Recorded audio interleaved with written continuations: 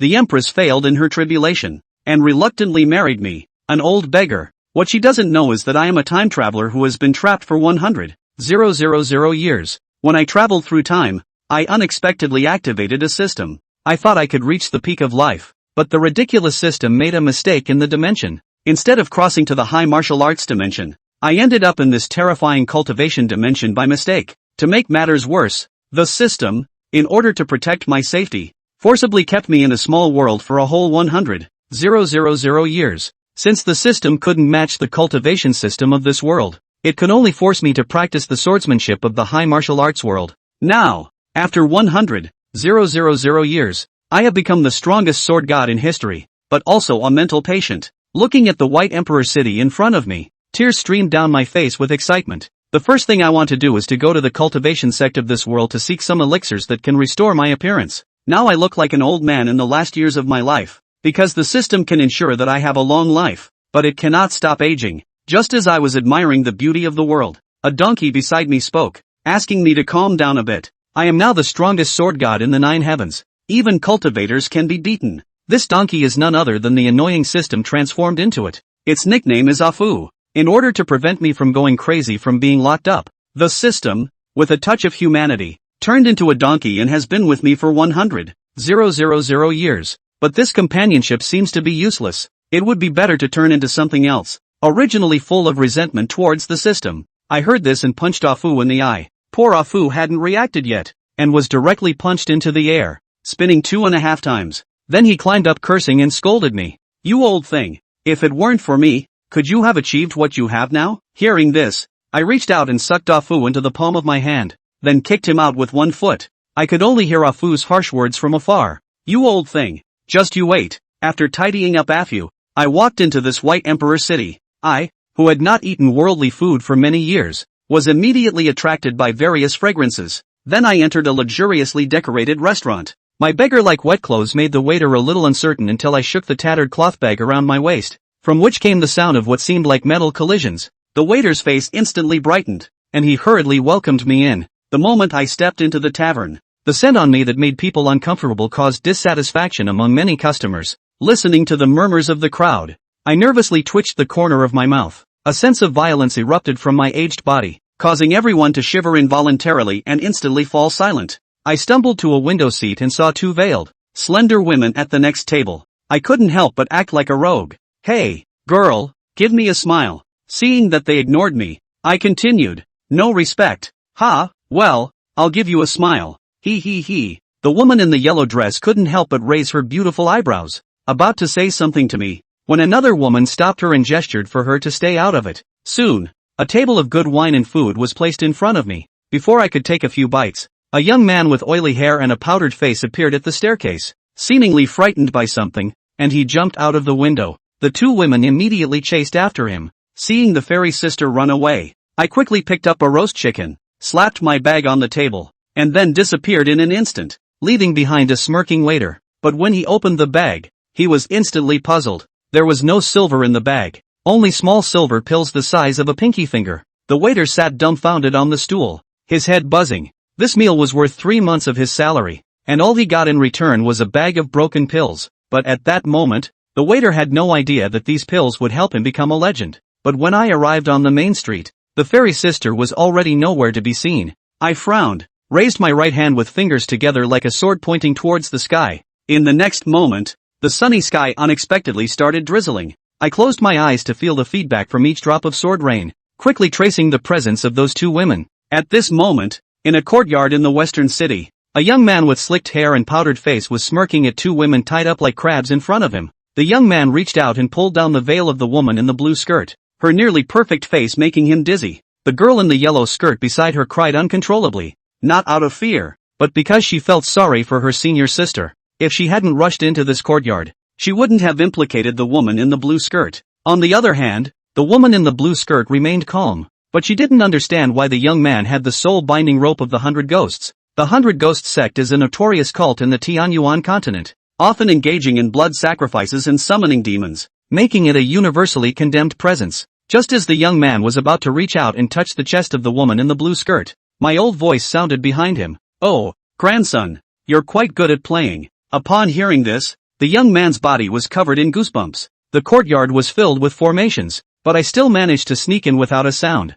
causing him to feel a strong sense of crisis. In the midst of the young man's horror, I slapped him hard on the buttocks, causing him so much pain that tears almost welled up in his eyes. He quickly turned around and shouted at me, "Who are you? How dare you ruin my good deeds for the 100 Ghost sect?" Seeing that I remained silent, the young man suddenly leaped up and landed on the courtyard wall. "You little troublemaker. You're asking for it," he said before he could finish his harsh words. Before he knew it, a chicken bone wrapped in sword intent flew towards him. The young man only heard a piercing whistle, then felt a blood hole pierced through his thigh. What was terrifying was that the sword energy flowed into the blood hole, cutting into his flesh and blood like maggots attached to bones. The excruciating pain made the young man fall from the courtyard wall, his clothes instantly soaked with sweat. Later, I turned to look at the woman who was tied up. Both of them were clearly in a dazed state. When I asked them if they were practitioners, the woman in the blue skirt hesitated for a moment and nodded somewhat bewilderedly. Upon hearing this, I coughed and continued to ask calmly,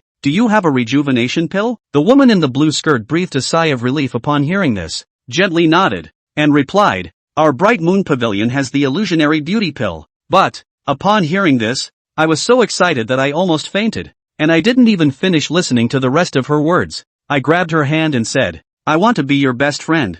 With that, I pointed my finger like a sword and lightly slashed at the binding rope. There was a cracking sound, and the binding rope broke, leaving the woman in the blue skirt stunned. In the following conversation, I learned that the woman in the blue skirt was named Shiyun, and the woman in the yellow skirt was her junior sister Luoluo. They came to investigate the recent disappearances in the White Emperor City, but unexpectedly fell into the trap of thieves. After learning about the situation, I killed the young man next to me with a sword energy, then inserted my hands into the ground. While the two women were puzzled about what I was doing, the ground suddenly began to shake violently. Then an extremely sharp black sword chi cut a huge circle along the edge of the courtyard. Up, Lu Chuan exerted a slight force, and the entire piece of ground was directly lifted up. The two girls watched as chills ran down their spines and they flew up in a hurry. "Go you!" Lu Chuan grabbed this piece of land and gave it a direct throw. With a whine, the ground was instantly thrown out of sight. It is? The surface of the ground was lifted, revealing a huge hollow beneath. A strong smell of blood, mixed with the heavy stench of corpses hit the air. "Bastard! Bastard!" Upon taking a good look at the hollow scene below, the two girls could no longer put their anger into words. One could only hoarsely shout those two words over and over. At first glance, right in the middle of the hollow was a huge pool of blood. The blood pool had been filled to the brim with thick, dark blood, as if it were boiling water, constantly bulging with fist-sized bubbles. The edge of the blood pool was carved with complicated and bizarre runes, and a zombie-like old man was sitting in the blood pool, quietly closing his eyes. And what broke the two women down were the empty cave walls. Above the cave wall, densely hung with dried-up corpses, and it could be seen that these were the corpses of young girls in their prime. The blood of these corpses had been drained and took on an oozing, ghastly whiteness. Some of the corpses had rotted and the stench emanating from them was sickening. How can this be? How can this be? The blue-skirted girl tore her heart out and cried when she saw this hell-on-earth scene. "Bastard! Pay for these children's lives." The blue-skirted girl could no longer restrain herself, and with a flash of her figure, she rushed towards the old man in the blood pool with his eyes closed. When he was about to be attacked, the zombie-like old man suddenly opened his eyes. A tyrannical aura surged up,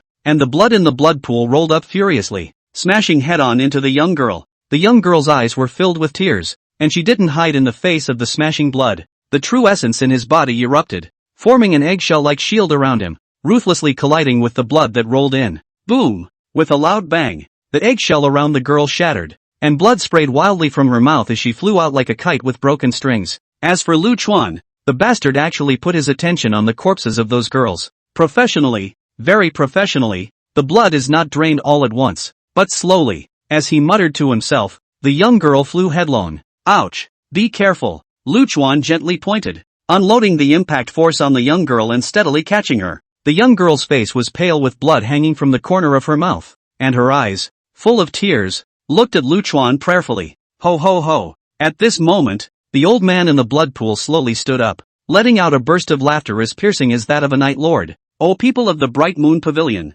you're still so nosy. It just so happens that old me still lacks blood, so let's use yours to make up for it. Old man 100 ghosts, you old beast." At this moment, a stream of light fell down from the zenith and landed straight in front of Lu Chuan and the young girl. "Senior uncle, you have to decide for them. The young girl looked at the woman who suddenly appeared and couldn't help but let out a cry. By Lin Lin. Long time no see. The 100 Ghost Elder slowly walked out of the blood pool. With every step, Old Man 100 Ghost's dried-out figure was a bit fuller and his face a bit younger. By the time he walked out of the blood pool, the 100 Ghost Elder had already transformed from a shriveled old man into a sturdy man around 30 years old. Sinful beast, you actually used the blood of hundreds of virgins to nourish a body eroded by the heavenly Tao. Bai Lin Lin was burning with rage, her entire body's true essence drumming continuously. You want to have a firefight with me? Oh, you have to think clearly. If you and I fight, how many people will have to die in this White Emperor city? Elder 100 Ghosts didn't care about Bai Lin Lin's anger at all, and gently dusted off his new clothes. Bai Lin Lin's teeth clenched, but there was nothing she could do. By the way, my disciple was caught by you guys. Right, old me just heard him shouting. Hand over the person. Old me will immediately leave White Emperor City. Otherwise, in this situation, Bai Lin Lin's side actually became the one being threatened. Don't you dare. Crap. There's something. Just as the swords were drawn, a surprised voice rang out. When Lu Chuan saw the scene of the 100 Ghost Elder returning to his old age, his mouth almost didn't trickle out, and he directly plunged into the blood pool. There was a loud plop and a high splash of blood. Everyone's attention was successfully diverted to Lu Chuan. The blue-skirted girl, on the other hand, gently pulled by Lin Lin to keep her away from Lu Chuan. Weedy, how did you rejuvenate? Lu Chuan fluttered around in the blood pool for a while, but didn't feel any effect, and asked the 100 Ghost Elder with some annoyance. Who are you calling weedy? Old thing? Old Man 100 Ghost's face was terribly gloomy.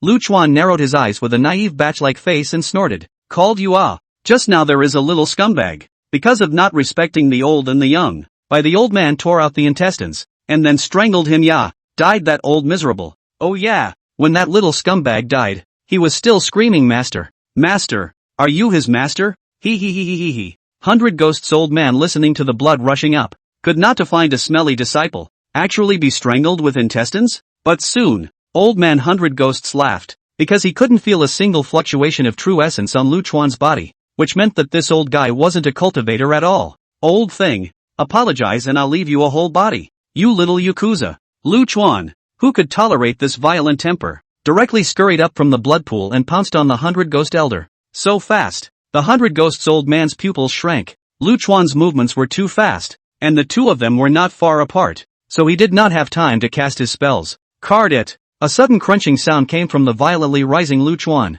Lu Chuan, who had leapt high into the air, fell backwards to the ground above. Ouch, ouch, my old back. Because of the excessive force, Lu Chuan almost didn't flash his waist. Old man, are you here to be funny? The 100 Ghost Elder burst into a cold laugh and offered up a large red streamer. As soon as the large red streamer appeared, the entire hollow instantly became cloudy and haunted, causing people to become unsettled. Soul Invoker, watch out. Bai Lin Lin was about to make a move when she saw this, but she was stopped dead in her tracks by the blue-skirted girl. The blue-skirted girl prayed with a sobbing voice. Senior uncle, please, don't go over there. Don't go near that old lunatic. Ouch, my ancestor alas. At this time, a dried-up and skinny donkey fell from the sky. Ah fuck, old man's back flashed. Seeing the donkey, Lu Chuan bared his teeth and groaned. You really are an ingrate. Ah Fu hurriedly scurried to Lu Chuan's side. What are you looking at? Do what you have to do. It's fun here. Alfred's intelligent eyes swept the crowd and bared his mouth, revealing a large set of slate teeth, as mocking as they could be. That old thing can't leave. He will return to his old age. Lu Chuan lay on the ground and pointed at the 100 Ghost Elder. People are much younger than you, and now their eyes can't see well, can they? Ah Fu said, getting Lu Chuan on his back. Who are you calling old eyes? Bang bang bang. Lu Chuan was so angry that he threw a few punches at the back of Ah Fu's head, directly blowing the donkey's head away. What an atrocious thing to do, to explode a donkey's head with one wrong word. Everyone watching this scene sucked in a breath of cold air. However, the weird thing was that the burst donkey's head didn't have the imagined brainflower soaring. Instead it quickly recovered back. I said before I came out, to keep a low profile and a low profile. When I match the world template and give you the plug-in, not to mention returning to your old age, it's not a matter of Gaga messing up your kills. Ah Fu had long been accustomed to Lu Chuan's violent behavior and persuaded him without thinking. I'm in charge of Gaga, you're in charge of messy kills, okay? Lu Chuan rolled his eyes in a humorless manner. You've got a bad back, a bad brain, and a serious violent streak. It wouldn't hurt you to lay low. Besides, with this body of yours, what if you suddenly die violently during a fight? Be honest. Alfred persuaded bitterly. Who are you stepping on to say is not in their right mind? Who are you talking about? Who are you talking about? Lu Chuan was furious and threw 2 more punches at Fu's head. Enough! Old Man Hundred Ghosts finally couldn't help but sternly rebuke. This person and a donkey completely did not put themselves in the eyes, as a let a person scared of the evil cultivator, however suffered such contempt, is tolerable. Die together. The 100 Ghosts old man raised the large streamer in his hand, and all of a sudden, a rolling black mist rushed out from the large streamer, covering the sky and the sun in a flash. Wrapped in the black mist were countless wretched ghost heads, which howled mournfully and sent shivers down one's spine. The might was indeed frightening, rather like an eerie ghostly realm. Coach, I want to learn this. This majestic scene filled Lu Chuan's eyes with light. Fuck off. Neither will the old man. Alfred snorted and kicked back to bolt. Want to run? Ha ha ha. Never offended my 100 Ghost Elder and still left unharmed. The 100 Ghost Elder laughed as the large streamer was waved once again, and countless ghost heads surged towards Lu Chuan. Bitch, had to look for a fight. Giddy up. Charged the old man and chopped the hell out of him. Lu Chuan drew out the wooden knife at his waist and slapped off Fu's donkey as hard. You step on a horse and are a sword god. Sword god. You have the strongest sword in the 9 heavens and 10 earths. Why do you have to fight in close combat like a reckless man? Fu shook his head in dissatisfaction and refused Lu Chuan's humiliating request. I'm going to chop the hell out of him. Seeing that those ghost heads were about to rush in front of him, the donkey was too embarrassed and refused to move. Lu Chuan had no choice but to roll off the donkey's back. Shivering, he stood up, holding his old waist and holding up his wooden sword. Shivering, he walked towards Elder 100 Ghosts. If you want to die, I'll fulfill you. Old Man 100 Ghosts laughed coldly. Careful. Bai Lin Lin could no longer hold back and was about to strike. However, the blue-skirted girl hugged Bai Lin Lin's small waist. Senior uncle, don't go over there. Don't make a move, please. Having seen Lu Chuan's brutality as well as his strength, the blue-skirted girl didn't want Bai Lin Lin to interfere. What's wrong with you today, Shiyun? Bai Lin Lin had a puzzled look on her face. After such a delay, there was another change on Lu Chuan's side. The black mist shrouded, and a large number of ghost heads opened their black mouths, biting at various parts of Lu Chuan's body. The sheer number of ghost heads left not a single empty space. The corners of Old Man 100 Ghost's mouth hooked into a bit of a cruel smile. These ghost heads could directly tear into souls. The pain in the soul is 1,000 times worse than the pain in the body. However, the next moment, Old Man 100 Ghost's smug expression came to an abrupt end. Dismay crept into his face, like a goose suddenly seized by the neck. Lu Chuan just topped the 100 Ghosts' devouring heart and moved step by step in front of him, holding his old back. Looking closely, the surface of Lu Chuan's body was shrouded in a faint layer of sword chi, and those ghost heads were unable to hurt the slightest bit. What are you looking at? I've never seen such a handsome one. Lu Chuan slowly raised the wooden sword in his hand, and a strange fluctuation surged from the surroundings. Space twisted up at this moment, visible to the naked eye. The expression on Old Man 100 Ghost's face was fixed between that dismay, as if space had been frozen. Lu Chuan's sword had no sword moves, having long forgotten all about them in too many years. Now Lu Chuan's sword was reduced to the simplest of movements. Pop! Lu Chuan slapped his sword on Old Man 100 Ghost's face.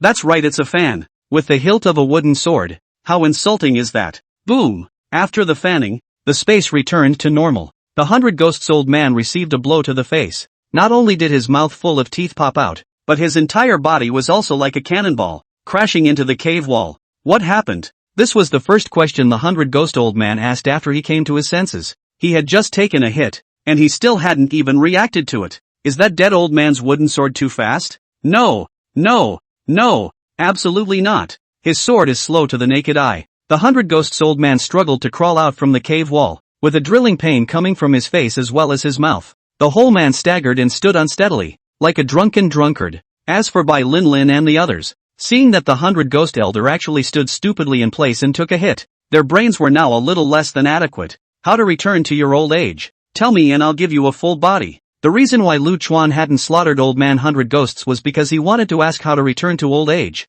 There is no rejuvenation. At this point, Shireen snapped out of her shock and took over. That's what he was supposed to look like. Lu Chuan's head was full of questions. What's with that old man look he just had? He. Bai Lin Lin looked at the dazed old man of 100 Ghosts and mocked. They do things that hurt heaven and earth, and their bodies will be gradually aged by the erosion of the heaven and earth's volatile energy, and only through some evil methods can their bodies be restored to their original appearance. What? Lu Chuan froze for a moment. His anger was straight. Old me was fooled by the son of a bitch? Lu Chuan was furious and swung his sword down at the 100 Ghost elder. All sound disappeared at this moment. and all light was absorbed by a flash of black sword energy. At this moment between heaven and earth, it was as if the only thing left was that flash of half-moon black sword chi. The 100 Ghost Elder was horrified to the extreme. The smear of blackness made him feel a kind of trembling from his soul. He wanted to escape, but he realized that as long as he moved, his body actually involuntarily headed towards that smear of sword chi. How bizarre is this? He didn't dare move and opened his mouth to say something to beg for mercy,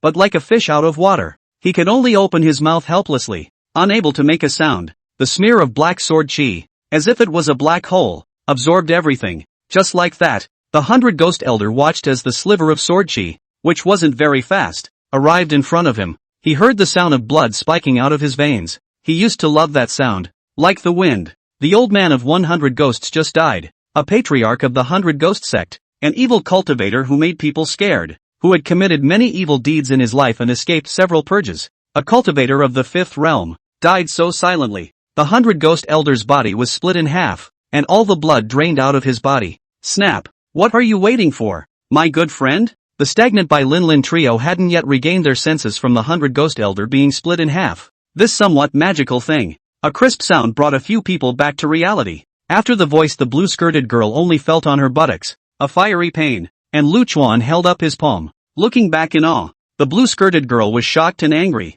but looking at the two halves of the 100 Ghost Elder's corpse, she didn't dare to have a fit after all. Many thanks to Senior for stepping in to rid the people of evil. Bai Lin Lin bowed deeply to Lu Chuan. Alas, don't be polite. Lu Chuan waved his hand. I'm doing this for that what? What? Illusionary face pill. I'll settle things for you guys. Give me the pill. Bai Lin Lin looked at the blue-skirted girl with a puzzled expression. The blue-skirted girl endured the pain in her ass and told what had just happened. Damn girl, didn't you tell people clearly? Bai Lin Lin knocked the blue-skirted girl's head. The blue-skirted maiden looked aggrieved. I didn't even finish my words before he interrupted me. Bai Lin Lin frowned slightly and bowed again to Lu Chuan. Senior, I'm afraid that the matter of the illusionary face pill is a bit. What do you mean? Lu Chuan drew up his voice and brandished the wooden sword in his hand. Bai Lin Lin gulped and hurriedly explained. Elder, don't misunderstand. What Shiyun promised you, our Bright Moon Pavilion will not go back on our word. That's more like it. Lu Chuan nodded with satisfaction and inserted the broken wooden sword back into his waist. Bai Lin sighed in relief. Senior is like this. The illusory speech pill is a top-grade elixir that is extremely complicated and difficult to refine. And the Bright Moon Pavilion doesn't have a finished product right now. Lu Chuan nodded. I can wait. Just don't take too long. Senior is reasonable. Bai Lin Lin made another bow. If it's possible, could we ask Senior to stay at the Bright Moon Pavilion for some time until the illusory face pill is refined? Lu Chuan asked with a shy old face. Does it come with food and lodging? I can't afford to pay for food and rent. Naturally. Bai Lin Lin nodded. Lu Chuan gave a thumbs up. Painful. From now on, all of you in manhwa Pavilion will be my good friends. Just report my name if anything happens. Bai Lin Lin was delighted in her heart. Judging from the strength Lu Chuan had displayed, she was afraid that it was above the 6th realm. If he could sit in the Bright Moon Pavilion, then he wouldn't have to look at other people's faces in the future. I haven't asked for your senior's name yet? Lu Chuan. That stupid donkey is called Afu. Then Bai Lin Lin introduced herself. And by the way, she also knew the names of the other two girls. The woman in the blue dress was called Zhang Shiyun, and the woman in the yellow group was called Zhao Lulu. The Bright Moon Pavilion, situated in the middle of the old lonely mountain range, with the highest peak, Tianshui Peak, as the center, radiating tens of thousands of miles of surrounding territory. The disciples under the door totaled no less than 10,000. However, it is this scale of the manhwa Pavilion. In the Tianyuan continent, the overall strength is only medium to low, but also have to look at the face of other big clans to act. The Bright Moon Pavilion was a very special sect, as there were only female disciples in the entire sect. The reason for this phenomenon was related to the cultivation technique of the Bright Moon Pavilion. The Bright Moon Pavilion was dominated by water attribute techniques, and most of them were auxiliary in nature and not suitable for men. Over time, the Bright Moon Pavilion has developed a rule of not accepting men. This place was a tender place that countless male cultivators dreamed of, especially since the Bright Moon Pavilion also had 3 stunning colors on the rouge list, which attracted the coveting of many ill-intentioned people. Fortunately, the Bright Moon Pavilion is dependent on the behemoth that is Jinyuan sect, and although its strength is worrying, it has been living quite peacefully under the shelter of Jinyuan sect all these years. Today the main peak, Tianshui Peak Council Hall, had a heated argument, and it all started when Bai Lin Lin brought back Lu Chuan. Moreover, she wanted Lu Chuan to become the guest secretary of the Bright Moon Pavilion. A guest secretary was a cultivator who was powerful but did not want to be bound by the rules of the sect, and was listed in this capacity in some sects. Usually, you receive some offerings and step in to fix things. In fact, the guest secretary is just a deterrent. Really want something to run faster than anyone. Of course, not just anyone can be a guest secretary. 2 conditions must be met. First, the fame has to be big enough to keep the curmudgeons at bay. Second, the strength can't be too weak, at least at the level of an elder who wants to hang the clan. Of course, manhwa Pavilion has a special condition. That is, the guest secretary must be a woman. Lu Chuan, he's got a shitload of fame, but his strength is unquestionable. Castrating him would qualify for the last condition. Impossible. The Bright Moon Pavilion would never allow a man to enter. In the council chamber, a woman in a gorgeous long dress with a bewitching appearance looked agitated as she rejected Bai Linlin's offer. This woman's name was Zhang Jiao, and her status was that of a guest secretary of the Bright Moon Pavilion. The reason she was so excited to be the first to jump in was simple. The Bright Moon Pavilion is such a small place with limited resources. Moreover, the Bright Moon Pavilion already had 3 guest secretaries, and if another one was added, the monthly offerings distributed to the hands would be much less. For so many years since the creation of the Bright Moon Pavilion, there has never been a precedent of letting a man in. And you, Bai Linlin, are going to break the rules of your forefathers? The more Zhao Jiao spoke, the more agitated she became, almost disliking Bai Linlin's face and spraying it. Bai Linlin frowned with some disgust. This Zhao Jiao relied on his relationship with the previous pavilion master, relying on the manhwa Pavilion for hundreds of years, and fishing for a brain full of fat. The point is that it doesn't matter if you rake in some. But Zhao Jiao is not satisfied and often dictates the internal affairs of the Bright Moon Pavilion. And the disciples in the door have long been dissatisfied. Elder Zhao, you have to be clear. It's not that the Bright Moon Pavilion doesn't accept male disciples. It's just that the gong methods aren't suitable. And this is the internal affairs of the Bright Moon Pavilion. It's not your turn as a guest secretary to point the finger. Bai Linlin wasn't any less of a person, and retorted with a tit-for-tat rebuttal. Zhao Ziyao's face turned red with anger and she pointed at Bai Linlin's nose and growled. Bai Linlin, when I was acquainted with your master ancestor, you were still wearing crotchless pants, and now that you've entered the council chamber, you're lecturing me instead. Who the hell are you? Above the main seat in the hall, there was a palace-suited beauty sitting, propping up her chin and watching Zhao Jiao's antics with some boredom. This palace dress woman, at first glance, didn't feel much stunning, but after a couple more glances, it made people want to stop. Her looks are atmospheric and dignified, the ultimate in circumscribed beauty. Not only was this woman the second most beautiful woman on the Rouge ranking, she was also the contemporary pavilion master of the Bright Moon Pavilion. Nangong Chuxue, Elder Zhao, calm down, children don't know any better. Nangong Chuxue smiled and waved her hand, interrupting the quarrel between the two. Chuxue, you can't break the rules. If the world knows that a man has entered the Bright Moon Pavilion, I'm afraid it will be criticized. Zhao Ziao didn't address Nangong Chuxue as the pavilion master, but instead called someone by their name. As a guest secretary, this was already a great disrespect. Nangong Chuxue nodded and smiled softly. That's the reasoning, but a sword cultivator who can kill Elder 100 Ghosts is still very heartwarming. Zhao Jiao sneered. The 100 Ghost Elders movements are secretive. The upper 3 sects have been capturing him for hundreds of years without success. And to conclude that the 100 Ghost Elder has been killed based on just a few words from Bai Linlin, I'm afraid it's a bit hasty, isn't it? It makes sense. Nangong Chuxue changed her hand to prop up her chin and looked at Bai Linlin as she asked, Elder Bai, is there any evidence that proves that old man 100 Ghosts is dead? Bai Linlin gently nodded,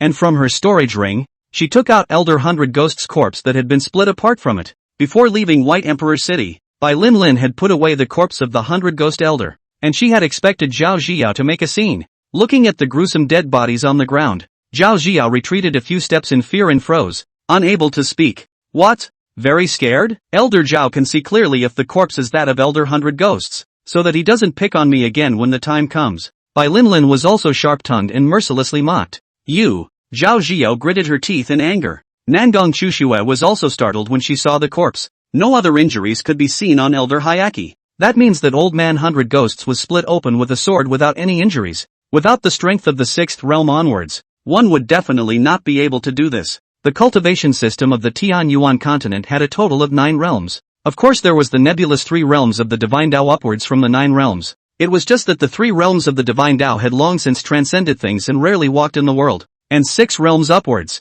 one could already be called a great cultivator. Nangong Chuxue was also only at the 6th realm, Thousand Faults realm only, and the only 6th realm in the entire Bright Moon Pavilion. Elder Zhao, is there anything else to add? From the moment Nangong Chushue saw the corpse, her heart had already made up its mind and her tone was no longer so gentle. Zhao Ziao took a deep breath and looked at the other two guest ministers. As a result, the other two guest ministers turned their heads and pretended not to see anything. Lin, where is that old man you spoke of? Let's go together to greet him. Nangong Chushue got up and walked towards the door. At One Color Peak, Shiyun is temporarily tending to Elder Lu. Bai Linlin hurriedly followed, and when she went out, she didn't forget to tug at the corner of her mouth at Zhao Ziao, her eyes full of disdain. Little girl, pissed off. Zhao Ziao jumped in anger and hurriedly followed. She wanted to see what kind of saint could kill the 100 ghost elder with a single sword. The One Color Peak was next to the main peak, and the entire peak was crawling with a plant called azure creeper, giving the entire mountain a turquoise color,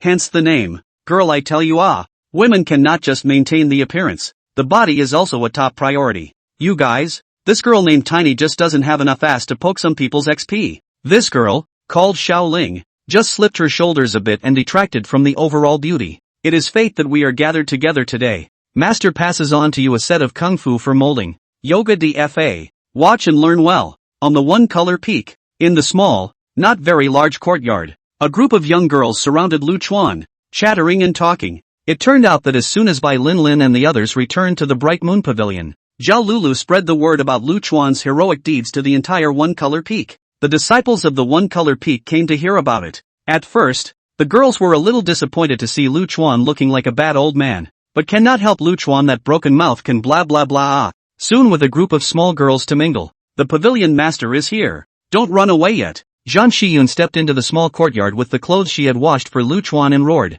After hearing this, the girls instantly ran clean. Elder Lu, we will come back to you later. Be sure to pass on our yoga dharma. The girls' voices were heard in the distance.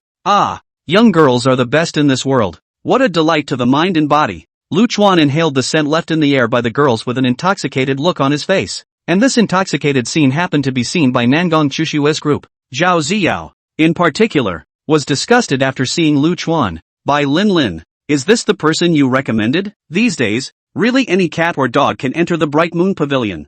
Zhao Ziao sneered, her guts suddenly growing again. It was because she could not feel a single fluctuation of true essence in Lu Chuan's body. Even a supreme powerhouse of the divine Tao third realm wouldn't be able to do this, which meant that the bad old man in front of him wasn't a cultivator at all. However, Lu Chuan directly ignored Zhao Ziao's cynicism as the bastard saw Nangong Chushue. Whoosh! Lu Chuan ignored his old arms and legs and rushed to Nangong Chushue like the wind. A pair of cloudy eyeballs stared at Nangong Chushue, just about staring straight out. The ultimate in circumscribed atmospheric beauty. The girl has the look of a mother. Good looking. So good looking. Nangong Chushue gently curtsied with a smile on her face. Thanks for the compliment, senior. My daughter is the owner of the Bright Moon Pavilion. Then he introduced Lu Chuan to his fellow travelers. This is One Color Peak Master Bai Linlin. This is guest minister Zhao Ziyao. And this is... Zhao Ziyao snorted coldly, very dissatisfied that Nangong Chushue had introduced herself after Bai Linlin. Well, decent and generous.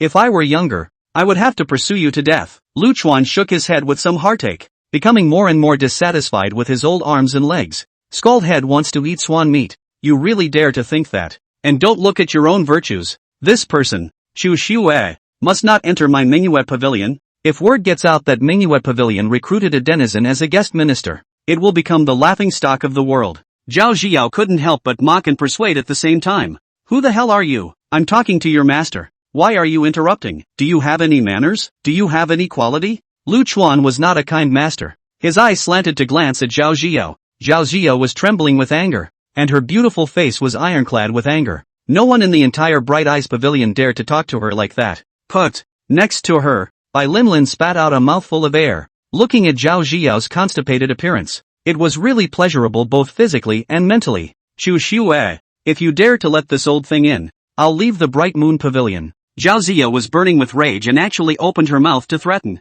Fine, go to Autumn Water Peak and collect this month's salary before you leave. What Zhao Ziao didn't expect was that Nangong Chushue actually agreed without hesitation. The atmosphere was extremely awkward for a while. How could Zhao Ziao leave the Bright Moon Pavilion? There's food and clothing to be had here, resources to be had, and more importantly, no need to fight for your life. And it's only with a bad brain that you'd even think about leaving. Chu Shue, I'm also doing this for your own good. Letting such a colorful embryo enter the Bright Moon Pavilion. If anything scandalous happens, Zhao Xiao tried to change the subject. Naya, dead bitch. Lu Chuan listened to the fire. This bitch did not forget to smear herself a little bit in 3 sentences. Pop. Lu Chuan reached out and slapped Zhao Xiao across the face. A crisp sound rang out, and the slap blindsided everyone. Although this Zhao Xiao was mean and vicious, she was still a 5th realm player in any case. How did this one plain, unadorned, and highly insulting slap reach her? Gave you face, dead bitch. Told you to get lost, didn't you hear me? Lu Chuan rolled his eyes and wiped his hands on his clothes in disgust.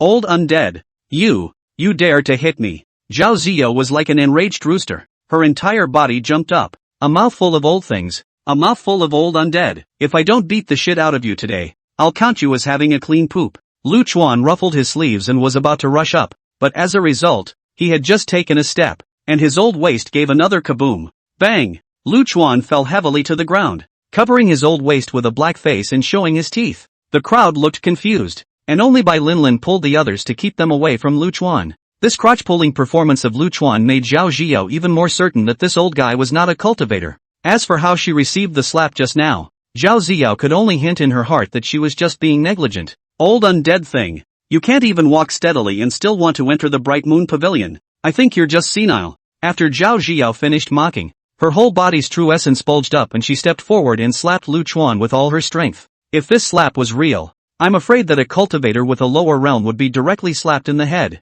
Seeing Zhao Xiao's killing intent, Lu Chuan was still on the ground showing his teeth. Nangong Chushua couldn't help but be a little skeptical. The body that Bai Linlin brought back, was it chopped by this old man in front of her who couldn't even walk steadily? Have you always been this brave? Lu Chuan looked at the slap that came, and his anger rose from his heart and evil from his heart. It's never your turn to slap someone else. It's never your turn to slap yourself. Kenichi, I'll stab you to death. Lu Chuan made up a sword stance on the spot and pressed his right hand hard on top of the ground. There was a sudden glass shattering sound in the air. Zhao Xiao only felt a pain in her back, and in the end, her own slap stayed at the edge of Lu Chuan's face, no longer able to inch in. She froze looking down at her chest. The incredulity in his eyes was like a bolt from the blue hitting his head. A colorless ice sword actually broke through her protective astral aura and plunged into her back, accurately penetrating her heart. Blood dripped down the tip of the sword, reflecting dazzlingly in the sunlight. Bang! Zhao Xiao collapsed heavily, and to her death she couldn't understand where the ice sword came from.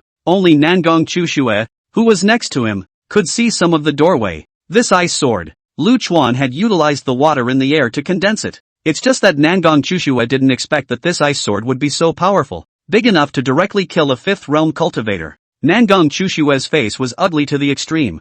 Zhao Xiao's death was not enough. Her death was something for the entire Bright Moon Pavilion to celebrate with firecrackers. But Zhao Xiao wasn't a parentless orphan. She also had an older brother named Zhao Wuji, who was an elder of the Sky Dragon sect. Although the Heavenly Dragon sect was also only a medium-strength sect, it was a lot stronger than the Bright Moon Pavilion. This is also the reason why Zhao Xiao has been plundering Manhwa Pavilion's resources with impunity for hundreds of years, leading to a lot of grievances under the door. And Nangong Chushua didn't dare to forcibly drive him out of Mingmu Pavilion. Although the Bright Moon Pavilion was sheltered by the Jinyuan sect, this shelter, too, had been exchanged for something else. If they really went to war with the Sky Dragon sect because of this, I'm afraid that it would cause the Bright Moon Pavilion to suffer a great deal of damage. Ouch! Ouch! Ouch! This old back of mine. Lu Chuan slowly climbed up, propped up by his wooden sword. Looking at Zhao Xiao's corpse on the ground, he viciously rolled his eyes a few times. Weak and a workhorse. Who the fuck gave you the courage? Fish Liang? Ah.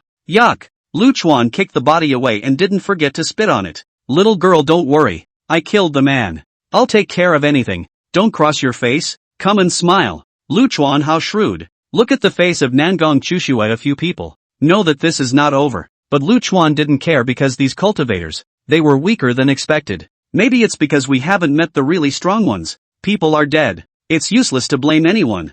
Nangong Chushua regained her composure and arranged it. Lin, go and get rid of the body. Don't leave a trace. Keep it under tight wraps. Hide it for a while if you can. Then he looked at the other two guest ministers. Both of you. In the future, Manhwa Pavilion will double your salaries. So you two can just pretend you didn't see this today. Don't worry. Pavilion Master, we're on the same boat. The other two guest ministers nodded their heads fiercely. This kind of salary increase good thing could only be encountered once in how many years? You guys go back first. I have something to discuss with Senior. After the crowd left, Nangong Chushua clenched her teeth and went up to help Lu Chuan, and even put Lu Chuan's arm intentionally against her own chest. Senior, let's discuss the matter of refining the illusory face pill. Lu Chuan's performance just now had given her a peace of mind. She couldn't see Lu Chuan's realm, but one thing was for sure. Lu Chuan must be a great cultivator of the 6th realm upwards. As long as Lu Chuan was willing to sit in the Bright Moon Pavilion, then a lot of things could be resolved,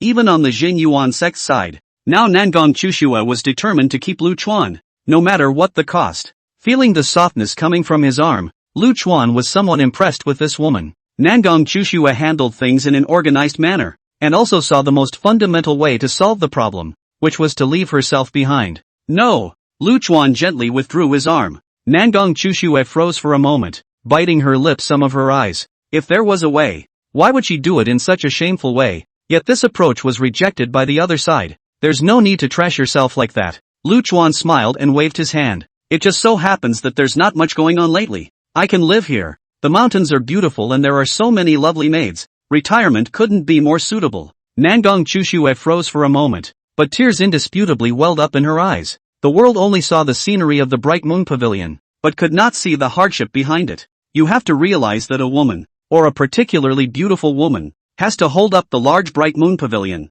How can the world see how much humiliation and helplessness they have suffered? And this old man in front of him, who looked like he had a flowery mouth, gave Nangong Chushua the respect she deserved. Thanks. Nangong Chushua murmured softly and went forward to help Lu Chuan, this time without the small movements from earlier. Ah Fu, come and step on the master's back. Lu Chuan plopped down on his recliner and yelled to Ah Fu on the roof. Next to her, Nangong Chushua wanted to give Lu Chuan a massage, but she was rejected with disgust, because it's a lot easier for a donkey to do this. Serves you right, old man. Don't you know anything about yourself? Alfred grumbled and jumped off the roof. Hey, motherfucker, one day without hammering you. You're itching, aren't you? The illusory face pill belongs to the top grade pills and requires a lot of materials to refine. Most of the materials, we at the Bright Moon Pavilion can put together, but there are 2 things that we have to go to the Maple Leaf Mysterious Realm to get. Ah Fu pressed Lu Chuan's waist, and Nangong Chushua stood to the side, somewhat nervously speaking about the illusory face pill.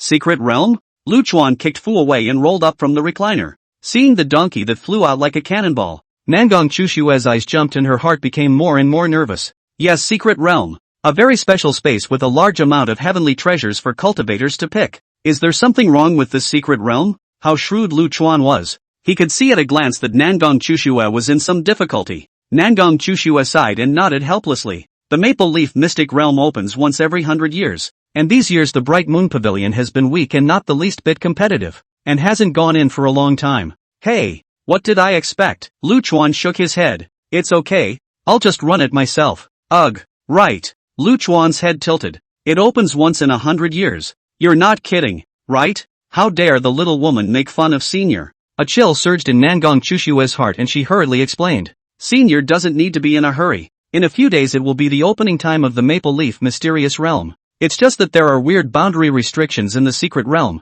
and cultivators above the 4th realm can't enter. No problem then. Lu Chuan breathed a sigh of relief. It was not bad luck that he didn't have to wait for years. Nangong Chushua froze for a moment, thinking that Lu Chuan didn't hear clearly, and emphasized again. Senior, cultivators from the Maple Leaf Mysterious Realm's 4th realm upwards cannot enter. What's it got to do with me? Lu Chuan snorted. I'm not a cultivator. What? What? Nangong Chushua stuttered a bit. Although there were no true essence fluctuations in Lu Chuan's body, however, Nangong Chushua still thought that Lu Chuan was a cultivator. Otherwise how could he easily kill Zhao Ziyao? There's no need to ask about that. Just call me when it's time anyway. It is not clear. The system is different. Lu Chuan is lazy to explain to Nangong Chushua. Although she had a stomach full of questions, Nangong Chushua also knew the way in and out and no longer dwelled on the issue. Senior, regarding your salary, how much do you think is appropriate? Now that Lu Chuan has clearly entered the Bright Moon Pavilion, Nangong Chushua's main concern is the monthly salary.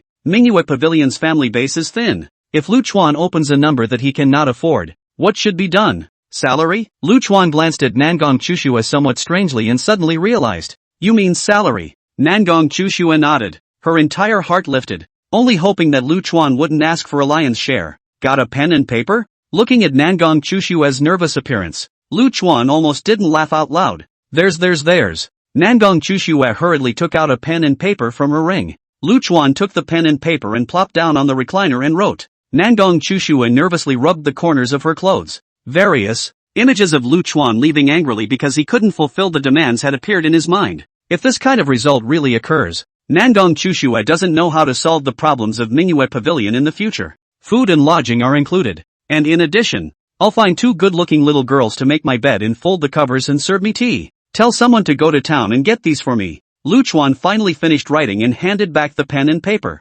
Nangong Chushue wiped the sweat from her palms and carefully picked it up. Only when seeing what was written on the paper, Nangong Chushue's beautiful eyes slowly widened and ended up with a face of bewilderment and unbelief. This is because the paper is not filled with any harsh requirements, but rather with such life supplies as firewood, rice, oil, salt, vinegar, and tea. Former, senior, is that really all you ask for? Nangong Chushue was at a loss for words to the point where she stuttered a bit. Lu Chuan waved his hand. This is not a low request. The meat should be good, the vegetables should be fresh, and the chili must be spicy. Quickly have someone buy it. I'm still waiting to eat hot pot at night. Eating 100,000 years of vigorous pills, has long been eating laborious intestines and stomach. Lu Chuan now want this bite. Yes, I'll send someone right away. Nangong Chushue's lifted heart finally let go. Shortly after Nangong Chushue left, Fu ran back with an angry face. This kick sent it flying for thousands of miles, and if it wasn't bound to this Lu Chuan guy,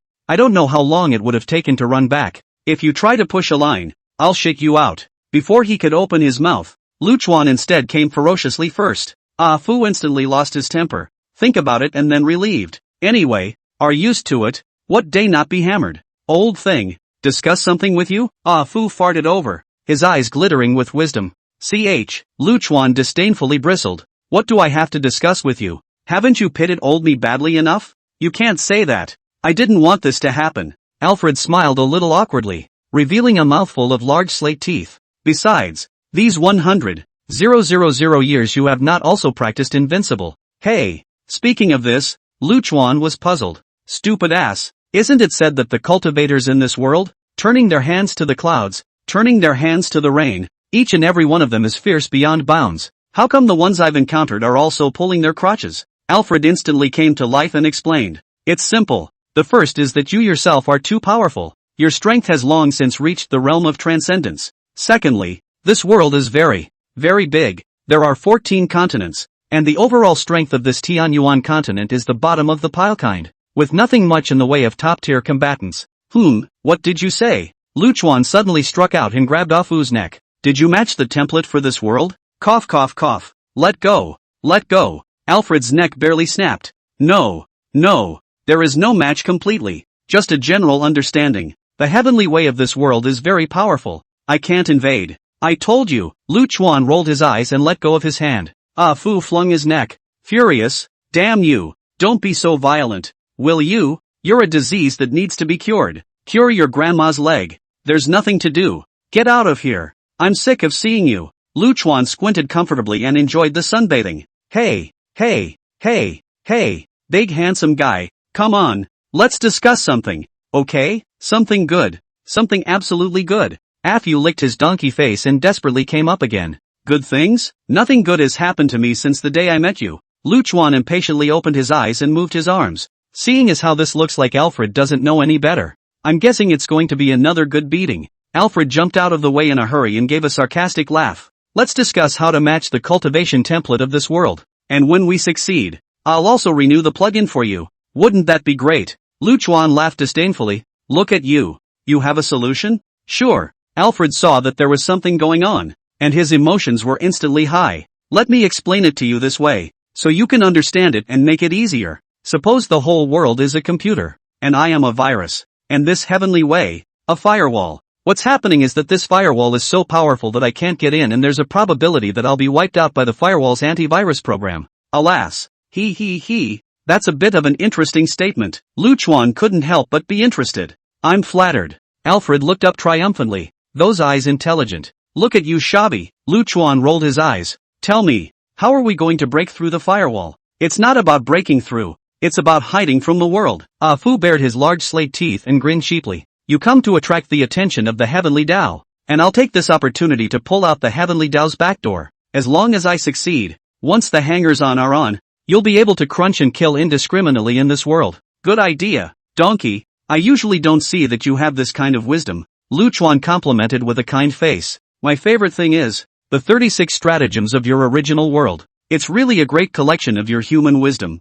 I'm just trying it out in a small way this time. It's not enough. The donkey looked up at the sky in triumph, looking like he was about to take off. Lu Chuan raised his eyebrows and asked, then how do I go about attracting the attention of the heavenly Tao? That's easy. Ah Fu put his donkey's head to Lu Chuan's ear. You give this Tian Yuan continent so many swords with all your might and exterminate hundreds or thousands of his great cities. When the time comes for mourning, blood to flow, and the dead to pile up into mountains, the heavenly Tao will naturally step in to exterminate you. Ha. Just take the time when the heavenly Tao is concentrating on destroying you. I'll quietly invade in. Well, isn't this idea flawless? What do you take me for? A murderous demon king? Lu Chuan's voice drew up a bit. Ha, Alfred looked confused. Don't you? Lu Chuan has a serious tendency towards violence. To put it bluntly, he is mentally ill. Killing is as natural to him as eating and drinking water. It's no wonder Alfred was flabbergasted. Well, guess what? I'll believe you or not, you stupid ass.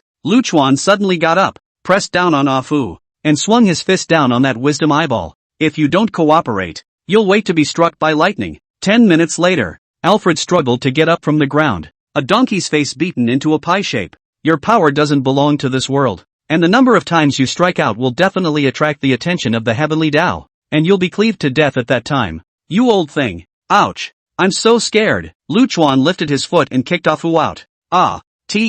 Nothing, silly dog. When it was almost dark, Zhang Shiyun came to the small courtyard with Zhao Lulu. The two of them were the personnel that Nangong Chushue had arranged to come over to take care of Lu Chuan. The two little girls were very frightened when they stepped into the small courtyard. It was because Nangong Chushue had specifically emphasized for them to fulfill all of Lu Chuan's requests. No matter how rude, they were incapable of refusing Nangong Chushue's arrangement and could only enter the small courtyard with a stiff upper hand. Where are the dishes? Seeing that it was an acquaintance, Lu Chuan wasn't a bit polite. There are. Bring it on. Zhang Xian dryly froze for a moment, snapped out of it, and scrambled to take out fresh vegetables as well as various meats from his ring. Bang! Being too nervous, a piece of meat fell to the ground without holding it steady. Elder, I'm sorry, I'll clean it up right away. Zhang Shiyun shivered in fear and crouched down in a hurry. Hey, I don't eat kids, so what are you too afraid of? Lu Chuan rolled his eyes and went up to take what Zhang Shiyun was holding. Next, set up the pot, build a fire, frying materials. Not long after, a burst of aroma wafted out of the small courtyard. It's not easy, your mouth is fading out, come and have some together. Lu Chuan set a table full of things and happily greeted the two girls. The two girls looked at me and I looked at you, and for a moment they were a bit at a loss for words. Don't worry, I'm too old to be interested in you guys when I'm so old and that thing down there is about to be reimbursed. It was a crude and revealing statement, but it was a relief to both girls. Elder, let me help you. I'm coming. The atmosphere gradually eased. Only the donkey, who had just run back, lay on the roof of the house full of ghostly eyes. As for the sickly spicy hot pot, the two girls just tasted one bite and killed themselves not to move their chopsticks again. In the end, a large table of meat dishes all went into Lu Chuan's stomach. The next few days went by very quietly. Perhaps because Nangong Chushue had instructed them, those little girls from One Color Peak didn't bother Lu Chuan anymore. Zhang Shiyun and Zhao Lulu also familiarized themselves with Lu Chuan, gradually figuring out some of Lu Chuan's temperament. Lu Chuan's temperament is that of a tyrant who cannot be disobeyed and cannot see any resistance. But any resistance could cause Lu Chuan to storm out and kill. But at the same time, he's pretty good with people as long as they go along. Senior, the pavilion master asked me to notify you that you are to gather at the Longing Valley today, and that in 2 days' time it will be the day the Maple Leaf Mysterious Realm opens. Early in the morning, Zhang Shiyun brought Lu Chuan good news. Ha, it's finally time. Little girl, bring the pots and pans, and don't forget the vegetables and meat. Lu Chuan stretched his body while barking up. Elder, we are going to the secret realm. Are you sure you want to bring these? Zhao Lulu's cute little round face was filled with bewilderment. Maple Leaf's secret realm is full of crisis. Ferocious beasts everywhere. A little inattention is the end of the dead. Bring these or going to picnic? No need to eat. Ha! Lu Chuan rolled his eyes. Zhao Lulu was so scared that she hurriedly lowered her head and quickly cleaned up. Lin this time to go to the Maple Leaf Mysterious Realm. You will lead the team with full responsibility. Don't clash with other sects. And make sure to take care of Senior Lu's food, clothing, and shelter. On the Tianshui Peak's martial arts arena, roughly 20 people were gathered at this time. This was the disciple selected by Nangong Chushue. These first sons would follow Lu Chuan into the secret realm. The Bright Moon Pavilion hadn't entered the Maple Leaf mysterious realm for almost 1,000 years because of its lack of strength. Without strength, you can't compete for resources. In fact, this is sort of a vicious cycle. If this goes on, the manhwa pavilion will become weaker and weaker day by day, and eventually die out. This time, Nangong Chushua had made a great determination to select a portion of the elite disciples, preparing to enter the Maple Leaf mysterious realm with Lu Chuan, which was also considered a trial. If these Dizzy were able to return safely, they would become the next pillars of manhwa. Elder Lu is here. I don't know who shouted, and the scene instantly became silent. The chosen disciples, one by one, stretched out their slender necks and looked over. A male guest secretary had come to the Bright Moon Pavilion, which was big news. The first time in 1,000 years, the Bright Moon Pavilion was discussing this matter these days. However, Nangong Chushue gave a deadly order that no one was allowed to go to One Color Peak to disturb Lu Chuan. Without that order, it was expected that the threshold of that small courtyard would have been trampled. The crowd was eagerly awaiting it, but it turned out to be a big disappointment. A bad old man, so back hands, wobbling into the martial arts arena. A kind of old man world-first grizzly. Why an old man? Didn't the Sisters of One Color's Peak say that the new guest minister is an extraordinary master of valor? It's a little strange. This walks like a crab. Won't be beaten to death out there, will it? Hush, keep your voice down. I hear the new guest minister has a bad temper and eats little children, the kind that come 3 at a time. As the girls whispered, they suddenly felt a chill. It turned out to be Nangong Chushua's eyes glancing over, and one of them was immediately silenced in fear. Elder Lu. Nangong Chushua hurriedly greeted her and gave a curtsy. Lu Chuan waved his hand with a big grin. No need to be so polite. When do we leave? Any time. Nangong Chushua sighed in relief as Lu Chuan looked in a good mood. This time, my youngest daughter has the audacity to pick 20 disciples who wish to follow senior into the Maple Leaf mysterious realm. Doesn't matter. Of course Lu Chuan knew what Nangong Chushua meant. She wanted to let herself take care of these little girls. It was just a matter of going along. And Lu Chuan didn't refuse. Many thanks senior. Nangong Chushue was overjoyed. With Lu Chuan's skills, he could definitely keep these girls. Then Nangong Chushue gave a few more instructions before nodding towards Bai Linlin. Bai Linlin took out a bamboo flute and gently played it. Soon a clear cry rang out from the distant mountains. A large green-colored bird like a small mountain spread its wings and quickly arrived at Tianchue Peak. Elder, this is the skywalking sparrow fed by the Bright Moon Pavilion. It is extremely fast, and it will only take a day for us to arrive at the Longyin Valley. Bai Linlin said while glaring fiercely at the little girls who were mingling again. This bird is fat enough. Shabu Shabu is probably strong enough. Lu Chuan looked at the legs of the skywalker sparrow and wiped his saliva. Zhang Shiyun and Zhao Lulu shivered in fear. Other people didn't know what hot pot was. Could the two of them not know after taking care of Lu Chuan for so many days? The Bright Moon Pavilion had just one spirit beast with long-range flight capabilities. If you really get shagged in the hot pot, you'll have to rely on your own flight for anything in the future. And you'll probably be able to wear yourself out if the distance is too great. Just kidding. Look how scared you two are. Lu Chuan shook his head cheerfully and landed on the skywalker sparrow's head with a light tap of his toes. Everyone was startled. This skywalking sparrow was not very good-tempered, and was not allowed to have someone on its head. Not to be outdone, Skywalker Sparrow was ready to start shaking his head to shake the rude old man down. Sinful animal, how dare you! Nangong Chushua became anxious and scolded fiercely. However, this skywalking sparrow could be considered a patriarchal figure of the Bright Moon Pavilion, and didn't listen to Nangong Chushua at all. Flat-haired beast, if you dare to move this brain of yours, I'll take you to the hot pot. If you don't believe me, try it. Although Lu Chuan said the flavor cloudy, listening to the meaning of 3 jokes, but the skywalking sparrow, as a spirit beast, had a very keen sense of danger. At the same time this bad old man spoke those words, it felt a killing intent. Then the whole soul couldn't help shivering as if it had been electrified. Skywalker Sparrow understood that if he really dared to shake his head a little bit, he would definitely be taken by this old man to Shabu Shabu. Although the Skywalker Sparrow didn't know what a hot pot was, it understood that it certainly wasn't a good thing. Looking at the suddenly quiet Skywalker Sparrow, the maid's eyes widened one by one, dumbfounded. When has this prick ever been so good? Suddenly this old man feels a little more handsome. There must be real skills. Otherwise how could the pavilion master let a man enter the Bright Moon Pavilion? He. It would be nice if Senior could guide us in our cultivation. Lu Chuan's image quickly towered in the eyes of the crowd. Have a vision. When your free master will teach you swordplay. Lu Chuan listened to a group of flamboyant little girls chattering.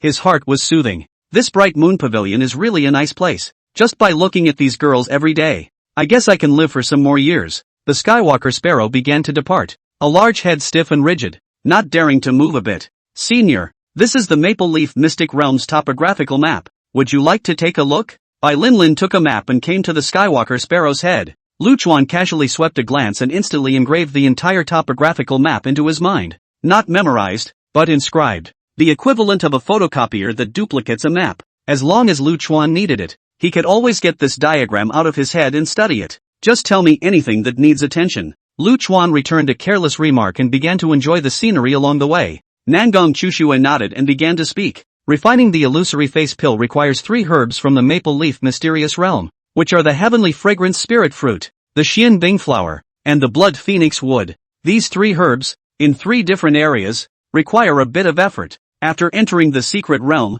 we will be randomly teleported. So in order to ensure safety, we have to rendezvous at the first opportunity. The Maple Leaf Secret Realm only opens for 7 days at a time, and if you still stay in the secret realm for more than that, you can only wait for 100 years before you can come out the next time the secret realm opens. As Bai Linlin was speaking, a huge stream of light skimmed past not far away. This stream of light brought up a raging gale that blew the Skywalker sparrow off course. What qualities? Lu Chuan looked at the distant stream of light and rolled his eyes. Old thing, you've changed. Ah Fu suddenly appeared beside Lu Chuan, his intelligent eyes looking at Lu Chuan with an expression of seeing a ghost. Given Lu Chuan's tyrant-like nature, that insolent stream of light just now would have been directly torn apart. But now that Lu Chuan just cursed it and left it at that, could Ah Fu not look like he'd seen a ghost? Shut the fuck up. It bothers me to see you. Get out. Lu Chuan lifted his foot and kicked Fu down, scaring a group of little girls into a parade of screams. Just when the crowd was still in shock from the donkey being kicked off and hadn't slowed down, the stream of light from earlier actually ran back. This stream of light blocked in front of them, directly forcing the skywalking sparrow to stop. The stream of light gradually dispersed to reveal its true form, which was actually a large fish with wings. It was not on par with the skywalking sparrow in terms of size, but its aura was too much stronger, and it was not at all at the same level. Begonia green fish. It's from the 10,000 Beasts sect. Bai Linlin's face was a bit ugly as she spoke to Lu Chuan. The 10,000 Beasts sect focuses on harnessing beasts. Their overall strength is quite a bit stronger than the Bright Moon Pavilion, and their disciples are much more overbearing and unreasonable. They're a regular visitor to the Maple Leaf Secret Realm. Yo, isn't this Elder Bai of the Bright Moon Pavilion? By the looks of it, it's going to Longyin Valley. At this moment, a middle-aged man standing on the head of a large fish looked at Bai Linlin with a smile and a grim greeting. Bai Linlin gave the man a cold look and explained to Lu Chuan in a low voice. Xian Shouyu, an elder of the 10,000 Beasts sect. His spirit animal is a 3-tailed money leopard, and he has some issues with the Bright Moon Pavilion. After saying that, Bai Linlin looked up at Xian Shouyu and said coldly, "What? You 10,000 Beast sect can go? We, Mingyue, can't go?" Xian Shouyu smiled disdainfully after hearing this. Elder Bai has misunderstood. The Maple Leaf Mystic Realm is a masterless mystic realm. Everyone can go. It's just that you women, are you going for nothing? Xian Shouyu's words caused the others to roar with laughter. Almost all cultivators in the Tian Yuan continent knew that the Bright Moon Pavilion was not good at conquering. This group of women can play support, but to fight for resources is purely and simply giving away their heads. There was a time when the Bright Moon Pavilion had also sent people to the Maple Leaf Mysterious Realm, but they basically all ended up being completely annihilated. This was also the fundamental reason why the Bright Moon Pavilion had not entered the Maple Leaf Mysterious Realm in the past 1,000 years. Bai Linlin's angry little face was red, somewhat helpless. After all, what people said was the truth. Seeing Bai Linlin speechless, Xian Shouyu became more and more complacent. Some years ago, your Bright Moon Pavilion got away with one thing from me at the auction in Phaseless City. Isn't it time to return it to me? Shameless. Bai Linlin's beautiful eyebrows were raised high in anger. That was originally obtained by our Bright Moon Pavilion, through a formal bidding auction. When did it become your thing? Some years ago, at the auction in Phaseless City, the Bright Moon Pavilion and the 10,000 Beast sect, at the same time, had their eyes on the same thing. But the 10,000 Beast sect didn't have enough money because they had auctioned off other heavenly treasures. In the end, this item was auctioned off by the Bright Moon Pavilion. That's really all there is to it. It's no big deal. But the 10,000 Beast sect was used to being overbearing and nonetheless thought that Mingyue Pavilion was targeting them. Since then, whenever there was an opportunity, the 10,000 Beast sect would come looking for a fight. Qian Shouyu laughed strangely. A beast control artifact. What is your Mingyue Pavilion shooting for? Taking it back to be used? What does the Bright Moon Pavilion have to go through your 10,000 Beast sect for permission to shoot? Bai Linlin retorted through gritted teeth. At this time, Lu Chuan had finished watching the theater and yawned with some boredom. What are you forcing with him? Ah, this is deliberately to find fault. Kill the girl. Not finished. Only then did Qian Shoyu notice Lu Chuan, who was lying on the head of the skywalking sparrow. The feathers of the skywalking sparrow were fluffy, and Lu Chuan lay on it. His entire body sunk in, and if the angle wasn't right, he couldn't see the person at all. Seeing Lu Chuan's half-dead bad old man appearance, Qian Shoyu couldn't help but laugh. Yo, what a rarity. When did your bright moon pavilion even keep a man, or a bad old man? Lack of men with our 10,000 beast sect say ah. Our 10,000 beast sect can be more than enough sturdy young men. Not so hungry to such a point. Qian Shoyu's words caused another round of laughter. That's a bit of a vicious overkill for a group of girls. The disciples of the Bright Moon Pavilion, each and every one of them were filled with righteous indignation. But the strength couldn't beat the opposite side, and he was so angry that he was close to wiping his eyes. Qian Shoyu, you don't bully people too much. The air around Bai Linlin exploded as a murderous intent rose to the sky.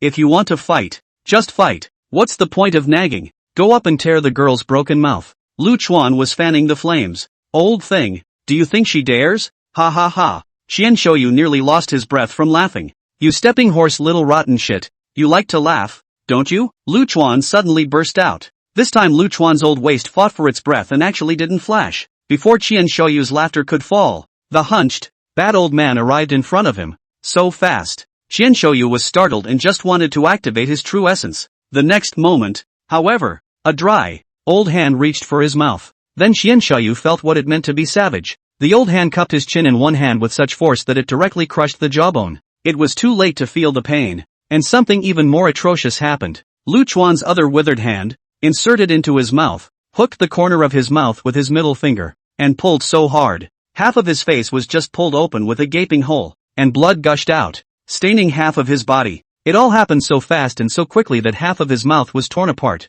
And up until this point Qian Shoyu hadn't even felt the pain. Talking is with communication. Not for you to spout off with your mouth full of shit. Little rotten shit. Uneducated thing. Before the words left his mouth, the other half of Qian Shoyu's mouth was also torn apart. Ah! The pain came like a tidal wave. And Qian Shoyu finally howled miserably. Lu Chuan snorted and smoothly lifted Qian Shoyu's to hair again. Turning him around, he turned to those disciples of the 10,000 Beast sect. As for Qian Shoyu's body, at this moment, it had been invaded by a sword chi, and all the meridians were twisted to pieces in an instant. Not to mention begging for mercy, even breathing was beginning to be a struggle. Looking at his elder's mouth being completely torn open and drooping down on his face, he lived in the horrible appearance of an evil spirit. Those disciples of the 10,000 Beast sect were so scared that their legs and stomachs were trembling. Laugh? Why don't you laugh? Didn't you laugh quite happily just now? Lu Chuan happily bared his teeth and smiled at this moment. A bunch of losers. Ah, weak and hateful.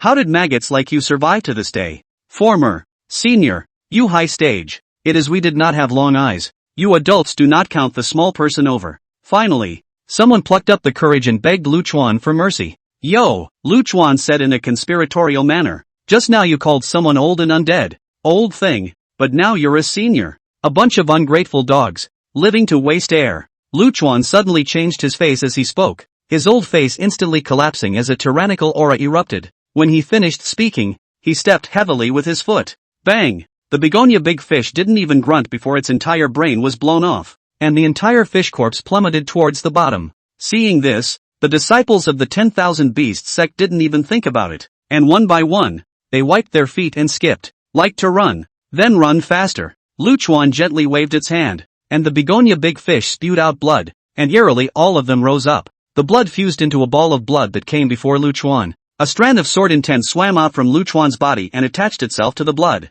Merging his fingers into a sword, he pointed toward the front. The blood sphere transformed into dozens of long swords and whistled out, chasing after those fleeing disciples of the 10,000 Beast sect. Inform the clan that we were attacked by the Bright Moon Pavilion and Elder Qian has died in battle. The disciple of the 10,000 Beast sect who had escaped was slightly relieved when he saw that Lu Chuan didn't come after him, and hurriedly reported the matter to the sect. However, the summoning talisman in their hands had just been extinguished when they felt a continuous tremor coming from the air. The tremor wasn't so noticeable that it could even be missed without some scrutiny. But, before we could celebrate, before we could seek the source of this tremor, a red longsword then pierced through one man's chest, accurately piercing through the heart. Then more sounds of sharp swords penetrating muscles followed. None of the 38 people from the 10,000 Beast sect who had traveled to the Maple Leaf mysterious realm had escaped, and they were almost instantly wiped out. Luchuan picked a piece of the most tender meat on the begonia green fish and happily carried it back to the Skywalker Sparrow's head. Like an old farmer coming back from the fields with an air of nothing happening.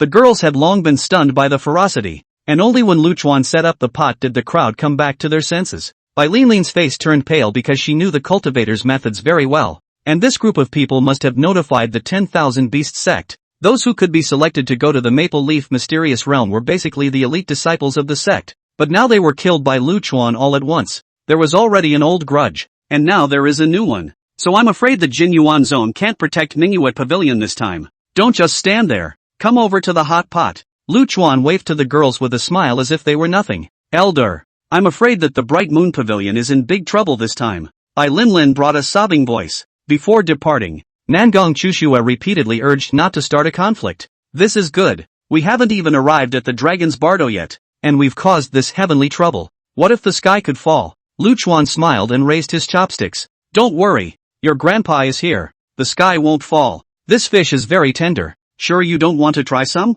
People have been killed. Fish have been cut. Things have happened. What else can you do? Bai Linlin clenched her teeth. Anyway, it's come to this point. Let's talk about future things later. Elder, do you still want the corpse of the begonia green fish? Luchuan waved his hand. No. You guys want to take care of it yourselves. Thank you, senior. Bai Linlin bowed and turned her head to look at the stunned disciple. Tiny, take the men down and get rid of the big fish's body. The begonia green fish has a faint ancient Koan Pang bloodline. It's all treasure. Don't waste it. A delicate and cute young girl stood up, looking at the expression but more excited. The young girl nodded. Don't worry, Elder. Who told them to bully us a lot in the past? They deserved to die. Hearing this, the girls woke up as if in a dream, and one by one, they turned from fear to excitement. They chirped up and looked at Luchuan with eyes full of little stars. Bai Linlin smiled helplessly. How this would end was the big question. Finally, the crowd cleaned up and had another fish hot pot, and the Skywalker Sparrow swallowed the inner elixir of the begonia big fish.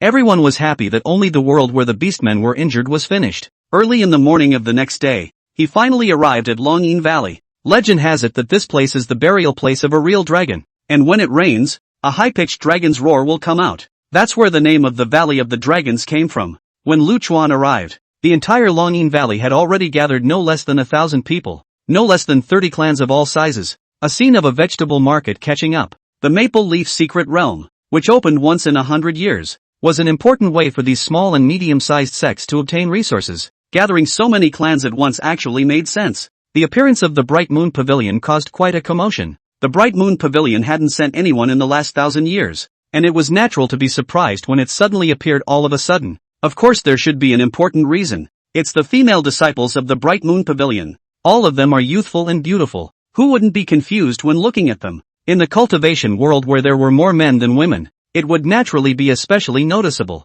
Alas, isn't that Bright Moon Pavilion's one-color peak master Bai Linlin? It's really her. It's rumored that she's only been cultivating for over 100 years and has entered the 5th realm. How dare you say that after 100 years? There's a heavenly pride in the Hautian sect who is said to have entered the 5th realm in 10 years. Talking to you about Chen Menlozi, you're pulling the crotch bone shaft with me, taking the heavenly pride of the upper 3 sects. Why don't you take the god of war of the 3rd realm of the divine path and compare them to each other? It's said that the Bright Moon Pavilion has 3 stunning colors. How come I didn't see any of them this time? You stepping horse stupid.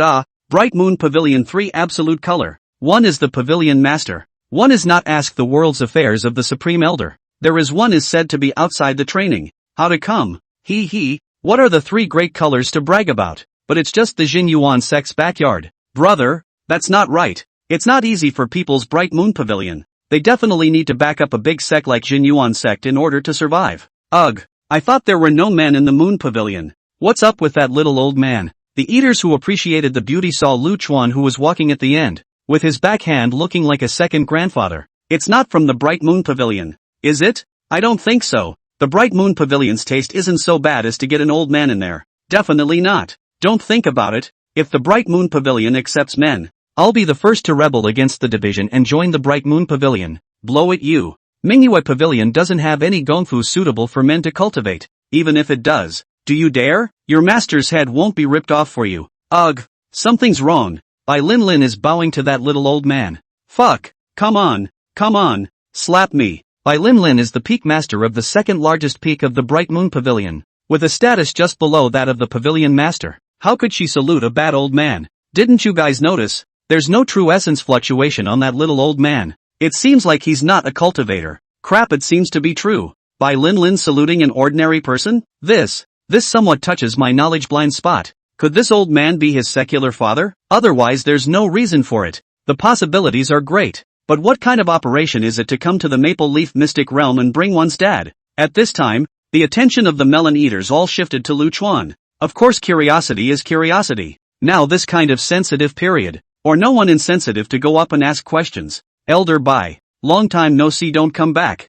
Bai Lin Lin had just brought the people to settle down when someone came to the door to visit. Elder Zhao. Seeing the visitor, Bai Lin Lin's face unconsciously changed. The visitor was no one else but Zhao Ziyao's own brother, the Heavenly Dragon Sex Law Enforcement Elder Zhao Wuji. Zhao Ziyao died at the hands of Lu Chuan, something that Bai Lin Lin was privy to. Now that someone's own brother is at the door, can Bai Lin Lin not be nervous? Zhao Wuji, middle-aged man, like, tall, full of crossface meat, wearing a black armor. To that station is very oppressive. Elder Bai, why is your bright moon pavilion here as well? Zhao Wuji pestled in front of the tent and asked, his voice so loud that it shook the entire tent. Looking at Zhao Wuji, Bai Lin Lin fixed her mind and forced a smile at the corner of her mouth. The pavilion master has asked his disciples to come for some training. Staying in the sect all the time is not a solution. Zhao Wuji nodded. It's time to come out and train. There's no way to grow without seeing some blood? Elder Zhao is right. Bai Lin Lin secretly sighed in relief. Zhao Wuji suddenly asked,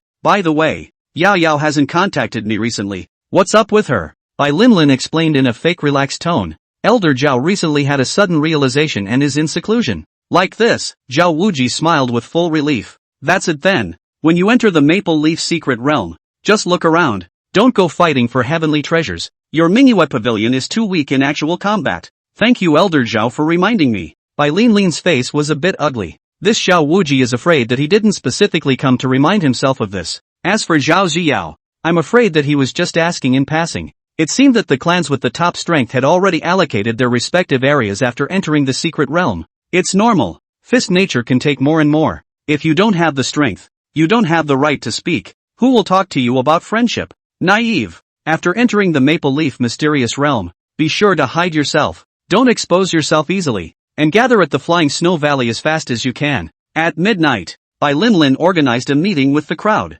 Because there were boundaries in the secret realm, one could not enter from the fourth realm upwards, and Bai Lin Lin could not enter from the fifth realm. After entering the Maple Leaf secret realm, life and death could only depend on them personally. This time, Tiny will be in command. There is no need for you to get as many heavenly treasures as you can, as long as you come out safely. Bai Lin Lin finished her speech and looked at a quirky young girl. The young girl, named Lin Xiao Xiao, was the chief of One Color Peak and Bai Lin Lin's personal disciple, and had always been known for her boldness. When Lu Chuan slaughtered the 10,000 Beasts sect earlier, it was this girl who had the most guts. Lin Xiao Xiao patted her breasts that hadn't developed much, revealing a pair of small tiger teeth, and solemnly nodded her head. Senior, don't worry, I'll definitely bring my senior sisters out safely. Bai Lin shook her head, still full of worry. The Bright Moon Pavilion hadn't entered the Maple Leaf mysterious realm for thousands of years, and the cruelty inside was completely beyond what these youngsters could imagine. Bai Lin Lin looked toward Lu Chuan, who was hot-potting on the side and eating with his mouth full of oil.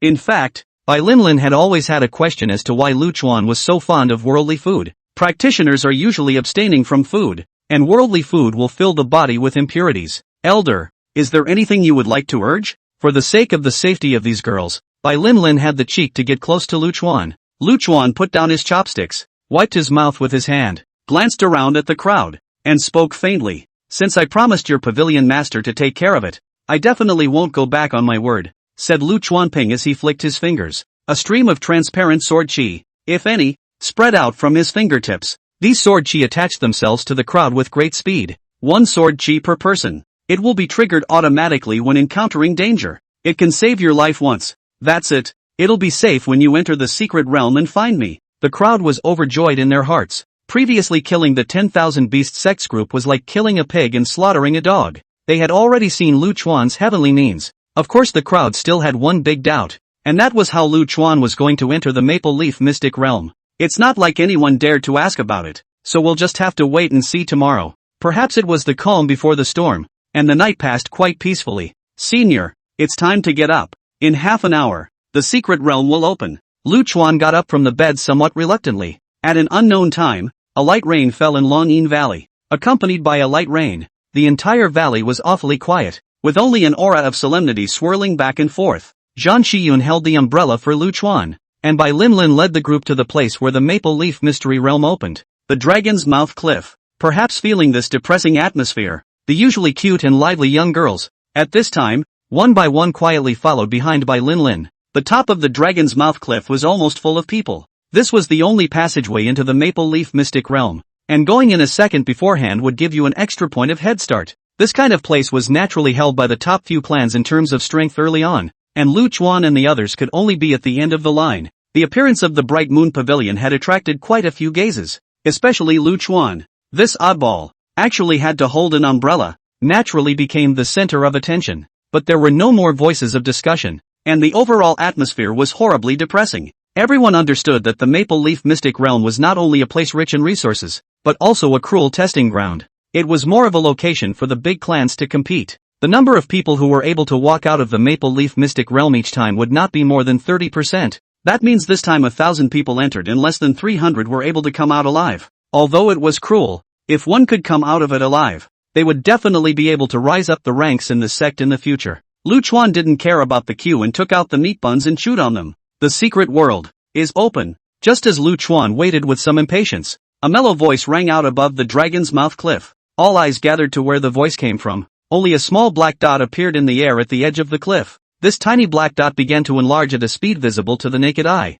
while a strange fluctuation spread out in the air. Eventually the little black dot enlarged to the point where it could pass through one person before coming to a stop. Life and death have their own destiny. Wealth and honor, please, fellow Taoists. That mellow male voice sounded again. The voice fell, and according to the order of queuing, the crowd began to enter that black spot in a row. Lu Chuan looked amused and asked the air next to him, "Donkey, what kind of space is this? Is it an alien space? Or is it a broken little world?" Just as the question fell, Ah Fu's figure suddenly appeared by Lu Chuan's side. Alfred's intelligent eyes swept the black dot, and he grinned a big, disdainful grin that showed his slate teeth. "Small world minion. It can't be called a foreign space yet. It's probably left behind by some cultivator." Looking at the long crowd in front of him, Ah Fu continued with some impatience. "How long is this going to take to line up? Don't you have a sword move that specializes in cutting through knots? Chop that broken knot." "Sword move? What sword move?" Lu Chuan looked at the donkey with a blank expression. A mouthful of old blood almost didn't come out of Fu's mouth. How did you end up with such an unreliable host as Lu Chuan, who actually forgot everything he had learned? Come on, you have too much Alzheimer's. Forget I said that. Hey, who are you calling Alzheimer's? Lu Chuan lifted his foot and sent Fu flying. This little interlude lightened the mood a bit. After waiting on the Dragon's Mouth Cliff for a full almost 20 minutes, it was finally the turn of the last Bright Moon Pavilion to enter the passage. However, the leading Lin Xiaoxiao was just about to step over that black spot when an arm reached out. A woman who was born rather demonic stopped the crowd of the Bright Moon Pavilion. The woman looked at Bai Linlin and said in a conspiratorial manner, "Bai Linlin, you have to think clearly. Manhwa Pavilion originally has fewer disciples, and those with good qualifications are even more rare. And if all of them are folded in the secret realm, you guys are afraid that you can't afford it. Don't bother." Bai Linlin returned with an expressionless face. The woman smiled, not caring about Bai Linlin's attitude, and continued, "Your young master uncle has been down the mountain for some years." "Right. So why has there been no news?" Bai Linlin's face grew more and more somber. This woman's name was Bailey Dai, and she was an elder of the Haisha sect. However, this Bailey Dai used to have another identity. That is, it was the previous peak master of the Bright Moon Pavilion's one-color peak. Because of various reasons, Bailey Dai rebelled from the Bright Moon Pavilion 100 years ago, and it also took away several copies of the few offensive feats that the Bright Moon Pavilion already had. This led to the exodus of the Bright Moon Pavilion's merit laws, giving many sects a way to deal with it. The Bright Moon Pavilion, which was already in a weak position, had been in a state of collapse since the exodus of the merit law 100 years ago. Originally, betraying the clan was the most intolerable felony in the cultivation world. Cultivators who rebel against their masters usually become evil cultivators. However, Bailey Dai didn't know what means she used to enter the Haisha sect and gained asylum. He was even promoted to elder of the Sisan sect 30 years ago. The Bright Moon Pavilion and Bailey Dai could be said to have a deep hatred. Nay, the situation no one strong. This breath can only be held. A hold on the hold for hundreds of years. Bai Linlin was furious as she saw Bailey Dai blocking the passageway and pulling the strings, not allowing the Manhwa Pavilion disciples to pass. Bai Linlin was clear about Bailey Dai's purpose, which was to stall for a while. After allowing the disciples of the Bright Moon Pavilion to enter the secret realm, they were completely passive, and their minds were malicious to the extreme. Bailey Dai, are you finished?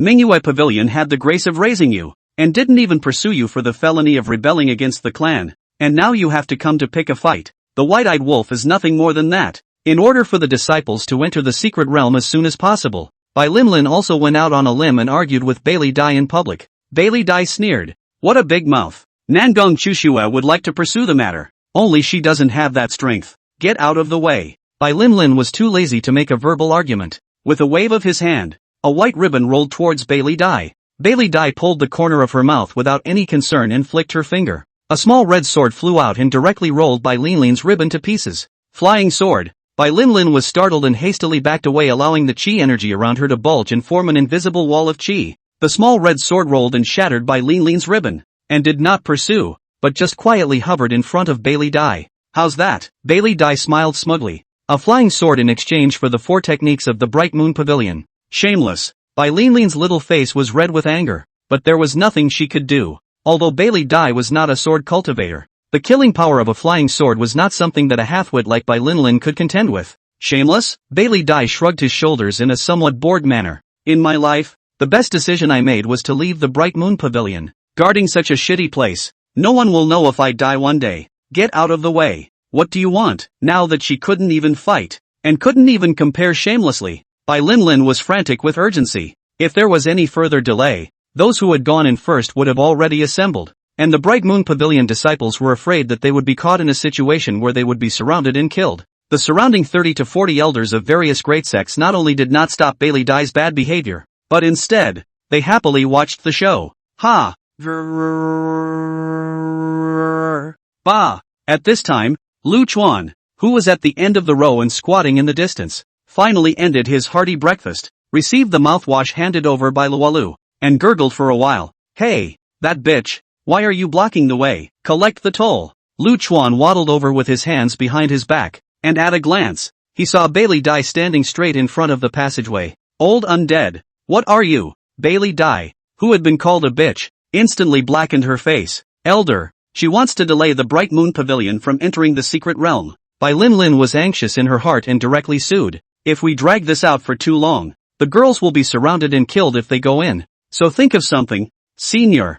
CHCHCH changes. Lu Chuan rolled his eyes and mocked. Manhwa Pavilion is really a soft persimmon. Anyone can come and pinch it, ah? When Bai Linlin heard this, her heart was furious and annoyed, and her aggrieved tears were rolling in her eyes. Hey, you little ninny, why are you still crying? Lu Chuan cried and laughed a little. I didn't. Irritated, Bai Linlin wiped her eyes and rushed towards Bailey Dai. Damn bitch, get out of my way. Something with an unclean mouth. Nangong Chushua really didn't teach you well, then I'll help her. Bailey Dai waved her hand and the little red flying sword went straight for Bai Linlin's throat. Bai Linlin was also infuriated and lost her mind. Frontal hard against the flying sword. If she was hit this time, she would be half mutilated if she didn't die. Feeling that sharp sword aura, Bai Linlin also reacted at this time that she had been too reckless, but it was too late to pull out, so he could only mobilize his entire body to fight back. Seeing that Bai Linlin was about to suffer, an untimely voice rang out at this moment. Come here, let me conk out.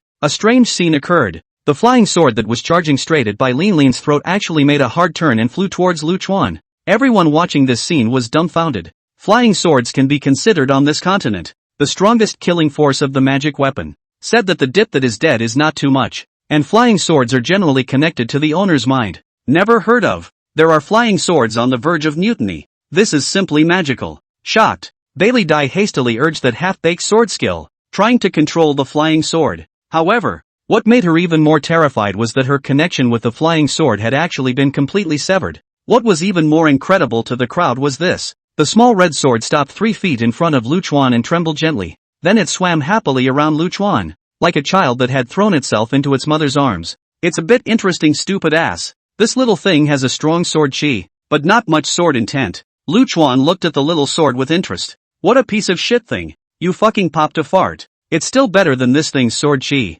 Can you be a little bit of an outcast? Ah Fu appeared beside Lu Chuan, full of wisdom and disdain. Fuck nigga, why am I so out of your league? Lu Chuan raised his foot and kicked Fu off the cliff. Old undead, Give me back my flying sword. Lu Chuan and the stupid donkey this as if no one else play. The loss of flying sword Bailey Dai. Stimulation to almost psychosis. Bailey Dai's entire body pounced on Lu Chuan, wanting to snatch back her flying sword. However, to people's great dismay, the little red flying sword, without anyone commanding it, turned around and rushed straight towards Bailey Dai. This is a flying sword automatically protects its owner. How is it possible? What is this old man's origin? Why can he control other people's flying swords? This unbelievable scene caused the surrounding crowd watching the show to suck in their cool breaths one by one.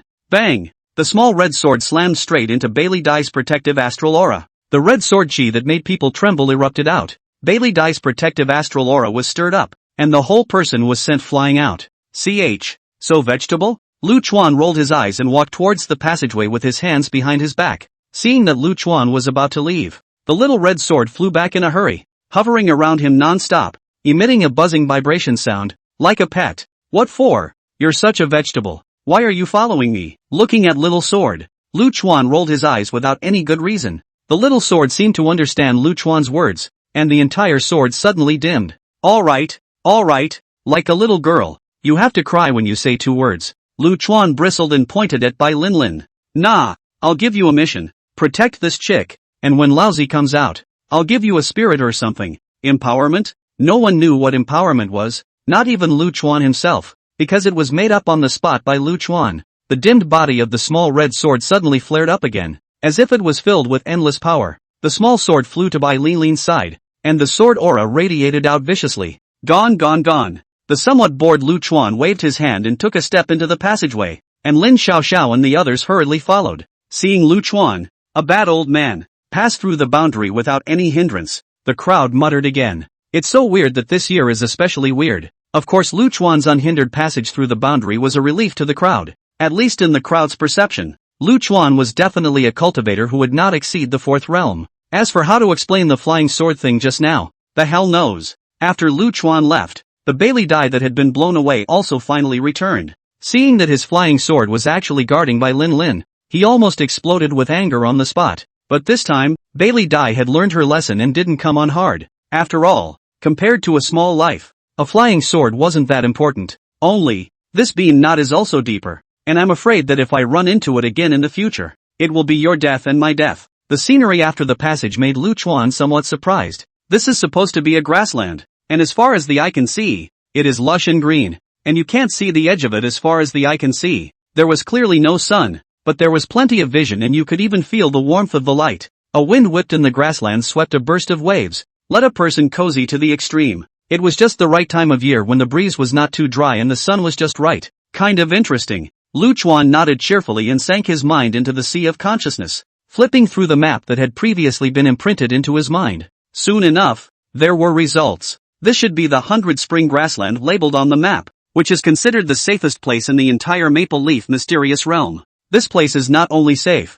but also has a lot of heavenly treasures. The time has come? Lu Chuan had the bad luck of 8 lifetimes to have a cerebral palsy system. Now that I've come to this world, it seems like the time has come. Stupid ass. Match this little world and go ahead and gather those little girls. Lu Chuan is a man who is murderous, violent, unreasonable, and has a serious mental illness. Though, it's not even possible to say that it's Alzheimer's. After all, it's hard not to be suspicious when you can forget everything you've learned. But people can't be all flaws. There's always 1 or 2 good points. And the only good thing about Lu Chuan is that he is a man of his word and a promise. Since he had promised Nangong Chushue to take care of these little girls, Lu Chuan would definitely bring everyone back safely. You're quite the enabler. The donkey was pestled by Lu Chuan, baring his large slate teeth, and his intelligent eyes were full of dissatisfaction. Because it was bound to Lu Chuan, no matter how far he was kicked, Fu could return to Lu Chuan at the first opportunity. So Lu Chuan has nothing to do and likes to kick donkeys for fun to relieve stress. Get it straight. You're not a human being. You're just an ass with cerebral palsy. Lu Chuan rolled his eyes and emphasized. Old me was unlucky in 8 lifetimes to have a host like you. Alfred sputtered as he closed his intelligent eyes. A strange fluctuation spread out from Afu, enveloping the entire small world. After waiting a few minutes, Alfred opened his eyes and said with disgust, "The match is complete. This is a small world left behind by a cultivator. There are no complete rules of the Great Tao, and the entire area of the small world is almost the size of that planet you used to live on." Lu Chuan's eyes jumped as he listened. A small world with the size of the Earth was a bit scary. Kind of interesting. This little world seems to have something lurking in it. I'll transmit the information to you, Fu said, his eyes suddenly rolling white. Above that miserable white eyeball, a large number of mysterious runes quickly appeared. These runes flickered with a weird green light, bright and uncertain. With the donkey's flurry of operations, Lu Chuan's mind was filled with a large amount of additional information, all about this small world. If an ordinary person suddenly had so much information in his head, his brain would probably be burst on the spot. It was only Lu Chuan, this pervert, whose sea of consciousness was vast and boundless, who was able to receive this volume of information. Then an extremely detailed map was spread out in Lu Chuan's sea of consciousness. The map as a whole was divided into 5 large areas, and Lu Chuan's location was in the center. On top of this map, the locations of all the heavenly materials were also clearly marked. So much for the so-called opening. Not only that, but there were tons of red dots moving around on top of the map that characterized the lifeforms. But in the northernmost part of the entire map, there was a dark, shadowy land, and no markings were made in Afu's matching information. It seems that this location is where Alfred said something was lurking. Lu Chuan does not care much, no matter what it is. Mess with yourself, rammed to death. Can you be more detailed? All the red dots. How do I know which are the girls? Lu Chuan muttered in dissatisfaction. Alfred's eyes bulged as he heard this and yelled. What do you think I am? It's good enough to give a general idea, but I can't do that with details like appearance and gender. If you can't do it, get the hell out. Lu Chuan lifted his foot and sent Fu flying. After kicking off Afu, Lu Chuan found the place called Flying Snow Valley in the map of his Sea of Consciousness. Earlier, I heard Bai Lin Lin say that it seemed like they were going to meet at this place. Looking at the location of the Flying Snow Valley, it was actually not far from that northern piece of shadow, which was really a good place to choose. You can't really blame Bai Lin Lin for picking a bad location. After all, she didn't have Afu's ability to detect the abnormality of this small world. Determining the direction, Lu Chuan began to head towards the Flying Snow Valley. Lu Chuan didn't walk fast, enjoying the scenery as he skipped along. The scenery of this small world was much prettier than that stupid donkey's small world off his own. After skulking along for about 2 hours, and having seen enough of the scenery, Lu Chuan was ready to take off and go directly to the Flying Snow Valley. Unconsciously glancing at the left front, that not far away actually appeared a field of corpses. Lu Chuan was a little curious. From a distance, these corpses lined up on the grass,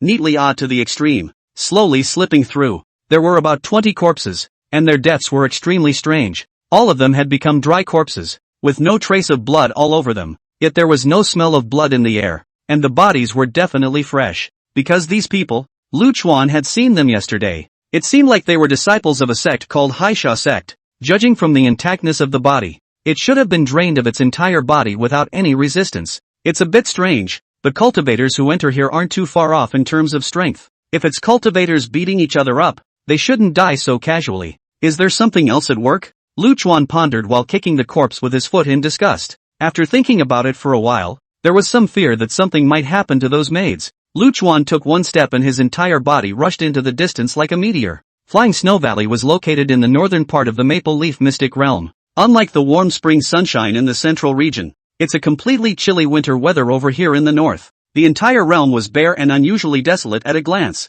Lu Chuan followed the map's directions and found the entrance to the Flying Snow Valley. Senpai. Lu Chuan had just reached the entrance when a brittle voice rang out. Turning his head to look, it was actually the girl Lin Xiaoxiao. Hey, you're pretty fast. Lu Chuan smiled and nodded. Lin Xiaoxiao scratched her head a little embarrassed. I just got lucky and randomized directly to Flying Snow Valley. Lu Chuan looked at the gloomy sky and asked with a frown. How long will it take for the others to arrive? Lin Xiaoxiao hurriedly took out a summoning talisman and lit it in her hand. Everyone is heading this way. At the earliest someone will be here before dark. As she said that, Lin Xiao's face became a bit ugly. Senior, some of the senior sisters have noticed something strange. Is it a corpse that has been drained of blood? Lu Chuan blurted out. Lin Xiaoxiao stared with big beautiful eyes and nodded fiercely. Did you encounter it too? Senior? You point me to the direction of the girls. Let's go find them. Don't stay in this direction, Lu Chuan said and casually scratched in front of him. Soon the air around them let out a burst of sound,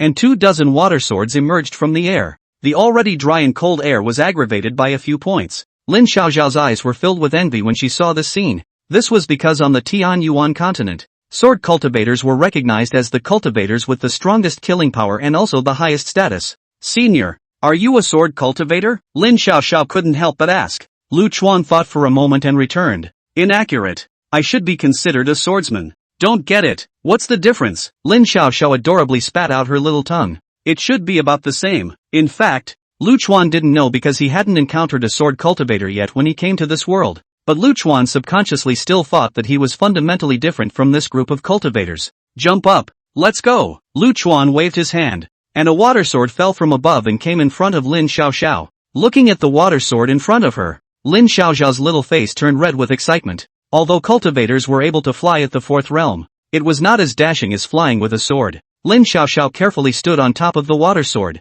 The water sword was much sturdier than expected, and the whole person stood on it without any problems at all. Which girl is the closest? Lu Chuan asked. 700 miles to the east. Lin Xiaoxiao pointed in a direction. Stand still. I won't be responsible if you fall and die. After saying that, the water sword violently rose into the air, frightening Lin Xiaoxiao, not daring to think of anything else and focusing all her attention on her feet. On the contrary, Lu Chuan is much more dashing. He actually sat on his butt on top of the water sword with a dangling look. More than 24 water swords, bringing up amazing streams of light, rushed towards the east. More than 700 miles came in a flash, and soon Lu Chuan spotted the Bright Moon Pavilion disciples on the ground. However, this girl seemed to be being chased, covered in blood, running in a stumbling manner. Seeing this scene, Lin Xiaoxiao was so anxious that she jumped directly from the water sword. Is this girl so tigerish? Lu Chuan cried and laughed, and hurriedly commanded the water sword to fall to the ground. Just as Lu Chuan reached the ground,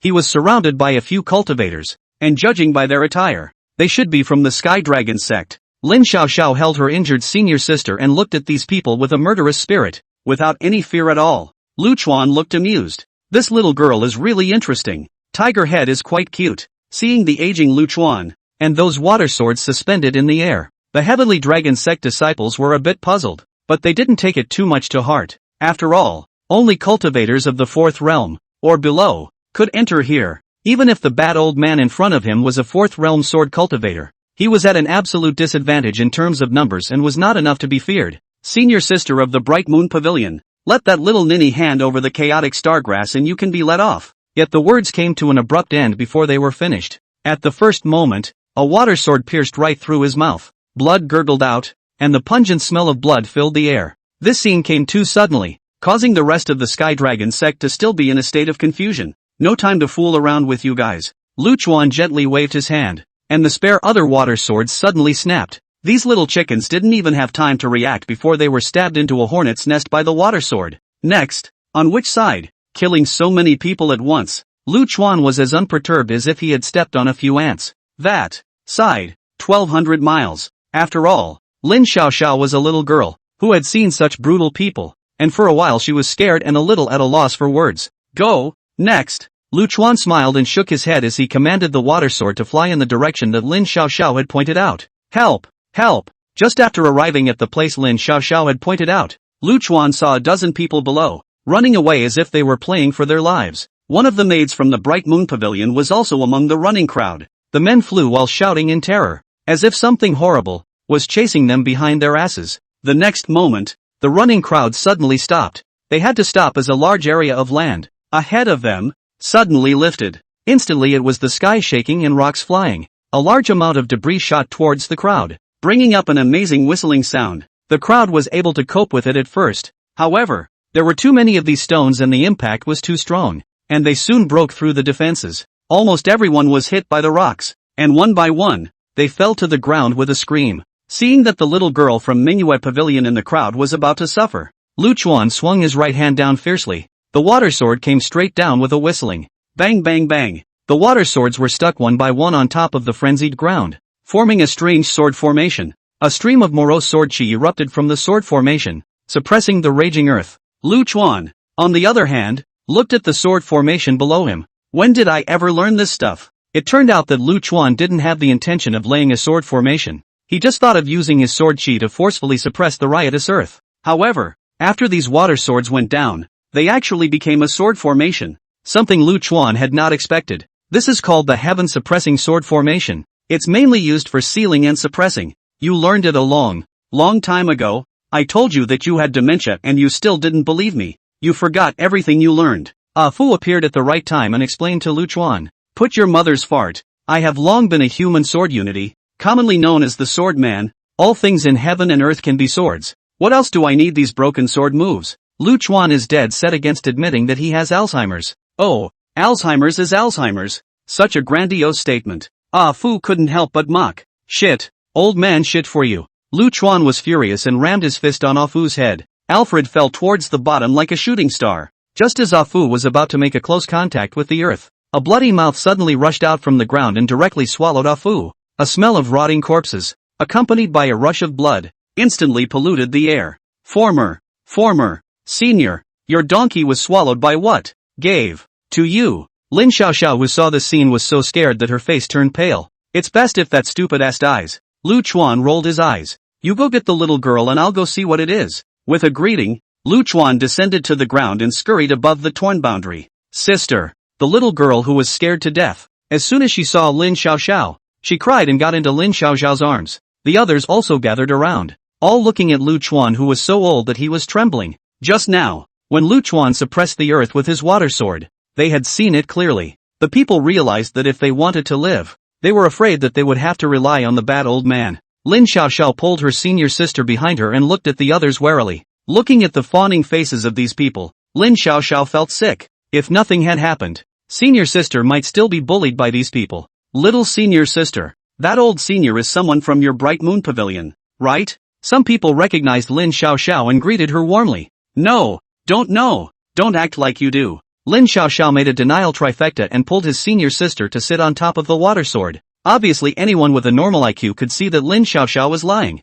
Seeing that the lifesaver was about to leave, the crowd hurriedly surrounded Lin Xiaoxiao. Tiny fairy, you see we are both cultivators. You can't see death and save us? Yes, our heavenly dragon sect still has some fragrant love with the Bright Moon Pavilion. Tiny fairy, as long as you are willing to say a few kind words in front of that old senior, we will not forget the great kindness. The crowd was talking while looking towards the back, each looking terrified as if something horrible was coming. Lin Xiaoxiao's eyes jumped straight up. And this time, I have seen to what extent people can be shameless. There is one here that counts. Which one hasn't taken advantage of the Bright Moon Pavilion? Which one hasn't taken the resources of the Bright Moon Pavilion by force? Now it's actually cheeky enough to come up and climb up the friendship ladder. Don't know, don't recognize, have the guts to say it yourselves. Lin Xiaoxiao bit down and didn't let go. Keep running, gentlemen. Why don't you stop running? At this moment a feminine voice, which was eerie, suddenly sounded from the rear. It was accompanied by a sickening gust of fishy wind. As the voice fell,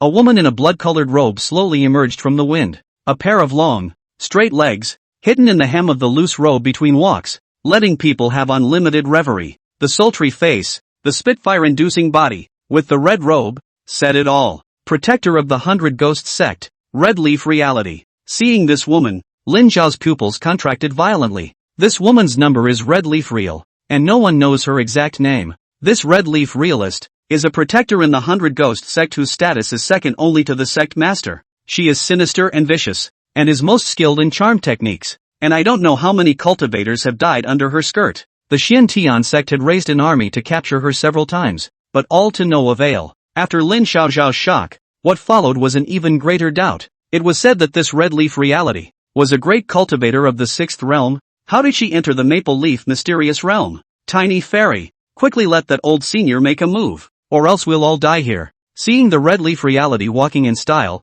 it scared the crowd. Lin Xiaoxiao didn't even have the intention to open her mouth, not because she didn't want to, but because she didn't dare. The Red Leaf Real person was getting closer and closer. The corner of that mouth hooked up in a soul-crushing smile, with a bit of cat and mouse general teasing. The crowd simply didn't have the courage to fight against it, because it wasn't in the same class, and going up any more people would just end up giving away their heads. The enormous pressure emanating from the Red Leaf Realist caused the crowd's legs and stomachs to tremble, and cold sweat had long since drenched their clothes. Demonis, even if you die today, you won't lose the prestige of my Sky Dragon sect. Suddenly a teenager stood out and offered a magic treasure to confront the Red Leaf Realist. Senior Brother Zhou is mighty. Senior Brother Zhou, feel free to go on. We'll pillage for you. Seeing someone being a standout, the crowd cheered him on. Sky Dragon sect? That bully clan? With eyes full of flirtation, Red Leaf Reality looked at the person who stood out and covered her small mouth with a delicate smile. Female devil, don't talk nonsense. My heavenly dragon sect has always hunted down the strong and supported the weak.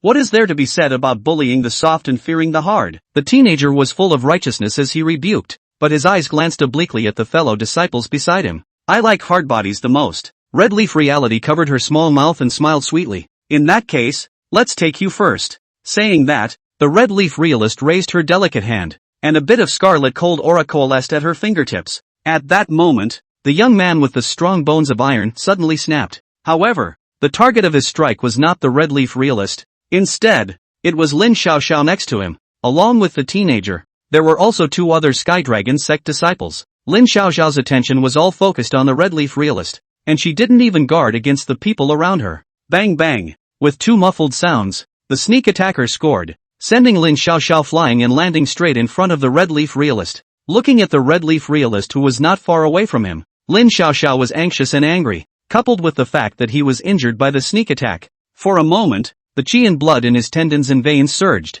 and a mouthful of fresh blood spurted out. Shameless brute. The other 2 Bright Moon Pavilion disciples froze for a moment and cursed in anger. Yet the crowd was not at all impressed. The teenager sneered. Since you're not willing to open your mouth, Lin Xiaoxiao, and ask that old thing to help us, I'll have to give you a bit of a hard time. Seeing your brother is good at this. The others gave the teenager a thumbs up. That old thing, it's obviously related to the Bright Moon Pavilion. Now that Lin Xiaoxiao was in trouble, there was no fear that he wouldn't step in. That's a masterful hand at undermining people and playing to their advantage. Look at this. This is your so-called vast righteousness. Cultivation orthodoxy. Red Leaf Realist snorted as he looked at Lin Xiaoxiao. Lin Xiaoxiao's complexion was obscure to the extreme. Over the years, manhwa Pavilion had protected their generation of newborn disciples too well. The result was that there was not enough experience, and now that he was being counted, he could only blame himself for not understanding the evils of the human heart. Lin Xiaoxiao struggled to hold her body up and stood up, her complexion gradually returning to calm. Lin Xiaoxiao endured the severe pain in his body and mobilized his entire body's true essence to confront the Red Leaf Realist head-on. They are shameless and nasty. You are no better. I don't believe there is no righteousness in this world. The Red Leaf Real person looked at the stubborn Lin Xiaoxiao, and for a while, he was a little lost in thought, as if he sought his own self once upon a time in this little girl. Real Red Leaf smiled and shook his head. Little girl, you are too naive. This world is not black or white. The so-called justice, only if your fist is big enough, you are qualified to talk about it. Lin Xiaoxiao wiped the blood from the corner of his mouth and coldly looked at the Red Leaf Realist without further words. As the saying goes, different paths lead to different things. Different values in debating what constitutes justice here is tantamount to chicken scratching. Count on it. Red Leaf Realist shook his head and laughed. There are very few people like you nowadays, so I won't make things difficult for you. The words had just fallen, and Lin Xiaoxiao hadn't reacted yet. A flash of red swept right past his eyes, and the Red Leaf Realist directly bypassed Lin Xiaoxiao and rushed towards the others. The crowd was dumbfounded. This Red Leaf Realist's behavior was completely inconsistent with a tyrannical and murderous cultist. Run! The crowd was so scared that the chickens flew and the dogs jumped, and they dispersed, each fleeing for their lives. Boom! The crowd had just run no more than 2 steps when the earth around them suddenly trembled violently. In the next moment, the ground for miles around was actually all lifted up, and a huge creature emerged from the ground. The creature was extremely odd-looking, a huge round ball of flesh with wet slime smoothly attached to its entire body. A large red mouth that took up almost half of the body was extremely exaggerated. Bastard! Who let you out? Get back! When the Red Leaf Realist saw this giant beast, he scolded it in a stern voice. This gigantic beast, named Empyrean Beast, was usually of the 6th realm strength, and was an extremely gluttonous demonic beast. This beast has a big mouth that will eat anything that comes its way. And the Red Leaf Realist was the owner of this giant beast. The fact that the Xian sect had been unable to capture her all these years also had some reason to do with this demonic beast. Red Leaf Realist sternly rebuked. Yet the Empyrean Beast was unmoved. Looking closely, the Red Leaf Realist's face changed drastically. For it wasn't that the airbender didn't want to go back. It couldn't because it was being held up with one hand. Compared to the size of the Empyrean Beast, this person who lifted the Empyrean Beast was too small. And at the first moment, the Red Leaf Realist didn't even notice. Who else could this person be but Lu Chuan? Just now, Lu Chuan went down the big hole that the air-bright beast had drilled out and pulled this thing out. Lu Chuan, this goods do not look old arms and legs, but a body of strength to move mountains and reclamation in no time. After all, after eating a full 100,000 years of Hercules pills, it is a pig that can eat into Hercules. Bang bang bang. The ground hadn't calmed down yet, but the water sword not far away had made a move at that moment. More than 24 water swords suddenly snapped, whistling and pinning all but the 3 people from the Bright Moon Pavilion to the top of the shattered ground. A few of them were unlucky enough to be nailed to the head and die a violent death directly on the spot. Even the great cultivator of the sixth realm, realist Redleaf, was no exception. By a sword of water, which pierced her abdomen and pinned her to the broken earth.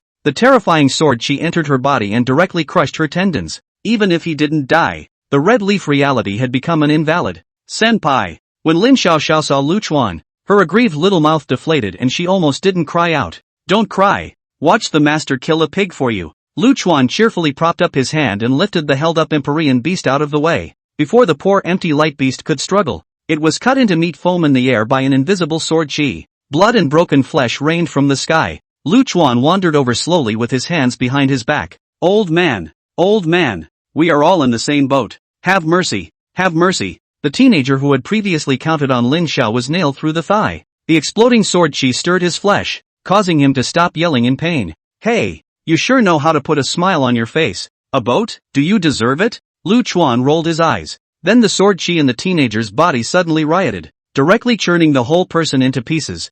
A mist of blood filled the air. Ah, the fragrance of blood. Lu Chuan took a deep breath and was filled with intoxication. The perverted look almost made everyone piss themselves. No one dared to say anything anymore and could only silently endure the sword chi erosion. Lu Chuan slipped up to the already dying Redleaf reality. Hey, big beautiful girl. Lu Chuan stretched out his withered old hand and lifted the Redleaf realist's chin. But at this moment, the pupils of the Redleaf realist who was too heavily injured had already begun to be lax, and it looked like he was going to sail away. In the face of Lu Chuan's lightness, there was no way to resist. Only 2 drops of clear tears crossed from the corner of her eyes. Looking at the appearance of the Redleaf reality, Lu Chuan withdrew his hand with some embarrassment and wiped it on his clothes. My hands are a little dirty, but they're not so disgusting. So don't cry. Is this a dirty hands thing? The 3 little girl brains of the Bright Moon Pavilion were a bit confused, thinking whether Lu Chuan had some kind of problem with his brain circuits. Looking at the Redleaf real person was in great pain.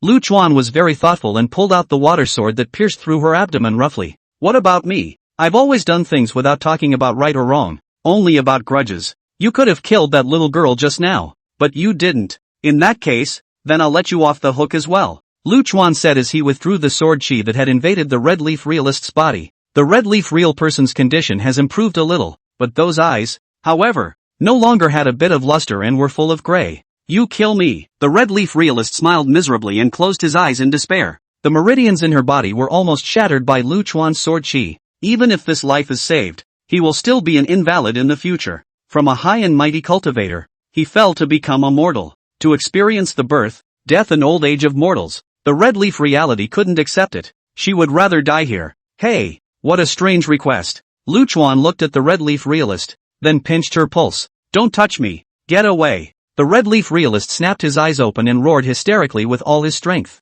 Originally, he had entered the Maple Leaf secret realm as a hunter. Now, she was killed by a bad old man in seconds, and her meridians were completely wasted. How could this not make her go crazy? Tramp, don't you know how to be polite? Don't you know how to respect the old and love the young? Lu Chuan smashed his fist on real Redleaf's nose. The high bridge of his nose was instantly collapsed by the blow, and blood gushed out of his nose. This fist went down, and the Redleaf real person really didn't have the strength to call out to Lu Chuan. Broken pots lie on the ground waiting to die. Oh, that's right. Why don't you be honest now? Lu Chuan nodded with satisfaction and once again pressed his finger on top of realist Hong Ye's pulse. Body skin are well maintained well. Then those little girls can be much better. This chest, this ass. TSK TSK TSK. Feeling the rough touch on his wrist, listening to the frivolous words, and thinking of Lu Chuan's old, creased face. Redleaf reality was so nauseated in his heart that he wanted to vomit, and now he just wanted to die. Just as the Redleaf realist greeted the 18 generations of Lu Chuan in his heart, a gentle sword chi suddenly entered his body through his veins. This sword chi didn't have a wild killing intent, but only the gentleness of moisturizing everything. The sword chi swam up along the meridians in his body. Those meridians that had been stirred up actually all began to recover at this moment. What is godly? This is a miracle. Cultivator's meridians, after damage and then want to repair, has always been a difficult thing. Even if it can be repaired, it will leave a legacy. However, at this moment, this gentle sword chi not only repaired the broken meridians extremely quickly, it even made the meridians grow a lot. The Redleaf realist sat up violently, shocked beyond words as he looked at Lu Chuan. Finding it again after losing it can be considered one of life's great joys. Lu Chuan, on the other hand, was looking at his withered hand with a thoughtful face and muttered, I told you, if I can kill people, I can definitely save them. and it's true what I've seen. At this time, it was time for Afu to appear by Lu Chuan's side. As for being swallowed by the Empyrean beast just now, that's totally harmless. After all, compared to Lu Chuan's means of hammering himself, being swallowed by a demonic beast was simply painless. Your sword chi has long been divine, and the two poles of life and death flip at will with ease. But it's quite surprising for you to come up with this method of flipping the poles of life and death. It seems that your Alzheimer's is moving in a good direction. No one will take you as dumb if you don't say anything when you step on the horse. Hearing the donkey say that he had dementia again, Lu Chuan was furious. A direct backhanded slap sent Fu flying. Ouch! Soothing, smoking flying off Fu, Lu Chuan was immediately in a better mood. Gone gone gone. With a gentle wave of his hand, the water swords that were pinning the crowd suddenly flared up. A scream rang out and soon fell silent again. The crowd thought that Lu Chuan would be able to spare an evil cultivator, so surely he wouldn't make things too difficult for the lot of them. However, they simply didn't know that Lu Chuan, a person who did things, never distinguished between right and wrong, and only recognized grudges. Earlier, that disciple from the Heavenly Dragon sect had pushed Lin Xiaoxiao towards the Red Leaf Realist,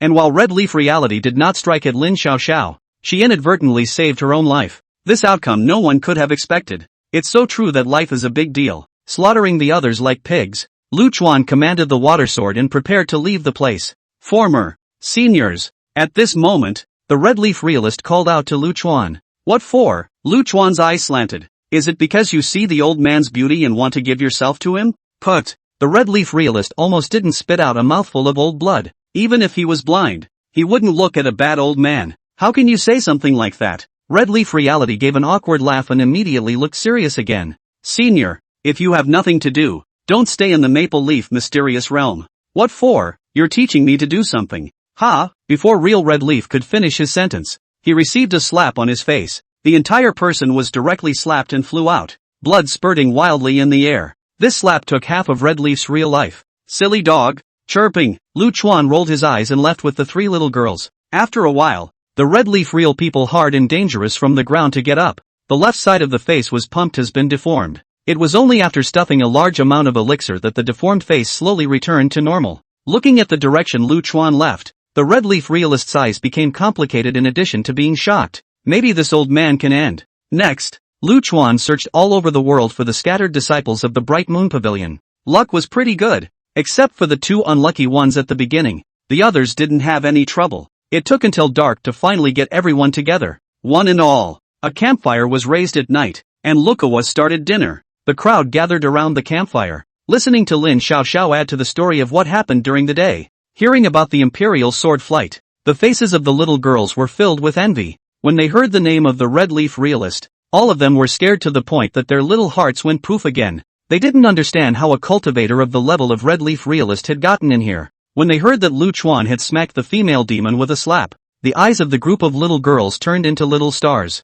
Soon after Lin Xiaoxiao's jealous description, Lu Chuan managed to become the mysterious old man who was invincible and beat everything. Looking at the chattering group of little girls, Lu Chuan smiled as his old face turned into a chrysanthemum. The relaxed atmosphere didn't last long. Soon a bizarre fluctuation, like an autumn wind sweeping away the leaves, scraped across the entire Maple Leaf mysterious realm. I don't know when, but the night was so thick that it seemed as if a knife couldn't cut it and a needle couldn't pierce it. That rising campfire actually couldn't illuminate a meter of distance around it. This deathly blackness, like the dull, cold blood that flows out from above a corpse, snakes over the sky and the earth. The great mountains in the distance, their edges blurred off by the darkness, seemed like bloody faces from afar. Everything seemed to become damp, as if the skin of the trees and the dirt began to fester, and a suffocating smell filled the air. X.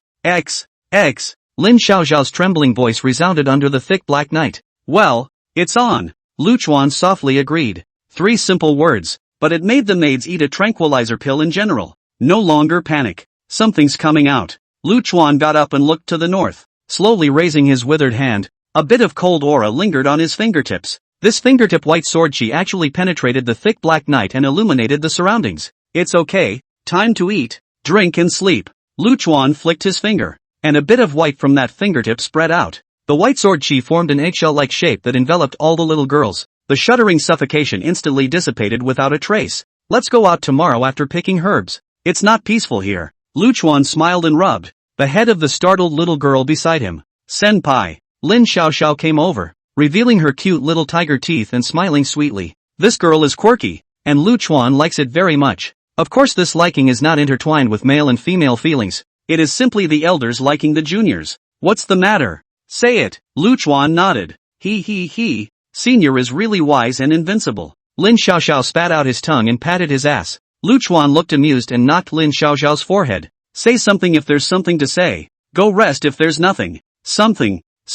Lin Xiaoxiao covered her forehead and squirmed a little. Elder, can you take us to collect medicines tomorrow? So many people from other clans have died. The heavenly treasures in the secret realm must still be there. There were abundant resources in the Maple Leaf Mystic Realm, and if they could all be harvested, it would be great news for the Bright Moon Pavilion. With these resources, the pills used for cultivation by the senior sisters would be available, and the extra, but also be able to take to buy spirit stones and other supplies. Manhwa Pavilion at least 20 years do not have to worry about the problem of resources. I thought, what's the matter? Lu Chuan waved his hand. No problem. It's not a big deal. Go take a rest and move early tomorrow morning. He. Senior is the best. Lin Xiaoxiao was overjoyed and happily sat beside Lu Chuan, closing her eyes and resting her mind. However, this night was not destined to be peaceful. Lu Chuan had just closed his eyes not long ago when the entire Maple Leaf mysterious realm shook like an earthquake, shaking like crazy. Above the dead sky, a few bright lights occasionally crossed, seemingly the figures of cultivators. Lu Chuan has some neurasthenia, and when he sleeps, he can't have a little noise, or he can't sleep at all. Fired up by the noise, Lu Chuan climbed up with a prancing movement and looked into the darkness of the distant night. Girl, you guys stay here properly and don't step out of the range covered by the sword chi. I'm going to fix that noisy thing, Lu Chuan said and twisted his neck somewhat nervously, his eyes full of tyranny. The girls were frightened by Lu Chuan's appearance, and each of them nodded their heads like a chicken pecking. In fact, Lu Chuan wasn't too worried about the safety of these girls. After all, they still had the sword chi he had bestowed on them. This sword chi would be automatically triggered when their lives were threatened. Lu Chuan moved his old back, then his entire body rose up like a cannonball. Maple Leaf Secret Realm, North, Burial Star Plateau. It was barren, not a bit of life to be seen, and there were black patches of dirt everywhere. A little bit of it is set above the earth, as if it were a skin disease. There were no heavenly treasures growing in this hellish place, and even cultivators who entered the secret realm to collect medicines wouldn't come here. However, tonight, in the center of this plateau, dozens of figures were silently mortared and pestled, and the air swirled with a suffocating aura of solemnity. Where's Red Leaf? Why hasn't she arrived yet? The one who looked as if he was the leader asked faintly at that moment. Lord Sect Leader. The left protector went to collect the blood of the cultivators earlier, but I don't know why he suddenly lost contact, and there's no news until now. The man at the head of the group pondered for a moment. Begin to set up the formation. For today, our 100 Ghost Sect has been setting up for thousands of years, and we can't afford to have any accidents. As long as we succeed in resurrecting the Blood Ancestor, no one will dare to browbeat our 100 Ghost Sect above this Tianyuan continent anymore. If there was a slightly older cultivator present, I'm afraid that when they heard the words Blood Ancestor, they would be scared out of their wits. 10,000 years ago, an old devil named Blood Ancestor came out of nowhere. No one knew where this one had popped up from and appeared very suddenly. At first, those so-called prestigious orthodoxies didn't pay attention to it. However, but in just 3 to 5 years, this Blood Ancestor had actually reached a terrifying 8th realm strength, and even went straight to the 9th realm. Not only that, the Blood Ancestor also founded the Blood Demon Sect, absorbing half of the evil cultivators on the Tianyuan continent in a short period of time. The strength of the Blood Demon Sect had once swelled to the point where it was able to compete with the upper 3 sects. By the time the cultivators realized it, it was already too late. The Blood Demon Sect has unleashed the horrific March of Blood. In March of that year, the Blood Demon Sect started from the south of the Tianyuan continent, slaughtering and clearing all the major sects along the way. Adding to the fact that the Blood Demon Sect's technique was weird and relied on blood to enhance its strength, the more people who died, the more blood there was. The Blood Demon Sect got stronger and stronger with each passing battle, slaughtering hundreds of sects in the southern part of the Tianyuan continent in just a month's time. That march was a mountain of corpses and a river of blood. Later on, the upper 3 clans abandoned their differences and joined hands to battle the Blood Demon clan at the Black Moon Beach. Although the Blood Demon Sect was finally exterminated at the Black Moon Perilous Beach, the upper 3 sects also suffered heavy losses. Almost all of the heavenly talents of that generation died in battle, leading to a break in the inheritance. It wasn't until tens of thousands of years had passed that it slowly recovered until today. The Blood Devil could be said to be a super devil who had slaughtered an entire generation of cultivators, and anyone who heard those 2 words would be afraid that they would have to shake a little. Moreover, after the Blood Demon Sect was destroyed, Not all of them died in battle, but there were still some evil cultivators lingering on. The 100 Ghosts sect was a branch of the once Blood Demon sect. Formation. The leader snapped and officially opened the Blood Demon resurrection. Dozens of people around them heard the order and immediately spread out to find their own bearings. As the crowd took their positions, a huge formation map quickly surfaced above the barren earth. The range of this formation map almost covered a 10-mile radius of the land, and the dozens of people from the 100 Ghosts sect,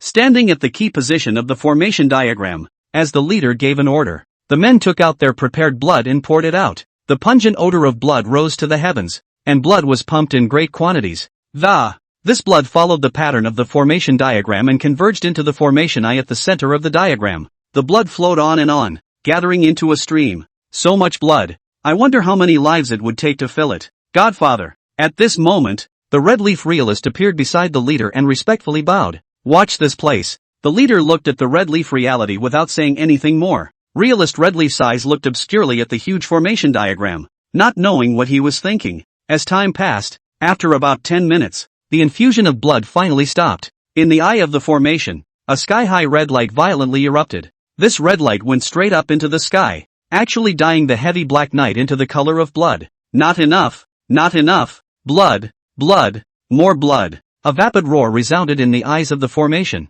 The hoarse voice was like a beast that had been starved for 9 meals in 3 days, and was full of violence in its madness. The leader's eyes revealed a blazing fervor when he heard this voice, as if a faithful believer had seen the coming of the true God. Death, the sacrifice. The leader's mouth faintly spat out 2 words. Then the horrifying image appeared. A small black sword flew out from his sleeve. This small sword took advantage of the darkness to hide and darted towards those who stood in the formation diagram. Put. After a faint muffled sound, one person had his carotid artery cut, and blood soared out as if the wind had risen. After killing one person, the small sword did not stop and rushed to the next one. By the time the people in the formation diagram reacted, they had already been slaughtered by close to 2/3 by the little sword. The survivors tried to escape. However, it was simply too late. They couldn't escape the speed of the small sword. In the blink of an eye, several more people were slaughtered by the small sword, and in the end, only one person was left. The last survivor fell to the ground and roared hysterically, knowing that he could not escape his poison.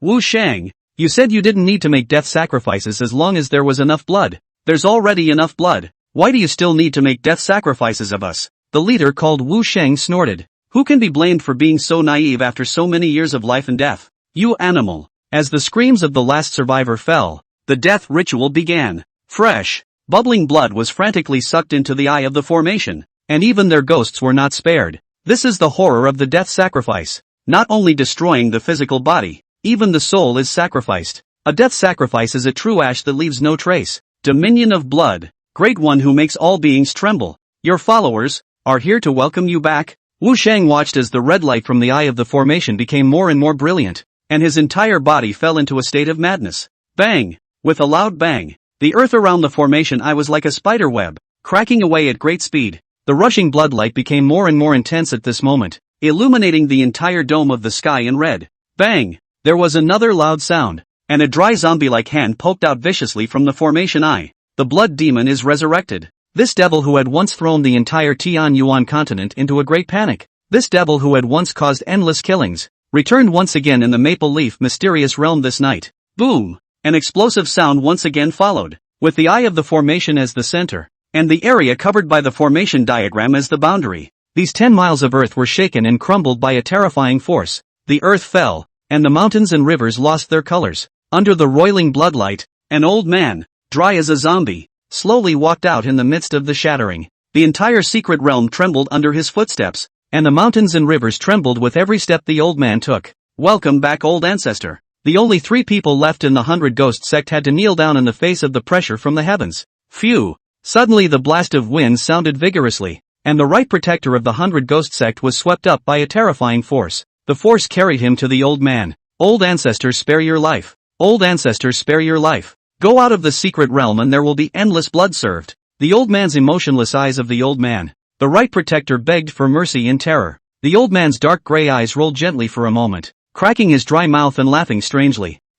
Old ancestor, can't wait. As the hoarse voice fell, the entire body of the right guardian exploded, covered in blood that turned into a bloody mist that filled the air. Bathed under the blood mist, the old man breathed greedily and closed his eyes in intoxication. Wu Sheng and Hong Yizhenwan were so scared that they didn't dare to breathe a single breath, kneeling on the ground and not daring to move a single bit. One could only pray in his heart that this old devil would show mercy. What year is this? After sucking enough blood, the old man looked at the two kneeling on the ground and faintly asked. Wu Sheng was greatly relieved. It seemed that this life was saved. Back to old ancestor. It is now 138 years of Tian Yuan, and tens of thousands of years have passed since you were sealed. 10,000 years? The old man looked up at the dark sky with some emotion. The year Tian Yuan? The old man suddenly remembered something, and his dark gray pupils contracted violently. Wu Sheng was taken aback and didn't know why the old ancestor reacted so much, so he could only say stiffly, back to old ancestor. It is indeed the Tian Yuan year.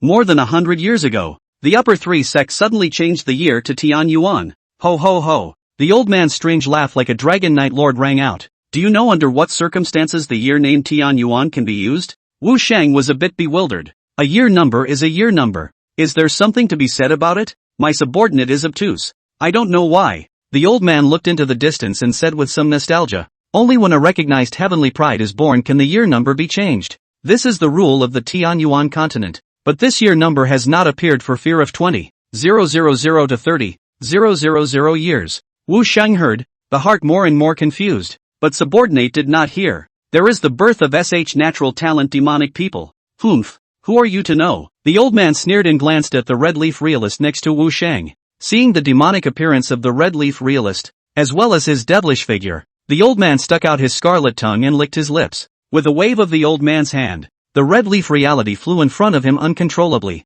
The old man took a close look at the red leaf realist as he grabbed him by the neck. Not bad. Charming bone is heavenly. Still virgin body. Is a good pot. Tonight you will serve the bed. I'm afraid that no one would believe that the red leaf real person, who is proficient in seduction techniques and is the best at seducing men, is actually still a virgin. Real red leaf was strangled and struggled helplessly. However, under the old man's chicken-clawed hands, the struggle seemed too feeble. Put. In the midst of the struggle, the red leaf realist suddenly fished out a dagger and stabbed it into the old man's neck. Sinner. The intense pain made the old man almost go mad, and he ruthlessly pressed the red leaf realist to the ground. The already broken earth was shaken viciously again. A mouthful of blood sprayed out from the red leaf realist, and the entire person almost passed away directly. Sealed daggers? Ha! The old man drew the dagger from his neck and laughed strangely once more. The neck that had been pierced recovered at a speed visible to the naked eye. Very interesting. The old man played with the dagger in his hand. Although this thing had the word dagger in it,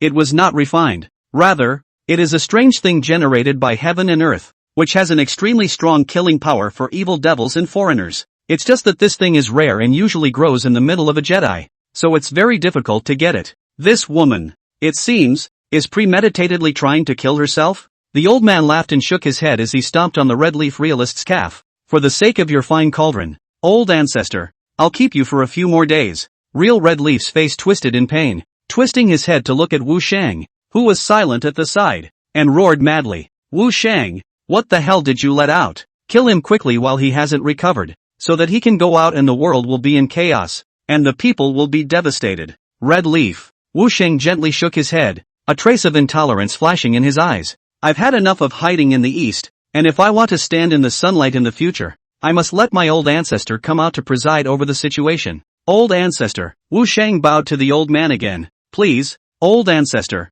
spare Hong Ye's life. Tapeless thing. The old man snorted. Wait until old ancestor I'm done playing. When Wu Sheng heard this, his fists clenched up tightly, but then quickly unclenched. All at old ancestor's disposal. Wu Sheng lowered his head fiercely. Coward. The red leaf realist smiled miserably. Wu Sheng, although you and I are evil cultivators in the eyes of the world, we have always lived according to our own ideas. We only seek a peace of mind in our lives. Will your heart find peace when you release this devil and cause the world to be devastated? Enough. Wu Sheng suddenly erupted, growling with eyes full of madness. Fuck getting away with it. Fuck peace of mind. Ask the Orthodox. Did they say yes? Red leaf reality smiled bitterly and shook her head in despair. She knew that this close friend, who had once fought side by side, had already entered the devil. You care about her a lot? The old man's eyes narrowed slightly as he looked at the erupting Wu Sheng. Having attachments is not a good thing. The old man's face sank and he waved his hand fiercely. In the next moment, all of the clothes on the red leaf realist's body shattered away,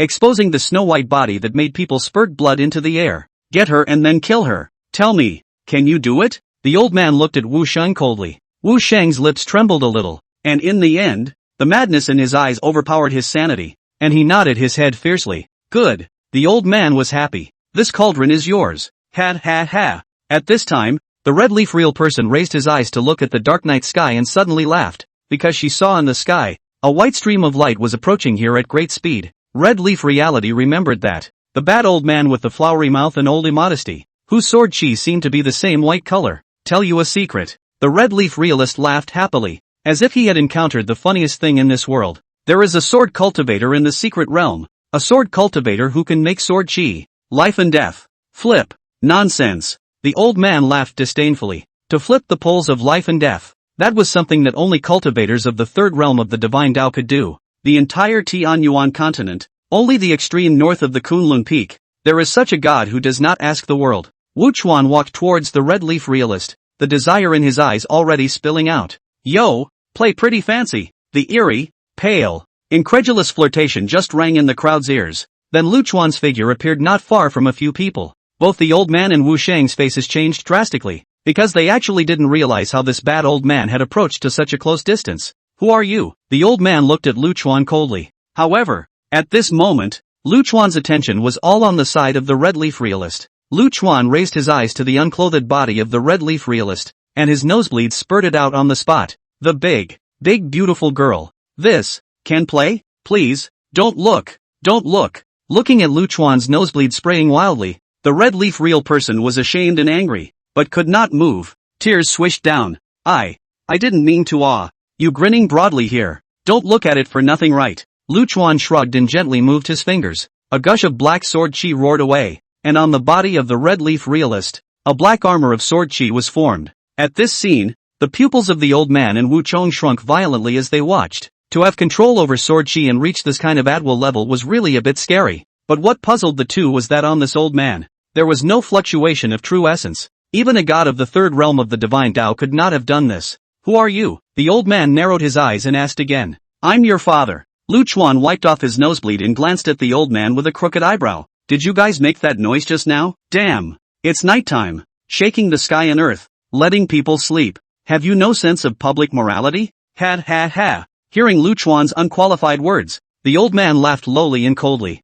Bang! The next moment, without warning, a red tentacle rose under Lu Chuan's feet. Tentacles come extremely fast, and from the ground up extremely sudden, if ordinary people are afraid to be hit. However, the moment this tentacle touched Lu Chuan, it was cut into powder by an invisible sword chi. Interesting. The old man couldn't help but laugh when he saw the scene. There are no true essence fluctuations in your body, yet you can use a sword chi of such power. It truly amazes me. Son of a bitch. No martial virtues. Sneak attacking an old man like me. Right? Lu Chuan said and touched his waist. Yet the next moment it froze. The broken wooden sword, sleeping, seemed to have been put to rest. I was in such a hurry to leave just now that I forgot about it. Is it that you don't have a sword? The old man couldn't help but taunt. The sword is the second life of a man who uses it. How strong can a man who forgets his sword be? Even though he couldn't see through Lu Chuan's path, in the old man's mind, he had already pronounced a death sentence for him. Where's your sword? The old man's eyes narrowed slightly as his entire body's true essence bulged out.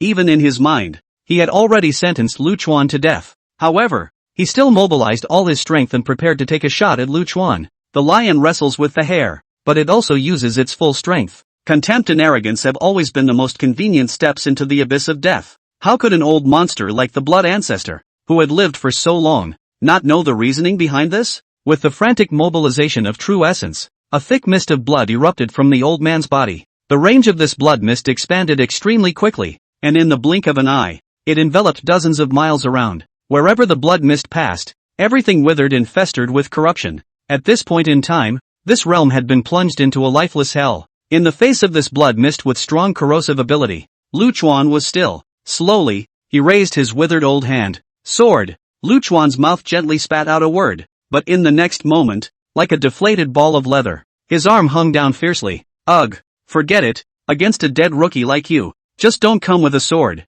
Even though the old man had been sealed for tens of thousands of years and his strength had been damaged, he still had the strength of the peak of the seventh realm. What arrogance and hubris to say such words to a cultivator at the peak of the seventh realm. Ignorant people, it is hard to escape. Ha ha ha, blood coffin burial sky. The old man let out a strange laugh and clenched his fist fiercely at Lu Chuan. The next moment, there was an earth-shattering roar. A blood-colored coffin fell from above Lu Chuan's head at great speed. Boom! The blood-colored coffin violently lifted open, and blazing blood light erupted out from the coffin, and the heavens and earth were once again dyed a suffocating blood red. When Wu Shang saw the blood-colored coffin, cold sweat instantly soaked his shirt. In the ancient texts of the 100 Ghost sect, it was recorded that the blood ancestor had this winning aptitude. The blood coffin is formed by the gathering of filth, and being locked up in it can not only contaminate the cultivator's true essence and sea of consciousness, but even straighten it out and refine it. Back then, the blood ancestor had slaughtered a large number of experts with this hand. In the face of the blood coffin,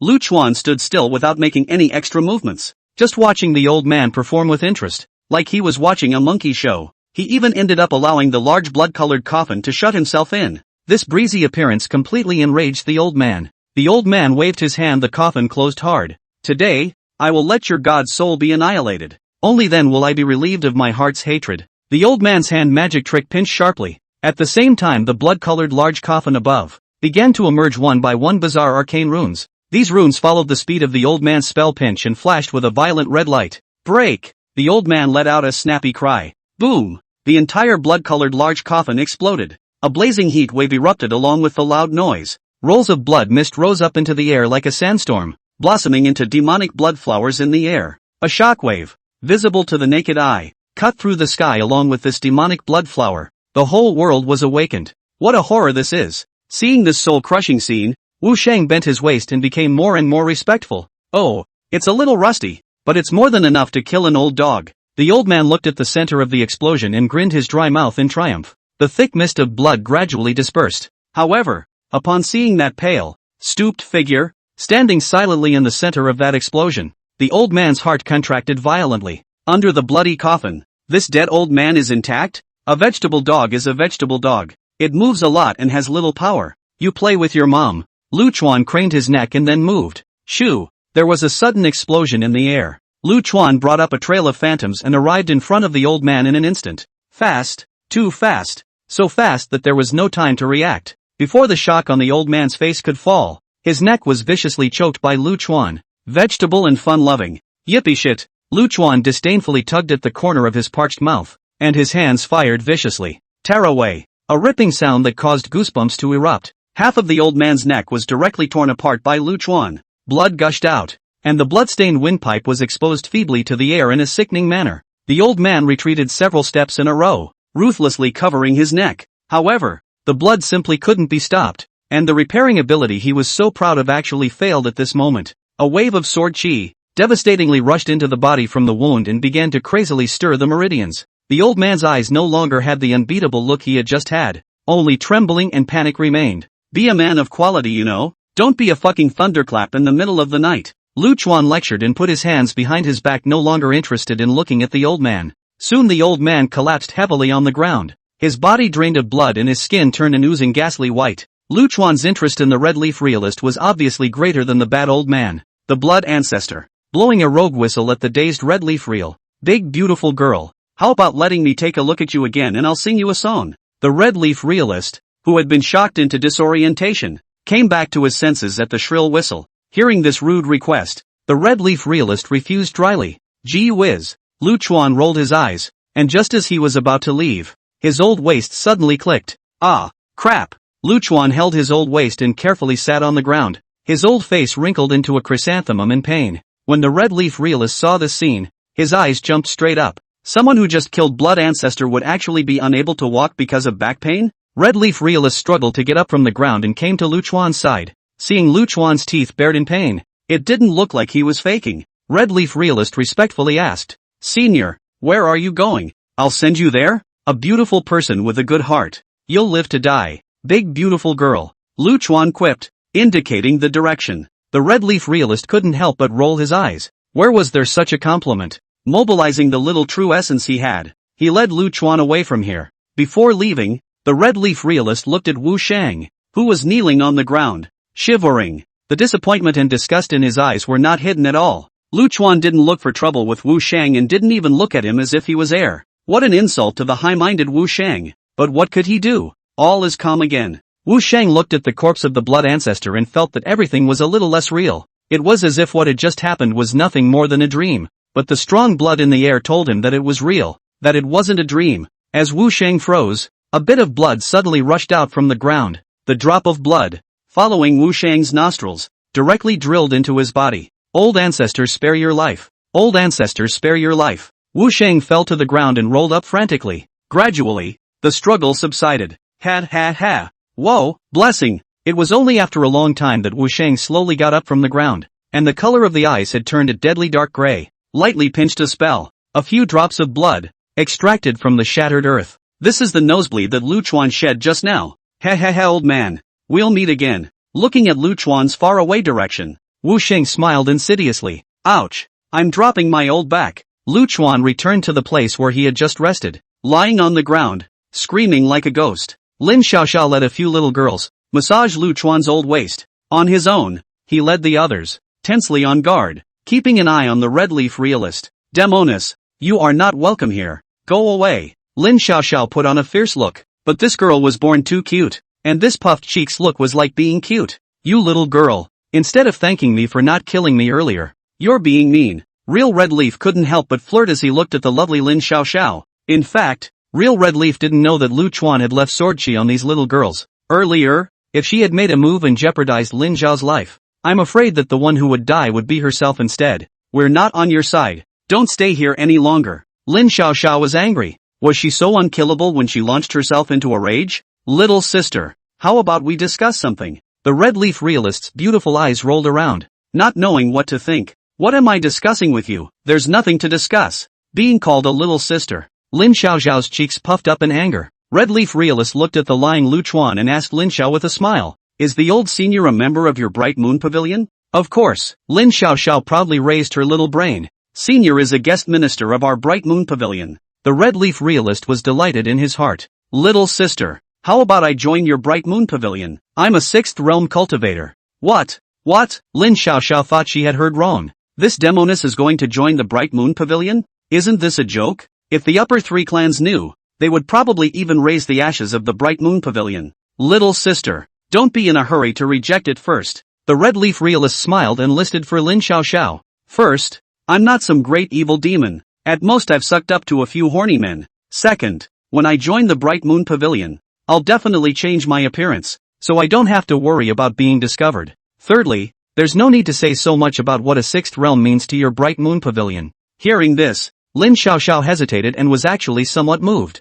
Although this Red Leaf reality had a bad reputation, it didn't seem to have killed indiscriminately. I don't know. I'm just a little shrimp. I can't make the decision. Lin Xiaoxiao shook her head and rejected the Red Leaf realist. It doesn't matter. I'll follow you back to Old Lonely Mountain and let Nangong Chushue make the decision. The Red Leaf realist smiled more and more happily. Lin Xiaoxiao pretended to consider deeply for a while. With Lu Chuan around, this female devil couldn't make any waves. Alright, but you're not allowed to get close to Senior. Look at your flirtatious appearance. Your eyes are almost attached to Senior. No problem. The Red Leaf realist smiled and nodded. Looking at Lu Chuan again. Senior, can you get out of this sword chi armor so I can change? Lu Chuan's back pain was somewhat better at this time, and he gently snapped his fingers. The black armor on the Red Leaf realist suddenly fell off. That flawless, unclothed petite body just appeared in front of everyone's eyes. Bah! Be shameless? Why are yours so big? Why are your legs so long? Lin Xiaoxiao spat with a small red face and muttered, turning her head away with some reluctance. It's all women here, except for Lu Chuan, an old man. Anyway, just now, she was looked at by Lu Chuan again, so it didn't matter if she looked at her 2 more times now. Right now, the Red Leaf real person was not a bit mentally burdened. Taking out her long red dress, she slowly changed. Elder, why are you spurting nosebleeds? On fire? On fire? Oh, never mind the details. It was finally a good night's sleep. It wasn't until daybreak that Lu Chuan slowly climbed up from the floor bunk. After having breakfast, Lu Chuan took these little girls and started sweeping the entire Maple Leaf mysterious realm for heavenly treasures. With Lu Chuan's speed, this process even lasted for 2 long days. This time, it could be said that there was a bumper harvest, and there was no surprise that the illusionary face pill herbs that Lu Chuan needed were picked. In these 2 days of contact, the Red Leaf reality had managed to integrate into the little girls group. After all, she was an old demoness, practicing for so many years, and it was still more than enough to deal with a bunch of milky, multi little girls. After 2 days of contact, he also learned some inside information about the Blood Ancestor's resurrection. According to the Red Leaf Realist, the Blood Ancestor came from a mysterious origin, and the bloody battle at the Black Spring Dangerous Beach didn't even kill him in the first place. The remaining members of the Blood Demon cult, the Blood Ancestor who was on the verge of death, were sealed inside this secret realm. Afterwards, they used those who entered the secret realm to kill each other and collect a large amount of blood to prepare for the resurrection of the Blood Ancestor. As for how they got in the 100 Ghosts cult, it's really quite simple. The entire secret realm was set up by the Blood Demon sect 10,000 years ago, and this boundary was also laid by them. They, the 100 Ghost sect, as a branch of the Blood Demon sect, naturally had a way to pass through the boundary. On the morning of the fourth day, Lu Chuan led the crowd to beautifully prepare to step out of the Maple Leaf secret realm. Now everything is ready. All we need is the east wind. As long as the illusory face pill is refined, we will be able to return to our youthful appearance. Lu Chuan is fed up with this pale body, at this time on top of the Dragon's Mouth cliff. But the swords were drawn and the air was filled with the smell of gunpowder. The 100 Beast sect was slaughtered by Lu Chuan halfway through. Those who could come to the secret realm to practice were the best of the younger generation, and this was not a big deal. The 100 Beast sect was enraged, and almost half of the sect's strength was mobilized to come to the place of the secret realm to catch the culprit. The 100 Beast sect's intention is to apprehend the murderer here, after the evidence is hammered out. Then go to the old lonely mountain of the Bright Moon Pavilion and ask Nangong Chushue for a statement. This time, the one leading the 100 Beast sect was the Grand Elder of the 6th Realm, Wang Yuming. Normally for a lower middle-sized sect like 100 Beast sect, there were at most 2 6th Realm cultivators, like Manhwa Pavilion only had one. This time, the 100 Beast sect sent out a 6th Realm cultivator, so it was evident that the importance attached to this matter was high. If he couldn't come up with a statement that would satisfy the 100 Beast sect, I'm afraid that the main camp of the Bright Moon Pavilion would be overturned. With hundreds of elite disciples, Wang Yuming rushed to the Dragon's Mouth cliff and brought the entire valley under control. By the way, Bai Linlin was blocked before the secret passage. Wang Yuming was a middle-aged man who looked to be around 30 years old, wearing a plain robe and looking quite immortal. Only at this moment, the anger in Wang Yuming's eyes was almost ready to spurt out. Because of the destruction of the 100 Beast sect, Bai Linlin directly came to a dead end and killed herself. Even if Wang Yuming had taken out the message that the 100 Beast sect disciple had sent back using a transmission talisman at that time, Bai Linlin was also a dead pig, biting down on the fact that this had nothing to do with Manhwa Pavilion. Wang Yuming, don't spit blood here. Facing Wang Yuming, who was one realm higher than herself, Bai Linlin acted very calmly. Everyone knows that our Bright Moon Pavilion has been weak all these years, and we've never done anything but be careful and kind to others. Let's not talk about whether or not we can slaughter so many people from your 10,000 Beast sect. Even if we have this ability, we still need to have a reason, right? Bai Linlin became more and more agitated as she spoke, her voice pitching up quite a bit. Wang Yuming, your 10,000 Beast sect had an accident and couldn't find the murderer. Is it that you want to pickpocket something from our Mingyu Pavilion? What a persimmon picking on the soft one. 36 sect elders are here watching. If you dare to use force, this matter will definitely be reported to the Jinyuan sect. Bai Linlin turned passive into active, directly pulling out the Jinyuan sect, one of the upper 3 sects. The status of the upper 3 clans had absolute dominance above the Tianyuan continent, with the exception of a few ancient clans that didn't ask for anything. Upon hearing this, Wang Yuming was laughing coldly. What an eloquent little girl. I, Wang Yuming, have always been fair in my work and would never take things at face value. Wang Yuming said, arching his hand at the surrounding watching, the elders of the great clans. My 10,000 Beast sect has already sent people to the place of the incident, ready to use the Mirror Flower Water Moon and restore the murderous situation at the scene. I trouble you all to be witnesses, lest you say that I am bullying others. If this has nothing to do with the Bright Moon Pavilion, I will apologize and make amends. If this is truly the work of the Bright Moon Pavilion, then don't blame my 10,000 Beast sect for being ruthless. Hearing the dead name Mirror Flower Water Moon, Bai Linlin's face brushed white. The Mirror Moon is a very esoteric formation that can restore what once happened in a place. Although this kind of formation was divine, the consumption was exceptionally terrifying. To activate a Mirror Flower Water Moon, one would need to consume, at least, 100,000 top-grade spirit stones worth of heavenly materials, and the entire Bright Moon Pavilion's income for a year is just this much. 10,000 Beast sect is so big, it seems to be determined to uncover the murderer. What Elder Wang said is very true. This matter is not trivial and must be investigated clearly. Elder Bai condescend to wait for the disciple to come out anyway. Cooperate. That's right. If there are evil cultivators causing trouble, we can also take early precautions. The crowd spoke one word to another. all in favor of the 10,000 Beasts sect. Bai Linlin didn't dare to touch the crowd and could only nod her head in agreement. On the outside it looks calm, but inside it's actually making huge waves. Bai Linlin hadn't counted on the fact that the 10,000 Beasts sect would be so bloodthirsty to set up the mirror flower water moon. If the scene was restored, I'm afraid that not only myself, but the entire manhwa pavilion would suffer with it. Tough talk really doesn't solve things. You still need a big fist. Bai Linlin looked towards the secret passageway. Now I'm afraid that only Lu Chuan could solve this. It was just that Lu Chuan had killed so many people, and he was the guest secretary of the manhwa pavilion, so he couldn't say anything on the Jinyuan sect side. Bai Linlin's heart was in turmoil for a while. A little bit of time passed, and the immense psychological pressure was on the verge of crushing Bai Linlin. Reporting to the elder, the mirror flower and water moon has been completed, and the murder scene has been brought back by the summoning talisman. This notification from the disciples of the 10,000 Beasts sect became the last straw that broke the camel's back. Bai Linlin's lips were bloodless with shock as she once again looked at the secret passageway. However, today was only the 4th day, and it was impossible for Lu Chuan to come out of the secret realm. Watching Wang Yuming mingle with his disciples, Bai Linlin let out a long sigh in her heart. There's really no way to take the blame but on yourself. When the time comes to thank you for your death, just don't drag the manhwa pavilion too deeply. Thinking of this, Bai Linlin instead looked away a bit and let out a long breath in her heart. Oof. At this moment, Wang Yuming finished talking with the disciples under his door and swept his eyes venomously towards Bai Linlin. Originally, he was one realm above the crowd, and in a fit of rage his chi exuded, directly pressing Bai Linlin to half kneel on the ground. Unable to move. Fellow Taoists, please look. Don't say that I'm bullying the small with the big. Wang Yuming gritted his teeth and coldly popped out a few words. Then, a large sleeve was waved. A watery ripple-like wave appeared in the air in front of him. A water mirror appeared in front of the crowd. The water realm reflected a place with beautiful mountains and water, the very spot where Lu Chuan had slaughtered the 10,000 Beasts sect. Soon there was an image above the water mirror, and it was the beginning of the conflict between the 10,000 Beasts sect and the Bright Moon Pavilion.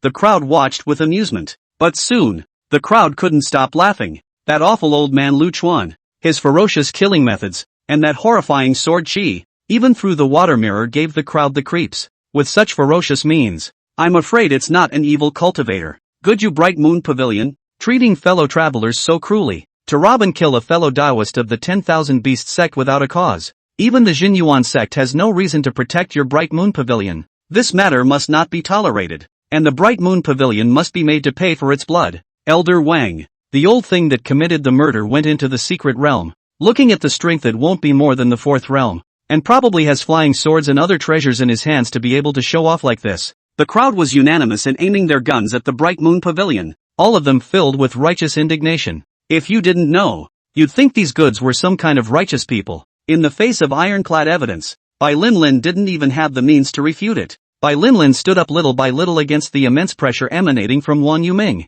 At this moment, her eyes were horribly calm. Looking around the crowd, Bai Linlin smiled coldly. All these years you have bullied and humiliated my Bright Moon Pavilion. Haven't you bullied and humiliated me enough? The 10,000 Beast sect is making a big deal out of nothing. Seeking its own death, can't you see? Also, Bai Linlin shook her head mockingly. You're all just blind with your eyes open. Although Bai Linlin is a woman, her words are loud and powerful. The crowd was made weak by Bai Linlin's words and didn't dare to say anything else. In fact, this is also a matter of the 10,000 Beast sect finding fault first. And it's not wrong to kill you. But the 10,000 Beast sect was strong, and the crowd was selectively blind. Bai Linlin looked at Wang Yuming again and had already regained her composure. Wang Yuming, there's a head for every grievance. This matter is under the command of me, Bai Linlin, and I'll thank you with my death, together with the 20 disciples of the Bright Moon Pavilion in the secret realm, to accompany the burial of the crowd of the 10,000 Beast sect. Is this matter settled? In order not to involve the entire Bright Moon Pavilion,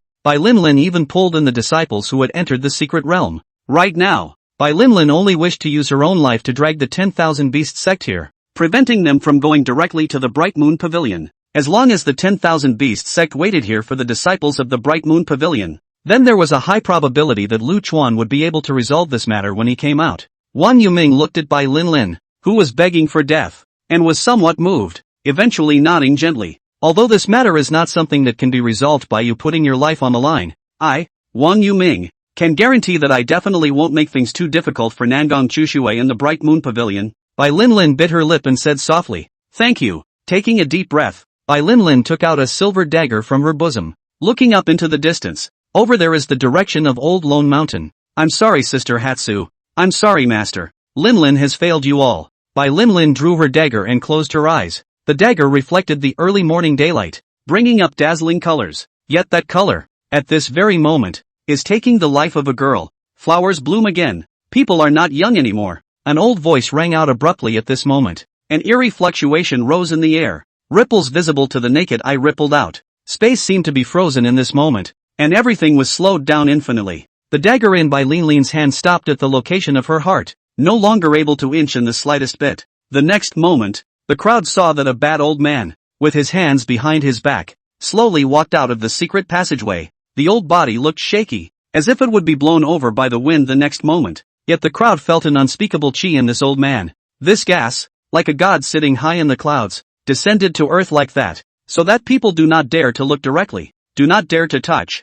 and even more do not dare to blaspheme. Lu Chuan walked slowly to Bai Linlin. Squatting down, he looked at the teary-eyed Bai Linlin and said softly, "Girl, you can't die. Nangong Chushua has entrusted me to take care of you guys. If one of you is missing, how can I explain it back?" Lu Chuan said as he stretched out his withered old hand and dried Bai Linlin's tears. However, the tears that had just been wiped away could not be stopped from flowing again. Lu Chuan gently rubbed Bai Linlin's head and smiled gently. Then he gently took the dagger from Bai Linlin's hand. "Girl, don't cry anymore. The grandpa will give you a statement." Wow! Hearing this, Bai Linlin could no longer hold back and let out a loud cry. If Lu Chuan had come out 1 second later, she wouldn't have seen tomorrow's sun. Looking at the crying Bai Linlin, Lu Chuan slowly got up. "No questions of right or wrong. We only talk about grudges." Looking at the stunned crowd, Lu Chuan grinned his dry mouth and laughed. Those eyes, which had been lazy, sharpened at this moment. A cold gaze, sharp as a long sword. Lu Chuan asked faintly to Wang Yuming,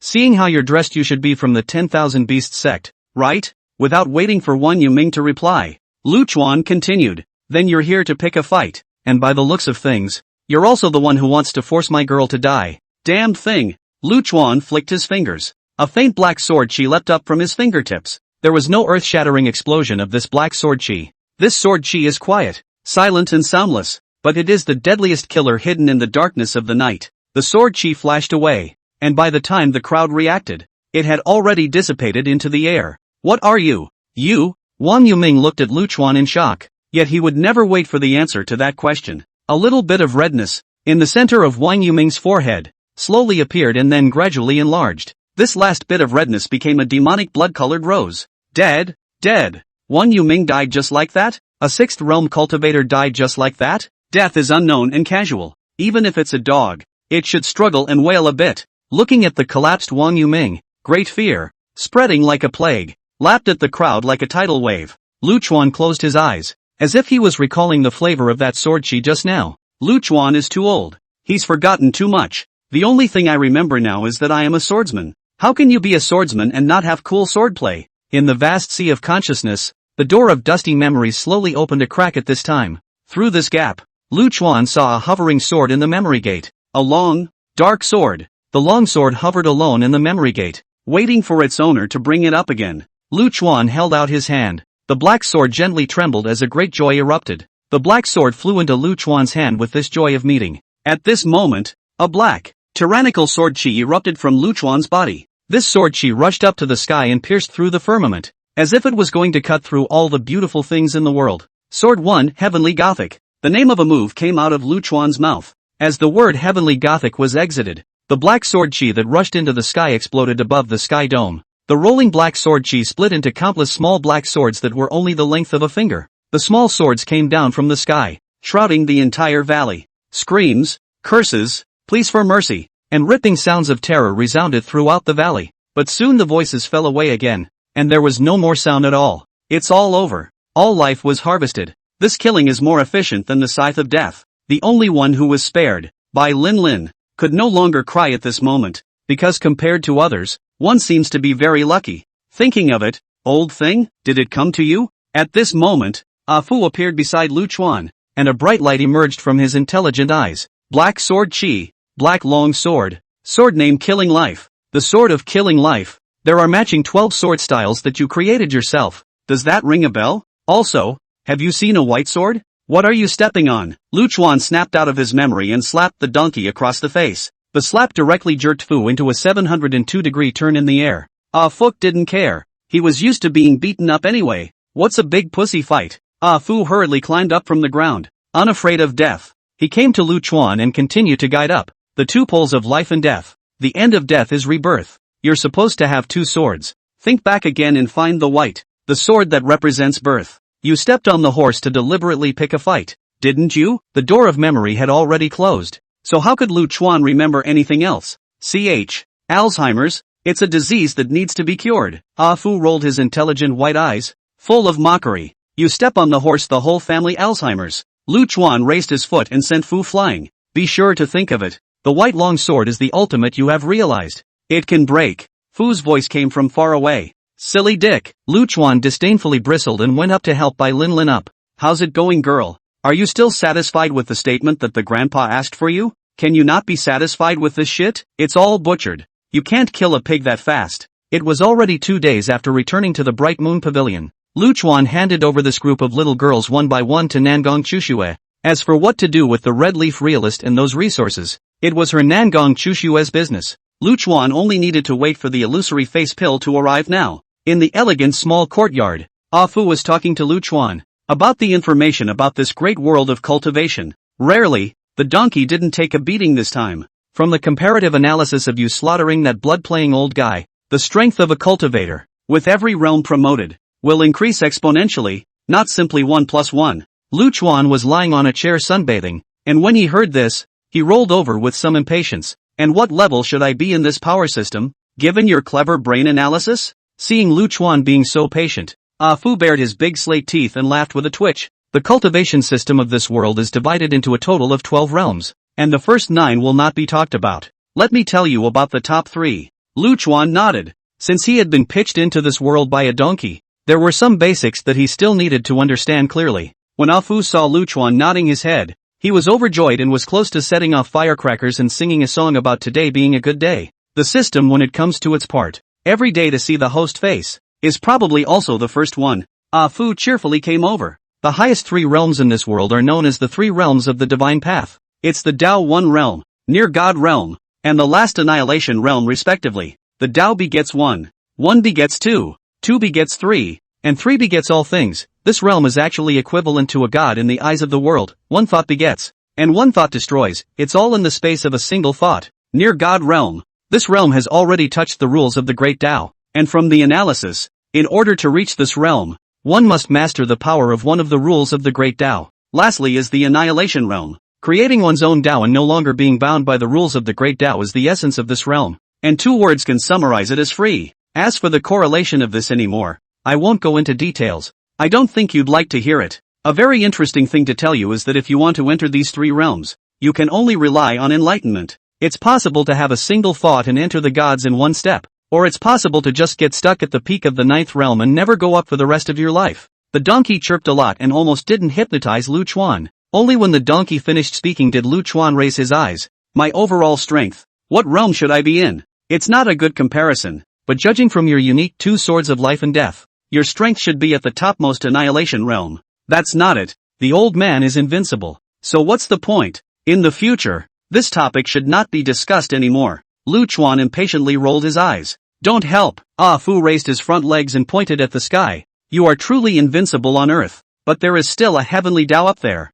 Lu Chuan bristled in disdain. It's not like I'm going to mess with her, so she can still come and fuck me? Ha ha ha ha. Alfred laughed cheaply. You've incurred quite a lot, killing so many cultivators with a power that doesn't belong to this world. I guess the heavenly Tao has already locked onto you, and I reckon that if you make 1 or 2 more strikes, you'll definitely attract the god-extinguishing thunder tribulation. Roll roll roll roll. What do you want to play when you step on the horse and say so much? Lu Chuan's hand was a little itchy, and he wanted to whip this bastard again. Ha ha ha ha. Donkey squirmed up a bit. As you know, I'm a system, and since I'm a system, I must have a mission. Right. In these 100,000 years, Ah Fu hadn't issued a single mission to Lu Chuan. Moreover, it had also fed Lu Chuan for a whole 100,000 years, and all kinds of resources had not been consumed. Even a landowner can't afford to go out without coming in. Hey, I told you why you stupid ass wasn't quite right today. Waiting here for me. Lucian snorted and rolled over from his chair again. Tell me, What's the mission? I'll definitely help if I can. Don't look at Lu Chuan giving donkeys big pussy fights all day long. But the friendship of 100,000 years is not just for fun. Had. Your old man is truly wise. The donkey huffed with joy. I for one have made some progress matching this world in the past 2 days. And the corresponding quests are starting to appear. What's open now? For now, is a mission. Epic replica, Spectral Springs extermination. Every some time, in this great world, a great catastrophe occurs, and the Spectral Spring appears. The Spectral Spring is a passageway to the outside world in the endless demon region, and it vibrates once every 10,000 years. Spatial cracks will appear when the Spectral Spring vibrates. All you have to do is to seal off the Spectral Spring's eye. How about that? Simple task. Right. After the donkey finished speaking, he looked at Lu Chuan with an expectant face. What do you take me for? A great benefactor? Lu Chuan said as he grabbed Afu's neck and went up with his left hand for 2 big forced fights.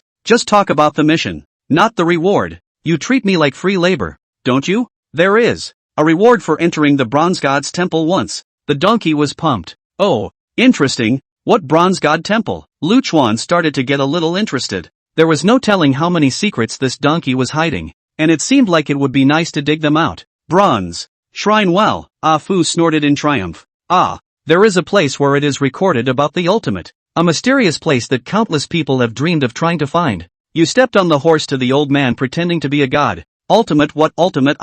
Doggone Tomb Raider notes read too much right. Lu Chuan pressed the donkey head into the ground. After a long interval, Fu raised his squashed donkey's head and cried out. That's how the mission is described. How the hell would I know what the ultimate is? It's possible that it has something to do with the vanished great emperor. That's all I can speculate anyway. Daitya? Big brother? What the hell? Lu Chuan was a bit bewildered. Fu looked at Lu Chuan with a face like he was looking at a fool. You don't think that the realm of annihilation is the apex, do you? The apex of power is a great emperor. But there hasn't been a great emperor in many eras. I haven't found any specific information yet. Kind of interesting. Lu Chuan nodded. I'll take this mission. Good. It hurts. The donkey's head flopped around with joy, and his harumphs flew all over the place. And at the same time, a mechanical voice sounded in Lu Chuan's mind. Ding! The 5 copies of the Great World of Haoran are activated. Epic copy, Yuchuan extermination. 3 days later, the blood moon descends and the Spectral Spring appears. The host can choose between 2 routes. First, unite all the masters and seal the Spectral Spring together to accumulate prestige. Reward, entering the Bronze God's temple for 1 hour, and at the same time obtaining the title of Supreme of the Tian Yuan continent. Second, destroy everything that breathes and accumulate evil values. Reward, entering the Bronze God's temple for 1 hour, while earning the title of Great Demon. But, what the hell? You're stepping on a game. And 2 routes. Lu Chuan tugged his mouth dismissively and kicked Fu again. It always feels like it's not a good thing. So why don't we just forget about it? I'm invincible anyway. Isn't it good to lie here? Pursuit. You have to have pursuit, no? As soon as Afu heard that Lu Chuan wanted to lie flat, he instantly became anxious. We have to have a sense of crisis. The universe is vast. There are so many great worlds. Who dares to claim invincibility? Who dares to say they are undefeated? Silly dog. Lu Chuan rolled over and continued to lie down. Bang! Fu didn't finish his sentence and was directly sent flying by Lu Chuan's kick on his ass. The next 2 days went by pretty comfortably. Checking on the chicks, sleeping, and staying in a good mood. And Mingyue's discussion over the past 2 days has also produced results. And Red Leaf's real person stay and departure has also been finalized. Red Leaf Reality became the new guest secretary of the Bright Moon Pavilion. This time, the Bright Moon Pavilion had a rich harvest, and there was no problem at all in raising another guest secretary. But the prerequisite is that the Red Leaf real person must go incognito and change his appearance. Red Leaf Reality naturally agreed, and she settled in Issa Peak and became neighbors with Lu Chuan. The refining of the illusory face pill was also put on the agenda, but the illusory face pill belonged to the top grade pills and needed to go to the 100 Flowers sect to be specially refined. The 100 Flowers sect was a Dan Dao sect that had a very good reputation on the Tian Yuan continent, and its strength was in the middle to upper reaches, second only to the upper 3 sects. In fact, the 100 Flowers sect was most famous not for its Dan Dao, but for their contemporary sect master, the 100 Flowers Fairy. Nangong Chushue was the second beauty on the Rouge ranking, while 100 Flowers Fairy was able to overpower Nangong Chushue, occupying the top of the list all year round. The 100 Flowers Fairy was the entire Tian Yuan continent, recognized as the #1 beauty, the undisputed kind. Many of the cultivators who traveled to the 100 Flowers sect for alchemy actually had the ultimate goal of catching a glimpse of the 100 Flowers Fairy's appearance. But the 100-flower fairy lived in deep seclusion and had not been seen by anyone for many years. The matter of the illusory face pill, which concerned Lu Chuan's return to old age, was taken very seriously by Nangong Chuxue. Arranging for the peak master of the Falling Cloud Peak, he took dozens of disciples under his door to escort him to the 100 Flowers sect. Moreover, Nangong Chuxue used this harvest to reconsolidate the mountain protection formation. without stopping, He sent another person to Phaseless City and traded back a large amount of resources, and at the same time ordered the disciples of the Bright Moon Pavilion not to go out. Nangong Chuxue knew very well that this time when the Maple Leaf Mysteries opened, the clans that went there were almost completely wiped out, and only the Bright Moon Pavilion was intact. This matter wasn't over. Sooner or later, these clans would come to the door and ask for the truth. It was now necessary to prepare in advance, so that if a conflict did occur, there would be a response. It was just so peaceful for a few days. Instead of waiting for those small sects to come forward to raise their offense, they waited for a behemoth, the Jin Yuan sect. Jin Yuan sect, one of the three major rogues in Tian Yuan continent, had absolute say in the central and western regions, large and small. More than 200 sects in the central and western part of the country had to look at the Jin Yuan sect's face, and Jin Yuan sect disciples 100,000 upwards.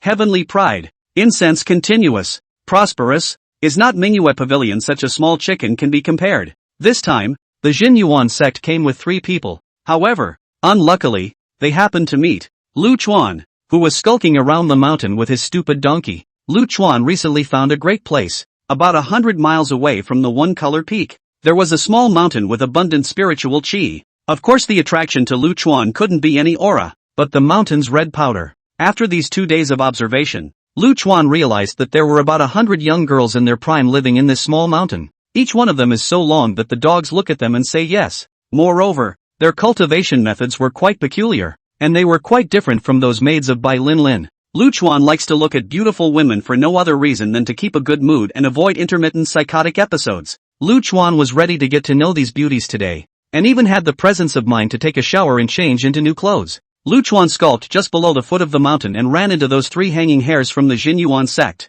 What made Lu Chuan feel strange was that these 3 hanging hairs seemed to have come in directly, unaccompanied by anyone. This is a very unusual phenomenon. The Bright Moon Pavilion has a mountain protection array. If a stranger comes in, the alarm will definitely be triggered. These 3 loser hairs, however, followed into their own backyard as if they were running in a puff of smoke. As a man, an androgynous animal, how could one tolerate the presence of other androgynous creatures in a place like the Bright Moon Pavilion? In the Bright Moon Pavilion, besides Lu Chuan, even mosquitoes must be female. Those 3 dickheads, where did they come from? Lu Chuan rode Afu and wobbled to the Jin Yuan Zong trio. The 3 people from the Jin Yuan clan, seeing that men had actually appeared in the Bright Moon Pavilion, were also obviously frozen for a moment. But soon enough, the 3 began to get angry. Lu Chuan didn't understand. He hadn't even gotten angry yet. Why did these 3 dickheads dare to get angry first? Old man, this is not a place you should be in. Get lost. A teenager at the head of the group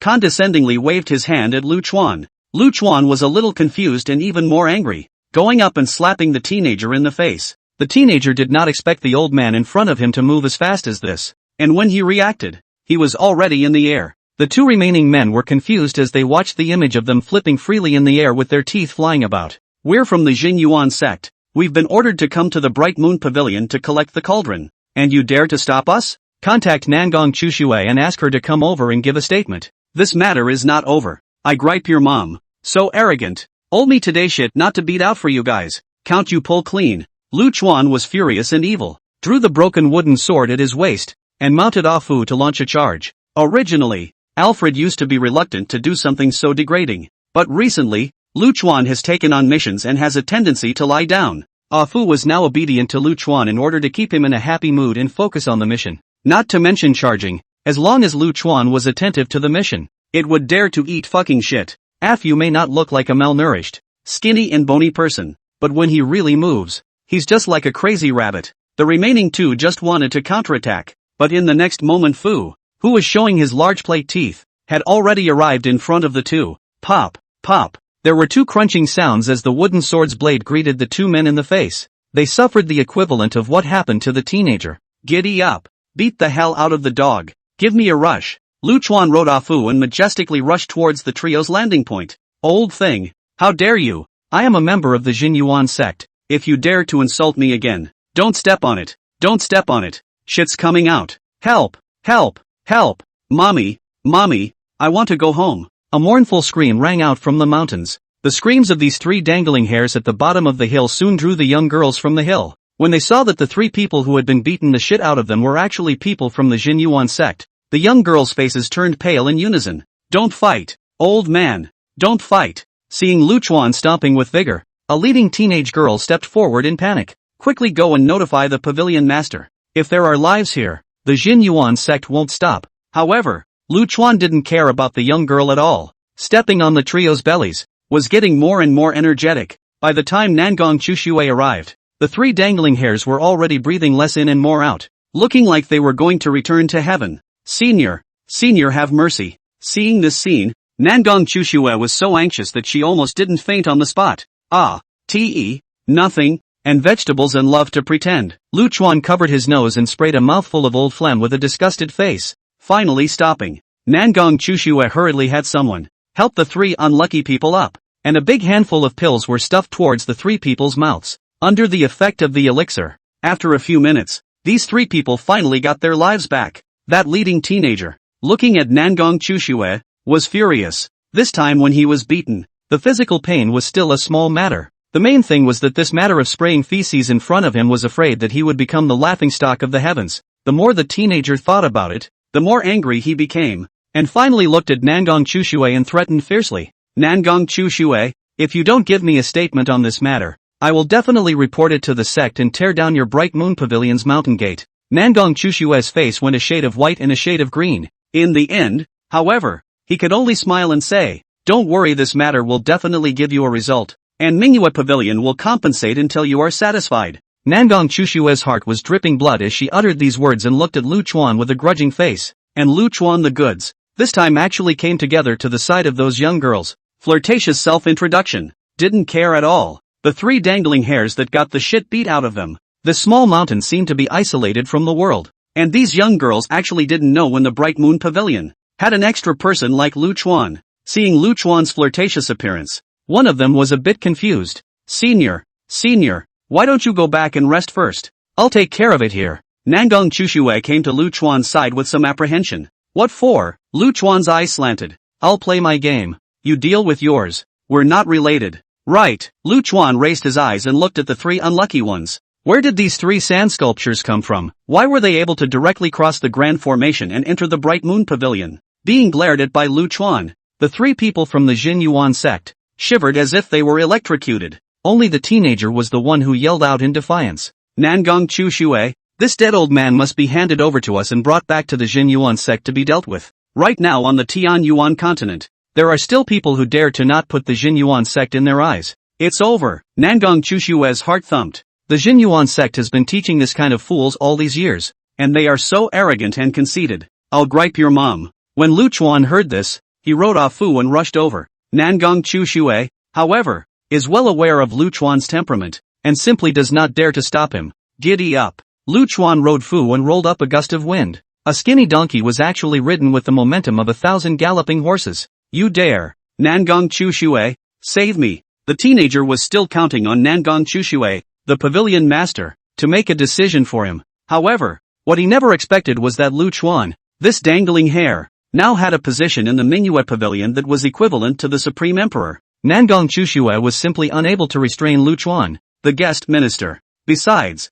Nangong Chushue never wanted to restrain Luchuan. Luchuan, this person, although he was short-tempered and well-behaved, had one good point. He never took the initiative to cause trouble. Of course, if anyone was ungrateful and messed with Luchuan, there was basically nothing left to live for. Usually Luchuan is also very good to the maids, without a little bit of senior shelf, and never interfere in the internal affairs of the Manhwa Pavilion. Such a guest minister with heavenly strength and understanding. Unless Nangong Chushue had a pit in her brain, she would not think of restraining him. Snap! Luchuan's wooden sword slapped directly on the teenager's face, jerking the teenager into doing another free spin in the air. This time, however, he didn't have the same luck as earlier. This time Luchuan was obviously going to kill someone. The teenager was jerked into the air before he could hit the ground, directly blocked in the air by Luchuan, who was riding a donkey. Pop! Pop! Snap! The air rang with a firecracker-like jerking sound. The teenager's screams, too, gradually subsided.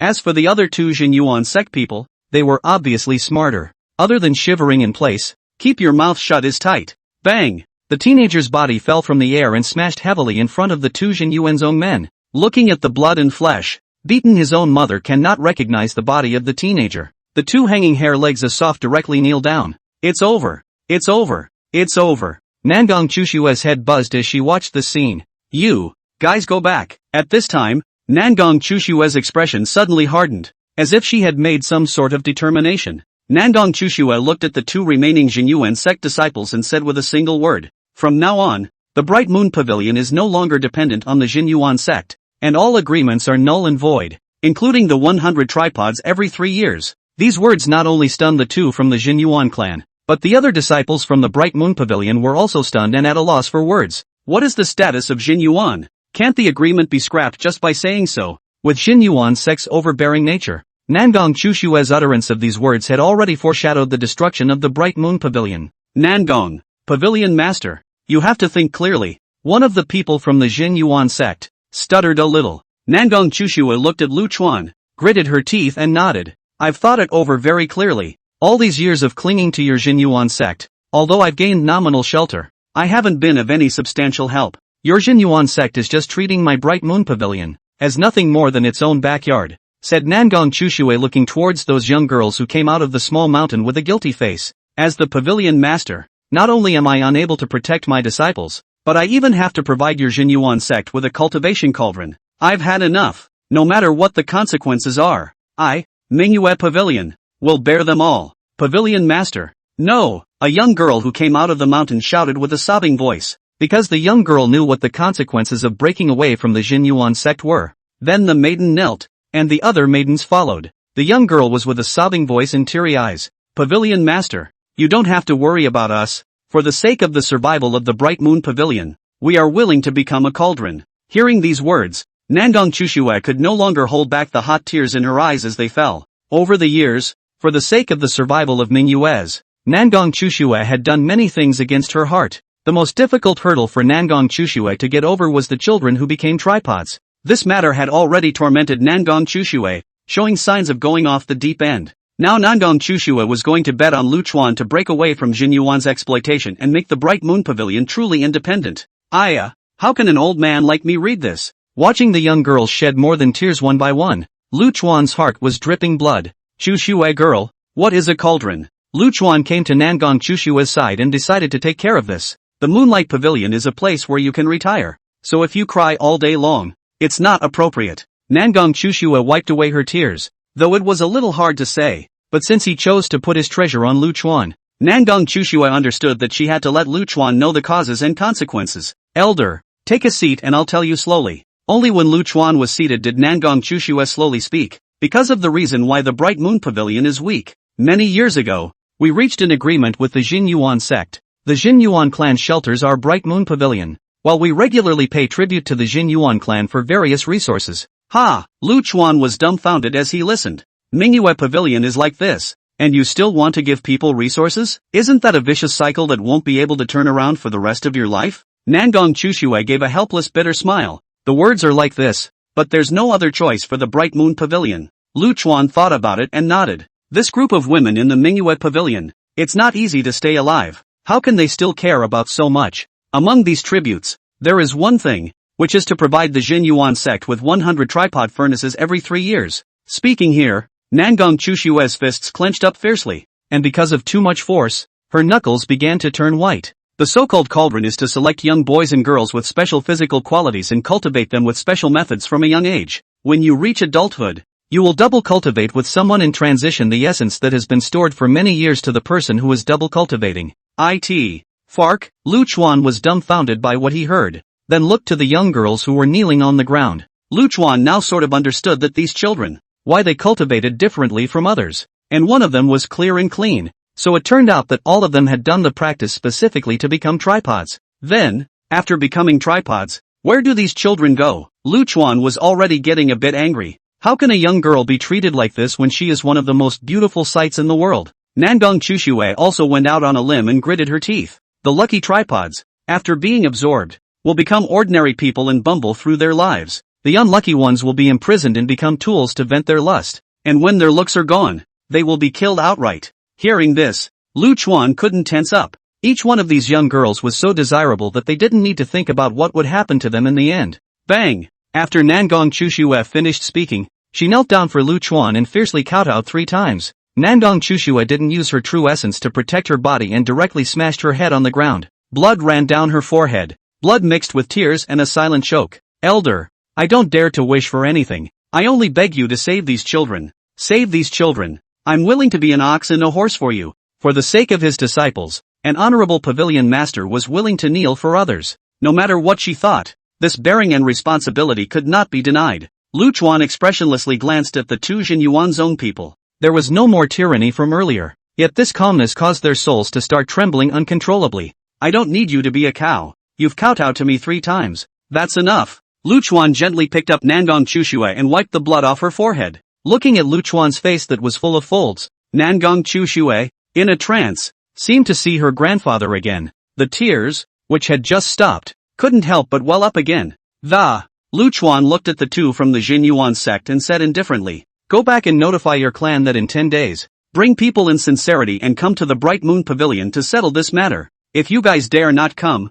I'll go to the Jin Yuan sect and kill everyone. What arrogance, what rampancy this is. Above the Tian Yuan continent, there had never been anyone that dared to say such words to the Jin Yuan sect. But there is a first time for everything. This first time, it's up to Lu Chuan. I'm not kidding, remember, with sincerity. Lu Chuan finished looking at the kneeling maidens. From now on, you will begin your normal cultivation, and no one will dare to covet a glance at you again. And if they do, they will only be dead. The sound was not loud, but it was like a heavy drum, a sound that struck the hearts of the young girls. They know their destiny, but everything is destiny. Half of it is not. The black curtain of endless destiny was now torn open with a crack, and a bit of sunlight penetrated. Without hope, they might sink to their fate, but seeing the hope, what does the sinking have to do to keep doing it? Mount Lin Lang, 100 disciples, are willing to share life and death with Senior. The somewhat childish voices of young girls resounded through the heavy mountains. Lu Chuan nodded. He certainly didn't need these young girls to fight and die.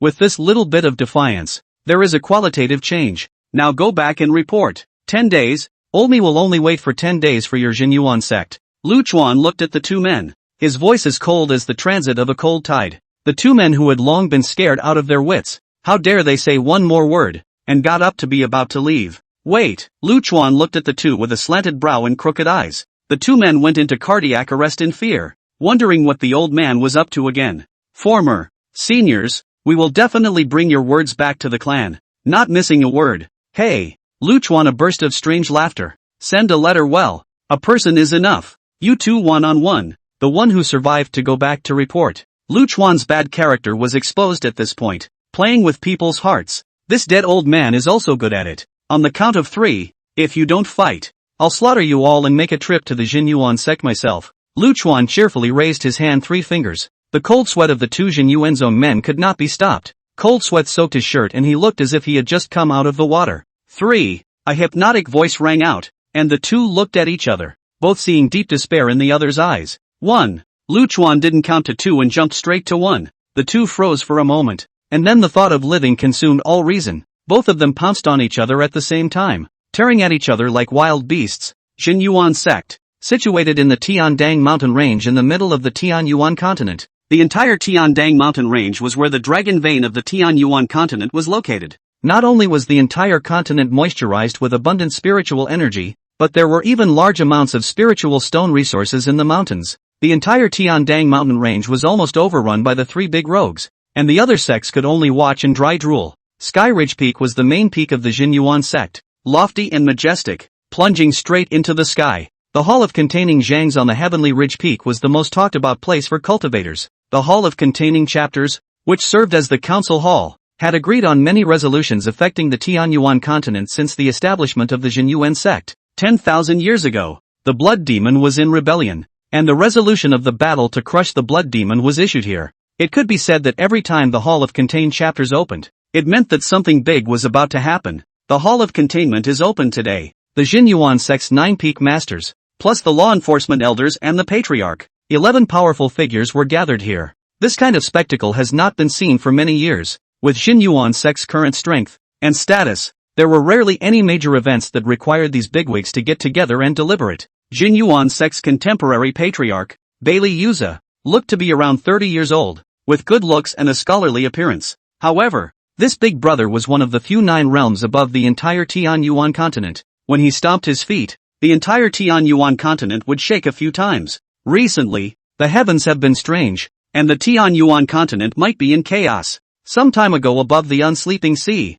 there were treacherous fluctuations, and the eye of the spectral spring buried deep under the sea seems to have signs of revival. Bailey Yuza sat in the main seat and slowly spoke about the topic of this deliberation. The eye of the spectral spring, which has been silent for tens of thousands of years. Why would it suddenly move? The one who struck up a conversation was a long, big, black-faced man. He was Luo Ran, the Jin Yuan sect's law enforcement elder, a character whose appearance was extremely inconsistent with his inner self. On the outside, he looks like a big, black, thick, dumb guy, but on the inside, he is a thoughtful, in control, strategic person. There were 2 ninth realm cultivators in the entire Jin Yuan sect, and Luo Ran was one of them. He's in a position of one man, above all others. Bailey Yuza propped up his chin, his fingers gently clasped his cheeks, and thought for a while. I don't know if it's the abnormal celestial phenomena that caused the tremor of the spectral spring, or if the tremor of the spectral spring caused the abnormal celestial phenomena. We are all smart enough to understand what that means. If it's a celestial anomaly, caused by the tremor of the phantom spring, then the main factor that might cause turmoil in the Tian Yuan continent in the future wouldn't be the spectral spring, but something else. If it was a tremor of the spectral spring that caused anomalies in the heavens, then there was nothing to say. As long as one defended against the eye of the spectral spring, the crowd discusses it for a while longer, but nothing comes of it. Let's adjourn the meeting. Notify all the major clans to keep an eye out for any strange people or things that have appeared recently. This time, the heavenly signs for the 3 great demonic stars are gathering. I'm afraid that a heavenly demon will come out. Bailey Yuza got up and let out a long breath. There was no telling what kind of mess would be made of this gathering of demonic stars. A behemoth like the Jin Yuan sect would bear the brunt of the chaos. Patriarch, there is one more thing to report. Just as Bailey Yuza was about to leave the council chamber, Luo Ran suddenly spoke out. Bailey Yuza frowned. What is it? About what happened 3 days ago at the Bright Moon Pavilion. Luo Ran said and shouted faintly at the door of the council chamber. Come in. The crowd shifted their eyes to the doorway. Soon a man who was in a trance, and whose body was still trembling between walks, came in cautiously from the doorway. This person was precisely one of the 3 people who had gone to the Bright Moon Pavilion earlier. Saturday 1. Tell me everything that happened the other day. One by one. Luo Ran frowned. Yes. Saturday 1 looked around suspiciously to make sure it was safe, and then swallowed hard before talking about the process of being repaired by Lu Chuan. 3 days ago, by order of the Peak Master, I went to the Bright Moon Pavilion to receive the cauldron. The entire council chamber was silent until the moment Saturday was finished. They hadn't known how many years it had been since they had encountered such a thing, and for a moment they actually didn't react. The most hilarious thing is that old thing in the Saturday bite actually set a deadline for Jin Yuan's own. It's really a slip of the tongue. A senile old man with no true essence fluctuations and a well-behaved and violent character. Bailey Yuza pondered for a moment and looked at Luo Ran. You go handle this. If there's anything wrong between the Bright Moon Pavilion and this old man, erase it as soon as possible. An eventful fall. Can't add more variables. Between light strokes, the fate of tens of thousands of people in the Bright Moon Pavilion was decided. That's right. Send someone to the Undreaming Sea to take a turn guarding the eye of the spectral spring, and be sure to report back in a timely manner if there's a breeze. After the meeting was adjourned, Luo Ran carried Saturday 1, who couldn't walk, out of the council chamber. No talent. Recalling the happenings of that day again, it had become a nightmare for Saturday 1, and every time he thought back on it, it was physically and mentally exhausting. Saturdayaki lifted his lifeless eyes and murmured in a trance. Long, elder, there are still 7 days left. The set time will arrive. Hurry up and go. If you anger him, I am afraid that the entire Jin Yuan sect will be destroyed. Luo Ran listened straight frowned, and even doubt that this Saturday 1 is not hit by the evil way of the soul regeneration method. Men, escort Saturday 1 to the cold ice prison. Elder, hurry up and go. Time is running out.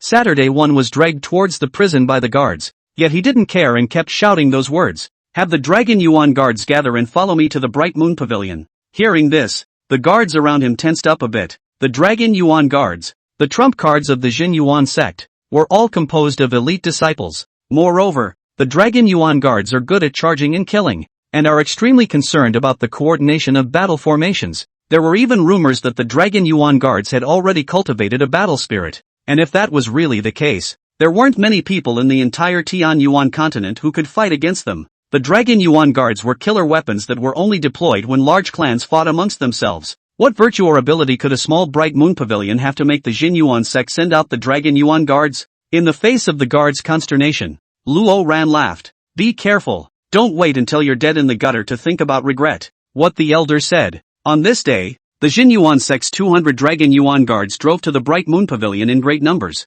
Those who didn't know thought that there was going to be a war against the Xian Tian sect, which was also one of the upper three sects. At the same time, there was another group of people who were also rushing to the Bright Moon Pavilion. These people were the clans that had traveled to the Maple Leaf mysterious realm the other day and had been wiped out by the entire group of unlucky people. Under the union of the 10,000 Beast sect, more than 30 sects, totaling no less than 2,000 people, ran to the Bright Moon Pavilion in great numbers. The Tian Yuan continent, which had been calm for hundreds of years, was in the midst of a storm today. Senior, it's not good. There are many cultivators coming towards our manhwa pavilion. The Bright Moon Pavilion was actively preparing for war these days, preparing to share life and death with the sect. As for Lu Chuan, he ate hot pot every day, looked at beautiful women, and didn't take it seriously. It was now exactly lunchtime, and hearing this news, Lu Chuan looked at the table to cut up the finest ingredients, and was annoyed in his heart. These dog bastards, not coming early, not coming late,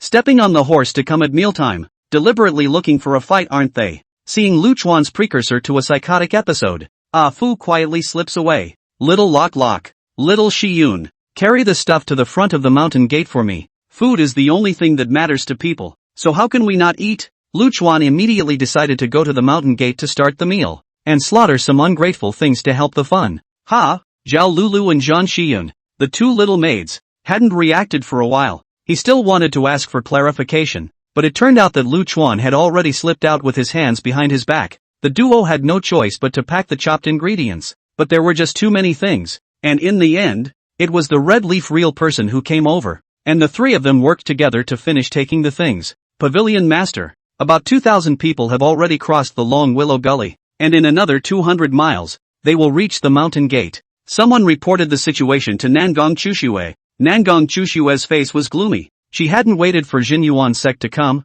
but she had waited for these clowns first. Nangong Chushue hard across. Lice are not afraid to bite. Anyway, have offended Jin Yuan sect, and then offend some does not matter. This time, either the manhwa pavilion is completely wiped out, or they will follow Lu Chuan in the future to eat and drink spicy food. Have all disciples go to the mountain gate and prepare to meet the battle. Pavilion Master. At this moment, a little girl ran over, her little face suffocating red because she ran too fast. Fluffy, what is it? Speak slowly. Nangong Chushue chided while handing over a cup of tea. The little girl finished her mouthful and wiped her mouth before stuttering a bit. Former seniors, he shabu in front of the mountain gate, but also had to let people play a little song for him. Said he wanted to listen to what the 18 touches. We do not know how to do this.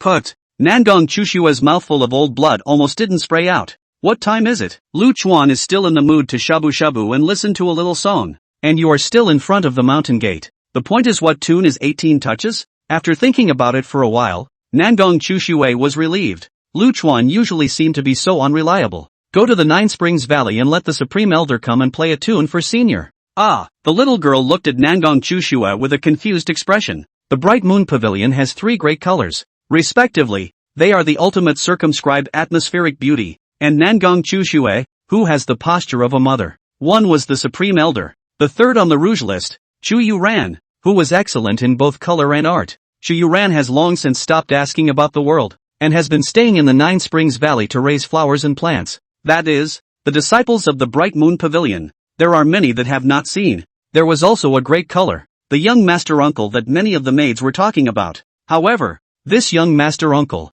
many years ago, went down the mountain to practice, so far has not returned. I do not know how the situation is. Go! Nangong Chushue smiled. Elder Chu is not good at conquering, but playing music is one of the best in the world. The mountain gate of the Bright Moon Pavilion is not as luxurious as it is magnificent, but it is exquisite and elegant. However, before this delicate and elegant mountain gate, Lu Chuan, a bad old man, set up firewood to start today's lunch. At this time, behind the mountain gate, a large number of Bright Moon Pavilion disciples had already gathered. each looking at Lu Chuan curiously. Usually, when Lu Chuan ate, it was just the two little girls, Luolu and Shiyun, who served him. Today is one more person. The red leaf real woman watching the fun. Also mixed in, found a job pouring wine. I like you the way you were. That's good enough. Lu Chuan teased, raising his glass and drinking. Real red leaf's eyes burned as she looked at the titanic Lu Chuan and smiled charmingly. Just like when we first met. The sass was showing.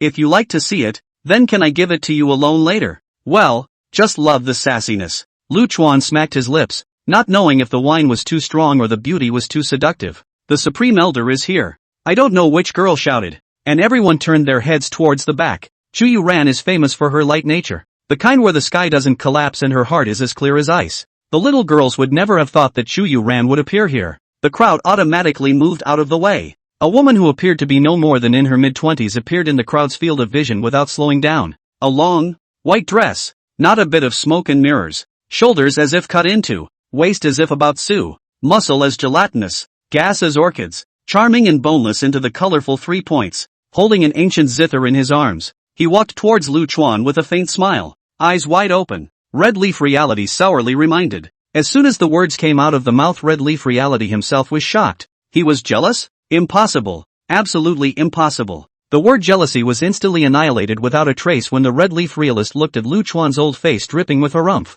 Yoren has met Senior. Chu Yuran arrived in front of Lu Chuan in a graceful manner and performed a salute. Drool. Drool. Senior. The little drop by the side. Seeing Lu Chuan staring at Chu Yuran in a daze, reminded up in a small voice. Ahem. Ha. The beauty of the girl is tragic. Cheap laugh. Cheap laugh. Seeing a beautiful woman drooling is so humiliating. It was only Lu Chuan, the faceless old man, who could pass it off as if nothing had happened. Chu Yuran couldn't help but laugh as well. The word ghastly seems a bit special when used to describe a woman's appearance. I heard Senior say that she wanted to listen to 18 Touch. But I am a foolish young woman, and I have never heard this tune before. Don't. Lu Chuan waved his hand in a hurry. Play whatever you want. Just take it. It is simply inappropriate to have such a lovely person play a little yellow song like 18 Strokes. The little woman is offering. Chu Yuran gently saluted and sat to the side. The sound of the zither resounded slowly, gradually overflowing like a tidal wave, filling every space in front of the mountain gate.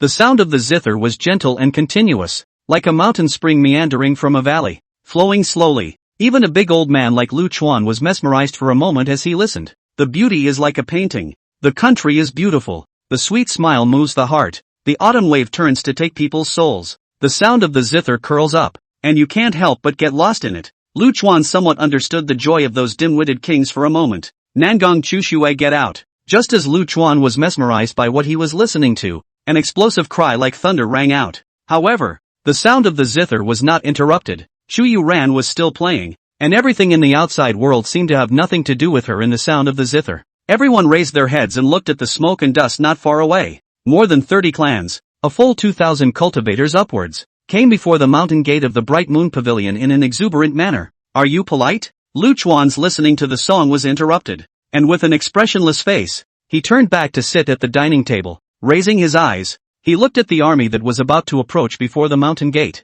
The army came in great numbers, flying in the sky, running on the ground, lively to the extreme. No better than the New Year's food market. Lu Chuan slowly picked up his chopsticks and gently dipped a drop of the chili oil in the dipping water. Then with a flick of the wrist, red chili oil shot out from above the chopsticks. The chili oil went towards the vocalized man, and wherever it passed the air was pulled to the point of distortion visible to the naked eye. Nangong Chu Shui, don't be a shrunken head turtle. Come out and give us an explanation as to why all of our people will die in the Maple Leaf Mystic Realm and you, Manhwa Pavilion, are unharmed. That leader hadn't finished his words. A flash of red that went straight through his mouth, then rushed out the back of his head. White brain matter, mixed with blood, squirted out of that small hole, gleaming in the sunlight. Bang! The person leading the group fell down hard from the back of the demonic beast on his hips, and his pupils began to lax. To his dying day he hadn't figured out why his mouth tasted like chili oil. The leader suddenly died violently, and the advancing army was shocked to a halt.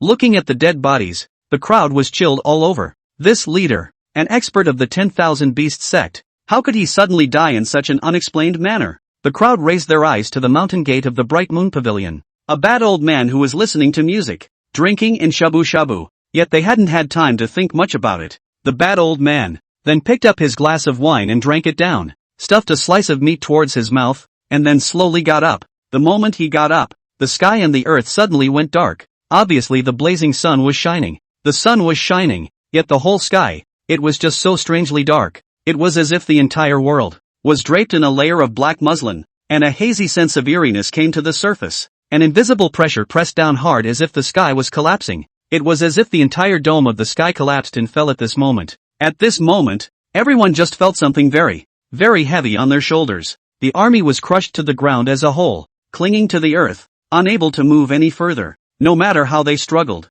all that responded to them was endless despair. The scariest part was that they opened their mouths and tried to say something, yet the mouth was open, but not a sound could be made. In the whole world, the curling sound of the zither was all that was left now. They realized, at this moment, what was going on. They tried to escape, but it was too late. The crowd could only look at the old man, walking slowly, unhurriedly, leisurely like an old farmer walking on a full stomach. Where I come from, there's a saying. Luchuan slipped to a stop not far from the crowd. 3 parts flirtation, 3 parts disdain rang out. Surrender and lose half. There's another way to say it too. Come out and admit when you're wrong and stand up for yourself when you're beaten. Luchuan suddenly laughed as he said this. Raising his eyes to the far end where heaven and earth were connected, something suddenly fell from his eyes. Hometown. What a familiar and unfamiliar word. Luchuan slowly sat down cross-legged on the ground. Propping up his chin, his thoughts drifted far, far away. Yet it's a blur of people and things from my hometown. 100,000 years is far, far too long for one person. It took a long time for Luchuan to come back to his senses. Looking at those terrified eyes in front of him, Luchuan couldn't help but smile. In this world, there are no pills of regret for sale. Luchuan got up and drew the wooden sword at his waist. Then he plunged the wooden sword hard into the middle of the ground. After doing so, Luchuan turned back towards his dining table. Raising his dry old hand between walks, he gently waved it as a final goodbye to the crowd. Sword 2 Earth Morning. Fu, who was far away, shouted out in excitement when he saw the scene. I knew it. You old man, in that little world, remembered the 12 sword moves. Elder Donkey, what are the 12 sword stances? A little girl asked curiously. Fu normally wouldn't bother with these yellow girls, but right now, he was in a very good mood. Alfred wagged his big tongue and stared with intelligent eyes as he explained to the little girls. The 12 sword moves, the ultimate in killing, were created by Luchuan in his early years. There are 12 sword strokes, divided into the 3 talents of heaven, earth, and man, the 3 realms of gods, ghosts, and demons, and the 4 passions of wind, flower, snow, and moon. That's not right, Elder Donkey. There are only 10 items here. The little girls were a bit puzzled. Fu looked at Luchuan, who was walking slowly, and smiled faintly. Ha ha ha. There is no living being who wants to see the last 2 stances of the 12 sword stances of killing life. The little girls were at a loss, talking such a bluff, but nothing seemed to be moving. However, the next thing everyone saw was an image that would wake them up in their dreams, with the wooden sword as the center. Black Sword Chi. At this moment, dazzled, the surface of the earth began to gently churn like a wave. Bang! A muffled sound rang out. The churning of the ground began to accelerate, and the entire ground began to crack furiously. Bang! Bang! Bang! The entire surface of the earth exploded violently as it churned. Black Sword Chi filled the entire field of vision, taking the blasted ground and swirling it into the air, forming a huge black tornado. No one was spared from the rabble that was pressed above the ground, and they were all swept into the air as well. The black tornado, like a roaring black dragon, rolled more than 2,000 lives and flew recklessly in midair. Then, all of them saw the horrifying image that they would never be able to let go of in this lifetime. Those who were caught in the dragon scroll, their bodies, under the cutting of that sharp black sword chi, began to shatter. It was as if they had been cut up by 1,000 cuts, their limbs crumbling and their torsos falling apart. In this moment of being engulfed by the sword, it was no longer possible to distinguish what was pain. What was even more bizarre was that only the bodies of these people were shredded, while their heads all remained intact, until they lost their lives. The facial expressions of those heads stayed in that distortion under extreme pain. All of this, in silence. Only the sound of Chuyoran's already out-of-tune piano sent them off. The moment the black tornado dispersed, all the blood and flesh that had been churned up, came together. By the residual black sword chi, it was polished into a huge ball of meat, and the heads that weren't crushed were set into the surface of this meatball. The wide-open mouth, the twisted expression, the eyes of endless despair after the horror. These dead heads, in silence, tell of a gruesome killing. At the time of that meatball, falling down from the sky, the wooden sword stuck in the ground gently trembled and chirped. The wooden sword dragged a bit of black light and came to the exact point where the meatball landed.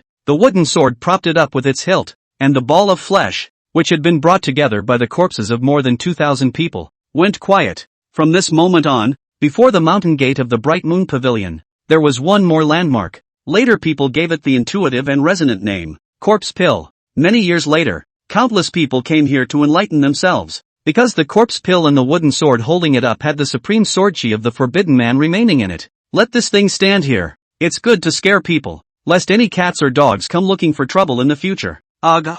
Why are you all throwing up? Lu Chuan couldn't help but roll his eyes as he looked at the crowd that was throwing up. The only one who was still normal was Nangong Chushue, but the way she looked at Lu Chuan again, there was already more than a little bit of fear in her eyes. It wasn't that Nangong Chushue hadn't killed people before, but to do so efficiently, and having the evil taste to make meatballs after killing someone. As a human being, a creature, her instincts were extremely resistant to that. This is more than a normal person can handle. But there was one very good thing about this woman, Nangong Chushue, and that was that she was self-aware, strongly enduring the physical discomfort. Nangong Chushue Lu Chuan sighed, gently saluted. All matters are up to senior. I like women like you. Lu Chuan nodded in satisfaction. This woman is good. Knows what's good and what's bad. Knows what's good and what's bad. Knows what's good and what's good. As long as there were enough conditions, the Bright Moon Pavilion would surely flourish in her hands in the future. And that condition, which has now emerged, is Lu Chuan.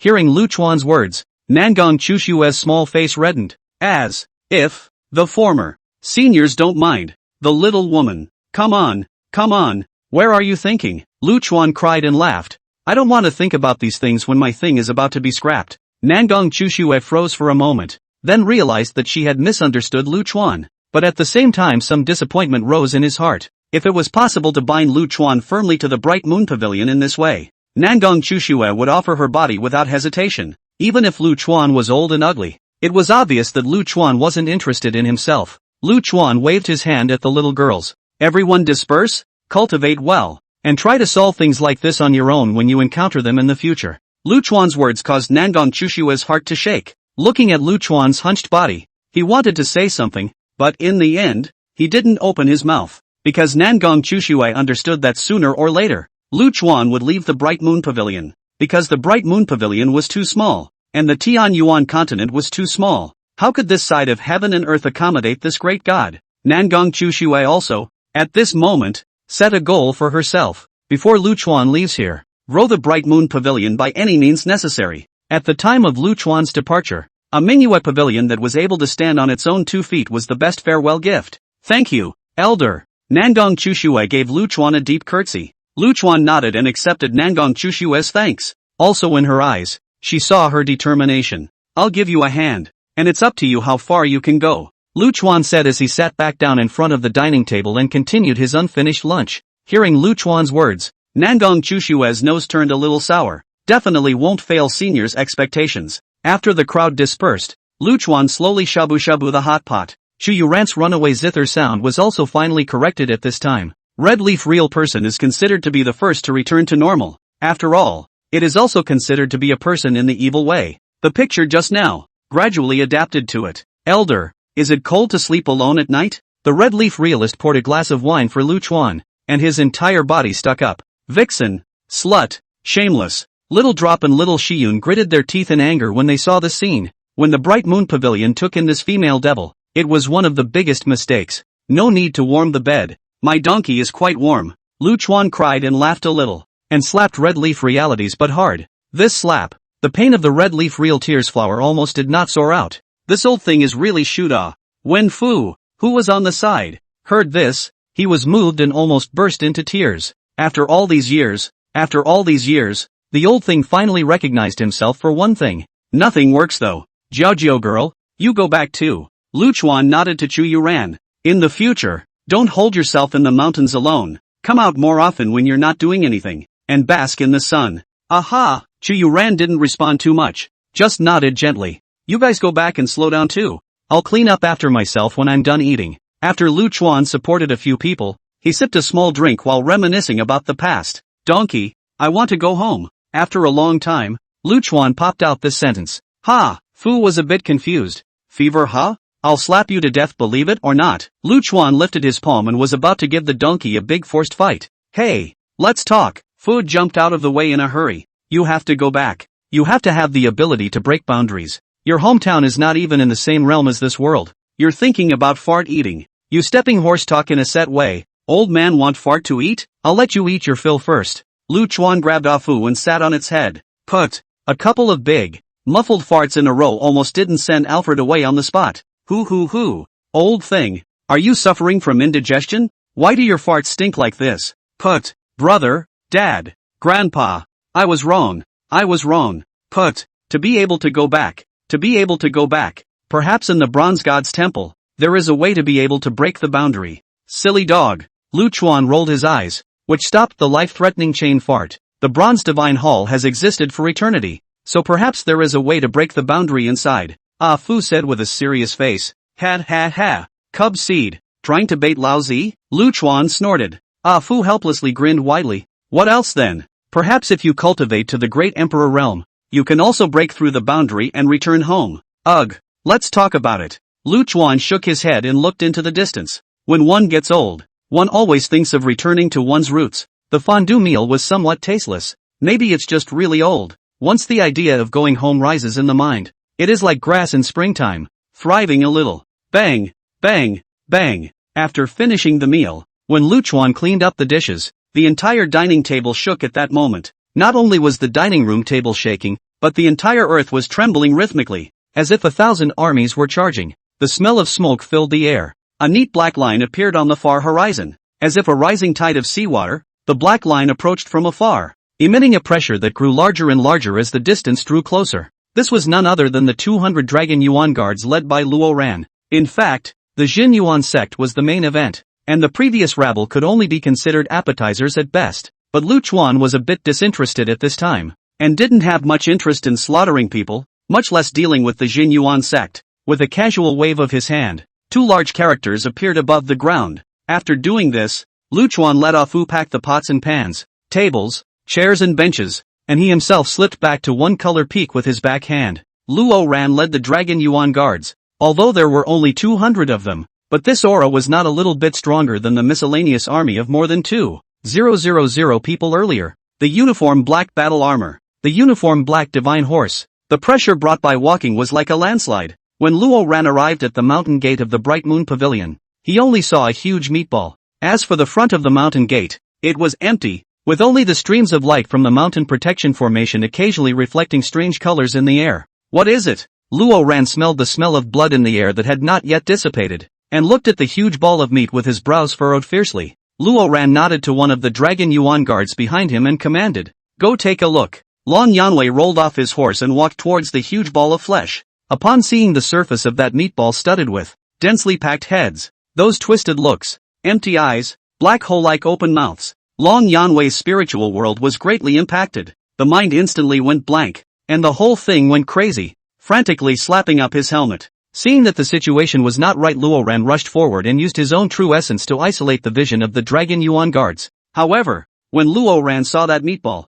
his entire body was also a bit confused. It was good that he was so strong that he was not affected by anything. Elder Luo, how could I? That Long Yanwei, who had almost gone crazy, returned to his senses at this moment. Luo Ran shook his head. A never-before-seen sword chi remains here, very tyrannical and will affect the mind. Long Yanwei sighed in relief with some fear. Luckily it was just some residual sword chi. Is this thing made from a living person? Ryujinwei looked over at the meatball, a little less physically comfortable. Luo Ran nodded his head. It's still fresh and won't last more than an hour. Elder, that head. It seems to be the peak master of the Toothless Peak of the Giant K sect. That head seems to be a disciple of the 10,000 Beast sect. Soon, the Dragon Yuan guards around him recognized the identity of the head set on the surface of the meatball. Luo Ran gently tapped his forehead. It seems that multiple clans have teamed up to come to the Bright Moon Pavilion. Have someone go to these sects to investigate and ask why they came to the Bright Moon Pavilion. Elder, there are words over there. At this moment, someone voiced a reminder.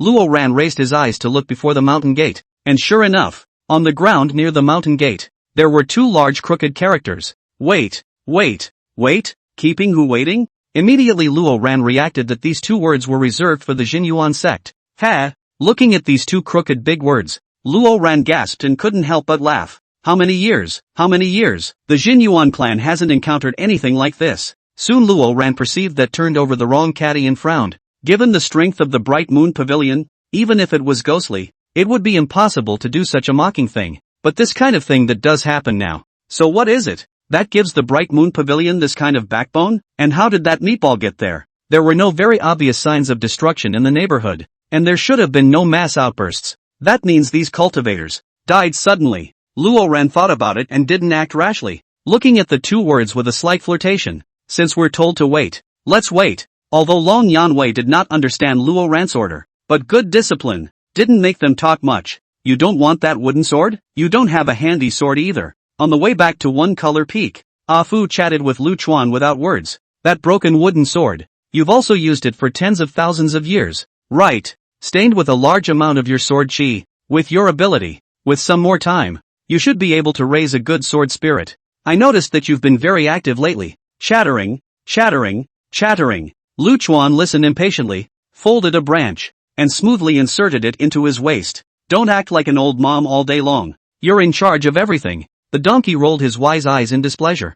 You think I'm willing to care? If another person died in front of me, I wouldn't even blink. Silly dog. Lu Chuan bristled, but it was rare that he did not repair the donkey. You've killed too many people today. You'll attract heaven's punishment. Ah Fu changed the subject. What for? Lu Chuan impatiently pointed at the sky. Is the heavenly Tao so idle that it has to come and take care of a few pigs and dogs even after killing them? Ah Fu shook his head. A few deaths, of course, won't attract the attention of the heavenly Tao, but your power, it doesn't belong to this world. To explain it to you this way, compare this world to a computer. And your situation in this world is equivalent to a virus in the computer system. Your computer has a virus. Will you kill it with antivirus software? Bah! You are the virus. Lu Chuan rolled his eyes. I'm afraid of her. I'll cut the girl if I'm pissed off. Reckless. The donkey let out a disdainful laugh and continued. Although you are truly invincible on Earth, it's hard to say whether you'll win or lose if you have to go head-to-head with the heavenly Tao of a great world. Besides, the heavenly Tao won't fight you head-on. It will just strike you with thunder every day, and if it doesn't kill you, it will annoy you to death. You dog, what are you trying to say by going around and around? Lu Chuan huffed a big pussy bucket on the donkey's face. The donkey's face was directly slapped out of shape, but it didn't care. It didn't matter. After all, it had been used to it for a long time. If Lu Chuan didn't give it a blow, it would be a bit uncomfortable instead. Let me get this straight. Fu shook his head, letting his deformed face return to normal. You need to learn the cultivation system of this world so that you won't cause the heavenly Tao to target you. You're sick. Lu Chuan's voice raised an octave. Are you sure that the two types of system power won't clash in Laozi's body? Ah Fu shook his head. I don't know. Look at it. Anyway, I'm only responsible for opening the hangars. Exactly how to operate. You solve it yourself. Lu Chuan thought for a while, but did not have a clue, and finally decided to go back and try first. It was pouring rain in the old Lone Mountain range at night.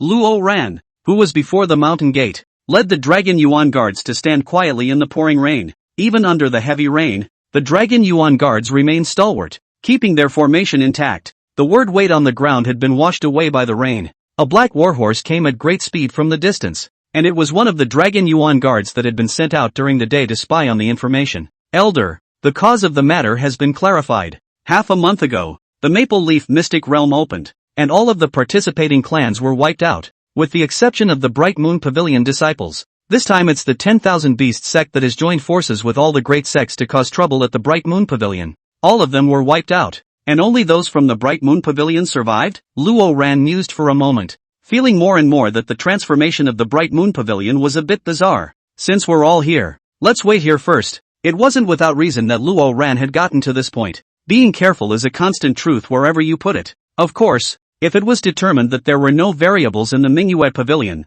then what awaited the Mingyue Pavilion would be a massacre. Senior, the Jinyuan sex people have been waiting at the bottom of the mountain all night. Lu Chuan had just gotten up when Nangong Chushue entered the small courtyard. Nangong Chushue's demeanor was a bit haggard. It seemed like she didn't rest last night. The arrival of the Dragon Yanwei gave her great pressure. How could Nangong Chushue not have expected that Jin Yuan sect would send out the Dragon Yuan guards? A great killing weapon? Not in the mood for them. Let's air it out for a few more days. After Lu Chuan finished, he did radio gymnastics in the courtyard. Nangong Chushue's eyes jumped straight up. The other party is Jin Yuan sect, and the person coming is still Luo Ran. This big cunt. Is it really good to hang out to dry like this? But now that everything was staked on Lu Chuan, Nangong Chushue could only listen to Lu Chuan. Lu Chuan was finally a bit more comfortable after moving his body. With these old arms and legs, I'm really afraid that one day the body parts won't work anymore. That's right. Get me some introductory books on cultivation. And in addition find a girl who was articulate and logical to give me lessons.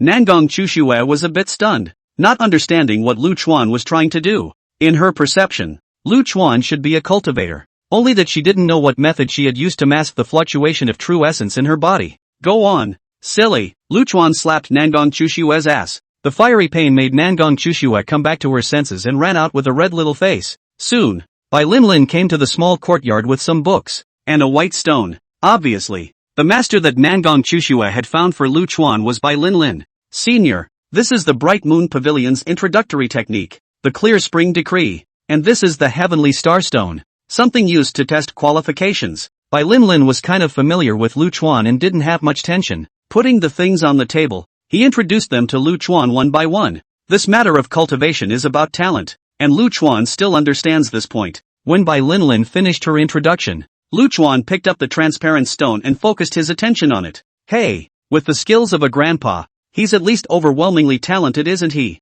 Lu Chuan held the stone proudly, and soon the Heavenly Starstone reacted. A little bit of colored mist lingered above the stone. Soon this mist grew more and more solid. These colored mists swirled and eventually coalesced into a bit of thumb-sized, black hole-like contraption. Pop! In the next moment, the Heavenly Starstone directly shattered away. This can make Lu Chuan bullish. The movement is so big, how can it be a great talent? However, looking again at Bai Linlin, as well as little Lulu who was watching from the sidelines, little Shiyun, and the reaction of the Red Leaf realist, Lu Chuan felt that things were, well, a little off. The four women, all of them, were dumbfounded, as if they had not counted on this result even after 1,000 calculations. What? Moncler Outlet Online, this natural talent is not awesome? Lu Chuan asked with some uncertainty. Put the Red Leaf realist on the side. At this time, finally couldn't help himself and spewed out a mouthful. The Red Leaf reality covered her small mouth and laughed. Grand Master, your talent is more than outstanding.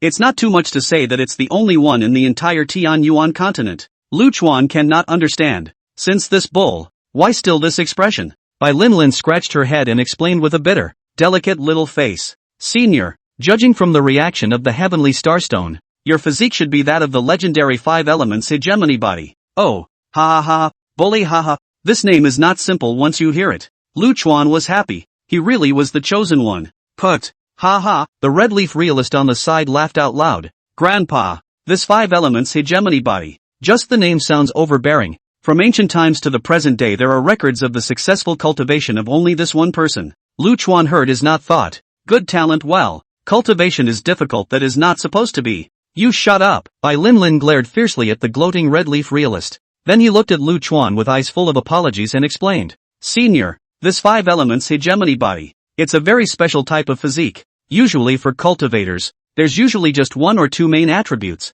and as many as 3. When we cultivate, we only need to follow our own attributes and keep going, and the resources we need to consume won't be too much. But the 5 elements hegemony body, which is complete with all 5 elements, requires not only a terrifying amount of resources to cultivate, but also a balance of the 5 elements. According to the records, in the ancient times when resources were abundant, there were people who had succeeded in cultivating, but with the current amount of resources, it's simply impossible to cultivate the hegemonic body.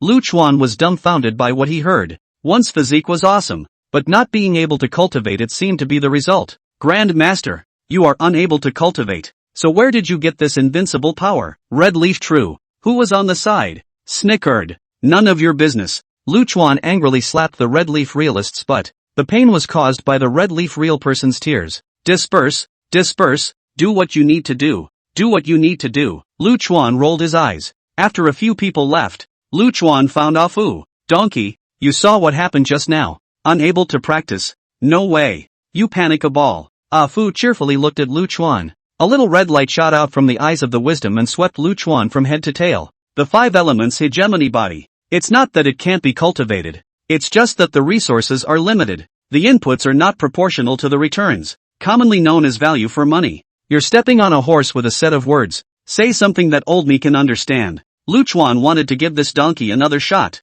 The donkey withdrew the red light and cheerfully said, "It's very simple. The resources to raise one 5 elements hegemony body can feed millions of ordinary cultivators. And it's hard to cultivate the 5 elements hegemony body. If you can't find the balance, there's a risk of disintegration at any time. As far as this price/performance ratio is concerned, as long as there's no pit in the brain, no one would think of investing in the 5 elements hegemony. It's just right. Old me is also too lazy to cultivate." Lu Chuan was indifferent. Why so tired? Directly lying flat is not good? Hey, just because others can't, doesn't mean you can't. Donkey cheaply came up to Lu Chuan. "As long as I can match the information about this world, I can find enough resources for you. Now, you go find a few big cities and kill it so that the Heavenly Tao will step in to exterminate you. I'll take advantage of the time when the Heavenly Tao puts its attention on you to invade this great world, and as long as I succeed, I'll use the resources of the entire world to feed you alone. So I'm still afraid that I won't succeed? Get the hell out of here." Lu Chuan raised his foot and sent the donkey flying. "Think about it, it's the only way." The donkey's undying voice came from far away. Lu Chuan wasn't that bored. Since he couldn't practice, he didn't practice. Doesn't he smell good when he's lying here looking at a beautiful woman? When the rejuvenation is successful and the dick thing works, wouldn't it be nice to marry 100 broads by then? Elder, it's bad. Something has happened to the disciple who traveled to the 100 Flowers sect to refine pills. While Lu Chuan was fantasizing about a bright future, Bai Linlin rushed into the small courtyard with a small white face. Crap! Lu Chuan stood up from his chair with a prancing movement. The illusory face pill was Lu Chuan's only hope of returning to his old age. If anything goes wrong, this psychopath, he's going to put a hole in the sky. Go on, check it out. Lu Chuan followed Bai Linlin and headed to the main peak, Tianshui Peak. At this time, in the Tianshui Peak's council hall, hundreds of disciples stood quietly in the hall. No one spoke, and the atmosphere was terribly quiet. The occasional sob added a little more poignancy to the suppressed sadness. In the middle of the hall lay a maid covered in blood. Because his whole body was soaked with blood and his face was covered, he could no longer see his original appearance. Nangong Chushua tightly hugged the girl. Tears could not be stopped from dripping down in big drops. "Where's the X?" The girl, who was like a blood man, opened her eyes with difficulty, and her formerly bright pupils had become a lifeless gray. The girl gently spread her palm and a ring slipped from her hand. This ring contained the materials for refining the illusory face pill for Lu Chuan. Seeing the ring that was dyed red with blood, Nandong Chushua could no longer hold back and let out a loud cry. "Xiao xiao, xiao xiao. Senior will come soon. Will come soon. You don't sleep. You don't sleep. Sleep will never wake up again." Yet the passage of life is never slowed down by the amount of emotion. Lin Xiaoxiao finally raised her head with difficulty and looked towards the door of the council chamber. The pale figure was not seen until the end of his life. "My name is Lin Xiaoxiao. Small for size. Hey, elder, take us to pick herbs, will you? Hey, senior, why is your back always sprained? Ah, he. Senior, when we go back, can you teach me to practice my sword?" When Lu Chuan arrived at the council chamber, Lin Xiaoxiao had already closed her eyes forever. Lu Chuan recognized the person wrapped in blood.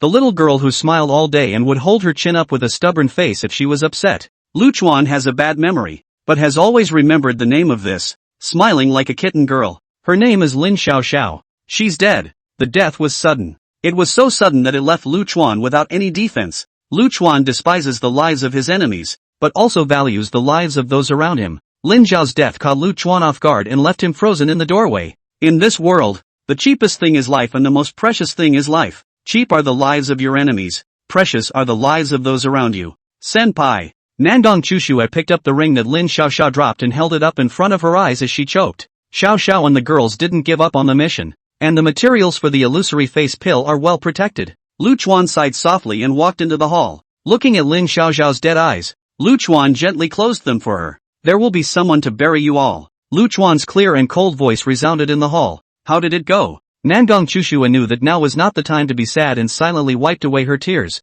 For this trip to the 100 Flowers sect for alchemy, there are a total of 11 people on escort duty, with the person in charge being the 5th elder. In order not to attract attention, it didn't take a spirit beast, but instead used a magic weapon to fly to the 100 Flowers sect. Xiaoxiao finally brought back the news. They are in the Black Moon Beach. Encountered the evil cultivators. The 5th elder with other disciples died in battle. Only Xiaoxiao desperately broke out. Lu Chuan nodded. It seemed that he should have encountered a halfway robbery. Nangong Chushua looked sad and helpless. Over the years, Manhwa Pavilion has been weak, and I've always restricted my disciples from going out for fear of encountering such things. Take me to Black Moon Beach. Lu Chuan got up. Everything has to have a result, and it's only right that blood should pay for blood. Nangong Chushua nodded and picked up Lin Xiaoxiao's body, her eyes filled with rage. Lin, go prepare the materials for the mirror flower water moon and go to Black Moon Beach with Senior. The other disciples make preparations for battle and guard the mountain gate. No outsider shall step into the Bright Moon Pavilion before Senior returns. Red Leaf, you also follow Senior to Black Moon Beach. You know better about evil cultivators. Nangong Chushua arranged everything in an organized manner. Black Moon Beach, a necessary place to the 100 Flowers sect. If you don't go to the 100 Flowers sect via Black Moon Beach, you have to bypass the huge 100 Zephyr Lake, which will take a lot of time. Moreover, there were demonic beasts around 100 Zephyr Lake from time to time, and there was always the danger of being devoured. Therefore, Black Moon Beach has almost become a one-way street. Because of this, Black Moon Beach had also become the best place for the evil way to stop and rob. Because those who traveled to the 100 Flowers sect were bound to be cultivators who went to refine pills, and usually carried a large amount of heavenly materials on their bodies. This kind of no-cost business who like to do. Over time, the Black Moon Beach has become a nest of robbers and bandits. In addition, the terrain here is extremely treacherous and close to Bay's Lake. Even if the upper three clans organized a siege, these evil cultivators drilled towards 100 Zephyr Lake and nothing happened. When the winds of the siege passed, the evil cultivators who were lucky enough to survive ran out again and continued to engage in their old profession. Moreover, these robbers are also smart, never messing with the disciples of big clans and sects, only robbing those clans that are weak. Obviously, the Bright Moon Pavilion belonged to the kind of powerlessness. When Lu Chuan arrived at Black Moon Beach, there were only corpses left all over the ground. The blood was blackened, tons of flies landed on top of the body, and scavengers leered around, ready to feast. Seeing the shattered corpses of her fellow disciples, Bai Lin and her group couldn't help but redden their eyes. Let's collect the bodies of the girls first. Lu Chuan's expression was flat, and his voice couldn't hear any emotional fluctuations. The people complied and pieced together the body on the riverbank. Senior, something is wrong. Soon the Red Leaf realist sensed that something was wrong. Say, Lu Chuan nodded expressionlessly. The Red Leaf realist swallowed his saliva, a little afraid of Lu Chuan's appearance. The evil cultivators that are entrenched in Black Moon Beach generally don't take things to the extreme, and even robberies seldom kill anyone, let alone beat corpses to pieces. They are seeking wealth, not for the sake of killing. The Red Leaf reality looked at Lu Chuan, and seeing that Lu Chuan did not respond, he could only continue. Judging by this means of driving the people out of business, it is possible that the robberies and killings were committed by a different group of people. With that, the Red Leaf realist waved his hand, and a severed arm flew into his hand. The severed arm took on a bizarre, miserable green color, and it was obvious that it had been poisoned. There aren't many cultivators who use poison, and poison cultivators are one of the most sinful. Even the average evil cultivator wouldn't touch it. Finish in one breath. Lu Chuan frowned. Red Leaf reality was startled and quickly nodded. This green poison, which I have seen before, is called Green Blaze and is only found on the 72 Immortals Island. 72 Divine Immortal Islands. Hearing this name, Bai Lin and the others' hearts trembled. If we say that the 100 Ghost Sect is the leader of the evil paths in the central and western part of the Tianyuan continent, then the 72 Divine Immortals Cave is the leader of the evil paths in the entire Tianyuan continent. The Cave of the 72 Immortals, above the Sea of Undreaming, far from the mainland. It is said that the evil cultivators who gather at the 72 Divine Immortals Cave number in the tens of thousands. Each of these evil cultivators is ruthless, and they all have absolute unique skills. These people have gathered together to form a force that has almost caught up with the three sects. Even Yun Mengzi, one of the upper three clans next to the Unsleeping Sea, can't do anything about the 72 Divine Immortal Caves. When Real Red Leaf finished speaking, Lu Chuan raised his eyes to Bai Lin. Girl, use the mirror flower water moon to restore the scene. One by one I'll go and execute their 9 clans.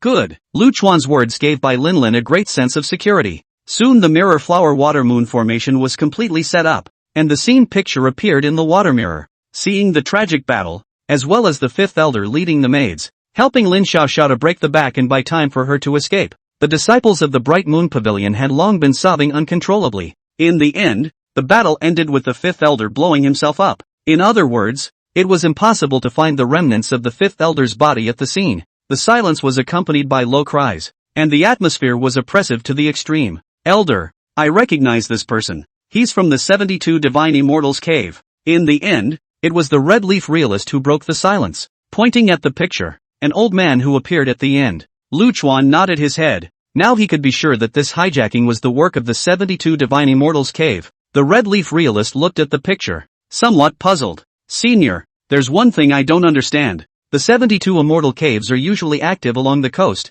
How could they have come deeper into the vicinity of Hundred Zephyr Lake? I'm afraid this place is hundreds of thousands of miles away from the unsleeping sea. There's no reason for them to seek farther away and come here to rob and kill people. I'll figure it out. Saying that, Lu Chuan raised his eyes to look at the large mountains surrounding him and asked, are there evil cultivators in these mountains? Red leaf realist nodded. If there is no large-scale siege, the evil cultivators that are entrenched in Black Moon Beach are usually hiding in the surrounding mountains. Hearing this, Lu Chuan drew out a branch from his waist and ruthlessly plunged it into the ground. Sword 3, Human Scourge. The black sword chi spread out like a spider web. Soon, this black spider web sword chi spread over the entire ground, extending all the way into the surrounding mountains. Starting at the moment the spider web spread, the insects and birds disappeared, the breeze stopped blowing, and the small river not far away stopped flowing. All sound, at this moment, fell silent. 10 minutes later, the crowd saw a figure that walked out from the large mountain directly in front of them. The man was stagnant and walked shakily,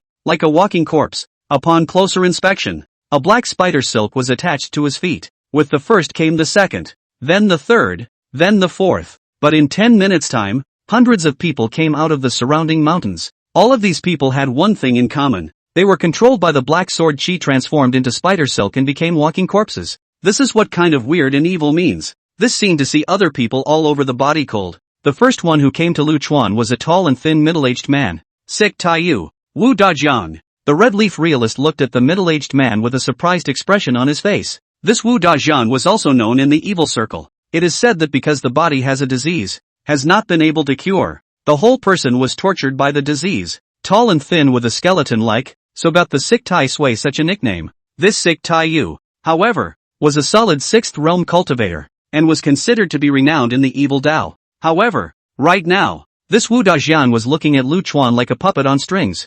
dumbfounded. What was the battle at Black Moon Beach earlier? Lu Chuan opened his mouth and asked. Wu Dajiang nodded with a dull expression. The people from the 72 immortal caves came here the day before yesterday and negotiated with us to rob and kill the people from the Bright Moon Pavilion. The condition is that the people of the Bright Moon Pavilion must finish dying, and they won't take a penny of the property they gained. The Bright Moon Pavilion is weak, so we'll agree to it. After saying that, Wu Dajiang froze again and stopped saying anything. Not for wealth, only murder. Lu Chuan gently tapped his forehead. It seems that this matter still needs a trip to the 72 Immortals Cave to figure it out. There might be someone who buys murders. As Lu Chuan pondered, he drew out a branch from the ground and threw it. The branch landed firmly in the center of the creek. Since you guys are involved in this, you can go to hell. All of the controlled cultivators shifted their direction at this moment, walking woodenly towards the center position of the creek. Hundreds of people gathered in large and small circles, 3 layers inside and 3 layers outside.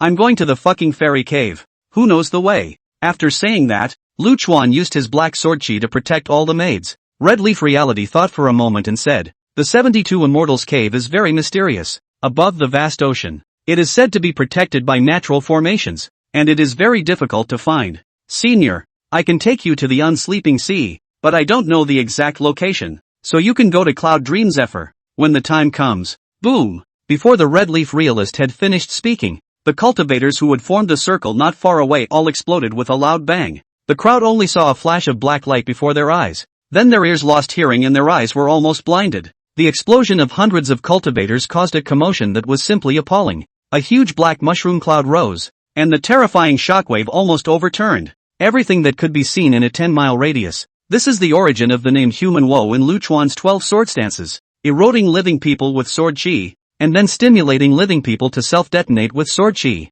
Living Human Bomb Maker. This move is best suited for mass slaughter. If Lu Chuan was willing, it would only take a few minutes to slaughter a big city with the human disaster. And the stronger the person controlled by the sword chi, the more powerful the explosion would be. These hundreds of people were all cultivators, and there was no shortage of powerful cultivators of the 6th realm like Wu Dajiang. The power of this explosion was the power of a small nuclear bomb. The most terrifying thing was that the black sword chi that scattered after the explosion would control the living people to self-detonate before it completely dissipated. These 12 sword moves were created during the time when Lu Chuan was most mentally abnormal. With anti-human and anti-social attributes pulled full circle, the crowd was protected by the sword chi, and although they weren't affected by the shockwave, the horrifying scene made everyone's legs and stomachs go weak. After the explosion, Lu Chuan retrieved all the scattered black sword chi. Nowadays, Lu Chuan, although the psychosis also intermittently attack, but after coming out has been much better, not to care about killing and burying. Girl,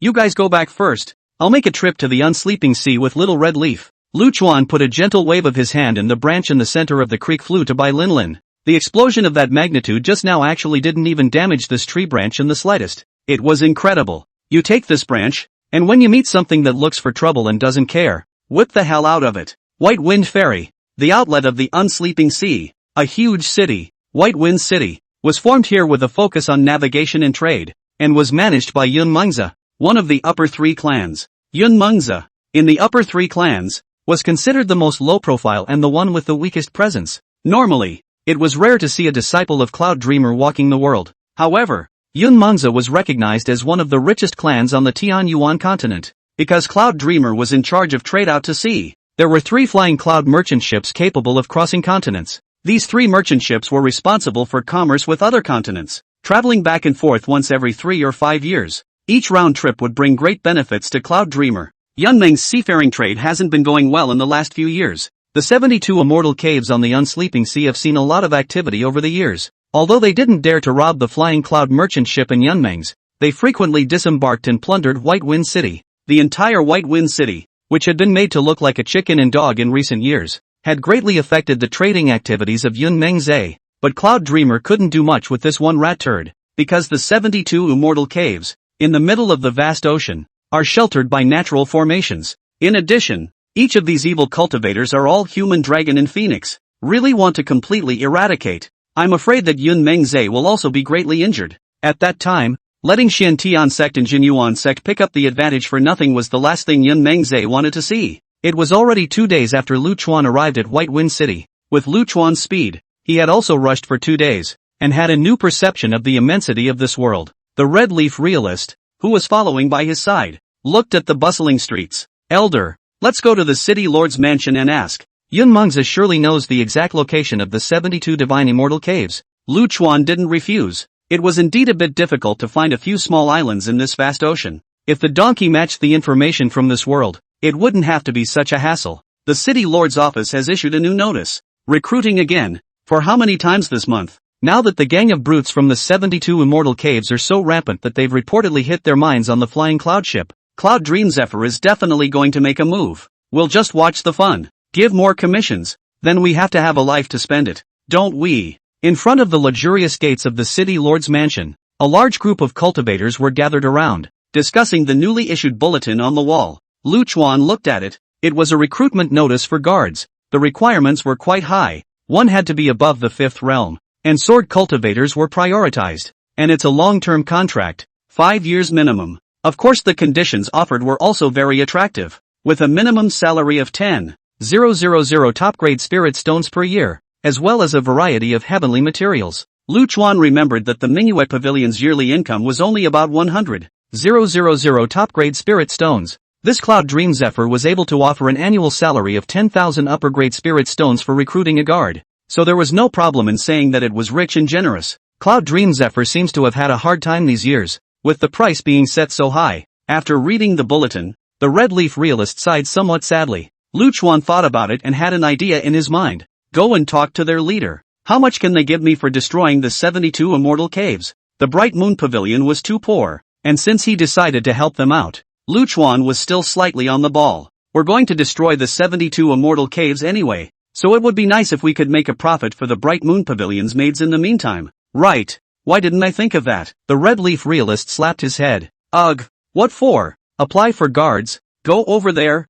This side is the city lord's mansion. Red Leaf Makoto pulled Lu Chuan and ventured through the gate, and was unsurprisingly stopped by the guards. Lu Chuan was not in the mood to bother with the guard here, and directly used his sword chi to control the guard so that he could inform him of his purpose. Soon the city lord himself came out to greet the duo, acting enthusiastically. After all, it was unknown how many years it had been since there had been a fierce person who was going to go and destroy the 72 divine immortal caves. The lord of the city was a small, chubby old man who looked to be in his 50s, a little fat, and long and peaceful like a rich man. Both of you, inside please. The city lord couldn't hide his inner disappointment after seeing Lu Chuan and Red Leaf realist. But since he can sit in this position, this little fatso still has a knack for treating people well. The city lord didn't let the duo's appearance slow him down one bit. No need. Send someone who knows the way, and head out to sea right away. Lu Chuan didn't like human feelings and behaved in a raw manner. The city lord was a bit embarrassed and smiled helplessly. Old man, going out to sea is not impossible, but you have to think clearly. This is not a joke. How much will you Yun Mengzhe give after eliminating the 72 divine immortal caves? Lu Chuan didn't want to bullshit with him and cut straight to the chase. Seeing that Lu Chuan was so confident, the city lord was a bit uncertain. Was this old man really capable, or had he lost his mind? Moreover, he couldn't feel Lu Chuan's body. There were fluctuations of true essence, which made him a bit skeptical. 2 million top-grade spirit stones. After thinking it over, the city lord still quoted the price. 2 million top-grade spirit stones was almost 20 years of Ningyue's income. 1 byte price. $4 million.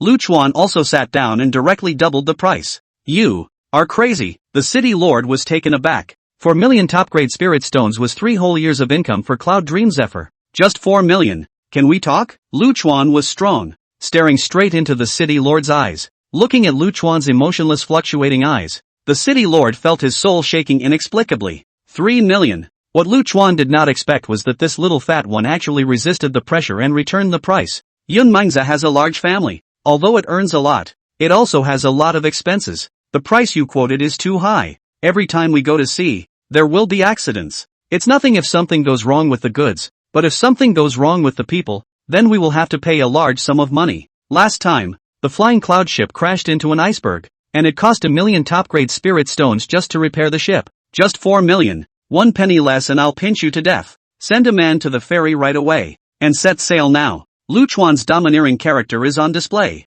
After saying that, he carried his hands behind his back and left the city lord's mansion. Looking at Lu Chuan's back as he left, the city lord let out a long breath. The pressure this old man brought to him was too much, especially when those eyes were staring at him, as if they were trying to suck the soul out of him. $4 million to exterminate the 72 immortal caves isn't too expensive. The city lord estimated it and felt that 4 million was still acceptable. Of course the prerequisite is that all 72 immortal caves must be destroyed. Don't let the whole wildfire burn out in the spring and those 4 million won't be spent in vain. The city lord pondered for a while, and finally made up his mind to take a gamble. There's nothing to lose anyway. If it succeeds, Yun Mengzhe will get rid of a piece of heart disease in the future. And the safety of external navigation and White Wind City can also be guaranteed. If it fails, the old man won't be able to come back without worrying about coming looking for trouble. Elder, you really dare to ask for it? 4 million top-grade spirit stones. What a big pile that must be. In the ferry's small noodle shop, Lu Chuan was eating noodles, and the red leaf realist was accompanying him.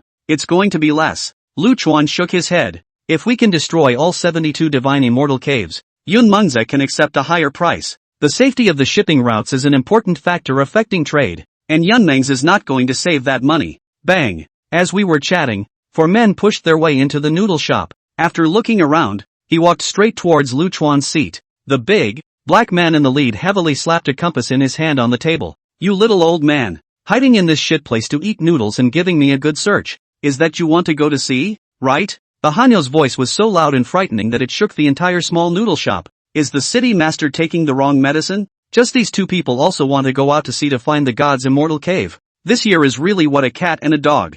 Snap. Before the Hanyu could finish his sentence, he received a slap on the face, and his whole body crashed through the small noodle shop and flew into the street. Please welcome our next talking guest, Lu Chuan said, picking up the head-sized bowl and gulping down the noodle soup. The remaining 2 men and 1 woman looked at Lu Chuan and gulped. They didn't even see clearly how the person flew out. But one thing's for sure, it was this old noodle eater who did it. My name is Wang Shouyue. This is my second brother, Wang Shouyu. This is my little brother, Wang Sharan. The one who was slapped by you is our big brother, Wang Shui. It was the woman who eventually took the lead. Ha! Wang Shui 13 incense? Lu Chuan looked at Wang Shui, who was lying on the road, not knowing how to die, and couldn't help but spit out a sentence. What? What? Wang Shouyu didn't understand for a moment. Lu Chuan waved his hand. The mission is clear to you guys. Just take me to find that bullshit fairy cave. Wang Shouyu nodded. The city lord has already explained. Okay, don't want to bother with you guys. Just do your own thing. Lu Chuan's mood is not good. Put down a sentence straight out of the noodle shop. Don't follow this 13 fragrance. It affects my mood. Out of the door Lu Chuan kicked Wang Shuyi again and left this sentence. You, second brother Wang Xiaoyu couldn't stand it and just wanted to say a few words. only to have his mouth covered by Wang Shouyue. If you want to die, pick a different place. We can't afford to mess with this old man. Wang Shouyu nodded helplessly. The sailing went well. It caused quite a stir when it came on board. After all, this kind of death-seeking job doesn't come along very often these days. The veterans who hang out at White Wind Ferry, they all know one thing. That is, once the 4 siblings of the Wang family sailed out to sea, they must have gone to find the God's Cave. Only these 4 siblings were able to accurately locate the location of the 72 Divine Immortals Cave. The last time these 4 siblings sailed was like 20 years ago, right? Pretty much. There was a lot of fuss. I remember that time it was a bandit suppression team consisting of thousands of people, and there were also a few 7th realm grand cultivators. You guys remembered wrong. The last time was 32 years ago, when Cloud Dream Zephyr organized its own team to go to the sea. More than 3,000 people went and only 100 or so came back. It's been too long to remember much. Ugh, now Cloud Dreamer is getting more and more unreliable. Actually letting an old man go out to sea. If we hitch the 4 siblings of the Wang family, Yun Mengzi won't even be able to cry when the time comes. It's said, that this 72 Divine Immortal Cave is actually related to the other 2 great sects. Dude, that's not a good thing to say. Nonsense? You guys don't think about it. What makes these 72 Divine Immortal Caves live so nourishingly under the eyes of Yun Mengzi? If it didn't have the support of the other 2 clans, I wouldn't believe it even if it killed me. There is some truth to it. After all, Cloud Dreamer's business is too lucrative. Or the only one. Can other people not be greedy? Hold it. These are not ours to discuss. The small golden boat carrying Lu Chuan and his group went out to sea, leading to endless discussions among the people on the shore. Elderly man, this is our Wang family's unique rushing boat. It's much faster than a normal boat. If we want to go back, we can always turn around. On the boat, Wang Shouyu spoke to Lu Chuan apprehensively. Lu Chuan didn't pay any attention to her and sat alone at the bow of the boat, enjoying the scenery of the sea. Wang Shouyu, the unlucky man, is also on board, because to find the 72 immortal caves hidden by natural formations, the 4 siblings must work together to accomplish it. Although he didn't like the Hanyu, Lu Chuan let him on board. Wang Shuyu's right cheek was swollen high, and with an aggrieved face, he shrunk to the rear of the boat, trying to stay as far away from Lu Chuan as possible. I'll let you get away with that shit. Now you've kicked the bucket. Wang Shouyue gave Wang Shuyi a hard lesson while applying medicine. Hearing this, Wang Shuyi was even more aggrieved and shed tears. There's something funny about this big man bearing his eyes. For the next 2 days, the boat sped its way through the vast ocean. It wasn't until the middle of the night on the 3rd day, when it came to a black sea, that the small boat stopped. Old man, we're going to start locating Divine Immortal Island. Wang Shouyu looked nervously at Lu Chuan, still hoping in her heart that he would go back. After all these years, those who came to trouble the Immortal Cave didn't have a good ending. It was obvious that this girl was a kind-hearted child, and she wasn't worried about herself, but about the safety of Lu Chuan and the Red Leaf realist. Lu Chuan waved his hand. It's fine. If you feel unsafe, just set your positions and leave on your own. I don't mean this. Wang Shouyu let out a helpless bitter smile. Since he couldn't be persuaded, Wang Shouyue could only start his own work. The 4 siblings fixed the boat, and one of them took out a compass and looked at the stars above the sky. The location of the 72 Divine Immortal Caves is not fixed. Because of the influence of the natural formations, the positions of the island groups will keep changing, but overall they will not move out of this Black Sea. Wang Shouyu explained for Lu Chuan. We can follow the astrological signs and locate the exact location of the current 72 Immortal Caves. Above the zenith, a few beams of moonlight fell down, accurately illuminating the center of the 4 people's compasses. The compass erupted with an intense golden light, and then this golden light returned to the celestial dome, and the compasses of the 4 began to rotate. As the 4 of them kept pinching, the ancient compass appeared to change in a shocking manner. The centers of the compasses slowly spread out, each center into the shape of a quarter lotus. Immediately afterward, the 4 of them brought their compasses together. The center lotus portion, detached from the compass, rises into the air to form a complete lotus flower. The lotus flower blooms slowly under the moonlight. Eventually, above the blooming lotus flower, a sea chart appeared. Found it. Wang Shouyu looked at the sea chart with a joyful heart. However, before Wang Shouyu could come up with a specific direction, the calm sea actually churned up. Monstrous waves surged up, and the small boat shook violently in the huge waves, as if it would be smashed apart at any moment. A huge black shadow, looming in the huge waves, approached the small boat at great speed. Sea-devouring beast. How could an 8th realm demonic beast appear here? Seeing that black shadow, Wang Shouyu's voice changed in fear. Come on, speed up, get out of here. It was too late. However, as the dark figure rode in on a huge wave, opened its mouth wide in the surf, and stormily began to inhale. The boat kept circling under this terrifying suction. The sea-devouring beast was an 8th realm demonic beast, and of the 4 siblings of the Wang family, the highest realm was Wang Shui, who was only at the peak of the 5th realm. With such strength, trying to escape from under the mouth of the sea-devouring beast was simply a fool's errand. The churning waves sent several people into deep despair. Roll! Just at the moment when the boat was about to lose control, Lu Chuan's cool voice faintly sounded. The sound wasn't loud, yet it clearly traveled into everyone's ears. The voice seemed to hit directly above the soul, causing everyone to tremble. What was even more incredible was that the sea-eating beasts that came riding the waves and carrying the might of nature came with a roll of the word. It actually fell hard and smashed into the ocean. The crowd saw that the huge body of the sea-devouring beast, under the surface of the sea, was like avoiding the plague, going away at great speed. The people who had escaped from death were paralyzed on top of the boat, and the way they looked at Lu Chuan again had completely changed. Thank you, senior, for saving my life. Wang Shouyu took the lead and thanked Lu Chuan, and the remaining 3 hurriedly followed suit and got up. Is the location set? Lu Chuan waved his hand in boredom. Wang Shouyu nodded. It's set. 500 miles to the southeast. The 72 Gods and Immortals cave is sheltered by natural formations, and it's not that easy to enter. Before Wang Shouyu could finish his words, Lu Chuan had already disappeared in the bow of the boat. The crowd looked at me and I looked at you. Only the red leaf real person is used to it. Lethargically leaning against the side of the boat, looking out at the Black Sea. Girl, what is this old man's origin? Wang Shuyi really cannot be tensed. Previously offended Lu Chuan, now can only probe the wind. I don't know.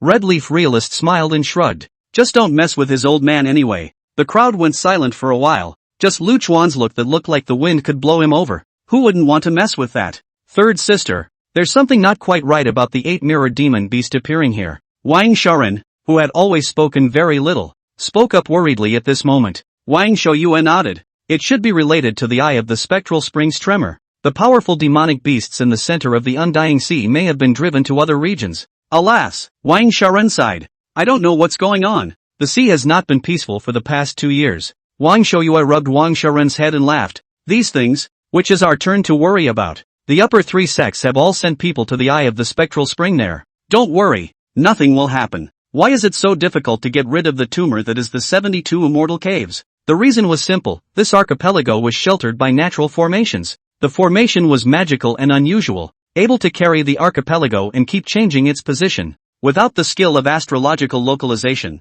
it would be impossible to find it accurately in the middle of a vast ocean. Lu Chuan came to the direction Wang Shouyu had guided him to, and his entire body walked in mid-air. A large portion of the sea below was shrouded in a thick fog, which contained a great deal of raw human odor. It seems that the location is correct. This should be where the 72 immortal caves are located. Lu Chuan gently raised his hand and black sword chi began to linger at his fingertips. Lu Chuan maintained this action for 10 long minutes. The sword chi at his fingertips was also compressed into a small black hole-like thing. Sword 4, wind rising. Curving his fingers, he flicked a small black hole in his fingertips and fell from the heights. Lu Chuan also fell into the fog along with the small black hole. The small black hole eventually stayed about 10 meters above the fog while Lu Chuan continued down. As soon as it touched the dense fog, a great force of resistance bounced off the body. It seems that this is the shelter of the formation. This power couldn't be said to be much, but for the average cultivator, it was considered to be an uncrossable moat. Lu Chuan casually made a stroke,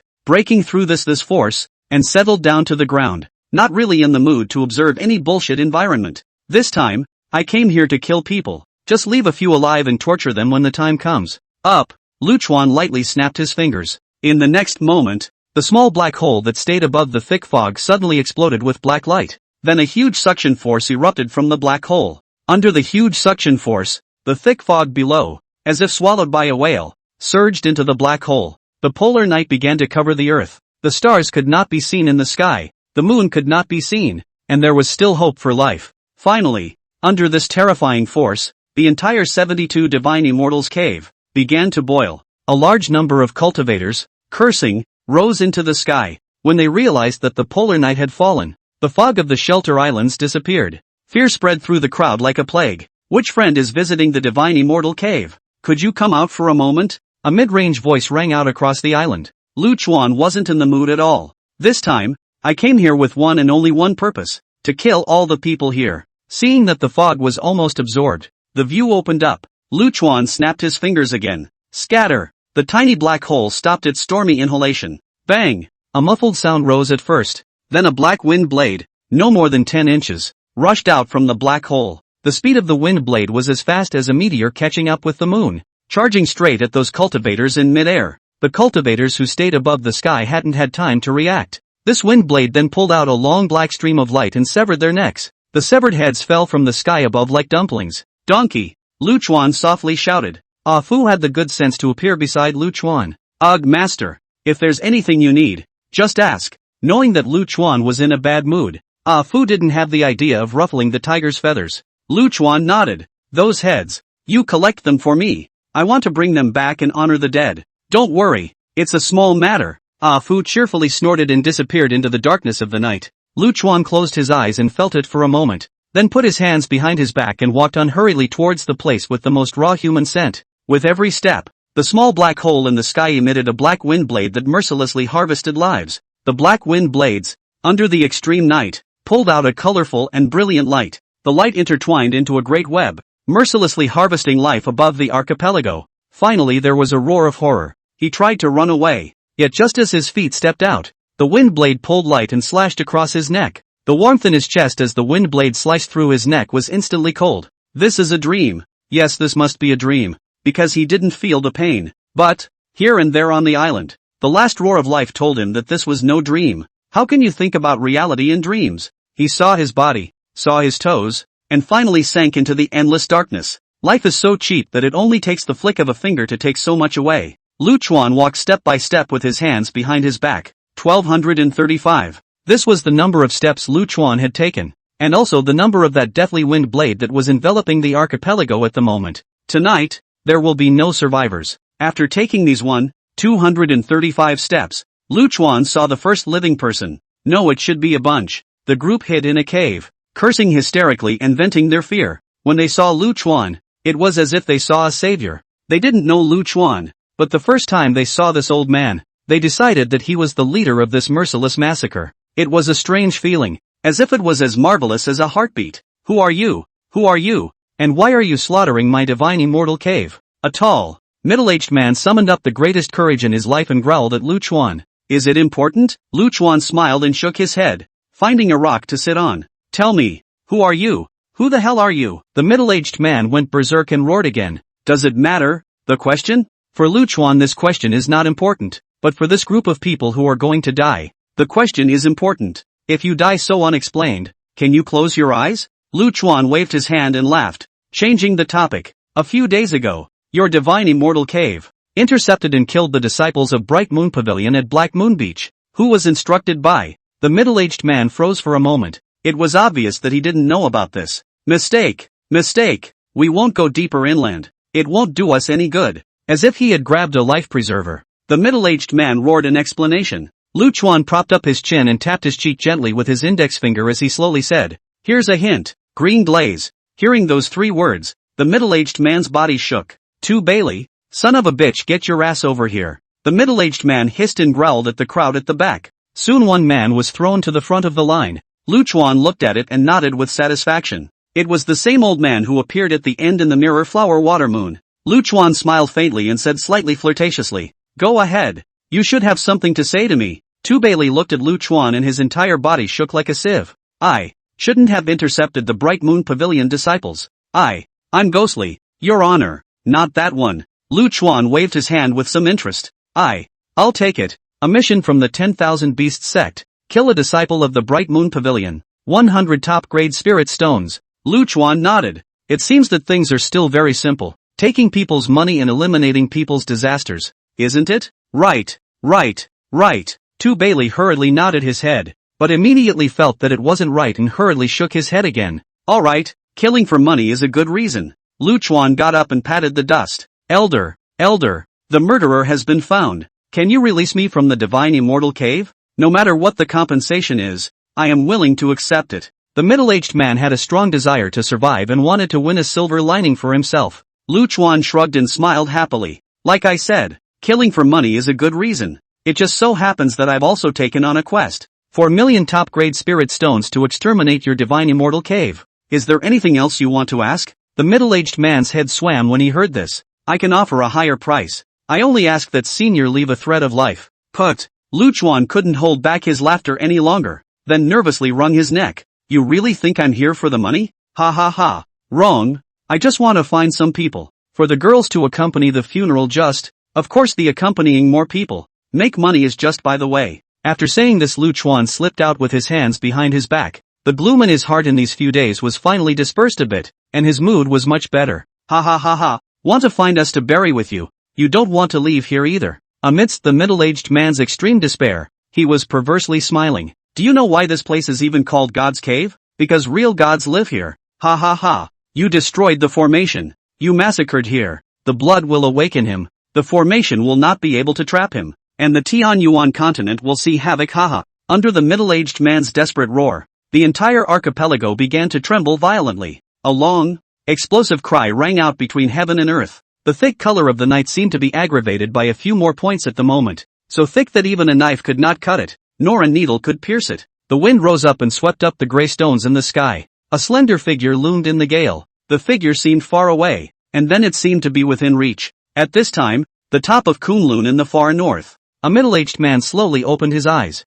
The moment the man opened his eyes, there seemed to be stars shining brightly in those eyes again. He looked away in the direction of the unsleeping sea and gently shook his head. The wind spirit has been awakened, so it looks like a trip down the mountain is in order. It's a bit interesting. This should be a kind of wind attribute deity that was born and bred in the earth. We can catch it and study it. This kind of deity is extremely informative and can deduce the evolution of this world. Ah Fu appeared beside Lu Chuan at an unknown time. Looking at the figure looming in the gale, Alfred cheerfully made a suggestion. Behind this donkey's ass, it was dragging a huge netting. The mesh pocket was full of a fresh head. Lu Chuan smashed Ah Fu's head flat with a fist. Go collect heads for me. Where did all this come from? Hey, a small suggestion. By the way, post a side quest for you. Do it if you want. It doesn't matter if you don't. Don't be mad. Don't be mad. Ah Fu smiled with him and dragged the netting away in a huff. Lu Chuan looked at the figure and had little interest in this kind of bullshit deity. As long as he didn't come to mess with himself, everything was fine.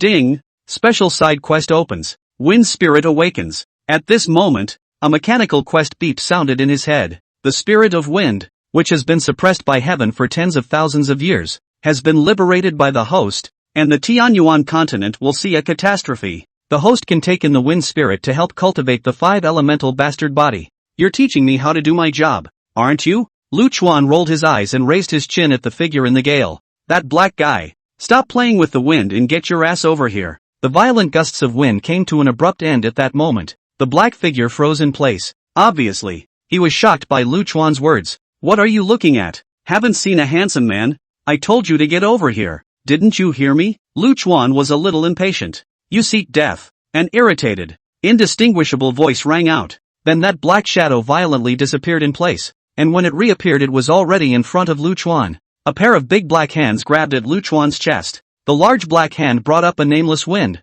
which cut through the surrounding space. The air was covered with cracks as if it were a broken mirror. Fuck you. Give a fuck. Lu Chuan stretched out his big slap with some annoyance. Pop. Lu Chuan came after him and slapped the black shadow's face first. After the crisp slap, the dark figure held up his hand and froze on the spot again. Snap. Lu Chuan slapped a few more positive and negative big pussy fights on the black shadow's face, directly dumbfounding the bastard. I am a wind spirit. I am a god born and bred. How did you come across me? The dark figure held up his hand and asked with a sobbing voice. Crying? How dare you cry? I'll whip the hell out of you. Lu Chuan raised his big slap again, and the black shadow was so scared that he immediately covered his mouth. The old man is short of a fighter, and seeing as you're so skeletal, you're the one. Lu Chuan is a bit lazy and doesn't want to get his hands dirty a lot of the time. Getting a hitter also fits the need of the hour. The black shadow instantly exploded when it heard this request. I, the spirit of the wind, a god born and bred. What are you?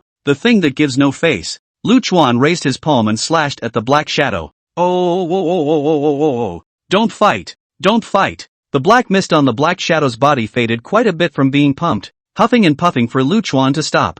Have you thought about it yet? Lu Chuan glared fiercely at the black shadow. The dark figure's neck cringed and he nodded weakly. Think about it. However, in the next moment, the black shadow suddenly stormed up and headed straight for the sky. Bah! The array is broken. There is nothing in this world that can trap me anymore. You old undead thing. You still want me to be a fighter. You don't take a piss and look at yourself. Before the black shadow could finish his words, He suddenly screamed miserably and fell from the sky, head first. It turned out to be a blade of wind that cut through his neck. What made Lu Chuan a little surprised was that the bastard actually didn't have any big deal. The neck that had been sliced by the wind blade was quickly restored. Forget it, it's such a pain in the ass. Lu Chuan shook his head and lightly snapped his fingers. The tiny black hole suspended in the sky above trembled gently. Dozens of wind blades swooped straight down towards the black shadow. What do you take me for? I'm a born and bred wind deity. What can a mere wind blade do to me? The black shadow stiffened in the face of the rushing wind blade and rose from the ground.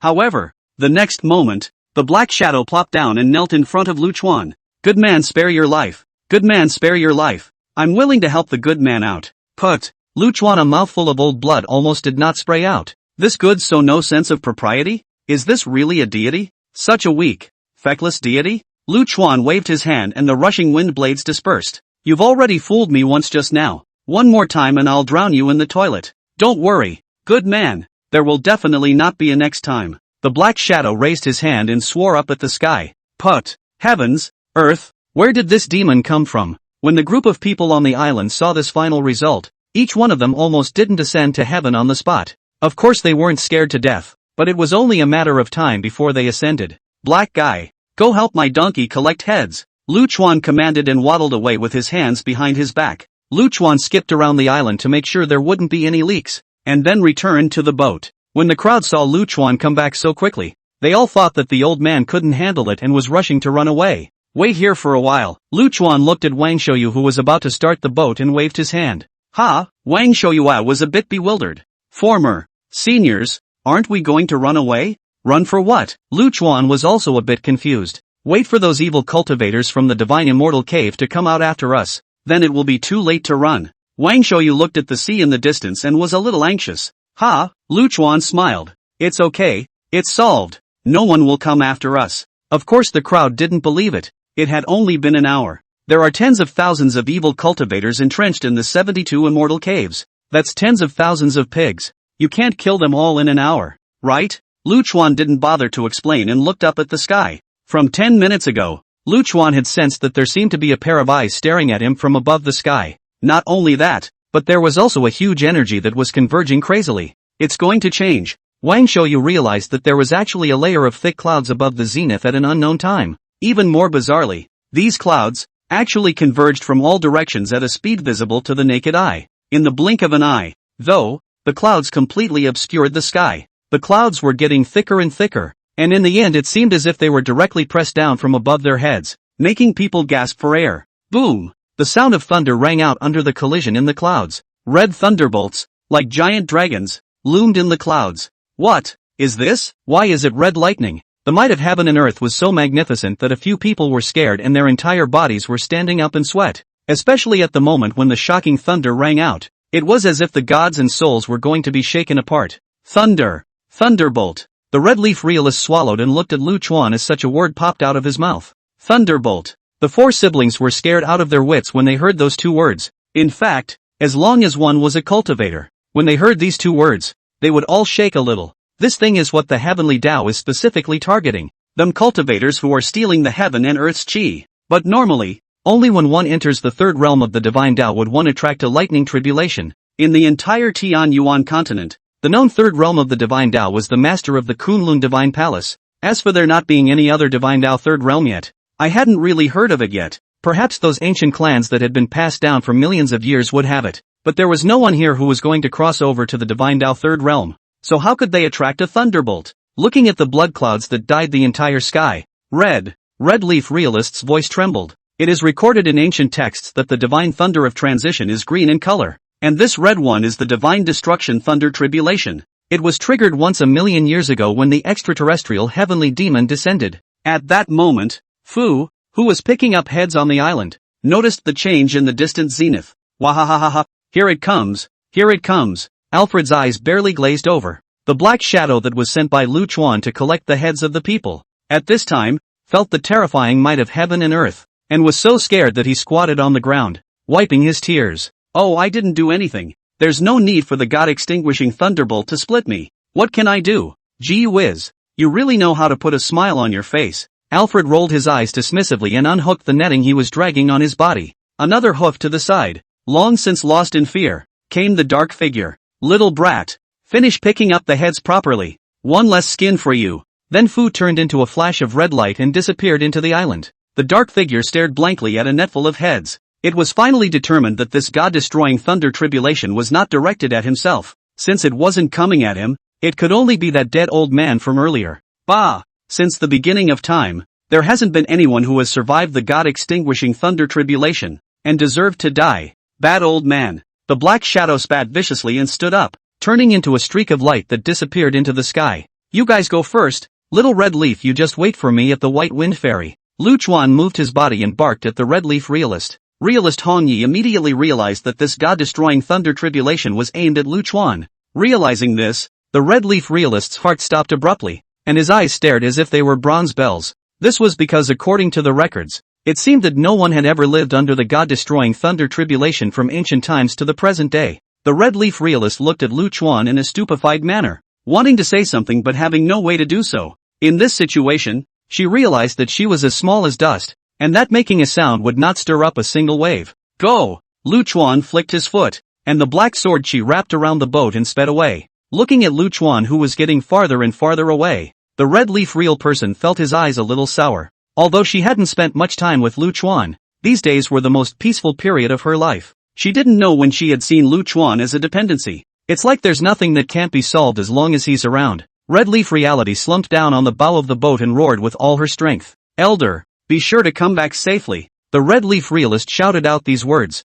and his entire body leaned against the side of the ship as if he had lost his strength. Just can it come back? On top of the heaven-mending peak in the extreme south, a tall old man looked at the distant sky with a complicated expression. God-destroying thunder tribulation. Old me hasn't been out for but 1,000 years. Has some demon against the heavens come out of this Tian Yuan continent again? It seems like it's time to go out for a walk. On top of Panglai Island in the extreme east, a good-looking man in white stood with his hands folded. The man likewise looked at the distant sky, his eyes full of worry. These years, the Tian Yuan continent has not been plagued by any calamities, and no great devils have been born. So how could a god-extinguishing thunder tribulation suddenly descend? The spectral spring vibrated but didn't open. What went wrong? In the middle of the vast Gobi in the far west, it is said that an ancient family is hidden here. A young girl was carrying a large mountain on her back, like an ascetic, walking barefoot on the hard Gobi beach, her cool face without a single ripple. Soon the young girl seemed to sense something, and with a gentle tremor, the large mountain on her body instantly turned into pieces. She raised her head to look at the distant sky and muttered up, God-extinguishing thunder tribulation. Interesting, take advantage of the spectral spring's tremor and go out for a walk. In the far north, the man with stars shining in his eyes walked down the Kunlun mountains. It's on, the old thing fucks him, I'm going to steal ya old home. Lu Chuan's gleeful voice rang in his head. Dog, next time you speak suddenly, I'll strangle you with one hand. Lu Chuan said, raising his eyes to the sky. The blood-colored clouds lowered a few more points, low as if he could reach out and touch it. Subconsciously, he reached for his waist, yet froze. Turns out there was no longer a sword at his waist. At this moment, Ah Fu's voice sounded in Lu Chuan's mind again. There's a sword. There's a sword. There's a sword. There's 2 swords sealed in your memory gate. A black kill life and a white seek mercy. Take it out and fuck ya. Lu Chuan didn't want to take care of the bastard. Gently pointed at the sea at his feet and hooked his finger. The sea, which was still calm, churned madly the moment Lu Chuan hooked his finger. Bang, bang, bang. Explosive sounds rang out between heaven and earth. Dozens of water columns that looked like giant dragons were rolled up in the churning sea. A wave, rolling up from below, lifted Lu Chuan and rushed towards the sky above. Old crazy, Fu's somewhat exasperated voice rang out. Don't go and take the initiative to meet the battle. Your body is too pale to withstand it. Wait down below to take advantage of the situation. Lu Chuan didn't pay attention to Ah Fu and just looked at the blood clouds above the sky. At this moment, the blood cloud began to spin wildly. In the dome of the sky above the formation of a huge vortex, the center of the vortex, there is a red thunder dragon swimming in it, the might of the full force of the world's power. However, Lu Chuan only pulled the corner of his mouth and smiled indifferently in the face of this might of heaven and earth. It seemed to have sensed Lu Chuan's contemptuous smile. Boom! The god-destroying thunder tribulation activated with endless fury in the next moment. A red color flashed between heaven and earth, cutting through the darkness of the night. Thunder rumbled, and a red thunder dragon, wrapped in sky-destroying energy, rushed straight at Lu Chuan from the center of the vortex. Lu Chuan was at this point, but he closed his eyes. Close. 1,000 meters. 100 meters. 10 meters. When the thunder dragon was about to blast Lu Chuan's head, those cloudy eyes snapped open. Black sword chi erupted from his body and shot up into the sky. The black sword chi, like oil dripping in clear water, polluted the sky at great speed. The entire sky was split into two colors by Lu Chuan's black sword chi, and the red god extinguishing thunder. Bang! Lu Chuan's hands turned a pitch-black color under the lingering sword chi. Lu Chuan used these withered old hands to ruthlessly press against Lei Long's mouth. Lu Chuan, who was as small as dust, put his hand against the massive red thunder dragon. If someone were to be lucky enough to see this scene, they would be shocked beyond words. Humph, do you think I ate 100,000 years of vigorous pills for nothing? Lu Chuan let out a cold snort, and the lean muscles of his entire body actually bulged at this moment. In the next moment, Lu Chuan focused his power on his hand and tore it down fiercely, a power that was like a demon god destroying the world, cracking the sky and shaking the earth, erupted from the rickety body. The massive head of the brontosaurus was ripped open, then the torso, and finally the tail. A god-extinguishing thunder had actually been torn apart so alive by Lu Chuan. Don't mess around. Your body won't be able to take it. Grandpa, ancestor, I beg you, use the sword. Use the sword. Fu's voice took on a sobbing tone in his haste. However, Lu Chuan didn't even bother with it. After shredding the first divine thunderbolt, the waves underneath his feet pulled up a bit. Fu sighed. Knowing that he couldn't persuade this old guy, he simply shut his mouth. Immediately following that, the second god-destroying thunder blasted down. Lu Chuan raised his fist, stimulating the full power of his flesh and fiercely blasted it. The red thunder dragon, once again, was shattered. The third course, the fourth, 15 courses. Lu Chuan blasted through the entire 15 divine destruction thunder. At this moment, Lu Chuan's face was already covered with cracks, as if it would shatter open the next moment. However, the thunderbolt in the sky had no intention of calming down at all, and its power was even increasing. Ahem, can't help it if you don't serve your age. Lu Chuan coughed out a mouthful of blood and laughed to himself. Boom! Another red thunder dragon smashed down. Lu Chuan gently snapped his fingers, and a monstrous pillar of water that had been left below came to life at this moment. The black sword chi wrapped the water column and transformed into a huge black dragon. The black water dragon roared and charged up, colliding with the red thunder dragon. Water and thunder. The two attributes collided together, rubbing out brilliant sparks. The entire sky, at this moment, was illuminated. It seems like the blooming fire of flowers, splendid to the extreme. For every thunder dragon he shattered, Lu Chuan let the waves carry him up a bit, until the last pillar of water was used up. Lu Chuan was already very close to the red vortex, and at that moment, the god-extinguishing thunder had blasted down a full 80 channels. Lu Chuan's situation was not optimistic, and his pale body, unable to withstand this kind of power, had begun to crumble. The skin on his face, too, like a shattered mirror, began to fall off piece by piece. However, Lu Chuan smiled indifferently. Maybe, he's always been like that and nothing matters. The center of the vortex of the blood-colored thunderclouds was roaring madly at this moment, with countless scarlet thunderbolts, brightening and flickering in it. Lu Chuan knew that this should be the last god-extinguishing thunder, also the strongest one. Subconsciously, he touched his waist and it was empty. Lu Chuan smiled and knocked his forehead. This memory was getting worse. He didn't have a sword on him, and at that moment, the center of the vortex of thunderclouds had rioted. The last red dragon was being generated at an extremely high speed, perhaps because the red color was too strong. This last thunder dragon had turned black. Lu Chuan gently cut open his palm and blood gushed out. Merging his fingers into a sword, he wiped it in front of him. The blood gathered and pulled into a long, blood-colored sword. Lu Chuan took a deep breath and gently gripped the hilt of his sword. Today, using blood as a sword, cut through the sky. Sword 11, Great Destruction. Die. There was no flashy sword light, no brilliant colors. Lu Chuan used this bloody sword and swung it out fiercely. A black sword chi was pulled out in front of him. This black sword chi leaped up and headed straight for the center of the vortex. Sword chi rises against the wind. 10 meters, 100 meters, 1,000 meters, all the way to the end. This black sword chi stretched across the sky dome. This sword chi that tore through the heavens chopped onto the red thundercloud vortex. A cold black light exploded above the dome of the sky.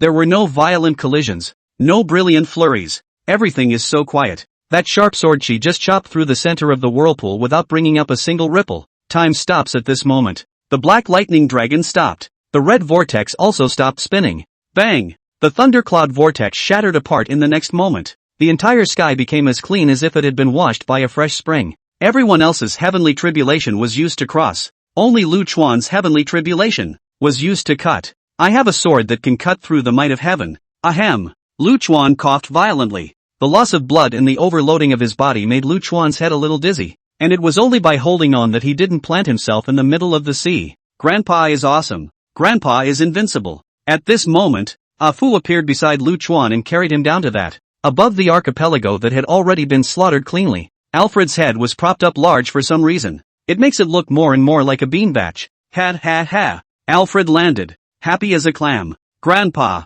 it worked. I matched the information of this world. This world is truly unexpected. There is so much information and so much explosions that I need some time to organize it. Lu Chuan's whole body hurt so much that he wasn't in the mood to take care of the bastard and rolled his eyes. Hurry up and put the heads away from me and go back to the Bright Moon Pavilion. Annoyed to death this day in and day out. Got it. You sit down. I'll go to work. The donkey nodded with a low brow, respectful to the point that he was close to getting a row for Lu Chuan and offering the man up. Lu Chuan leaned against a rock, and because he was so tired, he didn't know when he fell asleep. Master, what's wrong with you? You can't die. How can I live if you die? The donkey's crying and dry howling woke Lu Zichuan up. It was dawn when I opened my eyes. The sky was blue and clean. The breeze wasn't too dry, and the sun was just right. Lu Chuan slapped Ah Fu's donkey face and said viciously, "You're howling in mourning. Are you done?" Taking a slap on the wrist, Alfred cheered up. It's the same familiar recipe, the same big pussy fight.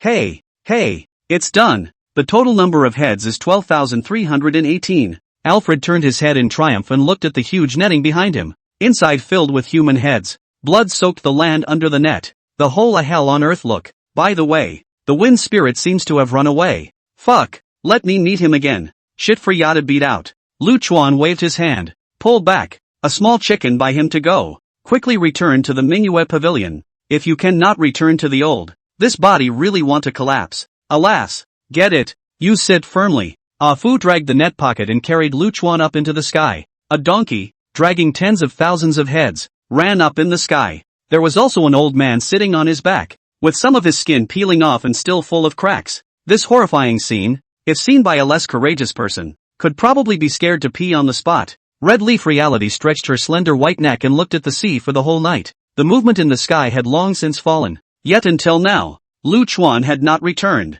The Red Leaf Realist's mood had hit rock bottom. Without Lu Chuan's shelter, how long can this peace and quiet last? What's that? Suddenly someone shouted, pointing to the distant sky. Soon the people on the ferry all noticed a black dot in the distant sky. Everyone's heads started to go down as the distance closed in. A donkey, dragging this netting with lots and lots of heads in it. The crowd was so shaken by the sudden arrival of the donkey that it was as if they had received an electric shock, and their spirits were in a state of half dementia. Everyone was completely stunned, as if they had lost their voices, as if they were numb, neither able to speak nor have power. Go to the city lord's house. Lu Chuan didn't let Ah Fu land. He just shouted to Hong Yi in the air. When the Red Leaf Realist heard Lu Chuan's voice, his entire being came back to life at that moment. She got up and wiped her eyes, happily running to the city lord's mansion. Red Leaf Makoto's run brought up a chain reaction. The people on the ferry all followed her, and together they ran towards the city lord's mansion. What happened? Those brutes from the 72 Immortal Caves are here again?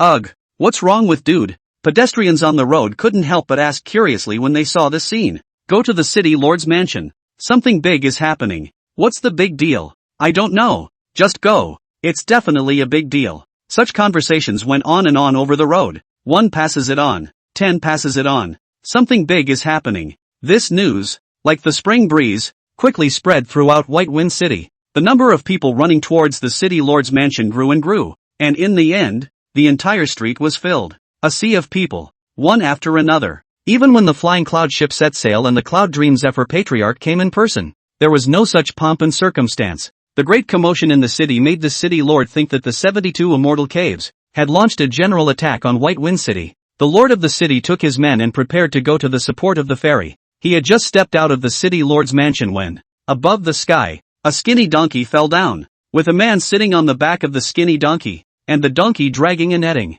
The mesh pockets were full of heads. The city lord's face turned white in an instant. His eyes glazed over, his mouth opened wide, and his mind went blank. Fatty, pay up. Lu Chuan, sitting on the back of the donkey, roared. The roar brought the city lord back to reality. Soon he realized what was going on and ordered in a hurry. Seal the gates and don't let anyone in. The guards also finally came back to their senses and moved to seal the gate leading to the city lord's mansion. The lord of the city trembled and ran to the netting full of heads. 100 Poison Cave Master. Spirit Snake Cave Master. Dayu Cave Master. The city lord looked at the heads and muttered with a trembling voice. These names he recited were all the cave masters of the 72 divine immortal caves, and they were all renowned great cultivators of the evil Tao. Yet these once untouchable fellows were now being decapitated and put inside a mesh net. Eventually the city lord found the head of a middle-aged man in the netting. His heart dropped completely at this moment, because the owner of this head was the biggest head of the 72 immortal caves. Until this point, the city lord could be certain that the 72 divine immortal caves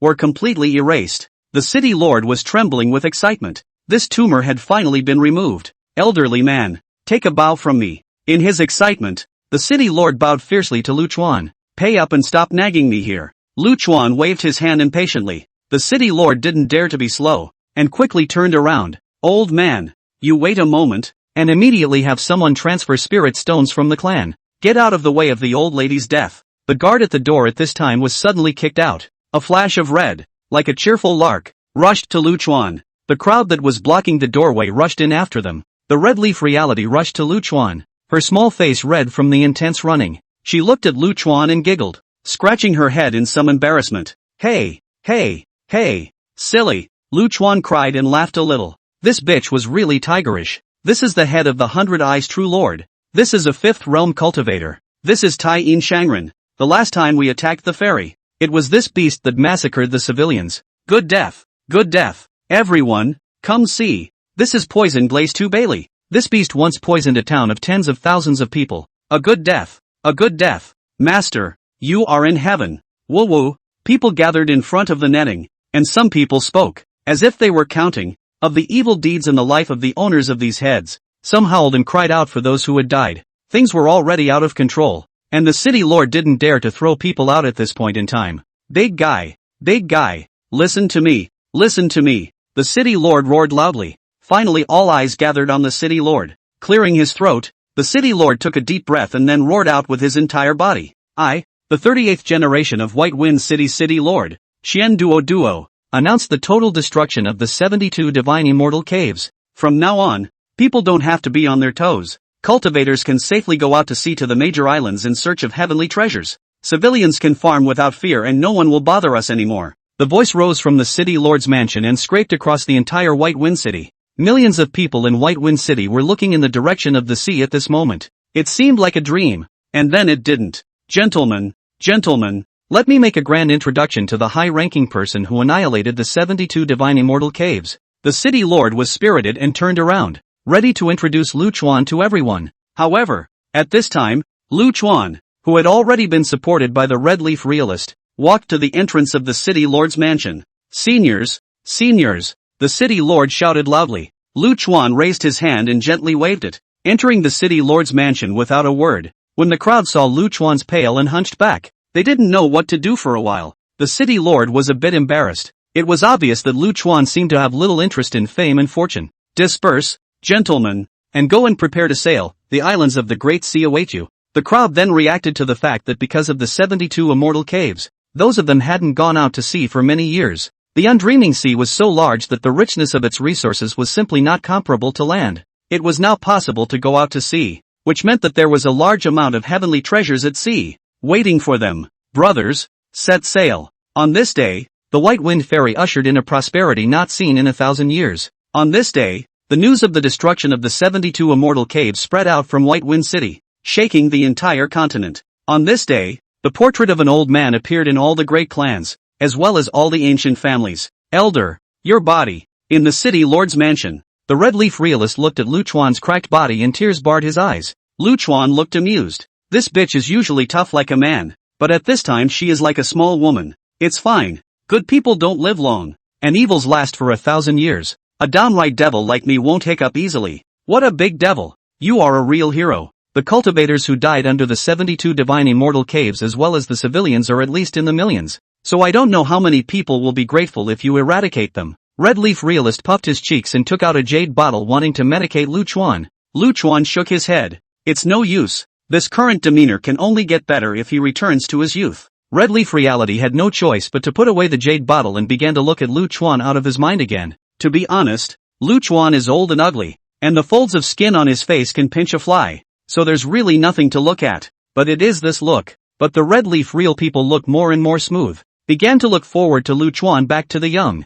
How to look like? Go find me something to eat. I'm hungry. Being stared at like this, Lu Chuan couldn't stand it even if he had a thick skin. Had to find an excuse to get rid of this chick. Ha. After the red leaf realist left, Ah Fu ran out in a bitchy manner. Its head has returned to normal and its intelligent eyes are shining brightly. Moncler, good news for you. I'm done matching. This world is called the vast world, with a total of 13 continents, and the Tianyuan continent is the smallest and most vegetable one. The size of this world is so large that it is beyond imagination, and there are even some areas that remain undiscovered. And this world is also the place where the last great emperor was born. There may be an opportunity to become an emperor here. It's also in a magical location with passages to the endless demon region, and the underworld ministry. Lu Chuan kicked the donkey in the face and said impatiently, "Say something useful." Alfred tossed his head fiercely. "Okay, then say something useful. I'll open a full map hang for you. Let's go digging for spirit stone mines.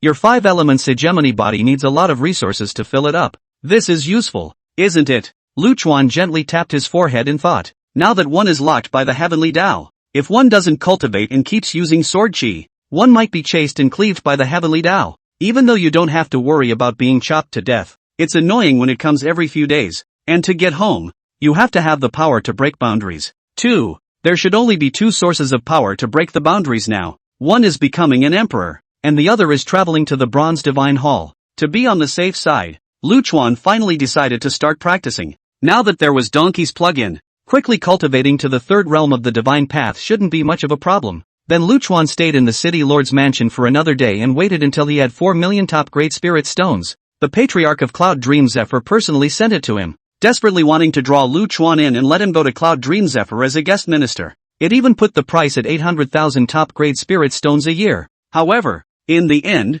Patriarch Yun Mengzi only received a big blank stare from Lu Chuan. Manhwa Pavilion has a beautiful mountain and water, and the key is full of good-looking girls, and only those with a pit in their brains would think of going to Yunmeng's. After 5 days, the donkey dragging the net pocket, carrying Lu Chuan as well as the red leaf realist, finally returned to the Bright Moon Pavilion. What made Lu Chuan a little surprised was that the Jinyuan sex gang was actually still guarding before the mountain gate, and their patience was also sufficient. In fact, Luo Ran's patience had long been exhausted, but 5 days ago, he suddenly received information from the sect, a piece of information about Lu Chuan, combining the speculations of various forces. The person who exterminated the 72 immortal caves this time might be living in the Bright Moon Pavilion. That would explain why Akatsuki suddenly had such a big transformation. Luo Ran has had plenty of patience again since that day, when he saw the net of heads. Even though he was already mentally prepared, Luo Ran was still startled. "Senior, I'm the Jinyuan Sex Law Enforcement Elder,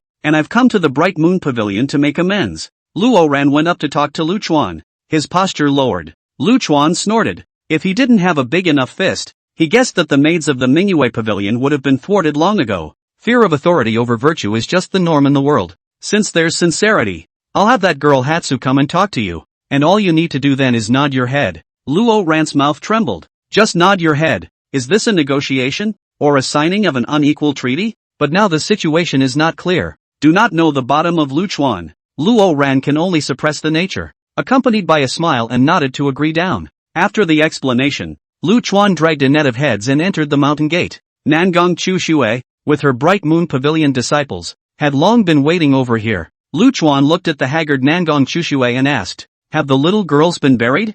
Nangong Chu Shui nodded and her expression relaxed. "Well, buried in clear Snow Valley. Go and pay your respects." Lu Chuan dragged the netting and walked towards the big mountain. Some of the early spring snow had melted and gathered into small streams that ran down the mountain. 12 brand new tombstones stood in the valley of clear snow, where 12 girls had long rested. Lu Chuan washed his face with stream water, opened the mesh pocket, took out the heads one by one, and neatly yards them in front of the tomb. "As I said, there will be someone to bury you with, and I wonder if you are still satisfied with these quantities? If you are not satisfied, you will dream of me at night." Of course there are also people from the 10,000 Beasts sect. Girls wait a little for 2 days. It took Lu Chuan 3 whole hours to neatly yard all the heads. Another sword chi was used to chip away the flesh and blood from the heads to prevent these heads from stinking and polluting the environment. Eventually more than 10,000 heads turned into skeletons. the white blossoms were blinding. After paying tribute to the maids, Lu Chuan propped up his broken body and returned to the small courtyard.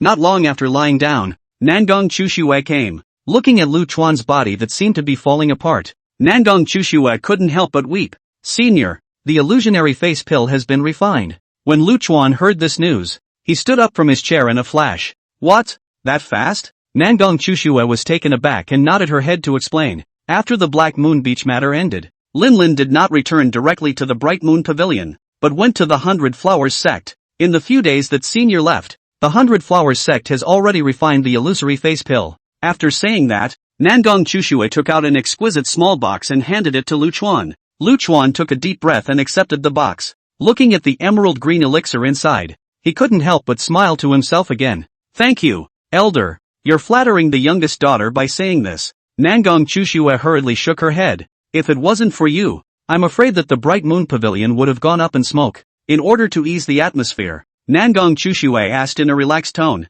"I wonder what Senior was like when he was young." Lu Chuan smiled and ruffled his hair flirtatiously. "When I was young, I was so handsome and miserable." Nangong Chushue also laughed along with them. This kind of Lu Chuan was the one they were familiar with. "Elder, I'll wait for you at the door. Be sure to let us see it first. Oh, it can't be cheap." Nangong Chushue smiled and walked out of the small courtyard. "Don't worry, fertilizer doesn't flow to outsiders." Lu Chuan picked up the elixir and prepared to stuff it into his mouth. "Wait a minute." At this time Ah Fu suddenly appeared. Ah Fu's rare eyes were serious as he looked at Lu Chuan and said, "If you go back to your youth, it will inevitably activate the memories you have sealed away. So be careful. Do not linger in the gate of memory. Do not touch the deepest bit of the seal." Lu Chuan was dumbfounded. What's the matter? His own memories? Can he still eat old me? What Lu Chuan did not expect was that Ah Fu actually nodded seriously. "That's right. This whole thing about you sealing your memories is actually very involved. And I can't say for sure what would happen if you took the risk of unsealing them.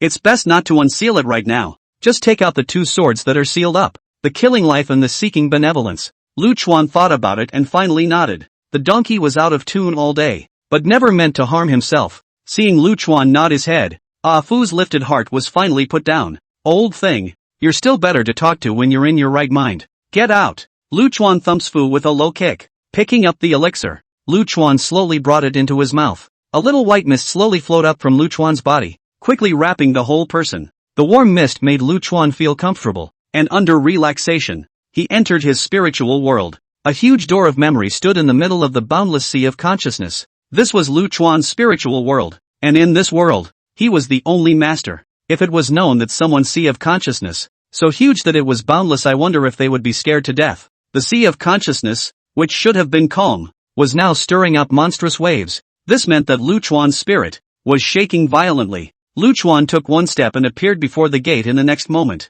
Reaching out, he gently pressed his hand against the door. The door of memory, which in the past could not be shaken at all, was slowly opening at the moment. Without any hesitation, Lu Chuan took a step inside. Countless sealed memories come and go, filling up the blank memory fragments. Most of these memories are filled with raging emotions. Lu Chuan understood why he had sealed these memories. If I hadn't sealed those memories, I'm afraid I'd be a complete and utter mad batch right now. Lu Chuan walked slowly through the gate of memory. I don't know how long it took, but a black long sword was silently suspended in front of me. Looking at the black sword, a feeling of blood-connected affection came over him. The black sword gently chirped at this moment, happily shaking its blade. Lu Chuan stepped forward and gripped the hilt of the sword. Regarding the black sword, the lost memories were also replenished at this moment. The name of the sword, Killing Life, is pitch black with no mixed colors. When Lu Chuan was 30,000 years old, he used his blood to cast it, and then he realized the 12 swords of Killing Life,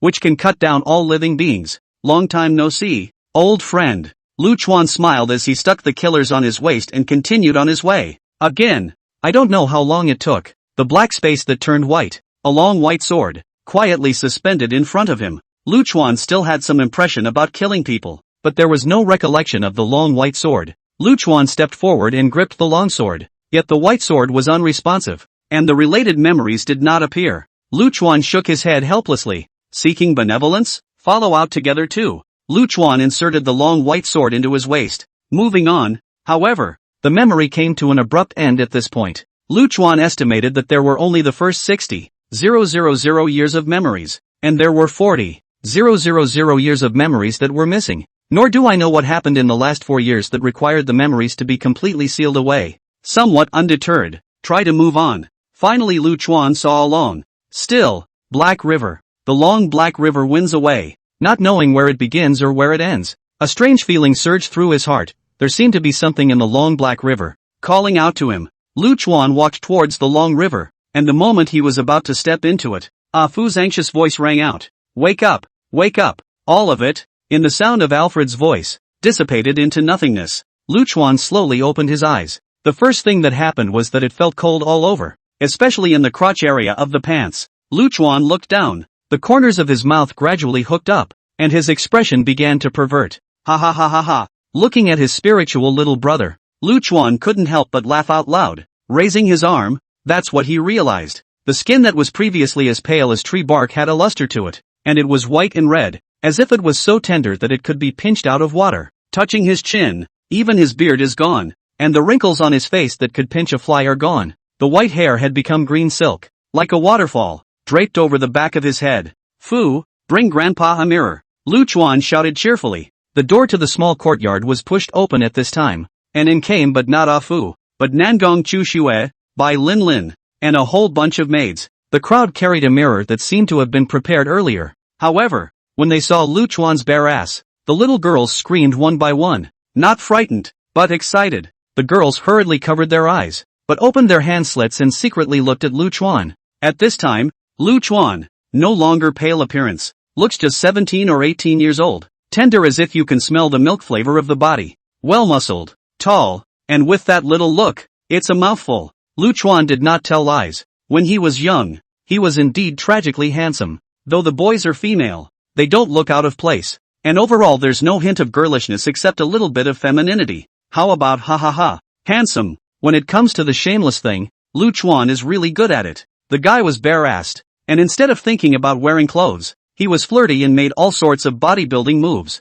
This drew another squeal from the little girl. Get out! Get out! What a scandal! Nangong Chushua put down the mirror and whisked all the little girls out, when he closed the door himself, but then he plucked out a hard glance towards Lu Chuan with a look of intent. You're fucking shameless, TSK. Ah Fu slipped and ran over, looking at Lu Chuan's body and tutaying. This medicine is good, and it also has the effect of beautifying the face. Someday Master Donkey will have some hole to taste. Lu Chuan thumps Ah Fu in the ass. Screw your grandma, I'm a natural beauty, and with that look, you can't be saved by how much you eat. Sword suit. Lu Chuan merged his fingers into a sword and lightly scratched in front of him. A full set of robes on top of the naked body. The long robe with black stripes on a white background outlined Lu Chuan's perfect body shape. Picking up the two long swords, one black and one white, on the ground next to him, he stuck them in his waist, with his hair simply tied back. The small arm of his left hand rested somewhat lazily on top of the hilt of his sword, combined with the eyes that were 3/10 godless and 3/10 playful.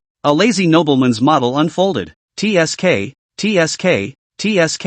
why don't we change our careers? How about going soft? A donkey on the side, watching the donkey's head shake. It's not very common sense for a man to be beautiful like that. What goes around comes around, and perversity is a demon. Lu Chuan's nasty personality, paired with this face, it was a demon. Eating soft rice. Lu Chuan is not refused, raised his eyebrows and nodded seriously. Yeah, donkey, you introduce me to a chick. You can pull it off. Fu rolled his eyes. No talent. Our goal is a sea of stars. How can we stagger in the warmth and softness? Stupid dog, get lost. Lu Chuan kicked Fu away. Lighter body, plenty of strength, and finally no more worrying about your old back. This feeling is just fantastic. Lu Chuan walked towards the door. Since he had promised to fertilize the water, he still had to show the mates what he looked like with his clothes on. The door was pushed open and Lu Chuan stood in the doorway with a smile. Who are you? Looking at the Lu Chuan in front of them, a big question mark appeared above the heads of the girls. The white clothes were snowy,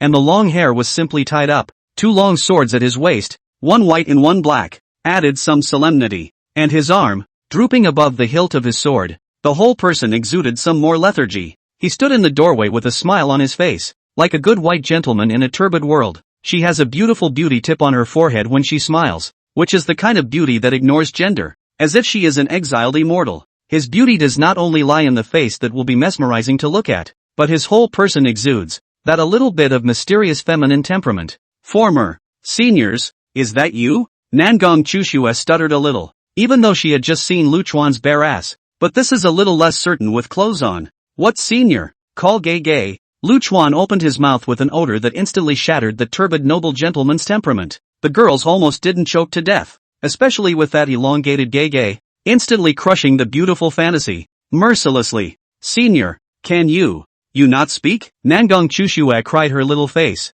Luchuan tossed his hair flirtatiously. Don't care about these details. This familiar hair flinging, this familiar flirty action. Watching the girls cry and laugh. It is Luchuan, right? Luchuan suddenly remembered something. Right, the Jinyuan sect is still waiting outside. Go talk to them, and mention the conditions as you like. I've already greeted them. Nangong Chushua nodded her head and looked at Luchuan with eyes full of confidence. Don't disturb senior. Play for a while and then leave. Nangong Chushua barked out an admonition and dragged by Linlin to discuss things. As soon as Nangong Chushua left, a large group of girls became active and surrounded Luchuan, chattering and talking. Some of the bold ones even went up to their hands, touching their clothes, their long swords, and finally even their faces. After all, Luchuan looked too young now, just 17 or 18 years old, long and boyish looking, with a whole body that smells like a little puppy. Luchuan is not angry. He is this person is this good, not at all as an elder frame. Tease this, tease that,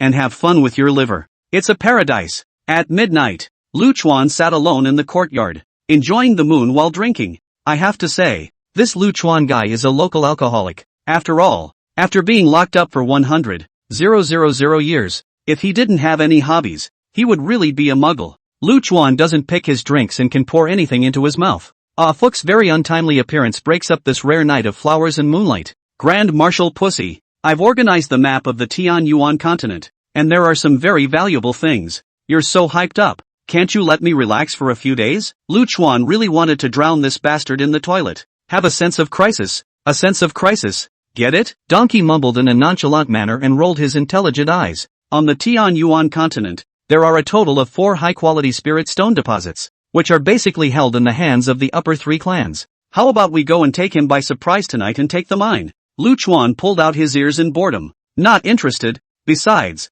if I empty the spirit stones, what will the girls use in the future? The donkey snorted in dissatisfaction. Women's kindness and spirit stones are renewable resources. As long as the concentration of aura is sufficient, it will always crystallize. If you name a big day, I won't go. I'm too lazy to move. Luchuan snorted and threw a peanut into his mouth. That's fine. Donkey gritted his teeth in anger. Going to the unsleeping sea and preparing to start the battle of the spectral springs. This is something you shouldn't refuse. When the mission is completed, let's leave this bird-like continent and go to a resource-rich place. How about robbing it out of existence? Well, good idea. Luchuan nodded. In fact, Luchuan understood in his heart that it was impossible for him to retire in the Bright Moon Pavilion. After all, there was still a system in place and a dream of going home. Let's depart immediately and go blow up the eye of the spectral spring to speed up the mission. Seeing Luchuan nod his head, Donkey's eyes filled with excitement. Good idea. You go first. I'll be right behind you. Luchuan said and rolled over, continuing to drink. Put oil and salt goods. Ah Fu was so angry that he couldn't help it. It's fine if you don't want to speed up the mission process, but from tomorrow onwards, start practicing. You stepped on a horse and gave your face, right? Chattering without end. Luchuan slapped the donkey away. Not long after the donkey was jerked away, the Red Leaf realist arrived at the small courtyard. She seemed to have heard the conversation just now, and her delicate little face was filled with trepidation and anxiety. Elder, are you leaving the Bright Moon Pavilion? Real Red Leaf's voice trembled a little, and there were tears in his eyes. Luchuan didn't hide it and nodded his head. There's no place like home, and sooner or later I'm going to get out of here. But don't worry about it. I'm a person who has always done things with a beginning and an end in mind. I will let the Bright Moon Pavilion grow to the point where it can stand on its own feet before I leave. The Red Leaf realist moved his lips, yet the words that he wanted to say did not come out after all. Real Red Leaf understood that Luchuan was not of the same world as her. He is like a cloud floating in the sky, and he himself is but dust on the ground. This cloud is just in this year and month, just happened to float to the top of their own head only, can look up to have been satisfied. How dare you ask for more? The first realm is the chi-gathering realm. The main thing is to feel the aura of the heavens and earth, and also to exercise the physical body to lay a foundation for later. Depending on the attribute, everyone feels the aura of the heavens and earth differently, and since I am of the water attribute, I am only able to feel the aura of the water attribute. Early the next morning, Bai Linlin assumed the responsibility of a master teacher and found Lu Chuan to begin teaching cultivation. It's not easy. Lu Chuan flipped through the introductory technique in his hand while trying to run and feel it. Soon, the air in front of Lu Chuan's eyes changed. Inexplicably, there were many colorful little people in the air, each one of them bouncing in front of his eyes with a naive batch. Lu Chuan took this discovery and told Bai Linlin. Bai Linlin didn't take a breath and almost died on the spot. What Lu Chuan saw was not some naive batch of villains, but the actual spirit of the 5 elements. This thing can only be felt when one is extremely close to it, and the talent requirement is extremely high. Like Bai Linlin, she could only see the lines of the water attribute and could not get close to the water spirit at all. Ki Lu Chuan, see a group of colorful bean batch. That means not a single spirit, but all 5 elements. People are more angry than people. Bai Linlin remembered that when she was initiated, it took her 3 whole months before she could barely feel it. As soon as Lu Chuan got his hands on the introductory technique, he saw the spirit of the 5 elements before he finished reading it. Elder is awesome. The first realm is almost like this. You just need to break through and you will be able to enter the second realm smoothly. Bai Linlin was an atmospheric child, and sincerely felt happy for Lu Chuan. But soon, Bai Linlin thought of something else. Senior, you are a 5 elements hegemony body. But the 5 elements hegemony body technique seems to have been lost. Cough. Lu Chuan barely managed to spit out last night's wine. There's no kung fu. What kind of practice is this? It's fine. I'll ask the donkey later. No, even if I beg. Lu Chuan was open-minded. After Bai Linlin left, Lu Chuan began to try to guide those naive batch model, the 5 elements of the spirit into the meridian. However, as soon as these little guys entered the body, they were directly shaken out by the sword chi. The little bean pie, one by one, jumped to Lu Chuan's head and face, babbling and screaming. Not knowing what bird language, Lu Chuan frowned as the biggest problem emerged. It is that the 2 systems of cultivation do not blend. He had already suppressed his sword chi to the lightest possible limit, but these little guys were still being ejected and couldn't get in at all. The only good news is that the 2 forces do not appear to be in conflict. They just repel each other. It can be fixed. It can be fixed. Alfred appeared at the perfect time, shaking his head and talking. Your sword chi, which belongs to chaos, is, by nature, able to change attributes at will and embrace the 5 elements. We can do it all the same. First change the attributes of the sword chi, and then let the corresponding spirits of the 5 elements enter the body, so that those spirits of the 5 elements can make a home in your body. How about that? Isn't old me a genius? After saying that, Fu shook his head in triumph. You're a fucking genius. Lu Chuan revealed a mouthful of white teeth and laughed happily. However, the next moment, Fu's neck was choked to death by Lu Chuan's hand. You can't think of something like that without some serious illness. 2 kinds of power sharing 1 meridian. Do you step on the horse and want me to die? It's okay that the power of the 5 elements is weak now, but when the power of the 5 elements grows, it will inevitably compete with the sword chi for territory. If I, one day, don't get a balance right, is the whole thing going to blow up into mush? Alfred's tongue drooped as he was pinched, and he rolled his eyes as if he was going to meet God. There is a way. There is a way. Isn't your sword chi forming a small universe in your dantian? Just transfer all the sword chi that is warming your meridians and give way to the power of the 5 elements. Lu Chuan's eyes jumped as he listened. Which would mean, he himself would temporarily abandon the cultivation of the sword Dao and instead focus on cultivating the hegemonic body. Lu Chuan is a very stubborn person, and this solution has actually occurred to him on his own. But the thought of suspending sword cultivation was 100 times unwilling in his heart. Moreover, in the future, when the hegemonic body was cultivated and the power of the 5 elements completely took over the meridians, it would mean that the Dao of the sword would not take another step forward. Although Lu Chuan's sword Dao had now reached the extreme, his obstinate character made him want to go even further. Alfred played to his strengths and followed his lead.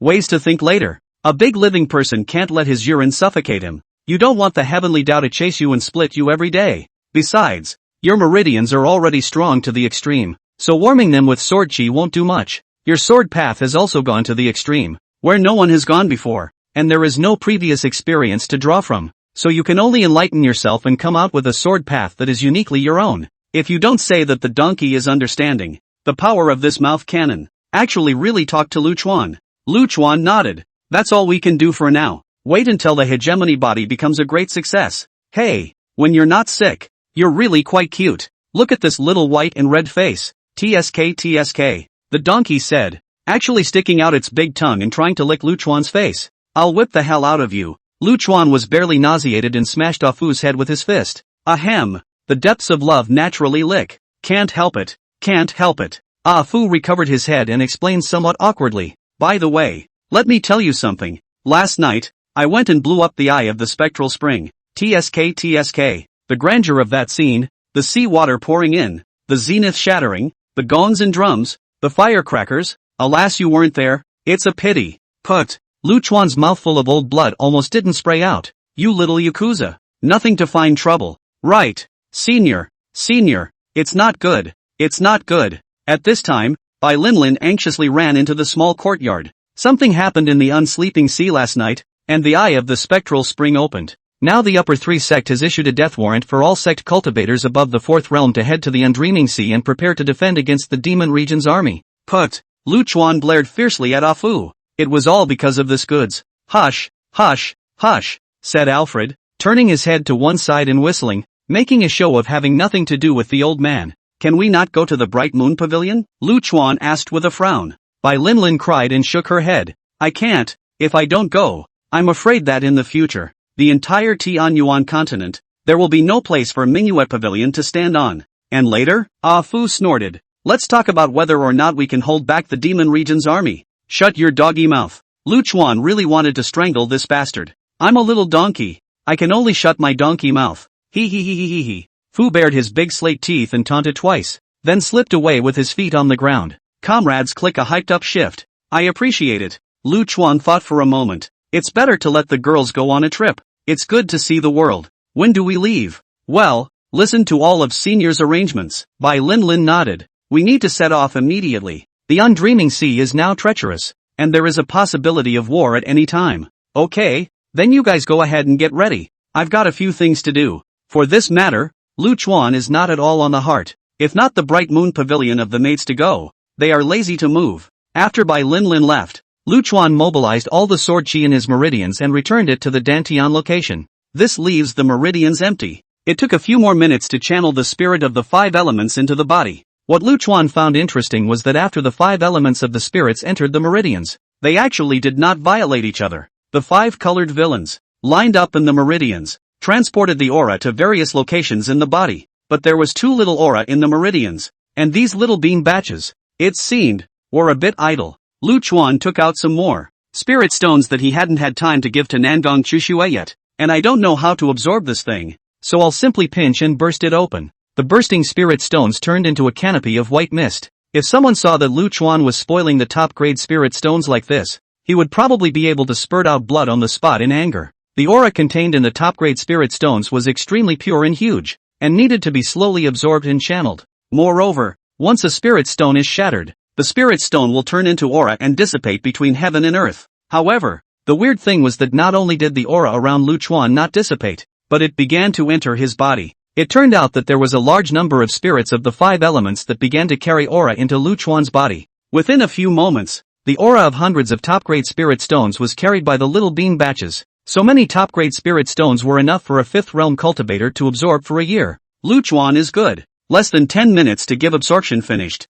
With that kind of efficiency, it's probably going to scare people to death. And after absorbing so much aura at once, there was actually no discomfort at all. Lu Chuan didn't continue. These spirit stones were all reserved for the Minghuet Pavilion. It wasn't right to spoil them all by himself. From now on, Lu Chuan was an authentic cultivator. A little chicken of the chi-gathering realm. Only after finishing this did Lu Chuan slowly head to the main peak. Seeing Lu Chuan, Nangong Chushue froze for a moment. She was still a little unaccustomed to Lu Chuan's bubbly beauty. Elder, after reacting, he hurriedly greeted them and reported the situation. Bright Moon Pavilion disciples. There are a total of 450 cultivators above the fourth realm, and we will arrive at White Wind City 5 days later. Now White Wind City has been commandeered as a rear base camp. We will not be joining the battlefield as the main combatants. Our main mission is to treat the wounded. In addition, the guest minister and the two elders will stay at the mountain gate to prevent any accidents. The Bright Moon Pavilion was large and small, with a total of tens of thousands of disciples,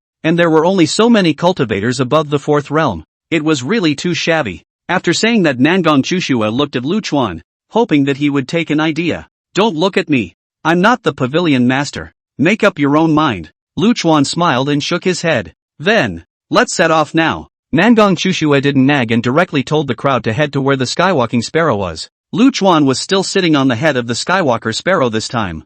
This flat-haired beast had gained benefits last time and his cultivation had refined a lot, so he was respectful to Lu Chuan. Before leaving, Lu Chuan used his sword chi and enveloped the entire Bright Moon Pavilion. Lest you come back one day and your home has been burglarized. That would be really disturbing. 5 days later, White Wind City. The Skywalker Sparrow landed outside the city. As the outlet of the undreaming sea, White Wind City was going to serve as the rear base camp this time. At this point in time, White Wind City had long since lost its previous bustling pyrotechnics. The city's civilians had been relocated out of town, and the city's main residence had been commandeered as a temporary command post. The entrance to the city was heavily guarded, and the lowest realm guarding soldiers were actually all 5th realm cultivators. These little chickens of the Bright Moon Pavilion really weren't enough to look at. The entire White Wind City was shrouded in a murderous aura that made one's spine go cold. Get out of the way! Get out of the way! A growl rang out as a giant spider fell from the sky. The sickening smell of blood filled the air. Bang bang bang! Dozens of cultivators were thrown off the spider's back. These cultivators who were thrown down were either missing arms and legs, or were covered in blood, and each of them was as breathless as if they were going to die. Soon, a group of ordinary people rushed out from the city gates. One by one, they carried stretchers and transported these injured people into the city with nimble hands and feet. It seems that this is not the first time that these civilians have acted calmly. Fellow Daoist, how is the front line? One of the soldiers guarding the city shouted at the man on the spider's back. Only a small number of demonic creatures have appeared now, and the Demon Region's army hasn't entered yet, so it's still stable for the time being. After responding, the spider flew up into the sky and quickly disappeared from view. Which clan are you from? Clan token out. A guard came in front of the people of the Bright Moon Pavilion with a bad attitude. Nangong Chushue understood that now was not the time to be angry and hurriedly took out the clan token and handed it to the guard. The guard examined it carefully before breathing a huge sigh of relief and softening his tone considerably. So it's a fellow Taoist from the Bright Moon Pavilion.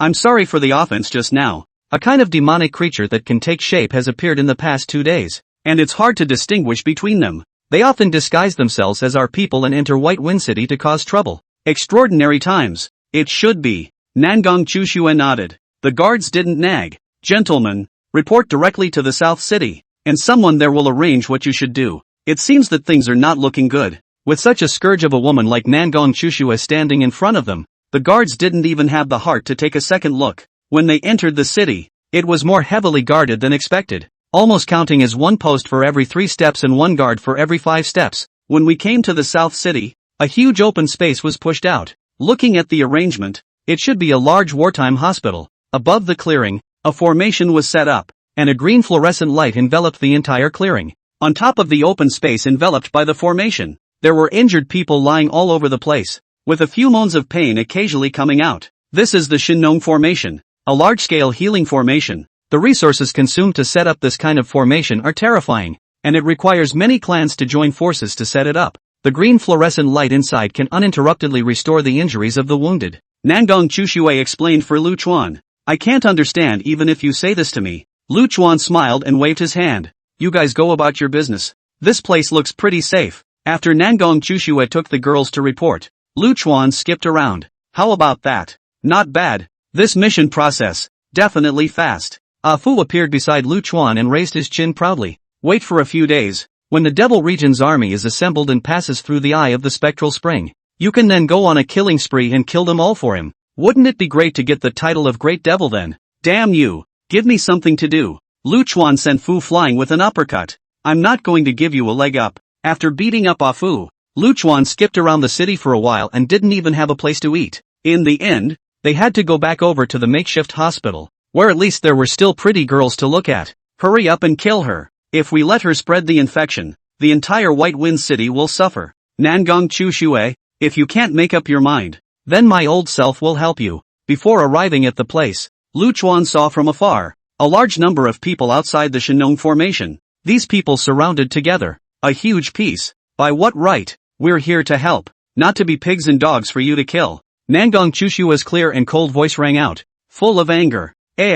Lu Chuan was a little speechless. He just left for how long a while? How to pull on the skin again? These girls? Are they really just here to be aggravated? Move over. Gentlemen. Lu Chuan cheerfully greeted, and although his voice was not loud, it clearly reached everyone's ears. These melon eaters blocked the road. Lu Chuan also just called out twice, and did not rush and more unreasonably. Never go actively looking for trouble. Lu Chuan this point is really likable. The crowd turned around only to see a young man with a black and a white longsword hanging from his waist and a nobleman-like appearance, standing at the back with a smile on his face. This rare male-female look had surprised the crowd enough. That chi condensation realm's cultivation, paired with that dangling look of the old man being the best in the world, was even more of a shock. The crowd looked a little dazed for a moment. What are you looking at? If you don't like it, come and fight one-on-one. Being stared straight at by the crowd, Lu Chuan was very upset. Yet it was this little rookie of the first realm who gave a roar, but it shook the crowd's souls, as if their souls were about to leave their bodies and go on a divine journey to the heavens. Bah! Nothing! Lu Chuan spat and peeled through the crowd to the center. Raising his eyes, he only saw one of the maids of the Bright Moon Pavilion, lying on the ground, with his eyes shut tight, his lips black, and his body drenched in sweat. The situation looked bleak. As for Nangong Chushue, she was protecting the girl's side, sticking her neck out and confronting an old crone, like an old mother hen whose feathers were exploding all over her body in order to protect her child. Seeing Lu Chuan, her tears flowed indisputably. Seniors. Upon hearing the title of senior, the people around them were a bit confused and looked at Lu Chuan incredulously. Lu Chuan frowned. Nangong Chushue was a very strong child. One does not shed tears easily if one is not greatly aggrieved. Lu Chuan asked, "What's going on?" Nangong Chushue wiped her tears and spoke. "After you left, Elder, we were put in charge of treating the wounded. Not long ago first, a new batch of wounded were transported in, but this girl was accidentally caught by the wounded while she was being treated and turned into this appearance." The more Nangong Chushue spoke, the more agitated she became, pointing at that old crone's nose and cursing. This dead old woman. When she saw that the girl was scratched, she didn't say anything. She directly threw the person out of the formation and had to kill the girl. Being scolded by Nangong Chushue pointing at her nose, the old crone's eyes jumped straight up. She looked at Nangong Chushue and laughed coldly. "Nangong Chushue, show me some respect. What are you? And what is your manhwa pavilion? This demonic poison is extremely contagious. Don't you kill her and let her infect others? I'm your grandmother." Nangong Chushue was really angry. The usually gentle and modest, she couldn't help but burst into foul language at this moment. "Dead old woman. Other people infected with demonic poison can be saved. Just our manhwa pavilions people can't be saved.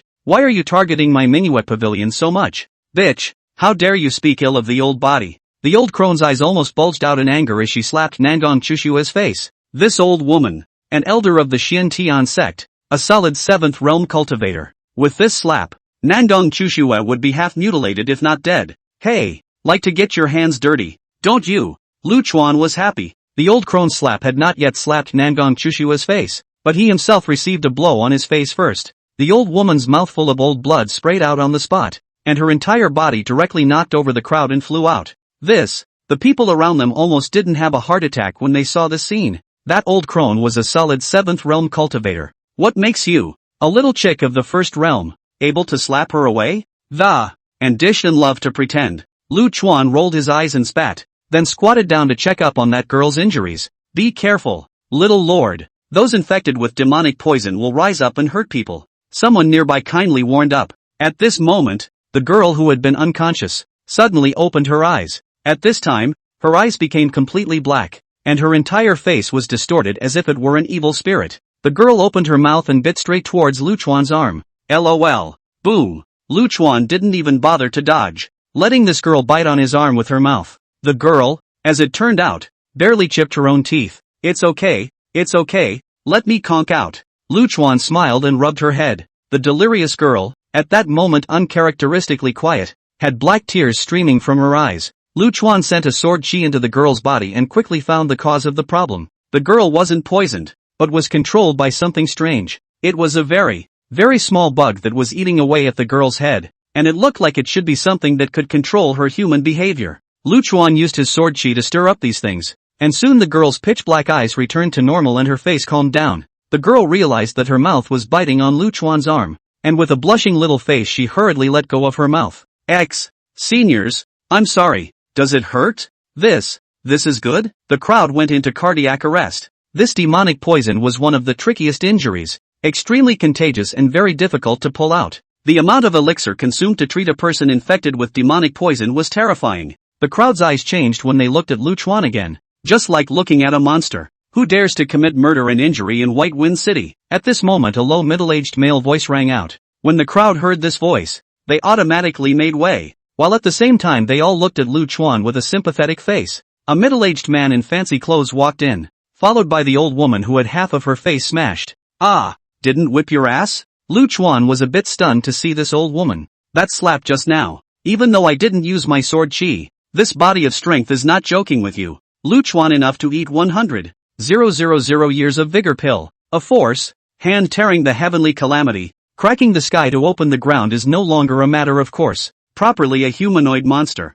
Lu Chuan was a little puzzled as to why he hadn't smoked the old woman to death. When the old woman saw Lu Chuan looking at her, she was so scared that she moved closer towards the middle-aged man. That slap just now had truly jerked her out of her psyche. If it wasn't for the secret treasure protecting his body, I'm afraid that he would have been smacked on the spot and his head would have exploded. Although this life was saved, but the thought that the secret treasure that he had expended so much effort on was just gone, the old crone's heart was itching to flay Lu Chuan to relieve the hatred in her heart. When Nangong Chushue saw this middle-aged man, her face instantly became obscure. She whispered to Lu Chuan, the Shin Tian sect's supreme elder Zhang Nanchen, a peak-8th realm cultivator, is now responsible for handling all kinds of affairs in White Wind City. Before Nangong Chushue could finish her sentence, Zhang Nanchen had already arrived in front of the duo. Zhang Nanchen swept a glance at Lu Chuan and sensed that it was actually just a chi-gathering realm minor cultivator, so he didn't pay too much attention to it. He looked at Nangong Chushue and asked in a stern tone, "Who made the move just now? Did no one tell you to understand that fighting is strictly forbidden in White Wind City right now?"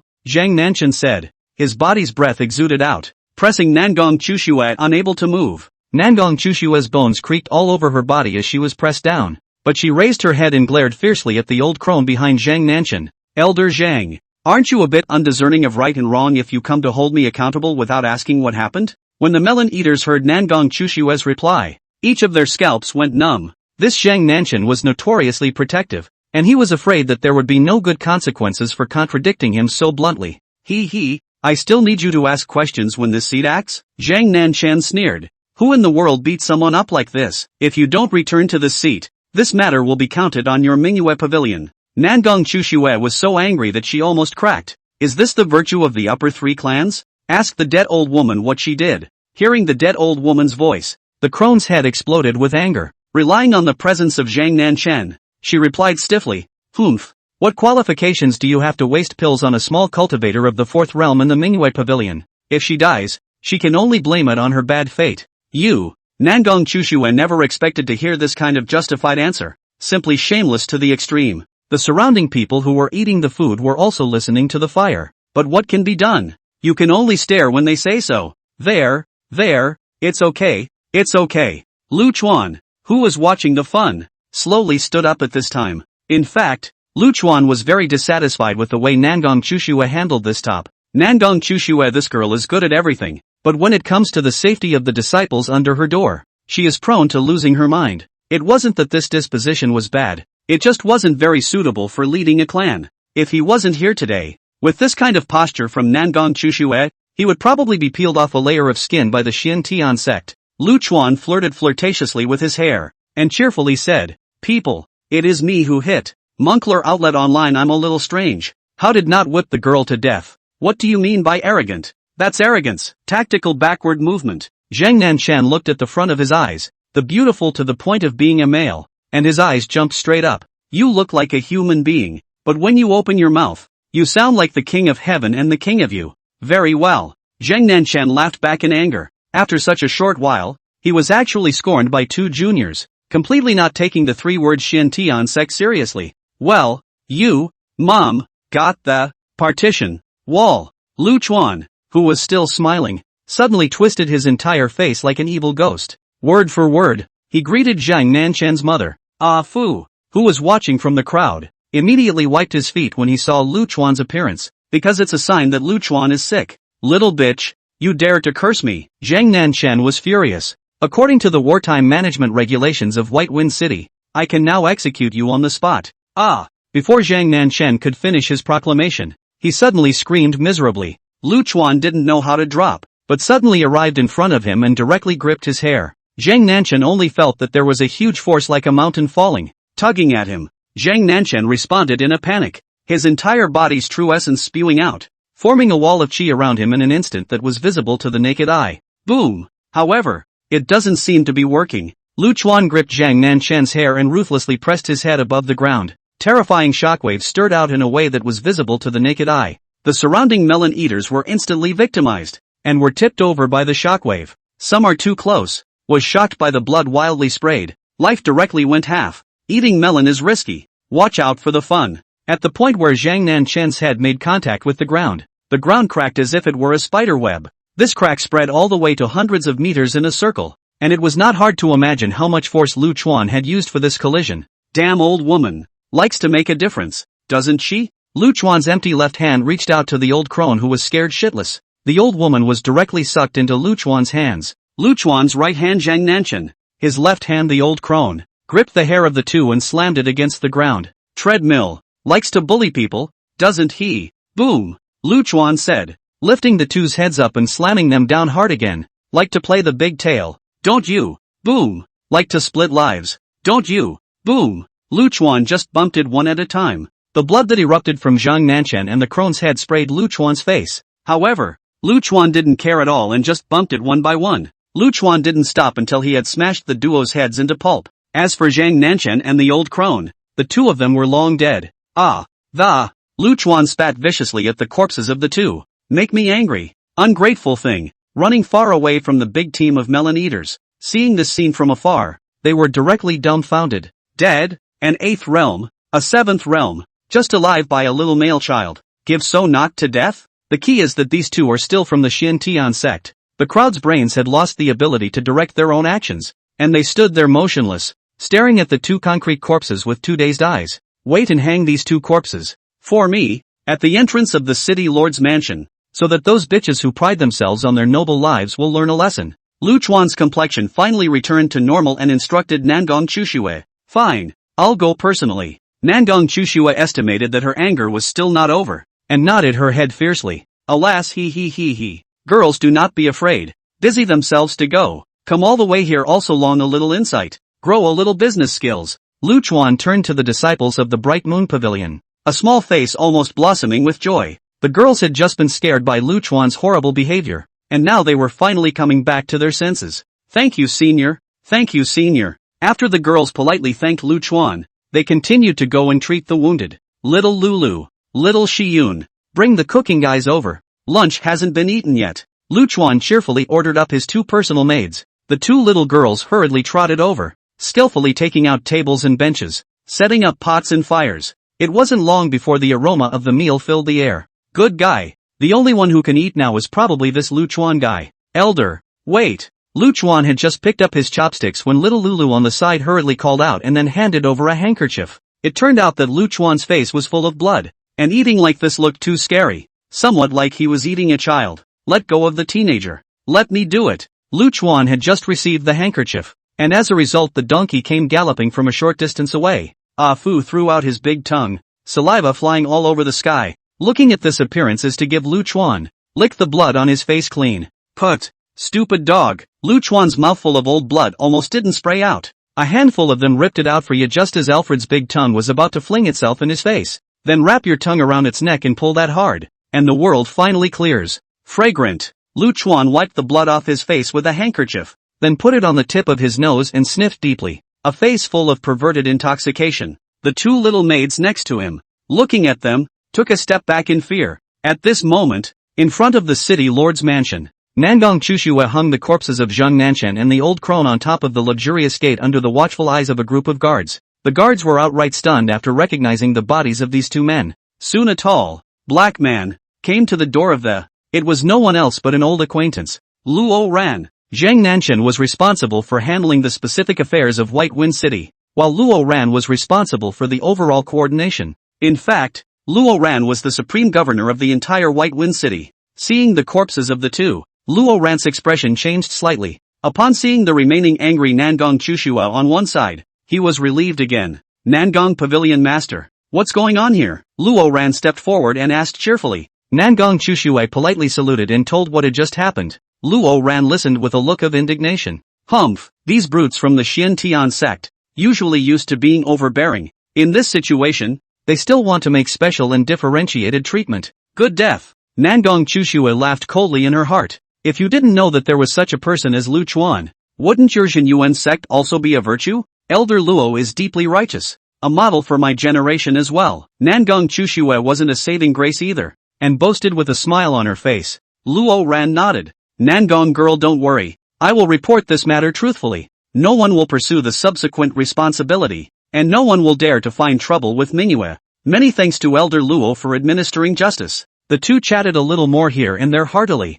Waiting for Nangong Chushue to leave, Luo Ran looked at the two corpses. The corner of his mouth hooked into a cold smile. Xian Tian sect. Xian Tian sect. Are you going to break your teeth and swallow them in your stomach? Or are you going to take this breath out? Elder, should we take down this corpse? The guard at the side asked. Luo Ran waved his hand. Hang on, just hang on. The big war is coming. Xian Tian sect wants to monopolize power. This is a good warning. Go find some anti-odor material. In addition, pass down the order that Jin Yuan sect disciples are not allowed to mess with the people of the Bright Moon Pavilion. And if they want to come into contact, they must treat them with courtesy. And those who violate the order will be decapitated. The word decapitation was used, and the guards were numb at the sound of it. Luo Ran stretched out physically and mentally and muttered, it would be better if Yun Mengzi also went to invoke it. Of course, Luo Ran wouldn't try to stir up trouble. He was a very smart person. Moreover, he had come into contact with Lu Chuan some days ago and understood how terrifying that man was.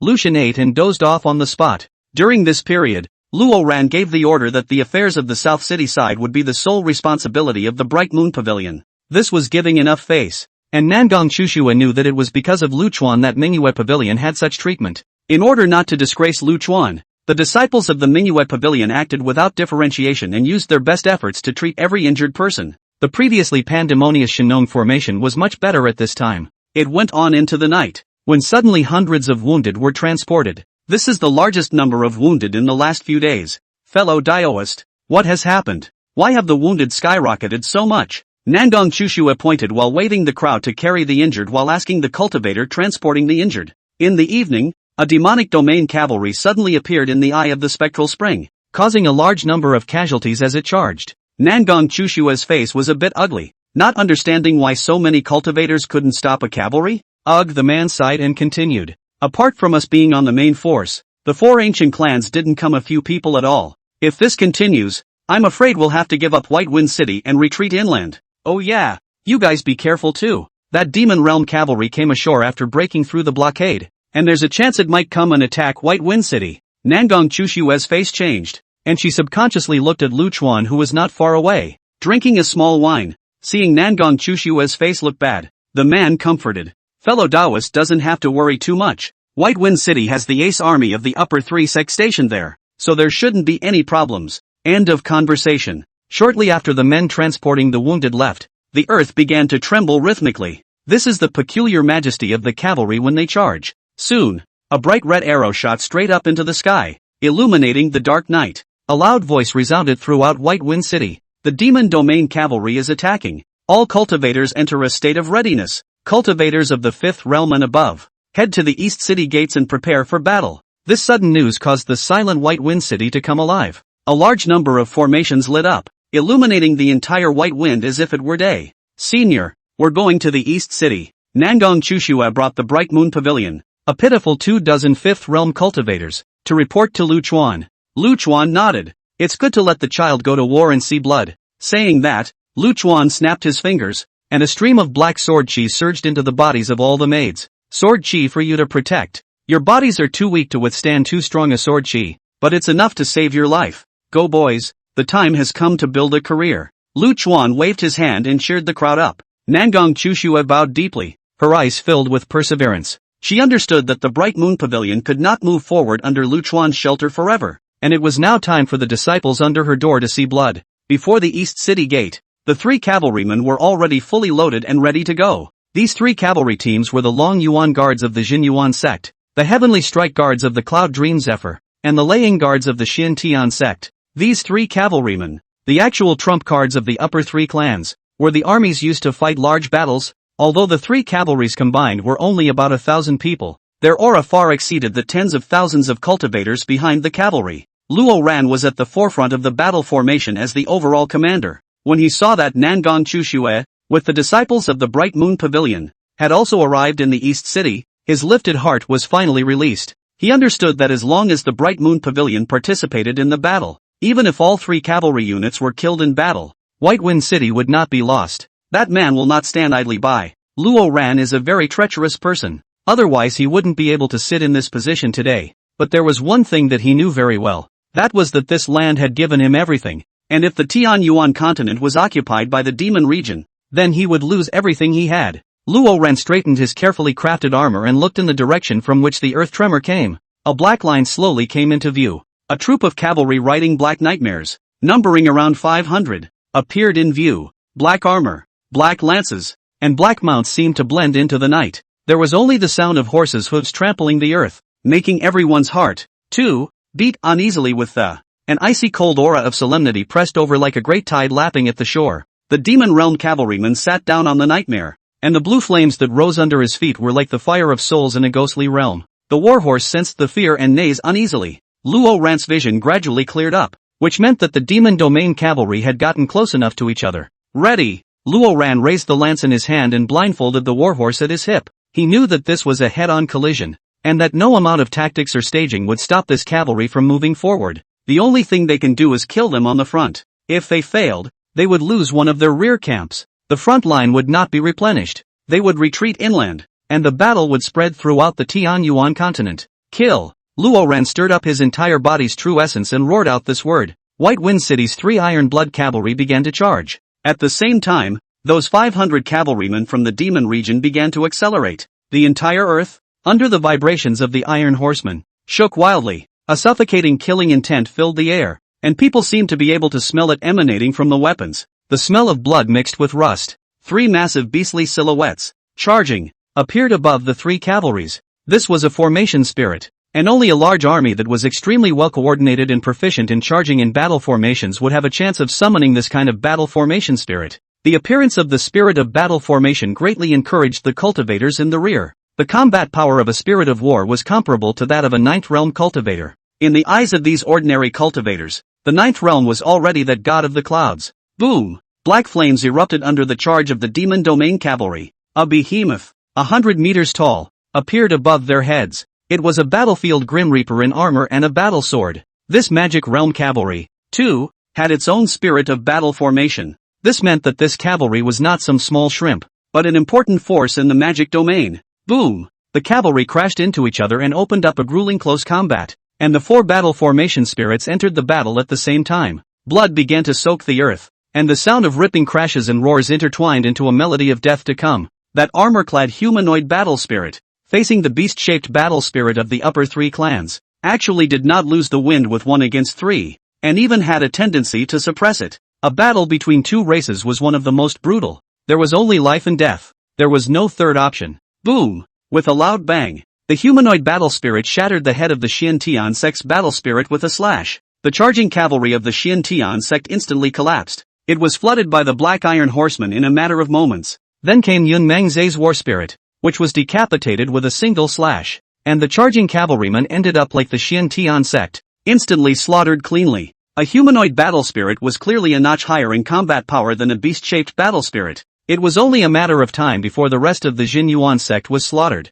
Luo Ran was drenched in blood, and his hands were trembling. He had never expected this outcome. His proud iron cavalry, under the charge from the opposite side, was actually so unbeatable. As the leader, Luo Ran's determination wavered, directly affecting the survival state of the war spirits. This last battle spirit, its figure began to blur, as if it would collapse in the next moment. Bright Moon Pavilion disciples, charge with me. Nangong Chushua knew that they couldn't wait any longer. If they waited for the last battle spirit to be shattered, they would no longer have the slightest resistance. The entire White Wind City will fall. A group of girls, facing this bloody battlefield. Aren't they afraid? Of course they are afraid, but they understand that they can't live, only live or die. Nangong Chushua led the way, followed by the only 24 or so 5th realm disciples of the Bright Moon Pavilion. They were the backbone of manhwa Pavilion. If they all died in battle, manhwa Pavilion would never be able to turn around. But Nangong Chushua remained righteous, because this is their land.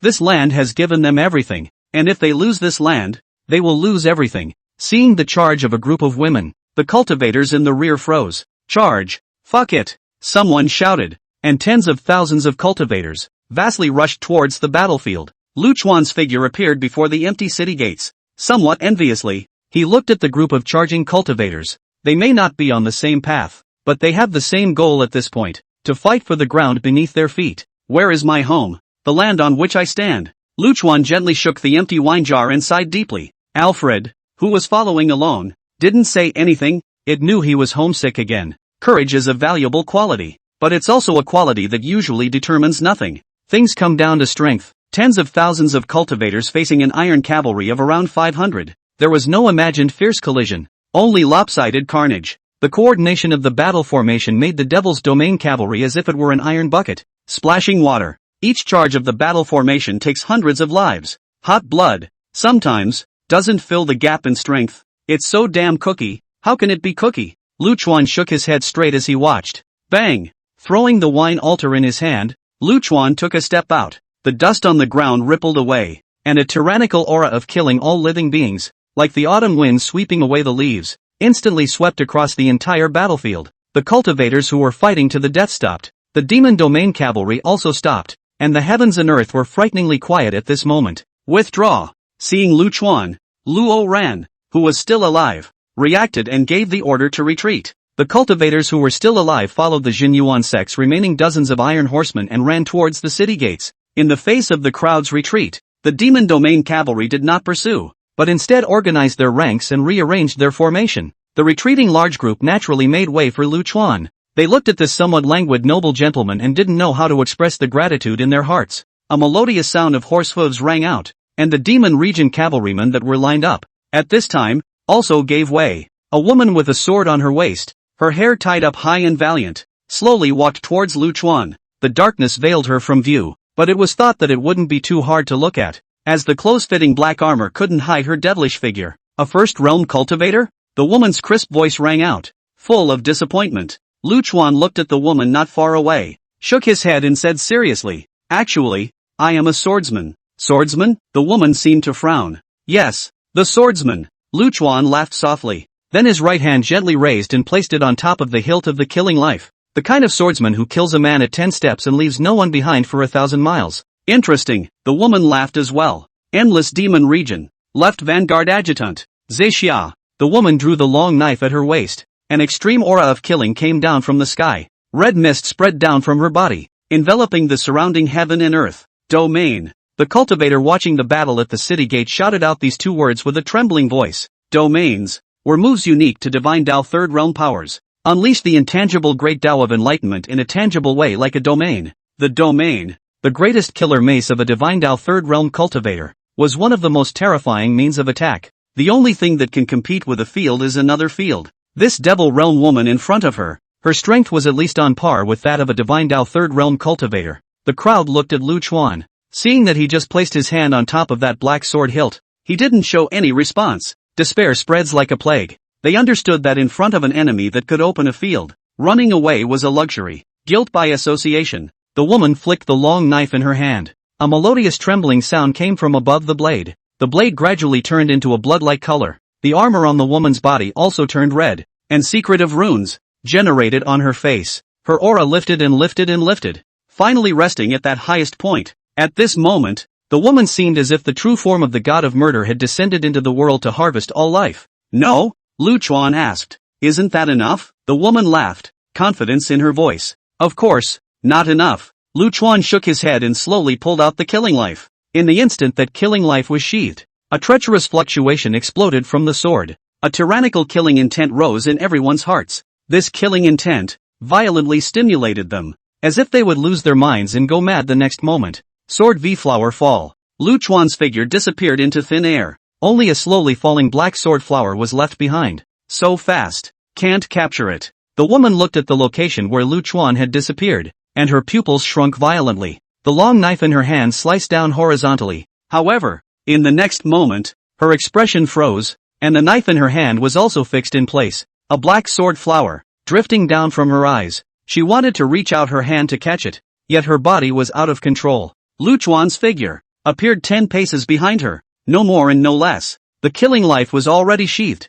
Luchuan did not look back and walked slowly towards the cavalry. What a fast sword! The woman's trembling lips spat out 4 words. In the next moment, her domain shattered with a loud bang, and her head flew up high, blood soaring out, bringing up a wind-like sound. She couldn't understand to her dying day how this teenager, who didn't have a domain, was able to move freely in her domain. The crowd at the city gates didn't come back from their shock until the field shattered and the woman's head flew up. Everything was beyond common sense and cognition, and they couldn't imagine what kind of existence that noble son really was. The demon realm cavalry began to charge, and they didn't disorganize themselves because of the death of their general. The huge battle spirit, wielding its long blade, ruthlessly slashed down towards Lu Chuan, bringing up a might that crumbled mountains and split the earth. The cavalry also charged forward, ready for close combat. The flowers are blooming. Lu Chuan gently raised his hand, and the flowers that were transformed by the sword chi drifted down in the sky. Sword V flower fall, the most romantic of Lu Chuan's 12 sword moves.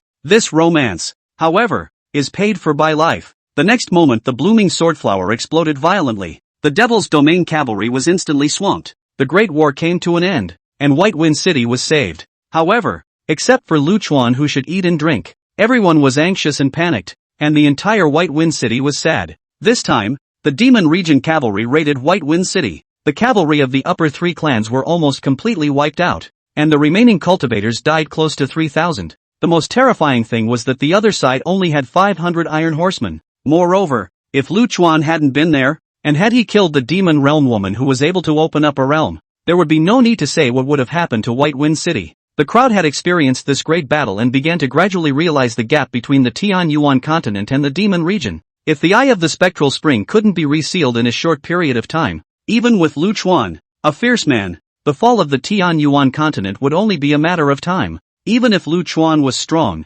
no one thought that with him alone, he would be able to fight against the endless demon region. The only good news was that after the great battle, White Wind City had finally settled down, and for the next several days, there were no more accidents. Fix the dog. Fix the dog. Come on, come on. Lu Chuan refused Luo Ran's request to invite himself to stay in the city lord's mansion, and remained lying on this side of the Shinnong formation. These days, as soon as it was time to start the meal, there would be a chubby little dog that would come to Lu Chuan's place to dabble in the food. This little guy, it should be raised by the civilians of White Wind City. Probably when it was transferred, it didn't take it away and left it behind. Lu Chuan is a very complicated and strange person. He's not patient enough with a lot of people or things, but it's impossible to resist this furry little thing. Lu Chuan found a bowl for the puppy, and as soon as it was time to eat, he had a bowl for himself and a bowl for the puppy. One on the table, one under the table, a big one and a small one, both with mouths full of food. When the puppy finished eating, he would lie down beside Lu Chuan for a while and then leave without saying a word. Lu Chuan also never forced the puppy to stay, letting it come and go as it pleased. It became a special sight on the south side, endless demon territory. A mysterious world whose strength was able to fight against the entire vast world. Against the entire vast world. People's overall impressions of endless magic are few and far between, because they don't seem to have anything else to do but wage war. It was a good thing that all along, the narrow eye of the spectral spring had restricted the demon realm's army from entering the great world of vastness. However, this time, the eye of the spectral spring, the entire thing exploded. The blown-up area took up almost a tenth of the unsleeping sea. This meant that the armies of the endless demon region would be able to pass through the eye of the spectral spring without any hindrance and wage war. On the other side of the eye of the spectral spring, in the middle of the endless demon region, the sky is gray here and the environment is oppressive and suffocating. Boundless armies were assembling, and the human race made up only a very small portion of these soldiers. Most of the soldiers were unnamed demons. Right in the center of the army, there was an ornate high platform. The demon lord, the ruler of the demon region, was watching his men assemble. The demon lord looked like a handsome young man, but his actual age was already more than 50,000 years old. Sitting on top of the high platform, the demon lord propped up his chin and watched the boundless army gathering with some disinterest. On the side stood a woman wearing a long white dress with a cool temperament, unable to see her face because she was wearing a veil. She is the high priestess of the demon realm. The existence of the high priestess is far older than the demon lord. There is a saying in the devil's domain. It's called the demon lord of flowing water, the high priest of iron. Having witnessed the rise and fall of many eras, only this time, she had pressed everything on this generation of demon lords. Zixia died in battle. The high priest extended his hand and a small black crystal ball appeared in it. The black blob was riddled with cracks, as if it would break apart the next moment. This kind of small ball, called the demon core, was something unique to demon realm beings by nature, and it was also their weakness. Only if one was strong enough,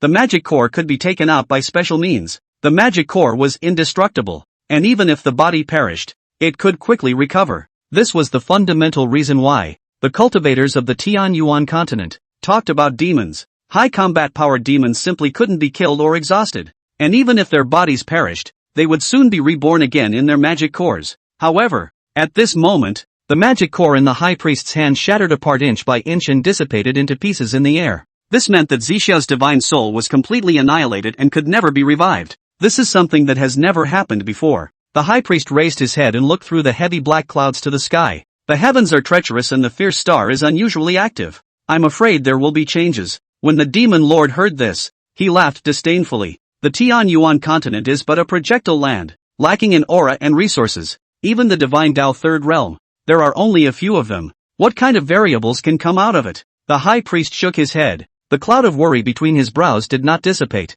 It can't be deduced. Whenever one tries to get close to those murderous stars, everything will be covered up. The demon lord smiled and shook his head. The high priestess doesn't need to worry too much. This time the eye of the spectral spring blew up for no reason. It's a great change that hasn't been seen in 100,000 years. We must seize this opportunity to enter the great world of vastness. The high priestess listened, her brow gradually spreading. Yes, she had already waited for 100,000 years. If she couldn't grasp it this time, I'm afraid she would have to wait for the next 100,000 years. The heaven-swallowing great emperor attained enlightenment in the dragon field 100,000 years ago, and now the great emperor's enlightenment field will reappear, and there must be an opportunity to become an emperor there. There is your chance there, and the chance for the entire demon realm. Fix the doggy, come and sit down. The little fat dog came on time to dine, and Lu Chuan had the good sense to serve it delicious food. To be taken care of by this tyrant,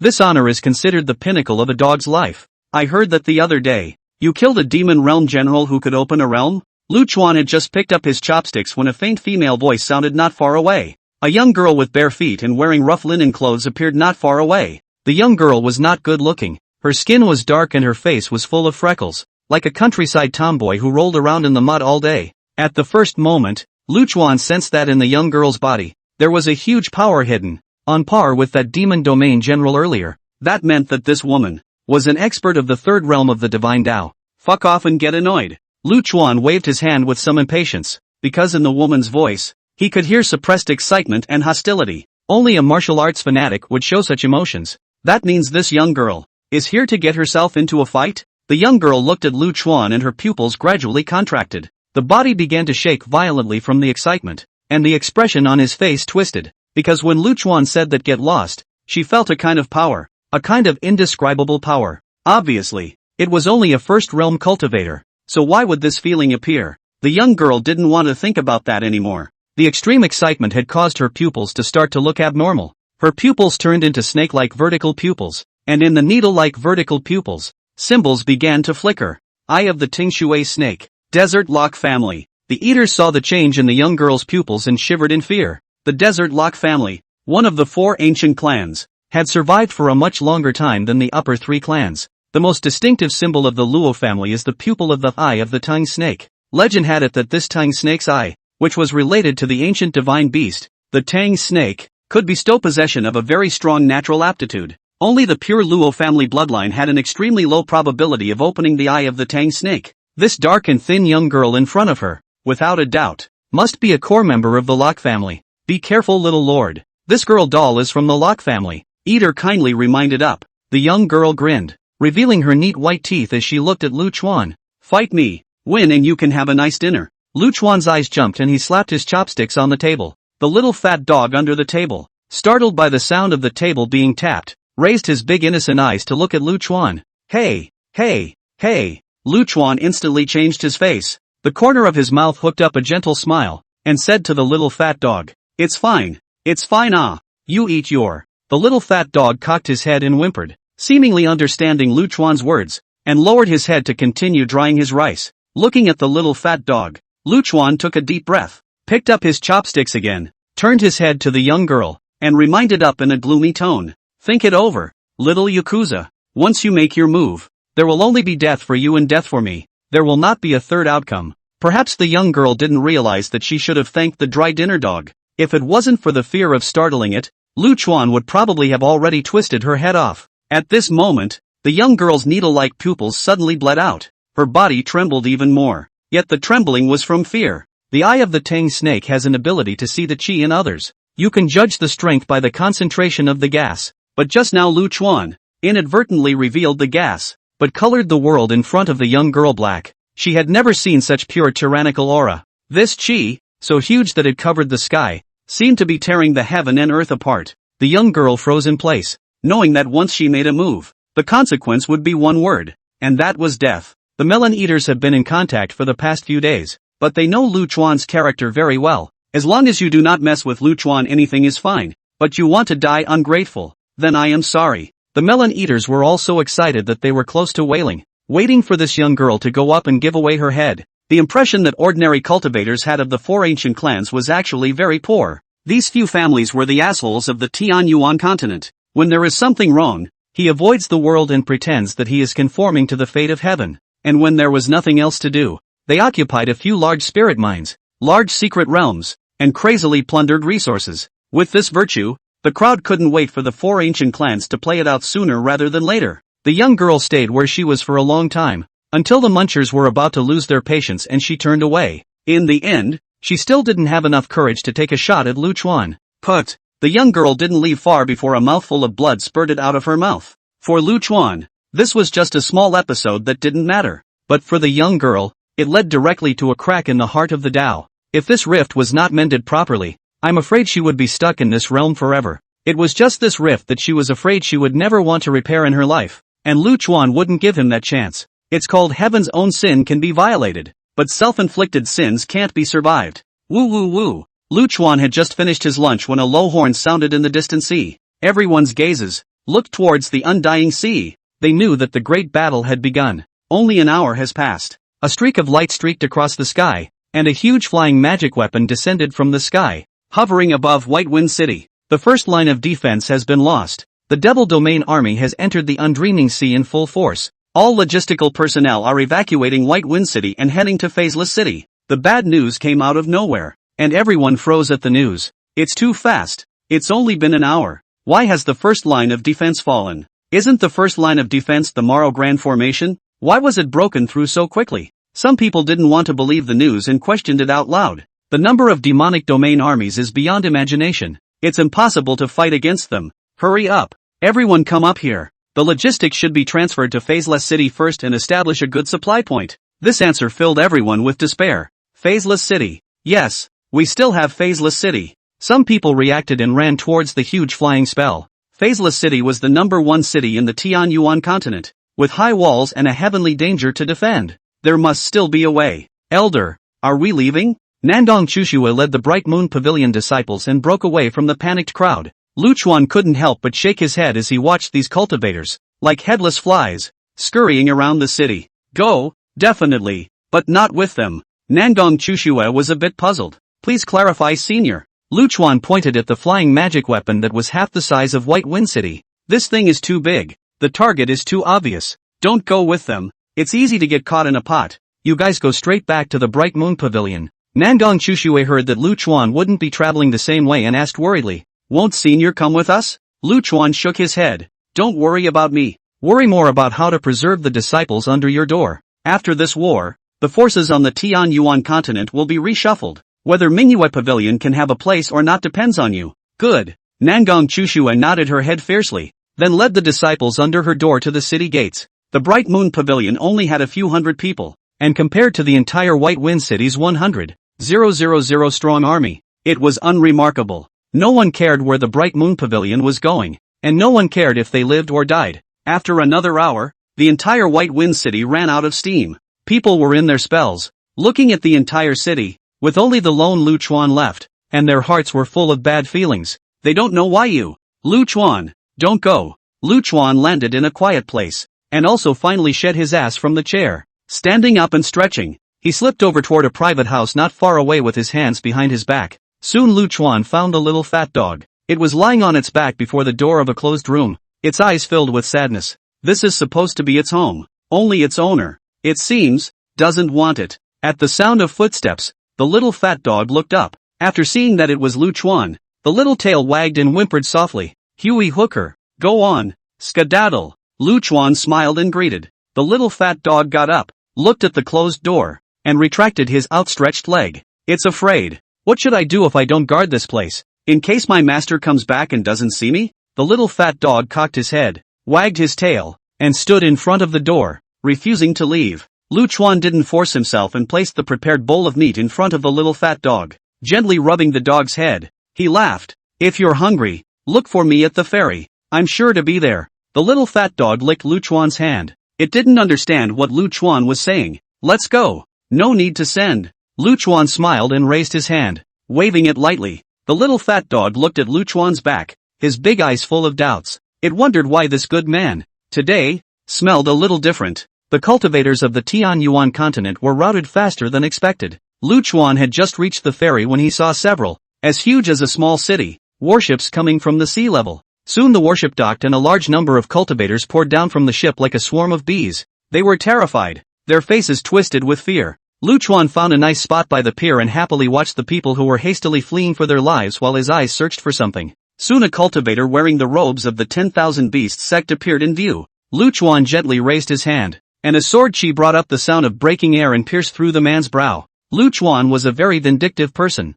The 10,000 Beasts sect had given themselves something to do some days ago. Could they be given a good time? The death of one man can make no waves in the stream of people running for their lives. But what about 100? When the kill reached the 100th person, someone finally realized that Lu Chuan was intercepting the cultivators of the sect of 10,000 Beasts. Why is he so despicable at such a young age? To do this poisonous thing in such a situation? A middle-aged man, who was somewhat in a sorry state, came with a few people to ask for forgiveness. This leading middle-aged man was the Xian Tian sect's patriarch, Luo Yuntian. However, at this time, he had long since lost the authority of the upper three sect masters, and was as terrified as a bereaved dog. There's a grudge, why else? Lu Chuan somewhat boredly snapped his fingers again, and a few more 10,000 Beast sect cultivators fell in the stream of people running away. You guy. Luo Yuntian saw this teenager in front of him, completely ignoring himself. The bad anger that had been held back on the side of the Demon Region's army exploded out here in Lu Chuan. Intercepting frontline soldiers at the time of a great war.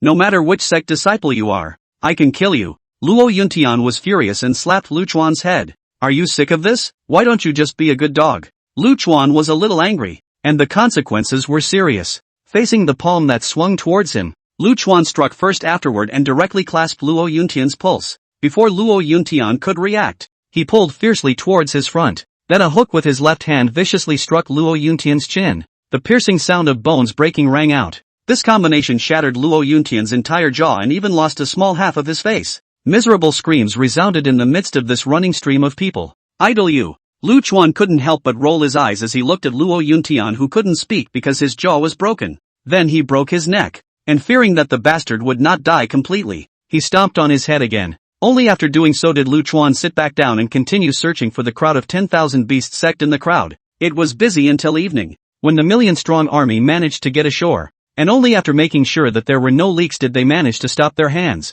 And at this moment, there were already 20 huge flying magic vessels floating above the sky, obscuring the entire sky. It seemed that the retreating cultivators were to be transported to Phaseless City. Lu Chuan estimated that even if a flying magic vessel only held 100,000 people, it would still be enough to hold 2 million cultivators. The number of cultivators who retreated from the front line was so large that Lu Chuan was a bit surprised. Lu Chuan was a bit curious. An army of cultivators of this size, routed so quickly, how strong was the demon domain? Just a rabble. Ah Fu appeared beside Lu Chuan at this moment, his tone filled with contempt. If it's replaced with a continent in the top 3 in terms of strength, it can still fight with the demon domain. The Tianyuan continent is completely unqualified for this. Lu Chuan rolled his eyes. Where the hell have you been these past 2 days? No sign of the donkey for the past 2 days, which is a bit of an anomaly. When Ah Fu heard Lu Chuan ask, he swept towards the side with his thieving eyes to make sure that no one was eavesdropping before he whispered. In the past 2 days,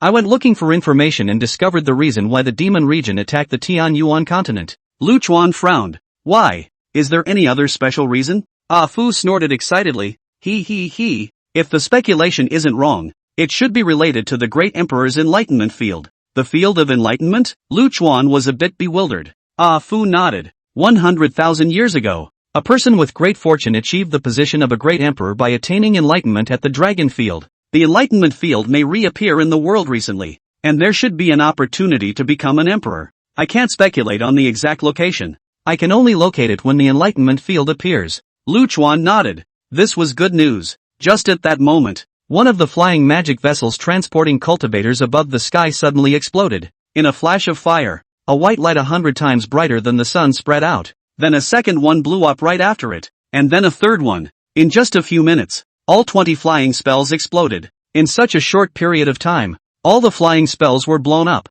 and all the cultivators who went up perished, which shall not die hundreds of thousands. The brutality of the war is evident in the fact that it is all in the tens of thousands, counting the number of people killed in action. These silly things, with such a big target, aren't they shouting for people to come and fight? Alfred couldn't help but roll his eyes and scoff. Enemy attack! Enemy attack! A hoarse roar rang out between heaven and earth. Cultivators who didn't make it up there stopped in their tracks in a hurry and set up a formation in a panic. 3 figures, at that moment, appeared in the sky after the flying spells blew up. A powerful might, like a mountain pressed down from several people. The noisy White Wind City instantly went deathly quiet. Gentlemen, there is no need to travel by boat. The feng shui of this place is very good. Buried here, you can be reincarnated in a good life in your next life. Above the sky, a middle-aged man in the center, dressed in black armor and holding a coiled dragon spear, looked at the ants below and snorted. Lu Chuan looked at the three with some curiosity and asked, Donkey, between cultivators, there is such a big difference in strength in each realm. In fact, it only takes a few demons with the strength of the third realm of the divine path to slaughter all of these cultivators. So why does the demon region still need to make a big fuss about it and let the army press in? What do you know? Donkey rolled his eyes. Against higher-ranked cultivators, lower-ranked cultivators can utilize battle formations and arrays, and are not completely helpless. If it weren't for the fact that right now these cultivators are so disorganized and messing around, the formation wouldn't even be able to get it out. Just those 3 dangling hairs of the Tao One realm in the sky will be hung up and beaten by these millions of ordinary cultivators. Lu Chuan nodded. In that case, then I'd better slip away. When the time comes, the countless armies of the demon region will be in formation. In case I can't hack it, how humiliating it will be. Put. A mouthful of old blood almost didn't come out of Fu's mouth. Others are others. You are you. It's not the same.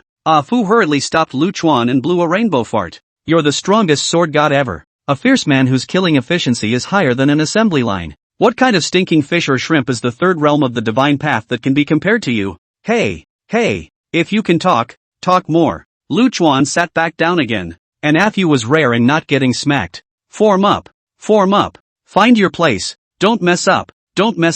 Finally, someone is coming out to run the show. By now, however, the army had been scared out of its wits, and the sound was quickly drowned out in fear. Quiet. Above the sky, the general holding the coiled dragon lance spoke again at this moment. A huge pressure swept over White Wind City, and the crowd was silenced once again by the pressure. I am Mokakash, the commander of the Vanguard Battalion of the Devil's Domain, and I have an adjutant who died in battle here earlier. Does anyone know who did this? Whoever tells this general can guarantee his safe departure from here. Looking for you.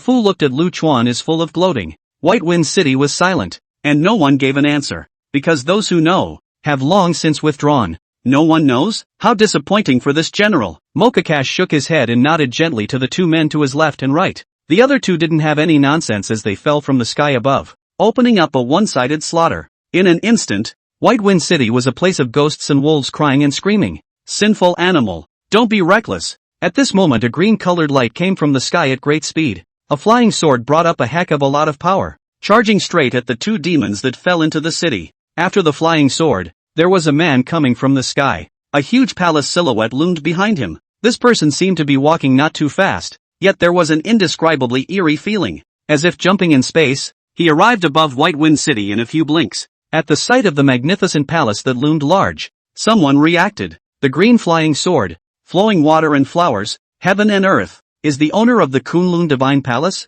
Yi Xiangyan. Hearing this name, the cultivators who had become pigs and dogs to be slaughtered were instantly galvanized. The Kunlun Divine Palace was one of the most mysterious sects, a place of pilgrimage in the hearts of cultivators in the Tian Yuan continent. This generation's Kunlun lord was named Yi Xiangye, a Tao One realm sword cultivator. The Kunlun Divine Palace hardly ever came out of the world, but legends about it were passed down from generation to generation in the mouths of cultivators. That figure gradually became clearer. A middle-aged man in rags and linen with a bearded face. There were some discrepancies with the crowd's imagined appearance of an ethereal and dusty sword fairy, but the terrifyingly sharp sword aura proved that this person was Yi Xiangyan. Yi Xiangye, Yi Great Sword Immortal. I've heard a lot about you. Mokakash looked at the middle-aged man confronting him and pulled the corners of his mouth into a smile. Black flames igniting around him. The air around them, pulled and twisted by the flames, made Mokakash's figure look somewhat less real. He was able to call out Yi Xiangye's name. So it seemed that for the intelligence of the Tianyuan continent, the demon domain had done an excellent job. Yi Xiangye sneered up with an expressionless face. A bunch of people who hate dogs, talking to you will dirty my mouth. Ha! Mokakash couldn't help but shake his head and laugh. Then I hope that Sword Immortal's bones are as hard as his mouth. Brother Yi, this matter of killing animals, how can you not call me? Just then, a flash of white light rose from the sea. A white-clothed Sword Immortal came riding on the waves. Shiman Changa of Panglai Pavilion. Panglai Pavilion, one of the 4 ancient clans hidden above the unsleeping sea. The crowd didn't expect the Shiman family to come as well. So did that mean the other 3 families would come as well? If all of the Divine Tao Third Realm were gathered together, along with millions of cultivators, there was no chance that they wouldn't be able to fight. The crowd's mood swung again, kindling hope for life. Brother Yi, leave the 2 below to me. You deal with the one above. Shiman Changa's bravado was so strong that he lightly stepped on his feet. The wind and clouds above the sky rose again. A huge sword formation formed at great speed, and the heaven and earth were instantly filled with destructive awe-inspiring sword intent. Brother Shiman is in pain. Let's drink together later. Yi Xiangye laughed out loud, and with a stretch of his hand, the green-colored flying sword below that was entangled with the 2 devils returned to his side. Ignorance is in the air. Moksha shook his head gently. In the next moment, the flames around him erupted in a prairie fire. A magical beast that was 100 meters tall stood up from the black flames of the prairie fire. The black demonic chi rose up into the sky, occupying a part of the sky with Yi Xiangye's green-colored sword curtain and Shiman Changa's white sword formation respectively. Let me learn the cold mountain sword intent of this generation of the Lord of Kunlun. Mokakash flicked his feet to the top of the wraith's shoulders. The roaring flames rose once more, forming a suit of flaming armor over the wraith. If you want to see it, then I'll show it to you. A monstrous sword intent erupted from Yi Xiangyan. The heaviness of the mountains, and the terrifying icy cold spread out extremely quickly. This sword intent clashed with the black flames of Moksha. The 2 extreme attributes rubbed out a brilliant luster, illuminating the entire dark night. At the same time, the white sword array trembled and erupted with dazzling divine light. Because the battlefield between Shiman Changa and the demons was on the ground, blocking the exit of the city gates, the cultivators of White Wind City had no choice but to all squeeze their way back to the ferry once again. The crowd saw the teenager who had killed Luo Yuntian again, with 2 long swords hanging from his waist. Somewhat lethargically, he sat at the end of the long bridge by the dock, propping his chin up and staring out over the rippling sea. He seemed to have no interest in the battle at White Wind City. As darkness fell, the little fat dog stood up from the closed door. The tremor in White Wind City luckily didn't reach it. The little fat dog bounced around ready to go to Lu Chuan because it was time for dinner. After running a few steps, the little fat dog returned to the door and picked up his little bowl. It came to its usual place, yet it was empty, and the familiar person was nowhere to be seen. Little fat dog in the mouth of the bowl, tinkled on the ground, eyes full of sadness. The master is gone. Just met the new friends is also gone. With tears in his eyes, the little fat dog kept circling around the place where Lu Chuan had sat, shrugging his little nose as he did so. Soon it stopped again and kept sniffing at the air. It smelled Lu Chuan's scent. The little fat dog was impressed with the smell, because it was the best smell he had ever smelled, better than the meat in the bowl. The little fat dog cheerfully picked up the bowl and ran in the direction of the dock. Patriarch Bailey, we should take advantage of this opportunity to break out, and we'll have a chance when we reach Phaseless City. Yes, Lord Bailey, this is the only chance we have. If we stay green, we are not afraid of having no wood to burn. Give the order, my lord. One of the upper 3 clans, the Xin Tian sect's patriarch, was dead, and the Yin Mengzai patriarch had little influence and little say. Right now, only the Jin Yuan sect patriarch, Bailey Yuza, had the ability to calm the scene. Bailey Yuza looked towards the battlefield where several Dao One realms were fighting. The entire sky was trembling and White Wind City was being destroyed at an extremely high speed. If they fought for a little while longer, I'm afraid that they would die under the fallout from these people's sparring. Now was the best time for them to leave White Wind City. However, Bailey Yuza knew very well that even if they reached Phaseless City, it would be impossible for them to defend it. It was only a matter of time before the entirety of the Tianyuan continent fell. Even if all 4 ancient clans were to deploy, along with the Kunlun Divine Palace, it would be impossible to hold back the Demon Region's army. Bailey Yuza turned his gaze to Lu Chuan. Earlier, when Lu Chuan was in White Wind City and slaughtered that woman from the Devil Domain at the Dao One realm, Luo Ran had passed on information to him. He naturally knew that this teenager who was too good to be true was that god of killing from the Bright Moon Pavilion. It was because Luo Ran of the Jin Yuan sect had been in contact with Lu Chuan. Naturally Bailey Yuza, as the Jin Yuan sect patriarch, was one of the few people who could guess Lu Chuan's strength. Being able to easily exterminate a Dao One realm powerhouse might be. Patriarch Bailey, we can't all die here. Since you're not willing to give the order, then we shouldn't blame us for being unethical. At this moment, someone interrupted Bailey Yuza's thoughts. Brothers, follow me and rush out together. Good. It can be described as a call to arms. In front of life and death, no one will talk about morality. Move over, move over. Under a roar, one of the wounded was sent to Bailey Yuza. Isn't this a disciple of the 100 Flowers sect? They weren't the first to withdraw. Why are they back? Seeing this wounded man, a bad feeling welled up in the hearts of the people. Bailey Yuza hurriedly stuffed an elixir into the injured man's mouth. The wounded are doing a little better, but that's about it. His divine soul was about to collapse, and no medicine could save him. Lord 100. Bailey, I have been intercepted by the Demon Domain Army. Don't go to Phaseless City. The back road is cut off. The wounded man spat out a few words in a broken voice and died. Bailey Yuza's brain buzzed, and when he got up, his entire body was in a bit of a trance, almost fainting directly. The news spread like a plague, and everyone's face was ashen, and there was nothing but despair.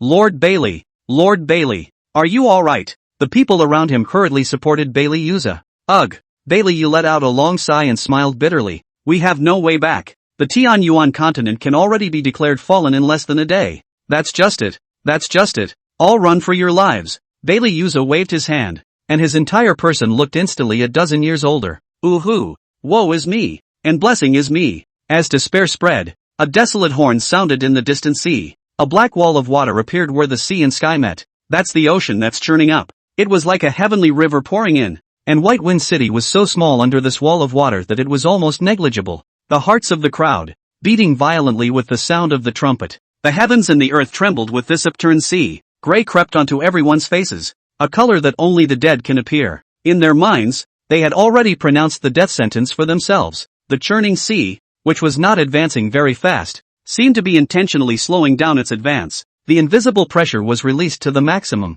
and some cultivators started to vomit madly because they were too scared. Some cultivators wanted to escape, but they couldn't take a step. Rumble, rumble, rumble. Something even scarier happened. The sound of horses' hooves trampling the earth resounded from behind White Wind City. A humanoid battle spirit that was tens of thousands of meters tall appeared behind the mountains. How majestic it is. How incredible. This humanoid battle spirit, wielding a battle sword in his hand, chipped away at the mountains that were in his way and came towards White Wind City. With a wolf in front and a tiger at the back, the entire White Wind City, which had become a sandwich cake, was now unable to escape even if it wanted to. Formation, formation, formation. Bailey Yuza's hoarse voice resounded. The voice carried the will to die. People are always such strange creatures. In fear one becomes a worthless coward. Yet in a situation of certain death, it will be the trapped beast that bares its teeth. Fuck it. I'll take 2 of them with me even if I die. Fight with these beasts. The resolve of the monks was, somewhat ironically, united in this desperate situation. The entire White Wind City, at this moment, became strangely quiet. No one spoke anymore. Only the sounds of the cultivators pinching and laying down formations remained. A little fat dog, carrying a small bowl through the crowd. Luckily, no one had an itchy foot and gave the little guy a kick. Otherwise they were afraid that they would have been destroyed by Lu Chuan first. Woof woof woof. The little fat dog finally saw the figure and happily threw the small bowl in front of Lu Chuan. You're really here. Lu Chuan lowered his head and rubbed the little fat dog's head, spreading his hands somewhat helplessly. There's no dinner tonight. It's not done. The little fat dog ran all the way, was starved, and looked at Lu Chuan with a crooked head, thinking that Lu Chuan didn't understand what he meant. He touched his paw to his little bowl and woofed twice. Lu Chuan cried and laughed, and punched Ah Fu who was beside him. Bring out some vigorous pills. Are you sick? Can't you talk properly? Ah Fu's lips turned up in anger, revealing a mouthful of large plate teeth. Lu Chuan squinted at it, and Ah Fu immediately and honestly took out a small bag. A stinking dog, also worthy of eating the donkey master's vigor pill. Your grandmother's cheap, you little brat. Alfred crumbled up in displeasure. Lu Chuan lazily ignored the bastard, opened the bag, grabbed out a handful of small silver-colored pills, and put them into a small bowl. Pushing the small bowl in front of the little fat dog, Lu Chuan's eyes narrowed with a smile. Eat it. It's tasteless, but it's top-filling, and when you do, you'll be the prettiest cub on the street. Little fat dog is also really hungry. Even if the vigor pill what flavor is not, but put in the bowl, must be able to eat. Uttering a few mouthfuls, he directly dried up half a bowl of Powerball. Luchuan looked amused and poured the remaining half bag of power pills into the little fat dog's bowl as well. Spoiling things, Master Tenno alas. Ah Fu looked at it with gnashing teeth, wishing to hoof the little fat dog to death right away. The tense atmosphere seemed to be washed away quite a bit by the arrival of the little fat dog. The cultivator who had finished setting up the formation looked at Luchuan who was feeding the dog. Luchuan's lean and slender figure was stretched out for a long time in the pale moonlight. The two long swords of opposing colors at his waist were somewhat out of character. Because cultivators don't use swords like that. Cultivators only use flying swords. Little lord, hurry up and come into the big formation. As long as you can live for a little while longer. The nearest cultivator, seemingly unwilling to see this noble son with a superb temperament die under that monstrous wave, kindly shouted. Perhaps they will not know that it was this temporary bit of kindness that saved their little lives. Luchuan raised his eyes and looked at the cultivator who had made the statement and couldn't help but smile and shake his head. As the old saying goes, what goes around comes around. Clapping his hands, Luchuan slowly got up. The churning sea could be seen clearly by now. What I saw in front of me was much more horrifying than I had imagined. This churning up of seawater was like a black curtain covering the sky, to cut off the world in front of him. Don't disorganize yourself. Guard the eye of the formation. As long as the formation doesn't break, we'll have a chance.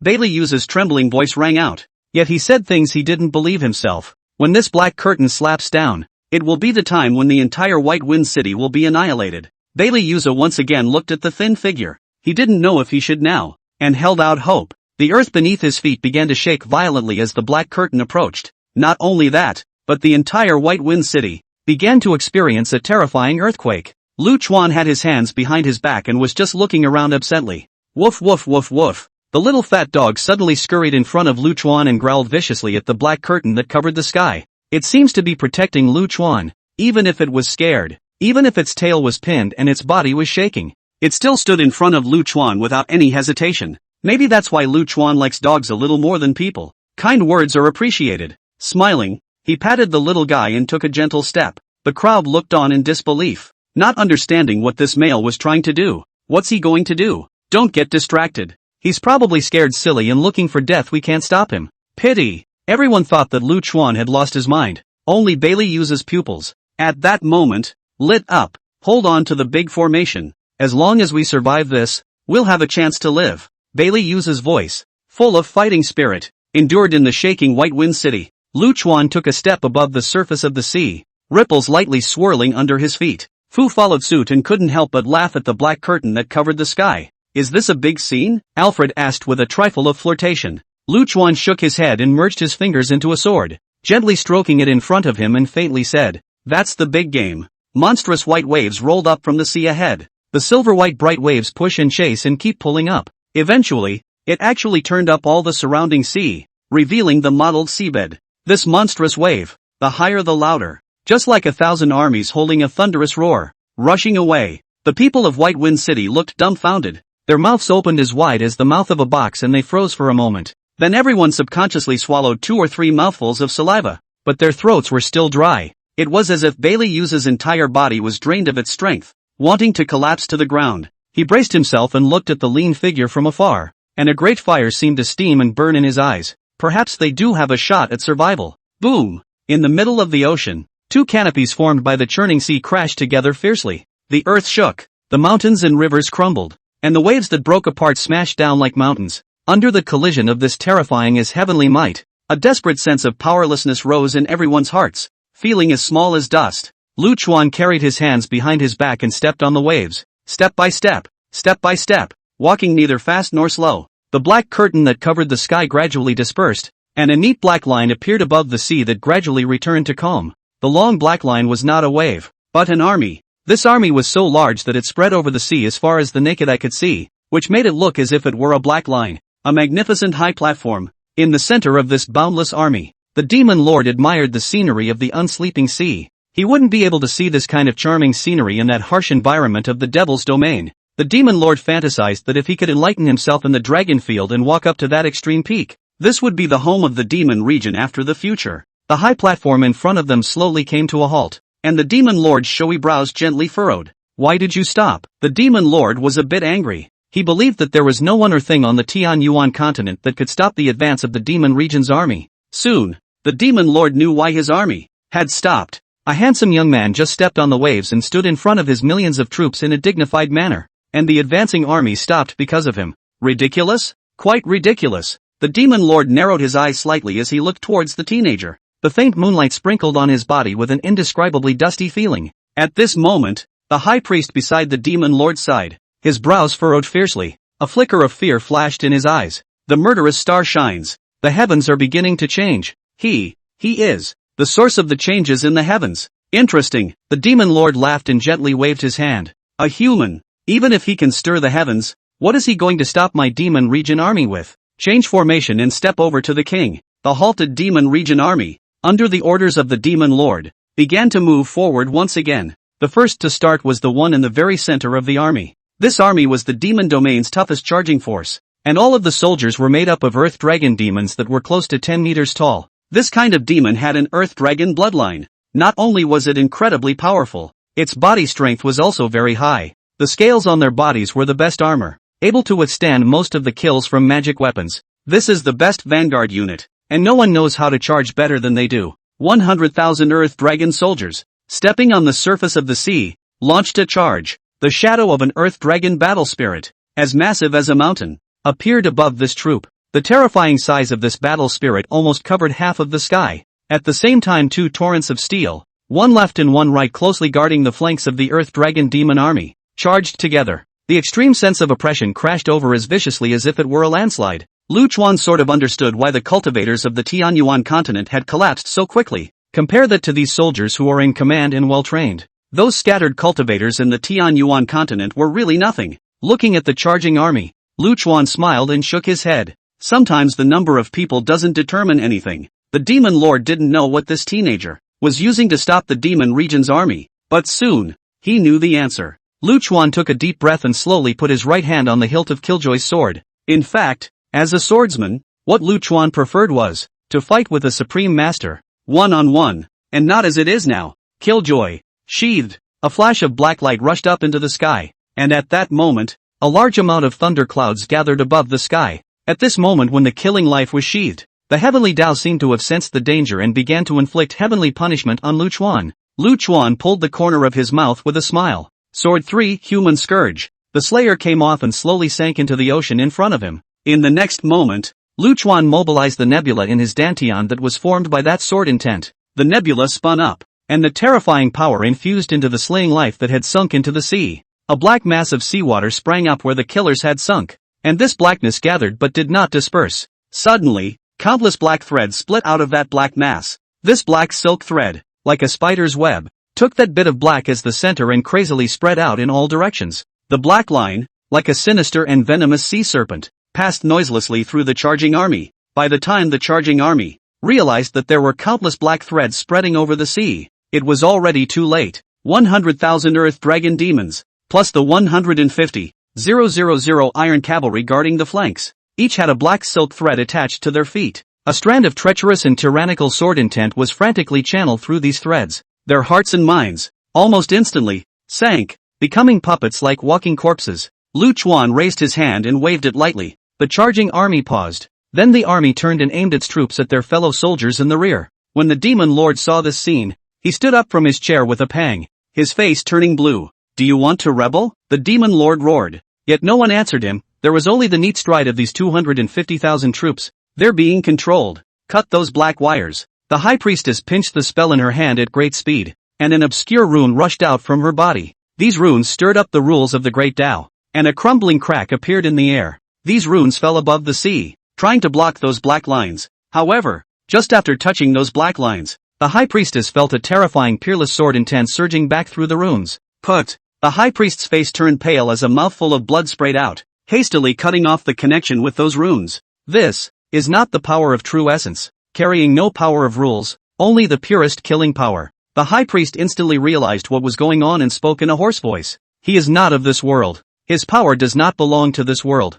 Saying that, the high priestess looked up into the sky at the god-extinguishing thunderbolt that had already converged. No wonder the heavenly Tao targeted him. Withdraw. Looking at the teenager's lean figure, the high priestess said those two words without hesitation. However, The demon lord was unmoved and shook his head, saying proudly, "I'm not willing to wait any longer. This king doesn't believe that millions of demon domain sons and daughters, plus 50 experts of the third realm of the divine path, still can't suppress him alone." The high priest opened his mouth. His lips trembled twice, and for a moment he actually didn't know what to say. For in her heart to withdraw her troops at this time was also 10,000 times more reluctant. Forbidden guards, flush out these traitors for this king. The demon lord waved his hand with a great wave of bravado and issued the order. A silver-white torrent rushed by in the rear. The color seemed out of place with the overall darkness and oppression of the magic realm. This army, the elite of the entire demon region, was also the greatest backbone of the demon lord who dared to set foot in the great world of vastness. The silver torrent charged against the 250,000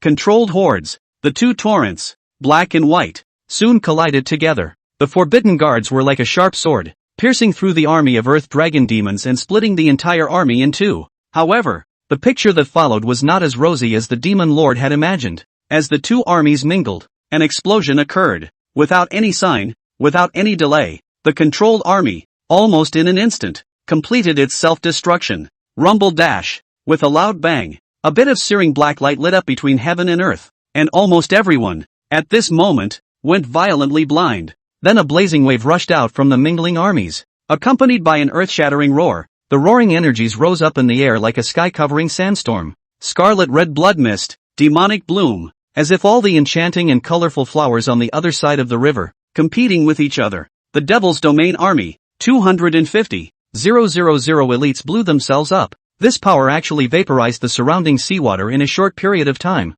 and the steam that diffused and rose enveloped the entire battlefield. And at that moment, Lu Chuan's sword move rose again, and the long sword that had not entered the sea, shot up from the sea and fell into his hand. Looking at the steam in the sky, Lu Chuan gently waved the sword in his hand. Sword 6, Snow Grudge. A bit of water vapor turned into a droplet and landed right on top of the tip of Slayer's sword. Drops of water splash and scatter and turn into droplets. Yet the scattered water droplets stopped strangely in the air. The round and lovely water droplets were, in this instant, frozen. This frozen water droplet seems to be a sign of death. Starting from the tip of the killing sword, an unimaginable cold aura roared out. The next moment the steam that filled the battlefield was frozen. Then the sea, and finally even the air was not spared. Lu Chuan's sword went down and the place became a hell of cold ice. Many silhouettes could be seen in that crystalline ice in the frozen world. Sword 1, Heavenly Gothic. Lu Chuan raised his sword again. A sword was lifted up towards the sky, and the sword aura on his body followed suit at the moment.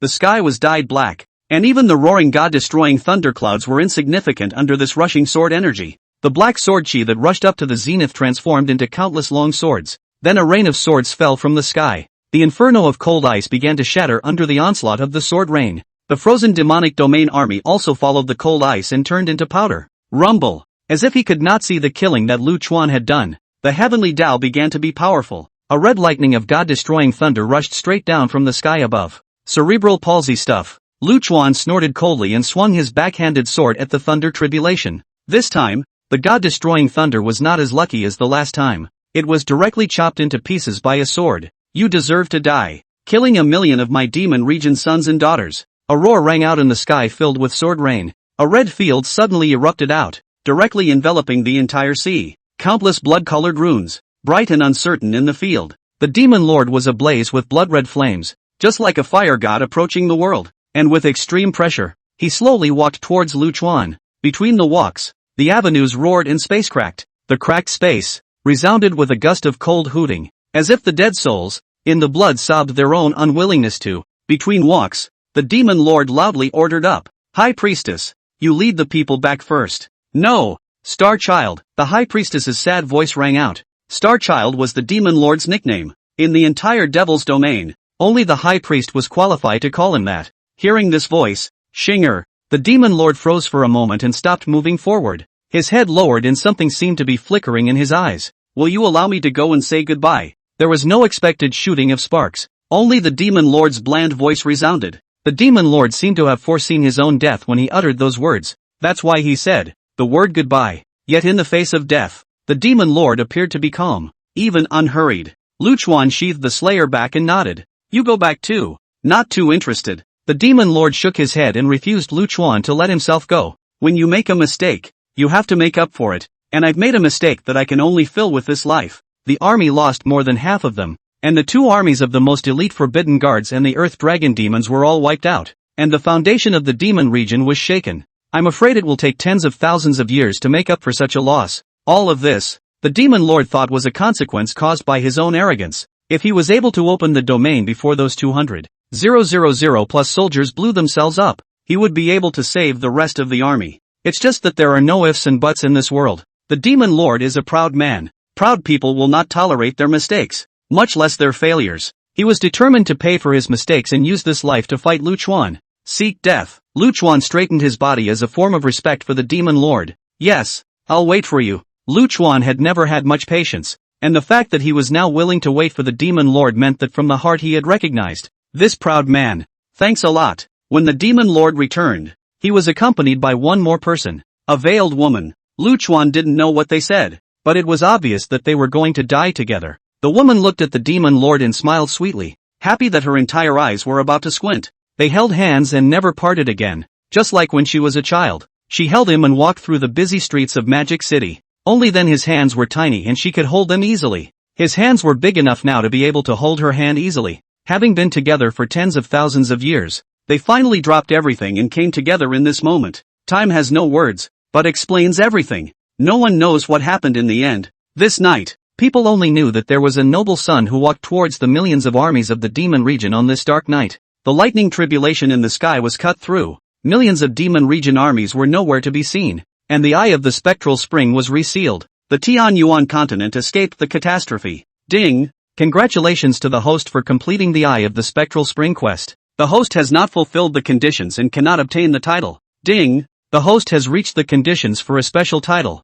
and has been awarded the special title Lone Brave. Lone Brave, when the host fights alone, he can obtain a special bonus to invoke the 4 ferocious stars and stir up the heavenly signs. Lu Chuan didn't care about any bullshit titles. What Lu Chuan cared about was the reward for entering the Bronze God's Temple after the quest was completed. The host completes the epic quest Spectral Spring Destruction and gains access to the Bronze God's Temple. Prepare to transmit. Beginning transmission. 10, 9, 8, 7, 6. A white light lit up around him, and when Lu Chuan's eyes cleared, he realized that he had already arrived in a completely unfamiliar place. All around were some colorful nebulae, and underfoot was ungazable nothingness. It was empty and lonely, not a sound, and insanely quiet. Suddenly a step was generated under Lu Chuan's feet. The steps were made of bronze, and the mottled patina spoke of endless vicissitudes. Lu Chuan did not hesitate to step onto the steps, and then the second bronze step was generated. Lu Chuan just kept stepping on the bronze steps until he reached the 999 steps.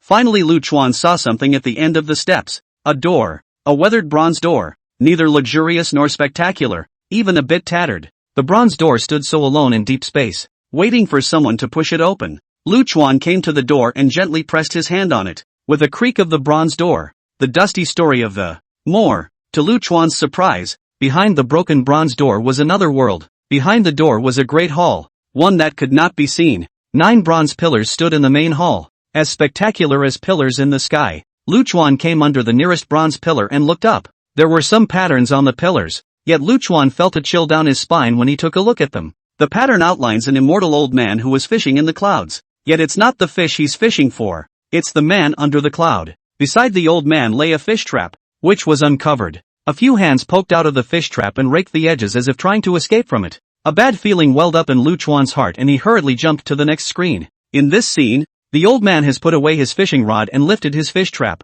Several pairs of eyes filled with despair loomed in the empty mouth of the fish trap. That deep despair made Lu Chuan's scalp go a little numb. Then comes the next image. There was one more person in this subplot. A bearded dilettante in a tank top, big pants, and flip-flops kicked up on his feet. I don't know what's going on, but as soon as Lu Chuan saw this guy, the word dilettante couldn't help but pop up in his head. This scene shows the dilettante holding up a flip-flop and pinning the old man fishing to the ground. The flip-flop smacking the old man hard in the face. Wait a minute. Undershirt, big pants, flip-flops, this one can't be from the blue planet too. Lu Chuan's heart surged with a burst of excitement. This place can still see the old folks. That can really be 2 tears in the eyes. Moving on, the next images are almost all of that dilettante violently beating up various gods and goddesses. Watching Lu Chuan was inexplicably exciting. Lu Chuan carefully searched through the bronze pillars, hoping to find just a few words recorded. Eventually Lu Chuan saw a line at the very top of the bronze pillar. No one has ever come before or after.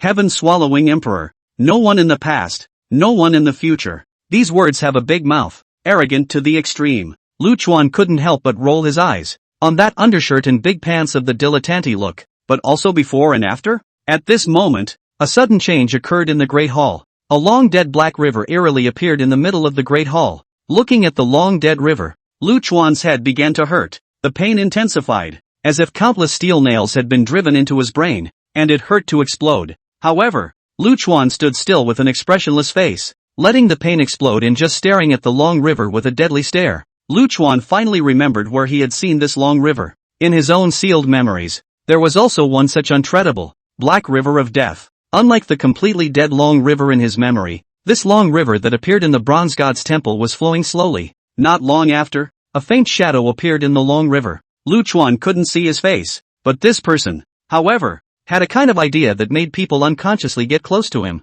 This figure, following the long river, gradually disappeared at the end. The moment he disappeared, he turned back and smiled at Lu Chuan. Lu Chuan's mouthful of old blood almost didn't spurt out, because isn't this guy the dilettante who smacked someone with a flip-flop in the bronze pillar picture? But Lu Chuan had a strange feeling that they should be the same person, and it seemed that they were not the same person. As that shadowy figure disappeared, the long river also suddenly twisted. The twisted long river transformed into a cosmic river of stars, with countless nebulae glittering in the river of stars. However, before he could enjoy the view, this cosmic river of stars began to shatter. Lu Chuan's heart, along with the shattering of the star river, beat violently, and an unspeakable pain rose in his heart. Is this star destruction? Is that person going to tell me that the entire starry sky will be destroyed by some kind of catastrophe? Lu Chuan's brows furrowed. The intense pain instead made his mind clearer and clearer. Ding! Time's up! The system's voice, at this moment, rang out. White light flashed before Lu Chuan's eyes,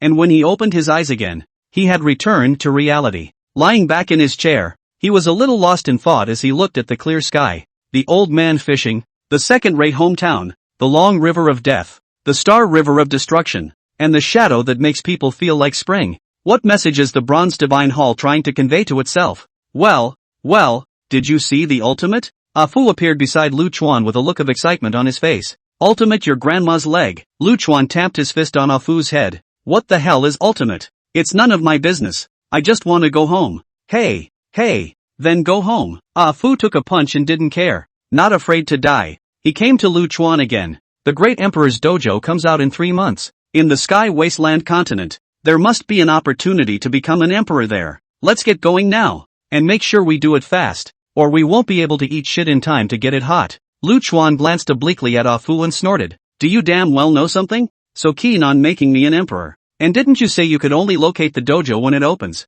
Why are you so far ahead now? Hey, I'm just a cute system. I don't know anything. Alfred whistled and cocked his head to the side. After this great calamity, the 3 sects on the Tianyuan continent were devastated, and the other forces were almost dead or wounded. The forces of the entire Tianyuan continent were reshuffled.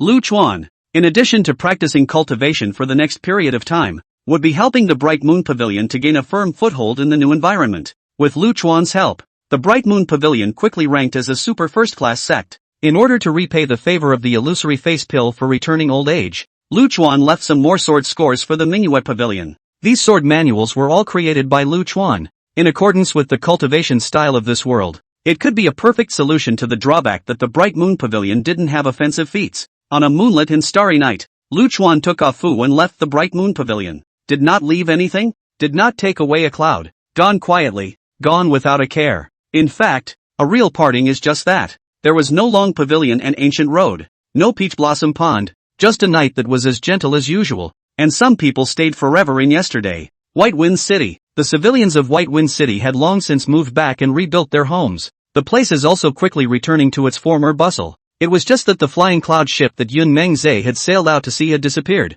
The docks were still bustling with activity, but the spectacular caravan of cultivators could no longer be seen. I don't know when, but there's an extra fishing couple at the dock. The girl was born pure and beautiful, the boy handsome. By the way, girls like to call boys starlet. Such godlike people shouldn't be here, but they seem to be living a good life. Come on, fix a dog. Skedaddle. A lazy noble gentleman with 2 long swords hanging from his waist and a skinny donkey by his side stopped in front of a private house. The male tucked his hand in and smiled at the chubby little dog that didn't grow in size, only in flesh. Big head, don't go. Who are you? A little girl with missing incisors rushed out from behind the door and hugged the little fat dog with a face full of nervousness. The little girl, because she was too nervous, unconsciously used force on her hands, and the little fat dog was strangled and rolled his eyes. Don't be nervous, little girl. I'm a good friend with your family. Shio doggy, Lu Chuan said cheerfully, flicking the little fat dog's penis in the process. The little fat dog looked at Lu Chuan with grudging eyes.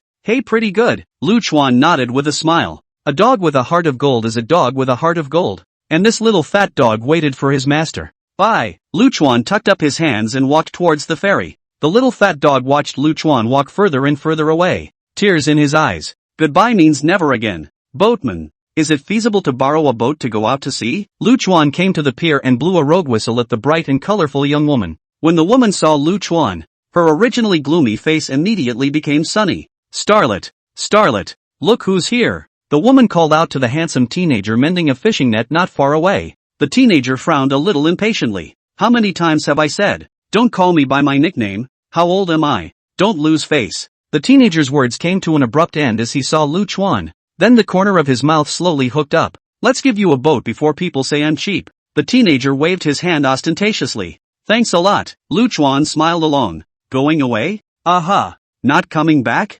Maybe. I wish you an early birth. Finally Lu Chuan stepped on the small boat and traveled to the depths of the endless ocean. Nangong Chushua looked at the empty small courtyard and bit her lips fiercely, trying not to let the tears fall. But eventually the tears wouldn't stop. She knew that Lu Chuan would leave sooner or later, but she didn't expect this day to come so quickly. What's more, he didn't expect that Lu Chuan would be so ruthless, not leaving a word, just leaving quietly. Red Leaf Reality stood at the doorway, looking at the cool little courtyard, silent. The two little maids stood in the courtyard, carrying their washing implements, bewildered. Lu Chuan's arrival and departure were like a dream, unreal and unreal. The heavenly wasteland continent, a realm that could be ranked in the top 3 in the entire vast world. Let's put it this way, not only was the heavenly wasteland continent thousands of times the size of the Tianyuan continent, the resources weren't of the same magnitude either. Just this place casually pull a famous name out, can press the Tianyuan continent on 3 hammers. The heavenly wasteland continent was different from other continents. There were no clans here, only dynasties. Several dynasties that had been passed down for hundreds of thousands of years held most of the resources and land in the sky wasteland continent. Of course there are some small countries that struggle to survive in the cracks of these behemoths. Fongling Ferry, the most important port of commerce with other continents for the Wei dynasty. Today, Fongling Ferry is heavily guarded, and the Wei dynasty's tiger leopard cavalry has taken over the ferry. All civilians were told to stay in their homes and not to go out, because today is the day that the dynasty merchant caravan returns. The vast world was too huge, and the general cycle of running business in the merchant ships here was in years, as little as 3 to 5 years, and as much as 10 years. If the Wei dynasty wants to do business with the Tianyuan continent, I am afraid that a round trip will take decades. The merchant ships here, of course, are unimaginably large. In the case of the Wei dynasty's White Heron, it was as big as a city. And this kind of merchant ship was also known as a city on the sea. And there are 9 such merchant ships in Wei. With each round trip, merchant ships bring in unimaginable wealth.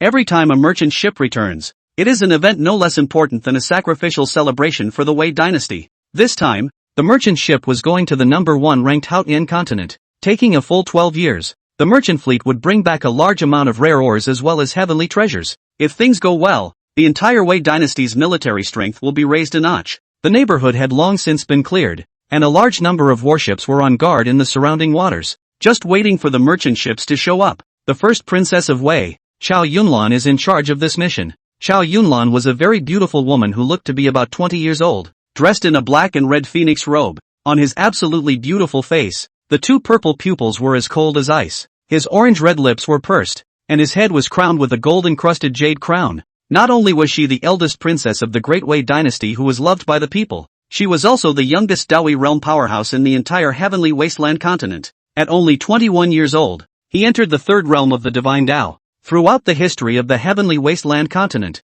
this talent can also be ranked in the top 10. Xiao Yunlan stood on top of the high platform, looking out over the endless sea, a faint smile curling up at the corner of his mouth. Report, a small fishing boat has appeared 3,000 miles north of the Grandview Sea. Xiao Yunlan's brows were slightly furrowed. This time the merchant fleet's return voyage could not tolerate the slightest mistake, and did not allow the slightest accident to occur. How can there be small fishing boats when the entire Grandview Sea should have been cleaned? If it was a fisherman, it couldn't have gone that deep. Intercept the fishing boat and figure out its identity. If there's no threat, settle down on the warship for now. Go down. Chow Yunlan gently waved his hand. The woman in official clothes beside Chow Yunlan shook her head helplessly. Rapunzel is good at everything. Her only fault is that her heart is too good. At this time, there is no reason why the appearance of an unknown fishing boat should be annihilated outright. Your Highness, the movements of the Great Wu Fire God Battalion are unknown, so we must be on guard in advance. Above the endless sea, a small boat moves forward alone.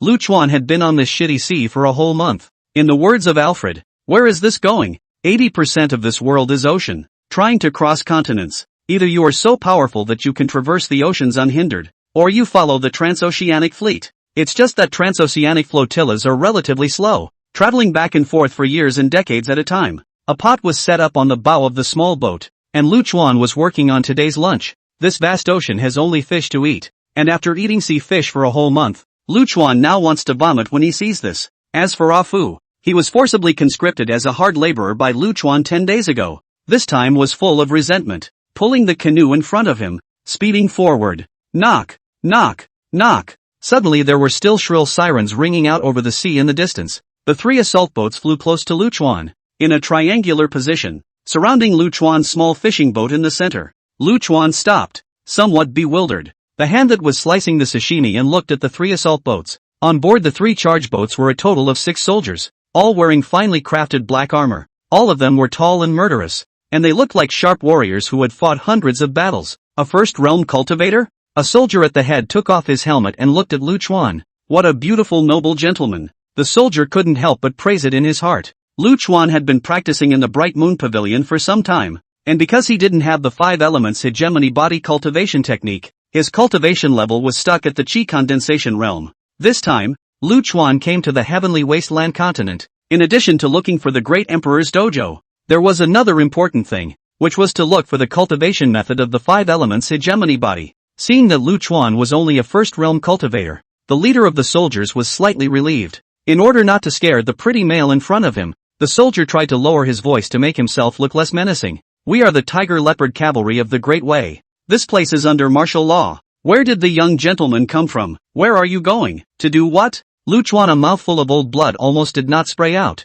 Really classic 3 questions. From White Wind Ferry. Traveling. What else is wrong? Lu Chuan did not make a mistake. After all, the other party's attitude was quite okay. The soldier thought about it, although he didn't know where the White Wind Ferry was. A Qi condensation realm cultivator shouldn't have any problems. Could you go to the warship and rest for a few moments? And then we'll send you to the docks when things are done here. This is the advantage of good looking. If Lu Chuan still looks like that bad old man, it is estimated that he will be directly handcuffed by these soldiers to take back. Do you have food on board? Lu Chuan was more concerned about this issue. After eating fish for a month, his mouth was faded out of birds. Yes, the soldier nodded. Stupid ass, get on the boat. Lu Chuan knocked on the side of the boat. Bang! Alfred broke the water and jumped onto the boat. Alfred bulged his eyes with intelligence and was furious. Usually let you fight. Even so, now you have to help you catch fish, but also have to pull the boat. Pulling the boat, even so, called, waved away.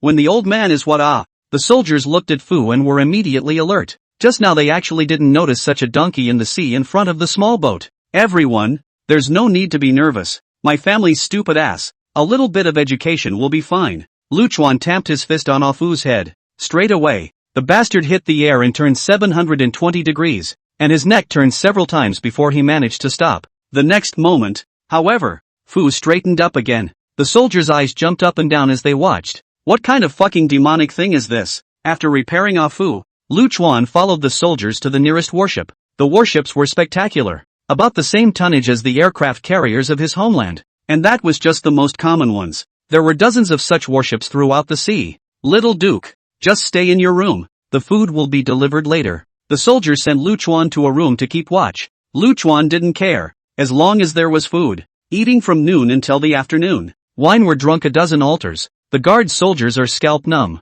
They couldn't understand how this noble gentleman-looking teenager was like a starving man. Until the evening, Lu Chuan finally ate and drank enough, shaking the empty wine jar and sighing. Make sure you get a wine gourd sometime. The kind that holds a few tons. Boom! Before it could be digested, the warship suddenly resounded with a terrifying bang, followed by a rush of fire. Enemy attack! Enemy attack. The soldier guarding the doorway pushed open the door of the room and pulled Lu Chuan out with one hand. Little lord, come out quickly to the deck. We are under attack and the ship is sinking.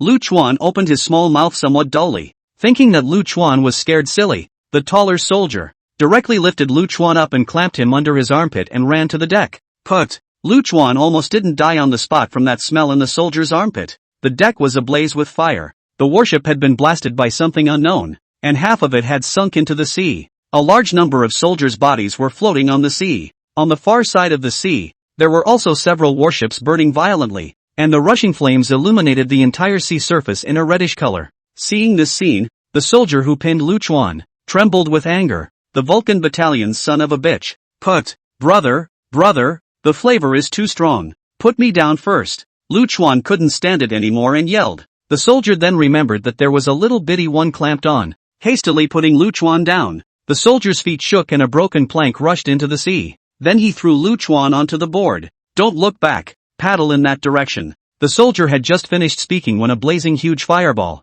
with a graceful parabola, smashed straight towards his position. The firelight reflected the soldier's red face, and the whistling sound was like the call of death. This fireball was the killer weapon of the Great Wu Fire God Battalion, something that was built with burning sky true fire, not to mention flesh and blood. Even warships can't carry it. Knowing that he would surely die, the soldier drew the combat knife at his waist at this last moment, his eyes resolute as he looked at the growing fireball. Snap! Just as the soldier thought he was sure to die, an abrupt ringing of his fingers rang in his ears. Then the huge fireball above the sky was sliced by something and turned into countless pieces. The soldier froze on the deck as he watched the rain of fire dashing down from the sky. A meal to save your life. At this time, a lazy voice rang out. The source of the voice was the weak-looking young man. The soldier looked at Lu Chuan with some disbelief, and Lu Chuan smiled and waved with him. Don't go yet. The ship is sinking. The soldier then reacted and clasped his fist at Lu Chuan. The favor of saving my life will be repaid another day, so the young gentleman will quickly head to the docks. With that said, the soldier left the ship and headed for other ships that had not been burned. Your Highness, it's bad. Our men were attacked at the Grandview Sea. Not only the Vulcan battalion, but also the Western Shoe's broken guards have been discovered, and most of the 23 warships have been burned. Your Highness, this place is dangerous. Please return to Dafeng City before making a decision. By the Flying Cloud Ferry, Chow Yunlan's face was grim as he listened to his men's report. Who gave them the guts? Chow Yunlan's face turned blue as he popped out these few words from between his teeth. Let the guards from the ferry head to the sea where the accident occurred. No matter what the cost, make sure to block the Fire God Battalion and the broken guards. I'll contact my royal brother right away. Reinforcements will arrive soon. Chow Yunlan's order had just been given, and the surrounding guards were taken aback. Without the guards, if an assassin suddenly appeared, in case something happened to the eldest princess, no one would be able to take the responsibility. Your Highness, never.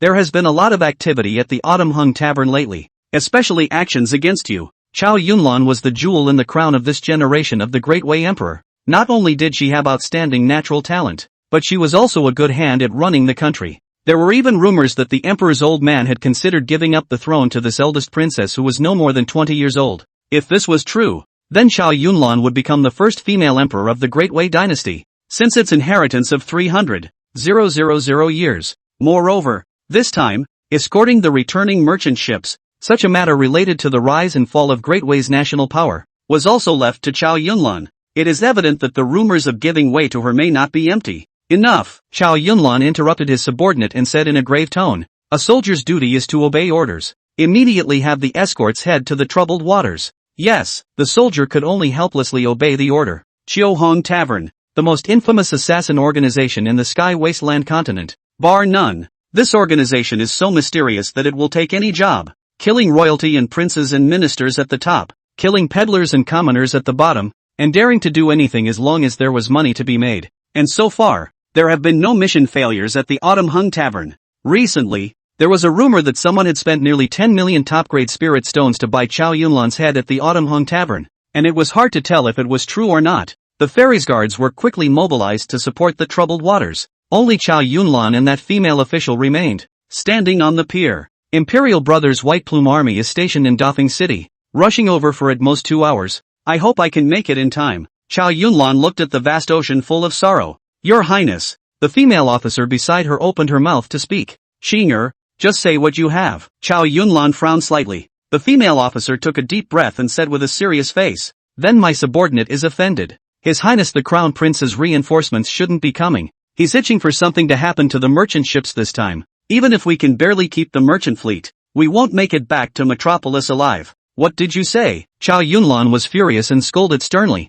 "Shang Wancheng, such a great disrespectful remark. Do you know what the consequences are?" Shang Wancheng was unmoved and gently shook her head. "The route and time of the merchant fleet's return voyage, as well as the ferry port where it stops, is a top-secret matter, and no one other than the royal family would know about it. Are you not surprised that the Vulcan Battalion and the Broken Guards? How did they pinpoint this place? Over the years, His Royal Highness the Crown Prince has been ridiculous, and His Majesty has long had his heart set on you. You are in the ascendancy, and rumors are spreading in the outside world. This return voyage should have been an opportunity for the Crown Prince to perform, but His Majesty has asked you to take the lead in this matter." Shang Wancheng didn't continue. She knew that the eldest princess was a smart person. There was just that hint of light in her heart. It's just that with royalty, leaving this little bit of light in your heart is doom and gloom. Chow Yunlan's face was cloudy, and finally sighed deeply. "If Imperial Brother really did this, Your Highness, this attack is not targeting the merchant caravan. The merchant caravan is escorted by Annihilation Realm cultivators,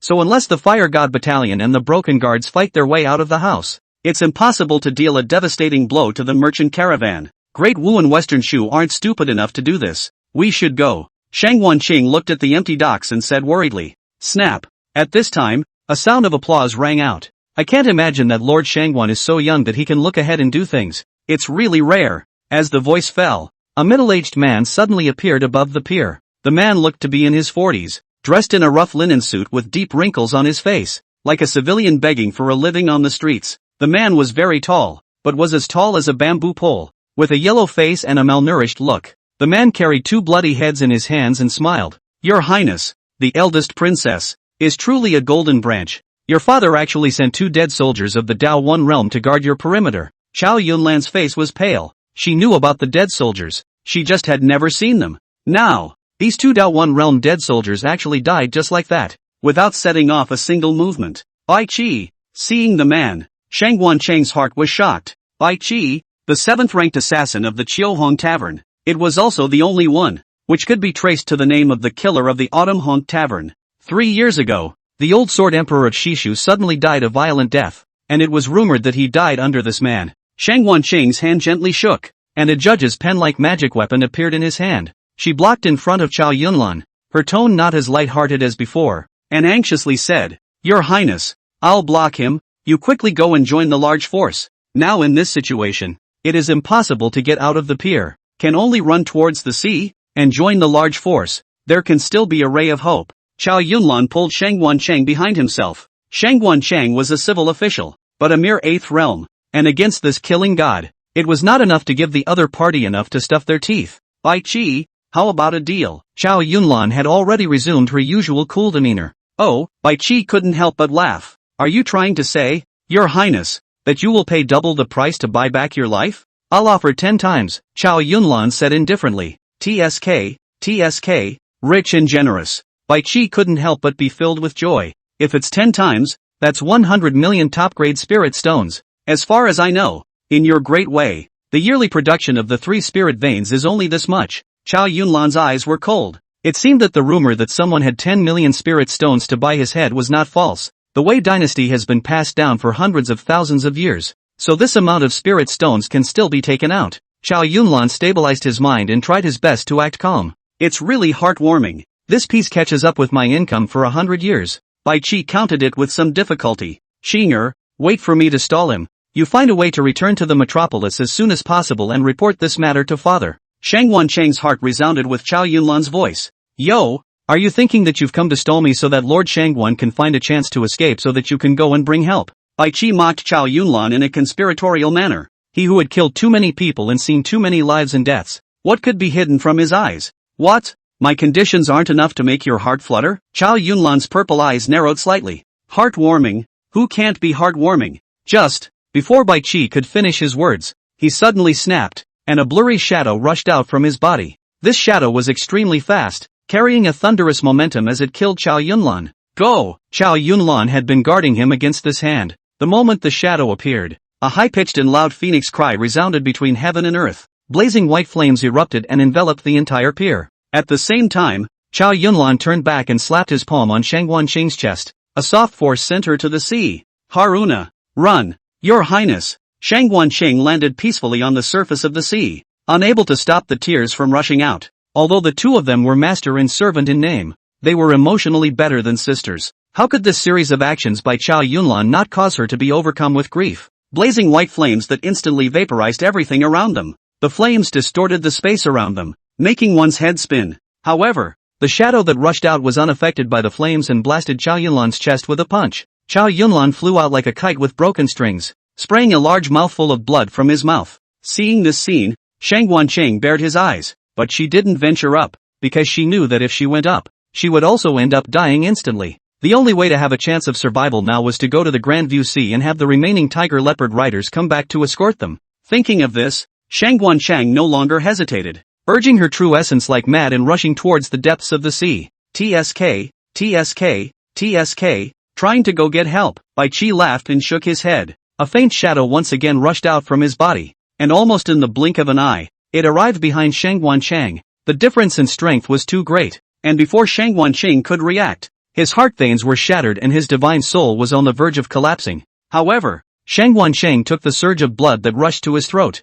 swallowed it hard, and flew towards the sea. Bai Qi, you sinful beast! Chow Yunlan, who had just climbed up, was furious to the point of insanity when he saw the scene. White flames erupted all over his body once again, and the entire pier was once again raised by flames. A huge flaming phoenix rose up in the air with Chow Yunlan at the center. Immortal Phoenix, TSK TSK, no wonder your royal brother is so afraid of you that he's willing to spend 10 million spirit stones to buy your head. It's the image of a king in the world, Bai Qi said and suddenly covered her mouth and smiled sarcastically. I'm sorry, it slipped out, but it's okay, you won't be able to go back alive to complain anyway. Put. When Chow Yunlan heard this, a mouthful of old blood sprayed out again. The little light left in his heart went out at this moment. These words can be described as killing the heart. This Bai Qi is extremely vicious, obviously absolutely crushed in terms of strength, but still want to attack the heart. I've heard that this immortal phoenix has several lives and can be reborn if killed. I wonder how many lives you have.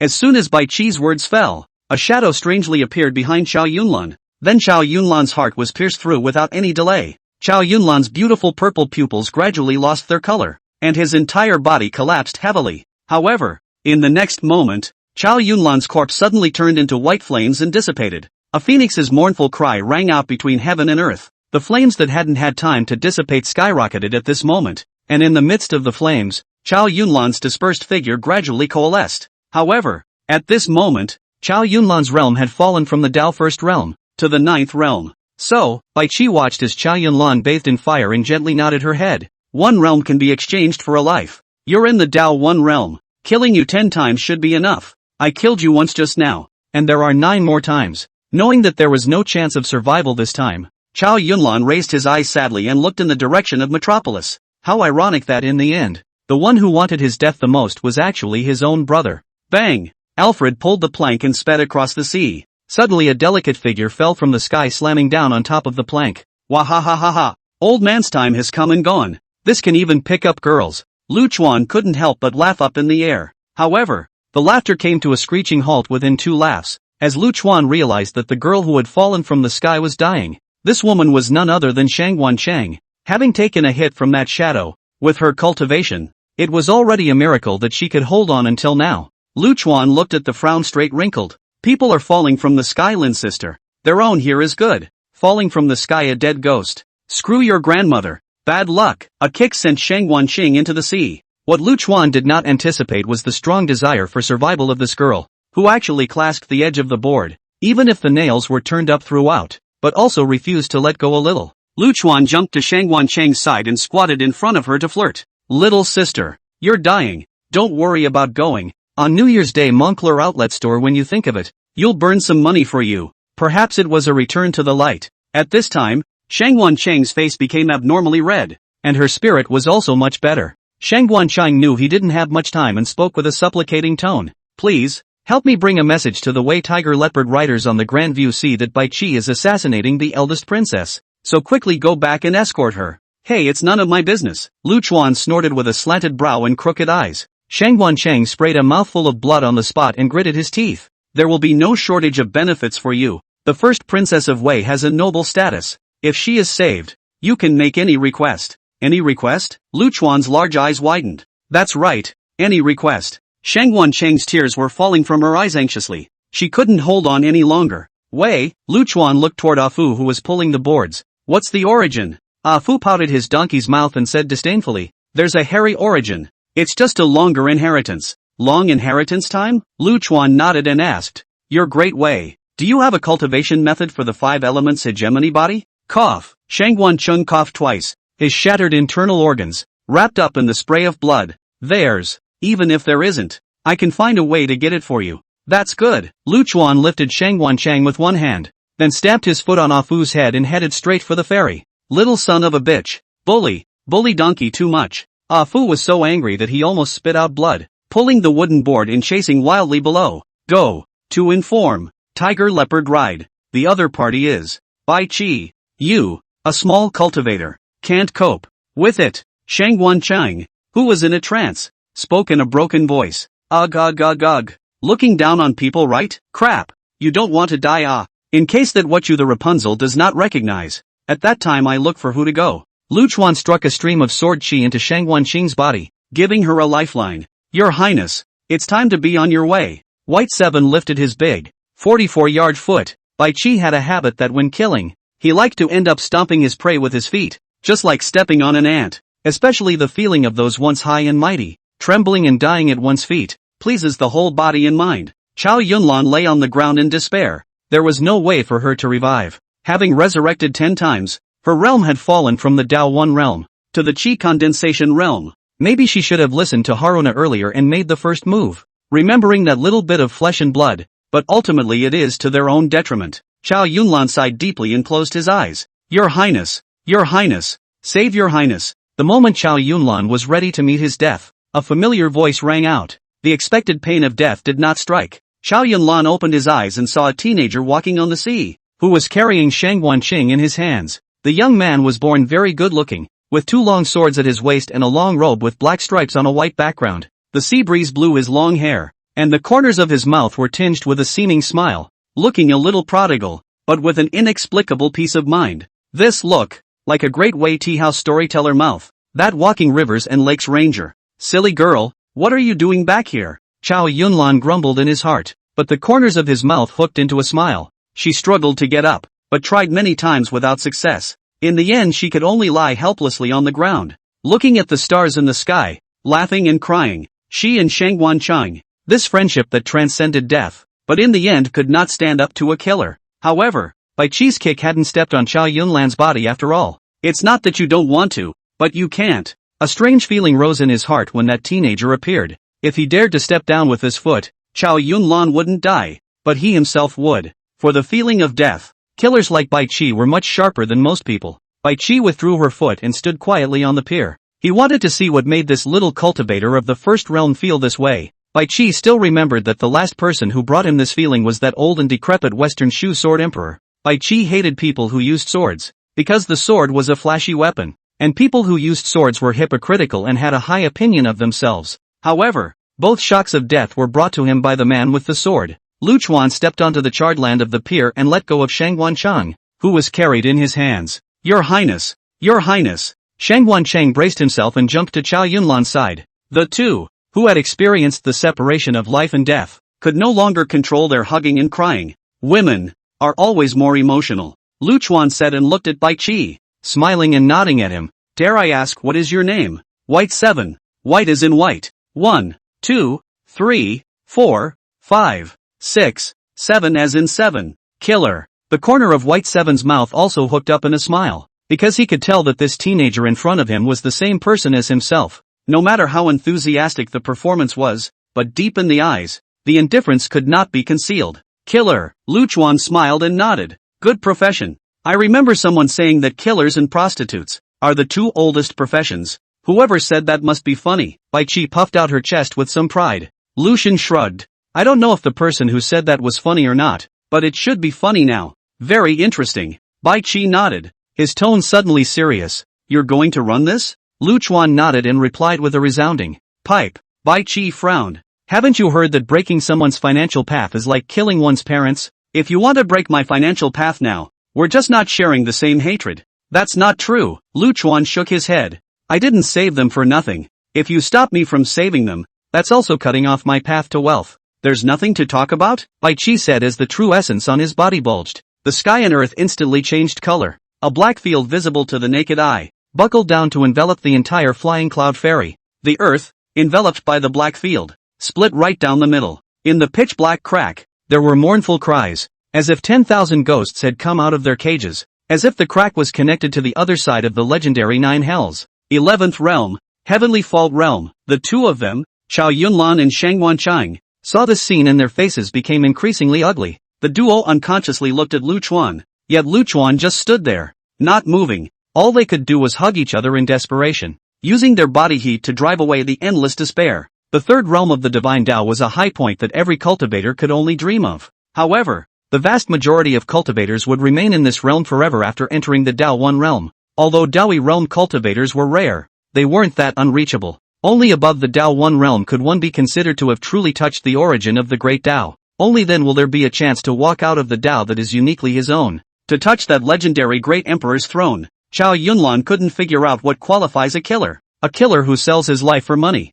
To be favored by the great Tao and come this far, there's no talk. Lu Chuan put his hand on top of the hilt of his sword. Let's not talk about it then. Bai Qi smiled and shook his head. Bai Qi's figure gradually blurred and eventually completely dissipated into the realm. At the same time, countless shadows rushed out from the huge abyss that had split open. By the way, I forgot to tell you that my domain is called Infinite Illusion, evolving from a move that the heaven-swallowing emperor left in the world. Unfortunately, there's only one move. Bai Qi's voice, coming from all directions, made it impossible to recognize the direction. Heaven-swallowing emperor. What a deafening name. A mere move and a half left behind would allow Bai Qi to enter the Heavenly Fault realm and be invincible in that realm. Lu Chuan was becoming more and more interested in himself, that dilettante hometown. Unfortunately, picking up people's words is not up to scratch after all. Lu Chuan closed his eyes. I hope your bones are as sharp as your mouth. As Bai Qi's voice fell, countless black shadows that climbed out of the abyss rushed towards Lu Chuan. The black shadow brought up a crashing whine,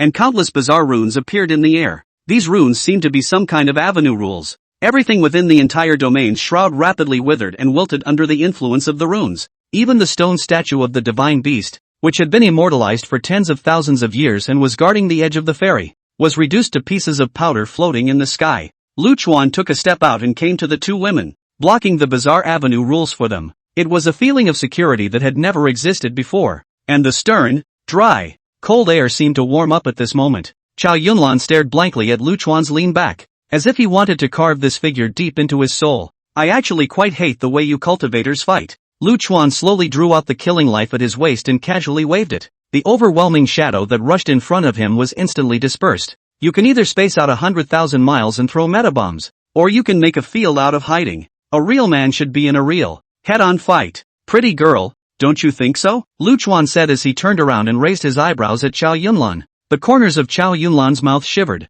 and he almost lost his breath. What a time to be having this discussion. Besides, a head-on physical fight is something only a reckless person would do. How can it be consistent with the honorable status of a cultivator? Interesting, you're actually unaffected by the withering. How did you first realm cultivator do that? White Seven's voice sounded again. He was surprised but not panicked, because withering is inherently a part of death, and death is the true way, and no one can ignore it all the time. If you stay in the field long enough, you are bound to be corrupted. You're too much of a dish. Even compared to that ruffian, the Demon Lord, you're not even half a star worse. The Demon Lord was a genuine annihilation realm. The ceiling of this cultivation system. Ah Fu gave Lu Chuan the same strength evaluation, which was equivalent to the annihilation realm's strength. But what really happened was that Lu Chuan was able to hang on to the Demon Lord and fight. Ah Fu's explanation was that the attributes of Lu Chuan's chaotic sword chi were able to suppress the attributes of this world's arts. Is that really all there is to it? Of course not.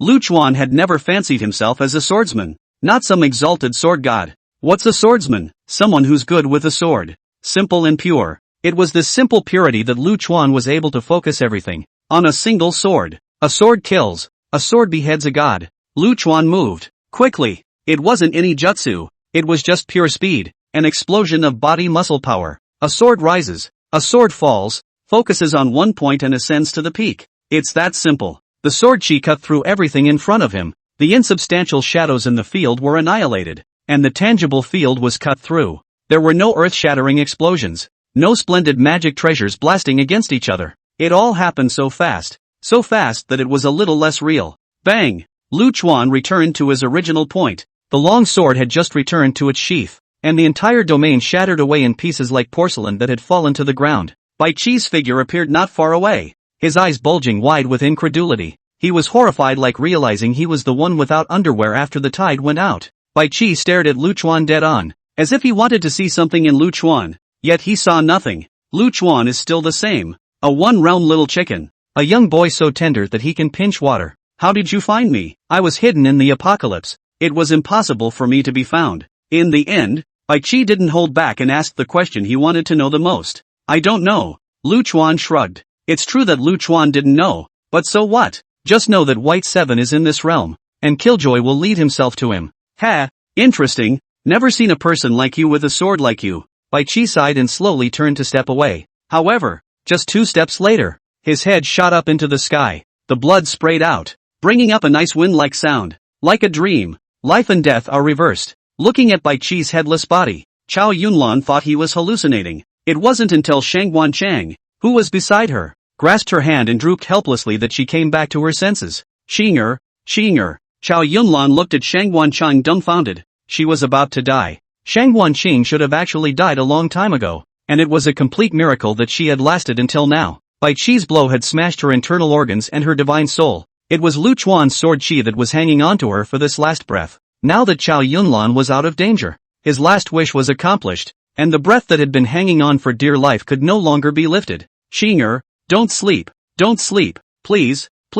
Chow Yunlan tightly hugged Shangguan Chang and murmured helplessly. Tears dripped in big drops on top of Shangguan Chang's pale lips. Your Highness, your face is dirty. Shangguan Chang wanted to raise her hand, wanting to wipe the bloodstains on Chow Yunlan's face. However, this hand was not raised after all. Lu Chuan looked at them. Shangguan Chang's last words touched a certain string inside. Lu Chuan's ice-cold heart seemed to have some temperature at this moment. It was a long time before Chow Yunlan accepted the fact that Shangguan Chang had died. She picked up Shangguan Chang's body and looked in the direction of Metropolis. Xinger, let's go home and watch the fireworks in Metropolis. Chow Yunlan stumbled along, falling and getting up again, over and over again, until after the fall, there was no strength to get up again. She hugged Shangguan Chang's corpse and bawled once again, crying about your own incompetence and your own worthless conscience. If I didn't have that conscience, things like today wouldn't have happened. Eventually tired of crying, Chow Yunlan passed out. Lu Chuan silently stood guard, and for the first time, the emotion of sympathy arose.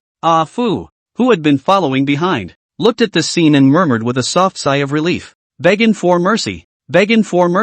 Do you see? When will you be willing to sheath your sword? God-damned Autumn Red Tavern. God-damned Bai Chi. How dare you assassinate my Great Way's eldest princess? An army of tens of thousands of men appeared at the ferry. A teenager wearing a python robe, seeing Chow Yunlan and Shangguan Ching lying motionless on the ground, cried out and rushed over. That tearful look of grief. Do not know that he thought he had died his own father. However, just as the teenager was selling his performance, Chow Yunlan slowly raised his head. The purple pupils were devoid of any emotions, and the indifference made the heart tremble. Seeing Chow Yunlan back from the dead, the teenager was so scared that he fell on his butt on the ground. Then immediately he hooked up a disgusting smile. Arashur, are you alright? That's great. After receiving the report that you were attacked, I rushed here as fast as I could. What happened to Lord Shangguan? Is she alright? Many thanks to Imperial Brother for his concern. Chow Yunlan shook his head woodenly. I'll trouble Imperial Brother with the merchant ship matter. I'll return first. The teenager's heart trembled as he listened to Chow Yunlan's cold voice. Hastily nodding his head, he agreed. Good here, just leave it to me. Come on people, escort the princess back to the metropolis. No need. Chow Yunlan picked up Shangguan Qing's body and looked at Lu Chuan. My lord, can I trouble you once more to send me back to the metropolis? And I will be grateful afterward. Lu Chuan nodded cheerfully. Yes, by the way, that little bit of sympathy was fleeting, but the seed had been planted and would always bloom. Imperial Brother, Bai Chi's head is yours. Shishu was offering a reward of 10 million spirit stones. When Chow Yunlan was leaving, he left behind such a sentence that made the teenager fidget for a long time. Your Highness, what is the cause of your sorrow? Lu Chuan had just left with Chow Yunlan when a man who looked to be around 30 suddenly appeared at the pier. The man's face is like beautiful jade, lips like a little vermilion, posture and style, beautiful appearance. The end of the name of a beautiful man, 3 words. This man's name is Zhou Yu, the state master of Great Wu. In this world where only cultivation is known, Zhou Yu is one of the few in the world,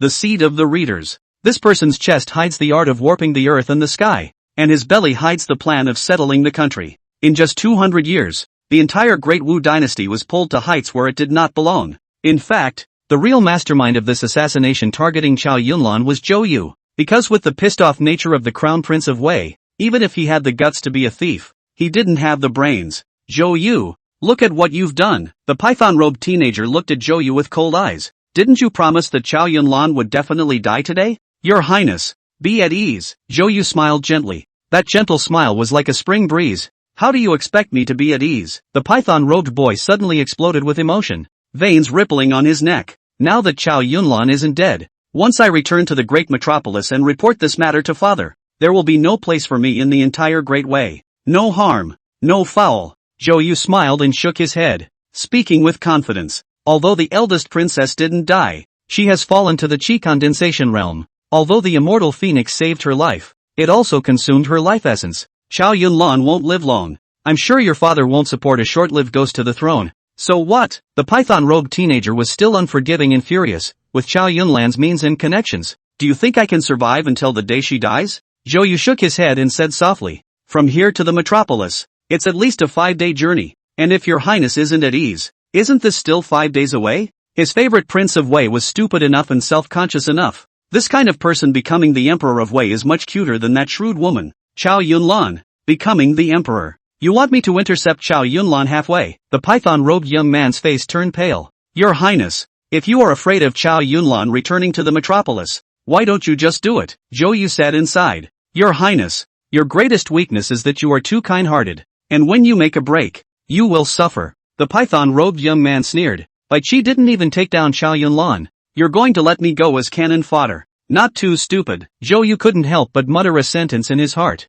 Your highness need not worry much. Bai Qi's death was entirely due to him being too gullible himself. I've contacted the Autumn Hong Tavern, and the mission isn't considered over until Chow Yunlan is dead. 3 days later, it will be renewed in White Slope Town. At that time you will lead the White Plume Army and attack with Autumn Hong Tavern back and forth. This time it will certainly be handily captured. Of course the cost in between, or you have to pay for it. Your family is big enough not to care about this small amount of money, right? After saying that, Zhou Yu stared tightly at the python-robed teenager, the dark-colored pupils as if they were trying to pierce through the soul. The python-robed teenager subconsciously swallowed, but did not instantly agree. Zhou Yu wasn't afraid that he wouldn't agree, because this stupid bastard had no way out. Whether it was for the sake of his position as the crown prince or for his own little life, he would not allow Chow Yunlan to return safely to the metropolis. Now this result was much better than the expected killing of Chow Yunlan. Chow Yunlan's days are numbered and there is no way he can inherit the throne again. And this straw man would definitely go to intercept Chow Yunlan for the sake of his own little life.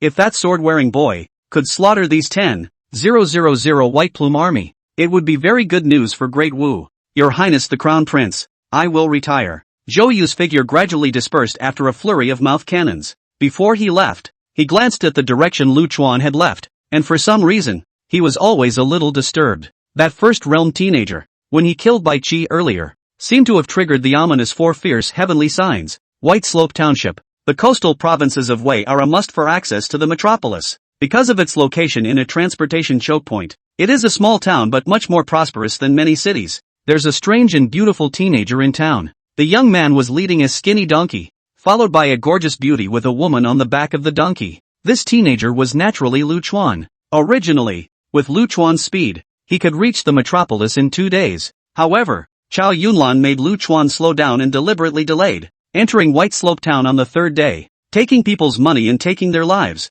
Since he had taken over the escort mission from Chow Yunlan Guan, Lu Chuan was still very much in the spirit of contract, and everything was up to the employer. Lu Chuan took Chow Yunlan and stayed in the largest inn in White Slope Town. The first floor of the inn is the place to eat. Lu Chuan has no oil and water in his stomach these days, and his heart is in a panic. Settle down Chow Yunlan and Shangwan Qing's corpse. He slipped downstairs by himself and ordered a table of wine and food to start building. Hey, big handsome guy. Ah Fu eerily appeared beside Lu Chuan. It's not mealtime. No one is eating except Lu Chuan. Seeing Lu Chuan's good looks and elegant demeanor, plus the fact that there were no other diners, Xiao didn't try to drive away Ah Fu. Have a fart. Lu Chuan was a little impatient. Alfred wiggled his butt a bit and carefully said, Hey,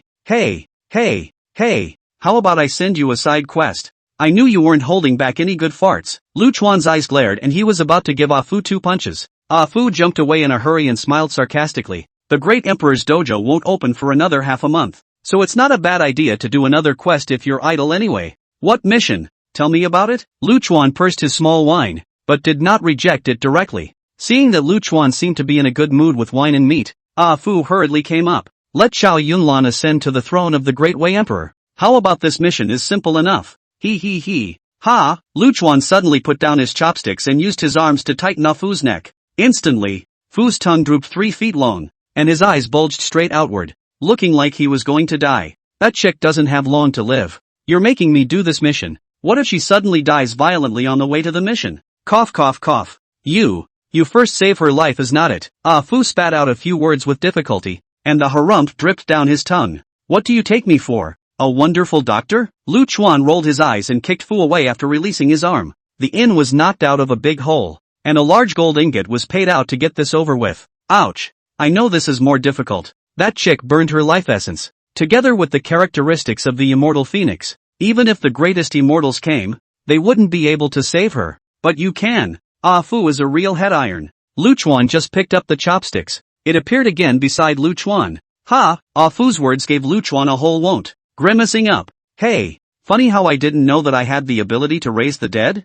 Sinning, forgetting all about your own abilities. Ah Fu waved his big tongue in pain after hearing this. When Lu Chuan wasn't looking, the big tongue rolled away a few peanuts on the plate on the table. These peanuts, which Lu Chuan had just picked up with his chopsticks, were stained with some saliva. This sick-ass chewing on a peanut is a treat. Lu Chuan looked straight up disgusted. Ever since he reverted back to his teenage form, this idiot's behavior had started to be a bit abnormal. Dog, if you can't tell me 1, 2, 3, I'm going to eat donkey meat on fire tonight. Rest in peace. Ah Fu contentedly swallowed the peanut rice, pouting his lips cheaply as he looked at Lu Chuan's waist. Haven't you ever wondered why that long white sword doesn't bother you? If you don't care, you don't care. Why else? Lu Chuan couldn't help but roll his eyes. After Lu Chuan brought out the white long sword named Seeking Ren, he had not been able to unsheath it, let alone use it. Because seeking benevolence is a sort of salvation and you don't have compassion as an emotion. So she plays small and doesn't treat you well. Fu said and flicked out his tongue in a bitchy way again to roll the marinated beef on his plate. He ended up being chopsticks by Lu Chuan, sticking his tongue through the table. Fragrant. Ah Fu, a dead pig, flipped his tongue back nimbly and licked at the chopsticks for a while. Crap, you dead pervert. Lu Chuan was unable to bear it, dragging Ah Fu out of the inn, and began to inhumanly beat violently. Only after 10 whole minutes did Lu Chuan walk back to the inn with satisfaction and continue eating and drinking. It wasn't long before Zhao Yunlan came down from the upper floors, coming straight to the table and giving a curtsy. Your Excellency, see you at peace. Sit. Lu Chuan asked the junior to add a set of bowls and chopsticks for Zhao Yunlan. Zhao Yunlan didn't move his chopsticks, but instead talked to Lu Chuan in a straightforward manner. Does the gentleman know why I have to stay in this town? I don't know. It's none of my business. Lu Chuan took a sip of wine and a mouthful of food. His mouth was full of oil. How could he have the time to pay attention to Zhao Yunlan? This answer was truly unexpected. Zhao Yunlan bit her lip. I want to do business with Gongzi again. Lu Chuan slanted a glance at Zhao Yunlan and couldn't help but pull the corner of his mouth, snorting. Other than the 5 elements hegemony body cultivation method that I want, can you come up with anything else as payment? Zhao Yunlan lowered her eyebrows and thought for a moment. The Great Way has been passed down for hundreds of thousands of years, and the royal treasure trove has everything, so as long as your excellency nods your head, after the matter is resolved, I can allow your excellency to make a trip into the treasure trove. Not interested, Lu Chuan shook his head with a lack of interest. I only need the cultivation method of the 5 elements hegemony body.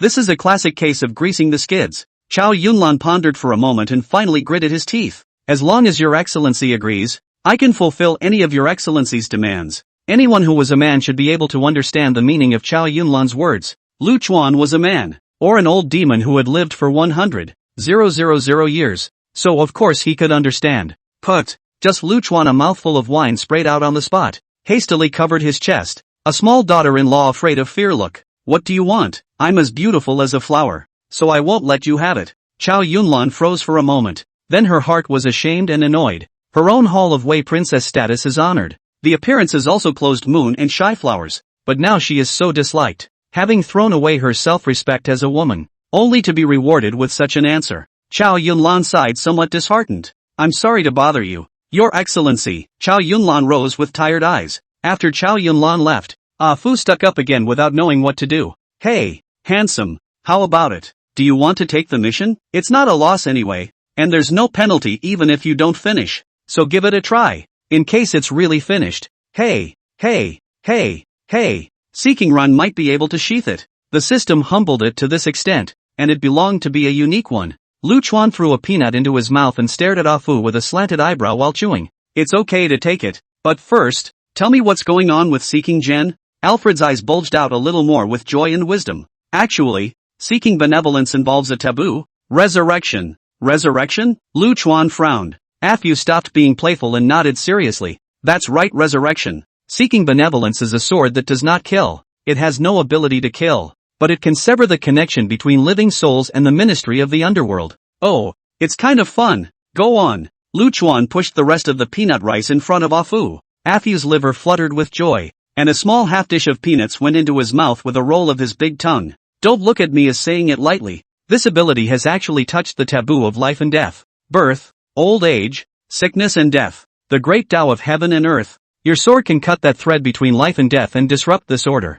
I'm that awesome. Lu Chuan proudly did a tactical backflip. He. Stealing business with the Ministry of the Underworld is certainly bullish. Ah Fu cheerfully came over. You should know that the Ministry of the Underworld runs the world of death and ensures the proper functioning of death as an order. In every world where there is life, there are branches of him, and from ancient times, those who dared to go against the Ministry of the Underworld. Other than that second-rate son, I guess you're the only one who has this ability. The heaven-swallowing emperor? Lu Chuan came to be interested. Aha, Ah Fu nodded. When the heaven-swallowing emperor pierced the underworld ministry, the ashes were almost given to people to raise. This led to a major disruption in the order of death, with no place for the dead to go. That Erluo, another master who cares about killing but not burying, after the chaos of the order of death, it led to the emergence of many great terrors in the starry sky, and even the great strangeness that existed countless years ago was revived in this era. Bullshit. Ha. Lu Chuan was straight up happy to hear it. That's not right. Lu Chuan frowned. Since seeking benevolence will interfere with the order of death. If the Ministry of the Underworld finds out about this, won't I be beaten to death with a stick? Yeah, but, Alfred nodded, and the words changed. Seeking benevolence can sever the connection between the living soul and the Ministry of the Underworld, pulling the dying back from death. It also has the ability, directly, to open the passage between the underworld and the present world, and to send all spiritual beings into the underworld. So, Lu Chuan was a bit confused. Does that make any sense? Why don't you get it? Fu's eyes shivered. This kid looks smart, but why is he so stupid? You activate the Seeking Run, using the ability to open the passageway. We can go talk business with the bigwigs of the Underworld Ministry. TSK. The Underworld Ministry's wealth is unimaginable. Get lost. You damn it. Dogs don't have a good idea. Lu Chuan kicked Ah Fu out and ended up losing another ingot of gold. Lu Chuan isn't stupid. If he talks business with a bigwig from the Ministry of the Underworld, how can it be good? You have to go up the mountain and down the fire to sell your life. After eating, Lu Chuan moved a small stool and happily sat in the sun at the door to look at beautiful women. This little puppy dog look attracted frequent sideways glances from passers-by. Lu Chuan's behavior, however, does not match that blooming beauty at all. Hey, pretty girl, come on over and have some fun. Sick. What? Sick? Then I won't delay your treatment. Take care. You Lu. You're sick. Don't talk nonsense. Beautiful girl. Beware, I'll sue you for slander. Slander? Hey, pretty lady, money drop. Naya, look at the back and want to commit a crime. Look at the front and want to retreat. Crap. Those long legs. Sis, I want to drink your foot wash. But in just 2 hours' time, the entire town spread the news that there was a little sex fiend, a little pervert, living in the Uli Inn. At this time, Chow Yunlan, who was upstairs, was a bit fidgety. 3 days ago, when she left the ferry, she released her undead bird and rushed back to Metropolis to report the news. The immortal bird, a Chow Yunlan companion spirit beast, was born into this world with her. In the great world of vastness, the birth of some of the chosen ones was often accompanied by a gift from the heavens. The immortal bird is the gift of heaven to Chow Yunlan. If nothing else, the undead should be returning by now. But until now, there has been no movement at all. Chow Yunlan had chosen to stay here for only one purpose, to use himself as bait. She concluded that her stupid royal brother would do everything in his power to prevent her from returning to the metropolis and intercept her halfway. And White Slash is the best choice. Chow Yunlan knew his situation very well. He didn't have much time left and had to take desperate measures. If he returned directly to the metropolis and met his father to explain the situation, I'm afraid the outcome wouldn't be much different. It was because he had fallen to the chi condensation realm, plus his life was not long to go. Father would not abolish the crown prince and cause unnecessary turmoil for the sake of himself, a man who was about to die. All the reasons added up to the fact that Chow Yunlan couldn't go back to the metropolis and had to gamble here. As long as the undead bird brought the letter in the first place, then he had a chance at extinction. It was getting dark, and there were more guests staying at the store. Lu Chuan had enough of looking at beautiful women, and by the way, he ate dinner again. The people eating on the first floor started to increase a bit, and by the looks of it most of them were some runners. Chow Yunlan once again came to Lu Chuan's place, and this time, instead of talking about business, he ate a meal. She understood that the immortal bird had not returned and must have had an accident, and now the only safest thing to do was to stay with Lu Chuan. Neither of them had any intention of speaking, and the atmosphere was somewhat oppressive. It wasn't until it was completely dark that the lights were lit in the lobby. Xiao Er was a bit surprised that there were so many more customers for today's dine-in than usual. There were some tables that were clearly finished but never left. I don't know when, but it was drizzling outside, and the whole town sank into the midst of the dashing night rain. The not-so-bright candlelight reflected on the faces of the diners in the lobby. There was a strange energy between the pushing of glasses and the small talk. Damn this weather. The door of the inn was pushed open, and a black-faced strong man, 8 feet tall, walked in cursing. Xiao Er served the wine. This bird rain is soaked to the bone. Xiao Er hurriedly ran over. A face of compensatory smile. Guest, you see that this is not set. Want to? What's the matter? You're still shooing master away? The Hanyo's voice was like thunder, interrupting Xiao Er's words. The Hanyu finished looking around. Except for Lu Chuan's table which only had 2 people, the other tables were almost full. I'll just spar with that little brother. The Hanyu pushed away Xiao Er and came straight to Lu Chuan. What a handsome little brother. The Han man saw Lu Chuan's appearance clearly and couldn't help but praise him. Little brother, how about putting together a table and I'll pay for your drinks? Lu Chuan looked at Chow Yunlan with a smirk. This Hanyo's acting skills were too clumsy.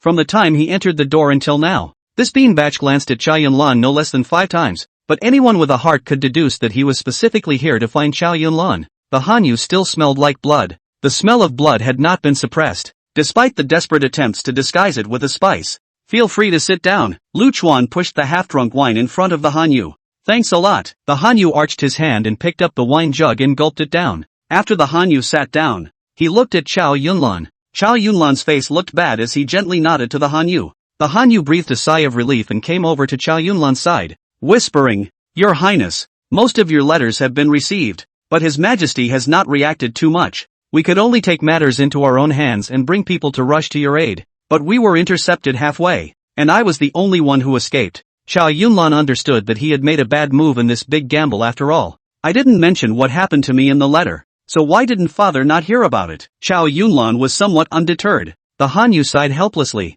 There is a letter that entered the metropolis before you're undead. Chow Yunlan nodded. It seemed that the other party had moved one step faster than himself and sent his situation to his father first. Chow Yunlan had originally thought of making an information error before his situation was transmitted back to the metropolis. The matter of the crown prince colluding with the great Wu to buy and kill people was transmitted to the emperor. As long as this information was sent back first, then with his own weight, the emperor would surely send a large army to support him. Yet in his own case, he had gotten back to metropolis first, and there was no redeeming the matter. In fact, if Lu Chuan was willing to help, this matter would be very well resolved, because with Lu Chuan's speed, he could definitely send the news back the first time. It's just that there are no ifs and buts in this world, and a tiny bit of difference makes a huge difference. Your Highness, it is not advisable to stay here for long. The Hanyu looked at the diners in the lobby and gently shook his head. Chow Yunlan looked towards Lu Chuan. The only person he could rely on now was him. This was also Chow Yunlan's last plan. Even if the undead bird failed to deliver the message, then there was still Lu Chuan to cover it. As long as Lu Chuan didn't go back on his word and sent himself back to the metropolis safely, then there was still a small possibility of a reversal. Where to go? It's a big night. Lu Chuan didn't really care. Since he had promised Chow Yunlan to send her back, he would definitely fulfill the contract. The Hanyu opened his mouth to say something, but was gently pressed down by Chow Yunlan. The Hanyu sat back down with a helpless sigh and ordered 2 more jugs of wine. Time passed by, and the atmosphere of the entire inn became more and more bizarre. The air was filled with a suffocating smell. No one spoke anymore. Only the sound of Lu Chuan chewing on something rang out from time to time. Bang! Suddenly, the door of the inn was blown open by a cold wind, and a cold current rolled in. This ghost weather. Xiao Er cursed and braced himself, trotting to the door. Ah! Junior, who was just about to close the door, suddenly let out a scream, and then fell on his buttocks and sat on the floor. He shivered and looked at the darkened doorway. 2 red eyes, like lanterns, lit up in the darkness. The night was so thick that it seemed like it could not be melted, and 2 scarlet lanterns appeared on the long silent street. This lantern gently blinked twice, and the air was pulled and twisted by an inexplicable force. Space also unrealistically wriggled along with it, like waves on the sea, cascading away. Immediately after that, the ground of the inn began to shake, from far and near, and the tremors became more and more intense. It is a special shock that is only triggered by a large number of cavalry marching. All the diners in the inn, at this moment, stood up. They faced the door and respectfully saluted the scarlet lantern. Bang! The doorway of the inn was suddenly shattered by a force, and wood shavings flew all over the sky. A strange man, no, make that 2 men, appeared before the greatly open inn. A burly man who was 3 meters tall and full of muscles that protruded like rocks blocked the doorway, and a mountain of oppression hit him. The burly man wore a red bib on top and a pair of red lantern pants underneath, with a pilgrim's braid on his head, his cheeks stained red with blood, and a happy grin on his face. Belly bibs and pants are extremely ill-fitting.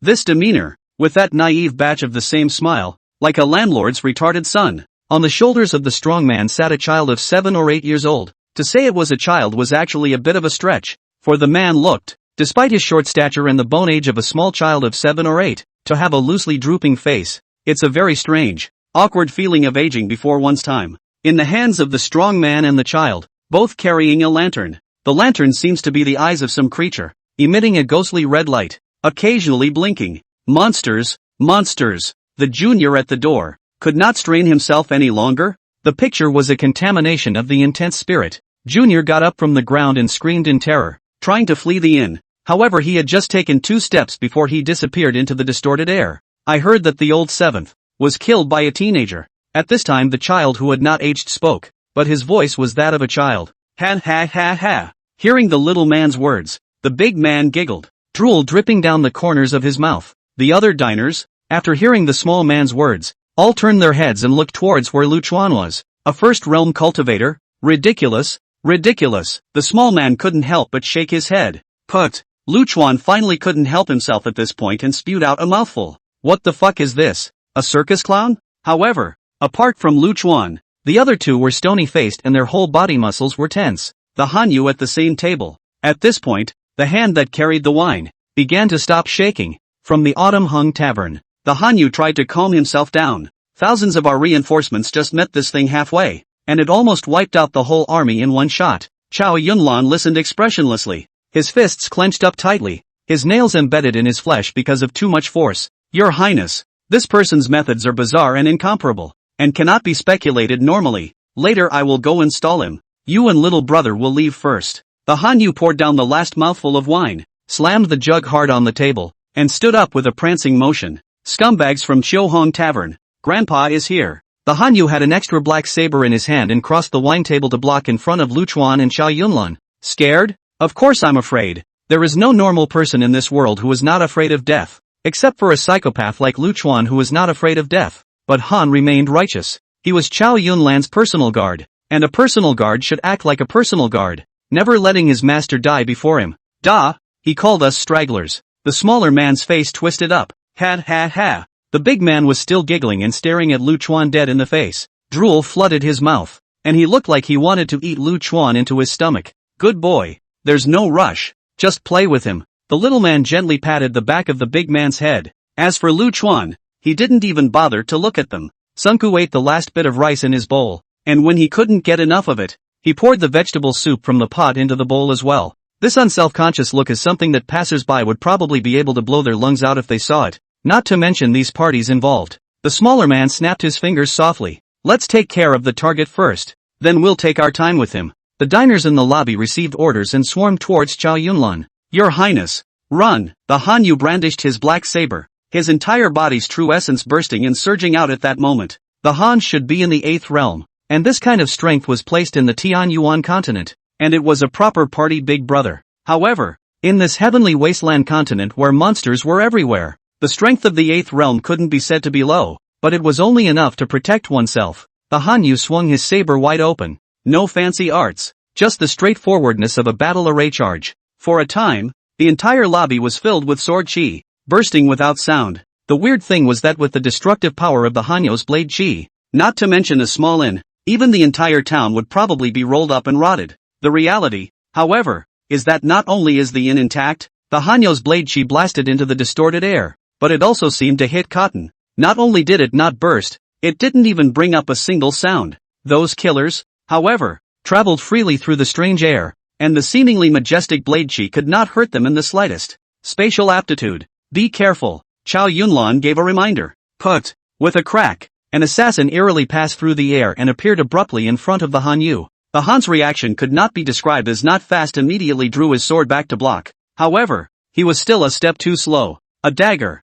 pulled through his abdomen, and blood instantly stained his clothes. The Hanyu staggered back 2 steps, his face twisting up from the pain. Chow Yunlan hurriedly went up to support the Hanyu and stuffed some pills into his mouth, stabilizing his injuries. The Hanyu was filled with guilt. My subordinate was derelict in his duties and failed to protect you. Chow Yunlan sighed helplessly. How dare I blame you guys? The heavens are just trying to kill me. Bang! At this moment, an assassin bullied his way in, and the Hanyu pushed Chow Yunlan away, narrowly blocking the dagger at a tricky angle. Let my subordinate fight for you one last time. The Hanyu mobilized his entire body's true essence and took a step out, allowing the several assassins to rush towards him, completely abandoning his defense. Several daggers stabbed into the Hanyo's body almost simultaneously, and on the Hanyo's body, black gas spurted out at that moment. The black aura swept several of the assassins around them in, followed by a blazing light that lit up. A shockwave, visible to the naked eye, steamed up, yet these shockwaves strangely dissipated into the distorted air.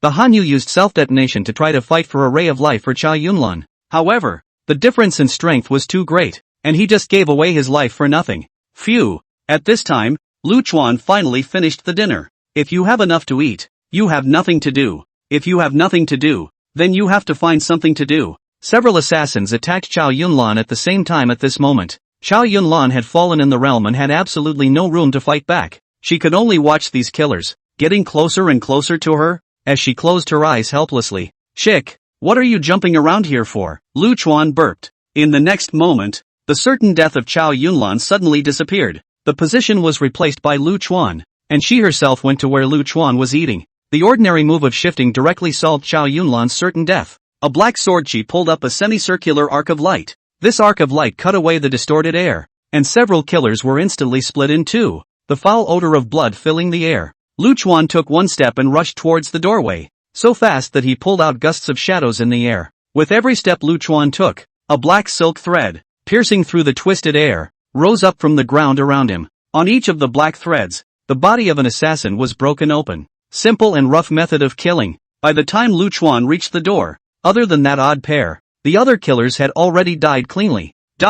Be careful. When the little man saw that Lu Chuan was unaffected by the spatial distortion, palpitations crawled across his uniged face. The 3-meter strong man named De looked silly, but his strikes were extremely ruthless and swift. Bang! De blasted out with a fist, bringing with him the might of a landslide, aiming straight for Lu Chuan's head. The fist, which was bigger than Lu Chuan's head, was covered with red and black runes, and the air around it was pulled out in a great avenue rule. Lu Chuan stretched out a finger and blocked it in front of him. This finger and Da's fist clashed hard together, accompanied by a low collision. A circle of shockwaves visible to the naked eye spread out from the point of impact where the finger collided with the fist. In a blink of an eye, the entire inn was overturned, with debris and fragments flying across the room, shooting out in all directions as if they were sharp arrows. You seek death. The little man opened his mouth. A puddle of black-green liquid gushed out of his mouth. A fishy odor filled the air, and black-green smoke spread out from the liquid as everything around it rapidly corroded. Bang!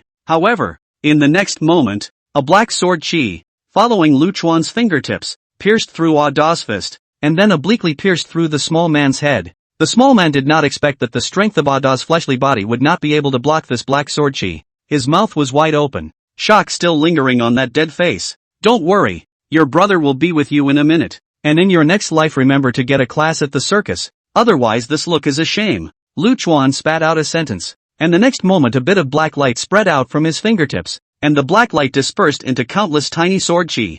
Da's body was instantly cut into pieces. This odd pair of mentally polluted people finally died. But Lu Chuan didn't stop. He even drew the long sword at his waist. The show had just begun. With Lu Chuan's keen perception ability, he had long ago realized that this pair of oddballs were nothing more than puppets. And the main event was the pair of lanterns. The pair of oddballs had just died violently. And the pair of lanterns, which were like eyes, floated up in the mist of blood in the sky, and a strange wave of fluctuations emanated from the lantern, and the entire world began to distort abnormally again. Lu Chuan was pulled into a strange space. Bang bang bang. In the thick of the night, a large number of unidentified structures either rose from the ground or fell from the sky. The buildings range from ramshackle tiled houses to elaborate villa neighborhoods to upright skyscrapers, with the brilliant neon lights. It seems like a town from another time and place that has been moved here. These buildings, as if they were evil things buried for countless years, brought up a large amount of yin qi when they appeared. In just a few breaths of time, the surrounding area had become a domain of eerie ghosts. Lu Chuan stood in this world for a while, somewhat lost in thought, countless thoughts rushing to his mind. Where is this? This is the hometown you've been away from for countless years. The streets of my hometown, the houses of my hometown, but only the people of my hometown are missing. Bastard! Lu Chuan was suddenly furious. This is their own heart, to the hometown of the most unremitting attachment, but now by that pair of lanterns. Figurative to this world. This is unforgivable blasphemy. It had been a long time since Lu Chuan had been so emotionally volatile. Bang! Lu Chuan stepped down heavily, using all his strength. With his right foot as the center, the world began to crumble at a speed visible to the naked eye. The pair of red lanterns wouldn't have anticipated just what kind of being it had angered with its behavior. This world that had been visualized shattered away inch by inch, and the real world gradually came into view. Concentrate on one point and ascend to the top. Lu Chuan poured all his strength into the tip of the black long sword and ruthlessly chopped into the sky. The dark clouds that covered the sky above the zenith were swept away by the sword chi. The rain had stopped and the stars were actually visible in the deep black sky. The horror, however, was just beginning. Sword 7, Black Moon. Lu Chuan flicked his wrist, and the killing life in his hand whistled out of his hand and rose to the zenith. Killjoy erupted in blinding black light at the zenith, and a mountain of sword chi tangled up. With killing life as the center of the circle, a black sword chi moon formed at great speed above the zenith. Are you crazy? Do you want to sink this land? Fu suddenly appeared beside Lu Chuan and shouted anxiously. Lu Chuan huffed like a nervous wreck and grinned a small grin. Fu's scalp tingled. It knew that Lu Chuan was sick again. Son of a bitch. Son of a bitch. What the hell did you do? Fu was furious and stormy, looking at the two lanterns floating in the air and cursing. And at that moment, the lantern, which was like two eyes, revealed a fear that went deep into the soul. Kill yourself in thanksgiving. Kill yourself in thanksgiving. Beast, do you want the countless living souls of this land to follow you? A retard. To the grave? Alfred growled. Yet it was too late. Smash! Lu Chuan reached out and waved his hand down fiercely at the black full moon above the zenith. A simple attack, yet it carried an endless oppression and despair. The black full moon, at this moment, whistled from above the zenith, smashing down towards the earth. A great shadow was cast over this land. The black full moon, like a huge meteor, crashed hard. If it was really hit solidly, I'm afraid that it will really be as Fu said, and all this land will sink. Handsome man, big handsome man, stop it. Fu was jumping around anxiously. If he was really smashed down, countless living beings would be annihilated. Not good news for Lu Chuan. Lu Chuan wasn't following the path of killing to prove the way. Too much killing would affect his path to becoming an emperor. Wow. Dad. Where are you, Dad? Just then, a heartbreaking cry rang out. A small boy, holding a kitten, appeared on the ruins of the inn. The little boy looked at the ruins and cried as he searched for his loved ones. This heartbreaking cry suddenly woke up Lu Chuan. Lu Chuan twisted his head and looked at the little boy standing alone on top of the ruins. His icy heart suddenly touched. The little boy's heartbreaking cries were like a sharp needle that pierced into Lu Chuan's head. Lu Chuan gently tapped his forehead. Headache. Lu Chuan has severe mania, which is a typical symptom of psychosis. However, since coming to this world, this symptom has gotten much better, and even if it is committed, it is not too serious. Just now that red lantern, actually figurative Lu Chuan heart's deepest hang-ups, which provoked this neurosis. The condition exacerbated. Disperse. Lu Chuan gently waved his hand, and the black moon in the sky instantly dispersed. Perhaps the people of this land don't know that because of the cry of a little boy, in their sleep they escaped a holocaust of destruction. Escaping from death, the red lantern knew that the teenager in front of him was unbeatable, and immediately prepared to bolt. however it overthought it. Lu Chuan is a person who really holds grudges. The Red Lantern was just about to make a move when Lu Chuan had already reached it. Knowing that it couldn't run away, the Red Lantern was still trying to be a trapped beast, and a strange spiritual power emanated from it. Lu Chuan had been hit once, so how could he fall twice in one place? With almost instantaneous speed, Lu Chuan grabbed the lantern and ruthlessly trapped it in his hands. Dogs like to play dirty, don't you? Lu Chuan's whole body strength was concentrated into his hands, directly tearing the lantern into two halves. Don't kill it, don't kill it. It's good stuff. Leave it to me, leave it to me. I'll make you a magic treasure. Ah Fu rushed over, trying to stop Lu Chuan, but if it could stop it, Lu Chuan wouldn't be Lu Chuan anymore. Lu Chuan didn't pay attention to Ah Fu, and after tearing the lantern, he churned it to pieces with his sword chi. What a waste! What a waste! Looking at the debris in the sky, Ah Fu was shaking his head in anger. This is a rare dead thing that has become essence. I don't know how many years it has existed, and looking at the ability it should be of the spiritual type. Your mental state is not good. After bringing it to be refined, it might help you stabilize the spiritual world. What are you talking about? Are you calling me a psychopath? Lu Chuan was furious and evil, and kicked Ah Fu's dog's head. Lu Chuan looked at the ruins of the inn and slowly walked towards the crying little boy. The little boy raised his head and looked at Lu Chuan,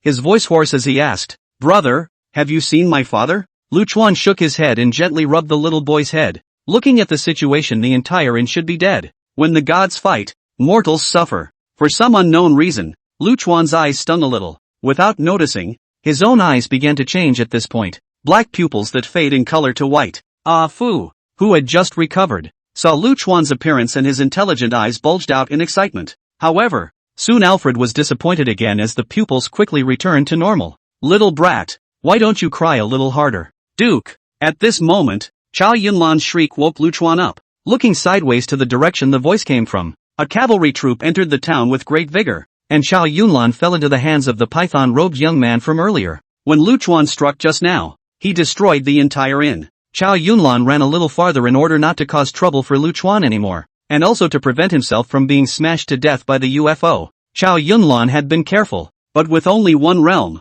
she was too weak. Lu Chuan picked up the little boy who had cried until he almost fainted, took a step out, and instantly arrived in front of the python-robed teenager. "Don't come over or I'll kill her," the python robe threatened with a trembling voice. The black moon that almost fell just now gave him a huge mental shock. Still, he wasn't afraid to die, and led the charge into White Slope Town, because he understood that if Chow Yunlan didn't die today, it would be him who would die. "We're all going to die anyway. Why don't we put up a fight?" A blue dagger was pressed against Chow Yunlan's neck. Looking at the expressionless Lu Chuan in front of him, the python-robed teenager's trembling hand, which was already somewhat uncontrollable, scratched Chow Yunlan's fair skin. Hot blood flowed down the dagger and onto the python-robed boy's hand. "Who are you? Who the hell are you and why have you come to disrupt my plans?" The python-robed boy practically growled and roared. Everything was planned so perfectly that Chow Yunlan should have died a certain death at the pier. However, it was halfway through that messed everything up. "I'm your ancestor, little Yakuza." Lu Chuan laughed in anger.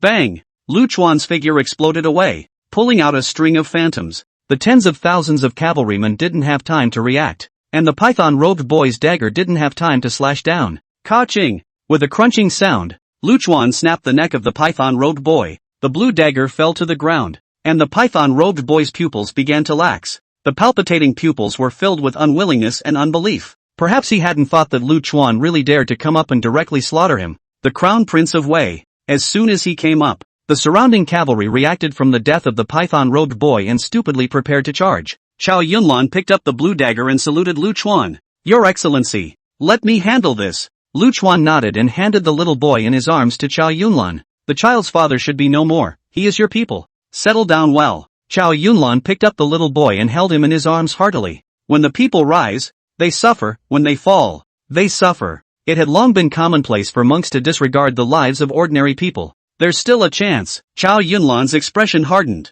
"As long as he is still alive, 1 day or 1 year, as long as he ascends to that high position, he will have the opportunity to change this situation and return a peaceful world to the people of Wei." Lu Chuan didn't know what Chow Yunlan had said to this cavalry. It was only on the way back to the metropolis that this cavalry became the escort of this eldest princess. After Lu Chuan and the others departed, a tavern suddenly appeared in White Slope Town. The tavern had no name and stood alone beside the official road, quietly waiting for customers to come to the door. As night fell, A graceful and beautiful man pushed open the door of the tavern. The tavern was plain, with a small table, a counter, a dim oil lamp, and a graceful proprietress. The boss's wife looked to be in her 30s and had a bright beauty with two light pear swirls when she smiled. Mr. Joe, it's time to pay. The boss's wife poured a glass of wine for the man and pushed it in front of him with a smile. This man, no other than the great Wu State Master, Zhou Yu, who was known as the seed of readers. You guys are really good at making money. Zhou Yu picked up his wineglass and drank it all in one go.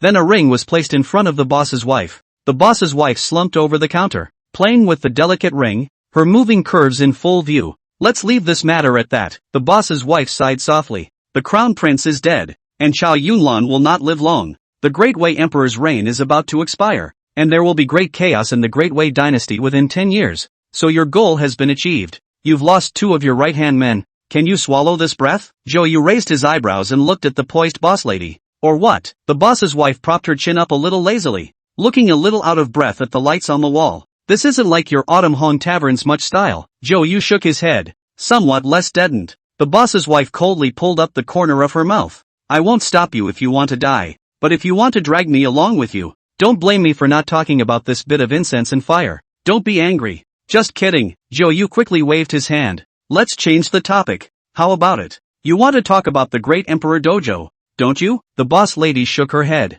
A word of advice. Don't get involved.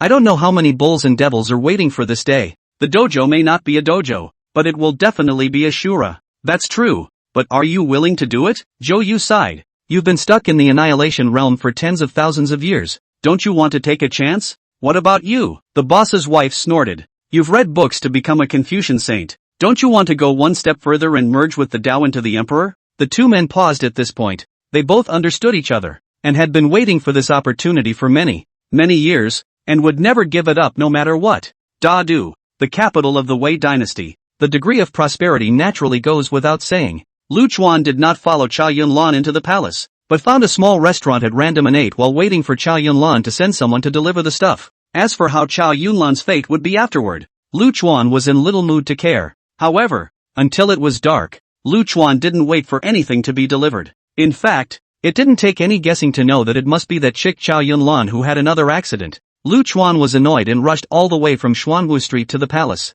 Forbidden land ahead. Trespassers will be killed without pardon. The guards at the palace gate stopped Lu Chuan. As a result, he was slapped by Lu Chuan's 2 big pussy fights and flew out. This is a big mess. Great Wei as the Tianwu continent, one of the dynasties, along hundreds of thousands of years, never appeared. The mob shocked the palace thing. The imperial dynasty shook, and a large number of imperial guards as well as masters guarding the palace came out and blocked Lu Chuan in front of the Golden Palace. For a time, swords were drawn and a great battle was imminent. Little brother, what a handsome stance. An old eunuch in a python suit came to the forefront. Little brother, you are the high-ranking person that the Rapunzel spoke of. Right, this yin and yang accent. Hearing Lu Chuan's body straight up goosebumps, waved his hand to interrupt the eunuch's words. Yin yang man, no time to nag you. Tell Chao Yunlan to deliver the stuff. I haven't eaten dinner yet. The eunuch's eyes jumped straight. As the Great Wei dynasty's secretary of ceremonial supervision, how had he ever suffered from this kind of foul language? People grow old. This eunuch, although his heart was extremely angry, but his face still hung a fawning smile. Don't worry little brother. You saved the eldest princess. It's a great credit. Whatever request will be fulfilled. Ha! Lu Chuan rolled his eyes. I've been waiting all afternoon. Where is that thing? The old eunuch's eyes jumped up and down. He had never seen such an arrogant person. Little brother, take it easy. Right now there are some problems on the Rapunzel side. As soon as they are resolved, the stuff will definitely be given with both hands. Settle your mum. Settle. Can you be a little efficient? Lu Chuan snorted. Little brat, didn't your mom teach you to be polite when talking to people? The old eunuch really couldn't tense up anymore, and was so angry that he quacked and quacked like a duck that had been strangled. Playing the big tail wolf with me, are you? Lu Chuan stamped his foot heavily, and the huge square instantly collapsed. Little bastard, daring to come here to cause trouble. You're still the first. The old eunuch laughed in anger. I can be your grandfather. You step on a mouthful of little bastards. Lu Chuan took a step forward and came directly in front of the old eunuch, slapping him in the face. The old eunuch's strength is actually not weak. There is at least a 9th realm, but he met Lu Chuan. This freak, it was directly slapped and flew out. Chao Yunlan, get the hell out. Lu Chuan let out an explosive shout, and waves of air rolled up, sending all the surrounding soldiers flying out. The large palace resounded with Lu Chuan's voice. Chow Yunlan, who was in a small, quiet courtyard, stood up nervously when he heard this voice. It's not that she doesn't honor her promises, but she just can't help it. As soon as he returned to the palace, Chow Yunlan was placed under house arrest, and he hadn't even seen the emperor until now. I was going to ask someone to bring a message to Lu Chuan. However, the people around me were all switched around. This is what caused the failure to notify Lu Chuan in time, leading to the current situation. In the imperial study, Chao Xian, the emperor of the day, was thinking about the next emperor. Chao Xian has been on the throne for 498 years. According to the ancestral system, each emperor of Wei shall not reign for more than 500 years. No one, no matter how eloquent, may violate this rule. It is said that this is a high-ranking person, who left aphorisms to the first emperor of Great Wei, in which the fate of the country is at stake. After each emperor left office, he would either enter the Tower of Heaven to cultivate, or he would put down all his mundane hang-ups and go traveling to the four seas. However, the vast majority of emperors chose to enter the Tower of Heaven to cultivate after leaving office. This was because the resources of the entire Great Wei could be said to be inexhaustible, and were able to feed the Tong Tian Tower very well. The world knew that the Great Wei was able to stand in the heavenly wasteland continent for hundreds of thousands of years without collapsing, and there was only one thing to rely on, and that was those former emperors in the Tower of Heaven. These outgoing emperors had the resources of the entire Great Wei to provide for them, and there had even been monsters of the half-step emperor realm. Chao Xian still had 2 more years to go before he entered the Tower of Heaven, and by this time, he should actually be making a transfer of power. However, in the last few thousand years, the bloodline of the Chao family has been decreasing from generation to generation, with very few newborns being born. By the time Chao Xian arrived, the consort had taken a whole bunch of consorts, yet there were only 3 offspring. A Chao Yang, a Chao Yunlan, and a boy who was just born last year. In fact, some people have projected the fate of Wei has reached the stage of prosperity will decline. Of course, Wei these young and old do not think so. Chao Xian has a headache. Chao Yang died in White Slope Town. For this son, he did not have much expectation, and the death is also dead. However, Chao Yunlan, who had high hopes, is now in big trouble. He had already gotten someone to look at it, and Chao Yunlan would have at most a few more years of young life before he entered Nirvana rebirth due to the characteristics of the immortal phoenix. This was the best estimate, provided that a large amount of heavenly materials were needed to renew Chao Yunlan's life. Several of the spiritual medicines that needed to be used in it were worth a lot of money. Moreover, Chao Yunlan was reborn in Nirvana at the best of times, but at the worst of times, he fell into an indefinite slumber. Chao Yunlan had already been dismissed from Chao Xian's heart. That was why he had put Chao Yunlan under house arrest. Chao Yunlan's death was already inevitable, and one could not waste a large amount of heavenly materials on her. Of course, there was another important reason. He wanted to take back the rights diverted to Chao Yunlan. The only candidate left now is the 1-year-old. There were still 2 years to go before Chao Xian would enter the Tower of Heaven, and the child would only be 3 years old by then. Before the child comes of age, someone has to hold up the normal functioning of the Wei dynasty, and the former emperors of the Tower of Heaven had a rule that could not be broken. That is, the Wei dynasty is not on the eve of its demise and cannot intervene. Otherwise, it would deplete Wei's national fortune and there would be irreparable and serious consequences. With the sudden rise of Great Wu over the years, and the old dynasty Shishu also moving, someone had to hold down the fort. Chao Xian's mind was annoyed that the candidate for the Minister of Gu Order had never been finalized. Your Majesty, that maniac fought in front of the Golden Hall? Someone gave Chao Xian a report on the situation in front of the Golden Palace. What's that kid's origin? Did you find out? Chao Xian's brows furrowed viciously. As the Emperor of Great Wei, what happened in this country naturally could not be hidden from him. He knew about Lu Chuan who came back with Chao Yunlan, and he also knew what that young man wanted. In the treasury of the Wei Imperial Palace, there was the cultivation method of the 5 elements hegemony body, but Chao Xian just wanted to hang on, wanting to find out Lu Chuan's identity before taking him under his wing. Lu Chuan had been left out to dry for a day, and it was also Chao Xian who had given the slip. Although Chao Yunlan had sent someone with a message to warn him not to use the trick of holding subordinates against Lu Chuan, Chao Xian didn't care at all. A brat, even if he was strong, his heart wouldn't be as mature. Chao Xian was very confident in his own imperial tactics, taking down a 16 or 17-year-old little guy. That wasn't a piece of cake. However, what Chao Yunxian thought was a 16 or 17-year-old brat was an old monster who had lived for 100,000 years, and a grumpy old monster at that. The eunuch at the door, hearing that Chao Xian's tone was not very good, did not dare to breathe a bit, and hurriedly said, "No, It's only known that the first time this person appeared was on top of the Great Observatory Sea, after which he saved the eldest princess and killed 2 Heavenly Fault Realm assassins from the Autumn Hong Tavern. Alas, it was my carelessness, I shouldn't have let Yunlan go to Flying Cloud Ferry. Chao Xian mused for a while. Autumn Hong Tavern? It seems like it should be Zhou operating behind the scenes, that son of a bitch. Originally, this quest was used by Chao Xian to brush up Chao Yunlan's experience so that she could gain some prestige. Moreover, the returning merchant caravan had an escort of Annihilation Realm strength, so it was impossible for accidents to occur. However, Chao Xian had left out the variable that was the Chiu Hong Tavern. In these 10,000 years, although the Autumn Hung Tavern was famous, there had never been an assassination campaign against Wei. That teenager was able to kill 2 of the assassins from the Chiu Hong Tavern. His strength is not bad. Let Commander Zhou go and take him down. It's best if he can be used for me. If not, then send him to the cold ice prison. The eunuch at the doorway wanted to say something, yet in the end, he retreated helplessly. In front of the Golden Palace, Lu Chuan was sitting on that old eunuch, looking at the shivering army with slanted eyebrows and crooked eyes. What is the most important thing about being a human being? Lu Chuan slapped the old eunuch on his ass. The old eunuch's tearful eyes soared out from the pain. Integrity. Right. People can't stand without trust. Yue is such a big dynasty. Actually want to renege on the debt. It's not good.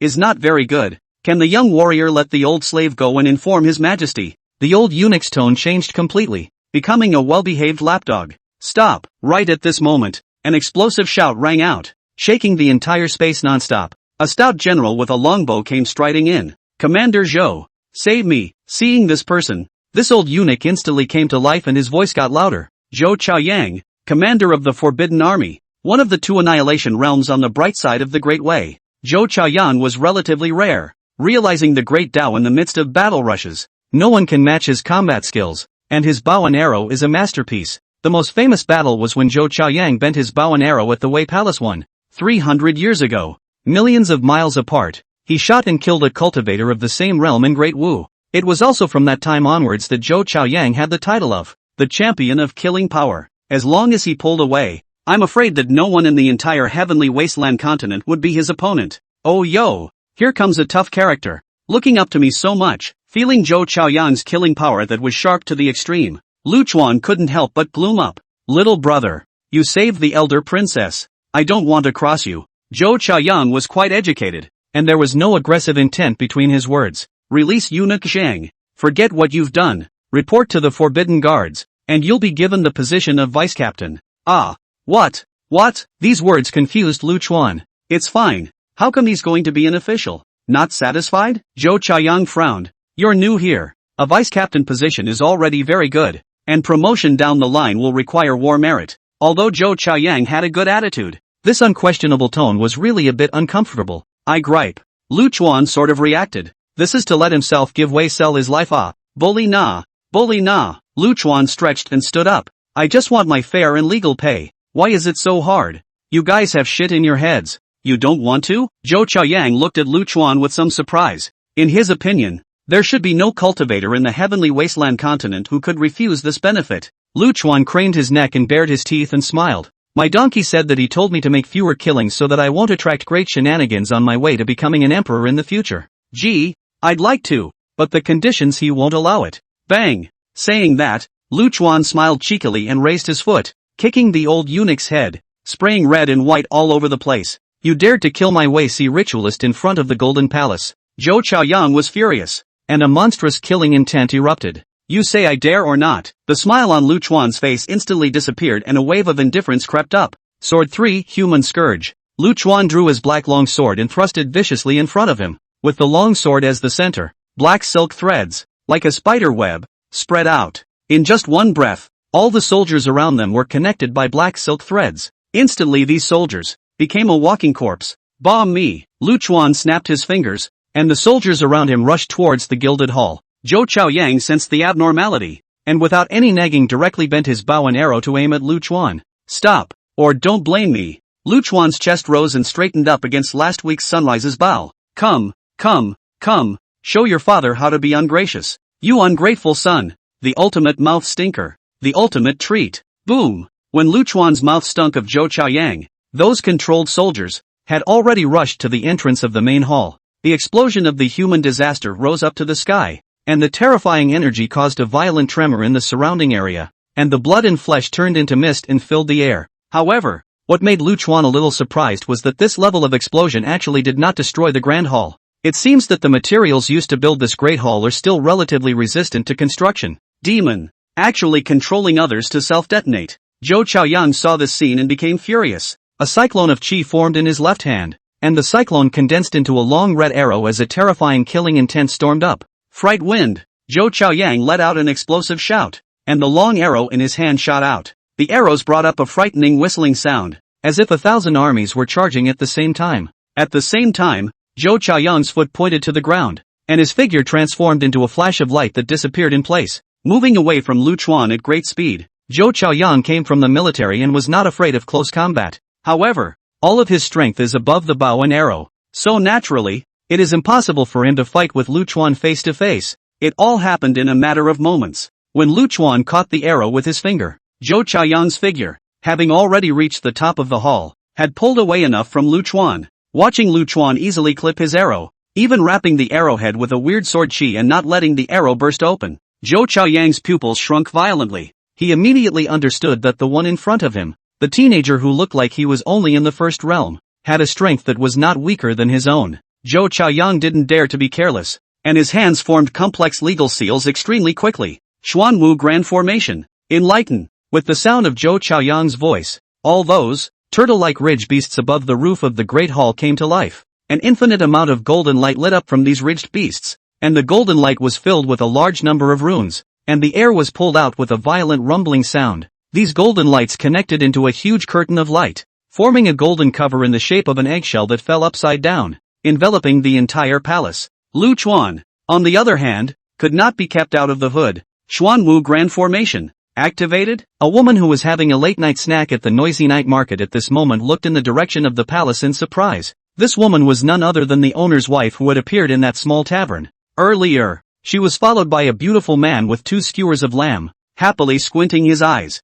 Perhaps no one would have thought that Zhou Yu, the state master of Great Wu, would blatantly appear in the capital city of Great Wei, and even stroll through the night market in a dignified manner. Oops, the Xuanwu Grand Formation is one of the ancient legacies. One of the 4 elephant formations of heaven, known as the strongest defensive formation. It should have not been activated for tens of thousands of years. Zhou Yu flirted beautifully and even took a bite of the lamb skewer that he had never touched. Brother Zhou is so elegant. At this moment, a middle-aged scribe came through the crowd in front of the Zhou Yu duo. This middle-aged scribe is 8 feet long, with a face like a crown of jade, wearing a spandex scarf on his head and a crane cloak, floating with the appearance of an immortal. The scribe was followed by a man. A white robe with a good appearance. The temperament is more elegant style. Brother Zhuge, goodbye. Zhou Yu smilingly arched his hand and turned to the woman beside him again. Cabbage, let me introduce to you. Western Shu military master Zhuge Ming, knows the past and the present, calculates nothing, a hand of God in Ghost 8 formations.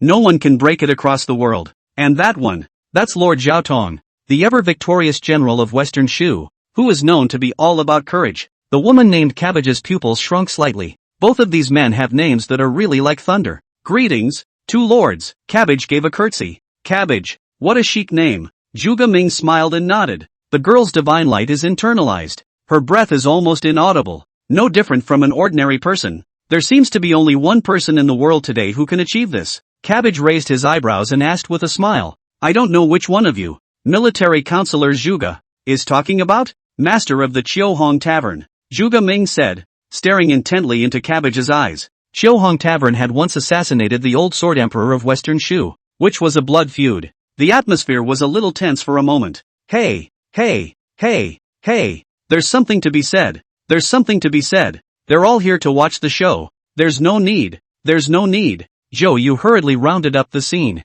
Zhuge Ming nodded gently and did not mean to pursue the matter. After all, this is the capital city of Wei. Really exposed identity here. Is 10 lives are not enough to die. The 4 fierce stars have been very active these past few days, and even have the intention of leaning on each other. This is not a good sign. Brother Zhuge's great diffusion divine calculation. I wonder if he's found anything. Zhou Yu didn't move and blocked in front of Cabbage, looking at Zhuge Ming as he spoke. Zhuge Ming didn't pay too much attention to Zhou Yu's small movements and nodded. The 4 ferocious stars are indeed drawing closer to each other, and they're also reflecting the heavenly wasteland continent. Someone is attracting them. That was why Zhuge Ming had ventured to Metropolis. If someone really attracts the reflection of the fierce star, I'm afraid a great demon will be born. Zhuge Ming's words caused the hearts of the others to jump, and they all looked in the direction of the palace. Lu Chuan loosened his fingers, and the long arrow that the cyclone had transformed into dissipated into a gust of wind. Then with a stretch of his hand, the black long sword inserted into the ground flew up and fell into his hand. Lu Chuan used killing life and gently knocked on the eggshell in front of him, and it actually resounded with a sound of metal collision like a golden chicken biting iron. A very strong functional grand formation. Not offensive, but the defensibility is at its extreme. You can try to break the surface with a point and focus on a single point to destroy it. That's your strong point. Ah Fu appeared by Lu Chuan's side and thoughtfully explained. You talk a lot. Lu Chuan slanted his eyes at Ah Fu. Ah, ha ha. Ah Fu's eyes jumped and he smiled sarcastically. To have a sense of participation. Then I won't bother you at work. Ah Fu hurriedly buggered off, lest he be used as a punching bag by Lu Chuan. A bunch of cheap bastards. Face-giving things. Lu Chuan narrowed his good-looking eyes and looked at Zhou Chaoyang on the roof of the Grand Hall and laughed woodenly. When Zhou Chaoyang heard this, he was so angry that he almost exploded in place. He had never seen someone with such a foul mouth who was still so arrogant. A terrifying fluctuation emanated from Zhou Chaoyang's body, and behind him, a huge red formation diagram instantly appeared. The red formation diagram emitted a suffocating killing intent. Zhou Chaoyang bent his bow and pulled the string, and as the arc of the bowstring widened, countless feathered arrows poured out from above the formation chart behind him. Flying hung pole shot. Zhou Chaoyang took the lead and loosened his tight bowstring. The large formation behind them lit up violently, and red feathered arrows roamed the sky like a tidal wave. Little sinful animal, killing my way soldiers, today you will die here with me. The overwhelming rain of life-capturing arrows whistled, penetrating the golden array and charging straight at Lu Chuan. Lu Chuan gently chopped down with his sword, but it was faster than fast. Sword 4, wind up, butterfly. Without the usual horrible black sword gas, Lu Chuan's sword went down. The sword is clear and spiritual. The gas is invisible, like a floating butterfly shadow, playing in the storm circle. This is an expansion move of Sword 4, Wind Rising. Lu Chuan usually seldom used this kind of gentle sword stance, but now he had to block these arrows and break this turtle shell in front of him first. The clear wind, transformed into countless transparent butterflies with a touch of softness, wrapped around those rigid and unrivaled arrow feathers. The chi energy of the transforming butterfly formed a gentle vortex that wrapped around the finger. A long arrow was caught up in it, as if it was a hero caught in a gentle land, no longer willing to take half a step away from that vortex. Yes, when Zhou Chaoyang saw his own moves actually being cracked so exquisitely, he couldn't help but scream in his heart. Try taking another arrow from me. Zhou Chaoyang's right hand shook, and the huge formation diagram behind him dispersed, all the earth-shattering visions dissipating into thin air. He took out a black cloth and blindfolded himself, giving up his most important vision as a bowman. Zhou Chaoyang began to breathe rhythmically. Between one breath and the next, the entire heaven and earth vibrated with the rhythm of that breath. Lu Chuan looked at Zhou Chaoyang, his eyes narrowing slightly, because Lu Chuan couldn't feel Zhou Chaoyang's presence anymore, even though he was still standing there, obviously visible to the naked eye, but he was just so strangely gone. Interesting,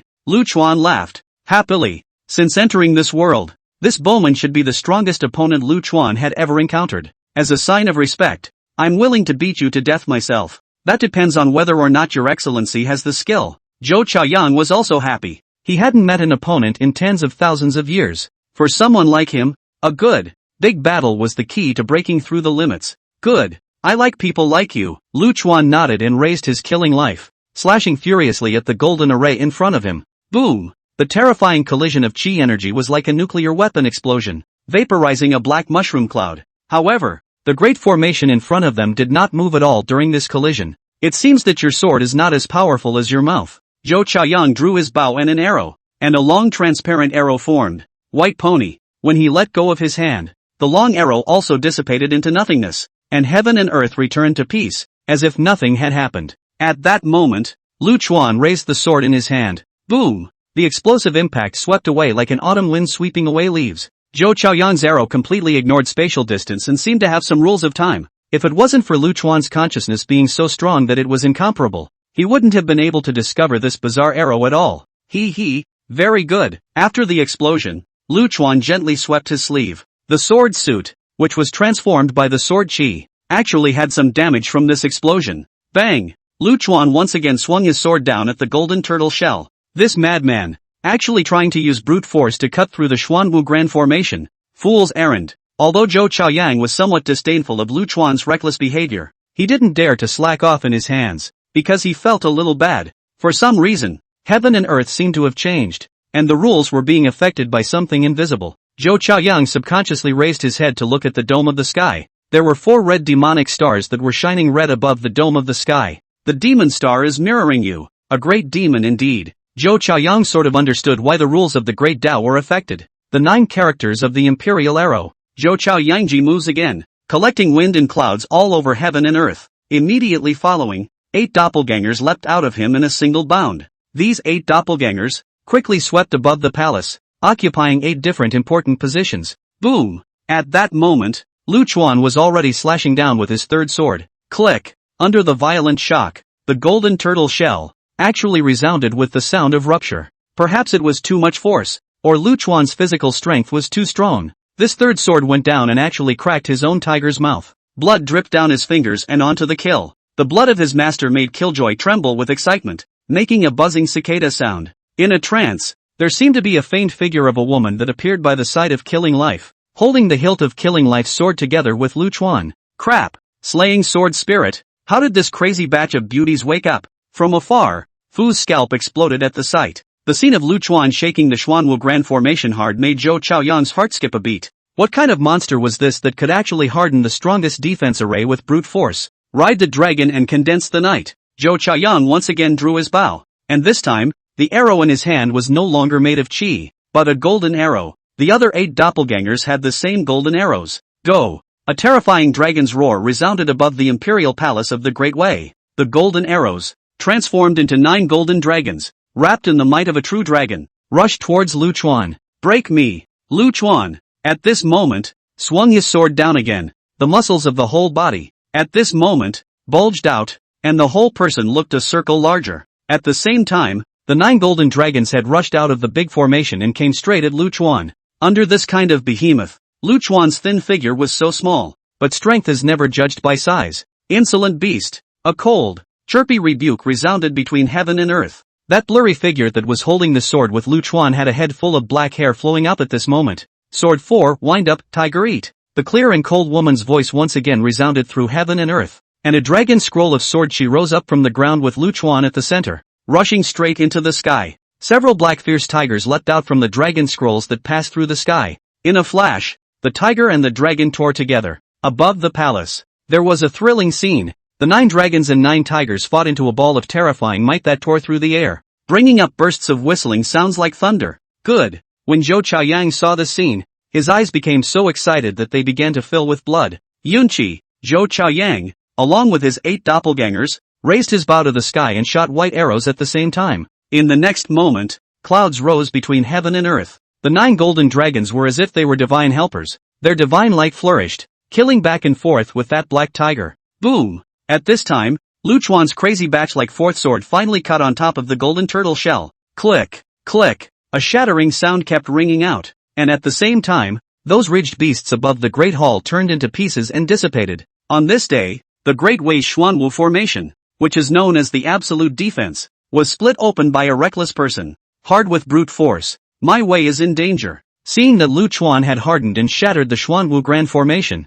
Zhou Chaoyang understood what a stupid thing the emperor and himself had done. Zhou Chaoyang had no intention of taking a step back. He was born and raised here. This was his home. He withdrew his detachment and stood quietly above the roof of the Great Hall, waiting for Lu Chuan to arrive. Understanding that he might not survive today, Zhou Chaoyang still longed for a good one-on-one fight. Tick-tock, a drop of blood slowly slipped from his fingertips and fell to the ground. Hearing this voice, the woman beside Lu Chuan suddenly went crazy. Damn thing, kill you, kill you. The woman suddenly pulled up and rushed toward Zhou Chaoyang above the roof. Spirit body? Zhou Chaoyang looked at the rushing woman and drew his bow and arrow at great speed. The 9-character technique of the Imperial Arrow. Shun. In an instant, a giant 8 trigrams formation map spread out under Zhou Chaoyang's feet. The arrow shot up and went straight for the woman. However, the woman was like a mad dog, not dodging at all, allowing the arrow to run through her body. Bang! The woman's figure was shattered. Yet the next moment her figure suddenly coalesced and appeared in front of Zhou Chaoyang. Kill you, kill you. The woman blasted her fist at Zhou Chaoyang's head with an outburst of killing intent. In the next moment, Zhou Chaoyang's figure butted in with the wind of the fist and dissipated into the air. Spirits and demons. How dare you be reckless here? Zhou Chaoyang snorted coldly and invoked the entire 8 trigrams formation to start suppressing the woman. Insolent beast. The woman burst into a rage. Her long hair dancing wildly as black. Massive sword chi surged out from her body and shot straight up into the sky. The canopy was blackened extremely quickly, and the entire sky seemed to be draped in a heavy black veil. The 8 trigrams formation under the woman's feet began to show a large number of cracks under the impact of this pure sword chi. Lu Chuan's eyes jumped as he watched. This woman who appeared out of nowhere was actually able to mobilize the sword chi in her body. It was really a bit weird. If she continued to let the sword chi spew endlessly, the entire kingdom would be ripped apart by her. Stop! Lu Chuan tapped his toes and burst into the bagua formation at great speed, using brute force to forcefully throw the woman out. Honestly, stay down there. The woman landed on the ground and didn't seem to react for a moment. It froze for a moment before crouching down and wailing. Mean me. He mean me. Wow. This crazy criticized bitch, F you, who was watching from afar, quietly slipped into the palace bypassing the crying woman. After Lu Chuan threw the woman off the ground, the roof above the room finally cleared. Zhou Chaoyang also put away the 8 trigrams formation, looked at Lu Chuan, and bowed his hand. For my earlier rudeness, I apologize. If apologizing works, then the world will be peaceful. Lu Chuan couldn't help but laugh. Of course, Zhou Chaoyang nodded. He did not expect Lu Chuan to forgive. His proud heart, too, would not allow him to go about obtaining forgiveness in such a manner. I only hope that after I die in battle, brother will not make things difficult for the millions of ordinary people in the royal capital. Zhou Chaoyang was very clear that with Lu Chuan's strength, he could easily exterminate the entire king city. Although Zhou Chaoyang works for the Wei royal family, but in his heart, millions of civilians are the holdouts. Of course, I'm not crazy enough to take it out on civilians. Lu Chuan nodded. Many thanks. Zhou Chaoyang saluted Lu Chuan again. Then he faced south, looked at a certain part of the Grand Palace, and said softly, Your Highness, the next road is for you to walk on your own. In that small courtyard, Chao Yunlan, who was under house arrest, seemed to feel something in his heart and raised his eyes to the direction where the great battle was taking place. Chao Yunlan's fists were clenched fiercely, and because they were so hard, the bones were already white. At this time, several black shadows crossed the courtyard wall and fell into the courtyard. The guards have been cleared, and your highness may come and go as you please. Chao Yunlan's eyes were no longer sad, and a cold aura flashed through as he slowly sat back down on the chair in the courtyard. Notify the Phoenix Character Battalion to enter the city. One person took the secret order from Chao Yunlan and disappeared into thin air. Inform Chancellor Wan and tell him that Yunlan has risen to power. Finally, Chao Yunlan took out the forbidden tiger talisman and held it tightly within his hand. This should be Zhou Chaoyang's stuff, but at the moment it was in her hands. It's just that Chao Yunlan only has half of the tiger talisman in his hands, and the other half is in the emperor's hands. Only a complete tiger talisman can mobilize the forbidden guards of the capital, but Chao Yunlan can no longer wait. She wants to take advantage of the momentum of Lu Chuan, to fulfill her lifelong dream. The rest of you, follow me to the imperial study. Chao Yunlan picked up a book by his side and led the way to the door. I, Zhou Chaoyang, commander of the Great Wei's Forbidden Army, a peak cultivator of the Annihilation Realm, report to all the previous emperors of the Tower of Heaven, hoping to borrow the Great Wei's 300,000 years of accumulated dragon chi for a single use, to suppress the Great Devil. Chao Yunlan's voice, stacked and swirling away, resounded above the entire royal capital. Yun! A vast sound came from the sky above. Then the entire imperial city seemed to come to life as countless golden mists floated up from above the earth of the royal city. It was surging, like a great river rushing.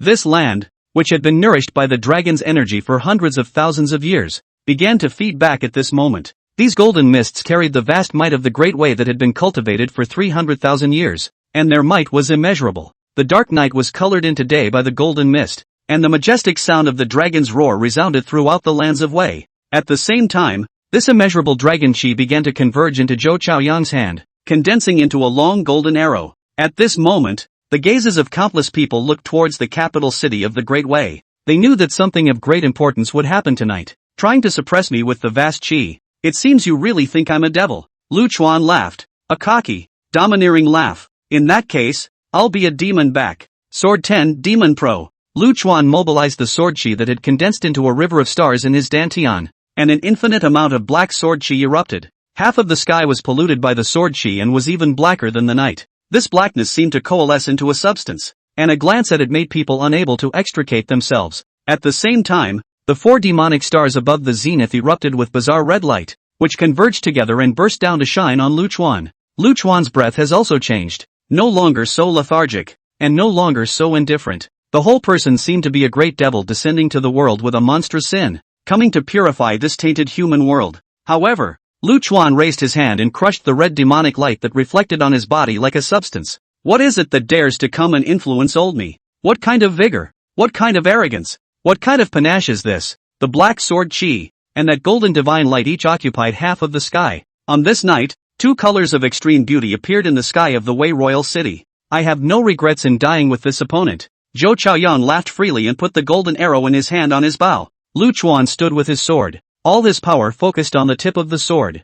For this opponent, Lu Chuan did not use the expanded sword stance of Sword 10 Demon Pro. Lu Chuan was going to give him the final blow in the manner of a swordsman. This was a sign of respect for Zhou Chaoyang, as well as for himself. Two extreme colors lit up the sky above. These two colors, like a silk chrysanthemum in autumn, with beautiful and enchanting petals, bloom in the night sky with a fleeting beauty. Come on, battle! Zhou Chaoyang roared out, and his arrows erupted with brilliant to the extreme colors. Lu Chuan looked at the arrow indifferently and rushed towards Zhou Chaoyang the moment his power built up to its peak. I am a swordsman, and a swordsman is someone who is skilled in the art of swordplay. Looking at Lu Chuan's sword, the bow in Zhou Chaoyang's hand had not been loosened. Finally his face took on a bit of an apologetic look as he turned his bow around and pointed it at the sky. The golden arrow shot up into the sky and exploded in the distant sky, the golden ripples swirling like water ripples and filling the entire sky. Harpies, how dare you! A cry of fury rang out above the heavens, and then there was no more movement. When Zhou Chaoyang shot that arrow towards the sky, Lu Chuan's sword also cut across his neck. Zhou Chaoyang covered his neck and turned to look at Lu Chuan with an apologetic smile. Sorry, little brother. You are borrowing my power. Lu Chuan put away his killers and his brows furrowed fiercely. Zhou Chaoyang slowly gave Lu Chuan a thumbs up. Don't blame the Rapunzel. We've waited for this day for too long. It's been hard to get such an opportunity. Zhou Chaoyang smiled gently and looked toward the 10,000 lights in the distance. May the people of my great way, after this night, live in peace and happiness, no longer worrying about heavenly calamities and no longer fearing the indiscriminate killing of innocents by cultivators. For the sake of this Lang Lang Kuan, my Zhou Chaoyang is not enough. Ha ha ha ha ha. Zhou Chaoyang's laughter grew smaller and smaller, and eventually his head shot up into the sky, a shower of hot blood spilling over the land. Lu Chuan looked at Zhou Chaoyang's calm face and sighed deeply. Valuing the head, Lu Chuan floated down to the front of the imperial study. In the 18th year of Xuanwu, 3/8 realm cultivators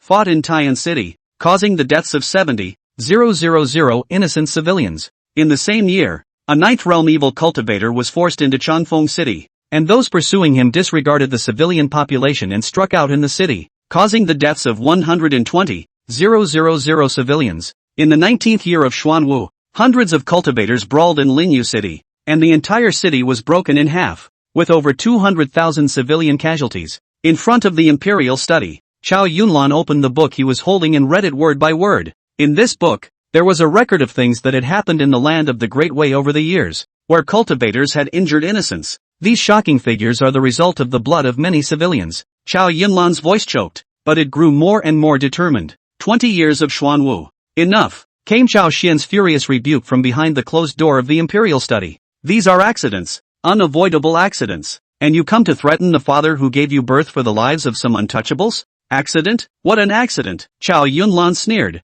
If it weren't for you, father, indulging these cultivators, would there be so many accidents? How dare you? Who are you talking to? Chao Yunlan pushed open the door of the room, appearing in the doorway in a rage. Why don't you kneel when you see me? Seeing that the person at the door actually didn't salute him, Chao Xian was so angry that he almost stormed off on the spot. Bang bang bang. The dozens of guards around Chao Yunlan suddenly knelt down on one knee and faced Chao Xian. Please, Your Majesty, abdicate. Please, Your Majesty, abdicate. Please, Your Majesty, abdicate. But the voices of only a few dozens of people, yet at this moment they were so powerful. Against the grain, against the grain, against the grain, against the grain. Chao Xian was furious. Zhou Chaoyang, quickly take down these rebels with me. Until this moment, this confused emperor did not know that the imperial city's #1 combatant had already died in battle. Stop fucking screaming, a cool teenage voice suddenly rang out. Chao Yunlan's body trembled violently when he heard this voice. Turning her head to look in the direction the voice came from, when she saw Lu Chuan holding Zhou Chaoyang's head, the tears in Chao Yunlan's eyes could no longer be controlled as they gushed out. Dead, dead. Chao Shen looked at Lu Chuan and was shocked out of his wits. Forbidden guards.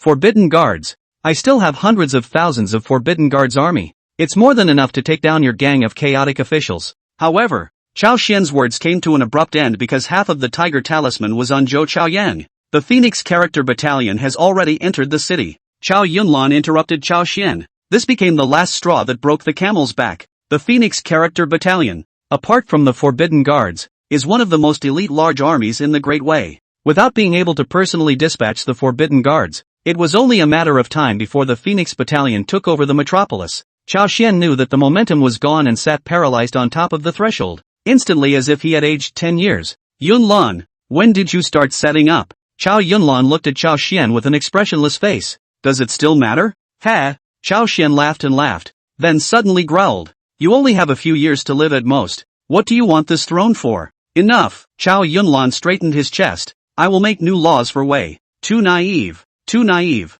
Chao Shen snorted and shook his head. You really think that the law can restrain cultivators? Ha! I will kill until they comply. Chao Yunlan said, waving his hand at the guards behind him. Take the late emperor down to rest. Chao Yunlan, let me tell you, the root of Wei is these cultivators. If we eradicate them, the foundation of the country will be shaken. Ridiculous. The root of the Great Way is the hundreds of millions of ordinary people. Looking at Chao Shen who was clamoring for more, Chao Yunlan popped out these words from between his teeth. You guys go down first. I'll talk to this gentleman. Chao Yunlan waved away the guards and sat down on the ground with a tired face. Lu Chuan stepped forward, sat beside her, and placed Zhou Chaoyang's head on the ground. Chao Yunlan raised her tearful eyes and froze, looking at Zhou Chaoyang's calm dead face, silent and speechless. It was only after a long time that he turned his head to look at Lu Chuan. Your Excellency, is there anything you wish to ask? Lu Chuan gently shook his head, then nodded. When did you decide to borrow my power? Chao Yunlan picked up Zhou Chaoyang's head and embraced it into his arms,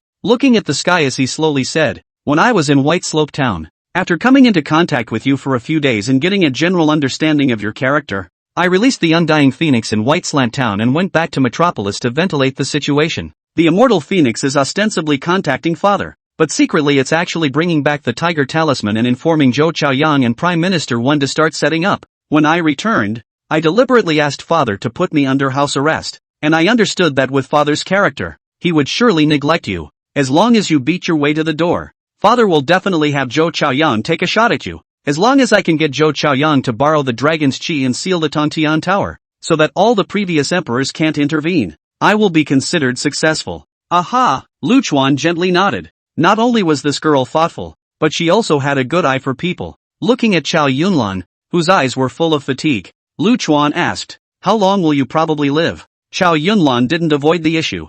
3 years, I'll be in secret mourning after my death, letting Prime Minister Wen preside over the dynasty until my younger brother comes of age. Lu Chuan got up and gently tapped the white long sword on his waist. In 3 years, if I can draw this sword, I will come and renew your life. You are worth the special trip I came to make. After saying that, Lu Chuan got up and walked towards the door. Suddenly he turned his head again and said faintly, by the way, I was at the city gate and sent someone to deliver the stuff. I won't go back on my word this time, right? No way. Chao Yunlan nodded fiercely, and at this moment, there was a little light in her eyes. Looking at Lu Chuan's lean back, he couldn't help but ask, Sir, where are you going? Find your way home. Who are you? Before the palace hall, Lu Chuan was a little confused as he looked at the woman who was sitting on the ground and crying like a pear. The sudden appearance of this chick and her ability to mobilize her sword chi was a bit bizarre. Hearing these words, the woman, whose figure was blurred, cried more and more. You forgot me. You forgot me. Wow wow wow. Lu Chuan's eyes danced, and with his hands behind his back, he slowly slipped in the direction of the city gates. Seeing that Lu Chuan actually ignored her, the woman hurriedly got up and cried while chasing after Lu Chuan's ass. Name? Halfway there finally the woman stopped crying and Lu Chuan asked about the situation. Lu Sledgehammer. The woman seemed a bit displeased, huffing and puffing as she lowered her head and rubbed her feet against the ground.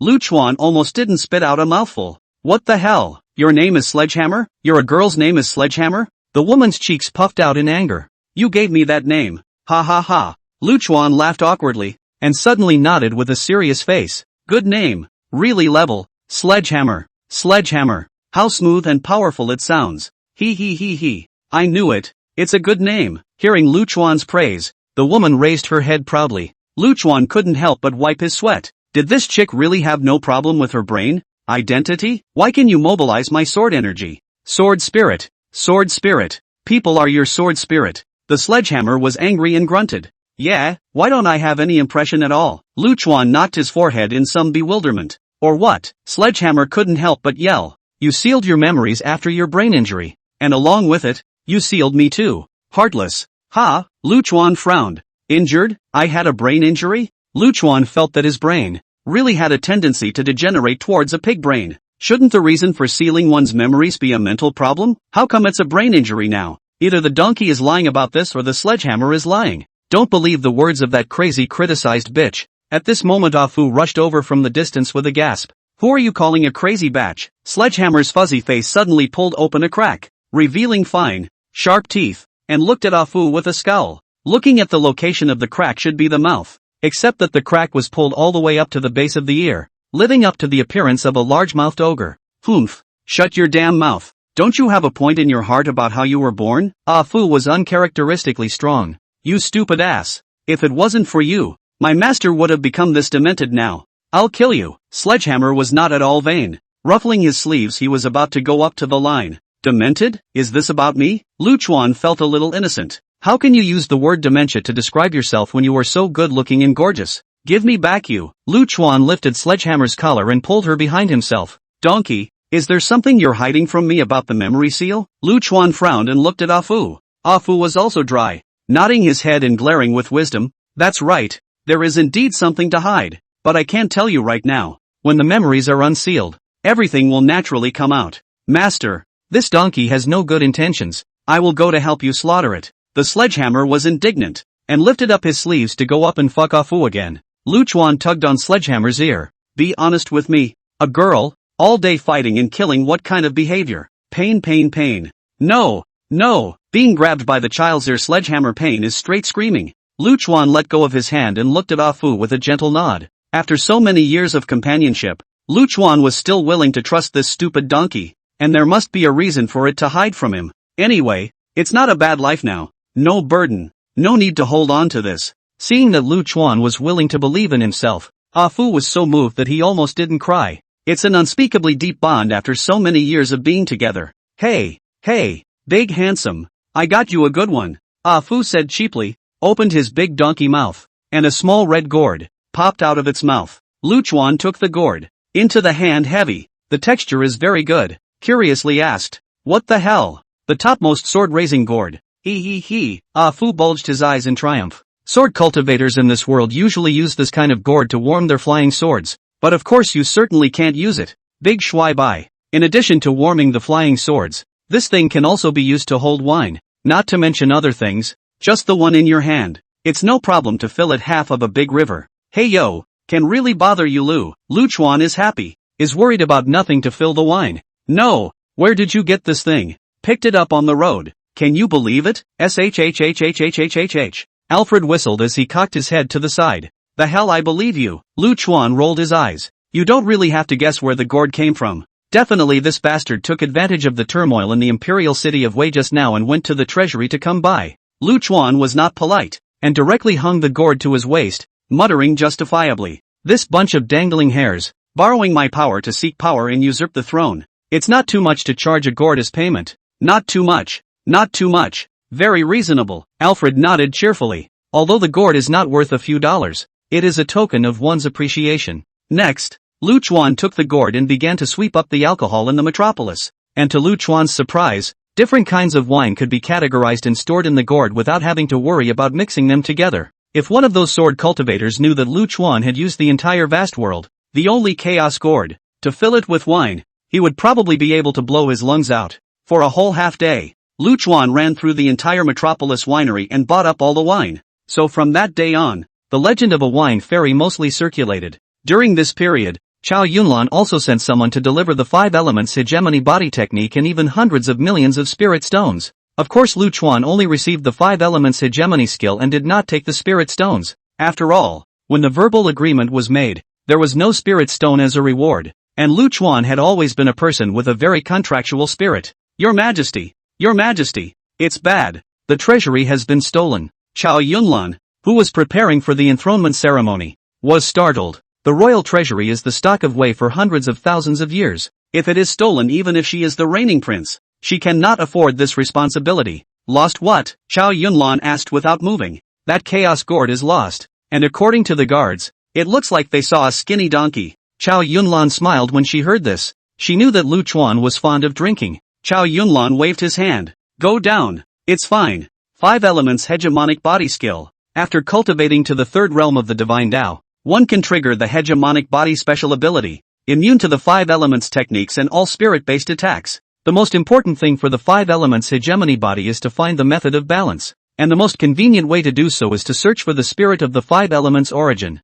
The 5 elements hegemony body condensation realm breakthrough requires 3 million top-grade spirit stones, and the Qi and blood realm breakthrough requires 8 million top-grade spirit stones. Lu Chuan almost didn't foam at the mouth when he looked at it, finally realizing that the 5 elements hegemony, why this thing is so uninviting. Not to mention whether or not a balancing method could be found. The resources that would need to be consumed would be astronomical. Lu Chuan roughly estimated that to break through to the 9th realm, he would need around 2 billion top-grade spirit stones. And above the 9th realm, not only did one need enlightenment, but one must also have all the 5 elemental origins. Ha! Te! Lu Chuan sprayed a mouthful of old phlegm in disgust. With the 5 elements hegemony body's cultivation method, Lu Chuan of the 1st to 9th realms was now able to cultivate it. With Lu Chuan's control ability, he could balance the 5 elements for the time being. As for the 9th realm and beyond, that would be discussed in due course. Letting you pretend, giving you spirit stones you didn't want, and now you're regretting it. Pure and simple big wrong seed. Ah Fu bulged his intelligent eyes and mocked.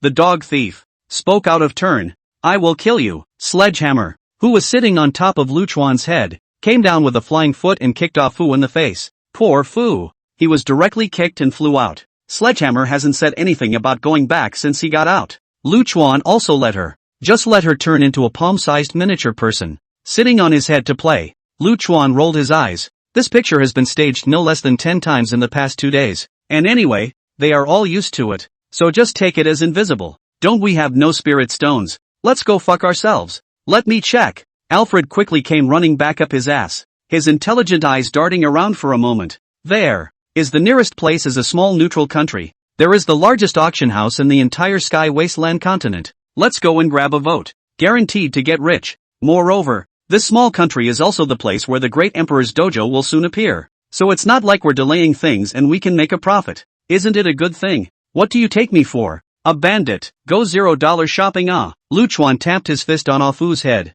It's hard. Isn't it? Alfred lifted his shattered head and stubbornly finished his last sentence. CHCH changes. Lu Chuan rolled his eyes. Manhwa Kingdom. An anomaly on the Sky Wasteland continent. As it was a neutral country. On this continent, it's almost impossible for you to live a peaceful life without taking sides. The Manhwa Kingdom, on the other hand, had lived peacefully for over 100,000 years as the only neutral country. There was only one reason for this, and that was that this was once the place where the heaven-swallowing emperor had resided for the longest time. In the vast world, you could not give anyone face, but you could not give face to the heaven-swallowing great emperor. After all, the grave grass grows over and over for those who don't give that dilettante face. Even though the heaven-swallowing emperor had left for 100,000 long years, Manhwa City was still a place of pilgrimage for cultivators. Of course there was another most famous industry in Manhwa Kingdom, which was the auction house. Countless precious heavenly materials and treasures would appear in the major auction houses every day.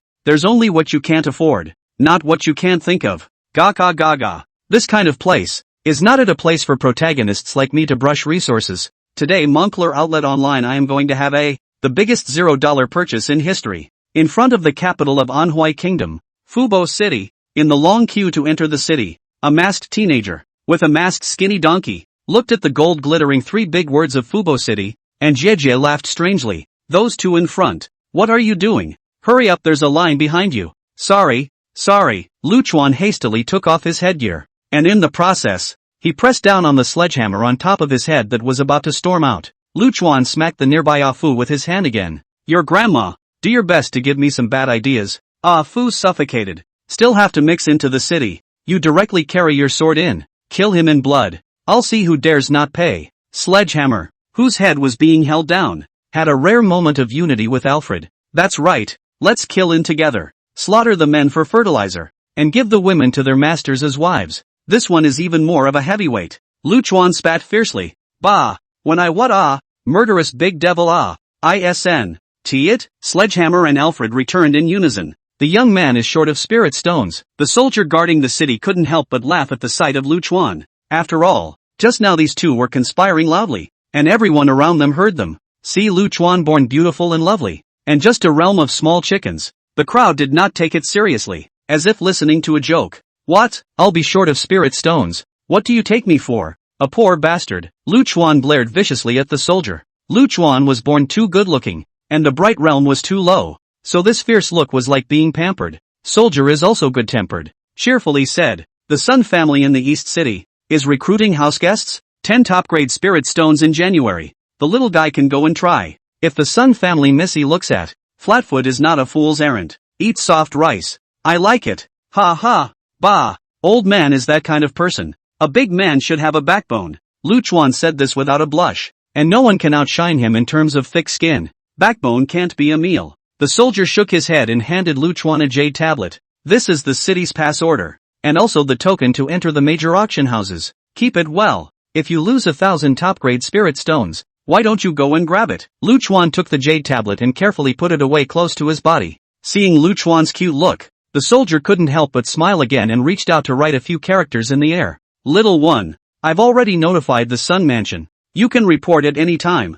Don't worry, you definitely won't be shortchanged. Looking down on people. My ass. Lu Chuan wandered into town. After entering the city, Lu Chuan, however, went straight to the East City. Donkey, what kind of look is that? I just want to feel what it's like to eat soft food. Don't get me wrong. Sinning ah. Do you still want this face? Lose the face of your family ancestors. Looking at Lu Chuan's excited appearance, Ah Fu was crying. The Lord of Fountain Mountain, the first generation Lord of the Qing Kingdom, and the head of the Tianji Pavilion had already entered Fubo City an incense stick ago. In the magnificent city Lord's mansion of Fubo City, Yi Guchang was leisurely drinking tea and listening to the reports from his men. Yi Guchang was the Lord of Fubo City, which was also considered to be the Lord of the Anhui Kingdom, because it is such a big-ass place. Called the Emperor is really diaphragmatic, so the rules of the city lord and the lord of the country, very early inherited. Listening to his subordinate report those thunderous names, Yi Guchang's sword brows twisted for a moment. Then he couldn't help but sigh again. The news that a great emperor's dojo was about to appear was definitely impossible to hide. After all, the heavenly signs had already appeared. I just don't know how many cowards and devils will swarm into the volcano city, which is definitely not good news. The Sun House was a prestigious and powerful family in Fubo City, and the Sun family's Long Moon auction house had the strength to be ranked in the top 3.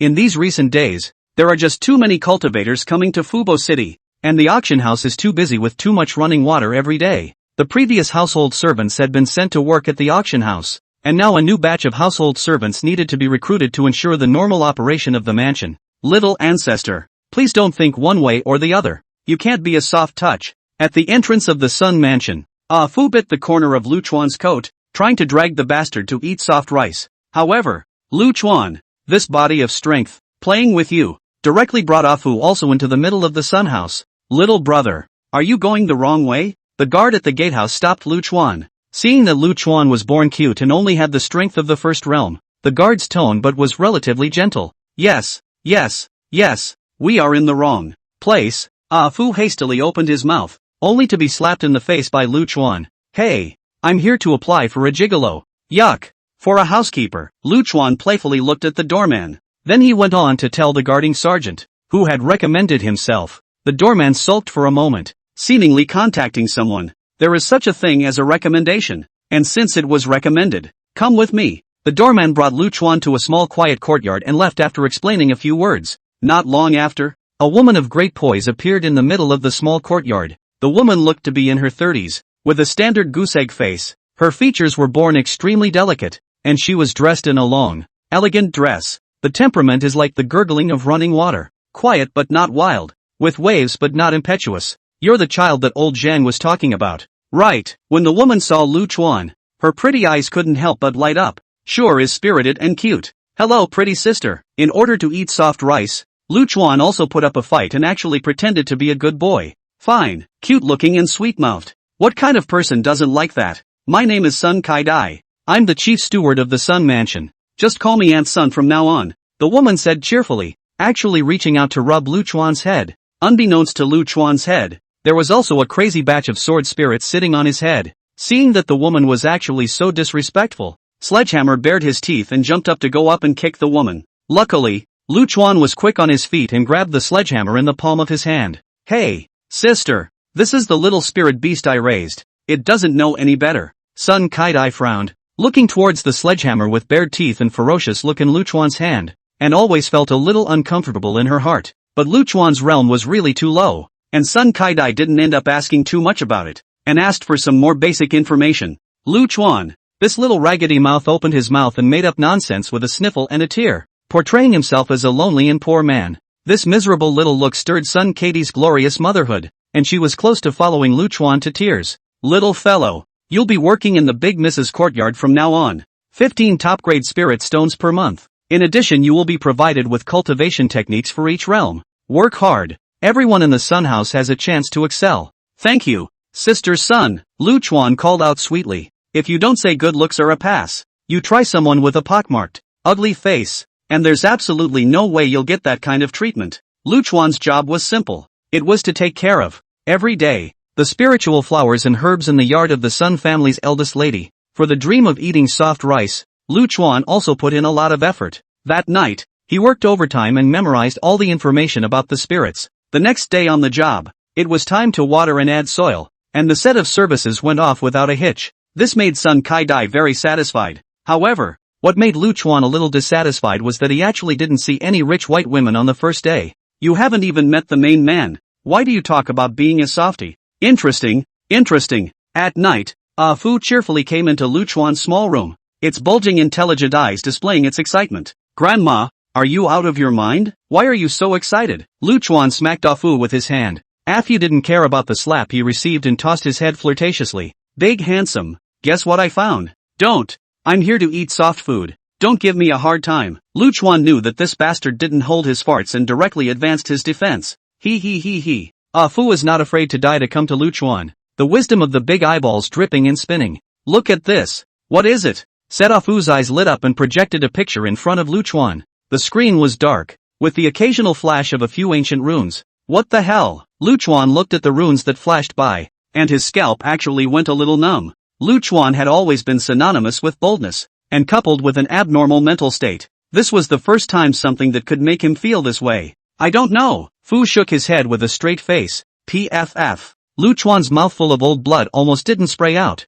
and he rammed his fist on Ah Fu's head. I don't know what you're so excited about." Ah Fu restored his exploded head to its original state and said excitedly, "It's because I don't know that I'm happy. It's the first time that even I can't analyze what kind of rune this is." "Ha?" Lu Chuan scratched his head. It seemed to make a little bit of sense. Ah Fu cheerfully explained to Lu Chuan, "There are two possibilities. Firstly, this rune came from somewhere else and doesn't belong to this realm. Secondly, this rune came from an era that wasn't recorded, so I can't analyze where it came from." Lu Chuan pinched his chin and considered it very seriously, but in the end, he popped out a few words that almost didn't give Ah Fu a whole broken defense. "None of my business." "Put," Alfred spewed out with a mouthful of harumph. "How is it none of your business? There must be a reason for you to come to the Sun family. Maybe it's these runes that are guiding you. Junior, don't reject your destiny. Hit wash it." Sledgehammer sleepily got out of Lu Chuan's arms. Annoyed that Fu had disturbed her dreams, she raised her small fists viciously.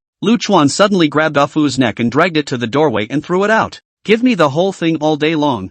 "Yuck. Sleep. Today, the Grand Master of Wu is coming to your residence as a guest, so be sure to pay good attention to your words and behavior." As soon as he went to work the next day, Lu Chuan received the task of serving tea and water set by Sun Kai-dai. It's just that shouldn't the maid do this job? Why should she do it herself? Lu Chuan was a bit confused, but as soon as he heard that the Sun family's eldest miss would appear, he instantly got in the spirit. It's just serving tea and water. For a soft meal, it doesn't matter. Zhou Yu was a very popular character in the entire Heavenly Wasteland continent. After all, things are rare and expensive, and to be able to read a Confucian saint at the peak of the Annihilation realm is already almost unique in this era. In the world of cultivation where readers had no chance of getting ahead, Zhou Yu was the spiritual pillar of all readers. Most importantly, Zhou Yu himself was overpowered. There is Zhou Chaoyang in the south, and Mei Zhou Lang in the north, these two extremes of literature and martial arts, and under the premise that those old monsters do not come out of the world, The two of them are almost the ceiling of the battle power of the heavenly wasteland continent. Because of the impending opening of the great emperor's dojo, Zhou came to Fubo City, the Sun family's eldest miss, who also happened to be Zhou's little fangirl. Plus, the Sun family had recently obtained some very impressive items and needed a big shot to stand in for the auction house. A man of such prestige and strength as Zhou was the obvious choice. As a matter of course, the Sun family had used the sky-high price to hire Zhou to stand for tomorrow's auction. This is bright heart tea, and it needs to be brewed some time in advance with the finest heavenly spring before it can be consumed. This tea ripens once every 3,000 years and can drive away the demons of the heart and enlighten the mind. And there is only one plant in the world in our Sun mansion, and it only matures about half a caddy at a time, but the master usually can't afford to drink it. Send tea over later. Don't talk too much, and watch your virtue. In the tea room, Sun Kaidai taught Lu Chuan how to make tea while chattering. Sun Kaidai really likes Lu Chuan, or else this good job would not be his turn as a newcomer who just entered the house. Hey sister, don't worry, I do things. Reliable. Lu Chuan knew that Sun Kaidai was good to him, so he quickly patted his chest and assured himself. Dependable. Really. The sledgehammer on his head also swore to guarantee up for Lu Chuan. Looking at this pair of living treasures, Sun Kaidai couldn't help but smile. You were born lovely. Go to the master to turn around. Will be remembered. In the future our master use people. Naturally will think of you. Sun Kaidai said and turned around to get the delicate tea tray. However, as soon as she turned around, Lu Chuan picked up the tea bowl with a cheap hand. The bright tea rose up in curls of green smoke, and in the green smoke there seemed to be symbols of civilization extinguished, divine and incomparable. Fragrant. Lu Chuan couldn't help but inhale. Fragrant. Ah, Sledgehammer also jumped onto Lu Chuan's hand and followed and inhaled. Put. Sun Kaidai held the tea tray and looked at this pair of living treasures. Her breath almost didn't come up. Alright, I'll save you a piece of tea later. It's almost time to send it over.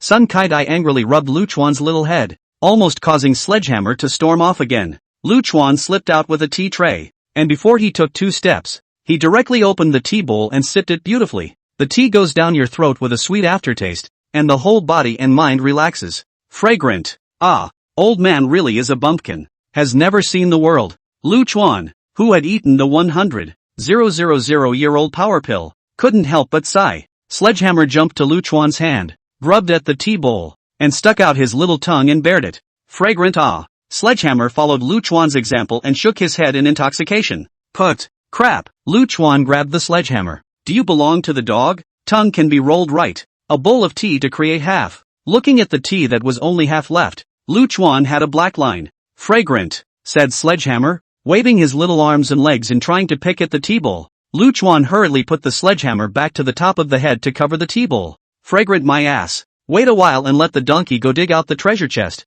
That bastard is a repeat offender. Should be able to get some out. Then we'll both have enough to drink. When Sledgehammer heard this, he laughed out an old duck-like quack, hearing Lu Chuan's eyes jump. I don't know who she learned this from. Lord State Master, please. Sun Family Master, please. In a small, elegant courtyard, Zhou was talking to Sun Baimo, the head of the Sun family, about tomorrow's matter regarding the auction house stand. The Sun family's eldest young lady, Sun Rinxue, stood behind Sun Baimo playfully and kept looking at Zhou. Sun Baimo had a son in his old age and spoiled Sun Rinxue to the skies. Sun Rinxue is also competitive. The second ancestor of those vices, is not at all stained, but instead is fresh, lovely to the extreme. Sun Rinxue was a beauty that was on the top of the list in Fubo City, and even the entire heavenly wasteland continent. Not only is she beautiful and kind-hearted, but her natural talent is also first-rate. It is said that Sun Rinxue's natural talent is not far behind that Great Way's eldest princess who was born with an immortal phoenix. What made Sun Baimo a little worried was that this nature of his own baby was just too soft and sticky to accept the family business in the future.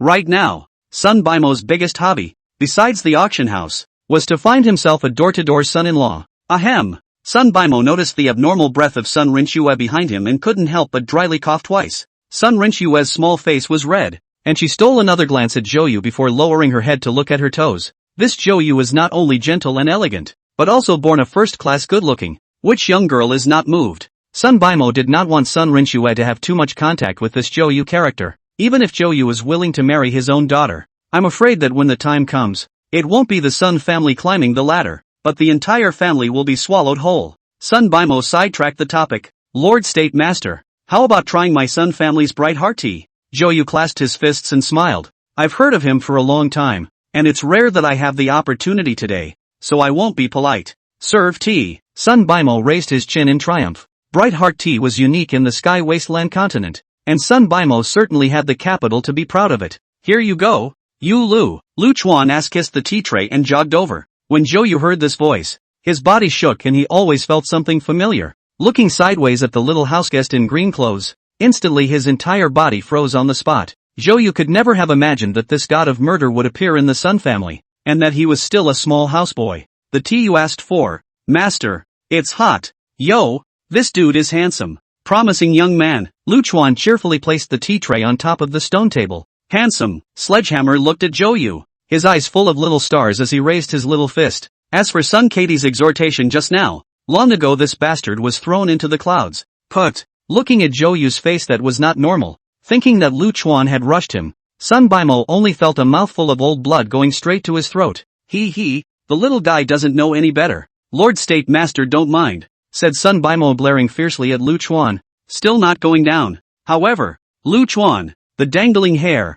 actually glared directly back. You little son of a bitch. Looking at Lu Chuan's dangling hair-like eyes, Sun Bimo's gas and blood surged, and his old face was suffocating red. CH changing. If it wasn't for the fact that you might be my father-in-law in the future, I'd have my head ripped off for you. And a little son of a bitch? I see you like an old bastard. Lu Chuan pulled the corner of his mouth disdainfully, then threw a wink at Sun Rinxue. You want a little white boy? Girl? Just ask and you'll get it right away. Sun Rinxue, this little girl. How have I ever seen such an arrogant and shameless person? Frightened on the spot was a small face, timidly pulling the corner of Sun Bimo's coat. I don't know you. What are you talking about? Sun Bimo was even more angry with the smoke on the top of his head, and if it wasn't for the presence of Zhou Yu, he probably would have broken Lu Chuan's legs on the spot. Don't be angry, Sun family master. Don't be angry. Zhou Yu, who had returned to his senses, but cheerfully pulled Sun Bimo. All people have the heart to love beauty, and Miss Snow was born with a closed moon and shy flowers, so she is naturally attractive. Lord State Master. You. Sun Bimo was speechless. How come Zhou Yu is still toward this little bastard with no manners? Junior Master. Sit together. After pacifying Sun Bimo, Zhou Yu saluted Lu Chuan again. Sun Bimo's heart was creeped out because Zhou Yu actually performed a junior salute to Lu Chuan. You know me? Lu Chuan sat down with a big grin and looked at Zhou Yu with some confusion. There was a time when I had a side meeting, but I was in the dark and you were in the light. Zhou Yu seemed to be interested in befriending Lu Chuan and did not hide much, although Lu Chuan looks a little demented, but his brain is still fast. Immediately realized that this guy in front of him has something to do with Chow Yunlan's assassination, because Lu Chuan had come to the Heavenly Wasteland continent for a total of a few days, and the only thing he was involved in was the matter of Chow Yunlan. It was simple to gauge. On the side, Sun Bimo was a bit confused as to what this insolent little houseboy was from. Lu Chuan did not mean to pursue the blame. He and Chow Yunlan is just a transaction. There is not much emotional entanglement. Drink tea. Drink tea. The first time I saw you, I thought you were promising. Lu Chuan cheerfully pushed the tea bowl, which had been half drunk by Sledgehammer, in front of Zhou Yu. Sun Bimo looked at the eyelids jumped straight. This little housekeeper old and angry tone, and what is the matter? Thank you. Thank you. Zhou Yu smiled and picked up the tea bowl, but as soon as he opened it and saw that there was only half of the tea, he almost didn't spray it out on the spot. It doesn't take much thought to realize that it must have been stolen and drunk. And Sun Bimo saw Zhou Yu's hands. Only half of the tea left. The face is on the spot black. Really hate to go up and strangle Lu Chuan. What Sun Bimo did not expect was that Zhou Yu actually did not mind, and sipped it beautifully. Good tea. This. Sun Bimo's eyes almost didn't stare out. I don't know what this Grand Master Zhou is smoking. When did he become so nice? Since there's a young master here, I won't join in on this fun. After finishing his tea, Zhou Yu didn't nag and got up to thank Sun Bimo. Then he saluted Lu Chuan again. Junior Master. Then I won't bother you anymore. Well, promising lad. Report my name in and out later. Lu Chuan grinned broadly and nodded his head with a grouchy look. Sun Bimo people are stupid. After a long nose effort, it is not easy to invite this god. This is so yellow. Please stay, Mr. State Master. The conditions are still negotiable. Sun Bimo thought that Zhou Yu was going to take advantage of the matter of the little houseboy to sit on the ground, and hurriedly chased after him.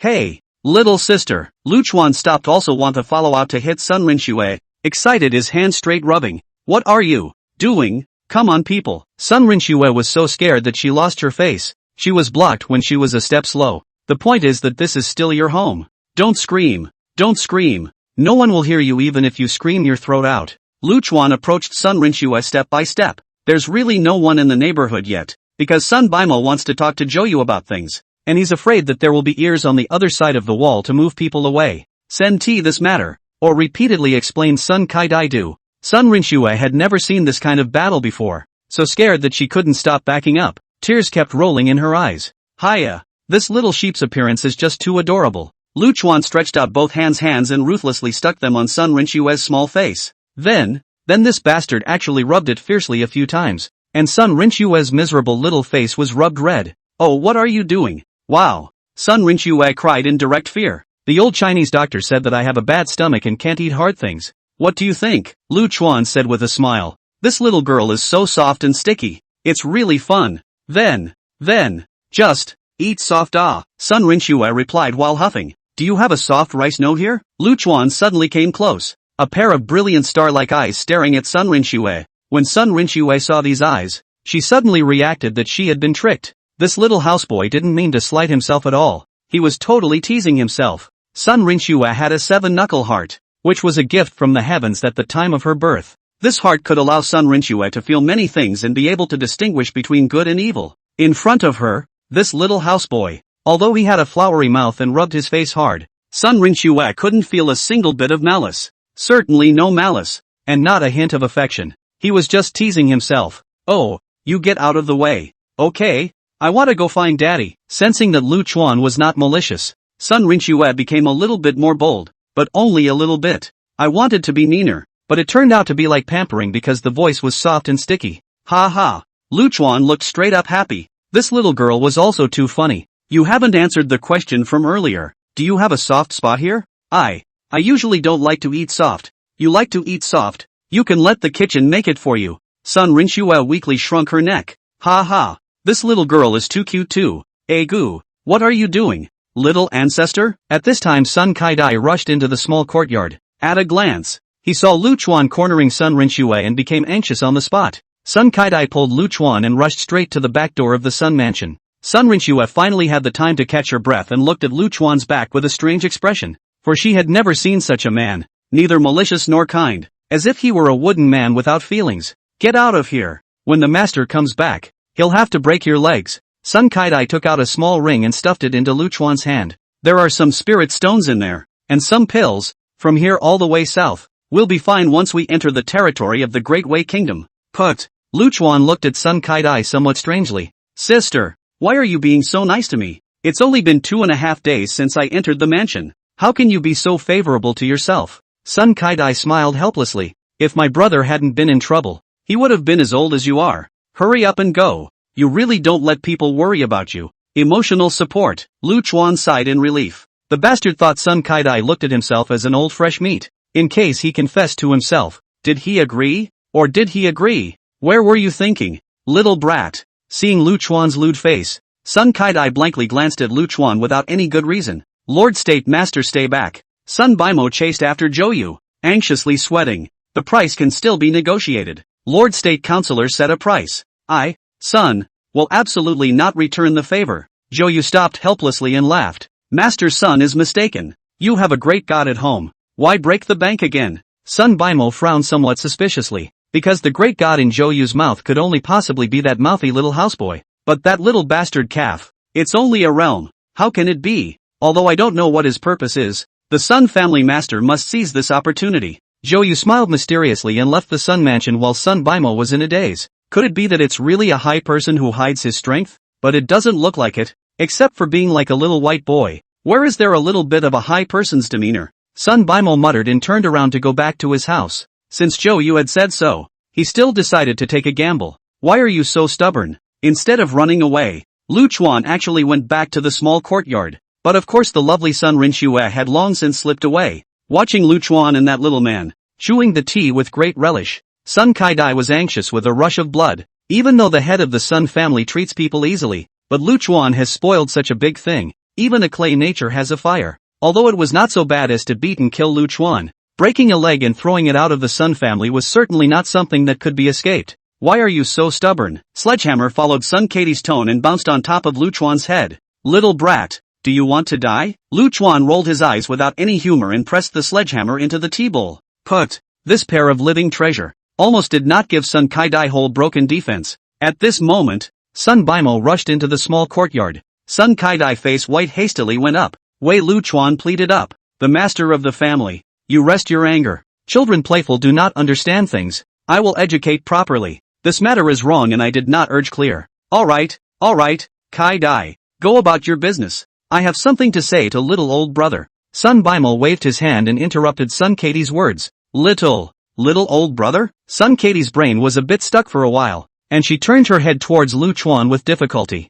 Good sister. Go and busy yourself. I'll treat you to dinner sometime. Lu Chuan cheerfully waved his hand. Sun Katie's brain was full of mush, and in the end, she could only retreat in fear. Little brother. Hey, how about we discuss something? As soon as Sun Kai-dai left, Sun Bimo came up with his ass. Lu Chuan looked at the funny. This Sun Bimo temperament is really good. If another person, I guess just now to repair themselves on the spot. Sun Renshue's soft and sticky nature probably followed his old man's character. Lu Chuan, while wringing the tea on Sledgehammer's body, laughed and said, in fact, I'm just idly wandering around. See, you're a nice person. Say, what's the matter? Sun Bimo was overjoyed in his heart and quickly said, it's like this. A few days ago, I received a batch of goods, but this batch of goods is too valuable, and I need someone to help stand up and deter the curfew when it's time for the auction. After finishing himself, seeing that Lu Chuan did not say anything, Sun Bimo hastened to add, of course not to stand for nothing. The remuneration will be given to you in no less than a cent.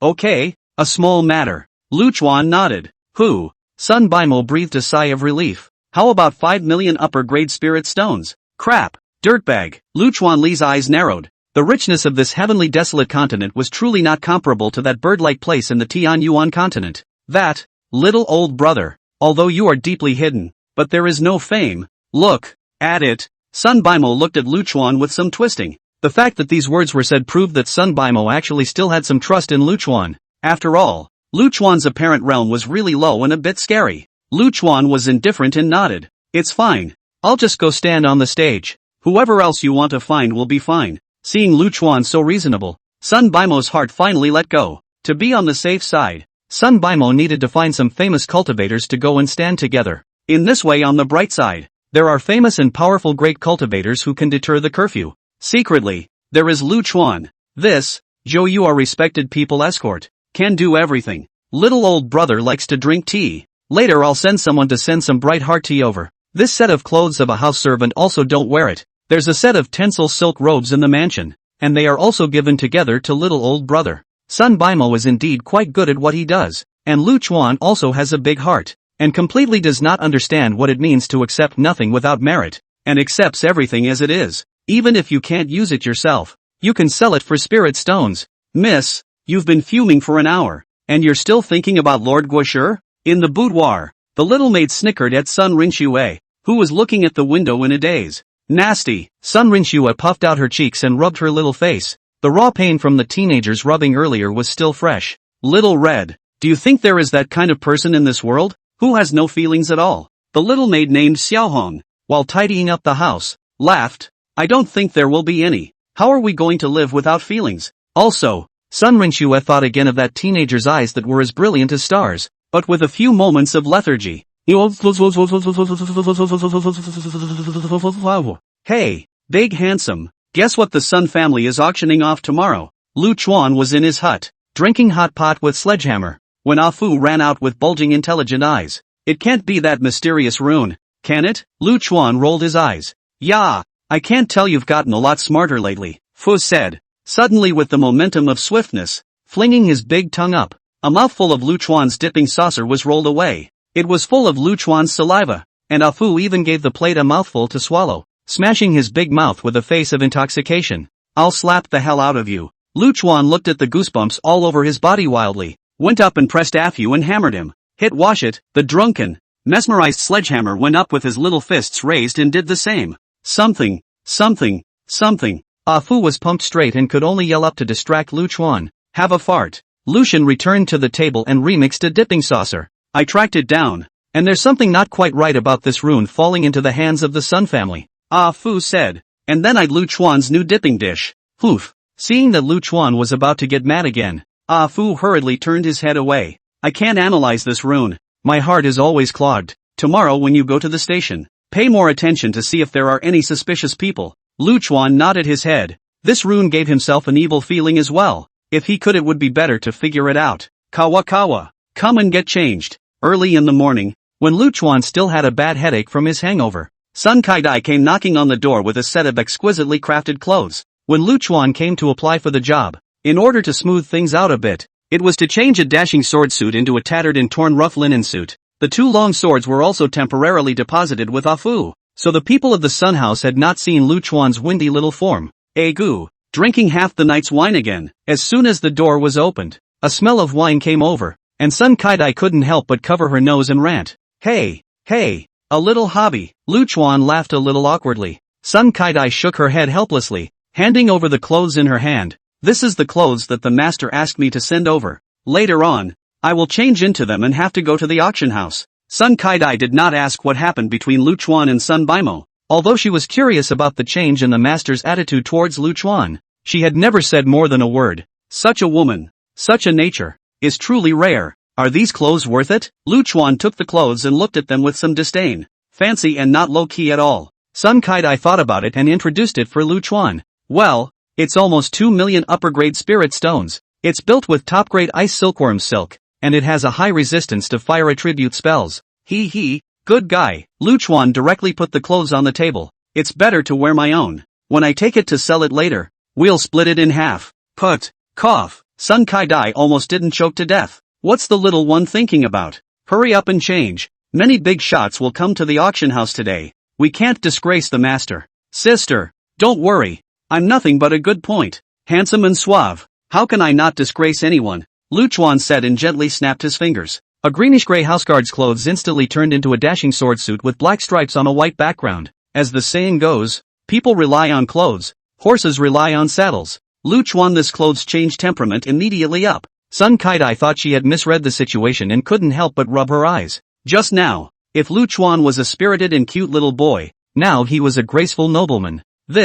How did this happen? The difference between one before and one after was too big. Sun Kai-dai incredulously circled around Lu Chuan. How about it? Handsome. Lu Chuan fluttered his hair flirtatiously. Ah Fu, bring the Grand Master sword. Cough. Sun Kai-dai almost didn't raise a breath. A good noble gentleman. As soon as he opened his mouth, he turned into a dilettante, and directly broke the big defense. Ah Fu appeared and placed two long swords in front of Lu Chuan. By the time Lu Chuan hung the long sword on his waist, and lifted the red zucchini on his hand, the whole person became, in a complete manner, a graceful and dashing swordsman. That's great. Sun Katie's eyes glowed as she watched, helped Lu Chuan straighten his clothes, and finally smiled happily and barked. Pay attention to safety. Alas. Good. Lu Chuan gently nodded, his heart somewhat touched. After all these years, I've long forgotten what affection feels like. Sun Katie's concerned eyes, and awakened Lu Chuan's heart. That point for parents. For relatives, not much memory. Obviously the two have known each other for only a few days, but they can touch the soft places in each other's hearts. Karma. Wonderful. When he arrived at the entrance, a luxurious seat pulled by a spirit beast had been waiting for a long time. When he saw Lu Chuan, Sun Baimo's mouth was open enough to stuff a fist in. The difference between before and after was also too big. Sun Rinxue on the side was also dumbfounded. This noble gentleman in front of him, was he really that little rascal yesterday? Yo, the little beauty is also here. Come join brother. Seeing Sun Rinxue, the little softy, Lu Chuan couldn't help but want to bully her a little, breaking the big defense in a second. Sun Rinxue could be sure that this guy was the little rascal from yesterday. Why does a nice guy have a big mouth? Who can I talk to? Little Shui, go and sit in a car with little Gongzi. Sun Baimo directly pushed Sun Rinxue to Lu Chuan's side. Father. Sun Rinxue was ashamed and annoyed. Although he knew that Lu Chuan did not mean any harm, he still kept his head down and did not dare to look up. You young people have something in common. Take your time to chat. We're not in a hurry. Sun Baimo was happy as hell and personally brought Lu Chuan his seat. You old man. Lu Chuan cried and laughed a little. Was this trying to recruit himself as a son-in-law? Go up.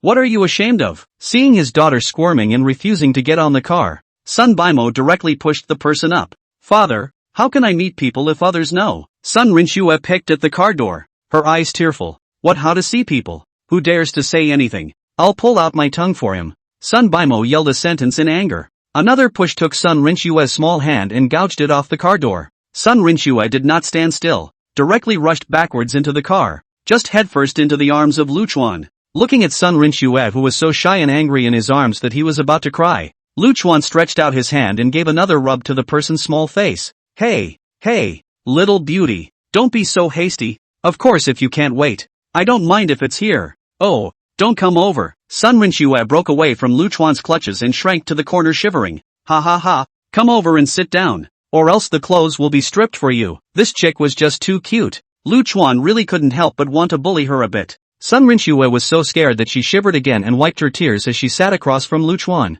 What's that in your hand? Lu Chuan was a little curious. On Sun Rinshue's left hand, she had been holding a delicate little box. Soy bean curd. Sun Rinshue pitifully opened the box, and a strong fragrance of beans came out, except that the tofu had crumbled into tofu brains. Looking at the crumbled tofu, Sun Rinshue couldn't help but wail. No crying. Lu Chuan glared at her viciously. Sun Rinshue immediately shut up, pouting her little mouth, pearly face. Listen, to Dad, you also want to go with us to the auction house, and you said you like to eat soft. I made you some food in the morning. Ha ha, you little girl is also too much fun. Lu Chuan took the small box in Sun Rinshue's hand and poured the tofu into his mouth with a sigh. I know you don't mean any harm. Seeing that Lu Chuan ate the tofu he made, Sun Rinshue's expression was meaty and happy. Who told you that? Old me is a child eater, the kind that eats several at a meal. Lu Chuan glared ferociously at Sun Rinshue. Don't you scare me. Sun Rinshue weakly shrunk her neck. You don't have any malice or good intentions.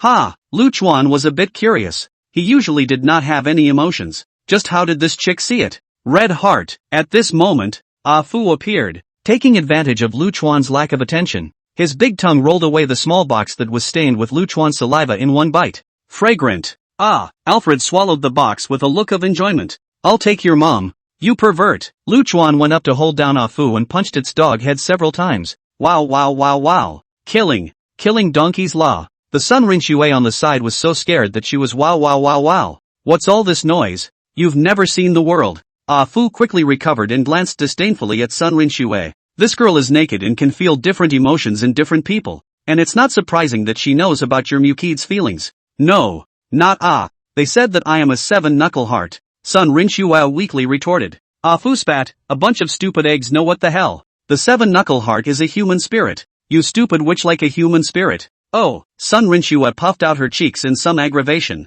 He. Ah Fu turned to Lu Chuan again with a fawning face and pouted his big lips. Big handsome guy, there is a weird aura in the city. Something that doesn't look like this world. What? Aliens nah? Lu Chuan couldn't help but roll his eyes. Wait, Ah Fu suddenly turned his head again, bared his teeth to reveal a mouthful of large plate teeth, and yelled at Sun Rinshue. Yikes! Sun Rinshue was so frightened on the spot that her white eyes rolled up and she directly fainted. Put! Lu Chuan's mouthful of old blood almost didn't spray out. Hurriedly carrying the fainted Sun Rinshue to his side, he used his thigh as a pillow and settled the little girl. What the hell are you doing scaring people? Lu Chuan slapped Ah Fu in the face with his backhand. Che, didn't eat nah. Ah Fu didn't care about receiving a slap and even mocked. I realized that you've been perverted lately nah. Lu Chuan lifted up his sleeves and was about to go up and give the donkey a horse killing. Ha. Just kidding. Don't be impulsive.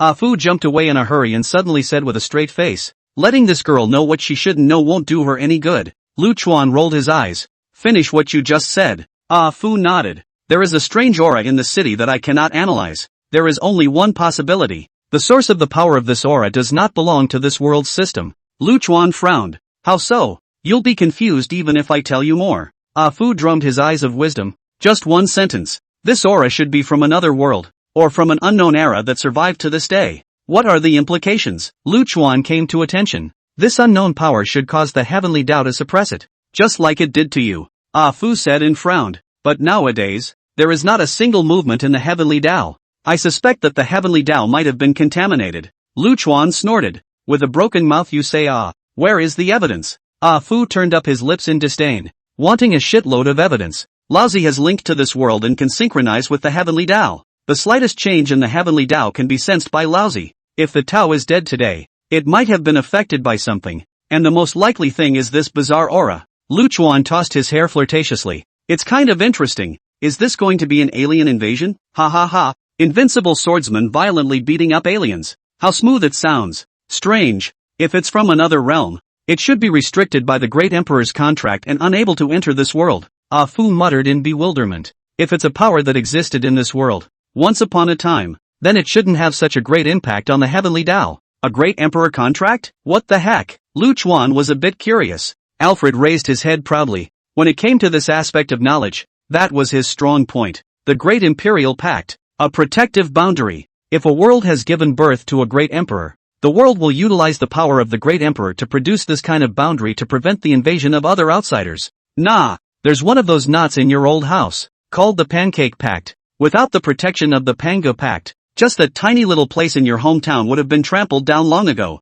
Ha, what are you talking about? How did I enter this world since it's protected by the Great Emperor contract? Lu Chuan couldn't help but choke out a sentence. What do you know? Ah Fu snorted. The Great Emperor born in this world is your dilettante hometown that crossed over. How is it possible for an old hometown to see an old hometown with two tears in their eyes? And how is it possible for the Great Imperial contract to restrict the entry of people from the same world? Hey, it's kind of fun. Lu Chuan nodded. Ah Fu looked a little worried. The problem is, Emperor Heaven Swallowing, as the number one bullish figure of all time, this land has a boundary laid with the Emperor's decree. Theoretically no other force can intrude into it. No one can come. You're stupid nah. If it's not from outside, then it's an internal problem. Why are you obsessing about it? Lu Chuan's brain was simple, and he looked at the problem simply. The reasoning is so reasonable, but I always feel that something is not right. The appearance of this breath is too sudden and bizarre. Fu shook his head. Anyway, if you catch that grandson later, just fuck me to death.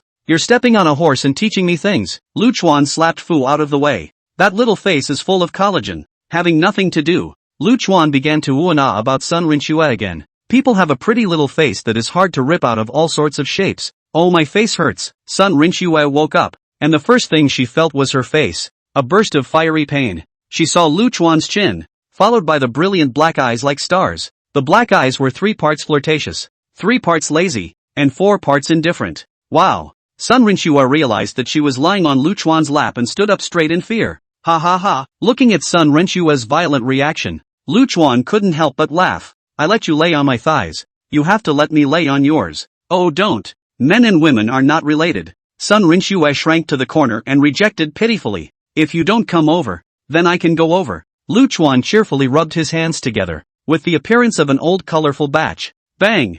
At this time, the carriage suddenly shook violently, and then cursing voices rang out from outside. Lu Chuan frowned and pivoted the curtain to poke his head out. Looking up, there was a luxury-seated car straddling the main road in front of them. The tremor just now should have been caused by the spirit beast pulling the cart, because of the sharp braking. At this time, the Sun family was greeting the other party's family in a friendly manner. It's the Dragon family. An aroma wafted in, and Sun Rinxue, a rash young man, poked her little brain out against Lu Chuan's side. Are you afraid of me or not? Lu Chuan let this chick get confused. If you want to say you're not afraid, you can make her cry with a glare of your own. If you want to be afraid, now you're so close. It's really as silly as Fu said it would be. The people from the Long family are annoying, always looking for trouble with father, and their family still wants to marry me. Humph, Sun Rinxue muttered with an angry grunt. Yo, if it isn't the Sun family master, so busy rushing, are you going to the auction house? A greasy young man jumped out of that luxurious seat,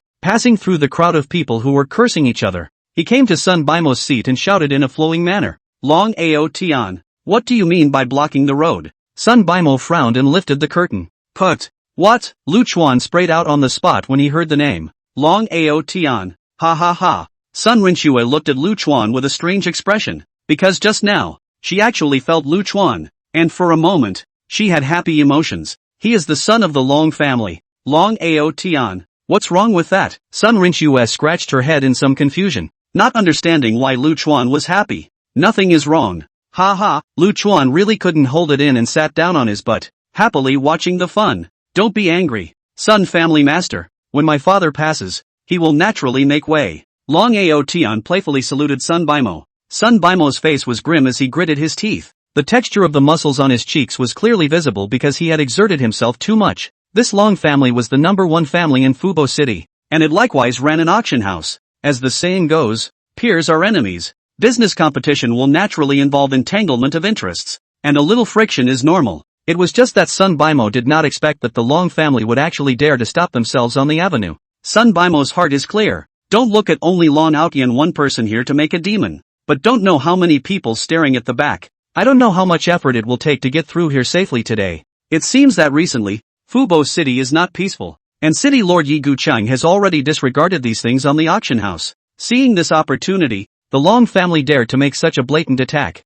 Say it, what conditions will allow me to go over? Sun Bimo didn't want to bother with more words and asked directly. Sun family master is painfully fast. Long Aotian raised his head proudly. It's very simple. I heard that your auction house has a batch of good goods recently. We don't ask for much. Just even half of it out and give it to my dragon family's auction house. Ha! Sun Bimo laughed back in anger. He, you Long family are all the same. Ah, always like a dog that can't get enough to eat. This batch of goods. Sun Bimo bet on the entire family assets. Even half to the Long family. That is not directly to Sun family life? Old thing. What did you say? Long Aotian was furious.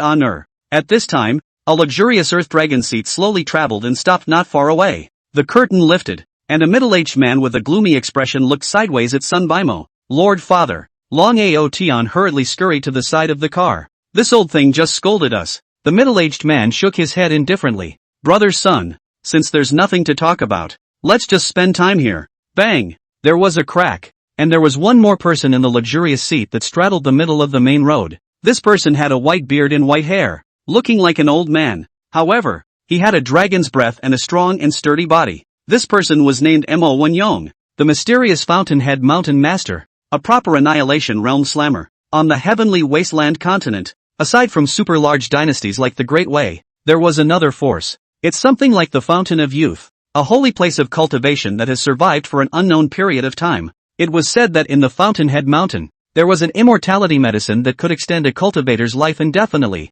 which was also the origin of the Fountainhead Mountain's name. This Mo Wenrong didn't know how many years he had lived as an old monster. After Zhou refused to stand for the Sun family, Sun Bimo needed to find famous cultivators again to stand for the auction house. And the person who approached him was none other than Mo Wenyong, the owner of the Fountainhead Mountain in front of him. And he had already made a deal with Mok Manwing, even paying half of the commission. The current Mo Wenyong should be sitting over at the auction house. However, the truth was that not only did Mo Wenyong not sit down at the auction house, he had even teamed up with the Long family to suppress himself. Mountain Lord Zhou, what do you mean by this? Seeing this person, Sun Bimo's face was horribly gloomy. Are you stupid? What does this mean, can't you see? Not far away. Long Aotian's face was full of mockery. Then Long Aotian respectfully saluted Mo Wenyong. Old ancestor. Old ancestor? This sound of address instantly caused Sun Bimo's heart to cool to the bottom. The dragon family actually had a connection with the Fountainhead. The hiding was really deep enough.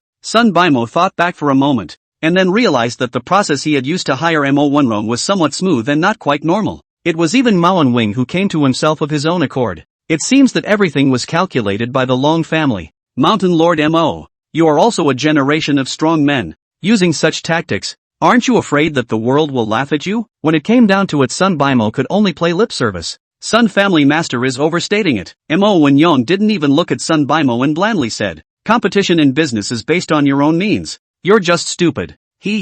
Also, Sun Bimo laughed and shook his head in recognition. In the cultivation world, the means didn't matter. The result did. Sun Bimo looked back at Sun Rinxue, his eyes full of worry. If he were to be gone one day, how would this stupid little girl of his own be able to get by in this cultivation world of hearts and ghosts? Father, Sun Rinxue softly shouted. Father is fine. Sun Bimo squeezed on a smile and looked back at Mo Wenrong. I admit it. I can give you half of the stuff, so you can get out of the way. Painful. Mo Wenrong nodded. And suddenly his words changed. Aotian, this child is interested in your daughter. If Sun family master doesn't mind, can you allow this marriage? When Long Aotian heard this, his eyes were fiery as he looked towards Sun Rinxue, for whom he had long coveted for a long time. If one could marry this woman with a 7-vesseled heart, and then use a secret method to transplant that heart into oneself, then it would be of immeasurable benefit to one's cultivation path in the future. Feeling the fiery eyes of Long Aotian, Sun Rinxue was so scared that her little face turned pale and she timidly hid behind Lu Chuan. Seeing Sun Rinxue behaving intimately with Lu Chuan, Long Aotian, who had long regarded Sun Rinxue as his personal belongings, looked furious, viciously glaring at Lu Chuan, thinking about how to get this little white boy killed later. Ha! Sun Bimo smiled grimly. So he was waiting for himself here. He, Sun Bimo, had only one precious daughter, How could he possibly let Sun Rinshue marry into this filthy place, the Long family? And in the future, this huge business of his own was going to be handed over to Sun Rinshue. Marrying Sun Rinshue is also equivalent to getting the Sun family's estate. This Long family is really playing a good game. Everything else is negotiable. Just this one thing, it's never possible. You Long Aotian also don't take a look in the mirror. What kind of virtue? Worthy of my family Schwer? Sun Baimo directly frontal hard up. For the sake of his daughter, not to mention the Long family, he can be the enemy of the world. Old man, don't give your face away. Long Aotian was furious. Hitting the attention on his precious daughter, Sun Baimo's face gradually changed color. His eyebrows screwed together. A knife-sharp light erupted from his eyes and he loudly chided. I don't need others to give me my face. Little bastard, here is no place for you to talk. Long Tang, you wanna swallow my Sun family? It depends on whether you have the stomach for it or not. As Sun Baimo's voice fell, dozens of figures, not far away, rushed over at breakneck speed. Although the number of people was not large, but between the rolling and moving, there was the power of a tiger and a dragon. After operating in Fubo City for so many years, how could Sun Baimo not have a little bit of strength? And at the moment, these people were his bottom card. Vulcans, ha ha ha. The middle-aged man in the carriage laughed grimly. I can't imagine that you really got it out. Vorlons, a very ancient form of cultivation. It takes dozens of mindful people practicing together to achieve results. It was said that after the cultivation was accomplished, dozens of people would join together and have the power of the Voltron, able to harden themselves against Annihilation Realm Grand Cultivators. With the appearance of the Vorlons, the Dragon family would have to weigh whether it was worth it to completely tear their faces off with the Sun family or not. If they really fought, I'm afraid that it would destroy half of the Volcano City, and Yi Gu Chang would definitely intervene at that time. Thinking of the city lord who was known as the one-sword-flying immortal, Long Tang's expression changed several times. And Sun Baimo is a notorious daughter slave. He will do anything for Sun Rinshue. Long Tang does not doubt that for the sake of Sun Rinshue Sun Baimo has not. With the determination of the Dragon family fish death net. In the end, Long Tang smiled and shook his head. Brother Sun, don't be angry. Since you don't want Xiao Shui to enter my Dragon family, then don't enter. Long Aotian was anxious when he heard this, picking at the car window and roaring anxiously. Father, no way. While the old ancestor is there. This marriage must be finalized today. Pa! Long Tang raised his hand and gave Long Aotian a slap. Shut up, there's no place for you to talk. Long Aotian was dumbfounded by the slap and lowered his head, not daring to speak again. Brother Sun, I'll see you at the auction house. Long Tang smiled skinlessly as he prepared to part ways. Slow down. At this time, Lu Chuan, who had finished watching the play, suddenly snapped. All eyes converged on the too pretty to be true white boy. But the strength of this realm was so close to being laughable. Sun Baimo is also a little confused. He put the bottom card out, only to avoid this wind. What is this to get into?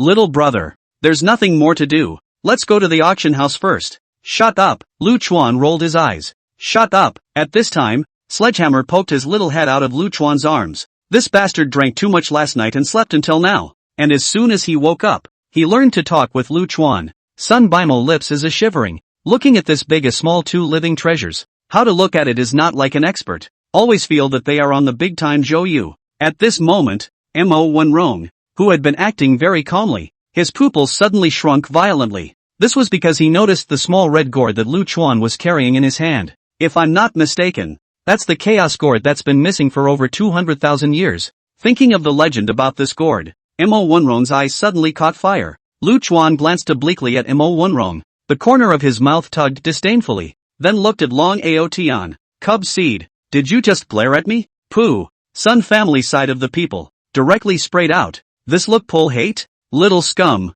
what did you say? Long Aotian had just received a slap and was currently angry, just when an ungrateful one came. Hey yeah, Lu Chuan flirted his hair flirtatiously. Everyone back off. I'm going to have to pretend in front of Long Aotian today. Ha ha ha. Little scumbag, are you an acrobat? With two swords hanging from your waist. Long Aotian didn't take Lu Chuan seriously at all. After all, no one in their right mind would take a word realm chick seriously, and probably no dog raised by the Dragon family would even look at a chi condensation realm cultivator more than once. And proper cultivators, even sword cultivators, didn't hang their swords on their waists. Lu Chuan's appearance, in the eyes of the cultivators, it was a juggler in the jungle. Like to laugh? Lu Chuan suddenly stormed up and charged straight at Long Aotian. So fast that he pulled up a string of shadows. Watch out, Mo Wenrong reacted the fastest, yet it was still too late to make a move to stop him. help me. The shadow of death loomed over him. And Long Aotian never had the chance to finish this last sentence. Put.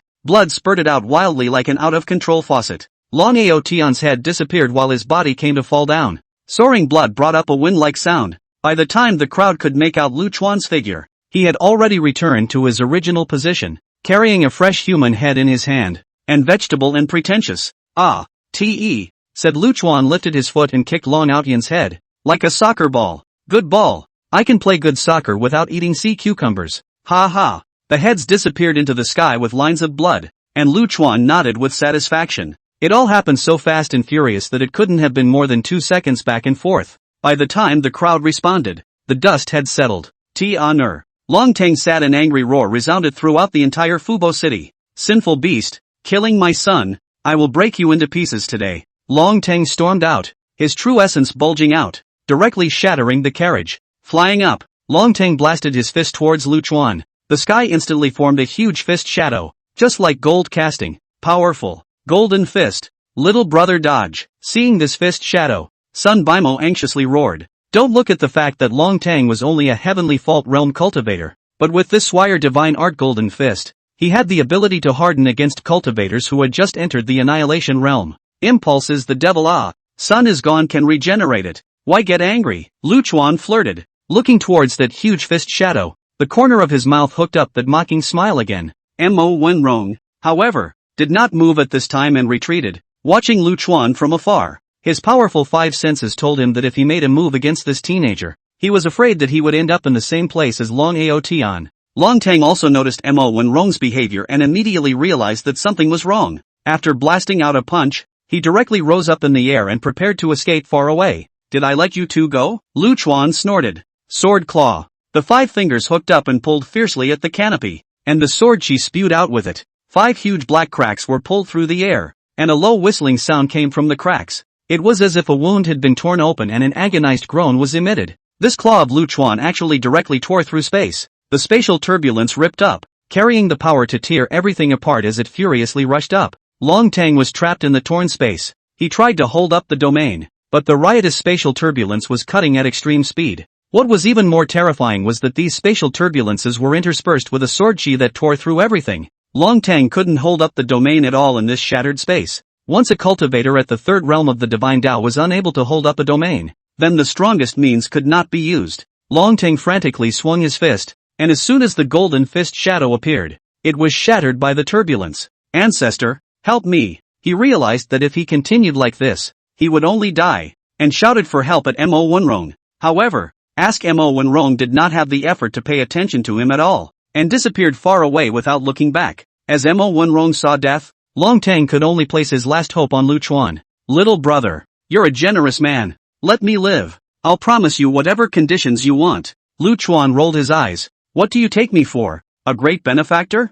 CHCHCH changes. Who let your son stare at me? The son does not teach the father's fault. Bah! Long Tang was so angry that he almost didn't spit out his old blood. What a pitiful thing. It was my rebellious son who rushed you. You should be relieved that he's already dead. Please let me live. I'll gift you all the wealth that the Long family has accumulated over the years. Ha! Lu Chuan's head tilted and he grunted in anger. What do you take me for? A poor beggar? PFF. Long Tang sprayed out a mouthful of blood on the spot. This grandson belongs to the type of person who says all the good words and does not advance in oil and salt. The shattered space was becoming more and more violent, and the protective spells were about to be consumed. In the midst of Long Tang's despair, a violent aura crossed his face. Little brute. Since you want to kill everyone, then let the entire Fubo city be buried with us and me, said Long Tang with eyes full of madness, took out a fist-sized small ball that shone with metallic luster. Seeing this small ball, Sun Bimo's face changed. Little brother, quickly stop him, that's the ancient demon seed-eating worm.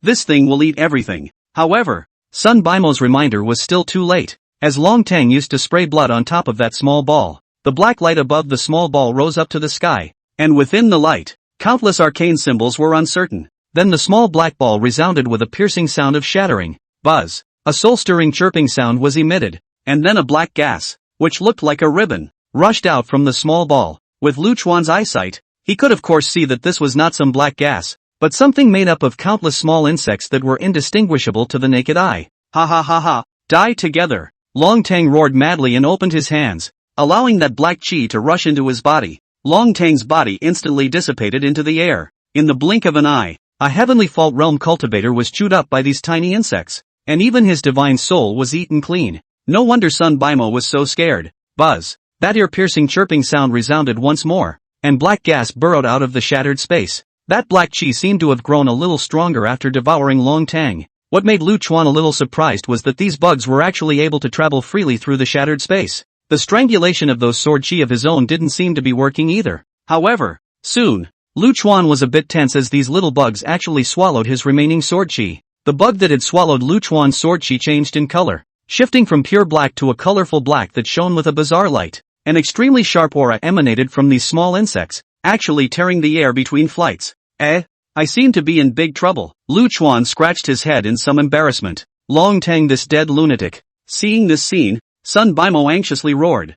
Voltron Shi, send the lady out of the city. Quickly, the farther the better. At this moment, in the city lord's mansion, the two Zhou, who were drinking tea with Yi Gu Chang, also noticed the abnormality of this side of the street. City Lord Yi Gu Chang's face was blue as he looked into the distance. Sure enough, this thing is still in Long Tang's possession. When it was said to be permanently sealed, this dog scum actually played the civet cat for a prince trick with me. Zhou Yu frowned fiercely. Brother Yi, shouldn't this thing have gone extinct a long time ago? Why would it still appear? Yi Guchang gritted his teeth and shook his head. What appeared in the auction some years ago was taken by the Long family. I interfered in this matter, and the Dragon family promised to permanently seal the element-devouring insects. It was my carelessness. Zhou Yu sighed. These past few years, messy things, appearing more and more. Ancient and Taiku extinct things also appear frequently. I'm afraid it's not going to be a change in the sky. There's no time to discuss this. Lord State Master, go with me to take a look. While the yuan-devouring insects have just come out, they must be resolved as soon as possible, or else I'm afraid that the entire Fubo city will be swallowed clean, said Yi Gu Chang with a wave of his hand. The air around him rippled. Then the two figures disappeared into the air. Yuan-devouring insect. Interesting. On top of the largest restaurant in Fubo City, a man and a woman looked at the direction of the accident with smiles. Should we go and take a look? If this thing isn't resolved as soon as possible, I'm afraid it will lead to a major disaster. The woman's nice eyebrows raised as she looked at the man. The man nodded. The yuan-devouring insects are immune to almost all attacks and can only be sealed by special means, so it's good for us to go and take a look. A big deal. Just came and did this. At the entrance of the city, the young man who was going through the formalities of entering the city, dressed in rags, looked happily into the sky. I'll go in first to watch the fun. I'll get the passage jade token later, the young man said, his figure dissipating before the city gates. Tonger, follow me to take a look. It seems to be a yuan-devouring insect. In a small tavern, Zhuge Ming, who was eating noodles, put down his chopsticks. Zhuge Ming picked up the feather fan next to him and gently waved it, and an 8 trigrams map appeared above the ground. The white-robed general behind Zhuge Ming put down a silver ingot and then disappeared into the Bagua formation together. A graceful woman was strolling down a busy street, eating and strolling. Suddenly an ethereal black shadow appeared behind her. The black shadow respectfully bowed to the woman. Pavilion Master. Long Tang released the yuan-devouring insects, and the teenager who previously decapitated 2 of our Chiohong Tavern's men was also present. Isn't Zhou Yuhui in the city? He, a scholar with a heart for the world, will naturally go and solve it. The woman somewhat gamely took a bite of the pineapple in her hand. The black shadow hesitated and said, Pavilion Master. The yuan-devouring insect swallowed the teenager's sword chi and seems to have evolved in an uncontrollable direction. I'm afraid that the state of affairs is somewhat uncontrollable. The woman's eyes fluttered for a moment. What's going on with those old nobodies in the city? The black shadow thought for a moment. Outside of the couple from Tianqi, Zhuge Ming and Zhao Tong from Shishu, Yi Gucheng and Zhou Yu, and the beacon march that just entered the city. No one else has moved. Bah! The woman spat. None of the people from the other continents have moved? The black shadow nodded. Now that the city has gathered at least 50 annihilation realms in the entire vast world, other than those from our heavenly desolate continent, everyone else is holding on to watch the show. The yuan-devouring insect swallowed Lu Chuan's sword chi and evolved in an uncontrollable direction. Several peak annihilation realm cultivators in the city caught wind of it. Yi Gucheng and Zhou Yu were the first to arrive. When the two arrived at the scene, they could only see the black mist made up of yuan-devouring insects flying wildly in the air. A sharp-to-the-core aura was emitted, causing people's hearts to jump. And Lu Chuan, the bastard, was actually standing right below, studying something with the donkey beside him with a serious face. Little master, How is the situation? Zhou Yu had a relationship with Lu Chuan and hurriedly went up to ask about the situation. Lu Chuan had a good feeling about this scholarly man.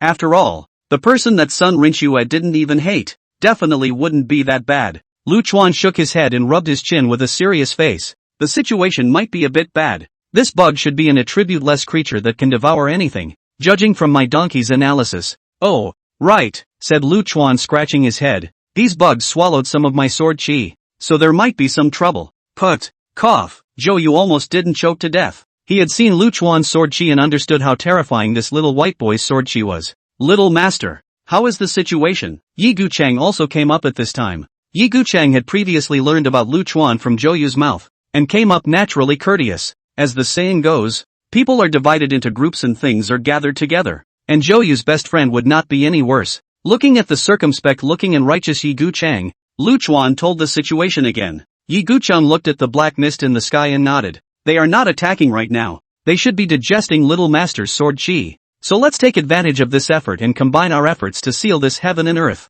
Saying that he would do it, Yi Guchang waved his hand and a dark green long sword appeared in his hand. The long sword has a faintly chilling light through it. With a hilt of? The hilt of the sword is a striped one. Dragon carving of the case appear to be? The sword blade is as sharp as autumn frost. Lu Chuan watched with amusement, as this was the first time he had encountered a sword cultivator who used a long sword instead of a flying sword. Yi Guchang bowed to Lu Chuan. I heard Brother Zhou say that Little Master is a great person with a sword, so I will definitely ask for some advice from Little Master after this. This Lu Chuan fellow was also nonchalant, flirting with his hair. Yes, no problem. Put. The people of the Sun family who hadn't had time to withdraw yet almost didn't spray out a mouthful of old blood when they saw Lu Chuan's shameless appearance. Yi Guchang was a renowned master of the sword path, and the cutting jade autumn frost in his hands had long been divine. No one would object to saying that Yi Guchang was the #1 sword cultivator in the Sky Wasteland continent. Me, then? First, Yi Guchang smiled and nodded, then condensed his chi and concentrated. A breathing sound synchronized with heaven and earth rang out. As the rhythm of this breathing gradually smoothed out, a faint silhouette appeared above the distant zenith. One sword flying immortal. It's one sword flying immortal. The Sun family crowd looked on with excitement. The shadow was still in the sky, yet it was a blink of an eye that the faint shadow had already arrived above the yuan-devouring insect. The silhouette rose up with a sword, pulling it across this part of the world. The crowd only felt a flash in front of their eyes. The air was actually pulled by this sword and rolled up like the pages of a book. The yuan-devouring insect was also swept up in it. Anyone with a discerning eye could see that this sword carried supreme spatial aptitude. Brother Zhou, it's your turn. Yi Guchang dropped his sword and looked at Zhou Yu. Then I'll make an offering. Zhou Yu smiled faintly as a yellowed ancient book appeared in his hand. Opening the pages, countless small words flew out of the book. The small character came to the edge of the rolled-up space and laid down a party of arcane formations. The space shook violently, and an infinite amount of divine light rose up to the sky, ruthlessly suppressing the rolled-up space.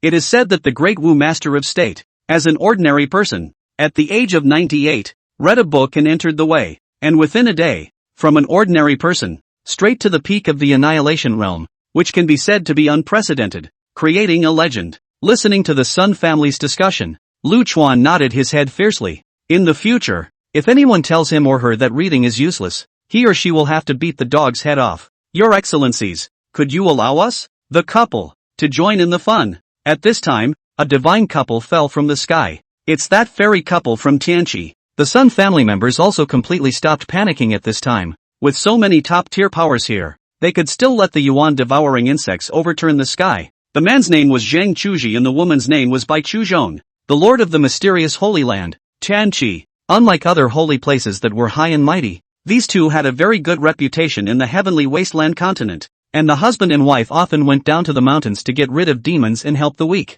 Trouble you too. Yi Guchang saluted the couple. The husband and wife glanced at each other and gently nodded their heads while quickly pinching up their spells. This technique was called Illusory Sea Infinite and was a very powerful sealing technique. Once the husband and wife used the sealing technique to seal the extreme night demon that was causing trouble for the party. The tide sounded and the illusory sea rolled in and rolled across the space. Gentlemen, how about I come along for the ride? At this moment, Zhuge Ming and Zhao Tong appeared. Everyone's pupils shrunk at the sight of these two. Zhuge Ming, this person has how many great achievements do not talk about. Is that a hand of gods and ghosts Ada Ray map? Can cross the world, no one can stop. Moreover, Zhao Tong, the guard who had been following him, had a hand of the 7 snake tango gun, inherited from the Western Shu war god. which was also unique in the world. This duo could be considered the ceiling of the battle. Brother Zhuge, please. Zhou Yu was acquainted with Zhuge Ming and greeted him cheerfully. Zhuge Ming nodded, and with a flick of the feather fan in his hand, an 8-formation diagram appeared above the sky.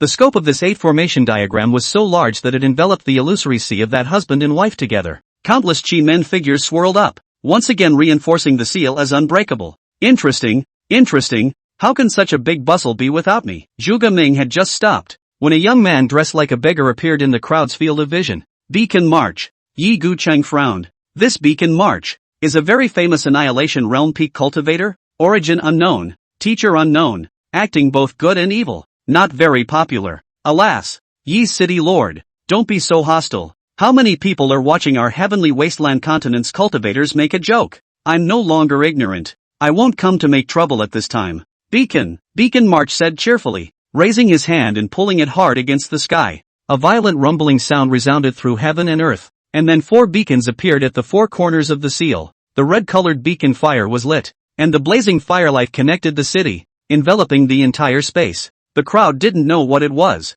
but they were certain it was some sort of sealing technique. The crowd's hearts dropped. It was good that they weren't here to cause trouble. Big Handsome, do you think these seals will work? At this time, Lu Chuan, who was squatting on the side, chatted with Ah Fu. Lu Chuan shook his head. It's hard. I guess it will be broken. Little brother is wrong. These people of ours are considered to be the ceiling of the battle power of the heavenly wasteland continent. Isn't it a bit unjustifiable that so many people can't handle a single yuan-devouring insect? Seeing that Lu Chuan was born with a clear brow, Beacon March said while coming up to Lu Chuan, Nima, this one can't be an old glass, right? Seeing Beacon March's gaze, plastered over his body, Lu Chuan's eyes danced. Go away or your eyes will be gouged out for you. Lu Chuan fiercely glared at Beacon March. This glance however made Beacon March even more excited. Little brother was born really lovely. In the future follow me to mix. Other dare not say. Tianwu continent this piece of land. I still cover. Come on. First call out to brother March to listen. Saying that,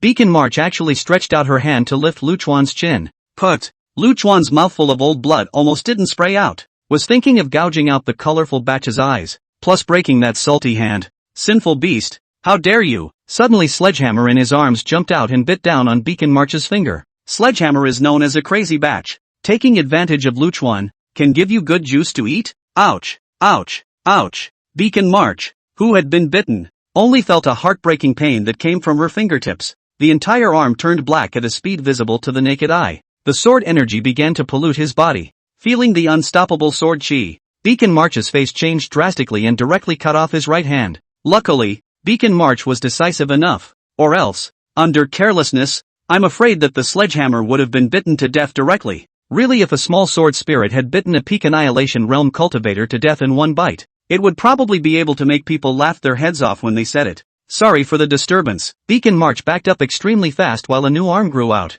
The crowd was really surprised to see this scene. Annihilation Realm cultivators were all able to revive their severed limbs, but there really wasn't anyone else who could do it as quickly as this. Lu Chuan, on the other hand, also attracted the attention of everyone except Zhou Yu and Yi Gucheng. They couldn't figure out how this little cultivator, who was ostensibly only in the first realm, had managed to do the kind of thing he had just done. CH changes. Lu Chuan rolled his eyes and put the sledgehammer that was about to rush up and bite into his head. Sledgehammer then quieted down and started pulling Lu Chuan's hair for fun. Lu Chuan felt that he would sooner or later be gripped into baldness by this stupid girl. There shouldn't be too much of a problem. If this still can't be sealed, I'm afraid there's really no way out. Looking at the sealed space, which was still considered calm, Yi Gucheng's heart that he was carrying was finally put down. Click. However, as soon as Yi Gucheng's words left his mouth, a shattering sound rang out from the sealed space. The crowd unconsciously looked at each other, a bad feeling rising in their hearts. Bang! There was a crack, followed by a shattered point in the center of the sealed space. Click, click. The crack suddenly and rapidly spread out in all directions. Centered on this point, quickly reinforce the seal. All of you help me. Yi Gucheng's face changed in fear and he took the lead to fly into the air. The crowd did not dare to delay and followed Yi Gucheng as he rushed into the sky. Little beauty, don't go up there. It's dangerous. Let your brother go. Beacon March actually dared to speak out and molest Lu Chuan. This is really bold enough. Puppy day, I'll skin you. Lu Chuan's heart was sickened. Puppy day, I'll skin you. Sledgehammer raised his small fists in an exemplary manner. Shut up, girly girl. You're full of shit. Lu Chuan flicked the sledgehammer above his head. The little guy was bounced and flipped over twice, and after stabilizing himself, he wailed, "Handsome, I'm going to post a quest for you, take it or not." Ah Fu flung his big tongue out to lick Lu Chuan's face. Bang! Lu Chuan furiously rammed his fist on Ah Fu's head and stormily cursed, "Your grandmother, are there so many perverts these days? Hey, hey, hey, hey, take it easy, take it easy." Ah Fu hurriedly climbed up. A white light lit up in his wise eyes. At the same time Lu Chuan's mind resounded with the mechanical voice of the system. Side quest trigger, the peril of city destruction. Mission description, the Yuan-devouring worm absorbs the chaotic sword chi and evolves into the Yuan-devouring chaos worm, which will cause a devastating disaster to the entire Fubo city and even the heavenly wasteland continent. Difficulty, epic. Choice, I. The host chooses to join the sealing army to solve the danger of destroying the city. 2. The host chooses to help the Yuan-devouring chaos worm and devour the city of Fubo. Reward, completion of the first one rewards the host with the title of Guardian. Completion of the second article, rewarding the host with the title of Public Enemy of the Human Race. Guardian, when the host fights for another person, he or she receives a special bonus, a 30% increase in physical strength. Public Enemy of the Human Race, when the host faces the human race, he can gain a special hate bonus that cuts the human race cultivator by 10% of his true essence ceiling. What a messy thing. Lu Chuan rolled his eyes in disgust. This reward is good enough. Ah Fu cheaply came to Lu Chuan. The calamity was caused by you. You definitely have to solve it. And there's still a reward to take. It's not a loss in any way. Ha, that makes some sense. Lu Chuan nodded. Phew. Right at this moment, a silver-colored lance came from the distance at great speed, bringing up a tremendous amount of might that pulled the air out of shape. Damn it, someone has fallen down a well. The always gentle Zhou Yu couldn't help but burst into foul language at this moment. Boom! Just as the crowd was paying attention to the silver lance, a pagoda burning with green flames above the zenith of the sky fell down from above. Disperse, this is the pure world glazed fire. It will draw out the karma on the cultivator. These words shook everyone's heart. Which cultivator didn't have a bit of bittersweet fruits and rewards in his body? If this was ignited, it was estimated that not even a bit of his divine soul would be burned. The crowd hurriedly dispersed, and could only watch as the pagoda ruthlessly crashed into the seal. The seal, which was already full of cracks, completely collapsed under this strike. A blur of mist rose to the sky. Crap, how did it evolve into a chaotic attribute? The faces of the crowd changed drastically. They were all top-tier figures, so naturally they could see the changes in the Yuan-devouring insects at a glance. Beacon March. Look out. It's coming. The evolved swarm, hovering in the air in a circle, headed straight for Beacon March.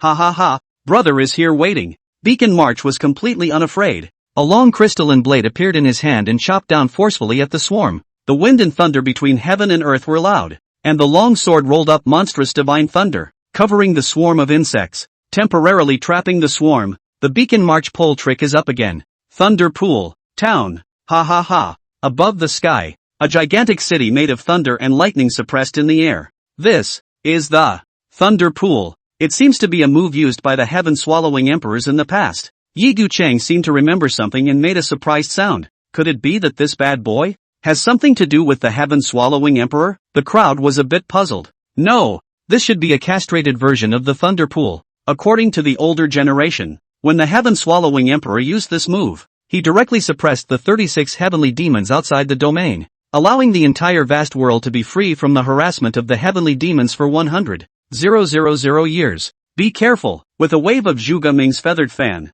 an 8 trigrams formation chart, blocked in front of Beacon March. Boom! The violent shockwave rippled out, and the entire space was affected. I can't block it. These bugs ate my thunder pool. Quickly spread out. Beacon March didn't have time to express his gratitude to Zhu Gaming and flew down to the ground. The thunder attribute, which was considered to be the strongest attacking attribute, was unable to cause damage. The crowd realized that they couldn't stop these bugs even if they put up a fight, so they hastily dispersed. Little beauty, brother is here to save you. Beacon March rushed towards Lu Chuan, wanting to escape with him. However, just as he rushed to Lu Chuan, he received a hard blow on his head. Beacon March only felt the sky spinning and her center of gravity unsteady as she tumbled to the ground like a large toad. Ahem. Well, what a heavy slap. Bah. Nothing. Lu Chuan spat and rushed up to the sky. Io. Old brother March, are you alright? This fellow, Sun Bimo, took advantage of this opening and rushed up to help up Beacon March. Who are you? Beacon March's head was heavy and his big head flopped around for a while. In the following Fubo City Sun Bimo, The teenager who slapped you just now is my future son-in-law. Son Bimo, this goods is also a lot of face don't want. At this time still thinking of pulling relations. What? When Beacon March heard this, it was like a bolt from the blue, directly freezing on the spot. This is not the time to talk about this. Let's get out of here quickly. Son Bimo pulled the frozen Beacon March away from the scene. Your sword chi shouldn't have any effect on them anymore. It's best to lure the swarm outside the city first. Ah Fu followed Lu Chuan's side and guided him up with an old spirit. Nima, you're teaching me to do something. Lu Chuan kicked off Ah Fu and charged headlong towards the swarm. The swarm, at this moment, was attacking the couple in Tianqi. Although there were others to cover them, the swarm's devouring ability was too perverse and immune to all attribute attacks, and the speed of the swarm was getting faster and faster, almost on the verge of ignoring spatial distance. This led to a close call for the couple, who didn't even have time to hold up the field. Husband and wife have their backs against the wall, their lives are at stake,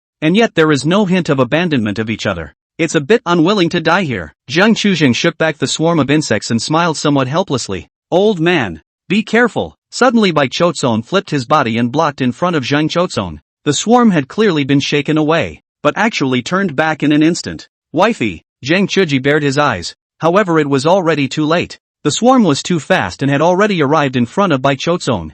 Go you! Suddenly Lu Chuan's figure appeared, a few points faster than the swarm. Snap, pop. Husband and wife too received a kick in the face at the same time, and their entire body flew out. Kenpachi, God Rin. Lu Chuan rose up. The sword chi rushed up to the sky, and strangely enough, the black sword chi actually turned into gold color at great speed. Lu Chuan was bathed in sword chi. His hair and pupils were dyed gold. The whole person was like gold poured out. Divine might. Lu Chuan's 12 sword strokes are heaven, earth, human, wind, flower, snow, moon, god, ghost, demon, plus the final great destruction 2 styles. Of these, only Kenpachi, divine prosperity, was the most special move. All other moves are tyrannical to the extreme and made for killing. Only this sword 8, with its righteousness and vast heavenly might, was born for protection. Squeak! The swarm of insects slammed headlong into Lu Chuan's golden sword chi and actually suffered a defeat. This pissed off the little buggers.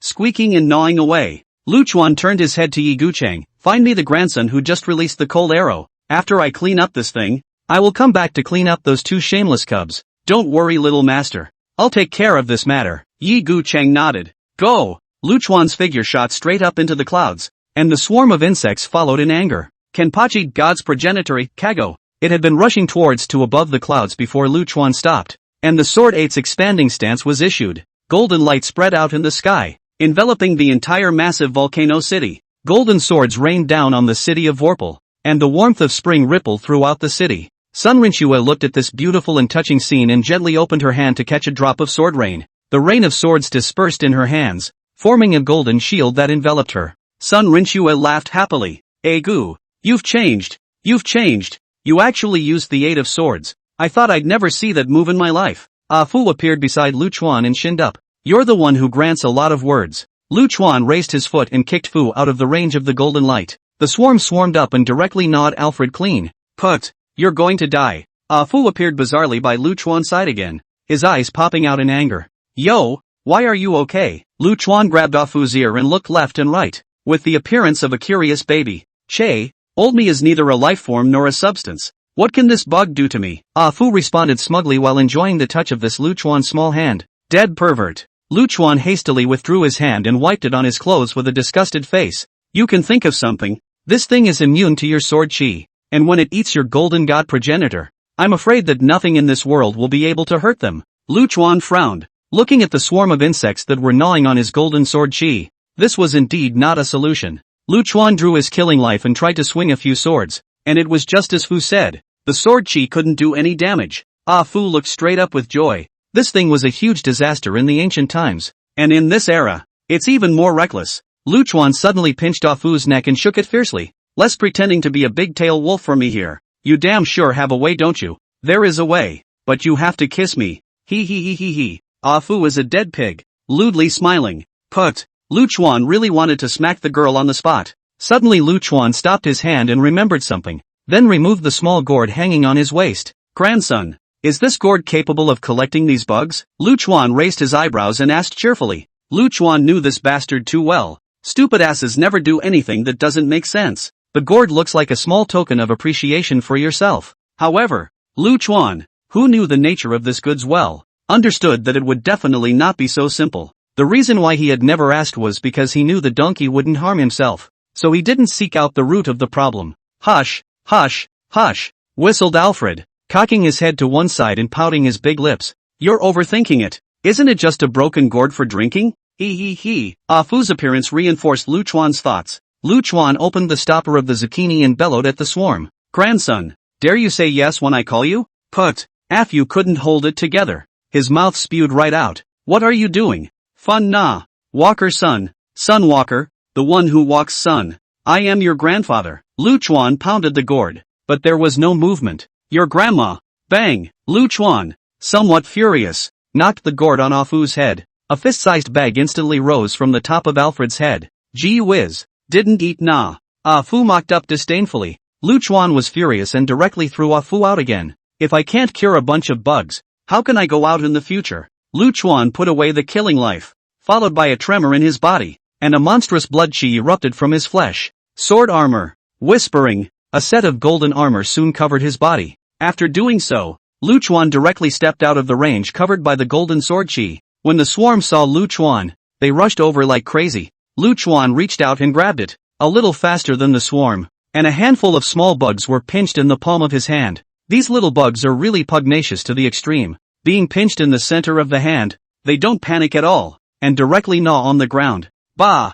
Bitch! Lu Chuan stuffed the worm in his hand into the gourd and hurriedly plugged it with the stopper? Ahem! That's okay? Fu almost didn't spurt out again as he watched. In order to experiment whether or not this gourd was useful to the elemental devouring chaos insect. After Lu Chuan stuffed the bug in, he closed it for a short while before opening the plug. Ah Fu really couldn't look at Lu Chuan's silly appearance anymore and opened his mouth. Don't worry, you can't get out. This gourd comes from a big place. The innermost space is connected to a prison. Lifeforms entering the gourd will be automatically sucked into that place. I'll get you later. Lu Chuan knew that the gourd wasn't that simple and glared fiercely at Ah Fu. Ah Fu muttered up. It's not for your sake. Being a father and a mother, what do I want? Now that we've found a way to do it, what comes next is much simpler. Lu Chuan used his sword armor to harden against the gnawing of the swarm, grabbing and stuffing these bugs into the gourd again. Fu shook his head as he watched, but there wasn't much he could do, because Lu Chuan was only in the chi condensation realm. He couldn't catalyze the gourd with his true essence. Gradually as their numbers dwindled, the bugs realized something was wrong and began to flee from Lu Chuan. However, although they were fast, they could not match Lu Chuan, and so a bizarre and comical scene appeared above the sky. The Yuan-devouring chaos insect, which had made numerous peak annihilation realm cultivators unable to do anything about it, was being chased all over the sky by a little white boy who was ostensibly only in the first realm. Stuffing the last little worm into the gourd, Lu Chuan breathed a slight sigh of relief. Suddenly a large, dark mountain suddenly fell from above the zenith. This big mountain was obviously still a long distance away, yet in the next moment it broke through the spatial limitations and landed directly above Lu Chuan's head. Ka-ching! Lu Chuan had iron to the point that he actually used his head directly against the big mountain. Originally, with Lu Chuan's speed, he could have dodged it, but in that case, the mountain would definitely smash into Fubo City. In this instant, the scene of Chao Yunlun, with tears of blood in front of the imperial study room, complaining to the Emperor of Wei about the tragic civilian casualties resounded in his mind again. Perhaps Lu Chuan himself did not even notice that along the way, some people and some things had unconsciously influenced his behavior. However, the weight of this big mountain was a bit beyond imagination, and it almost didn't smash Lu Chuan's head into his stomach. A huge shadow loomed over Fubo City, and if Lu Chuan couldn't top it, I was afraid that the entire city would be smashed into a meat pie. Fountain of agelessness. The cultivators who were in the city saw this scene and their faces all changed color. Mo Wing-yong, this scumbag, disregarding the thousands of civilians in my Fubo City. Especially when Yi Gu Chang saw this scene, he was so angry that he almost didn't clench his teeth. The fountain is both a holy place of cultivation and a magic weapon passed down from the ancient times. It is rumored that the fountain is built with star meteorite from the ancient mine of Taichu. Not only is the star meteorite one of the hardest, but the weight is even more intimidating. Just one fist-sized star meteorite can crush a huge mountain. No one can handle such a big pile of smashing down. Even the legendary, topsy-turvy ancient giants would probably be smashed into pancakes. Eyes on the fountain, as if it were a shooting star about to touch the ground. The countless low-realm cultivators and civilians in Fubo City stared blankly at the sky, unable to do anything about it. They didn't even have time to be afraid. Only those Annihilation Realm Grand Cultivators in the city were able to instantly move out in such a short period of time. The shadow of the fountain grew larger and larger, and the scent of death, like a tidal wave, lapped at it. Just as the Fountain of Agelessness was about to touch the highest building in Fubo City, the moment the city lord's mansion that instant, the Black Mountain suddenly stopped. Those who came back from the dead finally had time to feel fear. The cries of a child rose and fell in the city of Vulpec. And as more people looked towards the city lord's mansion, someone finally spotted Lu Chuan, who was like a mole cricket, underneath the great mountain. Is this the man who topped the fountain? Doubt, disbelief, gratitude, all kinds of emotions flooded people's minds. Little master, hold on, we're here to help you. Yi Gu Chang, who had not left the city, flew up. At the same time, there were a few more figures that flew up from the city, and they were the same few people who had just helped seal the element-devouring chaos insect. Humph, something in the way. Just then, a cold voice rang out, followed by a silver lance that cut through the sky, coming straight from outside the city. This was the very same lance that had stirred up the seal earlier. Tonger, I'll leave it to you. I'll go help that little brother. Zhuge Ming nodded to Zhao Tong at his side. Zhao Tong didn't say much, as a Dragon Gut's bright silver spear appeared in his hand and charged straight up. Just as that silver lance appeared, the pagoda that had previously crashed through the seal and carried the pure world glazed fire also appeared along with it, smashing straight at the fountainhead. Sinful animal, don't hurt my heart and soul. The angry Beacon March transformed into a thunderbolt and headed straight for the pagoda. Beacon, don't be impulsive. When the crowd saw this, they were shocked. If they didn't have more than enough protection, if they directly dipped into the pure world glaze fire, they were afraid that they would be burned to ashes. Beacon March was naturally no fool to have gotten to this point. He used a large amount of lightning and transformed into a blue giant, his flesh not directly touching the pure world glazed fire, and fiercely met the pagoda. Little brother, are you okay? Yi Gu Chang, Zhou Yu, and the couple from Tianxi rushed to Lu Chuan's side, and together they helped to hold up the fountainhead. The weight of this ageless mountain, however, was completely beyond imagination. A few people are not brute force department. Make use of milk strength also can't top the slightest bit. I'll open the domain to hold it up. Brother Yi, try using your sword to see if you can cut down the fountain. Zhou Yu gritted his teeth as he listened to the cries rising and falling in the city. Opening a domain was a considerable exertion and burden for a cultivator. An Annihilation Realm cultivator who opened the realm once would not be able to open it a second time normally for at least 3 days. Cultivators were not very willing to open their domains until the critical moment. Now that the Great Emperor's dojo was about to be revealed, there were dark currents in Fubo City. Zhou Yu's willingness to open the realm at this point in time was truly a one-track mind. Brain pain. Brain pain. Lu Chuan shook his head in some confusion. The blow to the top of his head just now almost didn't give him a concussion. Little brother, it's great that you're okay. The crowd cheered up from the bottom of their hearts. At the same time, he was also shocked at the brute strength of Lu Chuan.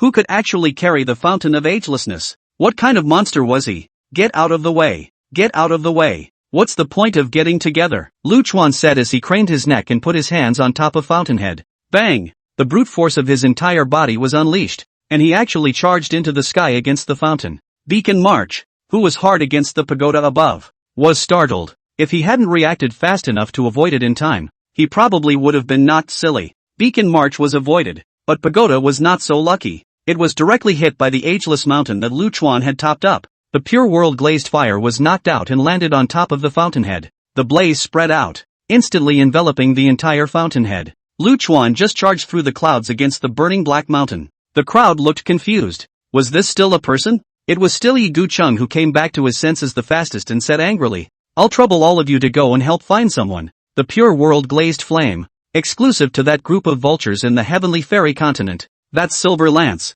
It should be the Haotian continent's god of guns. Jun Wuxian's broken blade. No matter what the reason, no matter whoever dares to commit such an unscrupulous act on the heavenly wasteland continent, should pay the price. Yi Guqing's direct statement of the problem, rising to a struggle between continents, was a smart one. The others were also enraged. They were all top-notch people. How could they let someone ride their heads and shit on them? The silhouettes of the crowd turned into streams of light and rushed towards the outside of the city. The fountain almost touched the ground just now. These annihilation realms must have slipped out a long time ago, and the only way to find them was to go out of the city. Got a headache? Ah Fu appeared beside Lu Chuan and asked cheerfully. None of your business. Lu Chuan huffed his little nose in disdain. You too, why don't you hide? For the sake of those civilians in Fubo City? Ah Fu bared his big lips, his eyes full of heartache. Lu Chuan has never been smashed like this before. although there is no major damage. But Ah Fu is also heartbroken. Get out of here. Noisy. Lu Chuan took the time and kicked Fu away.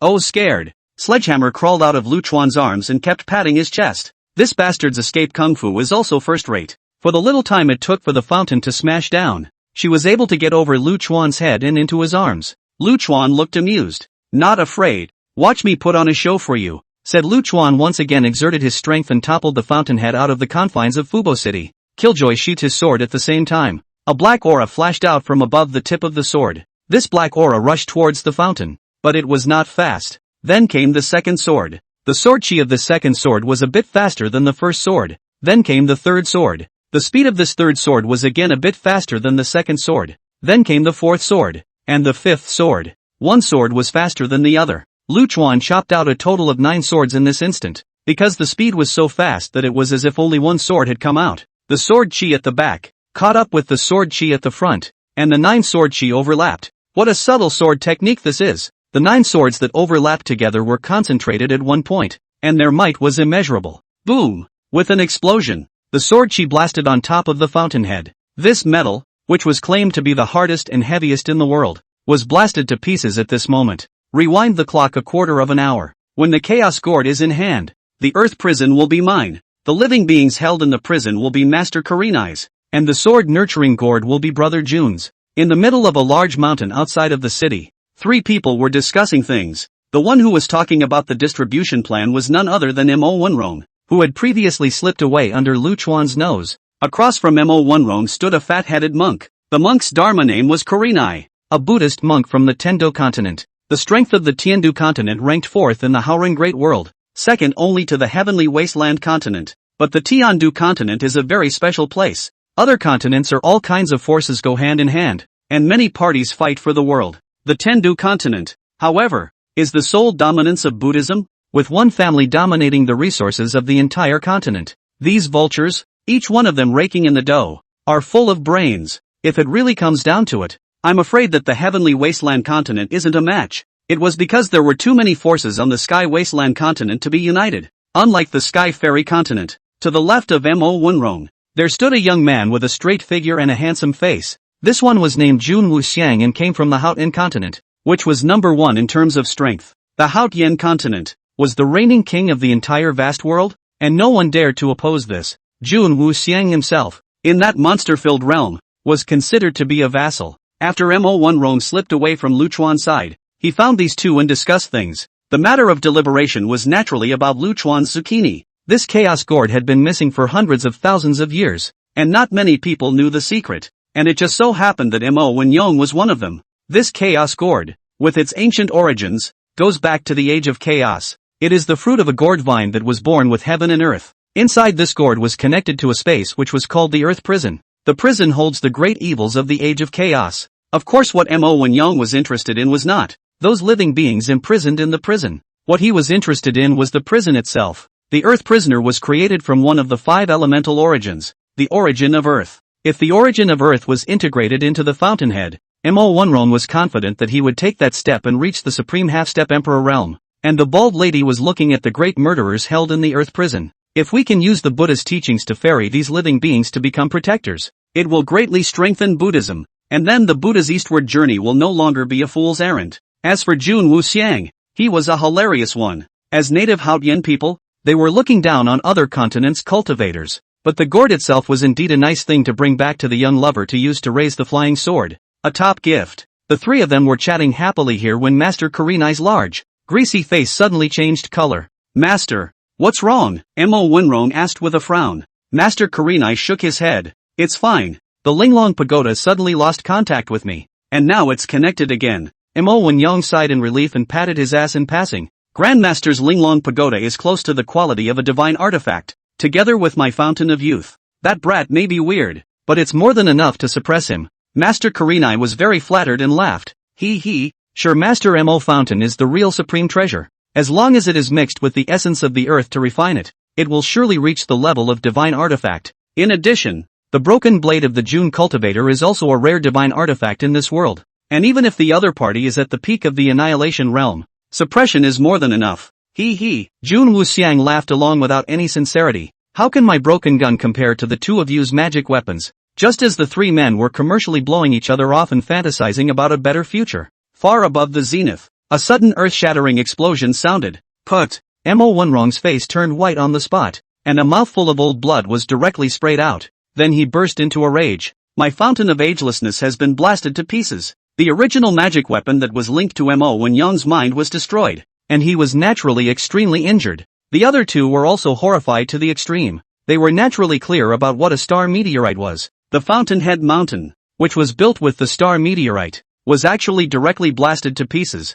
which could frighten the two of them. Let's go. I'm afraid we've messed with the wrong person. Master Kurenai made an immediate decision. 3 people are living tens of thousands of years of the old turtle, naturally understand the importance of it. Without any hesitation to bugger off, Master Kurenai was the first to prepare to start. However, before he could make a move, a small, white and tender hand rested on his shoulder. The hairs of sweat on Master Kurenai's entire body instantly stood up. Who? When did you approach? Why didn't you notice anything? Great doubts and fears filled his heart. At the same time, the shoulders of the other two were also put on by a small white hand. How absurd and unparalleled was this? 3-peak Annihilation Realm cultivators actually not knowing when they had been approached. It's a travesty to say that. Yo, brothers, chatting pretty high. A voice with 3 parts flirtation, 3 parts killing intent, and 4 parts lethargy rang in the ears of several people. The voice came so abruptly, so close, that one could even feel the exhaled breath. Yes, indeed it was an exhale, obviously a boy's voice, but between the breaths, it carried a faint scent of orchids. Mo Wonrong felt his hair stand up one by one, because this voice he remembered very clearly. It was the handsome young man who carried the gourd. It's fat and greasy. It's chicken gross. The voice sounded again. Then the small hands on their shoulders disappeared, and the hearts of the 3 of them sighed in relief at the same time. Master Kurenai was the strongest and was the first to return to his senses, turning to look at the place where the breath came from, only to see a godly young man, standing not far away, looking at them with a smile, while this young man was only in the first realm. Who else but Lu Chuan? Grandmaster Kurenai swallowed. If anyone still thought that this teenager only had the strength of the first realm, then they really had water in their brains. A bald donkey. An old cunt. You're even a fool. Lu Chuan pointed over the 3 one by one and laughed cheerfully. If you like playing so much, then come together. Master Kurenai followed with a sarcastic smile. He is joking. The 3 of us don't have any malicious intent. Sword 10, Corpse Demon. Lu Chuan didn't bother to talk nonsense and suddenly pulled out his killing life. Surging sword chi rose to the sky, followed by these sword chi transforming into demonic chi at extreme speed. The huge demonic chi covered the sky, dyeing the sky above into black. And this part of the heaven and earth instantly became night. Lu Chuan's small face was outlined with bizarre black demonic patterns, and the killing life in his hand whistled in response to his furious master. Amat Ba Buddha, what a great demon descending. Today, the 3 of us, we shall rid heaven and earth of evil. Master Kurenai put his hands together, his entire body shining with golden Buddha light, and looked at Lu Chuan with a righteous face, trying to run. Ha! Corpse demon, rise corpse. Lu Chuan's feet stomped heavily, and huge demonic chi surged into the earth. The dead buried under this land all came to life in this moment. The demonic aura covered the sky, and the place turned into a gloomy black demonic domain. A demonic statue, rising up out of the earth, loomed large, all stained with scarlet, putrid blood. Stretches of corpses were awakened from the peaceful sleep of the earth, under the stimulation and addition of the demonic chi. These corpses that had been buried for an unknown number of years, wrapped in the demonic chi, rushed over one by one as if they were fit as a fiddle. In the midst of this inferno of fear, the endless army of skeletons cackled and laughed strangely, adding a bit more eeriness. A great mountain and river were hardened and pounded into a horrible demonic area. The 3 of them, Mo Wonrong, watched as their legs and stomachs trembled. It seemed that only the legendary heavenly demons had this ability to assimilate the world. The 3 of them glanced at each other, all seeing fear in each other's eyes. They wanted to escape, but they realized that the rules of the surrounding heaven and earth were all shielded by this terrifying demonic domain. If they wanted to rush out now, they could only rely on their own strength. Gather the strength of the 3 of us and break out in one direction. As long as we break out and return to Fubo City, we can unite with other righteous people to put down the great demon. Master Kurenai's voice resounded in the hearts of the 2. Mo Wonrong and Jun Wuxiang nodded. Now this was the only way. There could be no more delay. The army of corpses and bones that were contaminated by the demonic chi were close to rushing in. You damn digging up other people's ancestral graves. Beware of being struck by lightning. Ah Fu cheerfully appeared beside Lu Chuan and flirted. CHCHCH changes. Lu Chuan disdainfully skimmed his mouth. Dead can still play a residual heat. Can still come out to move the muscles. This kind of good thing where to find? Come here. Let me ride it. Lu Chuan grabbed Ah Fu's ears and dragged it to himself. Taking a step across. Tacker hey. Charge. Lu Chuan slapped Ah Fu's butt and pointed at Mo Wunrong's trio with bravado. Wonderful. Being ridden by Lu Chuan. Ah Fu had a look of enjoyment on his face. Snorted. And charged at full power towards the three. A weak young man. Riding a thin donkey. Charging at 3 Annihilation Realm cultivators. Is this to be funny? To an outsider this salvage to drool combo does look like it's here for a laugh. But only the 3 people who were targeted understood what a huge pressure their bodies and minds were suffering at the moment.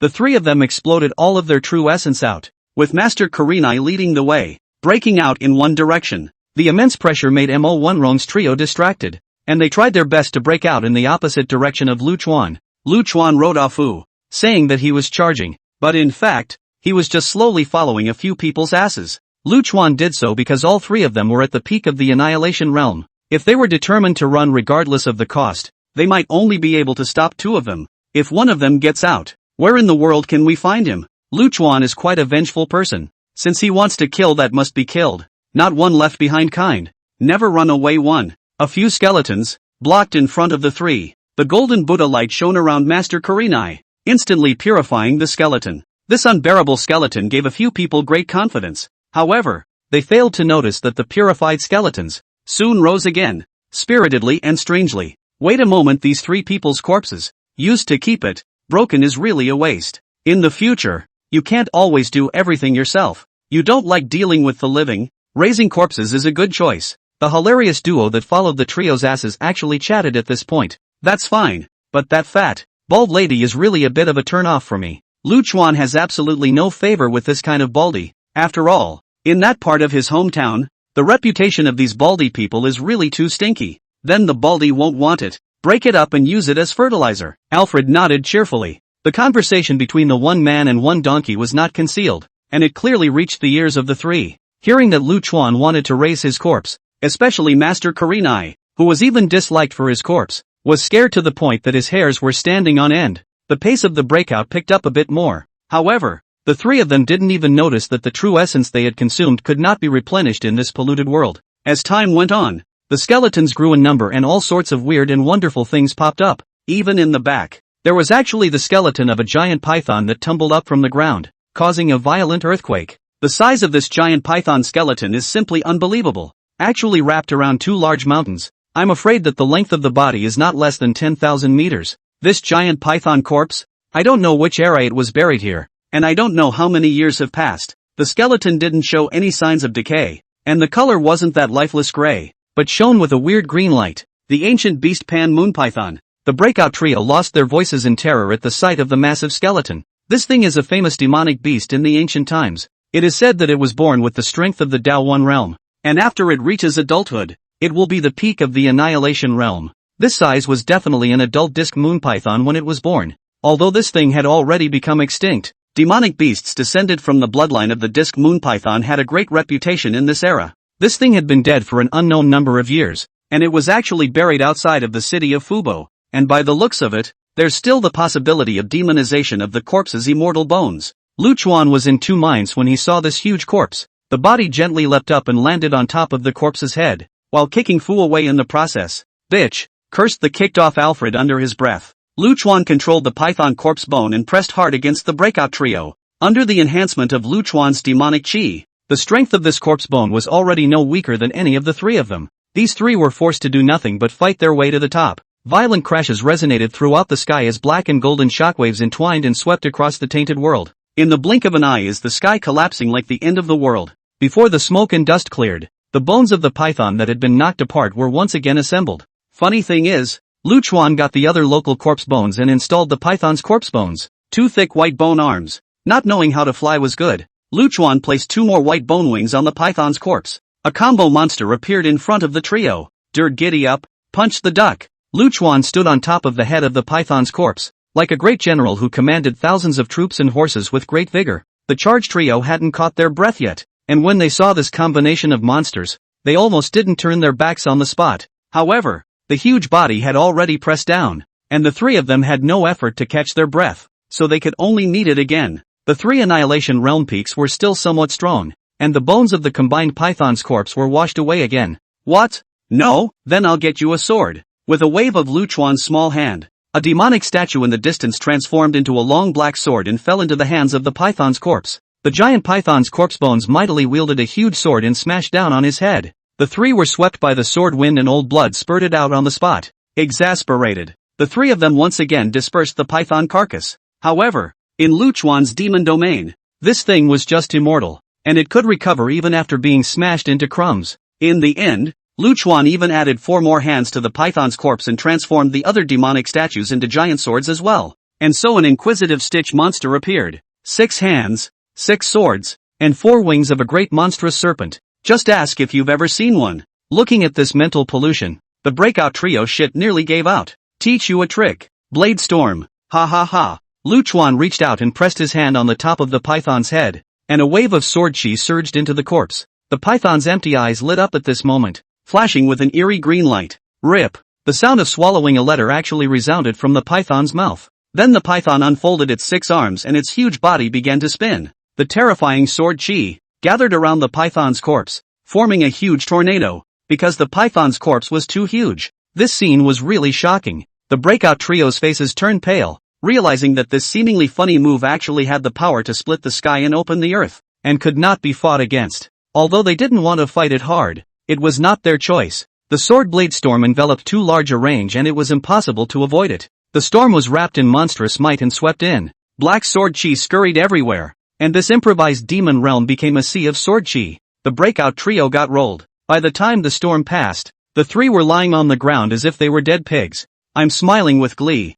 I'm smiling with glee. Lu Chuan happily jumped down from the python's corpse and came to the trio. The hand rose and the sword fell, directly chopping off Jun Wuxiang's head. Blood sprayed up, bringing up a wind-like sound. Spare my life, I have no eyes. Imo Wunrong was scared shitless. Before the words were finished, however, the head rolled off with a grunt. Little master, listen to my bowl. Put down the butcher's knife and become a Buddha. The fat meat on Master Kurenai's face kept trembling up, and the golden light on his body shone. The air distorted unrealistically under the golden light, and at this time this bald lady still wanted to use illusions to confuse Lu Chuan. Ha! Lu Chuan cutely cocked his head and laughed. It's not too late to put down the butcher's knife when I've slaughtered you. The poor 3-peak Annihilation Realm peaks had their heads removed in such a haphazard manner. If they had recklessly broken out at the beginning, one of the 3 might still be able to survive. Unfortunately, there's no such thing as if in this world. 3 heads of Annihilation Realm great cultivators, were placed so neatly in front of Lu Chuan. An Annihilation Realm cultivator was a majestic lord wherever he was placed. Now that 3 were hanging at once, there was no telling how much of a ripple it would cause when word got out. And Annihilation Realm cultivators, don't look at the current volcano city pile up. Just throw a brick down seems to be able to hit one. But that was a gathering of the entire vast world. At least 80% of the Annihilation Realm. And if it weren't for the impending battle at the Great Emperor Dojo, it would be impossible for such a spectacle to occur. This big snake corpse seems to have a spirit and has a tendency to demonize. Keep it. It might be useful in the future. Alfred scurried over and looked at the weird python sewing monster, grinning happily. Lu Chuan didn't care much. It was just a corpse. It didn't matter if there was one or not. I'll raise the ashes of that bald guy, and you can handle the remaining 2 corpses and the bones of this giant python. I'll leave first, Lu Chuan said and casually waved his hand, withdrawing the demon boundary, while a fishing rod made of sword chi illusion appeared in his hand. Fishing up 3 more heads with his sword chi, he slung the fishing rod over his shoulder and headed in the direction of Fubo City. The 3 heads wobbled behind Lu Chuan's ass, occasionally colliding. Lu Chuan has a leisurely and complacent look, like a fishing man who has burst his armor. My little beauty, are you alright? The first one to find Lu Chuan was Beacon March. This dead pervert. This goods is estimated to really like Lu Chuan. See Lu Chuan intact, happy as the ass up. Just as he reached it, however, he immediately stopped in his tracks. After seeing clearly behind Lu Chuan's buttocks, 3 rounded piles of stuff, he directly sucked in a mouthful of cool air. Dead. Beacon March was in a bit of disbelief. Aha! Lu Chuan turned his head and smiled. How about it? Do you want to hang on to it too? Beacon March was sweating profusely and shook his head with a sarcastic smile. Hey, this isn't fun. Excuse me, if you don't want to hang on to it, stay away from me. Dead glass. Lu Chuan blared fiercely at Beacon March. Ran.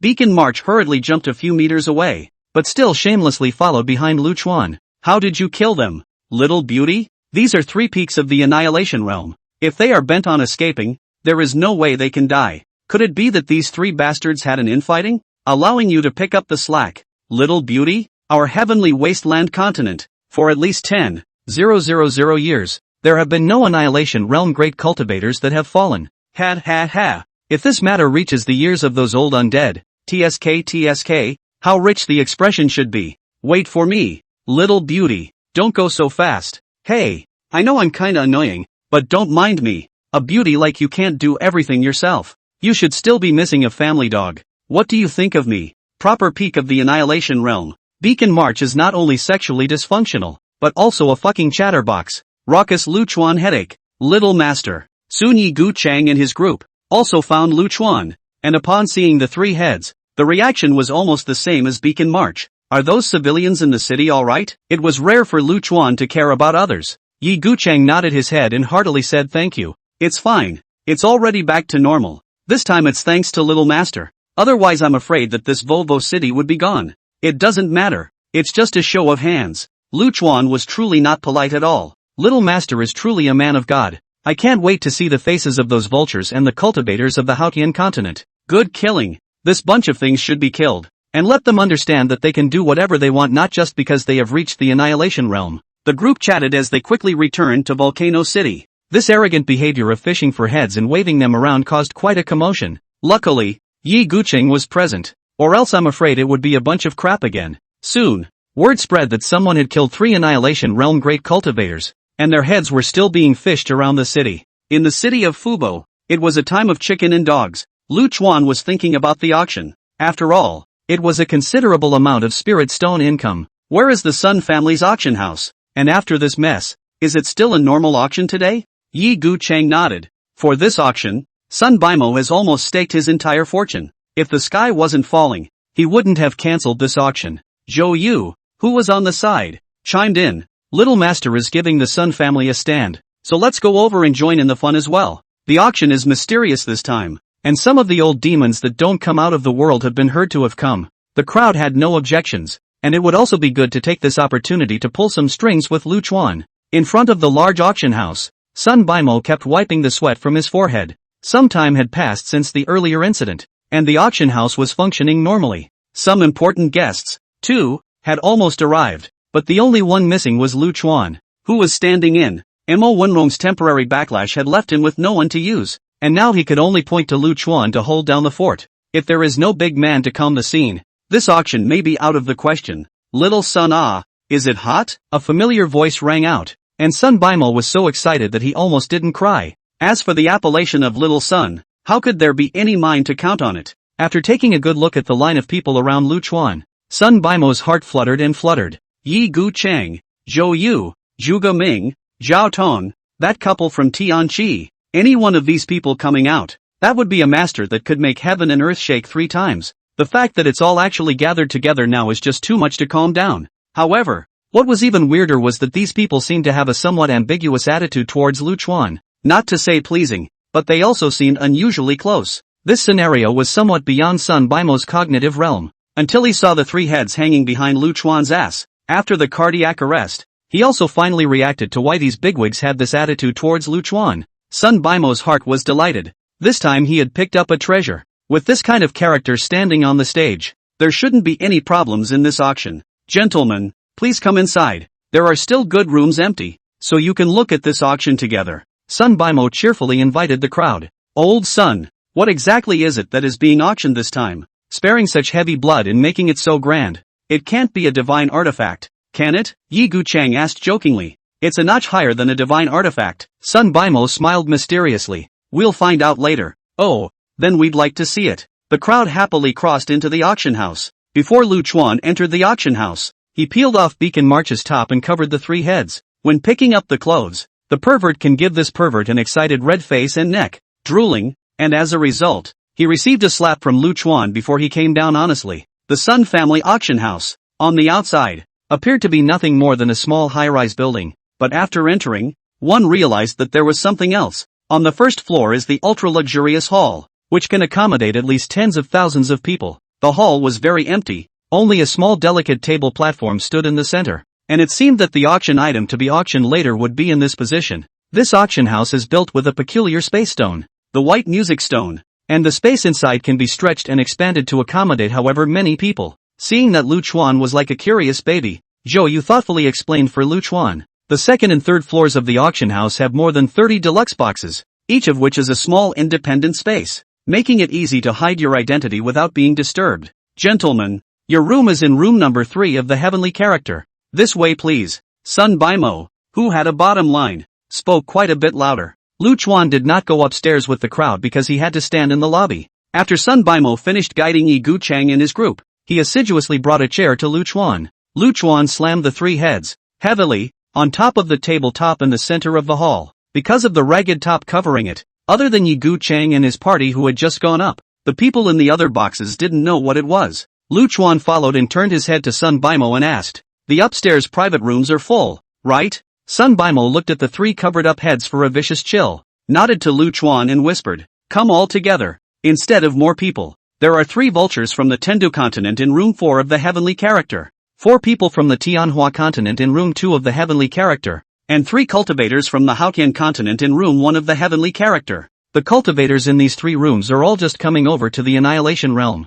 The other boxes are roughly some our heavenly wasteland continent's powerful families and clans, as well as those from other continents who came over to join in the fun. Lu Chuan couldn't help but roll his eyes. "You're making a big enough battle. Aren't you afraid that people will rob you? It's fine. Don't we have you here?" Sun Baimo also took the opportunity to pat his ass. "Gentlemen," Lu Chuan cleared his throat, looked around the upstairs box, and opened his mouth. "Today I was invited by the Sun family's head to come and stand for this auction. Let's get one thing straight. If you want to get any ideas you'll have to think for yourself. Put." A few snickers came from the second floor booth. "It's obviously inappropriate for you, a district chick, to say something like that here, and it's very inappropriate. Let me hear that sound again and there will be consequences," Lu Chuan arrogantly warned, then sat down on his butt on the chair next to him, pulling off the torn clothes covering his head in the process. 3 dead brains were displayed in front of the box crowd in a bloody manner. The entire auction house instantly became silent, and a needle could be heard.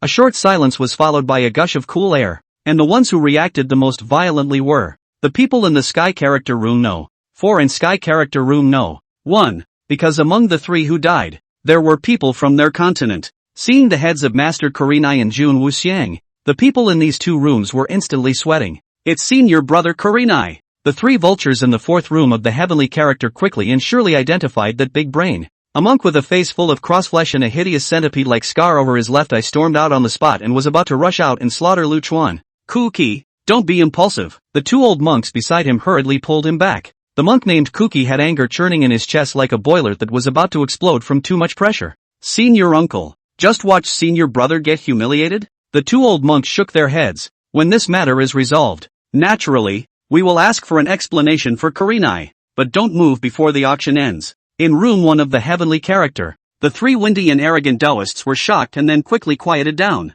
The kind-eyed Taoist in the center shook his head and said, "Let's wait for the auction to end. Yi Gu Chang and the others are also there. Go and understand the situation with them in a little while, and go back to have an explanation with Jun Wuxiang's elders." On the right-hand side of the old Taoist, the middle-aged Taoist with a full beard sneered, "Account for it. Who do I account for it with when I come out to hang around?" Jun Wuxiang has always had no one in his sight, and his strength is also half a bucket of water wringing. Dead is dead. 2 words live his moms deserve. To the left of the old Taoist, the well-mannered Taoist laughed. "Actually, I am curious as to who actually killed the Jun Wuxiang trio." Yi Gu Chang. Zhou Yu and his party had the ability to do so. It was just that the time was too short for them to do so. It couldn't really be the little guy from that realm, could it? The old Taoist waved his hand. "That's just it. Don't bother with this matter. Killing 3 Annihilation Realm cultivators in such a short period of time. This kind of person is not something that can be speculated upon." At this time, the literate Taoist,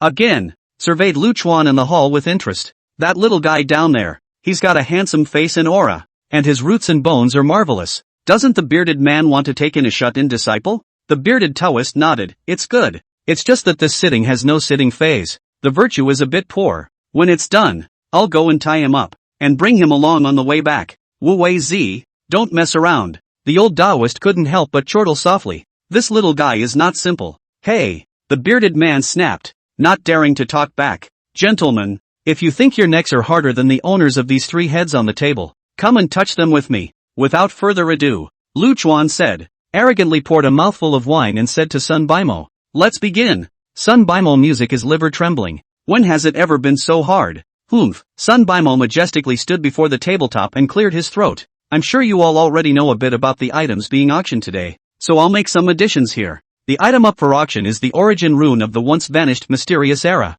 the 10 evil era. Upon hearing the words 10 evil times, most of the cultivators in the boxes stood up from their chairs. The age of 10 evils, an age of mystery to the core. It is said that it was also a great age not weaker than today's Aura era, but the 10 evil ages, for unknown reasons, disappeared into the long river of history almost overnight. It has even been said that the records of the times of the 10 evils are missing from all of time. Today's cultivators' understanding of the 10 evil era is speculated in ancient unearthed tomes, based on sporadic records. That era was too mysterious and filled with endless imagery. The origin rune in this auction was said to be the source of power in the age of 10 evils. The ones who were interested in these runes now were almost all those at the peak of the annihilation realm. This group has reached the pinnacle of their power, and they have to think of something else if they want to go further. Now the appearance of the origin rune had caused a large portion of the annihilation realm cultivators to be foolish. I won't say any more nonsense. The auction will now officially begin. Sun Bimo knows that it is better to say 1,000 words than to let the buyer take a look. After saying that, Sun Bimo's hands gently pressed on top of the tabletop in front of him. The tabletop resounded with a pleasant mechanical turning sound. Soon a hollow appeared in the center of the tabletop, and then a small white metal lotus flower rose from the hollow. This tabletop was a special magic artifact, and without the owner opening it in the right way, no one else would be able to retrieve what was inside no matter what. The lotus flower slowly opened, and all the people in the box were holding their breath at this moment. A blooming white lotus flower with a mysterious black character floating above the center of the flower. The opposing colors of black and white made that rune even more mysterious. Looking at the mysterious black characters, Lu Chuan beside him frowned as that bad feeling crept back into his heart. Gentlemen, the first origin rune to be auctioned today, Sun Bimo said and gently tapped the white metal lotus flower. A sudden change occurred, and the runes actually exploded with a terrifying energy under this gentle impact. This energy was almost equivalent to the full force of a Dao One realm cultivator. Luckily, the white lotus flower emitted a light that counteracted this force. Just a light touch could generate such a huge amount of energy. If we could find the right way to use it and fully develop it, I can't imagine what kind of a picture it would be. As you all have seen, the energy contained in this rune. The bidding will now begin. 10 million upper grade spirit stones to start. Each increase shall not be less than 10,000 upper grade spirit stones. The bidding time limit is half an hour. The highest bidder wins. As soon as Sun Bimo's words fell, a curtain of light rose above the table. Above the light screen were labeled the bids for each room. And of course all bids were now at the starting price of $10 million. After Sun Bimo did this, he actually didn't care and moved a chair to sit beside Lu Chuan. This novel way of auctioning was really the first time Lu Chuan had seen it. As far as I can remember, don't auctions always need an auctioneer on stage to create an atmosphere and stimulate spending? Sun Bimo is good, directly as a shirker. Just leave it alone? Lu Chuan was a little curious. Sun Bimo cheerfully nodded and said, this is not an ordinary auction. There is no need for a professional auctioneer. Everyone understands the value of this rune, and those who want it will naturally bid. Then you've got a clean slate. Lu Chuan laughed, and with a sudden turn of words asked, by the way, where did you get this rune from? Sun Bimo didn't hide it and said directly, a few days ago, a mysterious person found me and said he wanted to do business with me. Of course the business is these runes. I practically gave everything I had to buy them. Why are you being approached? Lu Chuan was a little curious. Sun Bimo raised his chin proudly. Although my Sun family's force can only be ranked third in Fubo City, but in terms of financial power,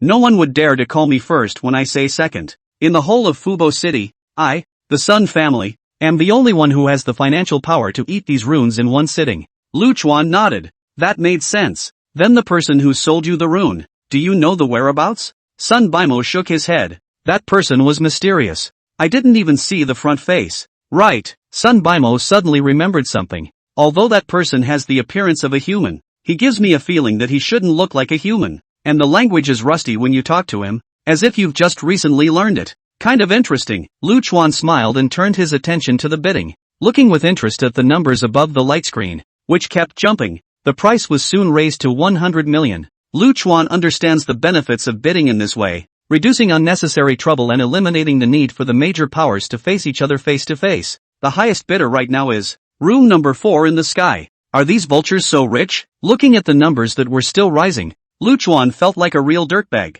Humph, Sun Bimo snorted coldly. This group of vultures, controlling the resources of a continent. The level of wealth should not be underestimated. Looking at Sun Bimo's attitude, it was obvious that he was also not very fond of these bald men. Seeing Luchuan's curiosity, Sun Bimo simply told Luchuan the reason. These vultures, who have been hitting on our heavenly wasteland continent, have been wanting the Dharma to go east and spread Buddhism here. With the brainwashing ability of these vultures, this kind of thing can't be allowed to happen no matter what. There's been some friction with them over the years, especially the Wei dynasty that guards the eastern coast and has slaughtered quite a few baldies. Chatting away, it's bidding time. The final result was that the heavenly character rune No. 2 won this rune for 230 million upper grade spirit stones. TSK TSK TSK TSK. Luchuan looked straight, smacking his lips, and even got up the idea of robbery. Of course, it's just a thought, but Luchuan doesn't care to do such a cheap and tasteless thing. Luchuan, though, is good-natured and mentally ill,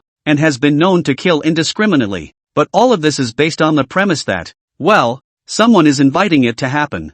Usually Luchuan, as long as no one messes with him, in fact, is still 3 views are very positive, can be cute and love a person. The auction for the second rune will now begin. With the same rules, this price Sun Bimo is obviously satisfied, and his voice is much lighter. Ah, Luchuan yawned. This type of auction was good, but it was a bit boring, and I was afraid that it would take several more hours until the auction was over. I'm going to take a nap. Keep your movements down. Sun Bimo was a bit speechless. Letting you come to the stand and you come to the auction house to sleep is probably the first time ever. Seal off the venue, stop the auction, and anyone who has touched the runes must not leave without authorization, or else they will be killed without pardon. Luchuan was awakened by a domineering voice. Opening his eyes, he saw 3 aliens dressed in white robes, even the head partially covered by a hood, standing in the middle of the hall. Why is it alien? Because this guy wasn't human. Luchuan was sure of his feeling. Sun Bimo was in a daze. He was enveloped by a white light, unable to move or even make a sound. What are you doing? What are you doing? Luchuan jumped up from his chair. Luchuan jumped up and directly flew up and kicked at the ass of the white-robed alien in front of himself. Don't be so insolent. White-robed alien reacted extremely fast, turned back to the big sleeve sweep, the kind of trapped Sun Bimo. Foggy white light swirled away. However, Luchuan's flying kick directly broke through the white light and kicked the white-robed alien in the buttocks. Boom! The white-robed alien flew out as if it were a cannonball, crashing through the auction venue and flying to who knows where.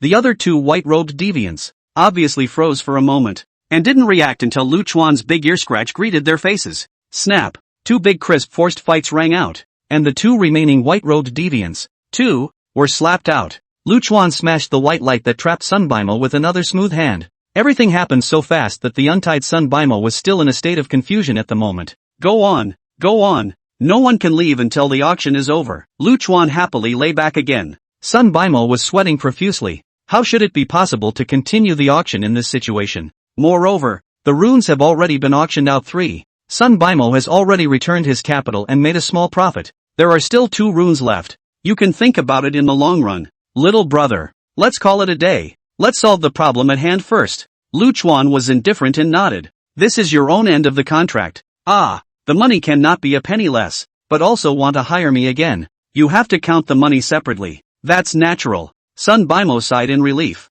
Luchuan acted oddly, so he was afraid that he would make another demon. At this time, almost everyone in the box had also come out, and after the crowd greeted Sun Bimo, they were ready to leave the auction venue. Bang! The first cultivator who went out the door had just crossed the threshold with his right foot and was directly bounced back. Everyone's faces changed, and they hurriedly ran their divine abilities to check it out. Crap! The periphery of the venue has been set up with boundaries. The true essence has no effect. My true essence impacted on it like a stone sinking into the sea without a single reaction. Unable to perceive the rules of the great Tao. The heavenly Tao is shielded. The realm cannot hold open. Everyone panicked when this last news came out. In the crowd's perception, there couldn't be any boundary that could shield the heavenly Tao. Yet this absurdity is actually happening now. Unable to utilize the rules of the great Tao, these cultivators were like tigers without teeth. Although they still had fighting power, they were definitely not strong. Finished. Sun Bimo only has the heavenly fault realm, and is at the bottom of the heap relatively speaking here.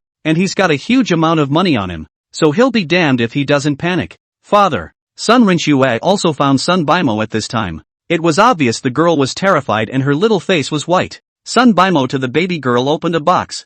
Fought to let the girl see the world. Now it is good also to set in. Ouch. So boring. Lu Chuan, the bastard, was at this moment lying on a chair, bored and drinking a small drink with sledgehammer. Sun Baimo's eyes lit up and slapped his head. How could he have forgotten about this great god? Sun Baimo came over to Lu Chuan's side. Little brother, how about I hire you to protect our Sun family members for 1 million top-grade spirit stones each? The Sun family's father and daughter, along with a few other miscellaneous household servants, totaled 7 people, or 7 million upper-grade spirit stones. Lu Chuan was somewhat impressed with Sun Baimo. He was actually willing to spend a huge amount of money to protect those houseguests. His character was absolutely stellar. Yes, let your Sun family come to me. Lu Chuan nodded his head in agreement without much consideration. A few family members were moved to tears when they saw Sun Baimo, who had gone to great expense to protect them. Go to your little brother's side, grab his clothes and don't let go. Sun Baimo was most worried about his daughter. Pushing Sun Rinxue to Lu Chuan's side,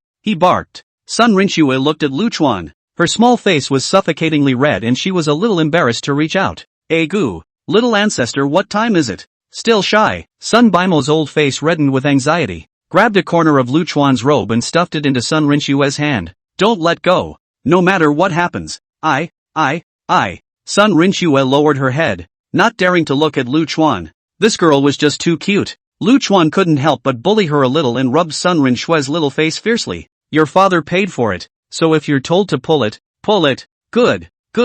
Sun Rinxue nodded fiercely. Junior master, the situation is a bit bad. At this moment, Yi Gu Chang, Zhou Yu and his group also arrived at Lu Chuan's place. The energy that set up the boundary is very strange. Never seen before. It's possible that it's not from this era. Zhou Yu pinpointed the root of the problem. Lu Chuan heard straight music. A small matter. Do you want to seek shelter?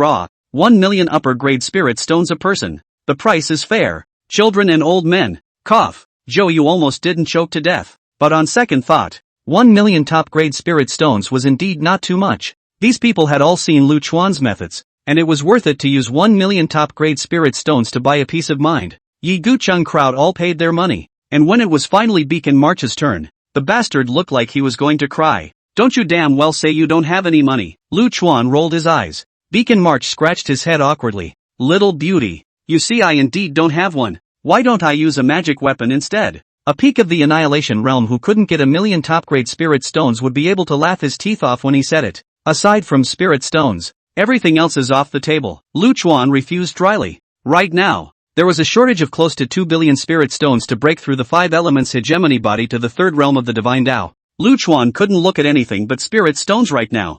I'll be your dog. Woof woof, barked Beacon March without modesty. The crowd had a black line. Was this guy really in the Annihilation Realm? I'll pay for the March brothers, so bear with me. Little brother, Sun Baimo found the right moment to take out the spirit stones. Still don't give a kowtow. Lu Chuan kicked away Beacon March, who was rubbing himself straight up. Humph. Lu Chuan cleared his throat again and shouted at the many cultivators on the 2nd and 3rd floors. I accept the bodyguard mission. 1 million upper grade spirit stones per person. To ensure that you all leave here safely. 1 million upper grade spirit stones. You can't lose by buying. You can't be fooled. So hurry up if you want to buy. The noisy venue instantly became silent. All eyes gathered on Lu Chuan. Although the 3 heads of Lu Chuan earlier were a bit of a deterrent, this apparent strength of the 1st realm really left people without a clue. No one is allowed to leave the venue. Violators will be killed without pardon. At this time, that domineering voice rang out once again. Previously knocked out by Lu Chuan, the 3 white-robed foreigners reappeared. This time, the 3 of them were not so polite, and each white-robed alien took out a bronze ancient mirror and shone it at Lu Chuan. A strange hazy green light shot out from the bronze mirror, enveloping Lu Chuan. Following Lu Chuan actually disappeared in front of the crowd. Sun Rinxue, who was pulling on the corner of Lu Chuan's coat, froze and looked at the empty palms of her hands, and a great fear struck her heart. Where did you guys get him? Sun Rinxue summoned up the courage to open her mouth and asked. He has gone to the mirror realm, with no possibility of returning. At this moment, one of the aliens opened his mouth to speak, his words devoid of any emotion, cold and icy like a robot. All those present who have come into contact with the origin rune will be examined. Please cooperate. The crowd's scalps were numb. Now that Lu Chuan had been gotten away by bizarre means, they could only rely on themselves. Check. Check what? Yi Gu Chang led the crowd and confronted the three deviants. The origin rune has a strong ability to contaminate and infect. It can cause the overthrow of the world. Those who have come into contact with it must be examined and if infected must be destroyed. The word destruction caused a moment of discomfort for the crowd, as only items used that word. In other words, the three aliens, who didn't even think of them as beings. Who the hell are you guys and what gives you the right to do this? Zhou Yu, who had the best temper, was also furious at this moment. Ignorant, one of the aliens said, holding up the brass mirror. The bronze mirror this time emitted that white, dusky light that enveloped the entire auction venue. This kind of light had an extremely strong binding quality and could even hinder the operation of true essence. Those who were enveloped by the white light lost their ability to move almost instantly. After the white light, only the strongest, Yi Gu Cheng's group, plus the cultivators in the heavenly room, remained a little bit mobile. Although he was still able to move, the operation of his true essence was blocked, and he no longer had the ability to resist, targeting so many Annihilation Realm peaks at once. The tactics of these deviants are simply appalling. Yi Gu Cheng, who remained calm at this moment, transmitted his voice to the others who could still move. This should be a tactic specifically targeting us cultivators. Those of us below will hold back these three foreigners, and the others who can still move. Quickly find out this method of cracking. Yi Gu Cheng was worthy of being the head of a country, and was still able to maintain his composure in this situation. There was no response from the crowd, a tacit acceptance. Go! Yi Gu Cheng didn't dare to delay and directly launched his sword. Zhou Yu and the others followed and swarmed up. Yet imagination is beautiful and reality is cruel. The attacks of Yi Gu Cheng's group were suppressed to the extreme by that white light, barely raising any waves. After a few moves, the true essence that could still be mobilized was depleted, and Yi Gu Cheng and his party fell into the same situation as the others, unable to move. Deacons, they should be the legendary deacons. At this moment, the kindly old Taoist priest in room 1 of the heavenly character,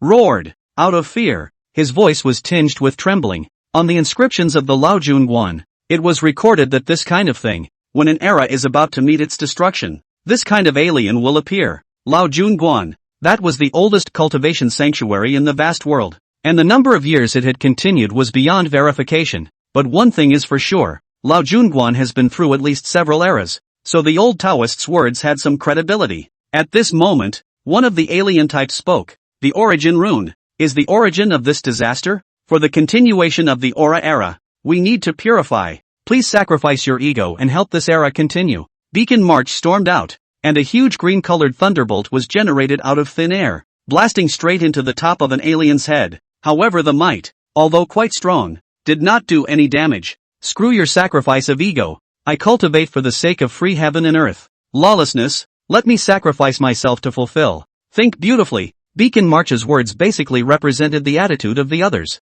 The aliens didn't care for Beacon March's move to hold up the mirror. The times have made you whole. You need to feed the times. The pathetic inferiority of the human race has made you incapable of sacrifice and dedication. The catastrophe of the overthrow era has just begun. And your sacrifices will buy precious time for the great Tao. White ripples swirled on the three mirrors, and the entire auction venue had an unrealistic sense of distortion under the pull of these ripples. The crowd was pulled up through the distorted space, in so much pain that it was as if they were going to be split into 5 pieces. Schwer, Schwer. Sun Bimel ignored the physical injuries and crawled towards the already fainted Sun Rinxue. Let the bloodshot eyes bulge out. Let all the bones in your body break in the pull. Sun Bimel was still crawling with all his might, trying to give Sun Rinxue the last thing to rely on, knowing small sentiments but not great justice. Pathetic race. An alien raised his foot and stomped towards Sun Bimel's head. What kind of springtime fart are you putting on your mom? Just then Lu Chuan's furious voice rang out. Ka-ching! Suddenly, the mirror in the alien's hand shattered away by inches. In the crowd's shocked gazes, the black sword light flashed. Then the head of the alien who had raised his foot shot up into the sky. Lu Chuan's figure appeared in the middle of the field, his killing knife already sheathed, his face terribly gloomy. Impossible. The mirror realm is a boundary specifically for cultivators. No cultivator can come out of it. The alien who had always been cold and unfeeling, at this time, his voice also lost its original lightness. What bullshit mirror realm? If it wasn't for me wanting to see your methods, how can you want to trap Grandpa me with this shit that's not as good as this? Lu Chuan, who was furious, raised his hand and made another sword strike. The black sword light flashed, and the head of another alien's heads rushed up into the sky. The last remaining alien, seeing Lu Chuan chopping off his companion's head like a vegetable or melon, didn't have any hesitation. His figure transformed into a streak of light ready to bolt. What about the promised sacrifice of dedication? Something's really wrong. These aliens are no slower than people. Did I let you go? Lu Chuan snorted. Killing life in his hand swung up again, and his sword chi transformed into thousands of thin filaments, forming a huge cage that closed off the entire auction venue. Donkey, here's something for you to play with. Organize the relevant information for me. Lu Chuan is really angry. In the past, when someone offended, they just killed it. This time, using the system's function, this is going to be a rush to kill the whole family. Small point. Fu appeared, rushed over to the alien with his ass in the air, and opened his mouth wide to give it a whole swallow. Give me a few minutes and I'll sort it out for you right away. Is everything alright, little son? Settling the alien, Lu Chuan went up and helped the badly injured Sun Bimo up. Lu Chuan was so angry because Sun Bimo's behavior reminded him of his father. You can insult a man, but you can't insult a father. Shui Air, little brother don't care about me. Look at Shui Air. Sun Bimo's whole body is almost fractured, but he can't care about himself at all. Don't worry, it's fine. Lu Chuan went up and hugged Sun Rinxue. Take it. Lu Chuan suddenly threw Sun Rinxue, who was in his arms, towards Sun Bimo. Sun Bimo was startled and wanted to get up to catch his precious daughter, but he could only squirm on the ground as his bones were basically broken. In the end, Sun Bimo put his life on the line to use his body as a cushion to catch Sun Rinxue, and he bared his teeth in pain. Okay, very determined. I'm going to take you as a good friend. Lu Chuan smiled. Sun Bimo cried and laughed. Lu Chuan acting style is really a little unconventional. Look, little brother. What the hell is this? At this moment, Yi Gucheng held the body of an alien and came to Lu Chuan. Scarecrow? Lu Chuan was a bit confused. The alien corpse was not the flesh and blood of a creature at all, but a scarecrow tied up with red silk thread. No wonder it's so tightly covered. This look is more demonic than a demon. Big handsome guy, there's intelligence. At this time, Fu bulged his intelligence eyes and appeared beside Lu Chuan. Let's go on guard. The boundary outside is still there. I'm afraid that these deviants still have accomplices. Yi Gucheng was very sensible. After all, something like first-hand intelligence was not something that could be shared with others. It's fine. You guys listen together. Lu Chuan pulled over a chair and sat on his butt. For Lu Chuan to act in such an atmospheric manner, the crowd was impressed, and their favorable impression of this little white boy rose to another level. Young monks, can you let us listen too? At this moment, those three vultures also came over. If you want to listen, you can. 1 million top-grade spirit stones per person. Lu Chuan gave the trio a crooked eyebrow glance. The three monks were sulking. What information was worth so many spirit stones? But just now, Lu Chuan had blown up the foreigner, and the three of them didn't dare to have a fit, so they could only hold their noses and hand over 3 million top-grade spirit stones. Little brother, could you let us listen too? We'll pay for the spirit stones as usual. At this moment, one person came from each of the heavenly character room no. 1 and the heavenly character room no. 2. You see how smart people are. Come one person to listen to just one person. You too, one person, $500,000. Lu Chuan cheerfully stretched out his small hand.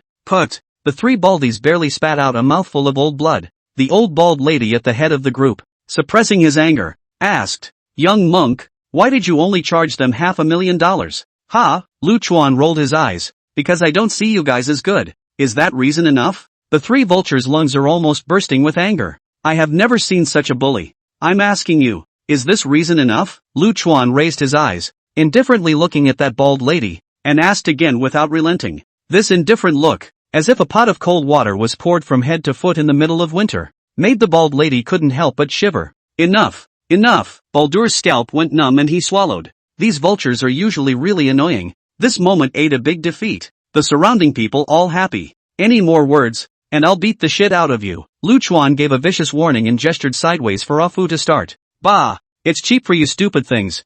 Fu was not polite at all. Spraying everyone once. This thing is called a mirror deceiver, and is not a life form. It is refined from a superior puppetry technique. There's someone behind this thing manipulating it, and the rightful owner, if you will, shouldn't be from this era. I can't capture the location. Also, this thing originated in the age of 10 evils, and exists to save the heavenly ways that have suffered catastrophes, or are about to be overthrown. The crowd was a bit confused when they heard this, so it seemed that the three aliens weren't lying. Looking at the expressions of the crowd, Fu snorted. The torrent of the times, rolling in and out, will not stop because of one person or one organization. A group of remnants of the old times still want to change their destiny against the heavens. It's really laughable. In the 10 evil era, because of the misuse of the origin rune, the power went out of control, and a radiant great era disappeared overnight. These origin runes, stained with too much blood and dead souls, have changed. The origin rune on your hands has a very terrifying death poison that if activated will cause widespread contagion and death,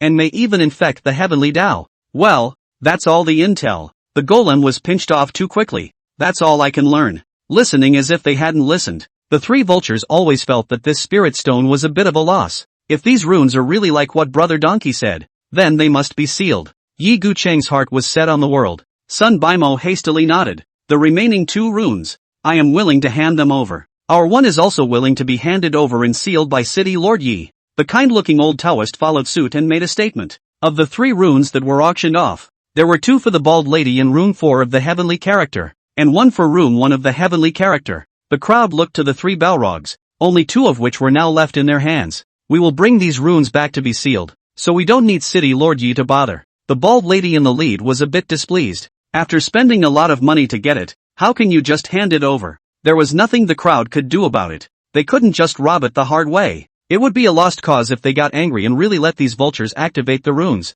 It's all up to you guys. Lu Chuan got up and walked to the door, calling out, Donkey, bring the chairs over. Reaching out, he gently pressed, and the air in front of him rippled as if it were a ripple. Lu Chuan closed his eyes, and the sword chi in his hand turned into thousands of fine threads that surged into the invisible boundary. The sword chi began to disintegrate the boundary, and soon the boundary opened up a channel. Lu Chuan sat on his butt on the chair that Afu moved over to block the passage. Those who have paid can go out. Those who haven't paid will each pay 1,000,000 upper-grade spirit stones for the toll. Ha ha. Little beauty. You really know how to play. Beacon March farted to Lu Chuan. Little beauty. Do you need a bookkeeper? It resulted in another solid slap on the head before the bastard subsided. Little brother. Here is 1,000,000 top-grade spirit stones. Yi Gucheng handed over a ring. Lu Chuan waved his hand. I just charged you $1,000,000 for protection. There's no need here. Just go out. Lu Chuan does business and has always emphasized a fair, just and open. Little master really does do business as a child. Admirable. Admirable. Yi Gucheng made a bow. With Lu Chuan's ability, occupying the only passageway out of here, he could ask for whatever he wanted, but Lu Chuan didn't do that. By the way, you have touched the runes. You may be infected with the deadly poison. The sword chi at the entrance will help remove it. Don't use your true essence to fight against it, Lu Chuan reminded. Little master, great righteousness. Yi Gucheng and the others gave a big salute to Lu Chuan. Yi Gucheng was the first to step out of the passageway, and the black sword chi entered his body. After going out the door, Yi Gucheng stood frozen in place, not responding to the others' calls. Ha ha, Brother Yi is so enlightened. I'm afraid that he has made another breakthrough this time. Zhou Yu laughed out loud. Yi Gucheng and Lu Chuan both used swords, and from Lu Chuan's sword chi, it was not uncommon to have some insights. The crowd looked at the settled Yi Gucheng with envious faces, somewhat annoyed at how they were not sword cultivators. Everyone go back and rest first. I'll protect Brother Yi. Zhou Yu was genuinely happy for his dear friend.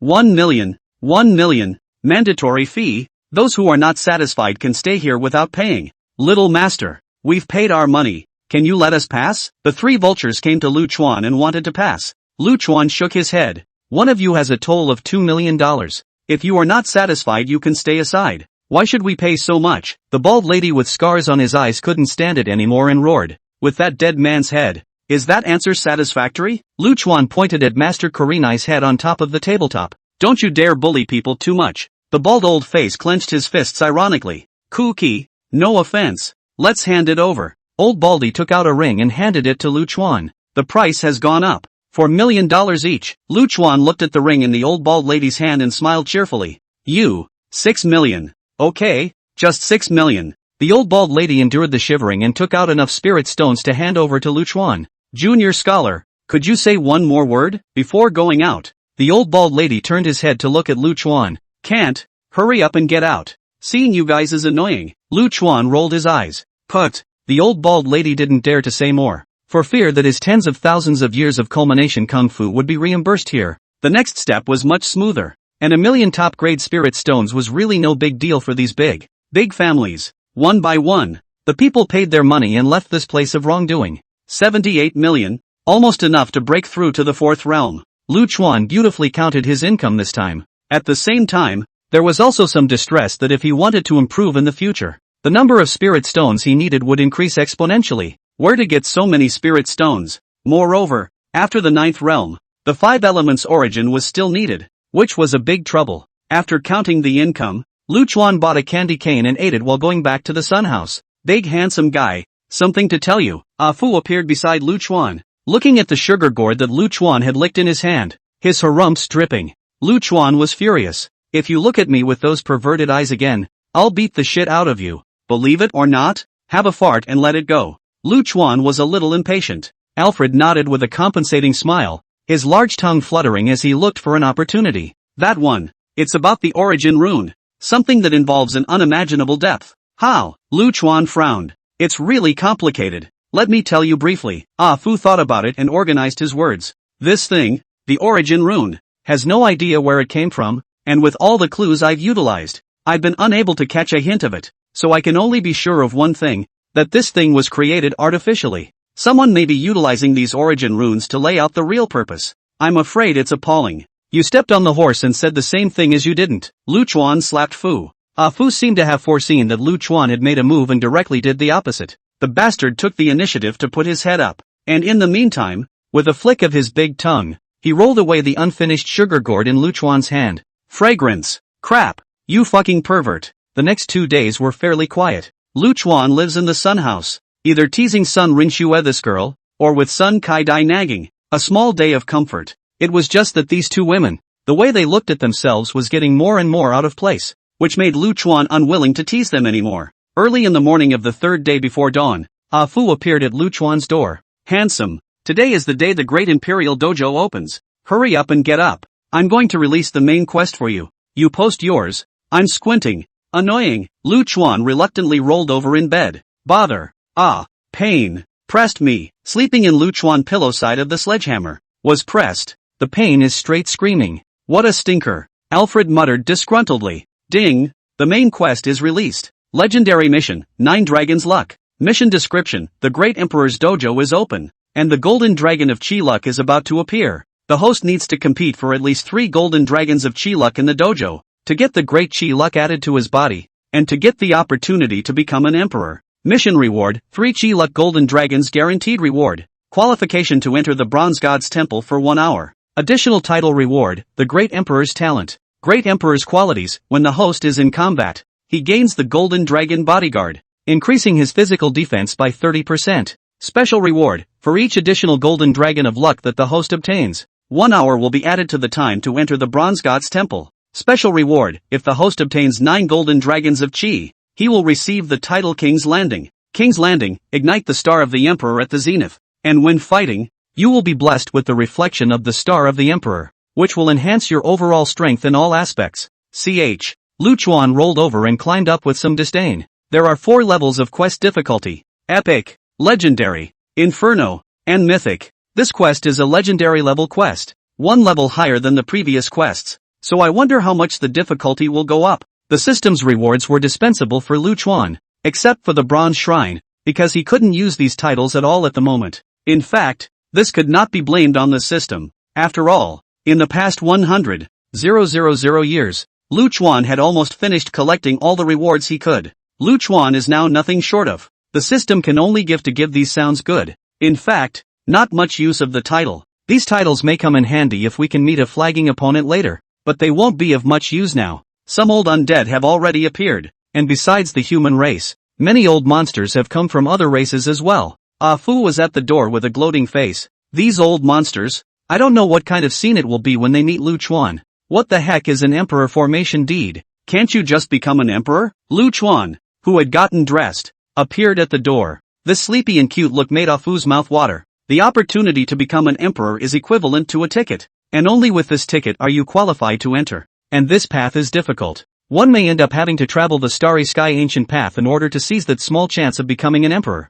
There's so much bullshit. It's so hard to go back home. Lu Chuan cursed and rolled his eyes. Bang! Right at this moment, the entire heaven and earth suddenly darkened into blackness. Coming! The great cultivators inside and outside the city who were qualified for this contest were all looking up at the dark sky. The heavy blackness began to gather above the city of Vorpal, and the heavens and earth began to return to light. Eventually all the darkness was compressed together into a small black hole. The black hole slowly rotated, emitting a demonic glow that looked as if it was about to pull the soul away. The dojo is in the form of an independent small world, and the small black hole above the zenith should be the entrance to the dojo. It's up to you whether you live or die after entering. Ah Fu looked at the small black hole and explained for Lu Chuan. At this time, Yi Gucheng and his group also came to the Sun family. These people seemed to have formed an alliance and were playing together for the past few days. 2 days ago, Yi Gucheng had gained enlightenment in Lu Chuan's sword chi, and his strength had risen a notch. Now it was just 1 foot short of the threshold to cross over into the half-step Emperor realm.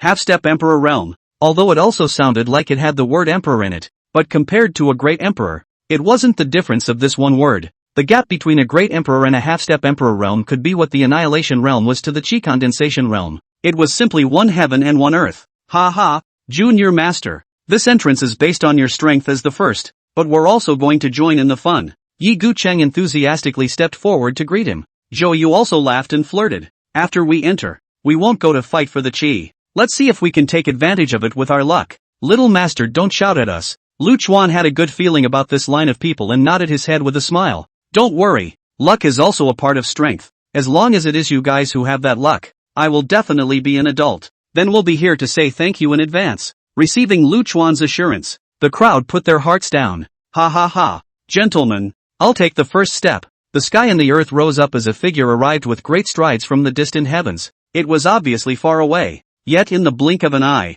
he was at the entrance to the dojo. This person stopped at the entrance of the dojo, and only then could the crowd see exactly who it was. Just see this life as ring head and leopard eyes, dark skin, stout body, living a fierce Zhang Fei look. Yi Gucheng frowned slightly. The tiger god of the beast race? This old thing survived in the era of the heaven-swallowing emperor, and I can't imagine that it hasn't even reached the end of its life until today. Zhuge Ming, who was at the side, nodded. Indeed, it's this old fellow, who is said to have been at the peak of the Annihilation realm 100,000 years ago. It's just that I don't know whether or not he has taken that step after all these years. The Hanyu stood before the entrance and taunted. Ha ha, the dojo appeared for the human races, yet you all stumbled. Why is that? Since you don't have the determination to dribble, I think it would be better to pack up and go home. This old beast, Beacon March, had the worst temper, and was so angry that he was about to go up and split the girl. Brother March, Zhou Yu stepped forward and pulled him back. Don't cause trouble at this juncture. This old thing dares to be so arrogant. It must have something to fall back on. Bah! Sooner or later, I'll dismantle the dog's bones and take them to make wine. Beacon March spat viciously. Brother Tiger is so bold. I've come to join in the fun. A bold voice resounded between heaven and earth. As the voice fell, the distant sky resounded with the sound of the sea churning with shocking waves. The crowd looked there, only to see a vast blue sea that actually rose up into the sky, which was truly a veritable heavenly river pouring in. The blue sea traveled forward at great speed with the power of crashing the sky and cracking the earth, and it was only in the blink of an eye that it arrived at the entrance. The Lord of the Four Seas, Ben Ba. The crowd's faces were ugly. This great seafood, hasn't he been silent for tens of thousands of years? And there are rumors that he has fallen. Why has he suddenly popped up again? Beacon March retreated behind the crowd somewhat sheepishly. When the crowd saw Beacon March's behavior, they almost didn't burst out in joy. It was obvious that this bastard had some kind of grudge against the Sea Clan. Now that people's parents have come out, can they not feel weak? He. It's just a few years ago. Went to the Sea of Wind and Cloud to borrow a magic treasure. What kind of eyes are you guys looking at? Borrow. You know what? It's borrow. Beacon March emphasized fiercely. Yi Gucheng was a little worried. Brother March must be careful. This old seafood has the most violent temper. When he unified the four seas, he killed so much that heaven and earth changed color and the seawater reflected red. Beacon March shivered and hurriedly came over to Lu Chuan's side. Fawning, little beauty, you would protect your own family dog, right? Put. Lu Chuan's mouthful of old blood almost didn't spray out. Why would this guy be so uncouth? Lu Chuan disgustedly went up and gave a king's punch, which made Beacon March wail. Perverted thing? Touch me again and the bones will be torn apart for you. It seems that these two old tortoises prepared beforehand and made an alliance. Zhuge Ming pinched his fingers and counted. His face was getting uglier and uglier the more he pinched. The winds and clouds are moving northward. The Z-Way star is moving northward. The beast star is moving eastward. And our human race is in danger. It's not over. There are 3 beast stars active and they have allies. As soon as Zhuge Ming's words fell, heaven and earth were suddenly illuminated in an ambiguous pink color. A soul-stirring winking laughter rang out between heaven and earth. A delicate figure came in style from the sky. She folded her slender waist in a slight step and presented her white wrist in a light veil. Her eyes are full of spring. The eyes are full of spring. The waves are clear and expectant. And the bonobo bun on the head is inserted diagonally into the blue, the dragon and phoenix hairpin. A delicate, tender face. A tender, beautiful face. A flower. A finger like a peeled onion. A finger like a chrysanthemum. They are like vermilion, and they are as beautiful as a flower. The knit brows are so beautiful. The smile moves the eyes. The soul of a woman. What a beauty this was, and the best praise in the world seemed to be applied to her. Crap! Nine-tailed sky fox. While facing such a beauty, Beacon March was scared out of her wits. I'm not sure about the other two beasts, whether they have entered the half-step emperor realm or not, but this slutty fox must have entered the half-step emperor realm. Why is Brother March so certain? Zhou Yu was a bit puzzled. Beacon March wiped the sweat from her forehead. This slutty fox, but it was the little pet raised by the heaven-swallowing emperor at the time. What else is wrong with it? Put. The crowd almost didn't spray out on the spot. The head is also too big some. I can't imagine that a tiny pet can be cultivated to this level. How magnificent was the elegance of the heaven-swallowing emperor back then. Yi Gu Chang, however, had a face of yearning. He. Brother Tuanzi, lend me your magnificent body to hide. Beacon March smiled sarcastically and hid behind Zhao Tong. The crowd was speechless for a while and couldn't help but flirt. Brother March, do you have a grudge against this heavenly fairy-like woman? He. There is, but only that little bit. Young and ignorant. I went to her house and stole a gongfu. Beacon March wiped the sweat from her forehead. This horse is still called a little bit. Stealing people's feats. Just put it anywhere. If you are caught, you can kill on the spot. To people's surprise, that nine-tailed sky fox moved lightly with lotus steps and actually arrived directly at the Sun Mansion. A fragrant breeze drifted by, and by the time the crowd reacted, the woman had already arrived in the small courtyard. Little beauty save me. Beacon March blanched in fear. However, the nine-tailed sky fox didn't pay any attention to him at all. Instead, it came straight to Lu Chuan and looked at him blankly.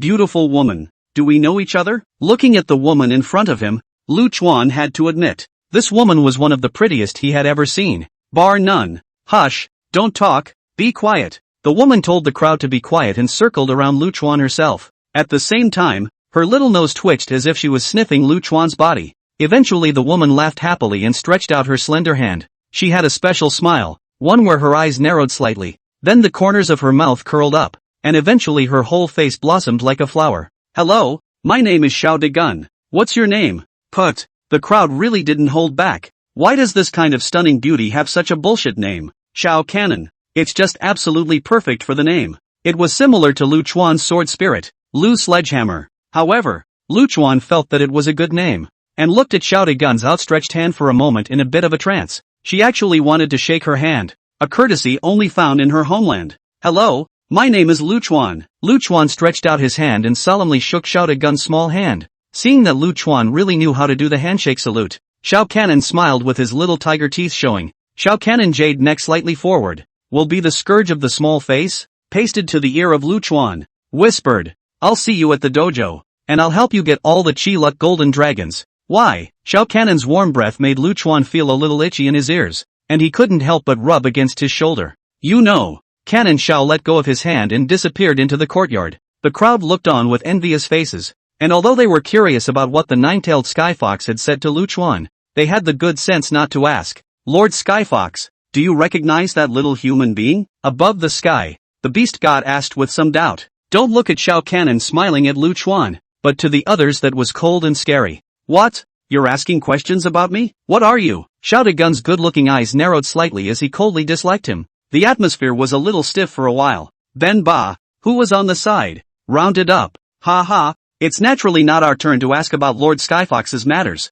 Let's go in first. Humph, the tiger god snorted coldly and took the lead in stepping into the passageway. Ha ha ha, Lord Skyfox don't count. This old man is old and not sober. After you. Then Ba made an inviting gesture in a very gentlemanly manner. Xiao Cannon's good-looking eyes rolled over. Old seafood. If the master was still here, you would have been in the pot long ago. Where would you be able to speak? Then Ba was disliked and almost spat out blood. What is this ant smoking today? Ah, yes. Your master is invincible. You please. Ba, ugly, old, and smelling fishy, it affects the mood. Xiao Degun covered his nose and walked into the passageway. Who the fuck did I invite? Penpa spread his hands with an innocent look on his face. The beast race, the demon race, and the sea race, are actually united. Strange, our human race's half-step emperor realm, why hasn't it appeared yet? The couple from Tianxi looked at the three beasts that disappeared into the passageway with some confusion. The first emperor of Wei can't come. The Tower of Heaven is sealed by hundreds of thousands of years of dragon energy. Zhou Yu looked at Lu Chuan in a slightly flirtatious manner. Lu Chuan innocently shrugged his shoulders. The Tongtian Tower was sealed. That was Zhou Chaoyang's masterpiece. None of his business. The Tao Lord hasn't appeared either. Is something wrong? Yi Gucheng's face was filled with worry. There were 3 known half-step emperor realms in the human race. Respectively, they were the first emperor of the Great Wei, the Tao Lord of the Haotian continent, and the prosperer of the Tianqing continent. Ever since the human race had produced the heaven-swallowing emperor, the entire race's chi had been plucked to the top. While other races had at most 1 half-step emperor realm, the human race had as many as 3. There were even rumors that because the heaven-swallowing emperor was too powerful, this fortune even affected other great worlds. It was just that nowadays, none of the 3 half-step emperor realms of the human race had appeared. Could it be that the bloom is off the charts and it's time to go downhill? There are still some demons and devils that haven't appeared. If a half-step emperor realm of the human race doesn't show up, I'm afraid that we won't be able to gain any benefits this time. Zhou Yu said and looked towards Zhuge Ming. Zhuge Ming shook his head inside. The Ziwei Palace is bleak. I am afraid that it is really the human race. Zhuge Ming didn't finish his sentence, but the crowd already knew what it meant. At this moment, above the sky, several streaks of black light crossed and rushed into the passage. Yen Yu of the Ghost Clan, Feng Xiaxia of the Spirit Clan, and Lord Lolo of the Snow Clan. These were those famous Annihilation Realm peaks of the foreign races. Yi Gucheng looked at the crowd and said, "Things happen for people. Let's go in as well. If the human race really reaches the point of prosperity, we'll just do our own and have a clear conscience." Everyone nodded their heads. If the decline of the human race was a general trend, then the only thing they could do now was to do their own thing. "Little master, want to join us?" Zhou Yu looked at Lu Chuan. There was another expectation in the crowd's mind, and that was this teenager. "You guys go in first. I'll wait." Lu Chuan had always preferred to be alone and was not used to being in the company of others. "Take care, we'll see you inside." The crowd bid farewell to Lu Chuan and walked into the passageway. After eating the soft rice prepared by Sun Rinxue, Lu Chuan slowly walked towards the passageway. You will be back, won't you?" Looking at Lu Chuan's fading back, Sun Renshue's heart inexplicably twinged as she gathered her courage and asked aloud. Lu Chuan didn't turn around. He just raised his hand and waved it gently. "Not back." 2 simple words with cruel kindness. Lu Chuan is finally leaving this world and embarking on his journey home. He didn't want to leave anything intentional in the world, much less a young girl, living with unattainable expectations. "I've left some gifts for you in Colorado in my room." Lu Chuan walked into the passage, did not turn back from the beginning, walked dry, did not leave a thought. On the table in the room, there were 2 sword scores that Lu Chuan had written overnight, specifically for Sun Rinxue and Sun Kaidai. Lu Chuan hoped that these 2 kind-hearted women would have the ability to protect themselves in this dangerous world. The sky is so dazzling. This is a very surprising world to Lu Chuan. Birds and flowers, the breeze is not dry, everything seems to be so appropriate. Only when Lu Chuan raised his head and looked at the sun at the zenith, a mouthful of old blood almost didn't spurt out on the spot, because above the zenith, hanging above the sun, actually a big funny face that squinty-eyed grin is laughable. Ha ha. Lu Chuan couldn't help it and laughed happily when he saw this classic funny expression. That heaven-swallowing emperor, his own second-rate hometown, must be a very interesting person. Just as Lu Chuan was admiring that comical expression, a grand yet ethereal voice resounded in this world. "Life and death have their destiny. Wealth and honor. Are you all ready?" As the ethereal voice fell, the huge comical expression above the zenith actually grinned, the slanted eyes looking even more intelligent. As this grand and ethereal voice fell, the comical sun above the zenith emitted a violent golden divine light. Golden divine light spilled over the earth and fell on the cultivators who entered this world. All the cultivators felt the warmth of a spring breeze at this instant. Even the body was light, and the divine soul was about to leave the body. Some cultivators, just by being under this divine light, had some realization, and their entire being fell into a state of metaphysical meditation. Suddenly, a high-pitched explosive dragon roar resounded between heaven and earth. Above the zenith, the huge comical sun exploded. 9 huge golden divine dragons circled above the zenith and released their songs. The golden dragons are brightly colored, with majestic forms and different postures. Some of the giant dragons seems to be like a cloud, to fly into the sky, some round eyes, angry eyes, some teeth and claws, set up to meet the battle, some raging, killing, some show off, proud. There are also back to look at the distance, calling companions, when it is really a wonderful, beautiful. At this moment, Ah Fu appeared beside Lu Chuan. Ah Fu, who had always had extremely high eyesight, also had green light in his eyes when he saw these 9 golden dragons at this moment. Truly the golden dragon of great luck. Whoever gets the golden dragon gets the world. Alfred prayed to the sky in style. Brother Da-dee, for the sake of my family's big handsome guy, who is from the same hometown as you, share one more strip for my doll. Above the zenith, the 9 golden divine dragons once again whistled in a high-pitched manner. Then the 9 giant dragons rushed off in different directions and eventually disappeared into the sky. Crap your dad. Looking at the Chiluk golden dragon that swept over his head but did not stay, Ah Fu was cursing in anger, until all the golden light disappeared and the Chiluk golden dragon found its current owner. Lu Chuan was not favored. This brother is called in vain. Ah Fu threw his big head in anger. What are you getting excited about here? I'm not a native of this world. It's not normal that I can't share the golden dragon of Chiluk. Lu Chuan said and rammed his fist on Ah Fu's head. You're arguing a chicken feather here. That's what they say. But isn't it too much for one article to be indistinguishable from the other? Ah Fu was indignant. Still old folks. I shucks. Just as Fu sputtered, that grand yet ethereal voice sounded again. Luck, as always, is not a factor in determining the outcome, only strength is. Open the Shura for 3 days. 3 days later, the cultivator who obtains the most Chiluk golden dragons will receive the great emperor's inheritance and set foot on the ancient path of the starry sky in pursuit of that chance to become an emperor. Life and death have their own destiny. Wealth and honor are in the hands of heaven. Fight to your heart's content. These few words completely ignited the enthusiasm of the cultivators. Originally, I thought that in the dojo, one could only obtain great fortune, but I didn't realize that there was also a great emperor's inheritance. As the undisputed number 1 great emperor of all time, there was no need to say what his legacy represented. Ah, ha ha ha, it's actually an open Shura. That guy who got the Chiluk golden dragon first is going to be in bad luck. Ah Fu's mouth completely shifted at this point. This was because the first cultivators to obtain the Chiluk golden dragon would definitely be swarmed and die a miserable death. When a hometown boy meets a hometown boy, there are 2 tears in his eyes. Lu Chuan also followed the smile. It seems that this cheap hometown still take care of their own well. Big handsome guy, what do you say? How do you want to operate? Ah Fu waved his big tongue, still wanting to fish in troubled waters and lick up Lu Chuan. You dead pervert. Lu Chuan hastily took a step back. Now is not the time to beat the yacht to death and need the stupid ass to give himself ideas. What do you suggest? Lu Chuan rolled his good-looking eyes. After a moment's contemplation, Alfred had a plan. 2 suggestions. First, push all the way across, kill everyone you see, and keep killing until everyone in here is dead. As long as everyone is dead, the golden dragon of Chiluk will naturally gather at your place. But there are hidden dangers. After all, the cultivators who come here are no babies. There are several half-step emperor realms alone. I don't know the size of this world, and I'm afraid it's hard to uncover all of these things if they're bent on hiding. Lu Chuan nodded. The donkey was right. If he pushed across, he would only have 3 days. I'm afraid that would not be enough. Ah Fu continued. Secondly, wait for the opportunity to move. Wherever the fight starts we go. It's only enough to snatch the 5 Chiluk golden dragons. Lu Chuan nodded. This suggestion was the best. Then let's wait for a while. I'll go wherever the fight starts, said Lu Chuan as he kicked Fu away. Bitch. Alfred's exasperated voice came from far away. A stream of light flew straight down, ruthlessly slamming into the mountain. The mountains crumbled and the earth fell in a straight collision. Ahem. In the midst of the smoke and dust, a violent coughing sound rang out, and a magnificent figure slowly climbed up from the rubble. A Confucian white robe, in the hands of Genshin bright silver gun.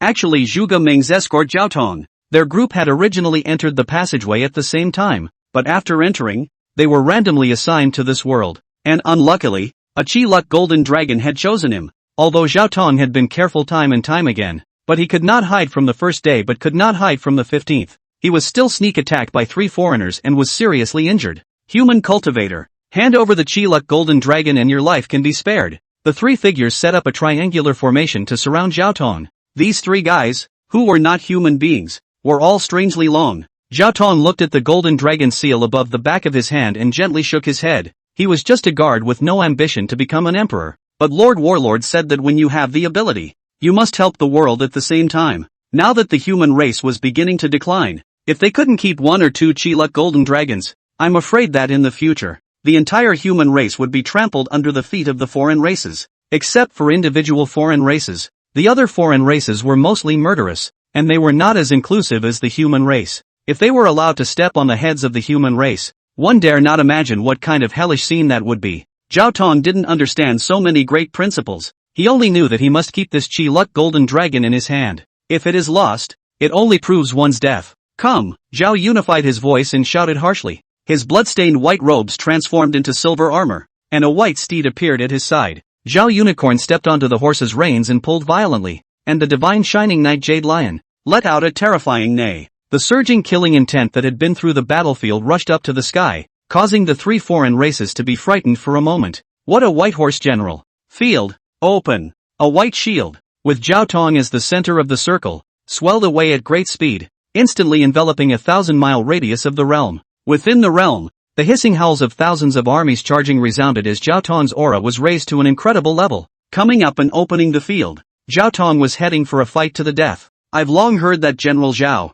under the tutelage of the god of war of Western Shu, has mastered the Seven Serpent Exploratory Plate, and our three brothers are here to learn about it today. The three foreign races also opened their domains at the same time. Yet to one's surprise, the three of their domains actually fused together. The domains of the three alien races had actually fused together, which Zhao Tong had not expected. Originally, he should still have the power to fight, but now that this has happened, I'm afraid that there is really no return. But Zhao Tong didn't retreat. Pulling the reins with his left hand, the gentian bright silver spear in his right hand emitted a violent chirping sound. Oh, General Hakuba, we admire your courage, but courage usually determines nothing. The domains of the three alien races completely fused together at this moment. The huge range exceeded Zhao Tong's domain by a lot, and bizarre crimson chains, brightening and flickering in the domain, one white and one red, two domains, above this earth, squeezing and rubbing against each other, colliding with each other. Great Tao runes kept appearing and were constantly being worn out,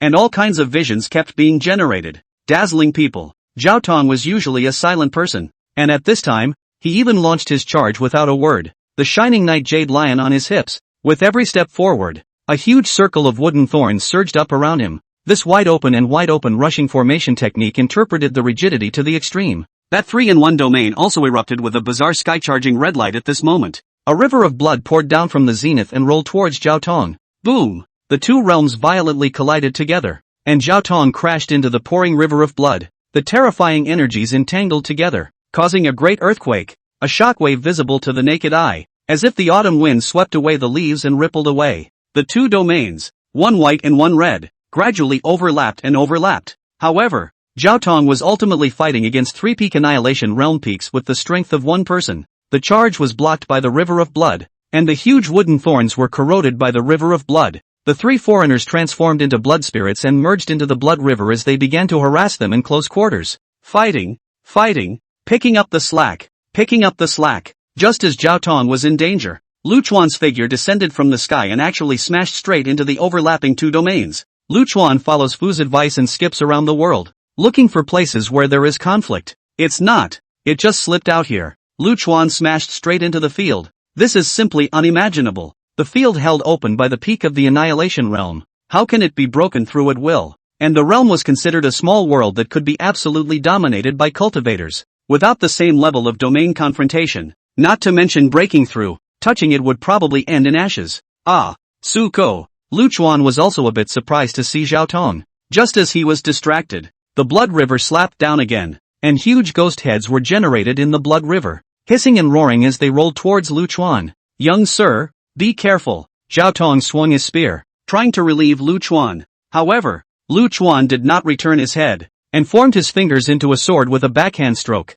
River of swords. The black sword chi crumbled the earth behind it, cutting a deep, bottomless crack. A rushing river of black swords rushed straight up from beneath the crack. Boom! The river of blood and the river of swords collided together, triggering a deafening crash. What happened next was a distraction for the three Fae. Under the impact, the blood river actually retreated, and the sword river kept wearing down the great Tao runes in the blood river. The black sword chi in the sword river was like a tiger that had been starved for 9 meals in 3 days, constantly tearing and devouring the great Tao runes in the blood river. You have the golden dragon of chi luck on you? Lu Chuan asked cheerfully. Cough. Zhao Tong nodded, but a mouthful of blood was sprayed out of his mouth. He had been seriously injured from the sneak attack by the 3 foreigners earlier, and just now he had charged hard once more. The fact that he was still standing now was entirely due to his overpowering will. Hey, forget about yours. After all, it's an acquaintance, and it's not easy to do it. Lu Chuan spread his hands somewhat helplessly. Zhao Tong cried and laughed a little.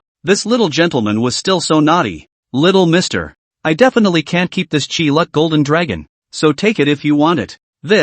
It's not too good. Lu Chuan looked at Zhao Tong somewhat foolishly. Zhao Tong was also a dry person, and directly ripped off his right arm. I don't know how to make the golden dragon detach from my body, but let's give it a try. The right hand that was detached from the torso, the seal on it emitted a heavenly light at that moment, and a golden dragon rose into the air. Man, you're just too tough. Lu Chuan couldn't help but give a thumbs up. It's alright. It can be reborn with a severed limb. It just hurts a bit.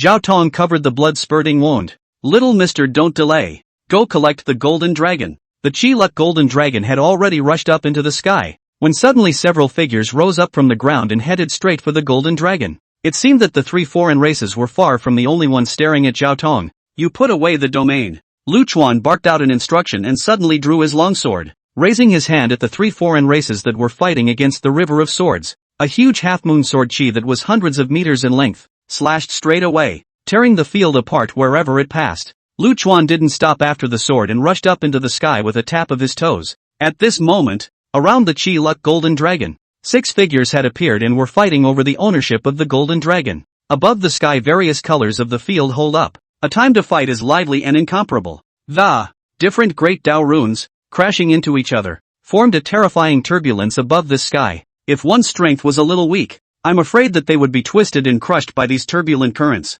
E-drops, it's all E-drops, Lu Chuan chattered, not paying attention to the many cultivators in the melee, but charging straight at the Chi-Luck golden dragon. Little bastard, how dare you? The crowd was furious at the sight. They had trailed all the way here and had seen 3 foreign races sneak up on Zhao Tong, as well as the tearing apart of 2 huge domains. They all thought they were the yellow bird, but they could never imagine that there was an old 6 after the yellow bird. For a while Lu Chuan became a target, and a large number of magic treasures, with a terrifying whistling sound, smashed overhead on. Lu Chuan didn't have time to pay attention to these people and directly pulled a semicircle in front of his body with his sword. A black round moon shield rose up, protecting Lu Chuan within it. Numerous magic treasures bombarded on top of the shield, and although the movement was great, it could not hurt Lu Chuan in the slightest. Seeing that Lu Chuan was about to touch the golden dragon of Chi-Luck, the crowd was in a hurry. Gentlemen, how about settling that machine-stealing brat first? Someone made a suggestion. The crowd nodded and together they turned around to kill Lu Chuan. At this time, Lu Chuan touched the Chi-Luck golden dragon, and as a result, the next scene almost didn't make Lu Chuan's back go out of breath. Bah! The Chi-Luck golden dragon actually gave a disdainful bah humbug. It obviously couldn't look at Lu Chuan. A little one-realm rookie. I gripped your grandmother. Lu Chuan cursed in anger. Just at this time those cultivators rushed to kill, and Lu Chuan, who was angry, backhanded a sword. Sword 4 wind up against the sky. In the midst of the trembling space, riotous wind blades sprang up. A huge black wind blade sliced through the surrounding space, rolling up a terrifying spatial countercurrent. The spatial turbulence rushed up haphazardly, causing the 6 people who were charging to slow down. The overbearing sword chi wrapped in the turbulence caused several people to be distracted. This sword chi was too overbearing, to the point that it could easily tear apart the realm and directly attack their own bodies. After receiving a move from Lu Chuan, the crowd had realized that they were completely not the opponent of the teenager in front of them, and that they should retreat at this time and then make a plan. Yet the greed in their hearts drove them on and on. The great Imperial Dojo had opened for the first time in 100,000 years, and too many cultivators had gone crazy waiting for this day. With the great fortune in front of us, there is no reason to give up on this. As the saying goes, wrestle a bike into a motorcycle. Greed had buried their last hope of survival. If they had fled at this point, 1 or 2 might have survived. Yet there are no ifs in this world. Lu Chuan's Sword 4 Wind Rising's expanded stance was a sword stance that specialized in space. Lu Chuan had never comprehended any rules of the Great Tao like a cultivator normally did, much less a divine ability about space. In the eyes of the others, this sword stance that was like a spatial aptitude was actually something completely original to Lu Chuan himself. This sword move didn't have the rules of the Great Tao, and it simply couldn't be countered with rules of the same level. The spatial turbulence tore apart the domains of the crowd, and the rules in their domains were as fragile as paper being torn apart under this sword chi. The crowd was becoming more and more alarmed, and sweat soaked through everyone's clothes. They had realized the danger, and if they continued like this, sooner or later they would be torn to pieces. However, it was already too late. This reverse air is just an appetizer. Sword 4 Wind Up Trap. Lu Chuan gently danced a little with killing life in his hand, pulling up a beautiful black sword flower. The sword flower slowly floated towards the torn space, and above the path, the flower bloomed. The flower carries the ultimate elegance and beauty, yet the more beautiful it is the more dangerous it is. Boo! The sword flower gently dotted the torn space, resounding with the pleasant sound of a clear spring tinkling. Yet this melodious voice was the murmur of death. After the sound of clear springs tinkling, the torn space resounded again, hissing as if a snake was spitting out its mail. It was a hissing sound, slowly getting louder. Suddenly a tiny gap cracked in the distant space, and the slow hissing sound evolved into an ear-shattering roar. As if heavenly thunder was exploding in the ears, the space began to crack away at extreme speed, and a sound as if breaking a mirror violently rang out. The entire space began to collapse down at an extremely high speed with the sword flower as the center. Eventually the spatial turbulence evolved into, well, a big space fall. The six were caught up in it, howling and struggling madly. Yet in the midst of the great fall of space, their struggle seemed so feeble and ridiculous. The crowd wanted to escape from this space regardless, even if they used the blood escape that would cause their realm to fall. However, to the despair of the crowd, the rules of the Great Tao had been distorted in the trapped space, and the rules could not respond to them at all. Unable to use the rules of the Great Tao, they were nothing. In the end, the crowd could only watch as their bodies were swallowed up by the trapped space. They struggled, regretted, and hollered, most desperately. However, their voices were also distorted by space, turning them into a burst of electricity of unknown significance. Bah! Nothing, vegetable and fun-loving. Lu Chuan spat viciously and, killing 6 Annihilation Realm cultivators in 2 moves. This kind of battle record could probably scare people to death if they said it out loud. After resolving the troublemaking cultivators, Lu Chuan turned his attention back to the Chi-Luck Golden Dragon. Long bug, I'll give you a chance to call out to your father, and what you just poo-pooed me will be written off. Lu Chuan slowly raised the long sword in his hand and grinned his small mouth in a morose tone, revealing his morose white teeth. Dad, I'm your good oldest son. Without any hesitation, the Chi-Luck Golden Dragon directly roared furiously. The look was as if he was afraid that if he shouted a little slower, he would be torn to pieces. Cough cough. Lu Chuan was choked a little bit. This good so no sense of propriety. Do not even resist a little? Woo, we've had a hard life. Last time we met a cranky dilettante. This time we've met a cranky god of killing. Woo. The Chi-Luck Golden Dragon cried out in pain and accusation. The last time I was beaten. Look at it. It's still not healed. It's been 100,000 years. 100,000 years. Do you know how we've repaired our psychological trauma in these 100,000 years? The Golden Dragon of Chi-Luck said as he lowered his head and showed Lu Chuan the horns on top of his head. Sure enough, the horns on this one's head were broken, and some of the scales were also in a state of shedding and not repaired. This life is quite bitter, haha. Looking at the snotty Golden Dragon of Chi, Lu Chuan was a little embarrassed and hurriedly put away his sword. Oh, you won't hit me at the drop of a hat, will you? The Chi-Luck Golden Dragon looked at Lu Chuan with teary eyes. Don't worry, I've always been a good talker. As long as I'm not naughty, I've never rarely taken action, Lu Chuan hurriedly assured. That's good. That's good. The Chi-Luck Golden Dragon broke into a smile and turned into a golden light, rushing into Lu Chuan's body. Bah! Believe you. At this moment, Ah Fu appeared beside Lu Chuan and spat fiercely. Unlike Zhao Tong's golden dragon seal, Lu Chuan's seal appeared above his eyebrows. This bit of faint golden light imprint added a bit of valor to Lu Chuan's feminine appearance. Slightly. Let me lick it. Ah Fu watched the saliva flow straight, flinging his big tongue defiantly. He was going to go up and lick Lu Chuan's little face. I'll whip the hell out of you. Lu Chuan lifted up his sleeves and went up to press down on Ah Fu to give him a hammering. Cough cough cough. Wrong. Don't fight. Next time. Dare. After collecting the Chi-Luck Golden Dragon and hammering Ah Fu, Lu Chuan then found Zhao Tong. This guy is so injured that he's no longer able to move. As for the 3 foreigners, no bodies were seen, so I guess they slipped away. Get over here. Lu Chuan picked up Zhao Tong and yelled into the air. Alfred appeared with a sarcastic smile. Having just skinned a little, that beating wasn't over yet. Carry Tongzi on your back and this beating will be spared. Lu Chuan picked up the stout Zhao Tong. Being hugged by a big man, Zhao Tong was a bit uncomfortable. Again, he saw Lu Chuan's near and beautiful little face. His old face, a big old man who was not good with words and was usually cold and arrogant, actually reddened. And on Lu Chuan's body, there was a faint floral scent that smelled very good. Zhao Tong suddenly understood why Beacon March kept pestering Lu Chuan. Crouch. You girl blush? Lu Chuan's eyes jumped straight. No, look at your long thick eyebrows. I can't imagine that you are also a pervert. Bang! Why are there all perverted faggots around grandma? Lu Chuan directly threw Zhao Tong to Ah Fu's side,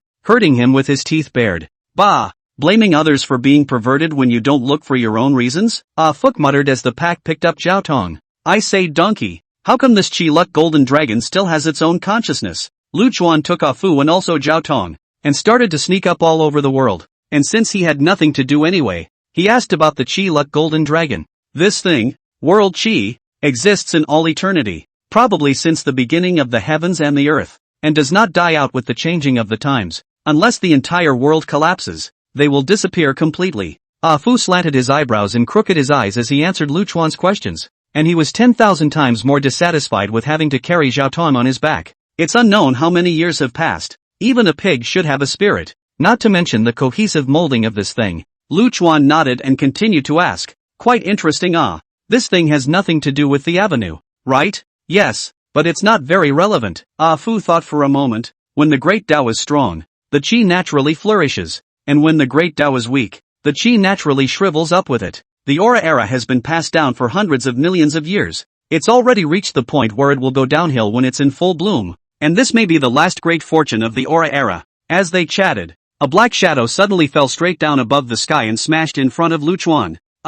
Sister Canon, what are you up to? The person who fell down was no other than the nine-tailed sky fox who had a conversation with Lu Chuan earlier. Just unlike the previous appearance that was so graceful, the nine-tailed sky fox at this time could be described as being in a sorry state. She had a bloody hole in her chest that ran back and forth and was the size of a fist. According to the strength of the nine-tailed sky fox, this kind of injury, although scary to look at, should be able to recover quickly. But right now, not only had her wound not recovered, the flesh and blood were still festering around her. It should be poisoned by the look of it. The worst part was that she was even hit with her own body. 9 fluffy white tails, spread out in a circle behind him, their fur dull and dull, the whole going to God look. The nine-tailed sky fox was still a bit defensive, but when she saw that it was Lu Chuan, she was relieved. Cough. Nine-tailed sky fox coughed out a large mouth of blood. His complexion slightly improved. Anxiously said, I was attacked by the tiger god in Benba. This is the master left me 2 Chi Luck golden dragons. You take it and go quickly.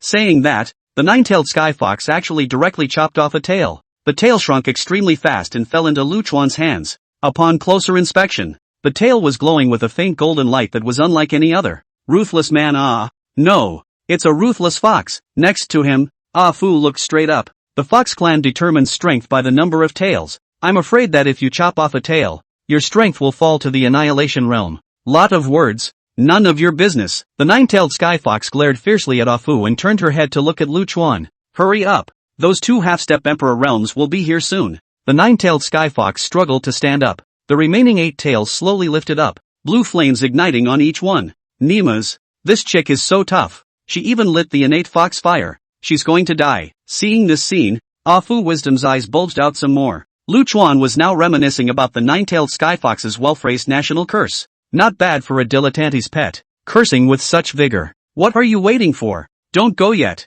A tail of the nine-tailed sky fox swept across, wanting to shake off Lu Chuan. As a result, this fluffy tail was grabbed by Lu Chuan with one hand. It's so cozy. The touch. Lu Chuan had always loved fluffy critters. Grabbing the tail and rubbing it straight into his face. Are all the people in your master's hometown so perverted? The nine-tailed sky fox spat out a mouthful of old blood directly, wanting to draw back his tail but realizing that he couldn't do it at all. Anna, not just 2 small thieves, dare to come and slaughter not on the line. Lu Chuan loosened his hand and went forward to check up on nine-tailed sky fox's injuries. Hearing these arrogant words, the nine-tailed sky fox was in a bit of a trance for a moment, for her master was in the same mold. Never fearless. What kind of poison is this? Donkey, come over and analyze it. Lu Chuan gently dabbed a bit of the blood that was blackened at the nine-tailed sky fox's wound. Don't touch, the nine-tailed sky fox exclaimed. Yet it was still too late. Lu Chuan had stained his fingertips with blood. The nine-tailed sky fox's voice changed in anxiety. This is the 9-star black lotus. Something fished out from the river Styx. It has a sure kill effect on living beings. At this time, the blood on Lu Chuan's fingertips actually came to life, crazily trying to drill towards the flesh and blood. However, Lu Chuan was all copper skin and iron bones, and the great Tao runes couldn't hurt him half a bit. So how could he let a little bit of blood break his defense? Lu Chuan used his sword chi to vaporize the poisonous blood and move one head to the nine-tailed sky fox's chest, looking up carefully, trying to see if there was a way to get the poison out. Big is really big. I'm afraid it's not a G-cup. Lu Chuan looked at the spectacular scenery and couldn't help but sigh. What time is it? You still have the heart to look at this. Take the Chi Luck golden dragon and leave quickly. The nine-tailed heavenly fox shivered with anger. causing the poisonous chi to flip over and a mouthful of blood spewed out again. Stop playing, this chick is dying, Ah Fu warned from the side. Oh, sorry. Lu Chuan scratched his head awkwardly. Sister Canon, how about you send me 2 Chi Luck Golden Dragons, and in return I'll keep you alive? Lu Chuan looked seriously at the nine-tailed heavenly fox.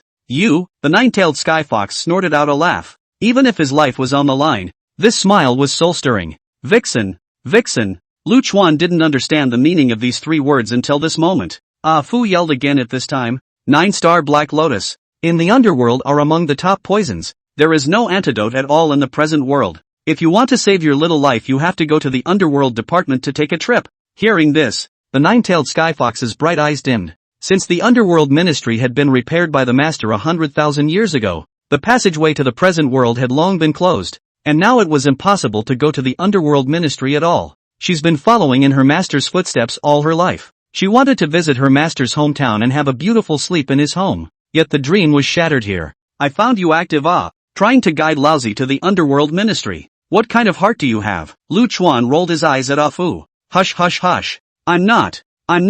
Don't you dare talk nonsense. Alfred whistled, cocking his head to the side in a trio of denials. Hurry up and go. I'm resigned to dying here. The nine-tailed sky fox pushed Lu Chuan away as the blue fox fire at the tip of her tail burned violently. She looked towards the sky, and at this moment, there were 2 black shadows that were approaching this place at great speed. If you have the chance, help me return to my master's hometown for a visit. Good mountains, good water, good scenery. Why don't you take a look for yourself? Lu Chuan said and flicked his fingers. Millions of strands of sword silk flew out from his fingertips. The sword filaments surged into the nine-tailed skyfox's body, sealing off all of her chi and blood so that the toxin would not continue to spread. I said that you gave me 2 Chi Luck Golden Dragons in return for keeping you safe, and I've always kept my word. Lu Chuan gently waved his hand and the foxfire around the nine-tailed skyfox dispersed and her tail disappeared at the same time. I'll use my sword chi to seal off the toxins in your body first, and when we get out, I'll take you to the underworld to detoxify it. During this period,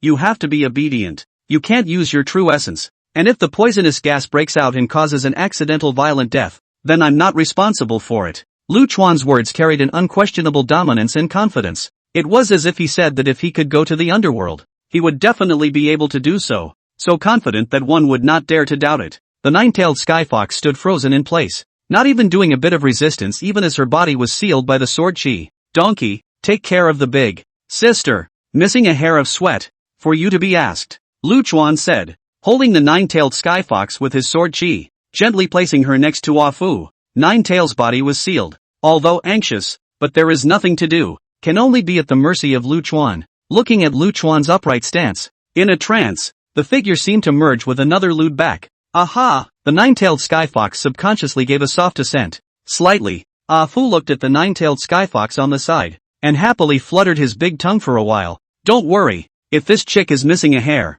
I'll cut myself on the spot to thank you. Lu Chuan moved his arms and legs, gently patted the long sword on his waist, and looked towards the 2 figures that were approaching extremely fast. First time against a half-step emperor realm. Consider what level it is, right? That was an understatement. Like a teacher trying to test a student's level. Aside from Ah Fu, Zhao Tong and the nine-tailed skyfox all thought that Lu Chuan was crazy. Half-step emperor realm that was with a Tao that he had comprehended. Compared to cultivators like the annihilation realm, who needed to borrow the great Tao of heaven and earth, there was a fundamental difference. In the vast and boundless vast world, there were no more than 7 known half-step emperor realms. In this world, no matter who it was, no one should be so contemptuous of the half-step emperor realm, and there were still 2 of them. Boom! One of the figures that came from the sky, smashed straight down, not far from Lu Chuan on top of the ground. An overbearing and berserk aura surged up. A huge crack appeared in the ground, like an evil dragon turning over, rising up and spreading over at great speed. Another figure, with the unique fishy smell of the sea, directly swept over the heads of the crowd and landed in the rear, forming a front and rear pincer movement. The crack in front of him spread to an abrupt end at Lu Chuan's feet. Snap! The sound of applause rang out from the smoke, and the tiger god's burly body gradually became clear. I really underestimated you. You actually managed to block my beast god chi and dared to enter the dojo. You really aren't as simple as you seem, the tiger god said, and then looked at the nine-tailed skyfox beside Ah Fu. To his surprise, the breath of the nine-tailed skyfox actually leveled out. Although there was no true essence fluctuation, for the time being, his life was definitely safe as well. This 9-star Black Lotus, he had spent a great deal of effort to get it. and had even hitched a ride on a divine artifact of the Beast Clan. Now it didn't have the effect of a sure kill, which annoyed the tiger god. Lord Skyfox, you really are living more and more back. How can you find a little white boy to block in front of you? Not afraid that the great emperor, his old man, knows and laughs at you? The infuriated tiger god couldn't help but taunt. The dog scum sneak attack the old mother. Batch of words and more. So like snarling dogs and barking, you don't call the tiger god, just call the dog god. Nine-tailed Skyfox's mouth is also sharp as a tack, presumably also got the true essence of her dilettante master. Disliked the tiger god almost cerebral infarction. What's Luck Chuan doing? This one is actually making a teaser stick. He took off the severed tail of the nine-tailed Skyfox and used his sword chi to visualize a rope with a short pole to make a simple cat teaser. Come play, kitty. Lu Chuan cheerfully turned to the tiger god and waved the simple cat teaser in his hand. To say that this piece of disgusting people, Lu Chuan said the first, no one dares to claim the second. A good beast clan bearer. Hard for someone to make a kitten. The tiger god's eyes jumped straight up. He had never been so insulted in his entire life. But when he saw the severed tail, the tiger god's pupils contracted violently for a moment, and he was certain that the golden dragon seal was on that tail. Little brat, hand over the seal and I'll leave you a whole body.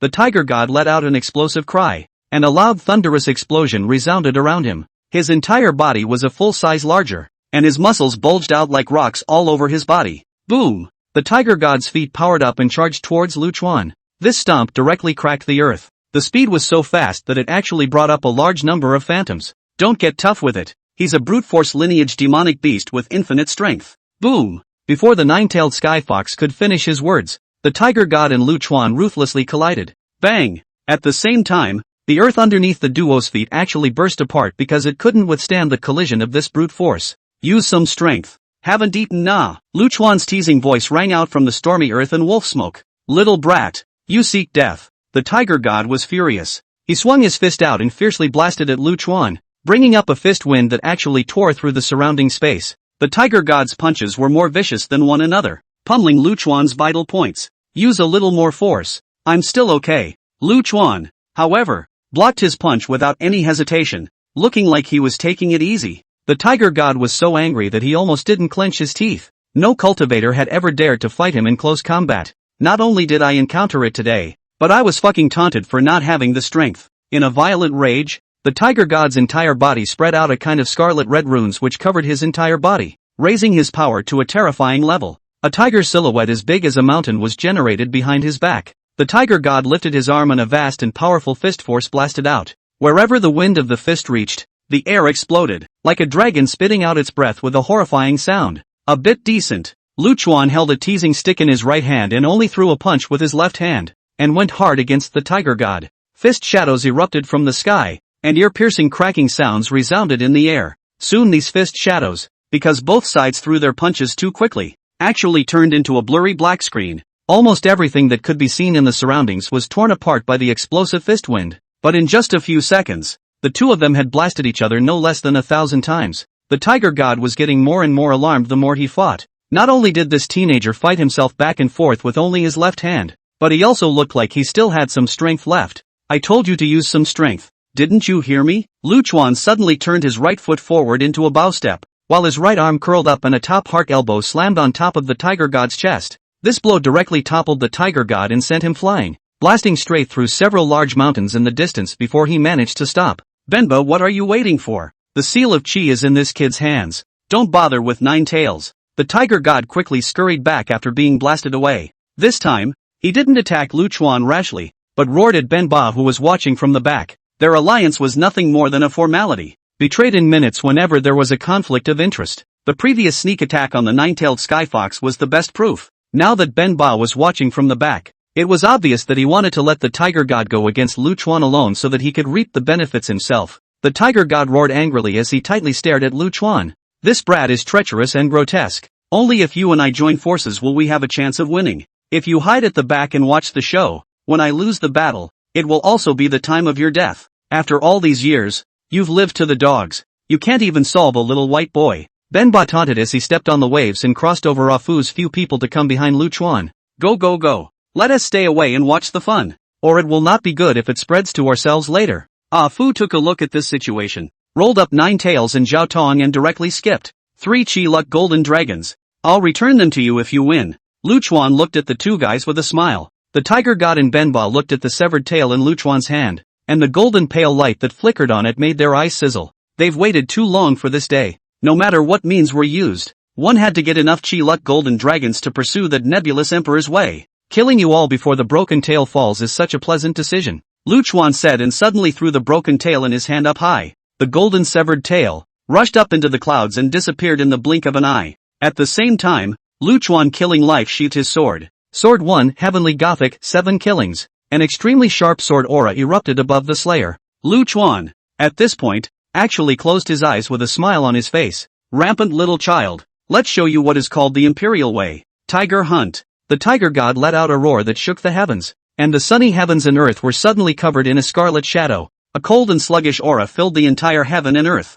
It was as if the world had been pulled into a hell of blood with this roar of his, and it became his hunting ground. Kuanpeng Tian Mu. Penumbra opened his domain almost simultaneously with the tiger god. Unlike an ordinary cultivator's domain, it was enveloping a side of heaven and earth. Benba's domain was extremely special. There were no great Dao chains and runes. All there was just his own crazy outburst from the inside out. The tiger god's hunting ground, as well as this kind of penumbra, a field ability that extremely strengthens the physical body, are all paths that are uniquely theirs. This is one of the conditions for becoming an emperor, having one's own Tao. An ethereal cry rang out, and in this blood-colored hunting ground, an illusory, sun-shadowing Kuanpeng figure appeared. Benba's large hand was raised and pulled hard towards the bottom. The illusory Kuanpeng figure was like an out-of-control airplane, smashing straight towards Luchuan. At the same time, the tiger god also moved, his figure blending into this red hunting ground and disappearing in the blink of an eye. When he reappeared, he had already reached Luchuan's side. On his hand was an extra pair of red gloves, which was the famous artifact of the beast race, Shao Feng. In the vast world, a divine weapon was a very rare and terrifying kind of thing. Although divine weapons belonged to the category of magic treasures, no matter how good a refiner was, they could not create a divine weapon, because this world's artifacts were not, in the ordinary sense, the kind of so-called high-grade magic treasures. The divine artifacts here are those that require a community and countless years of sustenance to form. The community provides for the artifacts protect the community, and the artifacts and the community are complementary to each other. These gloves of the tiger god were provided by the beast clan. Worn by him, the power of the artifact was better utilized. A trident also appeared in Benba's hand, which was a divine weapon provided by his sea tribe, named Twilight. Two great half-step emperor realm powerhouses, holding divine weapons of their own clans, simultaneously unleashed a fatal strike on Luchuan. There were no earth-shattering bursts of sound, no passionate collisions of the rules of the great Tao. In this moment, all sound was dissipated and unheard. All 5 senses were shielded. It was as if the whole world had returned to the kind of silence in which heaven and earth had not yet opened. That's the real way to go. Luchuan still had his eyes closed, with a faint smile at the corner of his mouth. Even if everything is blocked out, even if everything falls silent, but with the sword still in his hand, then Luchuan was invincible. Just at the moment when the two divine artifacts were about to touch Luchuan, Luchuan opened his eyes. At this moment, Luchuan's sword stance created specifically for killing finally revealed for the first time what it meant to be ferocious and tyrannical. An extreme aura of tyranny burst forth. The entire world was, at this moment, trembling for this sword chi. All things are born to nourish all beings, and none of them are good enough to repay heaven. Kill, kill, kill, kill, kill, kill, kill. 7 kills rise. Luchuan swung his sword in this thousandth of a second. The sword cut a black crescent at his side. Once this black crescent moon came out, the silent world was broken.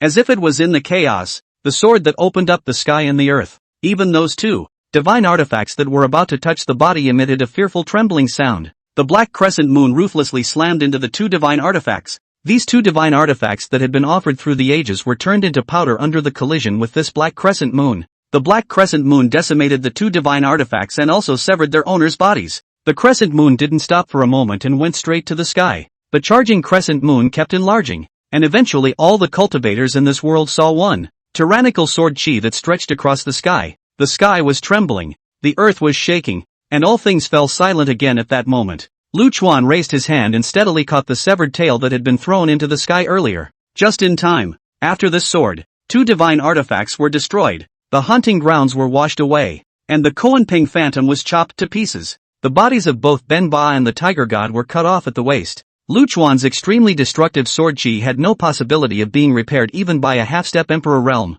Ha ha ha, invincible posture, invincible posture. Then Ba laughed out loud as he looked at Lu Chuan's upright stance. Once upon a time, there was a dilettante who did the same. Carrying a machete, he hacked through the whole world, hacked through the whole starry sky, and hacked all the demons and monsters who did not dare to venture out for 100,000 years. Ha ha ha ha, heaven blesses the great world of vastness. The second great emperor will soon be born. Well, it's just a pity that my clan's sacred weapon. Ha ha ha ha, Penumbra closed his eyes in a loud laugh. Perhaps to outsiders, he's just a power-seeking maniac. But who knows? He also has a heart that has no regrets for dying for the tranquility of the great world of vastness. Lost and convinced. Ha ha ha. The tiger god smiled broadly and grouped together the pieces of artifacts scattered around him. Tears filled his eyes as he looked at the pieces. He couldn't remember the last time he shed a tear. Without the artifacts, who will protect my clan? That's just it.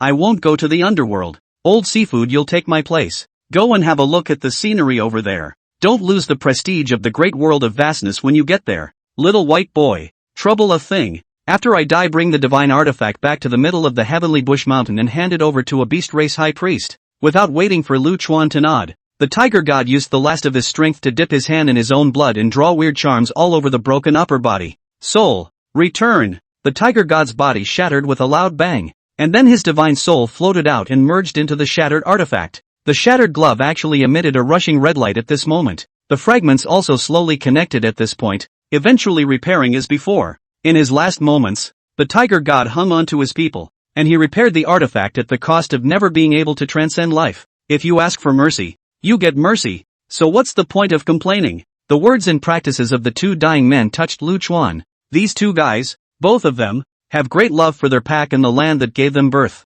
Lu Chuan's eyes began to heat up, and he himself didn't notice that his pupils had changed shape by now. Everything became a little blurry and the world seemed to change in the eyes. The white longsword on his waist, which had never been sheathed, was gently quivering at this moment. Pull it out, pull it out, pull it out. Ah Fu, who was watching from afar, seemed to sense Lu Chuan's abnormality and mumbled nervously. However, Lu Chuan's abnormality only lasted for a moment and soon returned to normal, and the trembling white longsword also returned to calm. Alfred rolled his intelligent eyes and couldn't help but sputter. Grandma, is there not enough empathy? Sure enough, he's a thin-skinned bad boy. Looks like we have to find him a sensational love to awaken the heart of the lover in his heart, said Afu looking to the side of the graceful nine-tailed sky fox. No. Too slutty and hot. And the virtue is not good. Dirty in the mouth. Just like a dilettante. What are you stepping on? Nine-tailed sky fox grabbed Afu's ear and pulled it vigorously. Lu Chuan rubbed his eyes, gently patted seeking Rin and laughed. If you don't want to come out, then don't come out. Wait until the day you think I'm qualified. Then Lu Chuan cupped the pair of gloves and cherished them in his arms. Don't worry, I'll make sure to send it back to you. Lu Chuan almost seldom guarantees anything to others, but as long as he nodded, no matter how difficult it was, Lu Chuan would fulfill this pledge unless he died, because this is a romance that belongs to men, and also belongs to Lu Chuan. Lu Chuan was leading a donkey, on which sat a sickly beauty, followed by a mighty general. This strange procession wandered up and down the crisis-ridden Shura. There are already 3 Chi-Luk golden dragons. If we find 2 more, then we'll win. The golden mark on Lu Chuan's brow heaved a bit. It's a good thing that the imprints are overlapping and not spreading out, or else when the time comes to get a little golden flower in the center of the eyebrow, that would really be a big sissy. Touch me. The nine-tailed sky fox suddenly made a strange request. Ha, what did you say? Lu Chuan looked at the nine-tailed sky fox with some bewilderment. Nine-tailed sky's lips were bloodless because of her injuries, but this pallor gave her a shockingly sickly beauty. Touch me, the nine-tailed sky fox repeated, then closed her eyes and brought her head toward the front. What kind of strange request is this? Lu Chuan looked at the nine-tailed sky fox somewhat speechlessly, but it wasn't like it was a very excessive request. Lu Chuan looked at his hand and slowly raised it. Feeling Lu Chuan's hand, approaching herself, the nine-tailed sky fox's long eyelashes trembled gently. Foxes are canines and should enjoy having their heads petted. Lu Chuan pondered it squarely. Good boy. Little fox. Lu Chuan placed his hand on the nine-tailed sky fox's head and gently patted it twice. The nine-tailed sky fox's pale little face reddened a little, happily tickling the corners of her mouth. Bah! Take it away! Suddenly the nine-tailed sky fox opened her eyes and puffed out her cheeks. Hey, you guy, you're the one who let me touch you, and you're the one who stared at me. What do you want? Lu Chuan said as he put his hands together and ruthlessly rubbed the nine-tailed sky fox's little face. Little brat, bite you. The nine-tailed sky fox ferociously bared her cherry mouth. Ha ha, Lu Chuan looked straight up happy. This fox was also too funny. I thought you were the master. Eventually the nine-tailed sky fox propped up her chin with eyes full of loss, because Lu Chuan's invincible stance was too similar. Master won't touch me. That nasty fellow. He'll just grab me by the back of the neck and make a couple of big loops in the air. Put. Ha ha, Lu Chuan couldn't help but laugh. This beauty, with a big one-armed loop, is really a second-rate style. You like your master a lot, don't you? Looking at the nine-tailed sky fox with eyes full of despair, Lu Chuan asked happily. The nine-tailed sky fox blankly glanced at Lu Chuan and fell into deep contemplation. My master raised me and taught me the ways of the world. Why are you so obsessed with worldly food? Like your master? At night Lu Chuan raised a campfire and began to cook dinner. The nine-tailed sky fox's eyes narrowed happily when she saw this scene. The people are food. Eat well, and be down to earth. Lu Chuan looked at the lonely night sky and tried to recall everything in his hometown. In fact, there is another reason. That is, when he is full, Lu Chuan can feel that he is a living person. A living person with flesh and blood. Down to earth. The nine-tailed sky fox propped up her chin and looked at the lonely night sky like Lu Chuan. She remembered that her master often said the same thing. A sudden sharp whine broke the silence. A bit of golden light cut through the sky and fell on top of the earth not far away. Ha ha ha. I told you that my family dolls come with great luck in themselves. Right. This can even be stumbled upon. Ah Fu was happy to see this bit of golden light. His liver was trembling with joy. It was obvious that this was the color of the golden dragon of Chi luck. However, Ah Fu didn't urge, because it knew that when Lu Chuan was eating, the sky was falling and he wouldn't care. Feel free to deal with some food. The ingredients I brought from manhwa Pavilion are pretty much eaten. Lu Chuan took out 3 oversized bowls and gave a bowl each to the nine-tailed sky fox and Zhao Tong. This was made from yesterday's leftovers. A hot meal. Lu Chuan has never been in the habit of wasting food. The nine-tailed sky fox and Zhao Tong, who were carrying rice bowls as big as their heads, were in trouble. They didn't know how many years it had been since they had eaten this kind of worldly food, and they really didn't know how to eat it. Eat? Why don't you eat? Are you not giving face? Lu Chuan glared fiercely at the two men. Zhao Tong had more contact with Lu Chuan earlier and knew that this little white boy was a bit neurotic. In order to prevent Lu Chuan from doing anything strange, Zhao Tong pinched his nose and sighed into the big bowl. What made Zhao Tong a little surprised was that this soup and rice that looked like a mess of everything had a surprisingly delicious flavor. Seeing that Zhao Tong was eating favorably, the nine-tailed sky fox also picked up her chopsticks with confidence. Hey, don't tell me, it doesn't look like much, but it tastes pretty good. Lu Chuan with the ingredients. Is the Bright Moon Pavilion those maids? Carefully selected out. Are the top of the line, even if it is a pig, cooked out can be delicious. The woman, nine-tailed sky fox, was also a second pull. It tasted good, so he just lifted up his sleeves and huffed and puffed. There was absolutely no trace of the baggage that comes with being a woman of great beauty. Snap! Lu Chuan was burying his head in dry rice when an arm suddenly flew over and smashed straight in front of him. The arm looked like it should be a woman's hand. The fingers were white, long and slender, and there were some mysterious green lines on the arm, which was very nice. Of course whether it looked good or not was not the point. The point was that on this broken hand, there was a mark, a golden mark. Put. Nine Tails, who was eating on the side, saw this scene and directly spewed out all the rice in his mouth. That's okay? There's still pie in the sky? Pick up when you buy. The official can't even fetch it. Lu Chuan settled his dinner in 3 or 2 bites and cheerfully picked up his arm. Boom! At this time, the distant earth came from a violent tremor. A horrible shock wave actually swung directly to Lu Chuan's side. I just don't like this kind of battle against waves. Killing people is all about precision. Lu Chuan spat while holding up the barrier for the nine-tailed demon fox. This chick was sealed body. Now at best it is stronger than ordinary people. If you do not pay attention, I guess how no. Hey, for your trouble, eh? The nine-tailed sky fox smiled and hid behind the barrier, continuing to dry his meal. I say, can you shut that cute little mouth of yours? It smells like big ballast when you open it. This nine-tailed sky fox, all good, all have no choice, is long mouth, a mouth directly break defense. Don't like it, plug up your ears and batch talk a lot. The nine-tailed sky fox had probably gotten the true essence of her dilettante master, and disliked people. The sight of Zhao Tong looked at Lu Chuan with some bewilderment, saying that when other people open their mouths with a big ballast flavor, he himself is not also a good nobleman, but when he opens his mouth, he's a hangdog. Lu Chuan had just finished cleaning up the dishes when a petite young girl figure came straight from the distance. What's the girl wearing? Red? A red flannel. And her jacket? What's the color of the stripes? A green dress. A green skirt. 2 runners? The feet stomped together and looked strange. It looks strange. What's with the braids? A braid? S head. leaning crookedly over his right shoulder. There were 2 small golden horns growing on both sides of his forehead, and judging by this appearance he should not be a human. The young girl's watery eyes toward Lu Chuan, slightly upturned,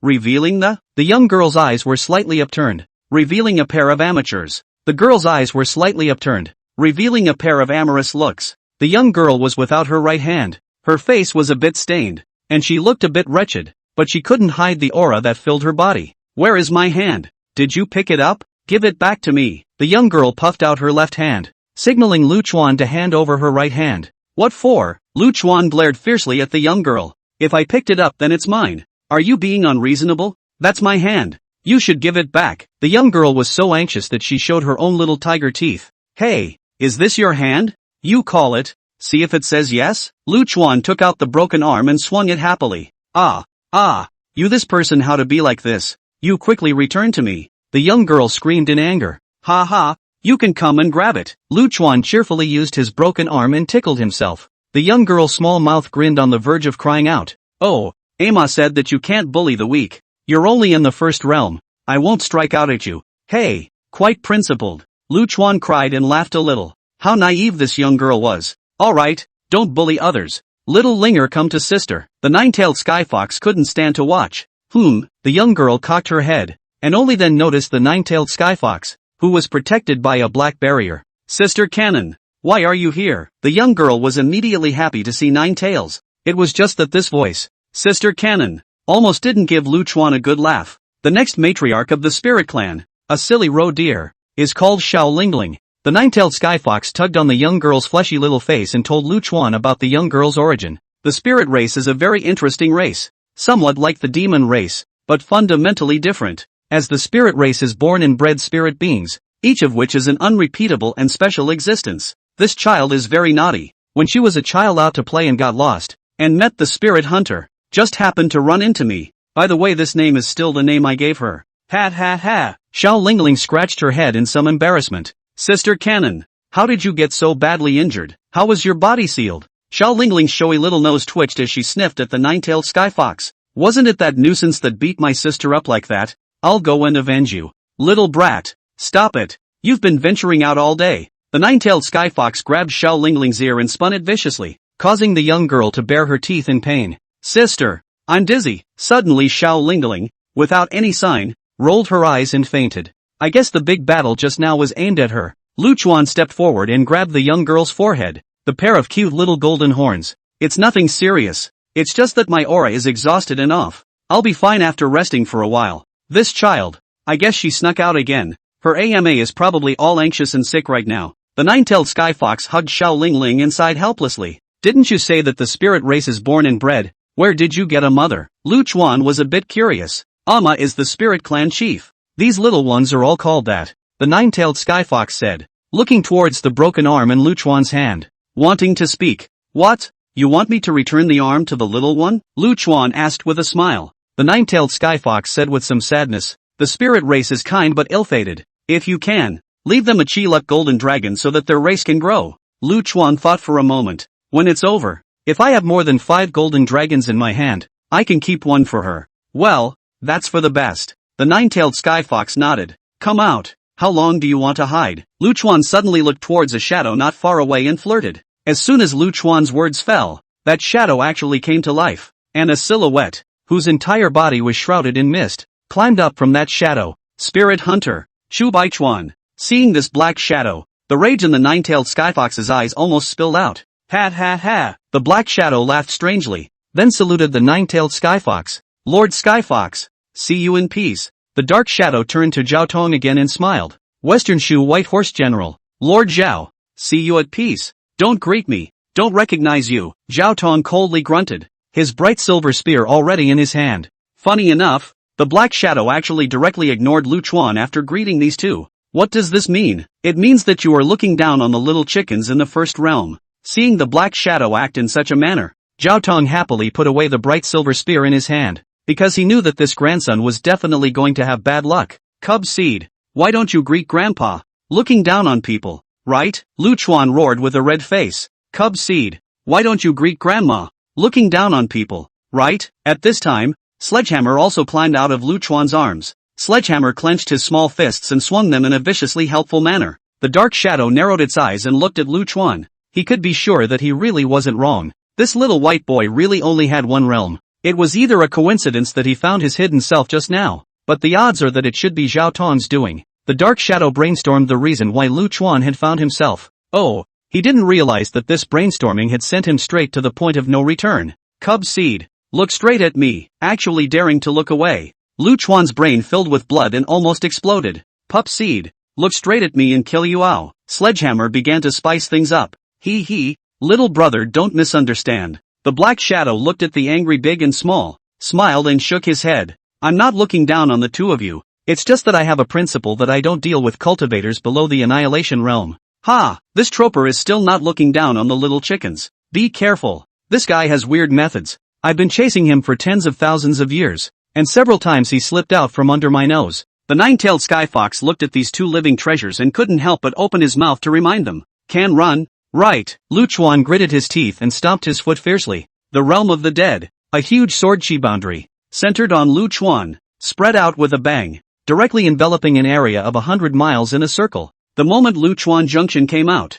Black Shadow knew that he had looked away this time, but it was too late to escape. But Black Shadow didn't panic because he had special means of saving his life. He could proudly say that in the entire vast world, no cultivator could take his life. At this moment, the stupid elk who had just fainted woke up and saw the Black Shadow. The whole body shook uncontrollably. A spirit hunter, as the name implies, is someone who hunts spirit races? Because spirits are born and bred elves, there is a high value. Whether it was used as an artifact spirit or for alchemy, it was highly sought after. As the saying goes, where there's buying, there's selling, and spirit hunters are a profession that has sprung up in this market. The spirit race had some innate fear of these spirit hunters, and the dark shadow in front of him was one of the most notorious of the spirit hunters. Even his lifelong goal was to hunt down Xiao Lingling, the next matriarch of the spirit race. Don't be afraid. The nightmare will soon be over. The nine-tailed sky fox gently patted Lingling's back and softly comforted. Xiao Lingling tightly hugged Ninetail's waist. The fear that penetrated her bones still made her tremble. Little brother. It's me who looked away. Sorry in advance. The Black Shadow politely saluted Lu Chuan. What do you need a police uncle for if apologizing works? Sledgehammer swung his fists viciously, itching to get off his ass and go for a physical fight. You seem to be very confident. Lu Chuan snorted. Is it because you think I can't do anything about you? Boom! As soon as Lu Chuan's words fell, his entire body scurried out like a ghost. Because the speed was so fast, the eyes of the crowd were unable to keep up. It looked as if Lu Chuan stood still and didn't move. Only the sonic boom that exploded in the air proved that Lu Chuan had moved. In a trance, the dark shadow saw a faint shadow rushing towards him. By the time he reacted, a showy hand was pressed to his face. A huge force that could not be resisted at all came crashing down from this hand. Boom! Then the dark figure was pressed by the hand, straight into the ground. The immense force caused the ground to tremble wildly. The old man a sliding shovel. Lu Chuan pressed the Black Shadow's face forward. The poor Black Shadow. By the time he reacted,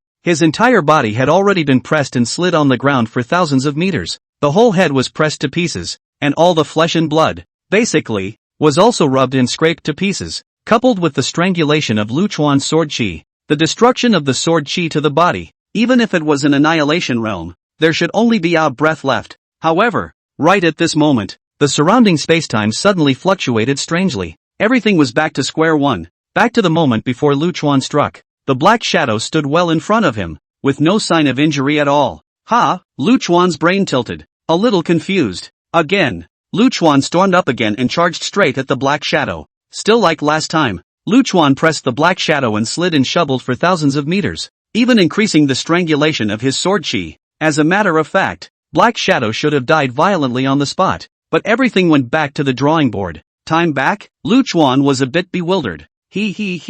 As long as I don't want to die, no one in this world can kill me. The Black Shadow laughed. I admit, I was the one who looked away. You are powerful beyond imagination, but it's useless. It's not a time flashback. If it was a time flashback, it's impossible to keep the previous memories. The erudite Fu spoke up at this time. Loop. It should be a time loop. Once the result of this cub's death occurs, it could trigger the time loop and bring everything back to the starting point. What messed up shit? Lu Chuan didn't have an active brain and was a bit confused. How? Fu wagged his big tongue. It's that you can't kill him, and once you do, it triggers a specific loop that puts everything back to square one. Crap. This hangs. Lu Chuan's eyes glistened as he listened. With this ability, wouldn't it be impossible to die? I have no intention of making enemies with you all. Would it be alright to remove the boundary and let me leave? The Black Shadow smiled confidently. Ha! You want to leave after offending the abbot? Lu Chuan flicked his tongue and charged at the Black Shadow once again. Ha ha ha!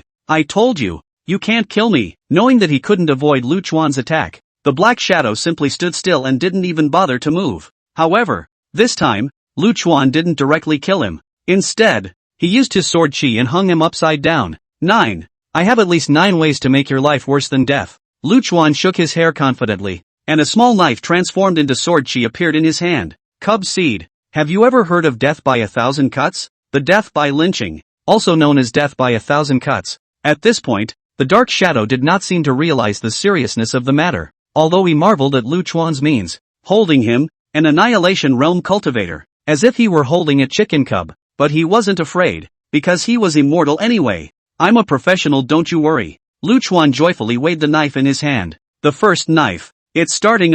Lu Chuan cut the first piece of flesh on the Black Shadow's anterior major muscle first. The meat is then thrown up to the sky, which is called meat for heaven. When this first blade went down, the Black Shadow just shook a little. For most cultivators, physical suffering and torture could no longer shake their hearts. The second cut is called the blindfold. Lu Chuan cut the fleshy skin on the Black Shadow's head and drooped it down to cover his eyes. This is usually done to avoid the prisoner being on all fours with the executioner, preventing the prisoner from radiating an unusually cold, fearful gaze when he is in extreme pain can cause the executioner to panic and affect the execution. Of course, with Lu Chuan's level of perversion, there was no need to worry about this at all. This second cut, it's just going through the motions. Be sure to stay awake. Lu Chuan smiled as he struck a sword chi into his body. This sword chi directly entered his brain and began to stimulate his central nervous system. This allowed Black Shadow to stay awake no matter what the situation. After doing these preparations before the execution, Lu Chuan began to officially cut the meat. Lu Chuan's understanding of the human body is very professional. After all, after living for more than 100,000 years, who doesn't have some perverted little hobby? Hoo hoo hoo hoo hoo hoo hoo. Lu Chuan hummed a little song and began to torture. This leisurely appearance, like a butcher who woke up early to go to kill pigs to feed his family. When Lu Chuan first moved the knife, the blood flow inches, until the cut to 300 knives, and then move the knife is no blood, mainly because the Black Shadow is frightened. The blood club into the small abdomen, calf belly, cut by open, blood are flowing out from here. Lu Chuan can be quite professional. Every 10 cuts a break, a yell. The cut muscles were like large nail slices, one strand at a time, densely clumped like hedgehogs, until the 1300th cut. The Black Shadow finally couldn't take it and roared in terror. It wasn't the physical pain that broke him. It was the psychological, because his eyes were blinded by his own scalp. He couldn't see what was happening to his body. He wondered how many more cuts he would have to make, how much flesh is left on his body. This horrible weight exhausted him physically and mentally. Death is never the most horrible thing, only the waiting for it. Little beast, give Grandpa a hard time. The Black Shadow roared madly. Black Shadow wants to blow himself up and use death to enter the time loop. However, how could Lu Chuan let him get what he wanted? The sword chi directly sealed his true essence, making him unable to mobilize it at all. Shut your mouth. Lu Chuan had no intention of communicating with him and directly sealed his mouth. Knife by knife, Lu Chuan cut extremely finely, until he had cut 3,000 knives, and there was still a lot of meat left on the Black Shadow's body. What a professional thing to say. Tactical backward movement. At first, the nine-tailed sky fox and Xiao Lingling both just looked on indifferently. Because of this spirit hunter, many innocent spirits have been brutalized. Those spirits were either refined into pills or weapon spirits, either of which was an unforgivable sin. Wait until Lu Chuan cuts to 2,000 cuts. The nine-tailed sky fox and Xiao Lingling. The thought that the wicked still need to be warned by the wicked rose in their hearts. By the time Lu Chuan got to 3,000 knives, the two girls already didn't dare to look up anymore. There are thousands of punishments in this world, and Lu Chuan's hand of lynching is not the most cruel one. I'm afraid. Oops. Mainly because there wasn't enough time. Theoretically, the lynching would need to last for many days. What a bargain. When Lu Chuan cut to the 5,000th slash, he began to crumble. The execution lasted for a whole hour, and now the Black Shadow only wanted to die. Only hoped that he would die quickly. 10,000 cuts. 10,000 cuts. Professional. Very professional. When Lu Chuan cut to 10,000 slashes, Ah Fu roared loudly. Overpraise. Overpraise. I'll give you such a professional package in the next couple days as well. Lu Chuan shamelessly made a cupped fist salute to Ah Fu. Bah! How dare you? Ah Fu shuddered, not daring to push any further. With the last cut, Luchuan cut off the black shadow's head. It's finally over. It was the last thought of the dark figure, tinged with relief. As soon as the black shadow died, the time and space here began to fluctuate strangely again, and everything began to cycle again. Ha ha ha, cub seed, let's do it again. Luchuan looked at the black shadow in front of him, and his little tongue fluttered with joy. The dark figure's eyes were bloodshot and bulging. Turns out what he thought was the end was just another beginning. The cycle of time will lead him into a horrible reincarnation hell. Dark Shadow didn't want to go through what he just did again. Not at all. Even if he did go to his death. The blood transportation. The Black Shadow no longer hesitated and directly used the ultimate life preservation means of a cultivator. The blood escape. This kind of recluse technique, at the cost of consuming essence and blood and lowering the realm, disappears far away in the twinkling of an eye. With the strength of the Black Shadow, once he used the blood escape, he could at least vanish for hundreds of thousands of miles. Even the legendary 99,000 miles of golden-winged rock in one breath could not possibly catch up. Yo-ho, why don't you stop playing? Goon Cannon. Seeing the Black Shadow turn into a mist of blood and dissipate in front of his eyes, Luchuan was happily mocking. Let's see how far you can run. Luchuan turned around and directly picked up the nine-tailed skyfox and Xiao Lingling with one hand. Lucian was still sweet enough not to pin them with his cackle. Instead, he had them both, sitting on top of his bent arm. Nine-tailed skyfox is fine. After all, is an old witch, nothing shy. This was not the case with Xiao Lingling, who was still in her teenage years in the usual sense of the spirit race, and her little face was red with shame. Moreover, her sense of smell was very sensitive, and she smelled the faint floral scent on Luchuan's body. It made the little girl, her heart feel like a deer in headlights. Luchuan then instructed Ah Fu, "Stupid donkey, take the tutelage. Why should I be allowed to bring a big old man and you bring two little daughters?" Ah Fu protested in dissatisfaction. "If you have an opinion, just mention it. I won't adopt it anyway." Luchuan rolled his eyes and suddenly powered straight out. "Hey!" Leaving Ah Fu and Zhao Tong wide-eyed. That, why don't you go first, brother donkey? Don't mind me." Zhao Tong was a little embarrassed. "You can pull it off, since my doll ordered it. Naturally I won't leave you behind." Ah Fu rolled his intelligent eyes and packed Zhao Tong to follow. Although Luchuan was fast, he couldn't catch up with the speed of the blood recluse. But Luchuan wasn't in a hurry because a sword chi was imprinted onto the Black Shadow moments before he fled for his life. Even if he escaped to the ends of the earth, Luchuan would be able to pull him out. Ahem! In a deep and secluded mountain, the Black Shadow held onto a mountain rock and coughed out a large mouthful of blood. Ha! It wasn't until he vomited up the bruises that his whole body felt better. A return from the dead. There's never been a more perilous time. The Black Shadow smiled triumphantly. No matter what, even if it is a fall in the realm. But in the end, the little life is saved. Next, just hide well. When the cultivation ground was over, and when they went out, they would catch a few more spirit race, and by practicing it into a potion they would be able to make up for their lost essence blood. At that point, one is immortal again. Hello? Surprise! Mom messes with Fark. Just as the Black Shadow relaxed, Luchuan's voice suddenly rang in his ears. Although he couldn't understand what kind of language it was, Black Shadow knew that it was supposed to be a curse. The Black Shadow was scared by the voice, and instantly sweated. Liar, liar, it must be that I'm hallucinating. It must be right. It must be because the time loop has been used too many times, and there are after effects. The Black Shadow did not want to believe that he could be followed even after he had evaded hundreds of thousands of miles in a split second. He mumbled something up, his eyes empty as if he had lost his soul. "Young man, life is always so unpredictable. Learn to be brave and strong." Luchuan gently patted Black Shadow's shoulder and comforted sympathetically. Ah! Luchuan's shot finally called the Black Shadow's soul back. The Black Shadow's entire body winced as he jerked his head up and looked straight at Luchuan. Then he spoke extremely fast. "I have a top secret piece of information. Can I get a life for telling it?" "Oh, interesting to say." Luchuan pulled out his ears that had only just gone a little deaf from running too fast. When the Black Shadow saw Luchuan's attitude, the hope of life burned in his heart again. One of the 5 elemental origins. The whereabouts of the wood origin. Only a dragon and phoenix among men like you is worthy of the 5 elemental origins. "Who are you calling dragon and phoenix?" Luchuan slapped the Black Shadow across the face. The face, which was shrouded in mist, instantly swelled up. The attitude of the Black Shadow, however, grew more and more respectful, humbly hunched over, and cautiously asked, "Then are you interested?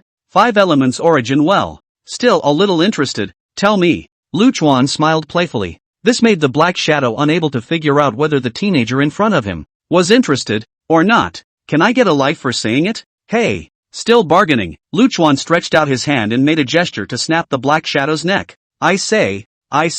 Cold sweat soaked the Black Shadow's back. Xiao Lingling, she's a spirit born from the origin of wood. She's the key clue to finding the origin of wood. Xiao Lingling, who was watching the action not far away at this time, raised her little face with a dumbfounded expression and looked at the nine-tailed sky fox. Sister Canon, is this guy talking about me? Nine-tailed sky fox almost didn't hold in a mouthful of old blood. This stupid road deer's reflex arc is also too long. Speaking of you, alas, how can you be Na in the future if you are silly? The nine-tailed sky fox helplessly shook the two small horns on Xiao Lingling's forehead. Don't understand. Xiao Lingling scratched her head, her eyes full of doubt. Nope. That's it? Luchuan rolled his eyes. There is. The Black Shadow hated to tell what color his bottom was in order to save his life. Someone paid a sky-high price to buy Xiao Lingling for the origin of wood. So as long as we find this buyer, we can follow the trail and find out the whereabouts of the origin of wood. It's a bit interesting. Luchuan nodded. Who's the buyer? Can I get a life for saying it? The Dark Shadow once again voiced a soulful question.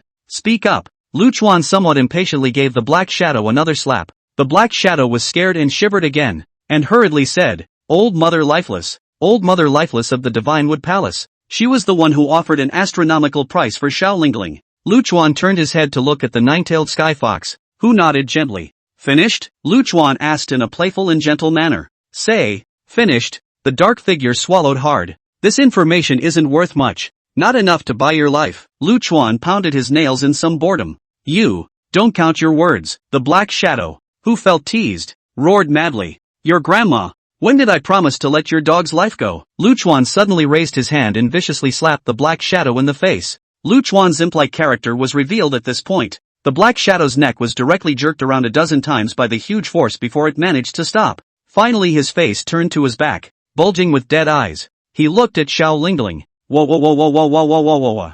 The innate fear of spirit hunters, coupled with the Black Shadow's violently bulging eyeballs, scared the silly road deer into wailing and screaming, heading straight for the nine-tailed sky fox's arms. The nine-tailed sky fox's eyes were filled with heartache as she hugged Xiao Lingling and gently patted her back. It's all right.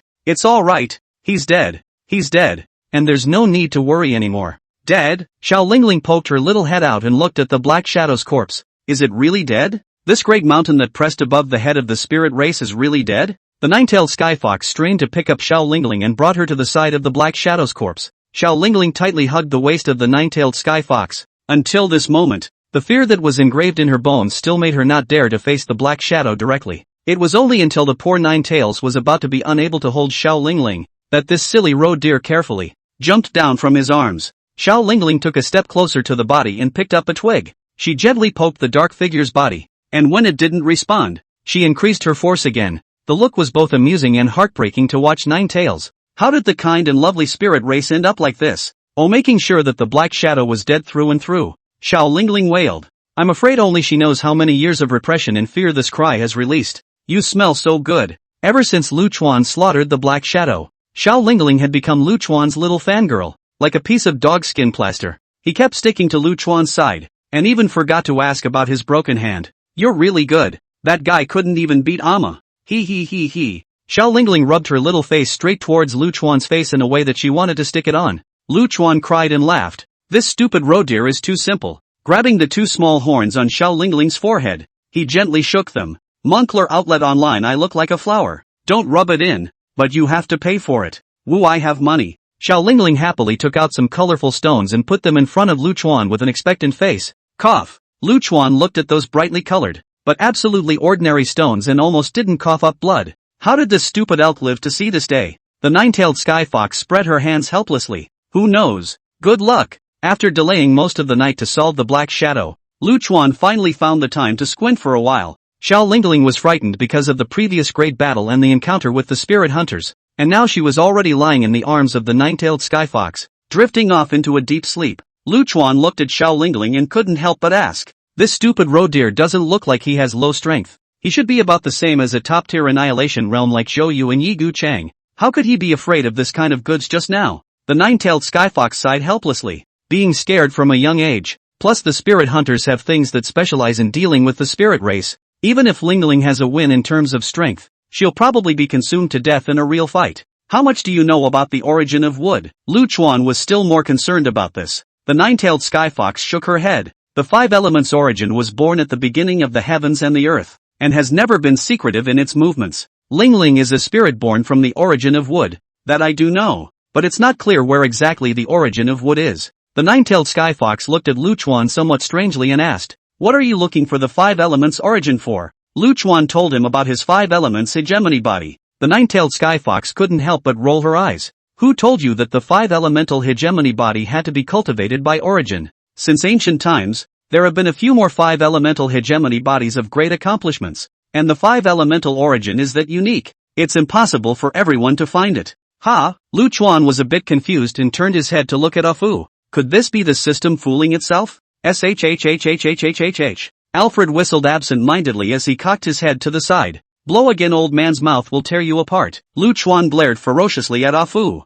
Ah Fu innocently drummed his eyes of wisdom. The fox is right. You can use something close to the five elements origin instead of practicing, but that would make a flaw in the hegemonic body's great completion. You're a perfectionist and obsessive-compulsive. It's right for you to look for the five elements origin. Is that so? Lu Chuan looked skeptical. The nine-tailed sky fox at the side nodded. It seems like there is such a saying, that the five elements hegemony body has a bit of a flaw after it becomes a great success, but it's unclear what exactly it is. Alright, let's trust you for once. Lu Chuan rolled his eyes and started sleeping in a random place. The nine-tailed demon fox was probably really tired as well, hugging the silly roe deer and quickly falling asleep as well. Only Zhao Tong, like a tireless robot, stood guard for the crowd. When the day dawned, a strong tremor woke Lu Chuan from his sleep. Another fight? Lu Chuan snapped his eyes open and quickly rose into the sky, only to see a crimson energy mushroom cloud steaming up in the extremely distant sky. The crimson energy storm reflected the faintly lit heaven and earth into a bizarre color. Lu Chuan frowned. The energy was a bit overpowering, although it was flirted with by Lu Chuan as a nuclear bomb. The true power of this explosive energy was feared to be hundreds of times stronger than an ordinary nuclear bomb explosion. Even those two half-step emperor realms from earlier would not have been able to strike such a burst of energy. Something else is coming in. At this moment, Ah Fu appeared beside Lu Chuan. Strange, can't check what it is? Odds are it's not a living being from the vast world. What's going on? With the blockage of the great emperor's contract, there's no way an outside being could have gotten in. Lu Chuan frowned. To put it another way, is it possible that something was lurking in the vast world before the great emperor pact appeared? Hey, it's really possible. Ah Fu marveled a little at how Lu Chuan had a good brain. Ah Fu thought for a moment and continued. The great emperor contract came into effect 100,000 years ago. If it's really a fellow who lurked in ahead of time, then it must have deduced, twice, the time when the great emperor was born. This kind of terrifying deduction ability is something to watch out for. Hey, don't worry about that. I'll go ahead and you just bring them over here. Lu Chuan cheerfully gave Ah Fu a kick. Bitch. Alfred wagged his big tongue. Wanting to smack ya. Lu Chuan rose up on his sword chi and went straight to the center of the energy storm. In just a few breaths of time, he had arrived at the scene of the incident. The disaster caused by this energy storm was somewhat beyond Lu Chuan's imagination. Putting out his huge divine sense, the 10,000 miles in a radius were almost flattened by the shockwave. And this power was a bit terrifying. Acquaintances. Oh, Lu Chuan spotted Yi Guchang, Zhou Yu, Zhuge Ming, and the couple from Tianqi at the exact center of the energy eruption. Lu Chuan checked. Several people were seriously injured and their lives were in danger at any time. Lu Chuan released his sword chi, which spread through the earth and unknowingly drew a sword formation at the feet of the crowd. Hey, hey, a wave of Een, a wave of Een. Lu Chuan cheerfully shielded his entire body's chi and hid in the shadows. Gentlemen, still want to be recalcitrant? Hand over the golden dragon's chi luck and your lives will be saved. At that moment a man slipped up to the crowd idly with his hands behind his back, only to see this man, all dressed in black robes, born to be tall, sturdy and imposing. And when he spoke, there was actually a haze in the man's mouth that gulped up. And he was a dragon and phoenix among men. To use Lu Chuan's scanty vocabulary to describe it, it was that the man had a great accent, just like the god of gamblers in the old movies, with a big back comb and a cigar in his mouth. It's very classy. Of course there was the more important point that on the back of this bastard's hand, there were actually 4 golden dragon seals. In other words, he had the same number of marks as Lu Chuan. If they added the one in Yi Guchang's in their hands, the 9 Chi Luck golden dragons were all alive, treading through iron shoes and finding no place. It took no effort to get it. Lu Chuan was happy as his liver trembled. Who the hell are you? Your power has already surpassed the half-step emperor realm and shouldn't appear in this heaven and earth. Yi Guchang lived up to his reputation as a good big brother. shielding the crowd behind him and confronting the man. Ha! Hearing Yi Gu Cheng's words, The man couldn't help but laugh. Half-step Emperor realm? the man shook his head. What a way to put gold on the faces of you cultivators. Someone whose Tao is not even complete deserves the word emperor? As for who I am, you don't need to know. All you need to know is that I will be the last great emperor of this era. Put. Ha ha. Hearing this, Yi Gu Cheng suddenly laughed and laughed heartily. soon Zhou several people Also followed and laughed, as if they had heard the world's funniest joke. Is it funny? The man didn't get angry. Just asked in a light casual manner. Funny? Too damn funny. Yi Gu Cheng asked while laughing and shaking his head. Do you know that there is an invincible man in this world? Invincible. Was that about me? Oops. Weirdly embarrassed. Lu Chuan, who was hiding in the shadows, was actually a little embarrassed when he heard Yi Gu Cheng's words. It was like the sun had come out of the west. Invincible. When the man heard these two words, he snorted. Even the heaven-swallowing emperor didn't dare to call himself invincible before he became an emperor. Are these two words so cheap now that any cat or dog dares to use them? Let's see how long will you laugh. Yi Gu Cheng rolled his eyes in contempt. Humph. Oil and salt stupid. The man was suddenly enraged by Yi Gu Cheng's eyes. Your human race has been in the limelight for 100,000 years. The wind and water have turned. This position should be changed. With a wave of his big hand, a crimson energy erupted and went straight towards Yi Gu Cheng's group. The 8 formations. With a wave of Zhu Ming's feathered fan, a huge 8 trigrams formation was generated on the ground. All sorts of strange symbols and magical numbers surrounded the crowd at one time. Boom! This was because Zhu Ming's 8 formation diagram had too large a coverage area, covering Lu Chuan's sword formation that he had just laid down. The crimson energy, which touched the 8 formation diagrams first, caused the sword formation to not trigger. The man's crimson energy clashed with the 8 formation diagram. The 8 formations lit up with monstrous white light, yet this white light was quickly annihilated, and the 8 formation diagrams only lasted for a moment before collapsing away. Zhu Ming spat out a mouthful of old blood on the spot. Unlucky Zhu Ming. If he had narrowed down the scope of the formation diagram a little bit, he probably wouldn't have been directly broken. Watch the chess. Fortunately, Zhou snapped one of the chessboards down the instant the 8 formation diagram collapsed, blocking the impact of the crimson storm. Split Star, the couple from Tianqi, at this time, were also combining their efforts to send out extreme moves. The two of them shared the same mind, and their different stances blended together perfectly as a bit of starlight rose up and rolled towards the man. Flying Fairy. Finally, Yi Gu Cheng took on a sword stance. He, who had previously made a breakthrough in Lu Chuan's sword chi, completely abandoned the mainstream flying sword usage of cultivators and switched to holding a sword close to his body. The true essence in his body flowed crazily, a breath of 3,000 miles, causing the heavens and earth to swell with wind and clouds. This kind of sword stance, in fact, already had the shadow of Lu Chuan's sword stance. And in time, Yi Gu Cheng's achievement would be unlimited. The crowd was able to methodically organize a counterattack in this situation. And the man looked gloomy. It wasn't without reason that the human race had been thriving. The man flicked his finger and a red barrier appeared in front of him, blocking the crowd's attacks. Yi Gu Cheng and his party, watching as was his eyes jumping. Their combined strike and being blocked so easily. The strength of the man in front of them was simply unbelievable. How about it? Can you analyze it? At this moment, Lu Chuan asked to the air around him. The reason why Lu Chuan didn't make the first move, in fact, it was just to let Fu analyze what the hell was the man's crimson power? Don't look at Lu Chuan all day, tiger, but really encountered do not understand the matter. That is still 10,000 careful. The kind of thing like a ship in the gutter. Lu Chuan never wanted to happen to him. Ah Fu's figure appeared beside Lu Chuan and nodded. There are some eyebrows. This guy might be from the Red Sky era. Let his energy explode a little more. I want more samples. At this time, the man once again raised his hand, and 9 small red balls appeared above the heads of Yi Gu Cheng and the others. This thing looked just a little bit big,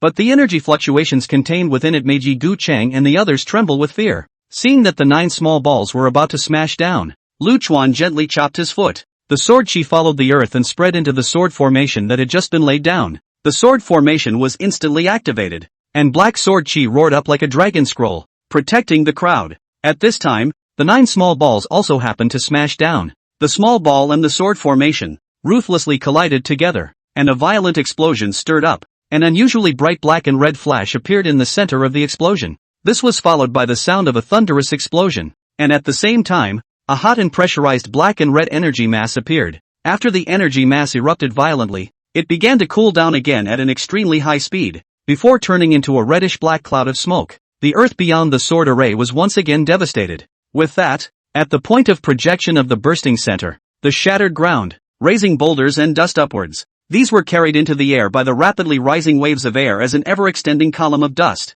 The pillar of dust connected with the red and black smoke cloud at great speed, forming a huge mushroom-shaped smoke cloud. High explosions, high pressure, extremely sensitive, very terrifying energy, but the disadvantage is that it is not well manipulated, not stable enough, and may backfire on its owner. This was the result of Afu's analysis of that crimson energy. Almost done. I'm going to need a little more time with his identity, so you can go out and play the fool. Big handsome, Afu said, cheerfully flinging his big tongue at Lu Chuan's little face. This bastard actually wanted to take advantage of Lu Chuan's attention. When he was on that man, to have a big lick. I'll kill you. Lu Chuan kicked Fu away. Bitch, a lick won't hurt. The collision between the sword formation and the crimson ball ended quickly. The Yi Gucheng crowd, who had thought they would surely die, actually survived intact. Looking at the familiar black sword chi around them, the crowd was overjoyed. The original escape from death was so physically and mentally pleasing. The man's pupils contracted violently as he looked at the black sword formation.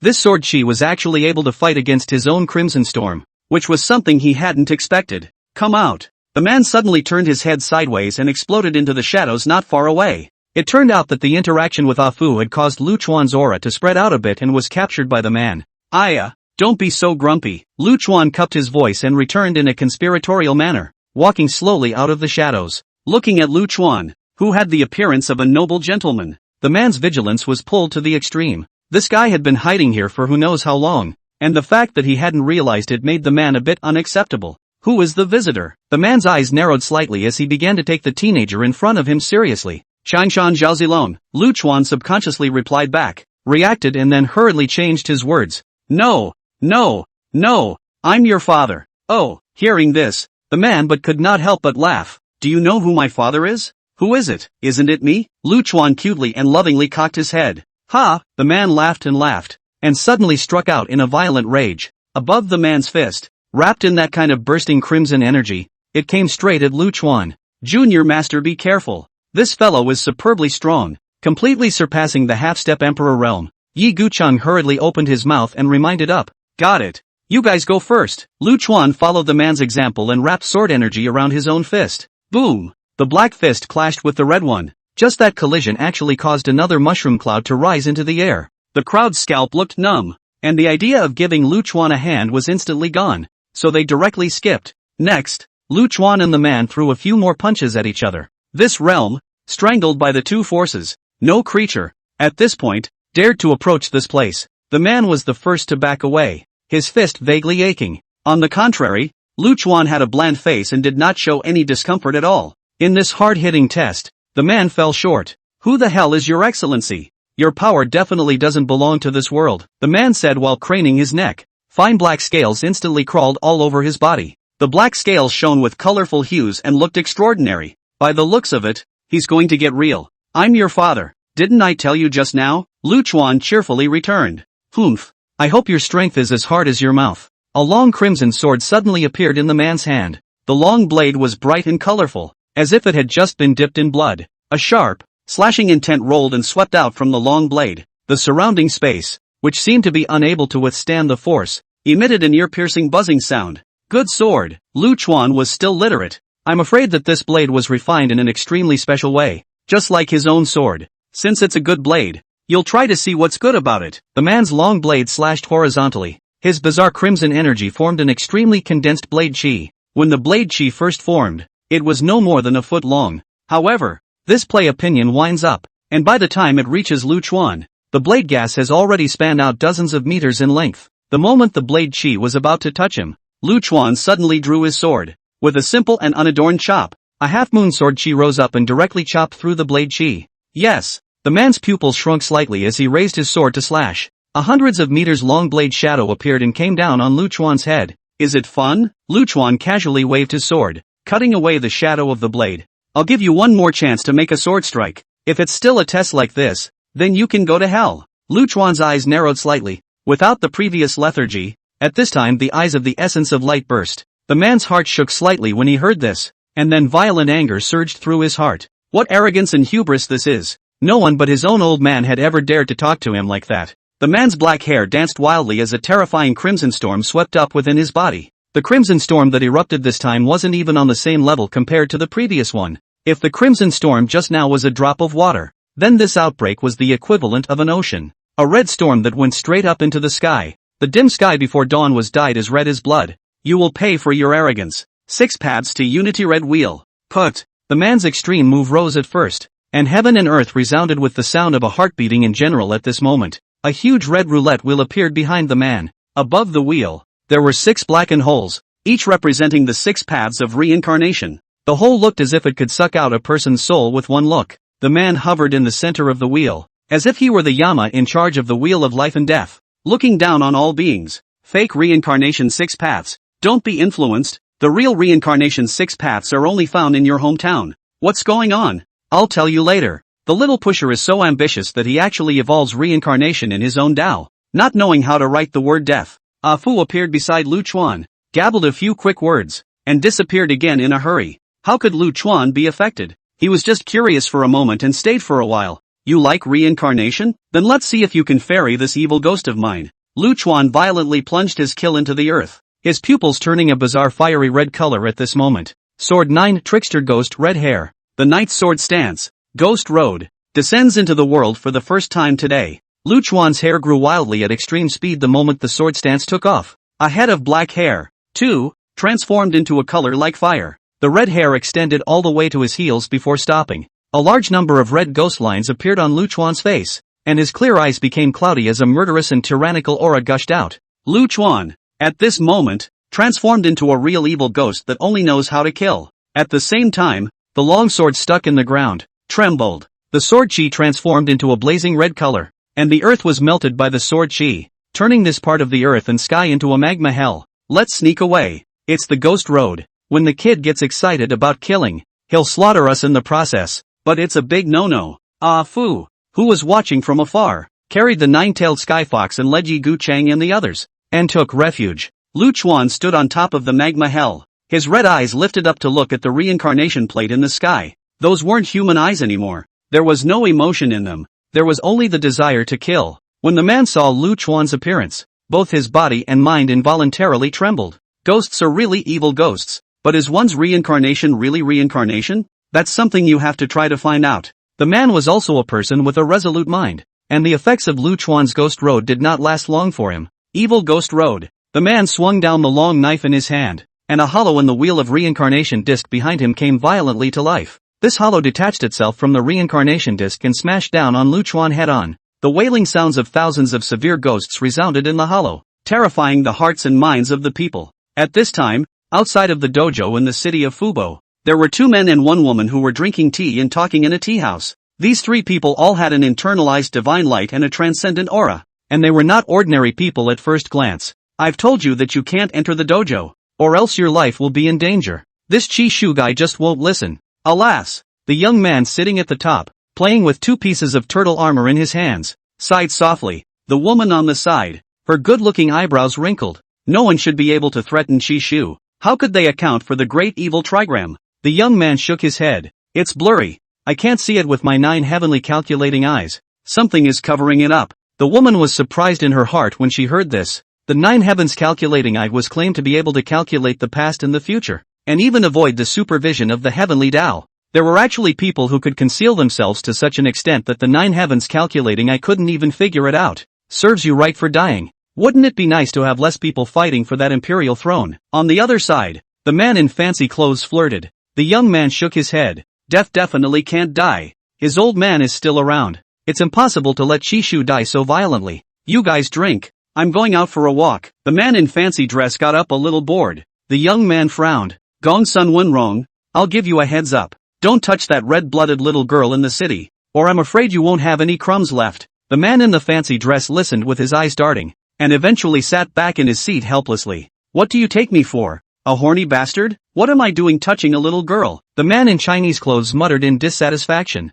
I'm still short of a maid to serve tea and water, and this bare-bones little girl is perfect. Then you go. It's better to have less people fighting for that imperial throne. The young man cheerfully picked up his tea bowl. The black hole-like evil ghost path came down on his head. Lu Chuan, who had fallen into the path of ghosts, had been completely dominated by the consciousness of killing, and actually didn't dodge or avoid, allowing the black hole to envelop him. But, it seems your strength is no match for your mouth. The man above the sky, the corners of his mouth finally hooked up in a smile, and a mouthful of turbid air was exhaled, dispersing the anger in his heart. Just when the man thought he was winning, that evil ghost Dao that enveloped Lu Chuan suddenly swelled up extremely fast. A large amount of red sword chi, like the sea in a storm, churned up in waves. The black hole was filled with these tyrannical red sword chi. The hole was propped up wider and wider, and before the man could finish exhaling the cloudy breath in his chest, his evil ghost road exploded. Lu Chuan's crimson figure stepped on the air and rushed up into the sky at great speed. The man froze and a mouthful of blood spurted out. Ha ha ha ha ha. At the same time, a strange and subdued healthy laugh resounded through the heavens and earth. Charado. The man didn't have a bit of time to analyze what had just happened, and directly ignited the reincarnation disc behind him. The man's appearance changed instantly. Black fine scales that turned a dark red color. A pair of huge wings were generated behind his back. His forehead also gave birth to twin horns, and his handsome face, too, became green-faced and fanged. It's the typical look of a nightmarish evil spirit. Lu Chuan's speed was too fast. The man had just transformed successfully, and the black long sword had already slashed down on his head. The man hastily raised the knife in his hand to block. Boom! Under the clash of the swords, the man only felt an irresistible force of greatness come upon him. He was directly sent flying out with a sword chop, and blood sprayed wildly from his mouth. Lu Chuan's healthy laughter was unceasing. Before the man could hit the ground, Lu Chuan's figure scurried out once again. Boom! Another sword. The man blocked it though, but the force was too terrifying, causing him to be unable to control his body to lessen the impact. The man was just in the air, like a leather ball being chopped around by Lu Chuan. A bizarre but magnificent scene appeared in the sky. The crimson shadows pulled up by Lu Chuan formed a red ribbon. Before the previous ribbon had a chance to disappear, the shadows brought up formed a new one. At one time this red ribbon densely covered the entire sky dome, forming a special and magnificent landscape. Aren't you using a sword? What's the point of such a brute force chopping without any rules? The man was already stupefied by the splits, and at a time like this, his mind actually rose with such odd thoughts. Boom! Another sword slashed over, and the man erupted the last of his body's strength to block it. Humph! Finally, this time, it was safely blocked, and even the force of that impact was removed from him. Before the man could be happy, however, he saw Lu Chuan's blurry face pull up a healthy smile. Bang bang bang! Lu Chuan raised his longsword and slashed at the man's blade with a vicious slash. A thunderous crash rang out between heaven and earth, and the man was split in knots. Boom! In the end, the man was split and smashed into the earth, and all of a sudden, the surface of the earth collapsed, forming a huge sinkhole. Lu Chuan, however, had no intention of letting him go at all, and in the shattered sinkhole, he made another slash at the man. The man's liver and guts were scared by this undying madness, but he couldn't resist at all. He could only hold up his own sword to block Lu Chuan's unorganized and chaotic slashes. Right now, he was like a small girl with a delicate body, being pressed down by a strong man like a wolf, which had the room to resist. Bang! I don't know how many swords were slashed, but the long sword in the man's hand suddenly shattered and dissipated into dots of fluorescent light into the air. Put! The life magic treasure was actually split alive, and the man suffered great damage as blood kept spewing out. The man was on the verge of crying out in aggravation. Never having fought such a stifling fight, he couldn't use all his skills, and he was cut down like this by a madman. Enough! The man suddenly burst out, waves of sound cascading away. This violent roar caused Lu Chuan's hand, which was raising his sword, to pause for a moment. Ha ha ha! Lu Chuan's cloudy crimson eyes looked at the aggrieved man, and once again that healthy laugh escaped his lips. Boom! Another sword slashed down. This time the man didn't have his long sword to block, and was directly slashed on his head. Put! The man just felt as if he had been hit by a huge mountain and his brain boiled over. Bang bang bang! Lu Chuan didn't have the intention to stop at all and again cut a dozen swords in a row. Straight away, the man's skin was cut open and blood spurted out. The dying man knew that if he kept this up he would be cut to ribbons by this madman. Father save me! After hardening Lu Chuan's sword, the man crushed a silver-colored talisman paper. The silver-colored rune paper burned violently, blooming into a bizarre blossoming fire. At the same time, a ripple like water ripples rippled out from the burning talisman paper. This heaven and earth entered into an unreal distortion. In the unreal space, a long dead river suddenly appeared and slowly circled around Lu Chuan. Lord Father, help me! Help me! Seeing this long river appear, the man roared madly. While seeing this dead long river, Lu Chuan became more and more crazy and actually directly gave up attacking the man and turned his head to crash into the long river. Boom! The long river seemed to be protected by something, and Lu Chuan slammed headfirst into the transparent barrier. Bang bang bang! Lu Chuan became more and more maniacal, directly using his head hammer, and frantically hitting the invisible barrier. This madman, that's the river of time. A forbidden area where those of the current world cannot set foot. The man's scalp tingled as he watched, and this crazy scene became a demon for him in the future. Oomph! Just as Lu Chuan's headbutt was banging with vigor, a cold snort resounded in the long river. This cold hum was illusory and ethereal, carrying a bizarre sense of vicissitude. It was as if the voice did not come from this time and space, but from a distant shore of time. At the same time, a large black hand reached out from the far end of the long river. The large black hand was draped with countless secretive runes,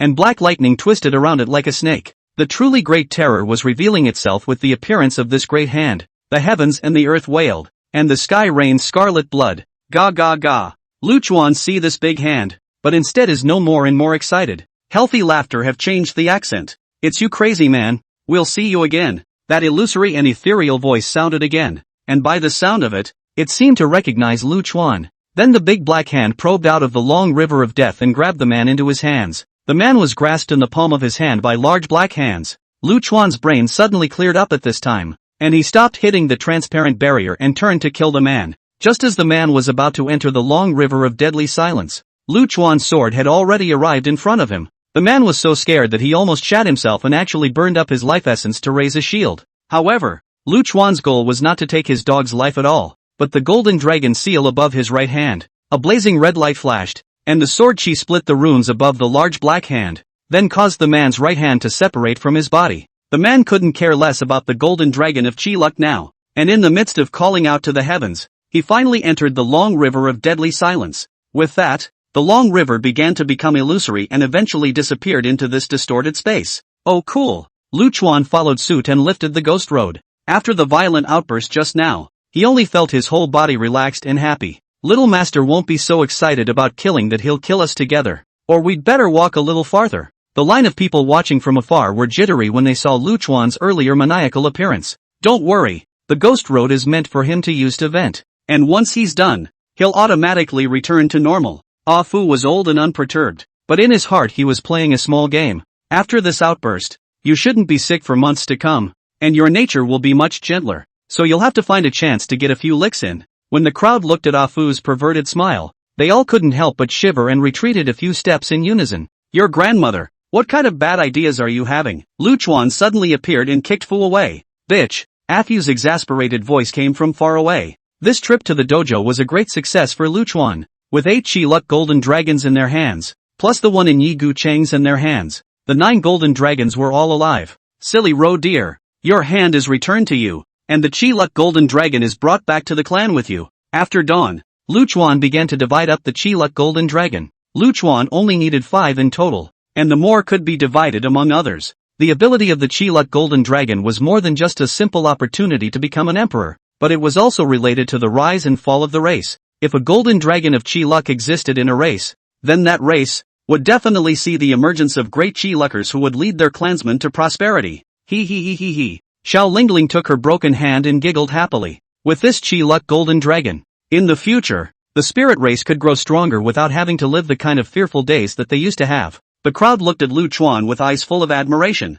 To be able to take out the Chi Luck golden dragon that was in his hands, what kind of vigor was this? Keep that one of yours for yourselves, and I'll give you one more. Lu Chuan looked at Yi Gu Cheng. Yi Gu Cheng hastily shook his head and refused. Junior master, one is actually enough for the human race. Ah, is this thing still too much? Lu Chuan was a bit puzzled. The human race is special. Zhou Yu smiled and explained. The base of the human race is too large. Even if there are no Chi Luck golden dragons, they will still give birth to great Chi Luckers every once in a while. In addition, the human race is not as cohesive as one would think, and with so many and varied beliefs, it is simply impossible to go and concentrate on offering the golden dragon, and it would be a waste to give us one more. Lu Chuan nodded. Since this was the case, the 2 additional Chi Luck golden dragons could be given to the sea race and the beast race. 1 each. Both Penumbra and Tiger God have great love, and their clansmen shouldn't be that bad. With all of the patriarchs of their 2 clans killed in battle, there might be a great chaos within their clans,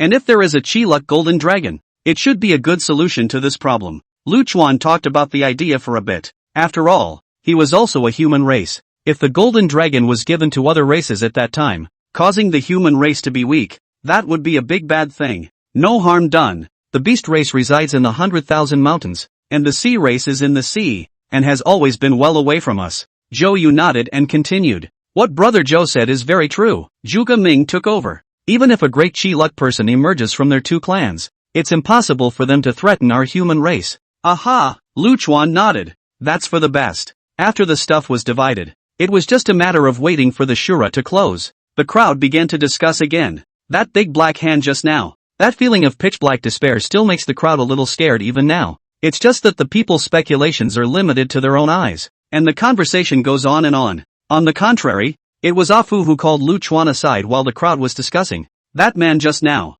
as well as the owner of that big hand, are all other eras, remnants left behind, and do not belong to this Aura era. The owner of that big hand is called the Crimson Demon Seat, a great emperor left over from the Red Sky era. This old turtle has been sleeping for a long time in a long river of time, in a blank time node, and this time it appeared. It is estimated that it is competing for the great emperor's inheritance for its little turtle. Afu didn't nag. His tone was deliberate and straight to the point. Question mark. Lu Chuan had a head full of question marks. The Aura era has lasted for hundreds of millions of years. What's the matter? Are there still old turtles that can live for so long? Afu threw out his big tongue and snorted. Hair is long and knowledge is short. Using a special method to enter the slumber state, not to mention hundreds of millions of years, there is no problem to live until the end of the world. His grandma, if you don't play nice as an old turtle, what's the point of jumping out at this time? Lu Chuan couldn't help but roll his eyes. Alfred drummed his eyes helplessly. With the turbulence in the Aura era,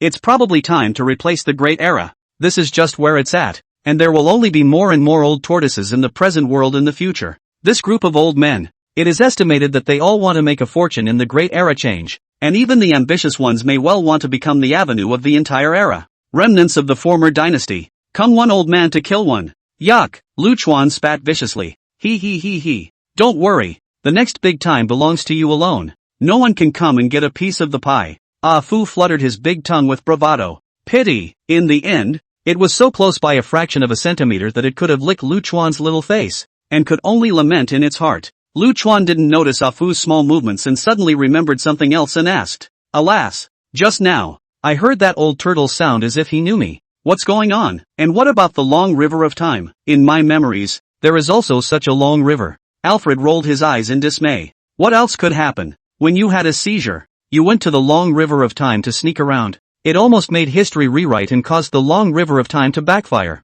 And that was also the time you ran into the old turtle. Oops. Don't have the slightest impression at all. Lu Chuan tapped his forehead. Fu sighed. Why else do you think? Your memories are sealed. My memories are sealed because of this? Lu Chuan was a little skeptical. Nonsense. Or else, Fu growled menacingly. Why are you being so hot and loud? Lu Chuan slapped Ah Fu in the face. Seeing that Lu Chuan no longer pursued the issue of memory sealing, Ah Fu was greatly relieved. The third day ends with the end of the Shura. A grand and ethereal voice resounded between heaven and earth. The final winner of the Shura, Lu Chuan from the Tianyuan continent. The entire dojo, the cultivators who still survived, were enraged.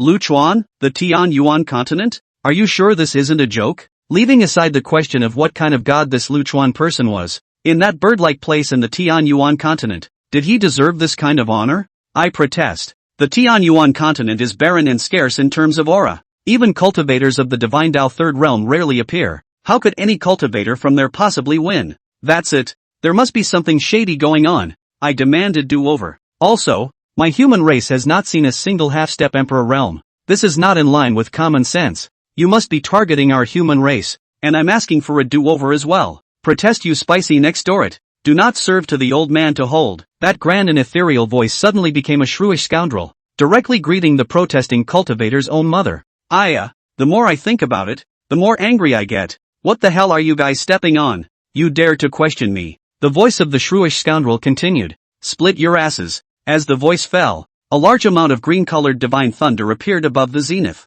The green-colored divine thunder gulped and spat non-stop, just like a poisonous snake that wanted to choose someone to devour. Crap! Ethereal wood divine thunder. Looking at this green divine thunder, all the cultivators exploded. This was legendary, the highest grade of lightning, even surpassing the heavenly Tao's god-extinguishing thunder. If this were to be chopped, there probably wouldn't be a bit of bone crumbs left. Dad, we were wrong. There's no backbone. Grandpa, I'm sorry, I admit we were a little loud earlier. We have a foul mouth. You have a big heart. You're a big enough man to let us off the hook as a fart. The cultivators who had just asked for a fresh start all knelt down at this moment, each one crying bitterly and swearing to clean up their act and start over. Bah, bitchy or not nah. After spitting, the divine thunder above the zenith dissipated and went away. Master, master, it's me.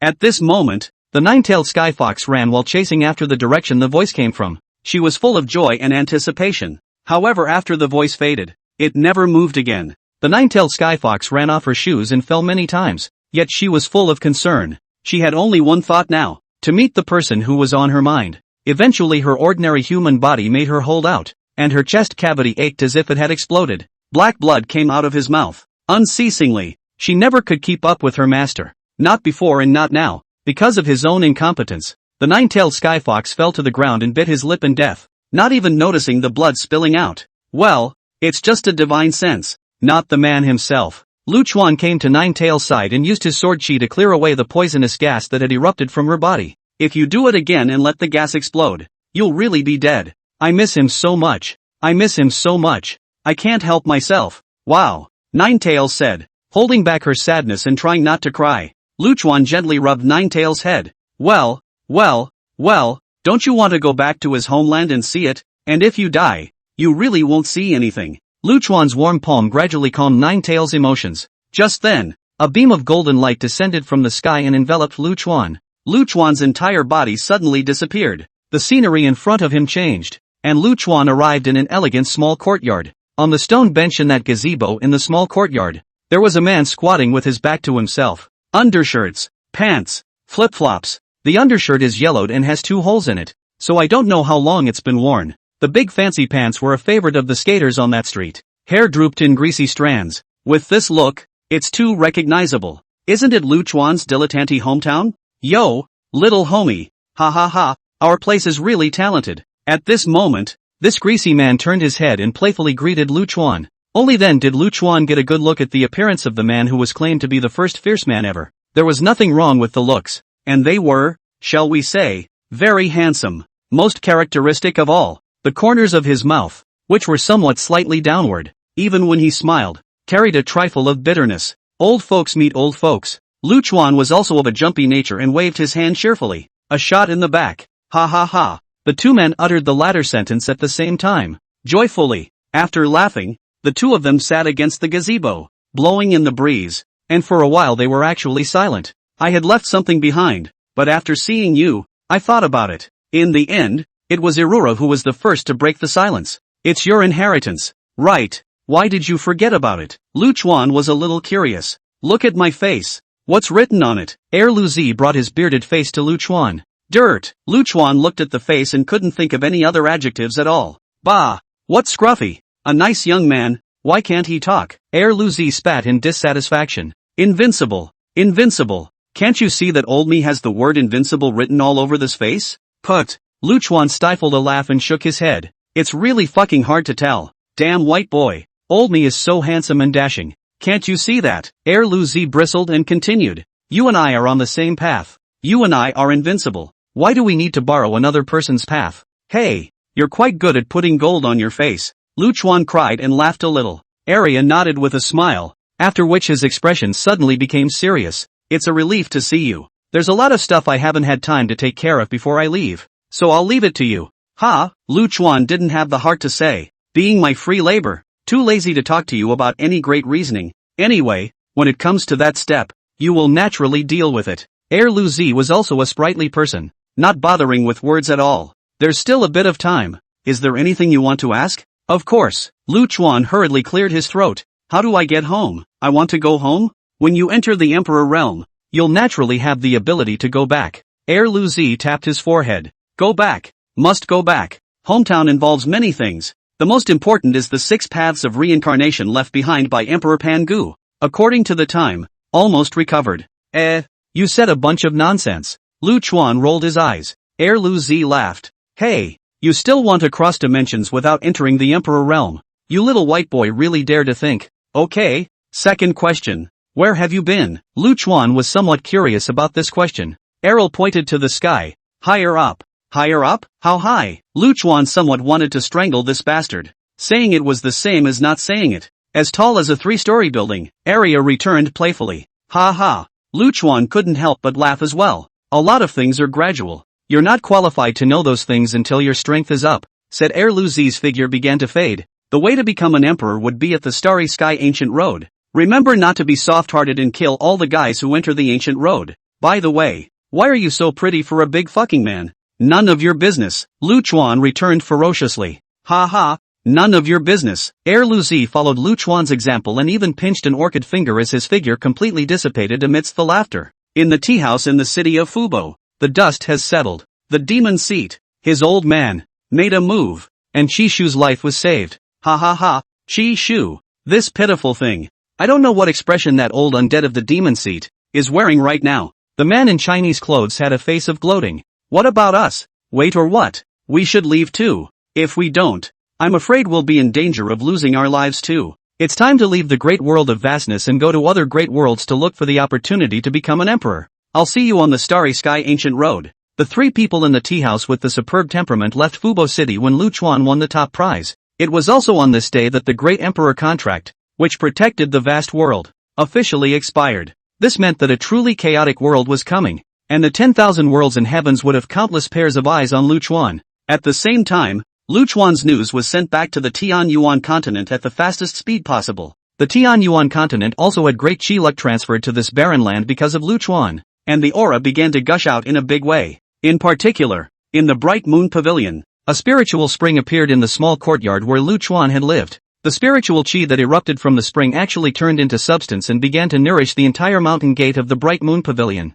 The Bright Moon Pavilion jumped up and became the new holy place of cultivation in the hearts of cultivators in the world. The Bright Moon Pavilion held a clan meeting today. Nangong Chu Shue, who possessed the beauty of extreme circumspection, dressed in full regalia in the Great Hall, solemnly announced the news. As the first clan that Lu Chuan had joined when he came to this world, the Bright Moon Pavilion would also be on its way to the top as Lu Chuan became stronger. A statue of Lu Chuan was erected on top of the main peak of the Bright Moon Pavilion. This statue will live on with the Bright Moon Pavilion for all time. Countless cultivators, traveling day and night, came to the Bright Moon Pavilion, all wanting to dip into this great fortune. The maids of the Bright Moon Pavilion, too, were treated with a courtesy they had never experienced before. In this prosperous resort, Nangong Chushue couldn't be happy, because she knew that the more powerful Lu Chuan became, the further away he was from himself. Until one day, never to see his back again, never to hear from him again. Nangong Chushue looked at the standing statue, so it turned out that her heart,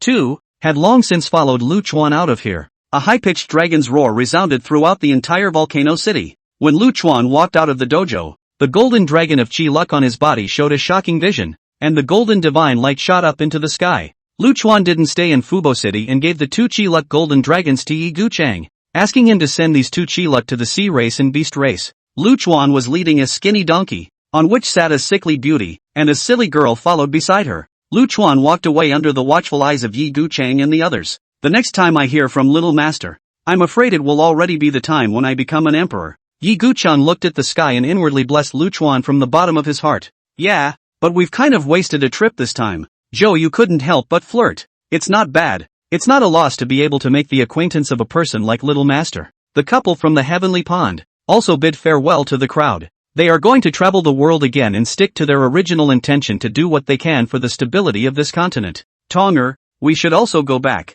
We've been out for too long and are homesick. Zhuge Ming smiled and waved his feather fan.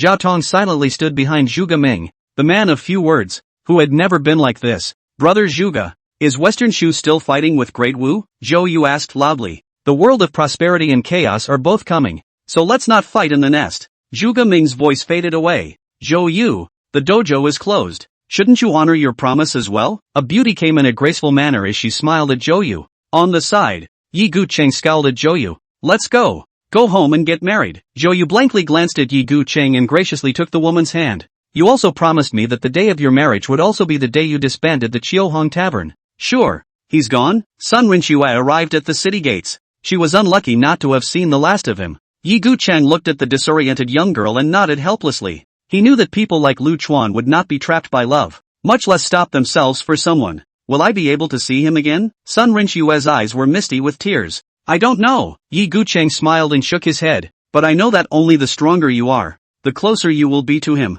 Aha! Sun Rinshue nodded fiercely. Little beauty, wait for me, you can't leave me, how can I live without you? Beacon March, who had not been seen in the dojo, finally showed up at this time. Beacon March's entire body was tattered and torn, and his hair was half burned away by something, so his entire body looked as wretched as it could be. It turned out that this one was unlucky enough to be stuck in a Jedi when he entered the dojo. The place was full of yang yen, which almost didn't burn him to a roasted pig. If the Shura hadn't closed in 3 days, there's no telling when this one would have gotten out. Brother March, what is this look of yours? Yi Gucheng looked at Beacon March's appearance and couldn't help but laugh. The green mountains will not change. The green water will flow forever. Yi City Master, we will meet again in the future. Beacon March didn't have the time to pay attention to Yi Gucheng, and chased towards Lu Chuan in a flurry of smoke. Lu Chuan was now going to the Heavenly Chaos Continent. The Heavenly Chaos Continent, the second most powerful continent in the vast world.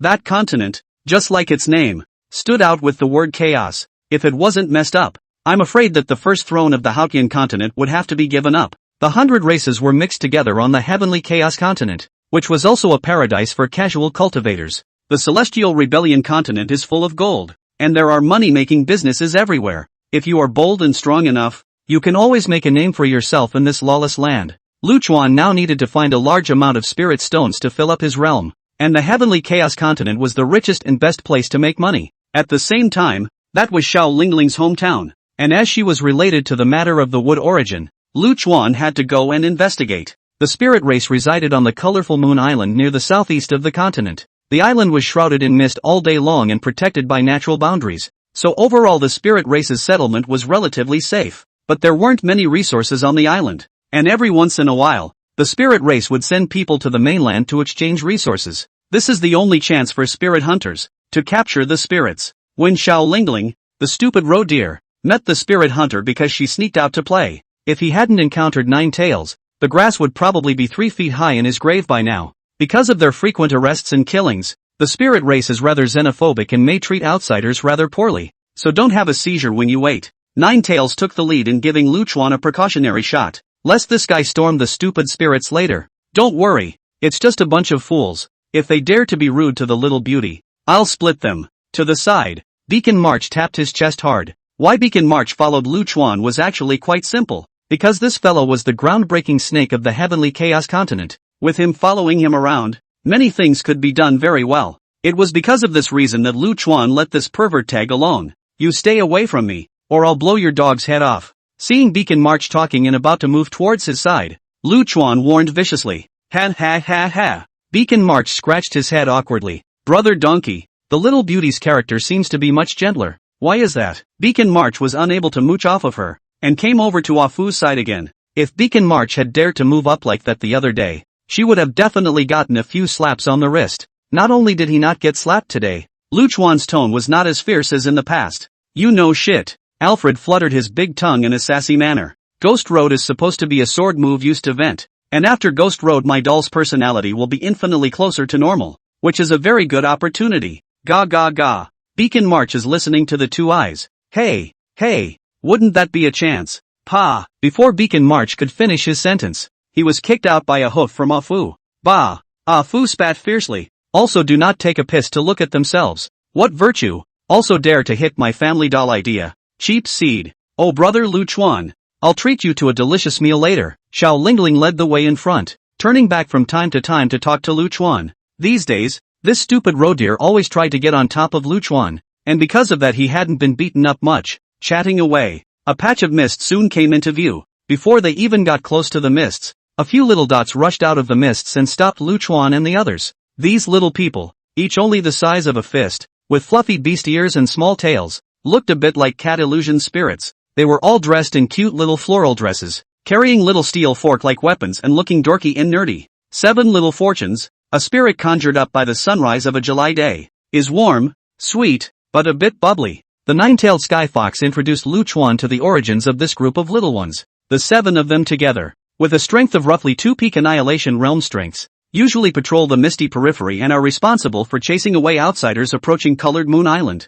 Lu Chuan's eyes were full of light as he looked at a few cute little guys. There is absolutely no resistance to this fluffy, cute little thing. Sister Lingling, Lord Skyfox. The 7 little ones immediately dropped their guard when they saw Xiao Lingling and 9 Tails. Yikes, the human race. The little ones noticed Lu Chuan and Beacon March and were alert again. Who are you two? Are you trying to capture Sister Lingling? Definitely. Look at that raggedy guy with the lewd face. If you dare to hurt Sister Lingling, we'll fight you. 7 little guys came charging in with their little steel forks raised. Lu Chuan and Beacon March were both dumbfounded. Were all these spirit races so stupid? How did you deduce that you were going to hurt Xiao Lingling? Okay, stop fooling around. Ninetails couldn't help but stroke his forehead, lifting the 2 little ones in his hand. Lord Skyfox, let us go and let us fight the evil human race to the death. The 2 little ones who were lifted up twisted and turned. Originally, Ninetails was now an ordinary person, and the 2 of them, the little ones, could easily break free. These 2, however, are so dorky and cute that they have to make Ninetails put them down. This brother is a great person. 7 little fortunes you can't fool around. Xiao Lingling smoothly grabbed the remaining 5 into her hands. Sister Lingling, are you under an illusion? Why are you speaking for the evil human race? A little guy held up a steel fork and forked it at the back of Xiao Lingling's hand, wanting to lift the illusion spell for her. Cough cough. Lu Chuan now sort of knew why the spirit race was in a difficult situation. It's all these dorky guys, and I'll be damned if it's not a tough situation. Ninetails on the side sighed helplessly. It can't be helped. These little guys are born this way. Lacking a heart. 7 little fortunes, open the rainbow bridge and let the honored guests in. A rather majestic female voice sounded. Okay, Ama. Understood, Ama. No problem, AMA. The 7 little ones immediately stood at attention. Lu Chuan looked amused. These little guys were just too much fun. Soon a 7-colored rainbow bridge stretched out from the mists and extended all the way to the feet of the crowd. You two are too obscene to go in. Yet Beacon March and Afu were stopped by the 7 little ones. Hearing this reason, Afu and Beacon March almost spat out a mouthful of old blood on the spot. Know who I am. Know who I am. Beacon March yelled. No. A little one nodded. Beacon March raised his chin proudly. It seems that his name is still very loud. There are plenty like you in the human cities. Yeah. The kind where you take a broken bowl and go to people's doorsteps and ask for food. Yes. The kind of person who will lie down and roll around if people don't give it to them. Put. Lousy is not a beggar. Not a beggar. Lousy is called Beacon March, the most famous ranger in the heavenly chaos continent. Beacon March's face was black. Ranger, I'm still greasy scum. Back off quickly or we'll be rude. The little guys viciously raised their little steel forks. Oil dregs. Wow. Where is Oil Dregs? Xiao Qi, who is the youngest and always reacts half a beat slower, bites his fingers and harumphing. Shichi, don't bite your fingers. There's no grease scum, only scum. Beacon March was honored to be upgraded from grease scum to scum. Yet even more sadly, Beacon March wasn't really sure to fuck with these 7 little guys. Stop fooling around and let them all come in. At this moment that majestic female voice sounded again. Okay, Ama. Understood, Ama. No problem, AMA. The 7 little ones immediately stood at attention. Get in there and if you make a mess, I'll zap your ass. After being threatened, the 2 perverts were finally let in. Do you have any grease residue on you? 7 nibbled on her finger and moved right up to Beacon March. No.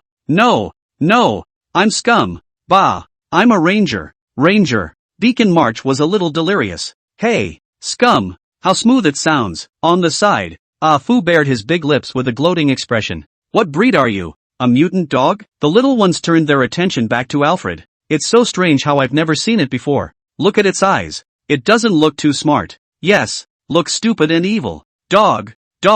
Bark twice. Question mark. Fu had a head full of question marks. Donkey.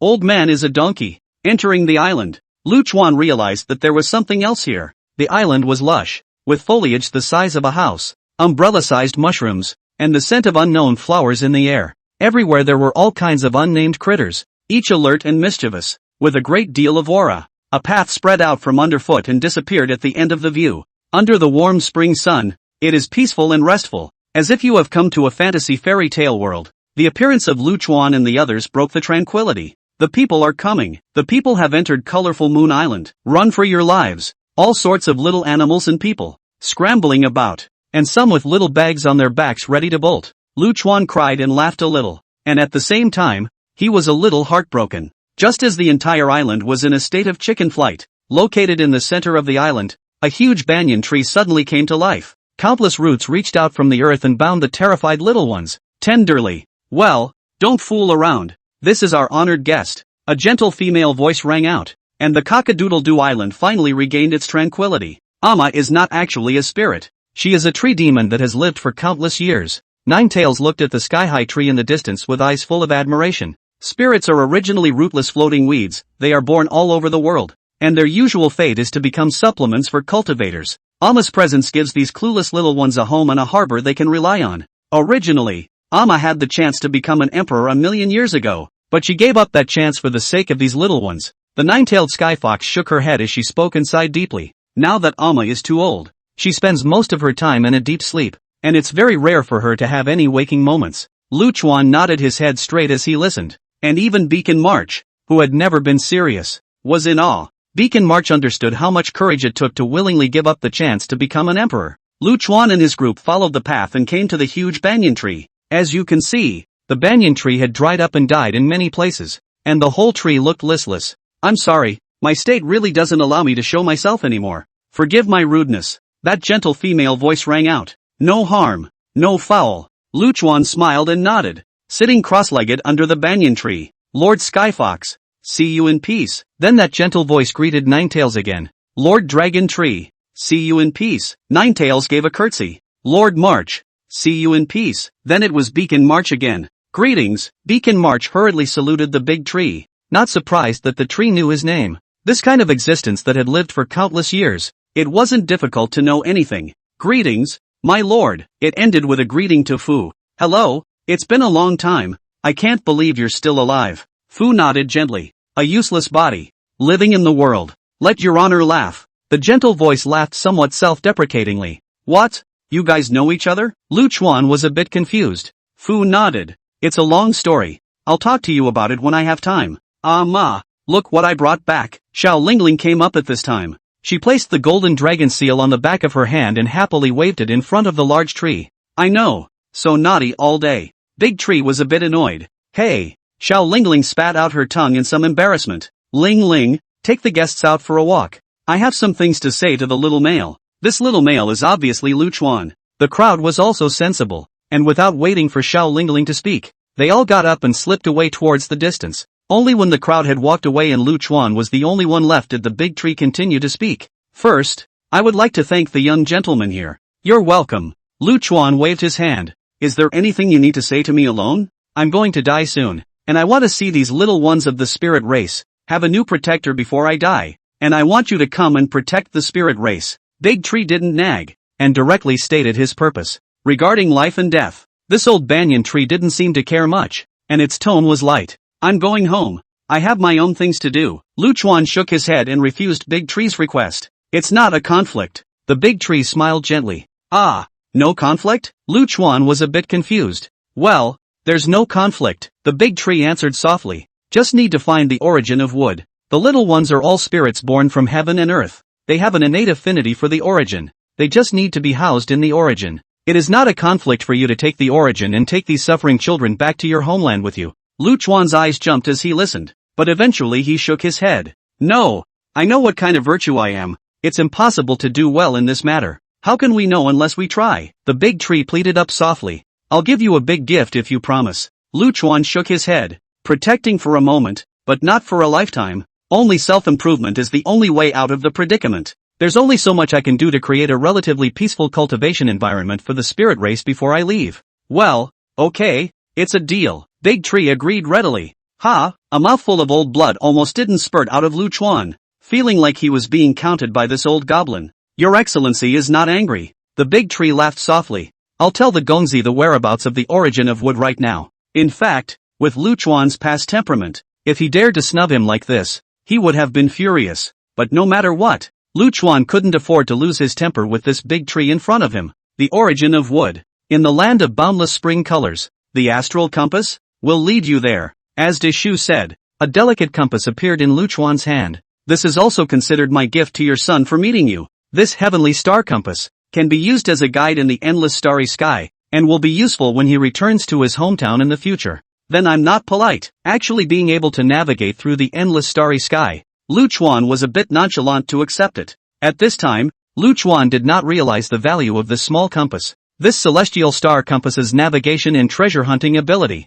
no matter where it was placed, was a supreme treasure that would cause great chaos. Then Lu Chuan chatted with Big Tree for a while about the spirit race. The main problem facing the spirit nation now is the threat of an organization called the Great River Gang. The Great River Gang is made up of spirit hunters who spend their days sailing the seas, hunting down spirits and robbing merchant ships on the side. If the Great River Gang could be eradicated, it would allow the spirit race to settle down quite a bit. If there's buying, there's selling. No matter what the business is, there will be people doing it. There's no reason for me to rip them off. Lu Chuan, this person's brain circuit is different from others. And the Great River Gang didn't provoke themselves. So why should they take others? The evil that is the Big River Gang since the matter. None of his Lu Chuan bird business. He is not a small partner of justice. I can hire you. I've had some inventory over the years. How about 100 million top-grade spirit stones? Big Tree was not surprised by Lu Chuan's reaction. Lu Chuan nodded cheerfully. That's good to know. Business, taking people's money and eliminating people's disasters.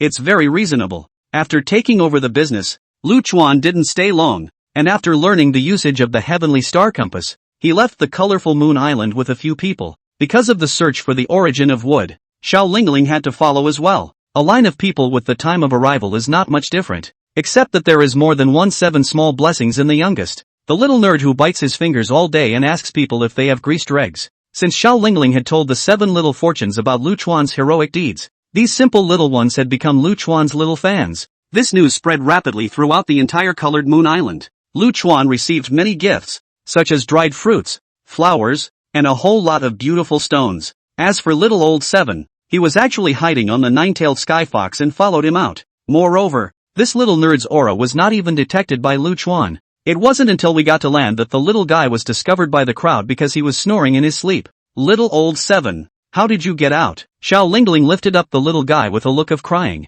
Because the 7 little fortunes were very special. They only had combat power when they were together, and separately they were a bunch of experienced babies. Now that Color Moon Island didn't have much high-end combat power, it relied on this group of little nerds to hold up the fort. I don't know. Ling Ling sister, do you have oil crumbs? Little old 7 spoke slowly, and was completely oblivious to what would happen if he left. Cough. Xiao Lingling's mouth shivered. Lu Chuan was very fond of this kind of fluffy little guy and took little old 7 and placed it on top of his head. It's fine. I'll just put up a sword formation for Color Moon Island. Lu Chuan cheerfully spread his sword chi out from under his feet. This place was almost 100,000 miles away from the colored Moon Island, and Lu Chuan's sword chi was able to extend out so far. This gave the others a new perception of Lu Chuan's strength. This little nerd, why does he like to ask people for oil dregs? Lu Chuan was a bit curious. 9 Tails on the side cried and laughed a little. Once, little old 7 did the same thing, sneaking off to follow the clan to the city to exchange for supplies.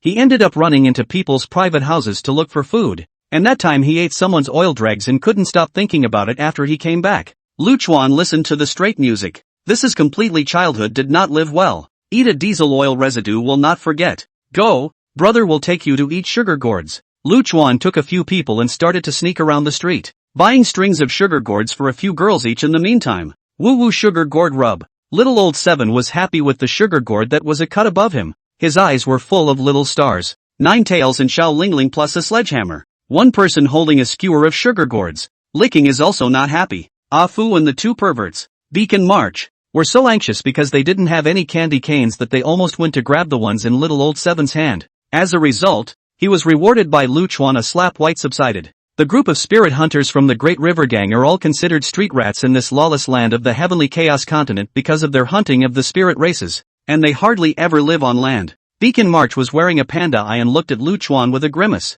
And since their ship is called the Phantom Knight and has the ability to hide in alien space, it's nearly impossible to catch them at sea, but every once in a while, they have to go ashore and need to go to the blood market to trade, or replenish their supplies. With Beacon March as the groundbreaker, a lot of things are better. Now, Lu Chuan and his party were about to go to the blood market to inquire about the news. Is capturing the spirit race of a bad nature? Lu Chuan was a bit puzzled. Of course, 9 Tails, who was on the sidelines, took over. Spirits are nurtured by heaven and earth, representing the rise and fall of a heaven and earth. The more spirits there are, the more prosperous heaven and earth will be. Capturing spirits is supposed to be strictly prohibited, but there are some crooked people who can't stand the temptation of a spirit's great tonic, and that's why they'll try to capture these little guys by all means. Xiao Lingling listened glumly. Even the sugar gourd in her hand didn't smell good anymore. Don't worry, since I've taken over the business, I'll definitely fix it for you. Lu Chuan rubbed the silly elk's head. Aha! Xiao Lingling was immediately happy again. I'm sure I'm missing a heartbeat. And my emotions are transforming too quickly. The Blood Market. An underground black market unique to the Heavenly Chaos Continent. As you can tell by the name, business here is a little bit of blood. The city that Beacon March had brought the crowd to had a blood market that ranked in the top 3 of the Heavenly Chaos Continent. The entrance to the blood market was actually in the city lord's mansion, which almost didn't make Lu Chuan's jaw drop. It's normal. The Heavenly Chaos Continent doesn't have the concept of countries, only cities. The city lords are all lords on one side, in charge of one side of heaven and earth, and have made their fortunes through all sorts of strange businesses. Nine Tails thoughtfully explained to Lu Chuan. The most screwed up thing is that the city lord's mansion here is not a high-class place at all. Instead, it's eerie and creepy and sends chills down your back. A dozen or so corpses hung at the entrance of the city lord's mansion, emitting a sickening stench. These are all cultivators who didn't follow the rules and were executed by Zhang Dazue, hanging here for deterring the curmudgeons. Beacon March was not surprised. Zhang Dazue was the city lord of this great city and an old acquaintance of Beacon March. Zhang Dazue, your grandfather is here. Why don't you come out and greet him quickly? Beacon March yelled out while admiring the corpses. Stinking beggar, are you still alive? A middle-aged man as strong as a bear rushed out from the city lord's mansion. The voice was so loud that it shook the entire city lord's mansion, and the big mouth lived up to its name. However, there was no imagined embrace of a former friend. Zhang Dazue directly blasted his fist at Beacon March. It's not a sparring match with martial arts. It's a total fight for your life. Mouth. My dear mouth. Don't do this.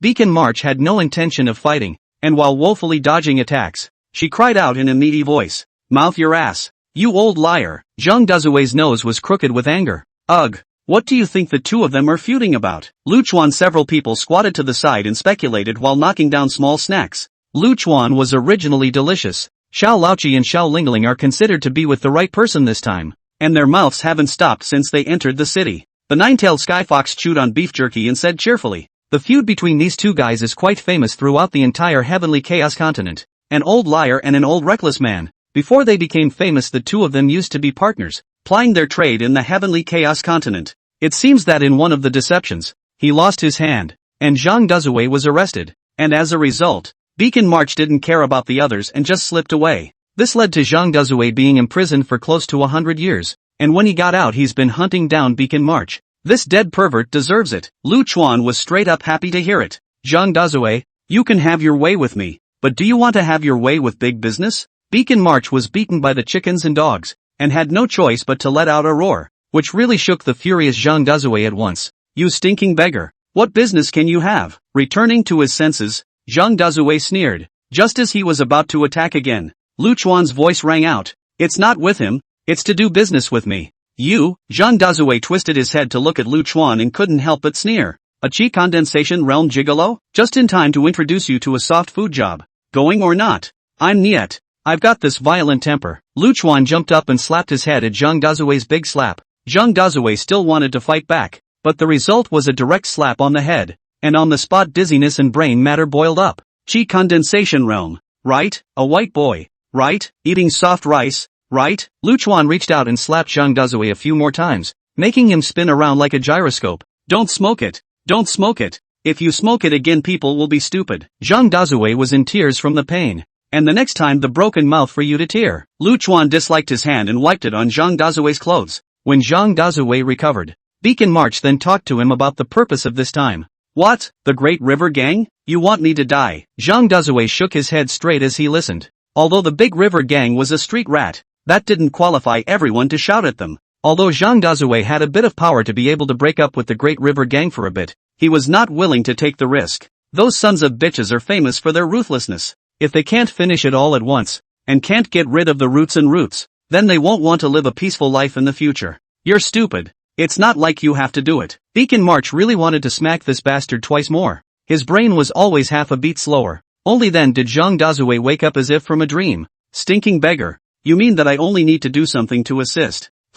Beacon March nodded. It's impossible to catch the Phantom Knight at sea. They must be lured ashore. You can pull back. The Great River Gang's gang leader hasn't been down the Phantom Knight for tens of thousands of years. It's his own old mother who died and couldn't even draw it down. Zhang Dazue's big brain shook straight. What about Xiao Lingling, the next leader of the spirit race? Using this bait? Beacon March looked over to Lu Chuan's side. Lu Chuan gently nodded his head, signaling him to make himself at home. What? Zhang Dazue was startled and looked at Xiao Lingling. She's the next matriarch of the spirit clan? As good as fake. Beacon March slapped Zhang Dazue's shoulder fiercely. This is interesting. Zhang Dazue stroked his chin. There's information that old hag from the Divine Water Palace offered a sky-high price for this girl. This business was taken over by the Great River Gang, and no delivery has been made until now. What kind of place is the Divine Water Palace? That was one of the #1 local snakes in the Heavenly Chaos Continent, an existence that even the Great River Gang didn't dare to wiggle around. If you take the business and run away from the order, the Big River Gang won't be able to go ashore for the rest of their lives. Can you operate it? With your wisdom, surely you can do it beautifully, right? Beacon March boasted with a big open mouth straight. Besides, the Great River Gang has been hanging out at sea, and your caravan can't settle down. So take this opportunity to pluck him. Zhang Dazue frowned and sneaked a glance at Lu Chuan. You first tell me what this little white, noble gentleman is from? Zhang Dazue looked naive batch-like, but people really not stupid. Want him to fight unsure of the battle? That is impossible. Lu Chuan. Beacon March spoke the name with a resounding tone. Great Emperor Dojo winner. Zhang Dazue couldn't help but exclaim in shock. Lu Chuan's great name had already spread throughout the entire vast expanse world. It's just that Lu Chuan, this man, is like a woman's panties? Everyone knows that there are, but not many have really seen them. You step horse lower voice. Still want to get a big mouth? Beacon March was hard on this bastard's mouth. He. Zhang Dazue giggled. Being a strong contender for the future great emperor, it's my honor to get a few slaps.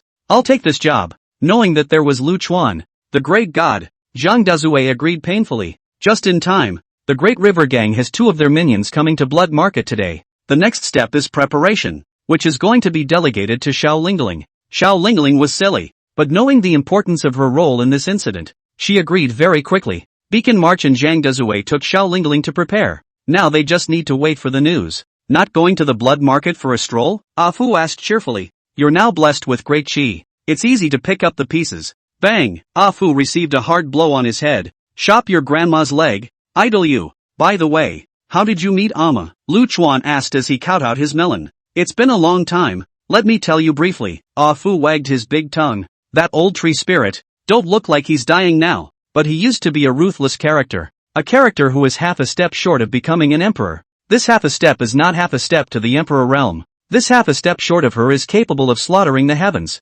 Millions of years ago the old tree spirit killed the blood of the heavens and was known as the Dragon Blood Fairy. Back then, I had my eye on someone with a Tao fetal god body and wanted that guy to be the host. As a result, that guy was really a fetal god, went to mess with the old tree spirit, and was beaten to the bone crumbs. That is, the old tree spirit I met back then. There's not really much I can say about it. I don't know what this old tree spirit thinks. At the end actually chose to return to his hometown to protect the peace and quiet of the spirit tribe. Now that he is old, his strength has regressed to such a point. It is really saddening. Ah Fu didn't avoid Nine Tails. Because she was the pet of the heaven-swallowing emperor, she definitely had insights and wouldn't have too many associations with words like host and system. Ha! Lu Chuan tapped another fist on Ah Fu's head. What the hell? You had another host before? No.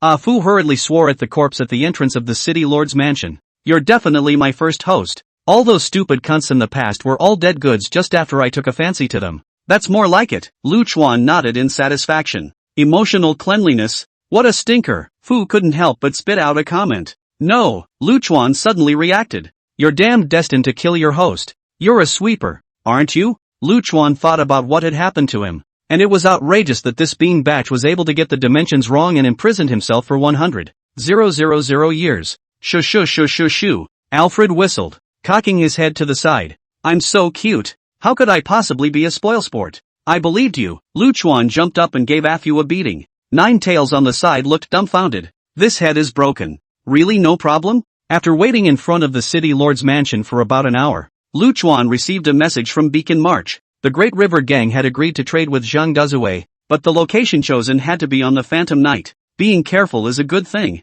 and the Big River Gang puts that to good use. Lu Chuan told Afu about the results, and Afu nodded and helped Lu Chuan analyze it. There's no problem. In fact, the main purpose, or let the Great River Gang come out. The Spectral Knight's spatial hiding ability is too much trouble. There's no place in the vast ocean to look for people. Given your power, you should be able to block off a large portion of the sea, so as long as the Great River Gang shows up, there's no reason for them to run away. Lu Chuan also returned the results of the discussion to Beacon March. But the next question was a bit tricky. The Great River Gang actually only let Zhang Dazue, the seller, and the cargo, Xiao Lingling, on board. Cancel the deal. Alfred shook his head after thinking about it. This kind of black market transaction, choosing to conduct it in a party's lair, is actually going overboard. And now they're not allowed to take anyone up there. So it's a total test. If Zhang Dazue agrees to this request, any fool can see that there's a problem. With the level of caution of the Great River Gang, I'm afraid that as soon as Zhang Dazue nods his head over here, the spectral night ship over there will start spatially jumping to hide. The Spectre of the Night, known as the Spectre of the Night, was a unique ship in the entire vast world. Not only can it travel unimpeded through any Jedi in the ocean, but it can also vanish into other dimensions whenever and wherever it wants. Relying on this ship, Guan Xingyao, the leader of the Dade Gang, brought the Dade Gang to heights where it didn't belong. Recently, Guan Xingyao was very worried because he had taken over the business of that old witch from the Divine Water Palace, but he couldn't get the goods himself. Now that the old witch was pushing hard, it made Guan Xingyao very angry. But the junior brother who had just gone to the blood market to exchange for supplies brought back good news. The owner of the blood market had actually captured Xiao Lingling and was willing to sell it to the Great River Gang. What's this? It's someone to bring a pillow when you're sleepy and a glass of water when you're thirsty. The Great River Gang had captured Xiao Lingling for close to 300 years. Now it's caught by Zhang Dazue, whose brain is only muscle. When things go wrong, there must be a demon. And Guan Xingyao smelled the flavor of a conspiracy. Guan Xingyao's first reaction was to leave quickly. But the temptation that Xiao Lingling brought him was too great. And the first spirit hunter of the Great River Gang, again, disappeared without a trace a few days ago. Xiao Lingling was at the peak of the Annihilation Realm, and was stronger than the average peak of the Annihilation Realm, together with the outskirts of the Colored Moon Island. Those 7 foolish coin guards. Now the Great River Gang no longer had the capital to capture Xiao Lingling. Guan Xingyao had to take a gamble, because if he couldn't finish this business, the Great River Gang really wouldn't be able to get to shore in the future. A cautious mind allowed Guan Xingyao to have the same trial and error he had earlier with Zhang Dazue. If Zhang Dazue dared to nod, then he would not hesitate to bolt. Gang Master, Zhang Dazue disagrees with the transaction process and cancelled the transaction. At this moment a water mirror lit up in front of Guan Xingyao. The figure of his little brother appeared in the mirror, reporting the current situation. Guan Xingyao's heart dropped a little. The trading location was changed to a town at the eastern entrance to the sea. Sunset Town. The trading location has been changed. It's in Sunset Town at the mouth of the sea. Beacon March's somewhat irritated voice sounded in Lu Chuan's mind. No harm done. Just let them come out. Lu Chuan cheerfully returned. The next step was to talk about the price, which was eventually agreed upon at 200 million top-grade spirit stones. Hearing this price, Lu Chuan's eyes jumped straight up. These pirates, are they that rich? Looking at Lu Chuan's adorable look of not having seen the world, Nine Tails couldn't help but laugh. The Great River Gang has been burning and plundering for so many years, doing nothing but trading. It's normal to have some family money. In terms of wealth alone, this gang of pirates should be ranked in the top 10 on the Heavenly Chaos continent. If you're short on spirit stones, you can rob the Great River Gang. Rob the fuck. Lu Chuan was extremely unbalanced in his heart. I'm so hungover. I still have to work hard to earn spirit stones. And in the end, I'm not as profitable as a nest of bandits. Next, Zhang Dazue began to arrange the trip. He took his people and Xiao Lingling to Sunset Town. Lu Chuan could only hang back from a distance because he was a new face. Lu Chuan was trying to blend in with the group and change his looks, but Zhang Dazue said it was impossible. The Great River Gang has a heavenly water mirror, which not only has the ability to detect, but can also see the true bodies of all living things. If Guan Xingyao found out that in the team, there was someone who had changed to hide amongst them and was still a raw face, he would probably bail out instantly. Lu Chuan had no choice but to keep his distance from Zhang Dazue's group and hang on from a distance. The Phantom Knight, like a huge ghost, traveled on the sea without bringing up a single movement. Guan Xingyao looked at the water mirror in front of him, which actually showed Zhang Dazue and his group rushing along, and the scope of the monitoring actually extended all the way to 10,000 miles in a circle. Looking at Zhang Dazue's group, there were no raw faces, and no one was illuminated to hide among them. Guan Xingyao nodded his head in satisfaction. But soon, about 300 miles behind Zhang Dazue, Lu Chuan, who was holding a skinny donkey with 9 tails, caught his attention. Because Lu Chuan's and 9 tails looks were too noticeable, it was hard to pretend not to see them. And the weirdest part was that the teenager had a little Candyman licking guy sitting on his head, much like one of those 7 shabby guards on Colored Moon Island. But the Tianshui mirror couldn't illuminate the real body of this little thing. It looked like a kitten cultivated into shape. The reaction of the celestial water mirror was the same as the reaction of the 7 guards who shone on the colorful Moon Island. Tell them to turn around and go to White Lake Town. Guan Xingyao suddenly changed his mind. This old bastard changed the trading location. Beacon March's face turned green with anger. Let him change. Let him change enough. Lu Chuan didn't have much of a reaction. Let's space them farther apart. If there's a detection magic treasure and we're still following our asses when we change locations, we'll easily be discovered. It was still Ah Fu who reacted quickly and immediately responded.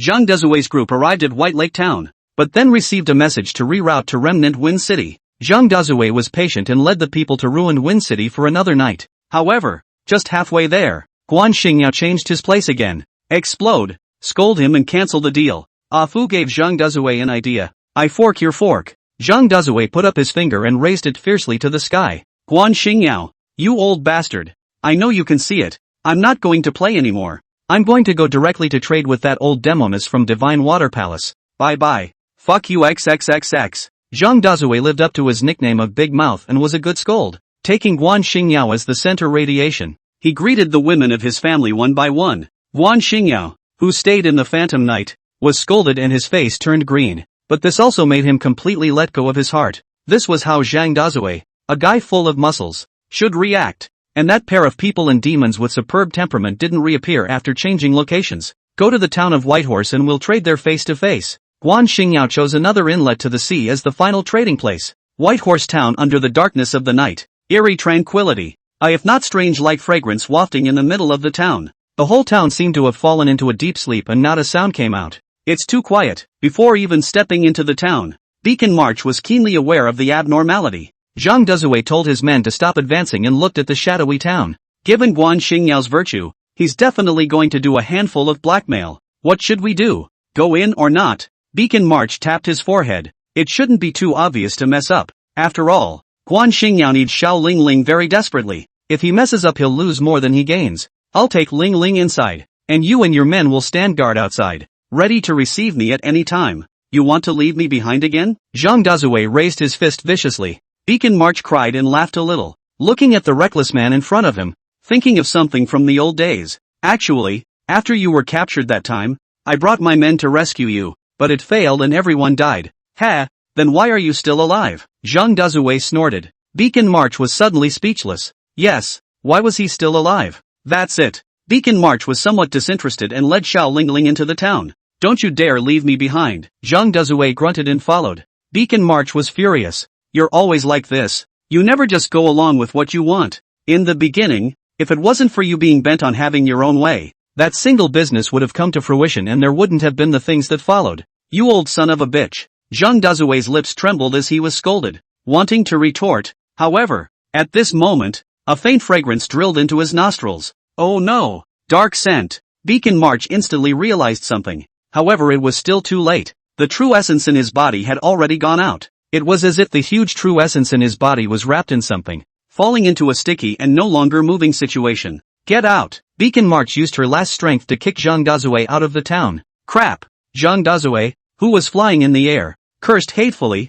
Lousy hates you. Snap! At that moment a round of applause rang out from the darkness and a group of people slowly walked out. The middle-aged man at the head, with a gloomy face and miserable white skin, laughed, worthy of being a Red Thunder Ranger. You actually reacted so quickly. Guan Xingyao, what do you mean you old turtle? Spreading dark incense throughout the town. Beacon March pulled Xiao Lingling behind himself and stared dead at the man in charge. Dark fragrance. A special medicine produced from the body of the Dragon Gate whale. A high-level demonic beast in the sea. Only guys like the Big River Gang, who spend a lot of time at sea, could collect such a large amount. The dark incense could not be said to be a poison, but it had a special killing power on cultivators. It was able to inhibit the flow of a cultivator's true essence, causing it to fall into a state of stagnant water. This state doesn't last long, but often that time is fatal. Brother March, don't misunderstand. Guan Xingyao laughed, looking at Xiao Lingling behind Beacon March to reveal a greedy gaze. Xiao Lingling shivered in fear, but this time,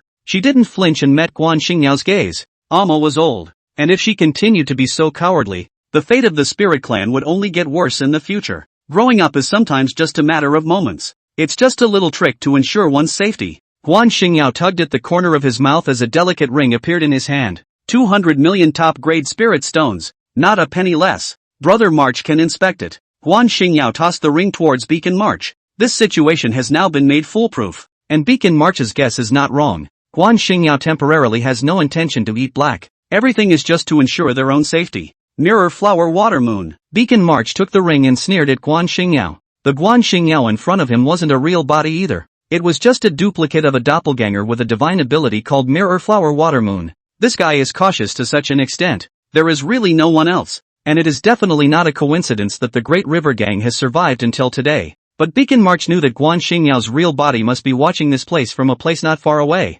Being careful is a good thing. It's rare that I want to make a fair deal. You should be happy. Guan Xingyao smiled and shook his head. Beacon March rolled her eyes and incorporated the pitiful little bit of true essence she could mobilize into the ring. The ring was piled high with top-grade spirit stones. And the amount wasn't bad as the divine sense swept through. Right. Beacon March nodded, not daring to delay doing business with this kind of old monster. The slightest crack will be seen. Out of absolute trust in Lu Chuan, Beacon March decided to hand over Xiao Lingling's first. Beacon March pushed Xiao Lingling forward with one hand. The person is for you. Too clear. Painful. Guan Xingyao laughed as a black barrier shrouded down, trapping Xiao Lingling inside. A black chain stretched out and bound Xiao Lingling into a large gate crab. Bite you to death. Xiao Lingling glared fiercely at Guan Xingyao. Alas, little girl, you have caused us quite a bit of suffering. Guan Xingyao looked at Xiao Lingling and smiled happily, the big stone in his heart finally falling to the ground. The little beauty wouldn't be asleep, right? At this time Lu Chuan hadn't moved. Beacon March muttered straight in her heart. Brother March, please stay. At this moment, Guan Xingyao suddenly called out to Beacon March. Something? Beacon March's eyes danced. The situation is great. I want to change my mind. Guan Xingyao pulled at the corner of his mouth and smiled morosely. Of course, your Red Thunder Ranger's face still needs to be given. How about returning 200 million top-grade spirit stones to me and letting you go peacefully? Dogs can't change their ways. Beacon March laughed and shook her head, her face suddenly gloomy. What if I say no? Red Thunder Ranger Annihilation Realm Grand Circle. There are no more than 3 people in the entire Heavenly Chaos Continent who can move you. Guan Xingyao paced leisurely with his hands behind his back. But sometimes a bad brain is no use even if your strength is high. Are you in a position to say no at this point in time? Fuck you X. Say no more. At this moment the earth-shattering roar rang out, and Zhang Dazue rushed in wearing a mask. You're sick. What's the point of coming in here? Beacon March was so angry that she almost died outright. Don't try to leave me behind again.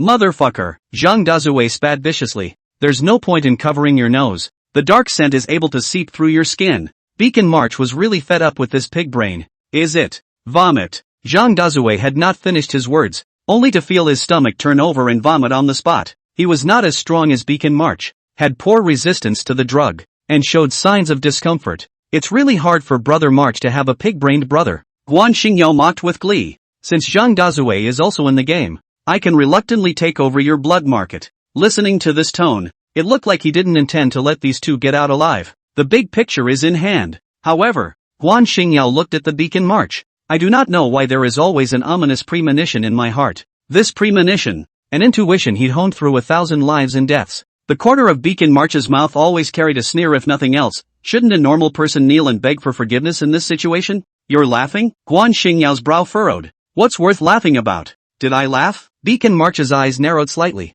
but the smile at the corner of her mouth grew. In fact, now that Lu Chuan hadn't moved yet, he was a little scared in his heart. But he knew that people like Guan Xingyao were usually very suspicious, and all he had to do now was to stall for time. You've been laughing without stopping. Looking at Beacon March's appearance, Guan Xingyao became a little suspicious and reached out to look around. However, Guan Xingyao, this old fox, quickly reacted. The whole town was now covered in dark scents and was already uninhabitable. No cultivator could walk in unless that person wanted to die. Beacon March is stalling. Send them on their way. Reacting. Guan Xingyao waved his hand. Beacon March's eyes jumped straight. What he hated the most in his life was dealing with this kind of old fox, because playing with hard eyes basically couldn't be played. Red Thunder. Beacon March suddenly burst out. The name of the Red Thunder Ranger child was well known in the Heavenly Chaos Continent, and this cry of Red Thunder managed to startle the approaching crowd of the Great River Gang. Taking advantage of this opportunity, Beacon March resisted Zhang Dazue and charged wildly.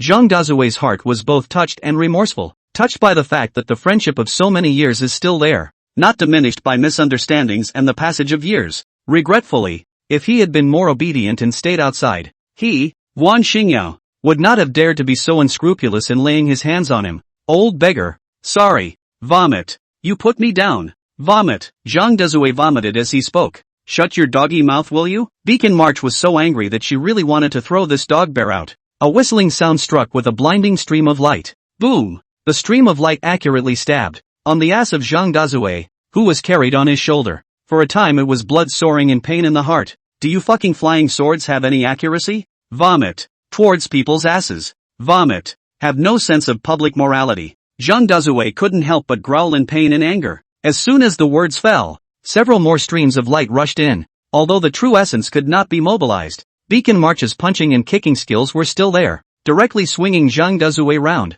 He threw himself into a large windmill, blocking the numerous magic treasures. Zhang Dezue was used as a human shield and was so angry that he almost died on the spot. Put. I knew. Vomit. You son of a bitch wouldn't be so kind. Vomit. The weird thing was that these magic treasures bombarded Zhang Dezue's body, but they were blocked by a transparent shield. Beacon March said viciously, shut your stinking mouth. A few years ago you collected a dragon Zen jade clothes. With your urbane nature, you should be wearing it for sleeping and bathing. The dragon Zen jade clothes, a superb defensive vestment that Zhang Dezue had received a few years ago. The dark incense was only for cultivators, and could not target this kind of passive defense-type magic treasure. It was just that the news of this dragon Zen jade cloth shouldn't be known by more than 3 people. How did Beacon March know about it? How did you know about dragon Zen jade clothes? You spied on my life. You bitch. Zhang Dezue grabbed Beacon March's ear and twisted it vigorously. Bah! That dress was something that I went through a lot of trouble to get my hands on, and entrusted the middleman to sell it to you, just for fear that you would suddenly die violently one day. Beacon March spat viciously. His face changed shape as his ears hurt. Then you're still charging old me 100 million. Pay it back. Zhang Dezue twisted more and more vigorously. Bitch, let go. It hurts. Beacon March's eyes were tearing up. Bang! While the two were pulling, Beacon March's feet suddenly ached, and her entire body tumbled out. Poor Zhang Dezue was flung out for dozens of meters and was thrown around. It turned out that the ground was covered with black chains at an unknown time, and just now Beacon March was swung by this thing. Dragon Zen jade cloth. This supreme treasure is actually on Zhang Dezue's body. I can't imagine there's an unexpected harvest. Ha! Guan Xingyao leisurely walked to Beacon March's side. Surname Guan, come at me if there's anything. Zhang Dezue was anxiously crawling on the ground, wanting to rush over, but he really couldn't stand up. Don't be anxious, none of you will be able to leave. Guan Xingyao smiled cheerfully. Letting you brothers die together is sort of my final farewell gift to you. Still not making a move? On a hill in the distance,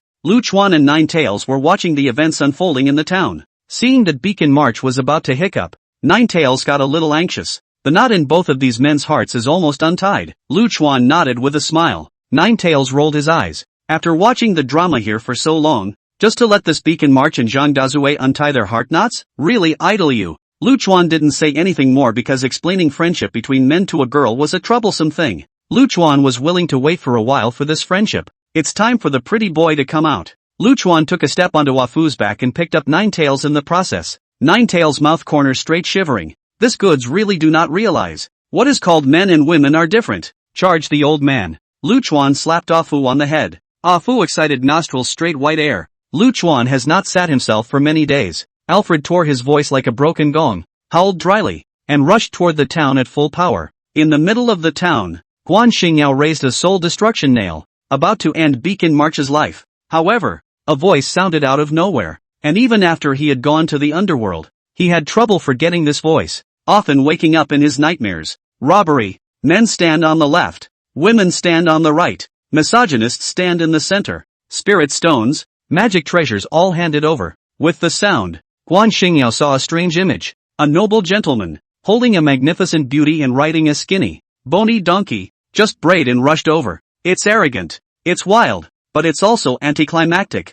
Guan Xingyao knew that it was time for him to slip away, as he saw nothing but excitement and teasing in the eyes of that noble gentleman. It's a tease like a cat catching a mouse. However, it was late. No one could run away after seeing Lu Chuan. It was no one. Sword 3, Human Bane, Piercing. Lu Chuan rode Afu in the middle of his charge and smoothly thrust his sword into the earth. Raging sword chi churned beneath the surface of the ground, like that of a volcano ready to erupt at any moment, followed by countless huge sword spikes rushing out from the earth. Although Lu Chuan's sword moves were tyrannical, they were filled with an unspeakably gorgeous beauty. Help! Gang leader, help! A feast of piercing kicked off in the town with the first scream. Ground thorns made of sword chi illusions emerged from under the feet of the crowd of the Great River Gang. There was hardly any room for resistance, and amidst the sound of screams, the men were skewered into bloody gourds. In just a few breaths of time, countless ground spikes enveloped the entire town. It became a garden of thorns, blood mixed with black thorns of the ground, making a cruel but beautiful picture. And as if these ground thorns had grown eyes, none of the ordinary people of the sleeping town perished in this disaster. This is Guan Xingyao's doppelganger. His real body is nowhere to be found. Beacon March warned up loudly. Don't worry, once you come out, you don't have to think about going back. Lu Chuan said and gave Ah Fu a slap in his hand. Take care of the fox. I'll be right there. After saying that, he took a step out, and the next moment he was already at the sea outlet. Bitch, just say it and move your hands. Ah Fu cursed indignantly. However, it was Beacon March who was more saddened because Lu Chuan had actually not instructed Donkey to take care of himself, which was ultimately a mispayment. Out to sea, the Black Phantom Knight has sailed. Guan Xingyao had only one thought right now, to immediately allow himself to vanish into a foreign dimension. The image of that piercing just now had left an indelible impression in his mind. It's coming in time. It must be coming in time. No one can be that fast. Guan Xingyao's bloodless lips were shivering. The remaining Big River gang members were activating the formation of the Phantom Knight. However, I don't know when, the hazy moonlight turned into a color like blood. This blood-like color, spilling over the earth and over the sea, rises an unspeakable fear. Moon, moon, 2 moons. I don't know who looked up. So he saw the most incredible scene of his life. Above the zenith, 2 moons actually appeared. One slightly white, one reddish. And that crimson moon was none other than Lu Chuan's longsword. Killing life. The crowd knew that this moon was bizarre, but they couldn't suppress their inner longing and stared dead on. Gradually the crowd's expressions went down in stagnation, and their complexions began to distort. Bodies began to shake. Bean-sized beads of sweat dripped down from their foreheads, and it was as if the crowd had entered a nightmare. The blood-colored moonlight flowed up slowly, gently caressing the crowd. The next moment, the crowd of the Great River gang on the deck began to go crazy. They began to fight and gnaw at each other, and soon the place became a bloody hell. Guan Xingyao was angry. Why hadn't the formation been activated yet? After today, throw all these assholes into the sea, he thought viciously, and had no choice but to walk out of the morose room. Before he even reached the deck, the pungent blood began to irritate his nasal passages. Guan Xingyao knew that something had happened, and it was still a big deal. Obviously I've prepared everything. Why is this still happening? Guan Xingyao raged in impotent fury, his face twisting up extremely. The formation was not activated. It was impossible to vanish into space, and everything was over. Yet the extreme fear was followed by an eerie calm. Go and see who it is, who is so capable. This thought rose in Guan Xingyao's mind and could no longer be suppressed, as if a mysterious force was driving him. He braced himself against the escalator and slowly, step by step, made his way to the deck. The hellish scene on the deck nearly broke the last string in his brain. Hello? At this time, Lu Chuan also happened to step into the boat and happily waved his hand at Guan Xingyao. Come down. Lu Chuan gently snapped his fingers again. Above the zenith, the blood-colored full moon dissipated with a bang, and a black long sword crashed down, falling into Lu Chuan's hands. As the blood and blood disappeared, all the images in front of Guan Xingyao's eyes suddenly changed again. No more hell of blood. No more broken limbs. All of them. Except they all fell to the ground and seemed to fall into some sort of strange sleep. This is one of Lu Chuan's 12 sword moves. Sword 7 Illusory Moon. It was a very overbearing illusion technique, fused with Lu Chuan's abnormal spiritual power. And one didn't even need to look at the blood moon in the sky. Just the moonlight alone could make one fall into an illusion. Of course, Lu Chuan withdrew in time. Otherwise everyone who sees this moon tonight will go crazy. Fine.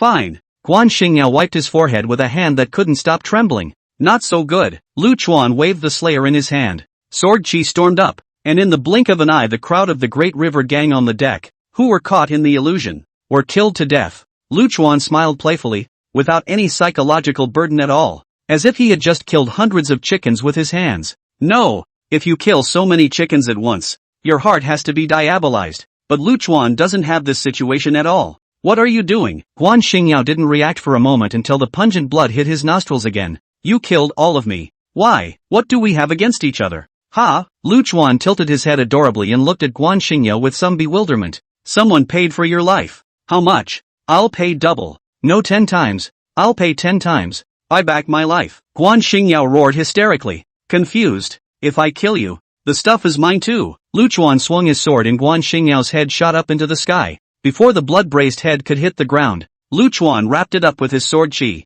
then he flew up and kicked the head far away. Perhaps Guan Xingyao would never have thought that his head would bid farewell to his body and take a long trip. The head flew over the sea, over the island, over thousands of mountains, and finally landed on top of the colorful Moon Island. Lu Chuan looked at the faraway head, and thought in his heart, one day his own head, will it also fly out far? Far away like this, and never find its way back. The big river gang was destroyed, just for one night. Zhang Dazue brought his men and came to take over the Phantom Knight. This was previously negotiated. The resources went to Lu Chuan and the Phantom Knight went to him. With the Phantom Knight plus the blood market, he, Zhang Dazue, was the true king of this southeastern coast. As for the wealth accumulated by the great river gang over the years, it all belonged to Lu Chuan. Lu Chuan cannot use the magic treasure, medicinal herbs, those messy things, all by Zhang Dazue to the market price, converted into spirit stone to Lu Chuan. The final figure made Lu Chuan take a hard hit. It actually reached a staggering 1.3 billion top-grade spirit stones.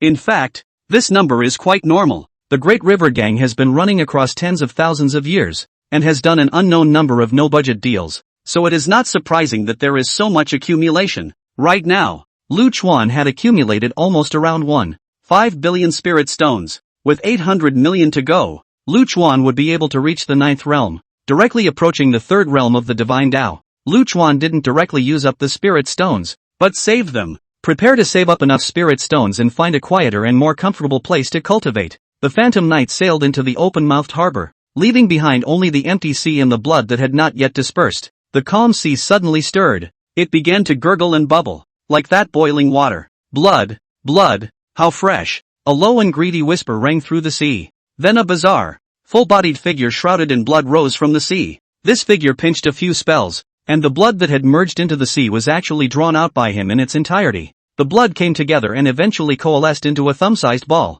If Lu Chuan was here, he should be able to recognize the fellow in front of him as the blood ancestor he had encountered in that Maple Leaf Mystery Realm in the Tianyuan continent. This guy was the only one who survived under Lu Chuan. Of course, he's only managing to stay alive thanks to his weird blood abilities, and taking over his life. Originally, the blood ancestor should have been making waves in the Tianyuan continent, but he found a good place to go. That's following Lu Chuan. As long as Lu Chuan passed by, killing must be accompanied by killing, and killing must produce blood. Lu Chuan had killed his way from the Tianyuan continent to the heavenly desolate continent, and then to this heavenly chaos continent. On this journey, a lot of people had died just at the peak of the annihilation realm. The blood ancestor had also raked in the brains, rising all the way up from a little weakling of the 9th realm to the current heavenly fault realm. And it's only been a few months. What a sleeper. So the blood ancestor found his lifelong quest to follow Lu Chuan, to follow him to the end of the world, to the end of his days, until one day, strong enough to devour Lu Chuan and become the lord of this heavenly realm. However, at this moment, Ah Fu, who was far away in the Zhang Dezue city lord's mansion, rolled his intelligent eyes and playfully looked at the direction of the sea. Lu Chuan had a lazy nature and didn't like to use his huge divine sense to explore the battlefield, but Foot had always known about the existence of the blood ancestor. Alfred had been ignoring the clown, even letting him draw blood from the battlefield. Ah Fu did this for one purpose only, to raise a dog for Lu Chuan, a dog that is obedient and powerful. In Ah Fu's eyes, Lu Chuan was noble, invincible, and unwilling to even let himself take a lick. Such a person can't do everything himself, so Lu Chuan needs dogs, strong and obedient dog. The current blood ancestor was still too weak, and only when the day came when he was strong enough to be a good dog would Ah Fu close the net. Blood ancestor was happy, and so was Alfred, as if everyone alive was happy. Damn you, you're smiling so lewdly. What bad ideas are you up to again? Ah Fu takes a slap on the head from Luck Chuan. Ah bit, I'll fight you. You have to let me have a lick today. Alfred flung his big tongue out and charged. Soon, the city lord's mansion resounded with Ah Fu's miserable screams. In Zhang Dazue's city lord's mansion, Lu Chuan stayed for a day and had a good full meal before moving on. Beacon March didn't follow Lu Chuan anymore. His knot with Zhang Dazue was untied and he decided to stay and help Zhang Dazue with his business. Now that the Phantom Knight was in hand, along with the blood market, Zhang Dazue would be a target. This simpleton needs a strong bodyguard, and someone to advise him. Although having Beacon March, a groundbreaking snake, with him would make everything go well. Lu Chuan respected his choice. Before he left, Lu Chuan wrote a gong method for Beacon March. A gong method about lightning, counting it as a parting gift. Although Lu Chuan had never used the thunder technique before, it didn't stop the supermaster from rubbing a gongfu out on the spot. Next, Lu Chuan was going to find the origin of wood. A drop of Xiao Lingling's blood dripped into the heavenly star compass. The direction of guidance given by the celestial star compass is the land of perpetual freezing at the extreme north end. A concealed donkey, a sickly beauty, a jolly silly roe deer, and a little kitty who only knows how to eat, a strange combination, embarked on the journey. One less beacon march, one more little old seven. Perhaps the journey is always like this, a constant cycle of separations and encounters. Lu Chuan looked into the distance, knowing that this cycle would only end if he returned to his hometown. Beacon March and Zhangdazue, from afar, watched Lu Chuan and his group drift away. Old beggar, you should have followed him. Really, that's what I thought. I'd like to spend my life following the little beauties too. Hey, just kidding. From now on this blood market and the spectral night will be half yours. Half? Why only half? I want 70%. What? 70%? I'll whack you to death, you son of a bitch. The permafrost of the far north, where it's always freezing. For as long as the monks could remember, this land had been like this, permanently frozen. However, strangely enough, this land of eternal frost was as warm as spring, and not a single bit of cold could be felt. The Divine Water Palace, one of the largest gangs in the heavenly chaos continent, stood above the white night plains in the eternal frozen ground. On top of the heavenly chaos continent, you can mess with the murderous bandits of the Great River Gang, or you can mess with a ranger child like Beacon March, but you mustn't mess with the Divine Water Palace. These guys can only be described in one sentence, which is eating people without spitting bones. This cannibalism has two meanings, a physical level and a metaphorical level. Because the Divine Water Palace, with its many foreigners, is the kind of place where if you don't eat two people at a meal, you're not in the mood. The owner of the Divine Water Palace, Elder Mother Lifeless, a serpentine beauty who was magnificent yet feared by all. Old Mother Lifeless had received the news of the destruction of the Great River Gang, as well as the information that Xiao Lingling had walked out of Colored Moon Island. She knew that the time had come for something big. Today, however, the Divine Water Palace welcomed a guest, a very special guest. A cultivator from another great world. Since the failure of the Great Emperor contract, there had been many cultivators from other great worlds that had infiltrated the vast world. Of course, the overall strength of the vast world was not something that any cat or dog could shake. These people infiltrated in with only one purpose, to find Lu Chuan. The guests from the Divine Water Palace claimed to be from the White Teeth Great World. This world was also among the top 100 existences among the 3,000 great worlds, and was not much weaker than the Haoran Great World that had produced great emperors. Elder Mother Lifeless personally received this guest. As for what they negotiated, it is unknown. All the gang knew was that after the conversation was over, all the forces of the Divine Water Palace were mobilized, and they were going to exterminate someone. Good mountains and good scenery. Take the next line. Lucian slapped off hook. Setting foot in the land of eternal frost for the first time, Lu Chuan is also blown away by the different scenery here. And even asks Safu to make a pair of pears. Is that a pear for you? Bitch, Alfred waved his big tongue. Nice mountains, nice scenery, all the big roads are spacious. How about that? Quite passable. The needle doesn't poke. Lu Chuan, the straw man, actually nodded seriously. Put. Ninetails rolled his eyes as he watched these two living treasures. At this time, a teenager came out of the silver-clad mountains and walked towards Lu Chuan. The young man was born with clear eyebrows and a faint smile at the corner of his mouth, which made his heart feel good at a glance. Slow down. If you get any closer, watch out, I'll beat you to death. Lu Chuan turned to the teenager and flirted with him with a smile. It was my abruptness. The teenager froze for a moment, then stopped somewhat apologetically. He then cupped his fists and saluted, smiling. My name is Sima Relming, from the White Tooth Great World. I have met the Emperor's son. Why are you cursing this guy? What penny? Lu Chuan swung up Afu and slammed it against the teenager. Sima Zhaoming's eyes jumped straight up, and he hastily sidestepped to avoid it. Poor Alfred, slamming down heavily on top of the ice, skidding up again like the wind, his ass grinding out sparks. He finally hit the iceberg hard. Bitch, came a distant curse from Alfred. Sima Jingming looked at the donkey's miserable appearance and smiled with some afterthought. Since brother and sister don't like the title of Emperor's son, then it's just that I don't call it that. Sensible. Lu Chuan nodded. You're from another great world? Sima Jingming sighed in relief, and immediately put up that gentle smile on his face again. From the White Tooth Great World. There are some things I want to discuss with Emperor's brother. There is something nothing to be solicitous, is not adultery is theft. Lu Chuan rolled his eyes. Sima Jingming wasn't annoyed either and continued. Don't get me wrong. I just want to do a business deal with brother and sister. Business? Kind of interesting. Lu Chuan nodded. Tell me about it. I still don't know brother's name? Sima Jingming asked. Lu Chuan was a bit impatient. Lu Chuan, Lu of the continent, Chuan of the mountains, have a fart and let it go quickly. Brother Lu is truly a man of nature, quick to speak. Sima Jingming bowed again. In that case, I won't beat around the bush. Brother Guan Lu should be the legendary 5 elements hegemony body, a physique that requires huge amounts of spirit stones, as well as heavenly treasures to feed it, in order to be able to build something. Now that Brother Lu is still in the first realm, one can imagine that resources should be lacking a lot. The White-Tooth Great World is willing to provide Brother Lu with all the resources to cultivate the hegemonic body. But Lu Chuan couldn't help but laugh out loud when he heard this. Why is Brother Lu laughing? Sima Jingming was a bit puzzled. What are you White-Tooth Great World doing this for? Lu Chuan rolled his eyes. You want me to be handsome? Do you want me to have a soft body? He. Sima Jingming was a bit embarrassed, somewhat unable to keep up with Lu Chuan's way of speaking. Of course not. Doing this for Brother Lu was certainly not gratuitous. Keep talking sell the shit again to beat it out of you. Lu Chuan blared fiercely at Sima Xiaoming. Is this guy really an emperor's son? Sima Jingming wiped the sweat from his forehead and couldn't help but mutter in his heart. It's like this. The White-Tooth Great World provides all the cultivation resources for Brother Lu. All that's needed is for Brother Lu to leave the Great Emperor contract in the White-Tooth Great World after he becomes an emperor. Lu Chuan frowned and looked at Ah Fu, who had slipped back. This business, are they losing money or am I?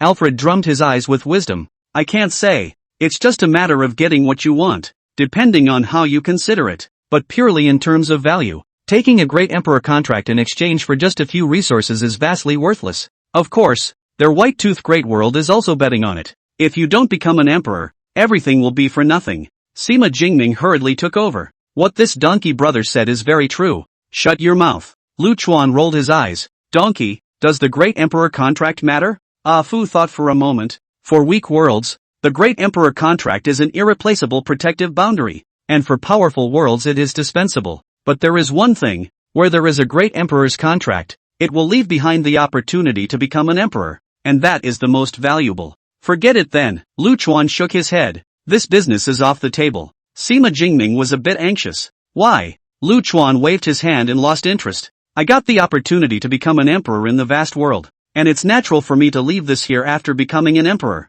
What he got in the vast world, go and leave it to other worlds. This kind of eating and lifting the table thing, Lu Chuan still can't do it. In that case, I won't bother you anymore. Sima Jingming bid farewell to the crowd in disappointment. There's something wrong with this guy. After Sima Sakeming left, Nine Tails and Ah Fu uttered these words almost simultaneously.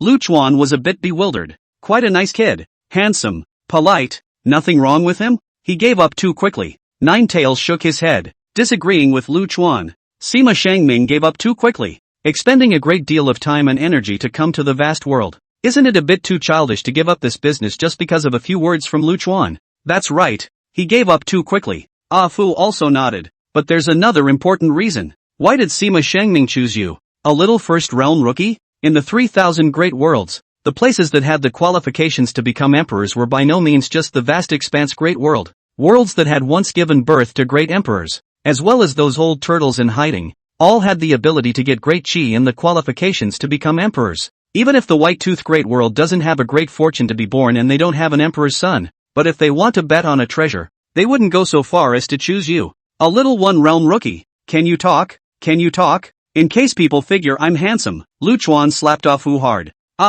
Yes. Ah Fu nodded his head as if he were pounding garlic. Ninetails shook his head. And there's something wrong with him appearing so suddenly and finding exactly where you are. He's handsome. He's got a location. Ah Fu rolled his eyes furiously on the side. Ninetails blankly glanced at Ah Fu without a good mood. We just entered here and were found. The only one who can do such a thing is the Divine Water Palace. The groundbreaking snake. Dealing with an old demon like Fu and Ninetails was a million times more careful. But if you show the slightest break, you will be caught. Lu Chuan heart less. All day stupid, just no good food, good sleep. Maybe one day was sold, but also to help count the money. The biggest possibility right now is that the Divine Water Palace and Sima Realming have joined forces to get my family doll. And this sudden appearance is probably to probe for the truth. Ah Fu directly gave up talking to Lu Chuan and turned his head to communicate with Ninetails. Ninetails nodded. Pitfalling the Emperor's son of one's own great world. That old demoness of the Divine Water Palace is indeed capable of such assless things. Where's the reason? Where's the motive? Alfred was a little puzzled.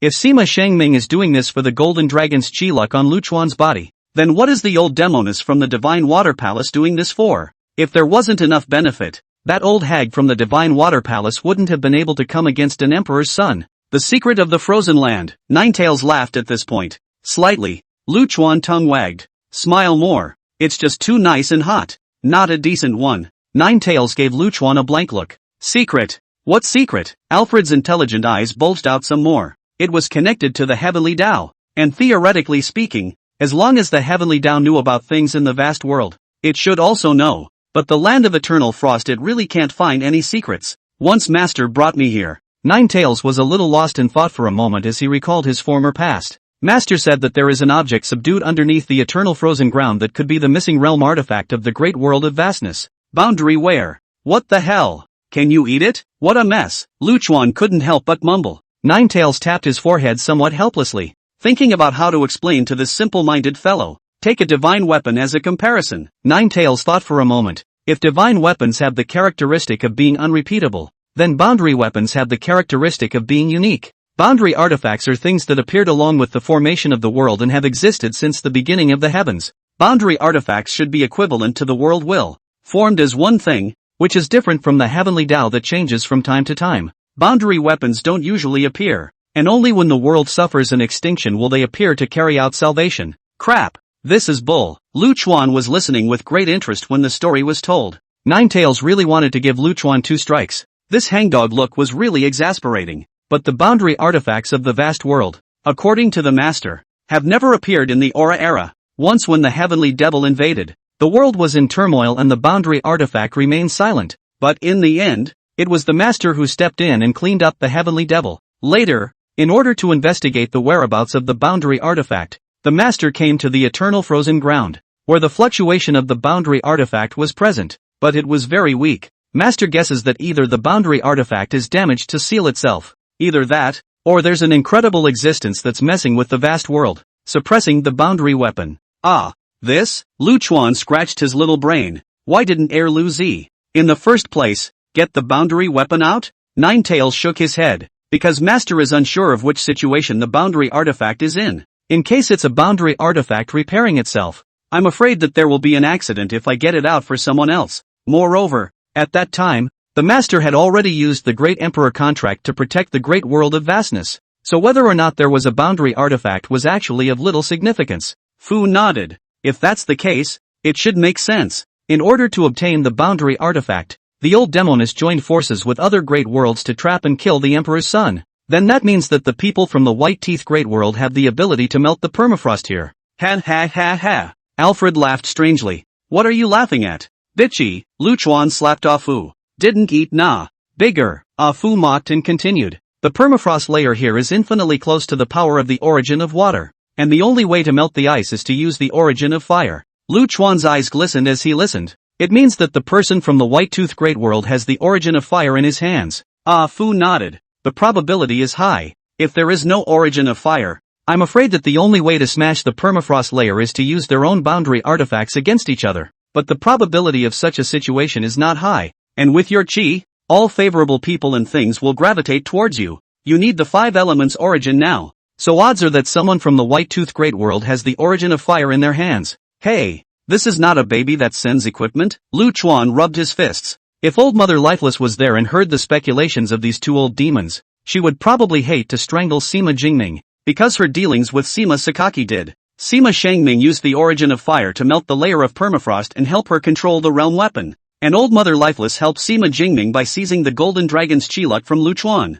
At this time, in the Divine Water Palace, Sima Jingming was discussing the details of dealing with Lu Chuan, with the lifeless old mother. Just now, he had met with Lu Chuan and felt that the little white boy was just like that, and compared to other world emperors, he wasn't even close. However, when the lifeless old mother heard that this naive batch actually ventured to meet Lu Chuan once, she had the heart to kill on the spot, lure them to the lifeless death ground, utilizing the natural extinction formation. Along with you and I joining forces, this son will never have a chance of surviving. Sima Jingming was still unaware that Elder Mother Lifeless had already had murderous intentions. He was still fantasizing about the scenic scene of himself becoming an emperor's son after capturing Lu Chuan's chi. In the end, the lifeless old mother did not make a move because she needed this opportunity too much. She had lived too long, and if she didn't have a breakthrough, her lifespan would run out. She had been trying to capture Xiao Lingling and find the origin of wood, but also to take the origin of wood to renew her own life. But the colored moon island is inhabited by a tree demon older than herself,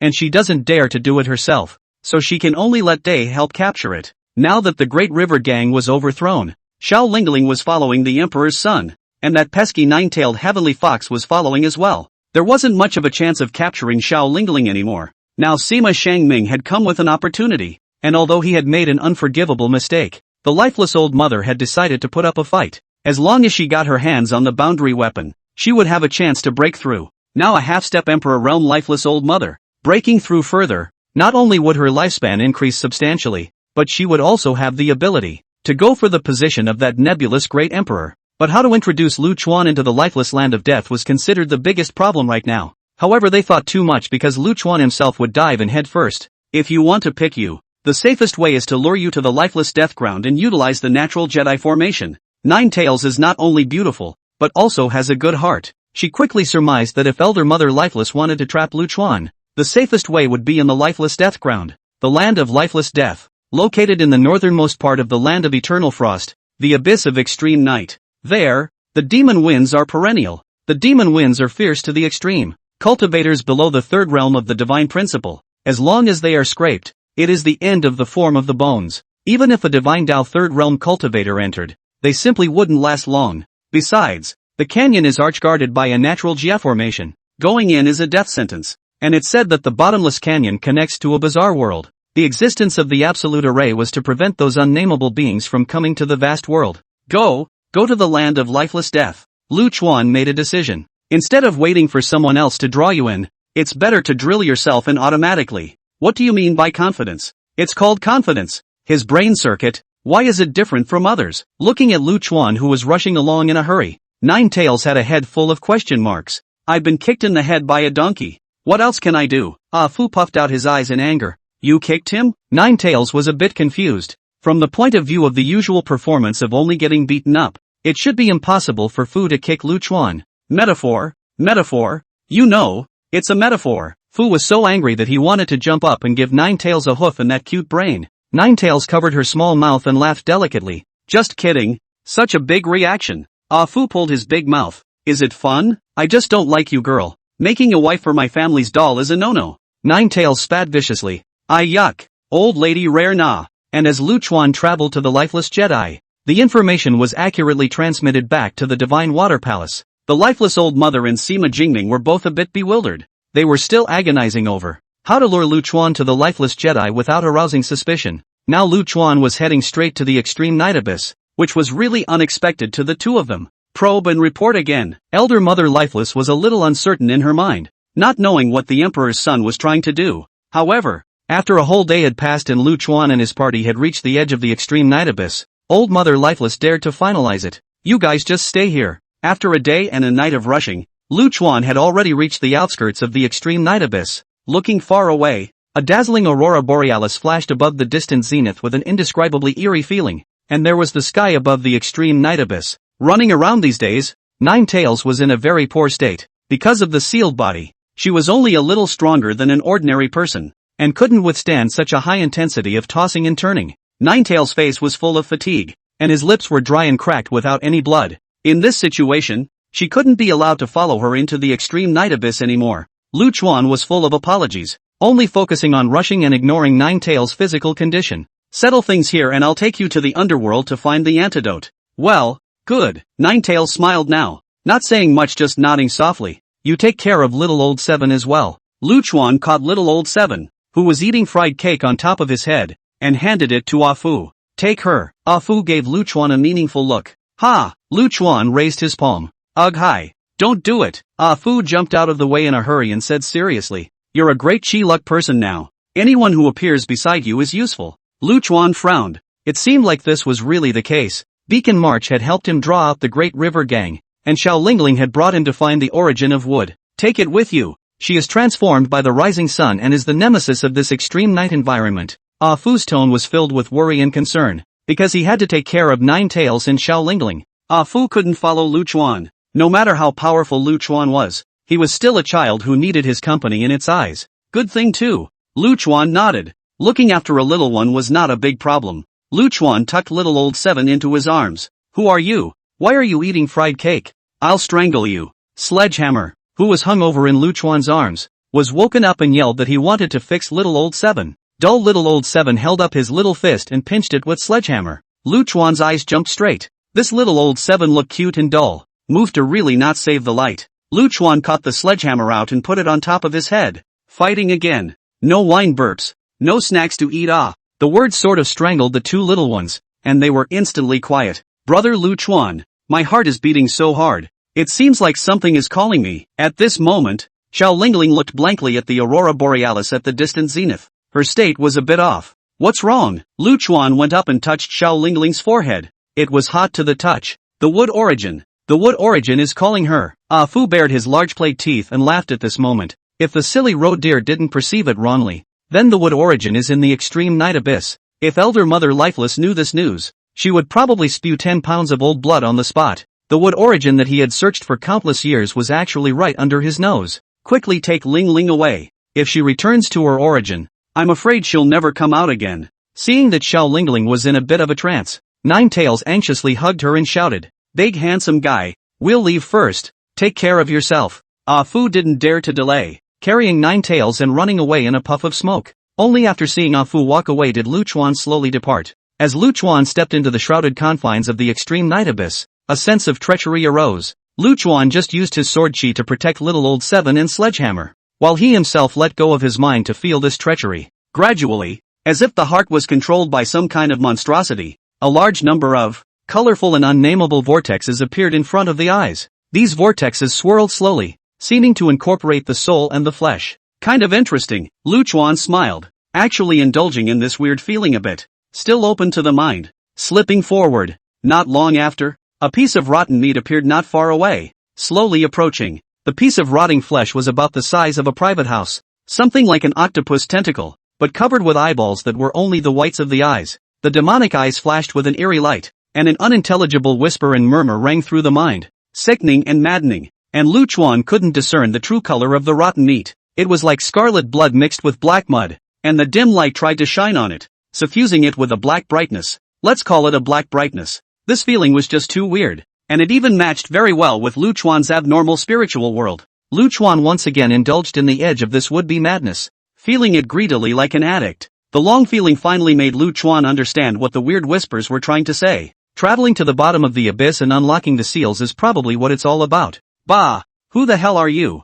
Just say go. Old man don't want face. Oh. Luchuan's terrifying spiritual power erupted, crushing the weirdness that invaded his mind. Hey, the more I think about it, the angrier I get. What the hell? Dare to instruct me to work, Luchuan muttered indignantly. The more I thought about it, the angrier I got. So I finally lifted up my crotch and took a load of old collector's pee from 82 years old on this piece of rotten meat. Luchuan already do not know how many years, did not pee, this cold to a bubble, actually feel good. Creepy meets crazy, and it doesn't seem to have the slightest advantage. Moving on, gradually there was a wind between heaven and earth. This was a strong wind that could scrape a person's bones, yet it was not even worthy of tickling Luchuan. Luchuan did not stop until he came to a black crack that stretched across the earth. The wind blowing here was already so terrifying that it had even coalesced into substance and wind blades appeared. Against the wind blade that could tear the soul, Luchuan raised his eyes to the abyss at his feet. Darkness, only darkness exists in this abyss. Bewilderment and fear of uncharted territory rise up through the deep darkness that haunts.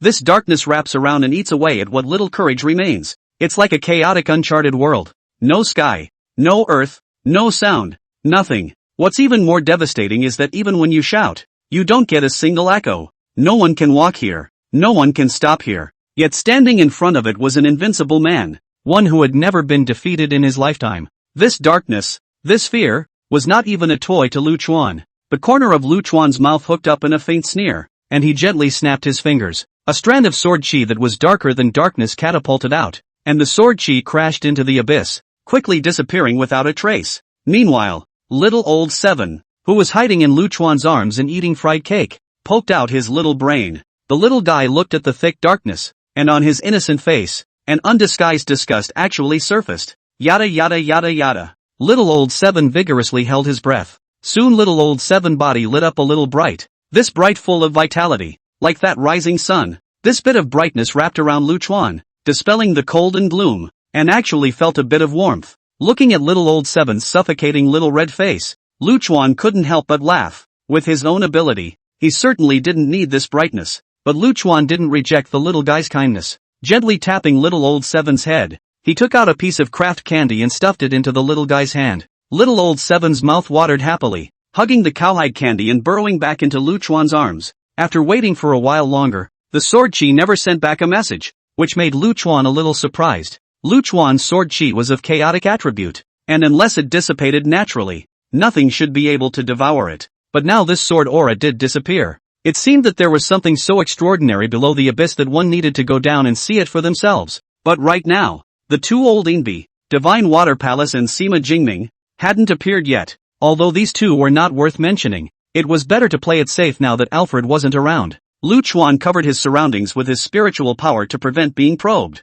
Then he extended his middle finger and 1,000 strands of sword chi surged out from his fingertip. These sword chi converged in front of them and began to twist and surge up. And soon a sword doppelganger exactly like Lu Chuan was rubbed out. Silly. Looking at the sword doppelganger, Lu Chuan rolled his eyes, not wanting to integrate his spirit into the doppelganger. Suddenly remembering something, Lu Chuan mischievously dragged the rotting pile of meat he had touched earlier to his side. There's a hidden evil consciousness in this piece of rotten meat. Lu Chuan used his matchless spiritual power to drag out this consciousness, and stuffed this consciousness into the sword split again. Soon the sword doppelganger's demented eyes began to take on a spiritual aura, and his entire body came to life. Ha! The sword doppelganger laughed wryly. The corners of his mouth pulled out a huge arc, cracking directly below the base of his ears, looking extremely strange. Slap. Laugh at your grandmother's leg. Lu Chuan raised his hand and directly slapped several large slaps, front and back, on the face of the doppelganger. The corners of the doppelganger's mouth twitched, and he was just about to open his mouth, only to have a few more slaps come his way. The doppelganger couldn't laugh anymore at this, and stood at attention with a lowered brow. Bah! Little ants still want to resist. Give me a good fishing here and lure those two Inbi out to kill them, Lu Chuan explained. A turbid realization appeared in Lu Chuan's mind, meaning that it should be understood. Joyfully patting the doppelganger's shoulder. Do a good job. If Lao Zi is happy, this sword doppelganger will be for you to use in the future. Give a date with a slap. Lu Chuan is also playing to understand. I'll go first, Lu Chuan said, and directly leapt down and fell into the abyss, while the spiritual barrier enveloping the place was also removed. Chaos. Divided. Into. Bodies. Well. Good. Two. After. It's. With. You. Mixing. Up. After Lu Chuan left, the doppelganger moved his body, unable to hide his inner joy, and clumsily spoke the language of the vast world. Meanwhile, Old Mother Lifeless and Sima Jingming, who were hiding, were using their magic treasures to observe Lu Chuan's actions. As long as Lu Chuan entered the abyss, he would trigger the big formation, and that would be their chance to kill them absolutely. However, a mental barrier actually enveloped the place, rendering the detection spell useless, until the spiritual power disappeared. Lu Chuan was still standing in the same place, while the big formation in the abyss was actually not triggered. He's acting a little strange. Is he being corrupted by the weirdness of the abyss? At this time, the magic treasure shows that Lu Chuan actually began to mechanically patrol up, from left to right, and from right to left. A silly look. Observe and observe again. The possibilities are great. This behavior was indeed strange, and Old Mother Lifeless also felt that this Lu Chuan was being eroded by weirdness. However, they could not have imagined that this Lu Chuan was actually the weirdness itself. Lu Chuan fell into the abyss. His body transformed into a black lightning bolt, weaving up at great speed. Lu Chuan shielded his body's vital characteristics and utilized the chaotic attribute of his sword chi to merge himself into the darkness. This was why Lu Chuan had not triggered the grand formation. Call Lu Chuan stupid. Sometimes he's really quite stupid. Just like that sword detachment just now. He was perfectly capable of maneuvering himself, but had to play a little trick. If that weirdness ran out, coupled with Lu Chuan's chaotic attribute split, I don't know how much of a calamity it would cause. You say Lu Chuan is smart, right? He's really smart. Utilizing the inclusive nature of chaos, integrating himself into the darkness and not triggering the grand formation. This kind of method was not something that an ordinary person could come up with. Lu Chuan fell in the abyss at great speed. The thick darkness in this extreme speed was pulled out of the weird colors. In a trance actually let Lu Chuan have a feeling of crossing. This abyss was much deeper than expected, and it took Lu Chuan half an hour to fall to the bottom. Is this fucking cracked to the center of the earth? Lu Chuan stood on solid ground and couldn't help but spit it out. Then he released his divine sense and began to explore his surroundings. What made Lu Chuan a little surprised was that the bottom of this abyss was actually very calm and the range was not too big. There was only a black and red path that spread out before and after, leading nowhere, and those wind blades in darkness didn't even spread here. Hello, hello, anyone? Lu Chuan snorted. The only thing that responded to him was the echo that swung back and forth. Which end to go? Lu Chuan was in a bit of a quandary. Whoa whoa, hot head. Little old seven chewed on his cowhide and drilled out, pointing in the direction behind Lu Chuan. Spicy head, spicy head, spicy head. Then, Lu Chuan happily took out another small dried fish and stuffed it into little old seven's arms. Lu Chuan turned around and walked in the direction that little old seven had guided him. At first everything was normal, but as time went on, everything around them became a bit spooky. The road, which had been spacious, began to become extremely narrow, and in the end only allowed one person to pass through, and the red pavement shifted to, well, a physically uncomfortable dark green. Rusty mold also appeared on the sides of the gorge walls, giving off a fishy smell of raw iron. The change in environment was not what was fatal. What was fatal was the fact that from an unknown time, countless whispers and murmurs resounded in the middle of the passageway. These unexplained whispers went straight to the depths of the soul and put the mind in a trance. Of course, Lu Chuan, the oddball sensation is, as if there are a lot of monks, surrounding themselves all the time chanting sutras, disturbing people are not overjoyed. As for the impact of these refuted whispers on the spiritual world, Lu Chuan completely ignored them. Gradually, organs of something unknown began to appear on the narrow pavement. Broken eyeballs, churned up guts, coagulated blood clots. The wound was neatly cut, supposedly by a sharp instrument, and all the organs were attached with an evil consciousness. Just like the fool in Lu Chuan's mouth was naturally the above, the consciousness in that big pile of meat. Only a person like Lu Chuan could be calm in this kind of environment. Another person would probably have been tortured by this kind of environment and gone crazy. As he continued to go deeper, the road surface was filled with more and more limbs and broken arms, even laying a thick layer, and there was no more place to step down. Right at this moment, a weak realization resounded in Lu Chuan's mind. Cultivator of the vast world, it's finally time for you. Lu Chuan had a head full of question marks. Who is it? Don't you know it's rude to just talk in people's heads? I'm sorry, I know it's rude, but I just can't hold on any longer. This voice, even though it was extremely weak, still had a gentle and courteous tone that was not so offensive. What's the matter? I'm just traveling and passing by. Oh, don't expect anything, Lu Chuan responded with a smile. I am a boundary artifact of the vast world, and I am here to suppress the passages of the bizarre world. But the bizarre erosion has rendered me incapable of continuing to guard it, and I need your help. The gentle voice continued to sound, causing Lu Chuan to be a little surprised that this was actually the realm artifact of the vast world. It seems that second-rate son's guess was right. The boundary artifact that had disappeared for countless years was indeed underneath the eternal frozen ground.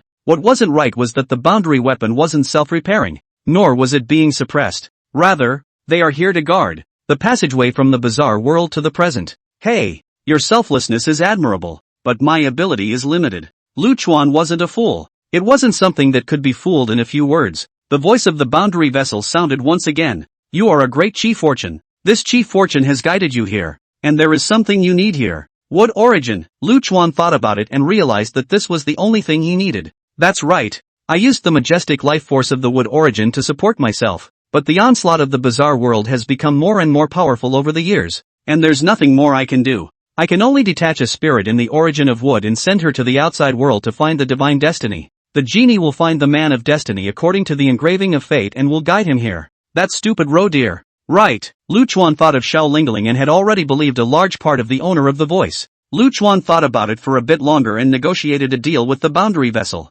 He. First of all, what about? I want to state that I'm not a man of destiny. I believe in destiny, but I don't completely believe in it either. Also, I can help you, but the condition is that the origin of wood belongs to me. I've always been a person who doesn't talk about feelings, but only business. How about a fair price for a child and an old man? Yes, boundary weapon's tone couldn't hide his joy. How does it work? Now that business is agreed upon, it's time to get started. Boundary weapon thought for a moment and said, I still have some time, so go to the path of no return. Find 5 sacred sky sealing stones and send them in, and our deal is done. What the hell? Lu Chuan couldn't help but roll his eyes. You think you're a system, shelving and releasing tasks. Moreover, Fu had been too lazy to issue missions to Lu Chuan lately. After all, Lu Chuan's rewards hadn't even been claimed yet after the last mission was completed. I'm not going out.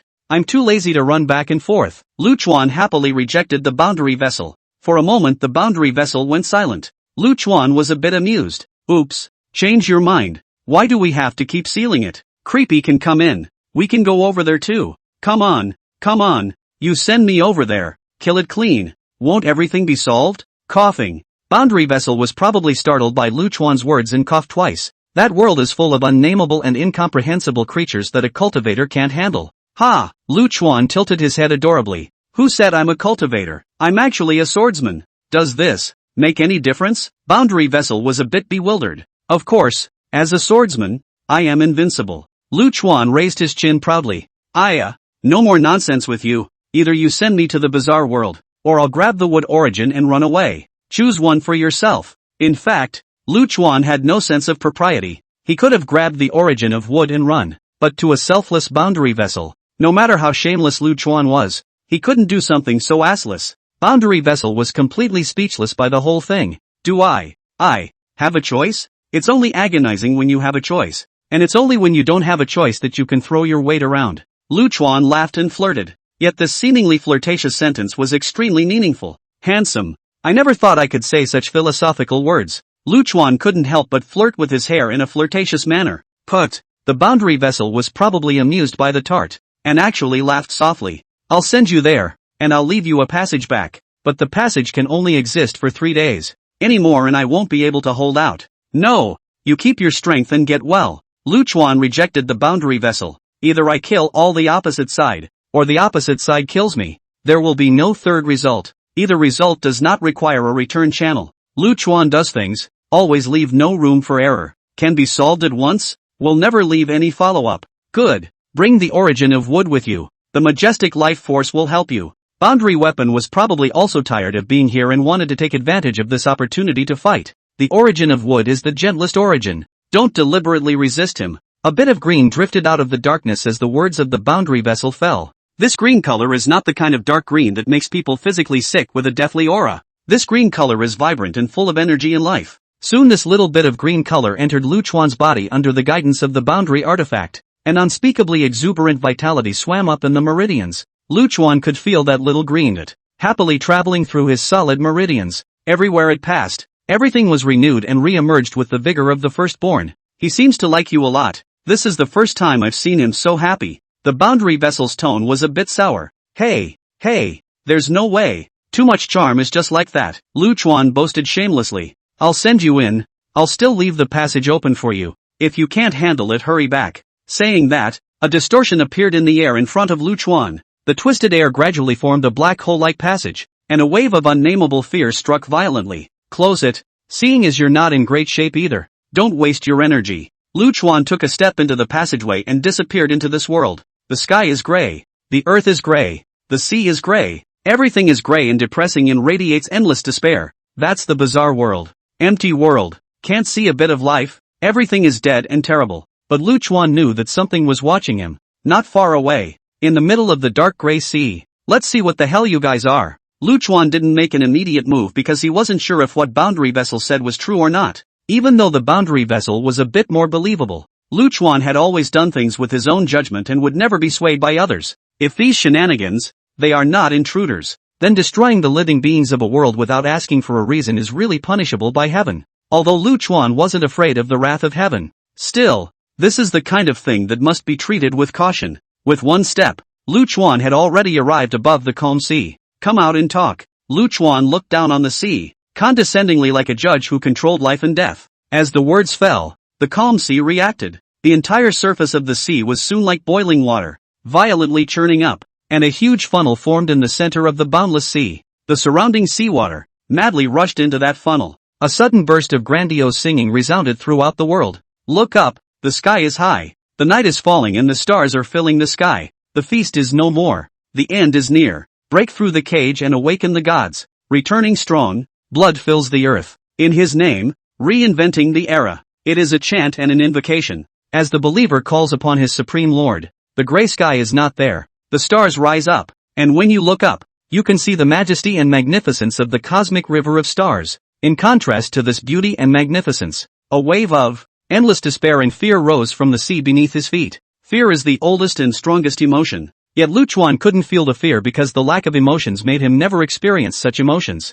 Thick slime with huge green tentacles rose from that huge funnel, and terrifying material energy gathered in that slime. The material energy continued to solidify with each compression, and gradually a monstrous object, like an asteroid, revealed itself from the sea. Lu Chuan had no way to describe what it was. Around him, flesh was writhing and contorting, and the wings behind him looked as thin as cicada wings, but it breathes a terrifying power. Then thick, solid chunks of flesh formed as armor above the thing's limbs. His head, like a green ocean floating in the void, with writhing tentacles resembling gentle waves. In the midst of the waves, there are two yellow eyes that emit a strange light, the great ancient god, showing his likeness. That grandiose chanting turned into a cry of pain at that moment. However, at this moment, a streak of light suddenly rushed from afar, carrying bursts of energy that blasted towards the so-called ancient god in the sea. A blinding light came on, and the heavens and earth were illuminated. "Kill you, old beast!" A frantic roar resounded through the bursting energy. "Worms!" The ancient god's vague will rose up,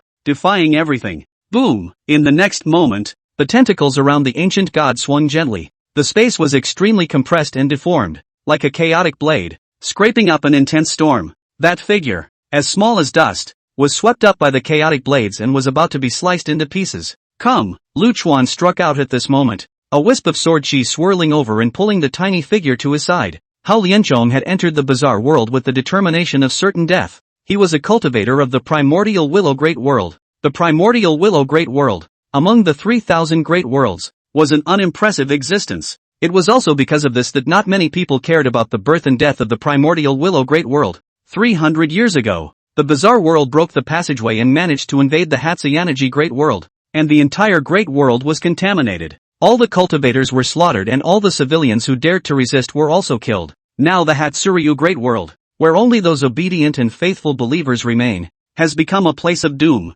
Hao Lianchong was a cultivator who had survived that disaster. It took him 300 years to find the broken realm weapon, and today he took advantage of the believers singing and praying to blend into the bizarre world. He would kill him, kill the thing that had destroyed his homeland. Knowing that there is no return, Hao Lianchong still has no choice. With his shattered realm weapon, he rushed towards the ugly ancient god with the heart of certain death. However, the two sides were not on the same level of power. In the end, Hao Lianchong could only say sorry to his homeland and close his eyes to meet his death. The imagined death, however, did not come. When he opened his eyes, Hao Lianchong saw a noble gentleman standing in front of him with a smile, two long swords at his waist and a red wine gourd in his left hand. What a strange costume. "You're a cultivator?" Hao Lianchong asked excitedly as he realized something. "Aha! From the vast world." Lu Chuan nodded. "What about you? Where are you from?" Hao Lianchong's godless eyes gradually released light when he heard the words vast world. That world that once gave birth to the heaven-swallowing emperor. "You're from the vast world. I heard that an emperor's son was born there." "Yes, an emperor's son. If one inherits the inheritance of the heaven-swallowing emperor, one can definitely kill this beast." Hao Lianchong spoke excitedly, yet the light in his eyes was fading, because this thing in front of him didn't seem to be something that could be solved by an emperor's son. "Run! Yes, run!" When Hao Lianchong saw that Lu Chuan was merely a small first-realm rookie, his mood completely dropped. However, he didn't seem to have thought about how this little first-realm rookie had gotten here. "Go back quickly and tell the people of your world that these shenanigans are a real disaster. Do not let them enter the world. Do not let them enter. Don't let them enter the world." Hao Lianchong hoarsely cried out, his eyes filled with endless despair. He shoved the broken bronze mirror in his hand into Lu Chuan's hand. "This is the boundary artifact of the primordial willow great world. She still has the last bit of power to take you away." Hao Lianchong chose to walk with death, hoping only that the teenager in front of him would go back and bring his words back to his world. Looking at you, I guess you're not in your right mind." Lu Chuan shook his head. Although he didn't get anything substantial, one thing was certain. Right now this so-called ancient god is really an invader, and it's still the exterminating kind. A monk who carries out a suicide attack could very well prove it, because cultivators treasure life more than ordinary people. If they are not desperate to the extreme and can't see the slightest hope of life, they will never do such a thing. "Don't be in a hurry. I'll meet him first." Lu Chuan pulled Hao Lianchong behind him, then drew his long sword, which rose into the sky at great speed. In this moment, all the focus converged on the long sword slayer. Even the so-called ancient god, his eerie yellow eyes, followed the long sword. Killing seems to have some kind of magic. At this time she became the center stage spotlight, the most beautiful cub. Majestic and boundless sword chi erupted, surging towards the long sword above the zenith. The sword chi twisted and tangled together, constantly compressing and solidifying. This extreme physical energy compression was actually similar to that ancient god's attacking means earlier. The difference was that Lu Chuan's compression was at the level of mountains, rivers, and oceans, while the ancient god's compression was nothing more than a pathetic stream. This might have something to do with the ancient god, who did not use his full strength. Soon, with the extreme compression of the limitless sword chi, a black moon formed at the zenith. Kenpachi black moon falling. Lu Chuan raised his hand and pulled down hard. A loud sound like a thunderous explosion came from the sky. Then the black full moon emitted an eye-catching black light. In the blink of an eye, it cut a shining line and fell straight down from the zenith. The black moon was cloaked in a shimmering black veil. The flecks of dazzling light on his body were enough to make the silent night sky seem extraordinarily eye-catching. It was a magnificent show. This is the show that precedes a great disaster. This is more of a sword move that can destroy the world. The ancient god's eerie yellow eyes flickered with luster. He knew that this teenager was strong. Very strong. So strong that he could obliterate himself. But in his eyes, it wasn't panic. It wasn't panic. It wasn't fear. It was anticipation. Because he waited for this day. Lower civilizations compete for control of material resources. Advanced civilizations vie for control of the rules. And what the gods want to fight for is much simpler, to live in this world. That's right. It's just about wanting to. Just surviving in this world of emptiness. Avoid meeting those more powerful gods yourself. The ancient god knew that sooner or later, he would run into a god more powerful than himself. But this day seems to have come a little early. That's right. In his eyes, that dusty human was not a human being, but a god who could control all life and death. But he did not think of sitting on his hands, facing the full moon falling straight down. He launched his own resistance. The tentacles around him no longer gently surged, but violently flipped up wildly. The entire space of the gray world began to compress and distort. Space began to tear apart, forming countless sharp blades that could cut through everything. The whole world is ravaged under this sharp edge. Countless believers were sliced and diced, and their great god, instead of protecting them, absorbed the bursts of life and blood.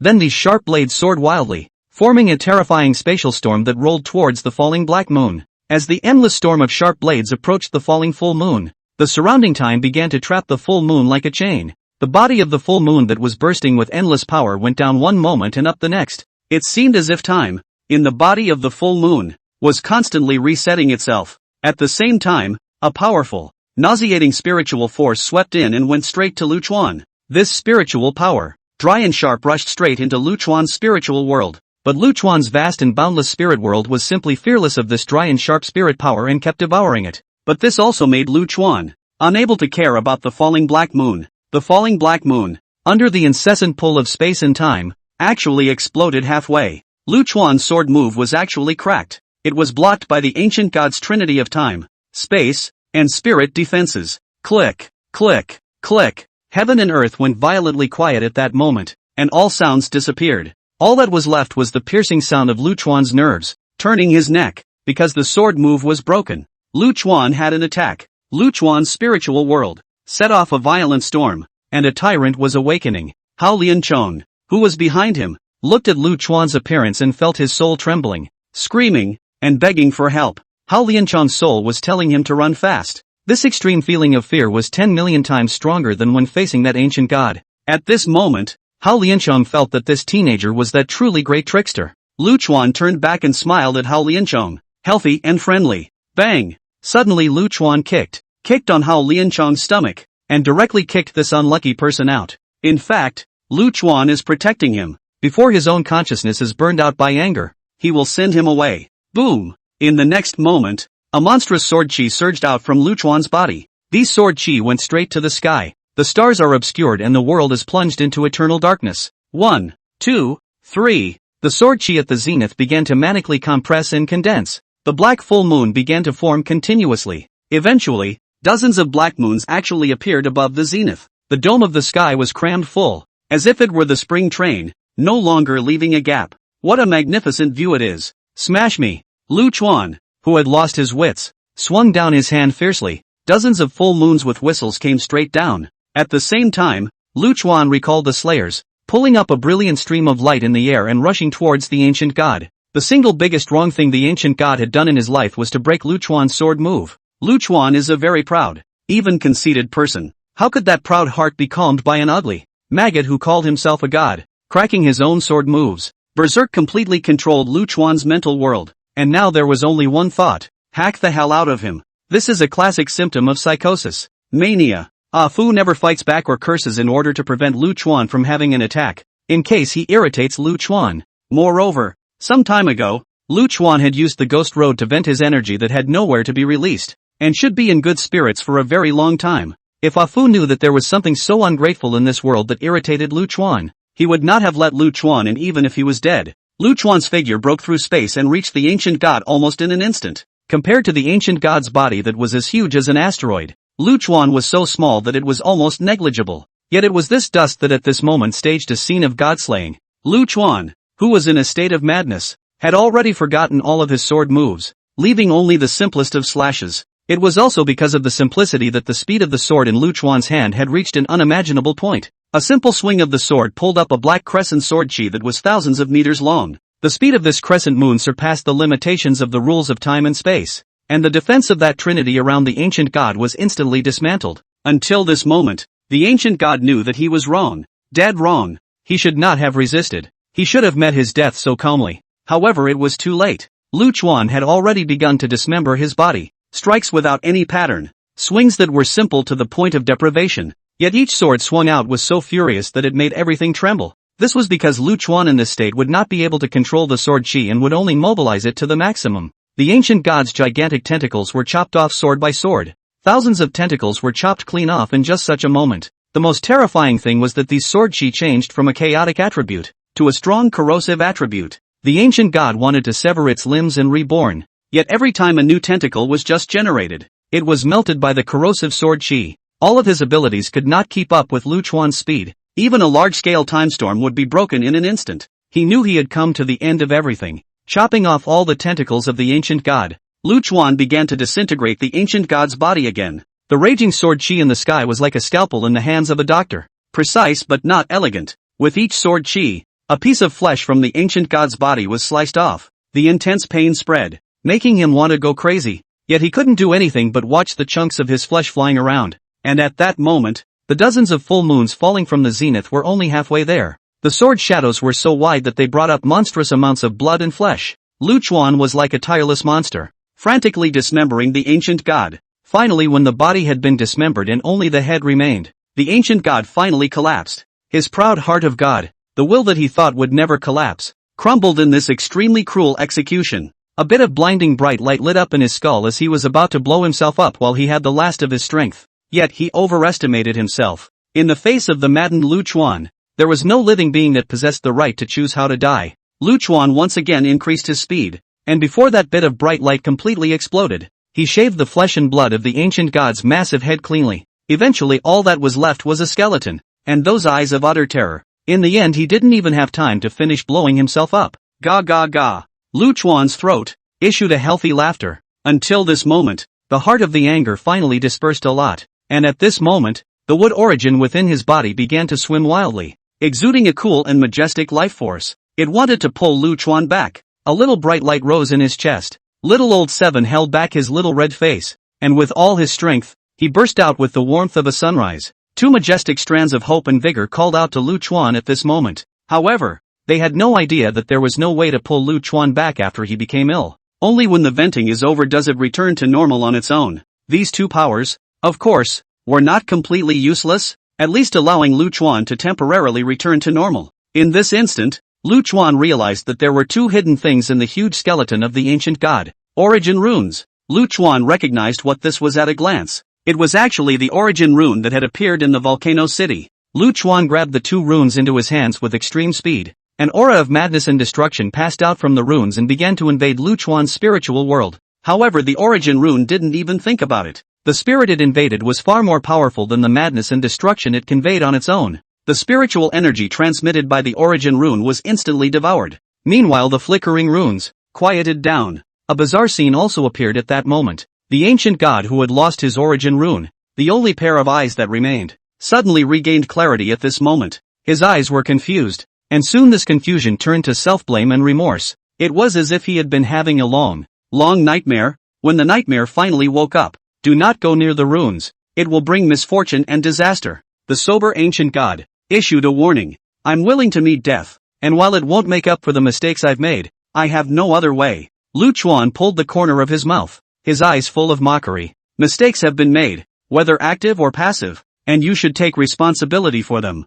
Your death is fated. Don't raise yourself to such a noble position. The ancient god's confession did not elicit a shred of sympathy, because opposite him is Lu Chuan, someone who is extremely mentally unbalanced, but has a very positive outlook. To paraphrase Lu Chuan, that is, when you come out, you have to admit when you have made a mistake, and you have to stand upright when you are beaten. Sorry. The ancient god knew that Lu Chuan was right. His death was deserved and didn't have to rise to such a noble level. Beware of the master of the runes. He is plotting something. Finally, the ancient god let out a reminder and slowly closed his eyes. Meanwhile, dozens of full moons in the zenith had crashed down. The world of the ancient god was split apart by the impact in an instant. Lu Chuan, who hadn't finished venting, once again went mad in this broken world, holding up a huge rock and throwing it into the distance. The entire person burrowed into the ground, the strata of the ground that he was frantically destroying. This was not enough, but he rose to the zenith again and leapt down, ruthlessly hitting the earth with his flesh. Finally, 3 hours later, that anger was released, and the world is full of holes and festering. When Hao Lianchong woke up from his coma, Lu Chuan had already left this world. The sword she attached to Lu Chuan's kick saved his little life. Looking at the fragmented earth, Hao Lianchong didn't react for a moment, until in the ruins, the ancient god's massive, mountain-like skull was found. Hao Lianchong froze in place until a cold wind blew him awake. He knew that the gloom that had hung over the Hatsuria Great World had lifted, that the nightmare was over, that it was all over. Tears couldn't stop pouring out of his eyes, and he howled as he hugged the shattered realm artifact. The emotions released under extreme repression made him a man who was not afraid of death, cry like a child. Eventually he knelt down to the far side and heavily kowtowed 3 times. He didn't know which direction the teenager had left from, but Hao Lianchong hoped that the teenager would feel his gratitude. After Lu Chuan slaughtered the ancient god, he didn't stay in this world, but returned to the vast world with the origin rune. Lu Chuan returned unharmed, causing Boundary Tool to nearly choke to death in shock. This sharp blade that has been hanging over the head of the great vast world for countless years is just gone? It's just been solved? At first, Boundary Vessel was still a bit unconvinced, but after she could no longer feel the other end of the passageway, that bizarre impact, she gladly accepted the result, and she could finally go out and see the world she had guarded for countless years. Thanks. Boundary Tool's voice was choked with something. No feelings, just business. Lu Chuan smiled back. After venting in the weird world, Lu Chuan only felt refreshed and his tone became more and more relaxed and cozy. I don't owe you, and you don't owe me. Clean and clear. No entanglements. How nice. Lu Chuan smiled and said goodbye to the Boundary Vessel, only leaving behind Boundary Vessel to watch Lu Chuan's back fading away. For some reason, she was suddenly a little heartbroken. Lu Chuan utilized the previous method to return to the ground without touching the Grand Formation, and at that moment, that sword detachment was still there, foolishly patrolling back and forth. Elder Mother Lifeless and Sima Jingming didn't seem to have any intention of making a move either.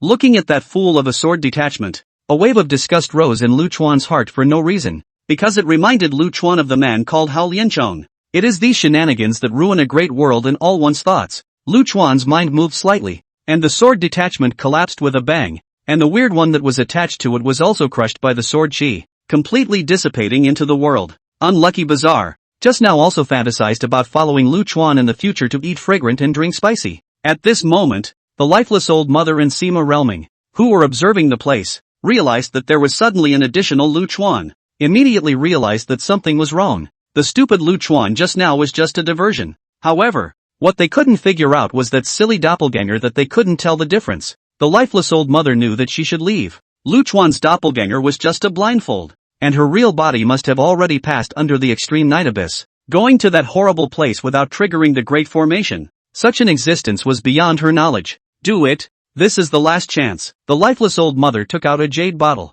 which was the water of the river Styx that she had painstakingly collected. This thing against living things is the most vicious. Stained as a white bone of the end. Sima Jingming nodded his head fiercely. He was also anxious to death. After all, his desire for the title of Emperor's son had almost become demonic. Otherwise, he wouldn't have hidden it from his family and brought the origin of fire with him, coming to the vast world to take risks. You burn it all over again with the origin of fire first, and I'll pour it with the water of the river Styx. Elder Mother Lifeless strangled the spell in her hands, looking as if she was about to make a move. Sima Zhaoming had some mutterings in his heart. Why was this old demoness suddenly eager? But for the sake of the Chi-Luck Golden Dragon, he also gritted his teeth and ignored it. A crimson flame suddenly lit up throughout the lifeless land. Heaven and earth seemed to be set ablaze at this moment. and blazing flames instantly covered everything around them. There was nothing special about the origin of fire, much less any special abilities. It's not like the Dark Knight's meditative fire that can sear the soul or the White Knight's embers that can cleanse the mind and body.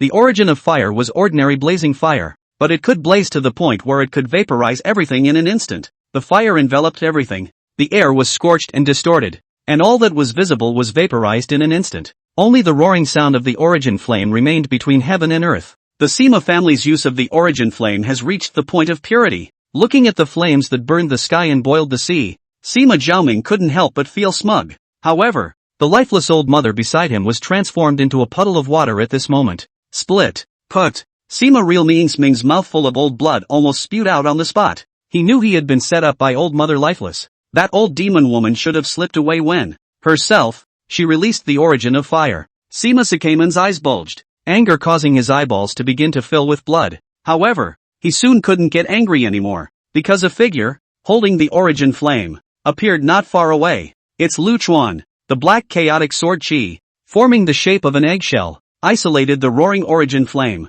Sima Jingming instantly understood when he saw Lu Chuan appearing in front of him unharmed. Old Mother Lifeless, that old demoness. Why would she put herself in her place? This teenager in front of him was simply a monster. Lu Chuan's face, however, looked very bad. Because of the extent of the bursting of this origin of fire, he almost suffered a loss. If it wasn't for the sword suit automatically protecting and generating a barrier, it was estimated that some of his hair would have to be blazed away. Although this kind of thing didn't happen, it still made Lu Chuan angry. You bitch. You really don't see the coffin. Lu Chuan huffed and puffed when he saw Sima Jingming. Brother Lu, listen and I'll explain it to you. Sima Jingming roared in panic. Go explain to your old mother. Lu Chuan slapped Sima Jingming in the face. Sima Jingming only felt as if his brain had been knocked by an ancient savage beast. Instantly the sky was spinning and all the brains seemed to be knocked to mush. Sima Jingming was at least an Annihilation Realm cultivator. How did he suffer such a great insult? I am the White Tooth Great World, the first family Sima family's person. You dare to touch me? Hey still dare to talk tough? Today if I don't beat the shit out of you girl, count your shit clean. Lu Chuan was evil to the core. Boom! Lu Chuan punched Sima Zhaoming and sent him tumbling to the ground. This one looked like a bullfrog with its belly turned up, its little legs stomping up from twitching, and it looked kind of cute. Then Lu Chuan stomped on Sima Zhaoming's belly. Lu Chuan's strength that was comparable to that of an ancient ferocious beast. How could Sima Jinming, the young master, be able to withstand it? A foul odor from Soon wafted up from his crotch. If I say I'll beat the shit out of you, then I'll beat the shit out of you. Lu Chuan has always been a man of his word. Even if you're a monk and don't have shit in your stomach, you'll be beaten out of you. This guy Lu Chuan not only has no sympathy, but has always been black-hearted. This is of course limited to the premise that someone is coming to mess with him. He's usually sweet if no one messes with him. This Sima Jingming is so dead, just because Lu Chuan looks like he is easy to bully on the surface. He hit his idea on this killing god's head. If you don't die, who will die? Lu Chuan is very ceremonial, enough to step on Sima Zhaoming 998 feet, not to mention the shit out of all the internal organs to step out. Not being a good young master, coming in front of grandpa to seek death. Bah! Able you! Lu Chuan spat viciously at Sima Zhaoming's corpse. Without Sima Jingming's manipulation, the manic origin flame gradually calmed down. At this time, Lu Chuan's body emitted a green light fluorescence, which was the origin of wood calling out the origin of fire. Soon Sima Zhaoming's ring ran out a fiery red dot, which was exactly the origin of fire that Lu Chuan needed. This little thing bounced away from Sima Zhaoming's corpse and came to Lu Chuan's side, happily spinning in circles. He. This little fool, being able to clearly feel the cheerful emotions emitted by the origin of fire. Lu Chuan couldn't help but laugh. If the origin of wood was the sweet big sister, then the origin of fire was the naughty, silly boy next door. Lu Chuan extended his finger and gently tapped the origin of fire. The little thing drilled into Lu Chuan's body with a whoosh. However, unlike the mildness of the origin of wood, this origin of fire, even if it was very restrained in traveling through the meridians, the energy it brought up was explosive to the extreme. The key to this little thing is still active. As soon as it entered Lu Chuan's meridian, it began to follow the origin of wood to roam around. Just like shopping, ordinary cultivators would be burned to slag even if they got a little closer, not to mention introducing the origin of fire into their bodies. Only a pervert like Lu Chuan had the strength of his meridians able to withstand the burning of the origin of fire. However, Lu Chuan still felt that the meridians felt like they were being grilled on a blazing fire, and it hurt like hell. This kind of pain goes deep into the bone marrow from the inside out. If another person would probably have died of pain. Fortunately, Lu Chuan was a pervert. And this kind of pain that went deep into his bones made him feel like his entire being was alive. And he even had a few moments of enjoyment. Moreover, the wood origin had been following behind the origin of fire, ceaselessly repairing the meridians that had been burned by that little naughty boy. Lu Chuan understood that his meridians would reach an incredible strength after this baptism. Letting the two little guys mess around in his meridians, Lu Chuan released his ocean-like divine sense and started searching for the escaped lifeless old mother. If you don't get rid of the grass, it will grow again in the spring. If he couldn't manage to kill the extinct species, Lu Chuan had always disdained to make a move. Since he had already struck out, he had to be killed without any survivors. Soon the location of the lifeless old mother was captured by Lu Chuan. After such a short while, this guy actually ran out tens of thousands of miles away. Bang! Lu Chuan moved his body for a moment, and then his entire body turned into a bit of a dotted line and disappeared in place. Ho ho ho! Old Mother Lifeless hid in an extremely hidden cave and laughed happily. As the saying goes, a sly rabbit has 3 holes. Let alone this old hag who has lived for countless years. This cave was left behind by an ancient powerhouse, in the middle of the present world and the void, belonging to neither the present world nor the void. Hiding in a place like this, Old Mother Lifeless was confident that no one could find her. Oh yo yo! Very happy. Old Mother Lifeless had just breathed a sigh of relief when a flirtatious voice rang in her ears. The voice was so close, as if it was right in front of my ears. Elder Mother Lifeless' concave and convex body trembled for a moment, thinking that she was hallucinating. Impossible. Impossible. It's impossible for someone to appear by their side and not notice it themselves. An illusion. An illusion must be an illusion. Old Mother Lifeless kept consoling herself in her mind. Bang! A fist. However, ended all her self-congratulation. The lifeless old mother was rammed in the head with a punch, and her entire body was instantly knocked nearly apart. I'm sorry, please, let me live. Unable to care about the pain, Old Mother Lifeless hurriedly climbed up and kowtowed hard to Lu Chuan. Lu Chuan didn't pay any attention to her. Instead, he surveyed the cave. The reason why Lu Chuan didn't instantly slaughter this bastard was because deep inside this cave, there was an extremely dense yin qi. That's right, it's yin. That special kind of yin only found in ghosts. What kind of place is this? Lu Chuan asked cheerfully. Lu Chuan looked handsome and did not look like a murderous villain. And Old Mother Lifeless hurriedly and honestly returned. This cave is called the 3 Points of Spring. It should be a place of cultivation left behind by an ancient great power. What's with that yin qi in the depths of the cave? Lu Chuan asked curiously. Once she saw that Lu Chuan was behaving in a droll and dumb manner, Elder Mother Lifeless was overjoyed in her heart. Deep within the cave, a long black river is connected. Possibly the legendary River Styx. River Styx, related to the underworld? Lu Chuan thought for a moment, then mentally sent a message to Afu. He soon received a response from Afu that the River Styx was indeed a big black river leading to the underworld. But it shouldn't be in the middle of the present world. This is not part of the present world, and it is not surprising that the River Styx appears. Lu Chuan couldn't help but smile. What a streak of good luck. Still thinking about how to get to the underworld and find an antidote for the fox. But now this is a way out? Looking at Lu Chuan giggling, Old Mother Lifeless was relieved and her watery eyes dribbled up. Senior, I am the body of the 9 yin, and I am still a virgin. As long as you don't mind, I can give my body to you and help you to get to the next level. I just beg you to let me live. The body of 9 yin, a special physique, was the best cauldron. Old Mother Lifeless accumulation of so many years. If it could be absorbed, even a pig would be able to soar to the heavens. And although Old Mother Lifeless sounded like an old demoness by name, her looks were indeed first-rate. Although the face was not as good as Nine Tails, the antagonist, the body was complete. These two conditions together, I'm afraid that no man can resist this temptation. Yet across from her was Lu Chuan, a guy whose thoughts were different from the norm. What do you think I am, old pervert? Ah? Lu Chuan yelled in dissatisfaction. Who doesn't love a beautiful woman? Lu Chuan is not a sand sculpture, but Lu Chuan likes black silk long legs. This lifeless old mother is not bad, but it cannot poke the XP of this goods at all. The lifeless old mother was so scared that she kept kowtowing. Senior, rest in peace.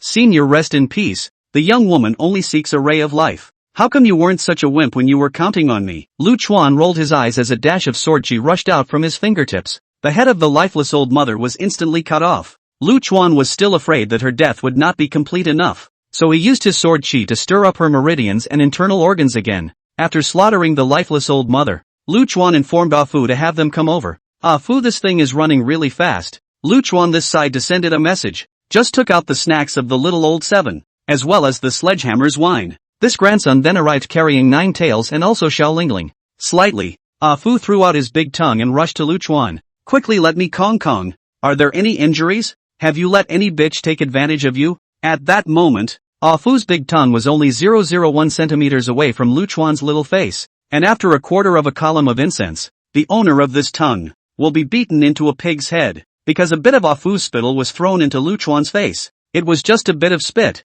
but it was a big step towards what Alfred had wished for. So even though he knew he was going to get a severe beating, the cheap ass was still happy. IXXXX. Lu Chuan wiped a bit of drool off his face and cursed a 3-letter word under his breath. Then he raised his casserole-sized fist and slammed it down hard on Fu's head. The two girls, Nine Tails and Xiao Lingling, looked on as their scalps exploded, because Ah Fu was beaten so badly that his entire head was embedded in the ground and beaten to a pulp.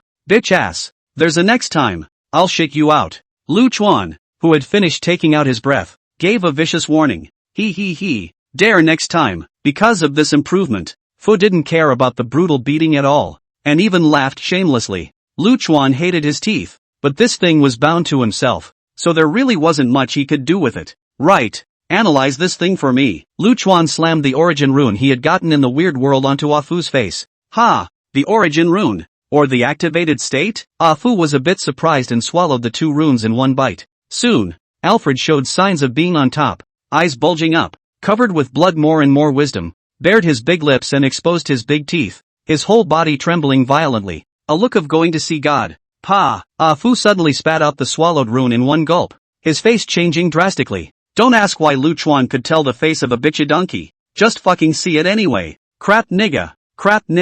What the fuck? Ah Fu kept cursing, lifting his hooves to the 2 origin runes and stomping them frantically. Lu Chuan was also taken aback because it was the first time he had seen Ah Fu in this state in all these years. Although this one was usually godly and exaggerated in his words and actions, he didn't produce mood swings. This time, Lu Chuan actually felt the emotion of fear in Ah Fu. Lu Chuan reached out and flicked his hand. A wisp of sword chi rushed out to knock the frenzied Ah Fu out. Donkey, what's going on? Lu Chuan said, reaching out and preparing to pick up the origin rune. Don't touch it.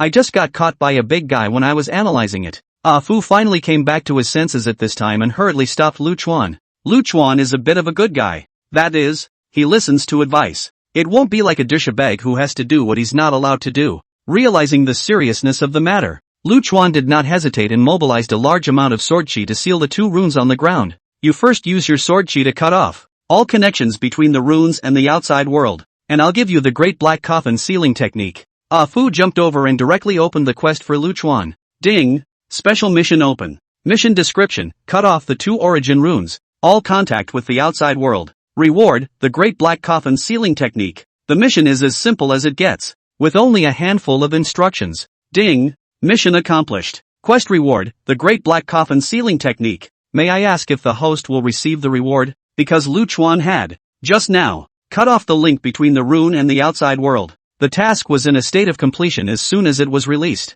Pick up. Lu Chuan nodded. Receive the mission reward and start engraving for the host. Soon a large amount of text was generated in Lu Chuan Risky's mind. Precisely the specific method of using the sealing technique. Because it was directly engraved in his brain, Lu Chuan had learned it almost as soon as the system had finished handing out the rewards. Up! Lu Chuan did not delay. A large amount of sword chi surged out of his body, and then the spell in his hand was pinched extremely fast. This was the first time Lu Chuan had used a spell-type avatar, and he was still a bit rusty when he first started to make seals. But this demon quickly got the hang of knotting. The speed of the knots in his hands became faster and faster, to the point that they ended up bringing up phantoms. The sword chi surging out from his side began to rapidly compress and coalesce and change form as Lu Chuan made his seals. When Lu Chuan's last seal was completed, these sword chi had already coalesced into a small black coffin. Above the black coffin, the light actually flowed, like in the legend. The colorful black seal. Lu Chuan gave a low shout. Boom!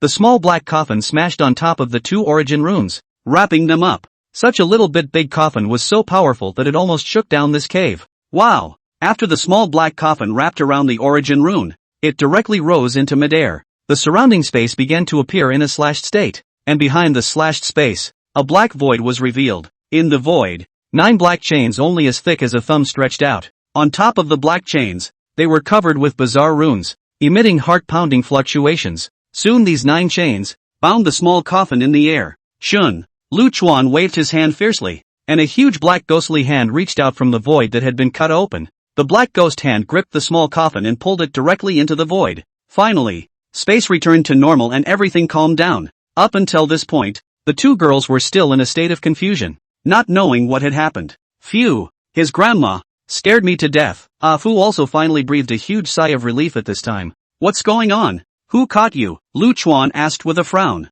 Lu Chuan had never seen Ah Fu afraid of anything, but this times was indeed really afraid. I saved the image I just connected to, so take a look for yourself. Ah Fu didn't explain, but transmitted an image to Lu Chuan. Black. Endless black. It was so thick that it seemed to have coalesced into substance, and just by looking at it, the entire body and mind seemed to be plunged into an abyssal quagmire from which they could not extricate themselves. This was Lu Chuan's first feeling about the picture. In his mind, soon Lu Chuan realized that there were other things in the picture besides black. Nebulae? Yes, it's a huge, swirling nebula. It should be a dead nebula to be precise. For those planets in the nebula, without a trace of light, without a trace of life, were wrapped in that blackness, and were dead with gas. Suddenly, the darkness that had coalesced into substance in the pitch-black image began to surge, layered like the gentle waves of the sea. Amidst the black waves, two eyes as bright and huge as the sun slowly emerged. What kind of eyes are those? Lucian couldn't express what he saw. These eyes are noble yet fallen,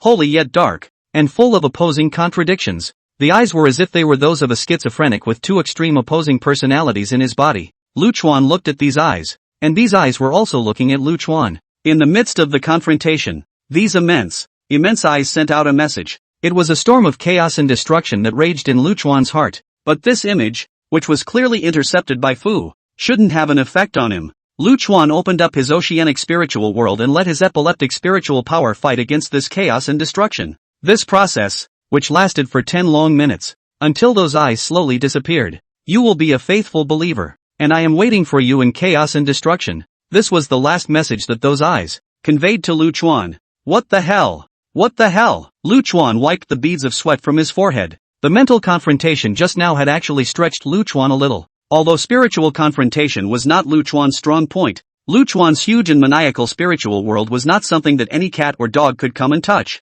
The so-called god in the weird world was as small as dust even in Lu Chuan's spiritual world. Well, did you feel what the hell it is? Ah Fu came to Lu Chuan with concern. Lu Chuan slapped Ah Fu in the face and huffed. Your grandmother. You're asking me? You don't even know. Can I know? Bitch. It's not like I'm omniscient. Fu returned the favor with an aggravated grunt. Forget it. Whatever the hell. Let's solve the matter at hand first. Lu Chuan. This person just had a big heart. The last message from that huge eye had clearly set its sights on him. Yet the bastard didn't have much of a sense of crisis. By the way, that thing is onto me, so you should pay attention to it usually. Lu Chuan thought about it, but told Ah Fu the news. A big heart is a big heart, and the necessary defenses are still in place. If he dares, I'll tear him alive. To actually dare to hit Lu Chuan, Ah Fu was so angry that the top of his head started to smoke. Silly roe deer, take little old Seven and go back first. The business with that old tree demon is almost done. With the destruction of the Great River Gang and the slaughter of the lifeless old mother,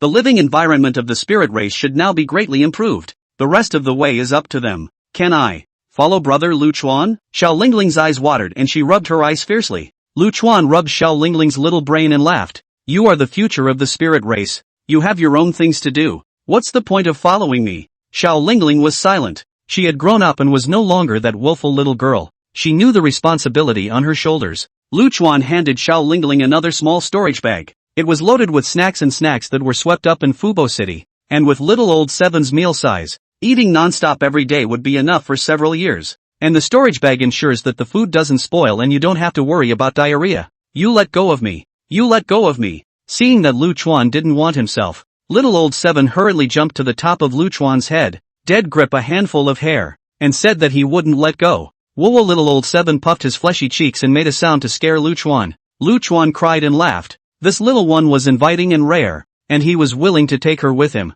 But the next road is dangerous and unknown. If something happens to the little one, Lu Chuan can no longer accept it. The tragedy of those maids in the Bright Moon Pavilion. Lu Chuan didn't want to experience it again in his life. This bunch of hair. Let's give it to you as a farewell gift. Lu Chuan cut off the bundle of hair that little old Seven was holding. Ah Fu looked so red-eyed that he was close to going up and grabbing the bunch of hair. Because Lu Chuan doesn't lose his hair and doesn't even have one in his collection himself. Xiao Lingling hurriedly grabbed little old Seven and stuffed it into her arms along with the bundle of hair. Wow. Little old Seven cried out as his trickery failed. That's it. See you again sometime. Lu Chuan reached out and gently pushed Xiao Lingling out of this space. By the way, a strand of sword chi was struck on her body, which could protect her and safely return to Color Moon Island. Let's go. To the underworld. Lu Chuan picked up Nine Tails and placed her on Afu's back. Is it really okay to hug a random girl like that? Nine Tails laughed and teased. Ha! Lu Chuan's head tilted. Aren't you a fox? Why are you a girl? Nine Tails' eyes popped open. The deepest part of the cave, the place where the yin chi converged, was a black hole with a diameter of about 3 meters, and from time to time, the sound of water flowed out from behind the hole. Afu began to detect it. Theoretically, the passages of the underworld should all be closed. This cut of the river Styx appearing is a bit out of the ordinary. Chirp, get a move on. If it wasn't for Nine Tails sitting on Afu's back, this bastard would probably get another fat beating. Che, you hit me. Dumbass. Fu bared his teeth in mockery. Looking at Nine Tails who had a bad smile on his face, Lu Chuan raised his fist and lowered it again. The river Styx is a proper Styx, but it's not quite clear if it's not leading to the underworld. Afu was a bit puzzled. What's wrong? Lu Chuan asked with a frown. Afu shook his head. It's not true that something is wrong. It's just that this cutoff of the river Styx seems to have been placed here on purpose. This cave looks like it's been deserted for tens of millions of years. Who had enough to put a cut of river here? It's not possible that any grandson is trying to count on me again. Is it? Lu Chuan was a bit annoyed. Fu shook his head. Counting shouldn't be said. The probability is that it is guiding, or inducing you to travel to the underworld. Then let's go. It's not like this trip can be avoided. Lu Chuan looked at Nine Tails and finally decided to protect her personally. The road ahead is uncertain. Fu is a good runner, but I'm afraid he can't protect Nine Tails when things really go wrong. Let's go. Lu Chuan picked up Nine Tails on his back. Do you want to be shameless? Eating old mom's tofu so blatantly. The small face of Nine Tails who was carried on her back turned red and fiercely twisted Lu Chuan. Lu Chuan rolled his eyes. Don't talk nonsense. Lao Zi is also as beautiful as a flower. It's not certain who eats whose tofu. Ha! Nine Tails was speechless. Are you stunted? How come you can't feel anything on your back? What are you talking about? I'm well developed and I'm going to strangle you again. Nine Tails looked at her airfield-like chest with hatred. The black river flowed through slowly, like a huge coiled black snake. A chilly wind suddenly kicked up and sent shivers down your spine. This is weak water, which is fatal to living beings. Fu explained for Lu Chuan. And this big black river, no entity can stand on it. It will be sucked into the river. The underworld is the most ancient existence, and other than 100,000 years ago, when it was beaten by the heaven-swallowing emperor, it was an unreachable mountain at all other times, and there has never been a break in the inheritance of the underworld. The deepest part of the underworld doesn't know what kind of big brother is hidden. You're the one who's full of crap. Are you going or not? Lu Chuan rolled his eyes and used his sword energy to make a small boat and stepped on it with Nine Tails on his back. A huge suction force surged out from the river beneath Lu Chuan as he stepped onto the canoe. The suction force was terrifying to the extreme, actually causing the surrounding space to burst incessantly. If this had been a different person, he would probably have been sucked into the river on the spot and turned into the black water's sustenance. Fortunately, Lu Chuan's strength was dominant enough to harden against this suction and maneuver the canoe against the current. Go. Wait for me. I'm scared. Fu desperately squeezed towards Lu Chuan's side. Crawl for me. Lu Chuan kicked over Fu who wanted to take the opportunity to mooch. Heartless bitch. Fu was not a life form, and the weak water did little harm to it. It just suffered and had to chase Lu Chuan's canoe against that horrible suction force. The river Styx originates in the most mysterious place in the underworld. The underworld. The Ministry of the Underworld was the center of power in the underworld, and the three ghost heads sat here, manipulating the normal operation of the entire underworld. 100,000 years ago, after the underworld was opened up by that dilettante, the three ghost heads closed all the passages to the present world. In fact, there was nothing they could do, because the most important pool of the afterlife in the underworld had been pried away by that second-rate son. The pool of the afterlife. A baptism that all ghosts must undergo to enter the underworld. The goal is to wash away the memories of your life and start over in the underworld. If one did not enter the pool of the past life and entered the underworld with the memories of his past life, it would cause incalculable disasters. Ordinary people with memories are fine. They can't make any waves. If it was one of those horrible cultivators, especially the kind of old monsters who died at the end of their lives, the consequences of such a guy entering the underworld with the memories of his previous life could be imagined. At first, the three ghost heads were able to rely on the hundreds of millions of ghost armies in the underworld to suppress these guys. But as time went on, the number of cultivator souls entering the underworld increased. and the entire underworld was stirred up by these guys. The three ghost heads had to close the channel and stop receiving living souls. However, a new problem has arisen, and countless dead beings in the great world have no place to return to. The weaker souls, over time, go up in smoke. Powerful spirits find new ways to practice and become unique ghost cultivators. The great thousand worlds have been stirred up, again, by these ghost cultivators. However, this was not the worst of it. The worst of it was that without the constraints of death, some great horrors and strangenesses were active in the void. Now this problem had to need to be solved quickly,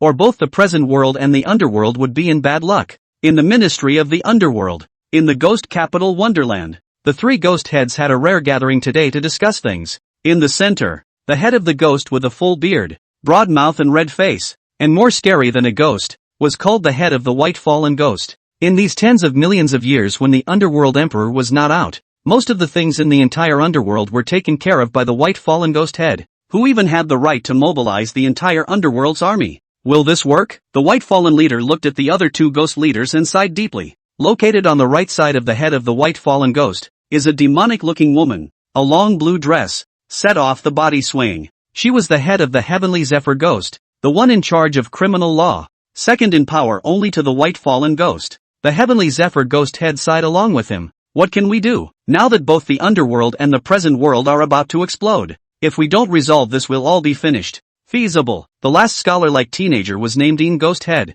It is said that he was born in the midst of a ghost moon, hence the name. The head of the Taiyin ghosts is considered a civil official, and most of his usual work is to implement the governmental affairs issued by the head of the white fallen ghosts. The Taiyin ghost head looked at the other two and helplessly spread his hands. The whereabouts of the pool of the past life is unknown, so we can only gamble on the 6 paths of reincarnation. Alas! But, the white fallen ghost head sighed deeply again. The Pango contract is still in effect. We simply not be able to enter that world. So low, we can only rely on this little guy. The Taiyin ghost head waved his hand, and a picture appeared in front of the three of them. It was the image of Lu Chuan swimming upstream in the river Styx. Seeing Lu Chuan's figure, the white fallen ghost head grunted in an unkind manner, and his green pupils couldn't help but roll over a bit. From that world again, is there no one else? The Taiyin ghost head and the Tianze ghost head looked at each other and almost couldn't hold back their laughter. When the white fallen ghost head was badly repaired by the heaven-swallowing emperor, he still had palpitations in his heart.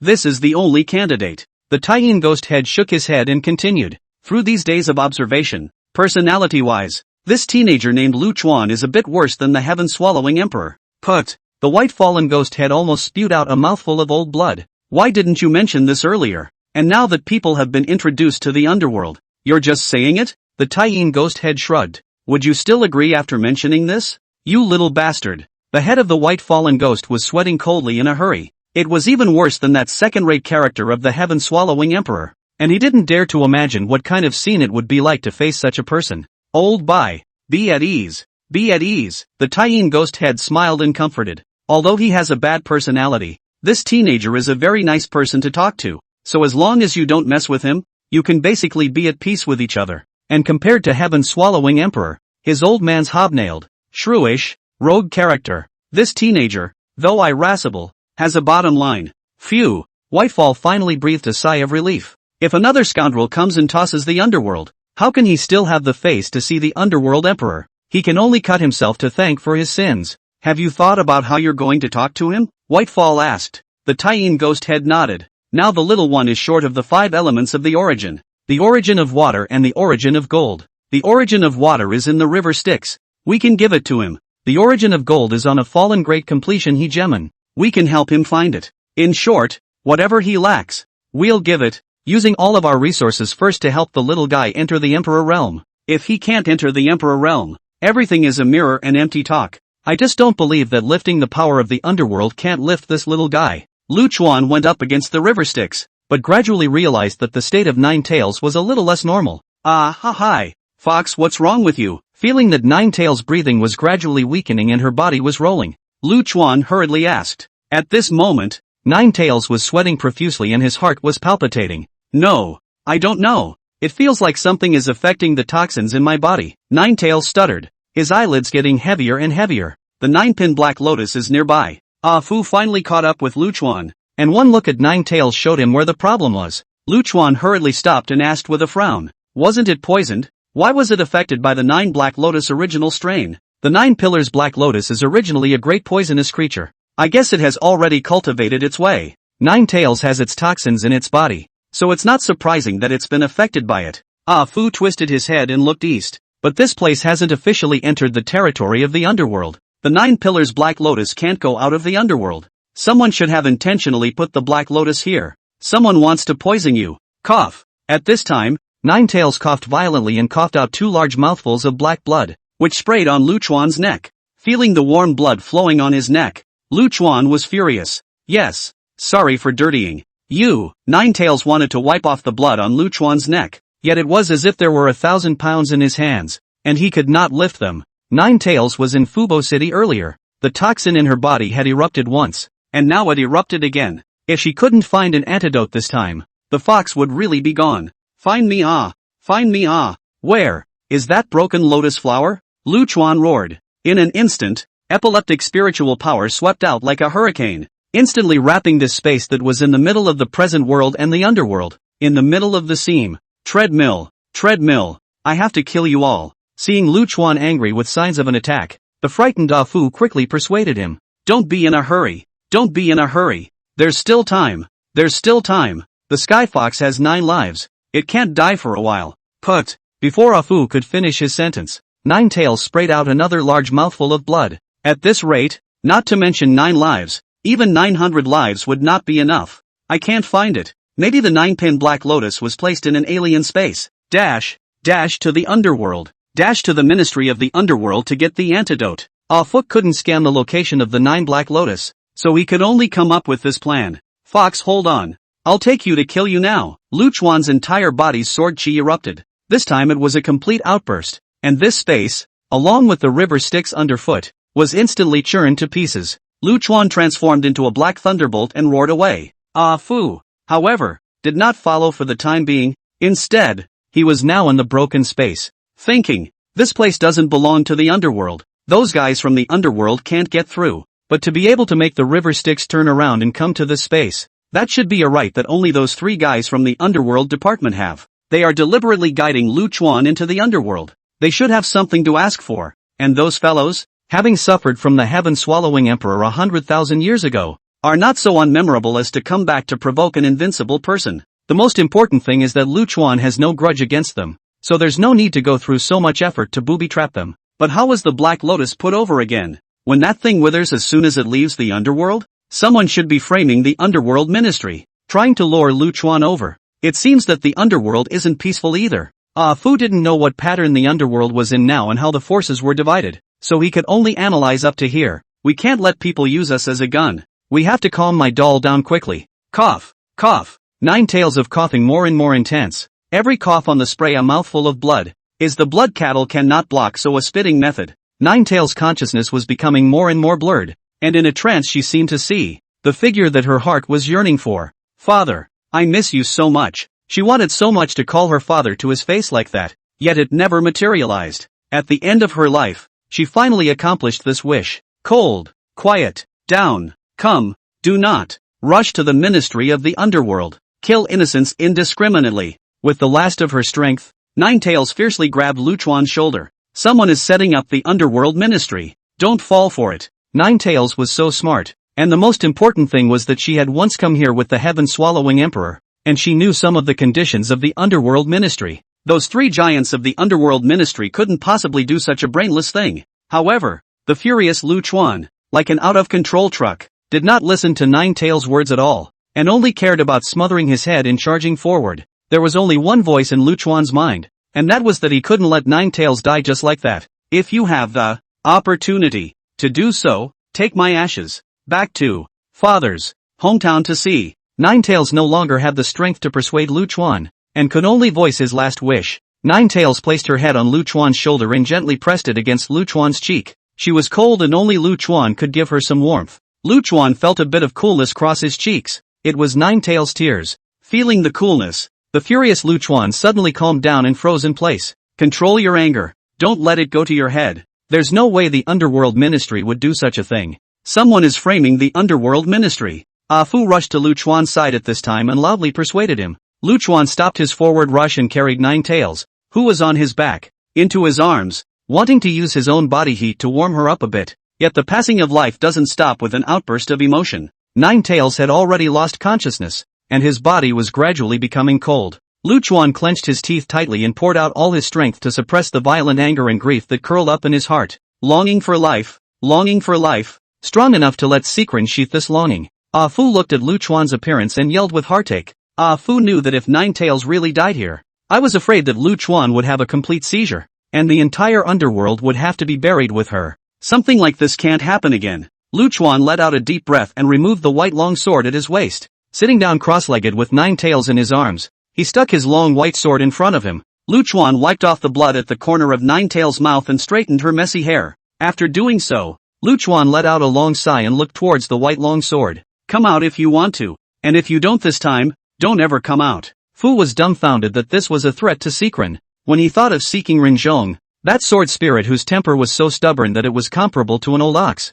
Ah Fu's eyes were jumping straight up. Alas! Seeing that Seeking Ren did not respond, Luchuan gently shook his head. It's better to ask for help than to ask for help. Luchuan no longer paid attention to whether the white long sword was sheathed or not, and turned his head to look at Ah Fu. Donkey, help me analyze what kind of poison is in the fox's body? Ah Fu didn't dare to have the slightest delay. A blue light flashed in his eyes, scanning over the breathless Ninetales. A kind of ghost poison, with the property of extreme coldness, and it can infect even the soul. And the fox's body is hot and feverish because it fights against the toxin. Is there any way to extend the survival time for Ninetales a little longer? Luchuan asked in a flat voice. Ah Fu was startled because it knew that Luchuan in this state was the most terrifying and could explode at any time. And once it explodes, it's the kind that simply can't be stopped. Change the blood. The fox has pretty much run out of blood in his body. Use your blood to extend him. Ah Fu thought about it. Now this situation can only be a dead horse. As for whether or not the fox could withstand Luchuan's blood,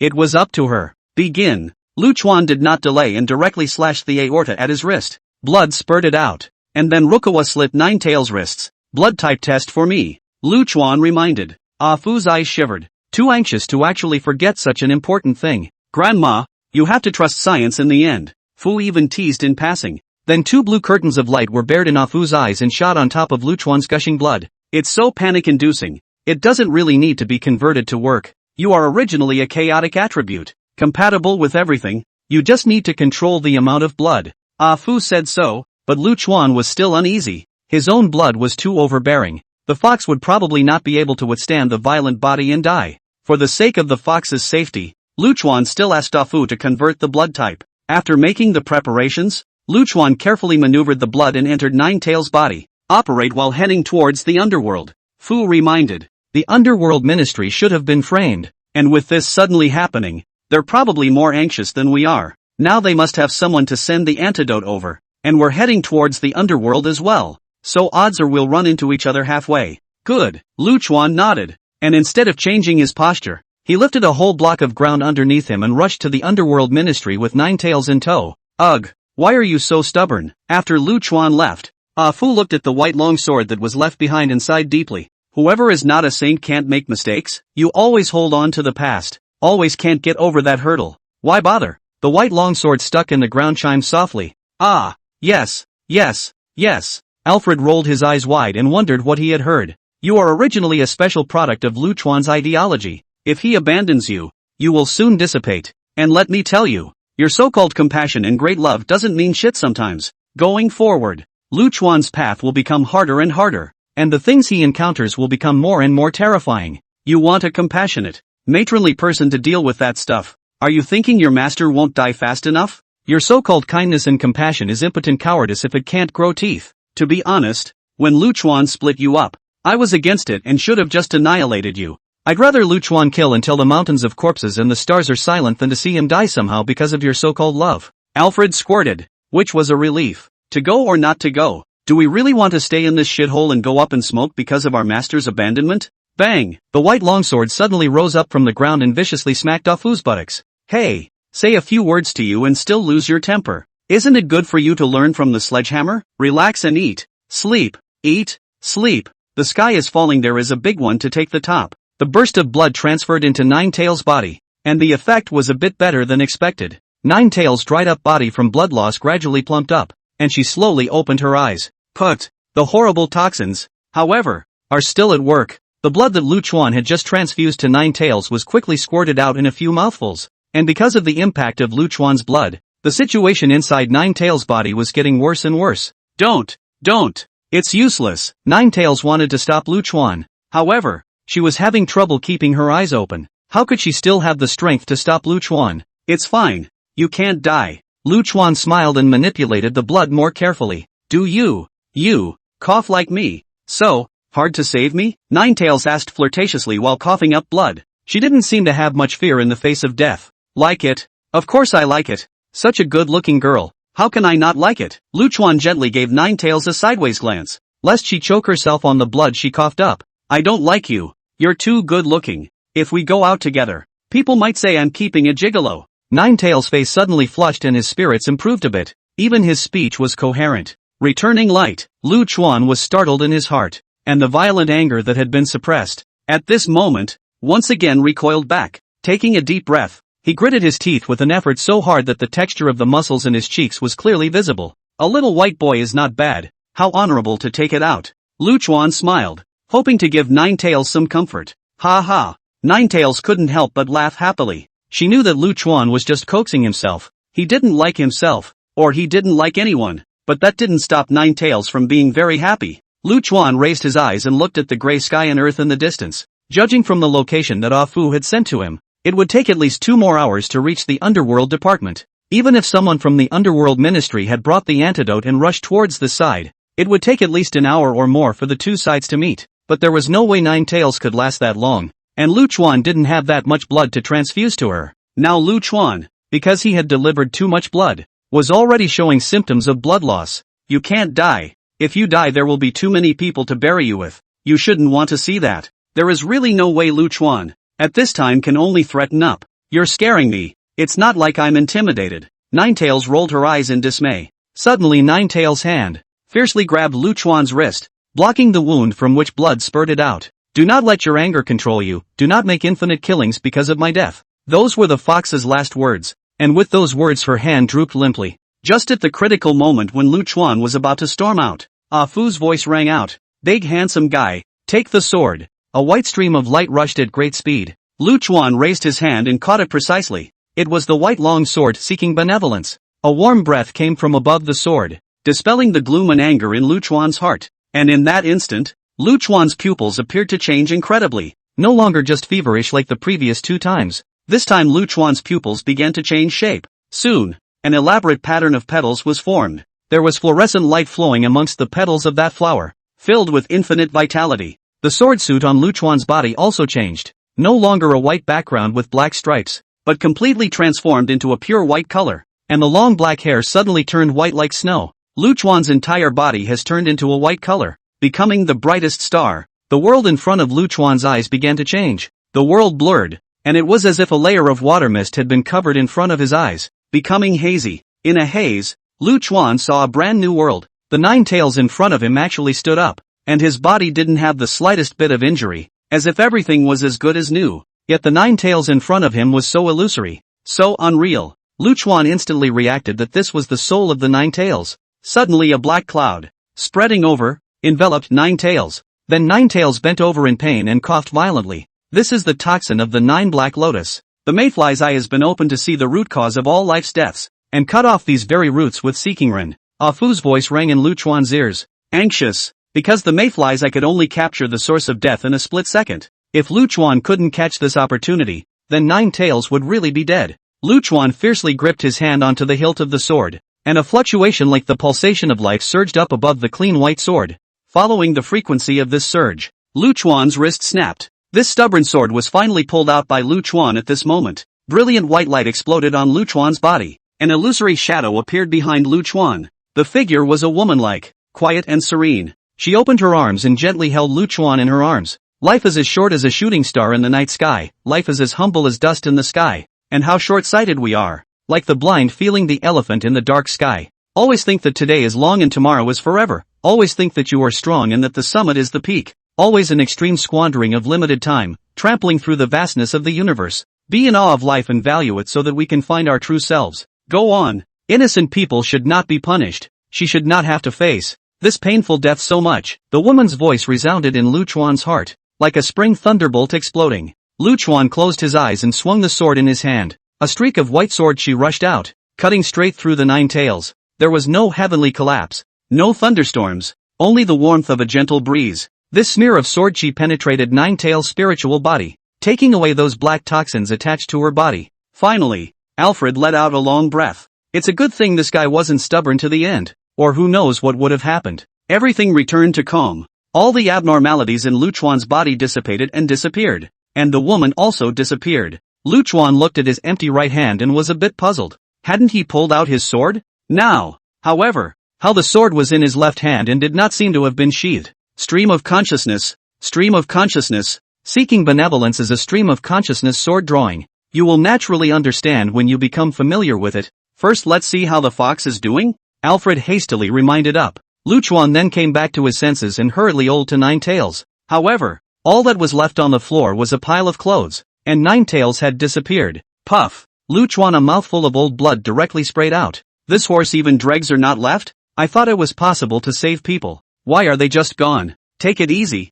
Take it easy. Ah Fu hurriedly came over. Seeking benevolence isn't everything. It can save the fox's life, but that damaged body shouldn't be able to be repaired. Given the habits of the sky fox, a damaged body should return to a juvenile state. As Fu was speaking, Nine Tails' clothes suddenly bulged. Two tiny animal ears came out of his shirt, and then a milky, ferocious, dry howl rang out. Ah, how did the old lady go back to being one-tailed? What have you done, you little white boy? Cough. Luchuan almost choked to death. That milky voice is just so out of character with that tone of voice. At the same time, Luchuan was relieved. No matter what, Nine Tails' life was saved. As for the cultivation to slowly make up for it, Luchuan got down and tried to take a closer look, returning to the juvenile state of the evil fox. Before he could lean in, however, Bang Bang took 2 punches to the eye, playing a hooligan. Ah, old lady beat you to death, believe it or not. Nine Tails raised her fists fiercely, her body shrinking towards her clothes.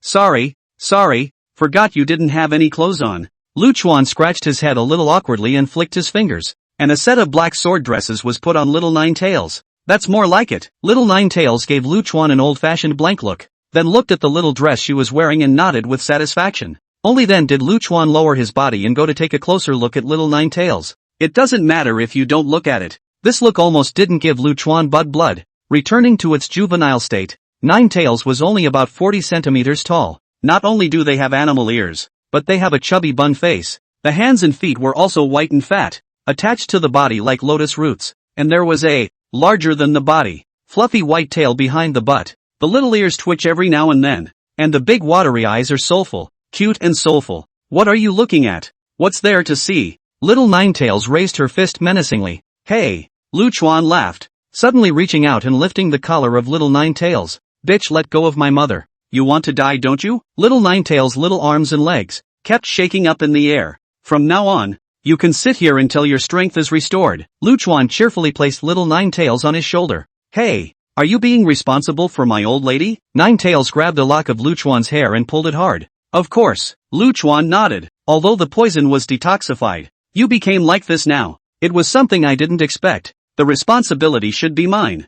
I'll take care of you until you're back to your old self and our deal is done. Hearing this, Nine Tails froze for a moment and couldn't help the smile that curled up on her cute bun face. If you dare to renege, I'll scratch your pretty little face. Just like what Ah Fu had speculated. Nine Tails was suddenly attacked by the 9 Black Lotus, catching the 3 bigwigs of the Underworld Ministry off guard as well. Almost immediately, it was the Heavenly Zephyr Ghost Head himself who rushed to the location where Luchuan had appeared in the underworld with the antidote. However, to one's surprise, the Heavenly Zephyr Ghost Head actually encountered an interception halfway. In order to catch up with the speed, Tianze Ghost Head only brought 2 personal guards with him. An interception that shocked the entire underworld took place. When the news of the Tianze Ghost Head and his 2 guards being killed was sent back to the Underworld Ministry, the White Fallen Ghost Head and the Taiyin Ghost Head were both confused. The strength of the 3 Ghost Heads was almost untouchable in the underworld. They couldn't think of anything that could threaten the Heavenly Zephyr Ghost Head in the underworld. After ascertaining the veracity of the news,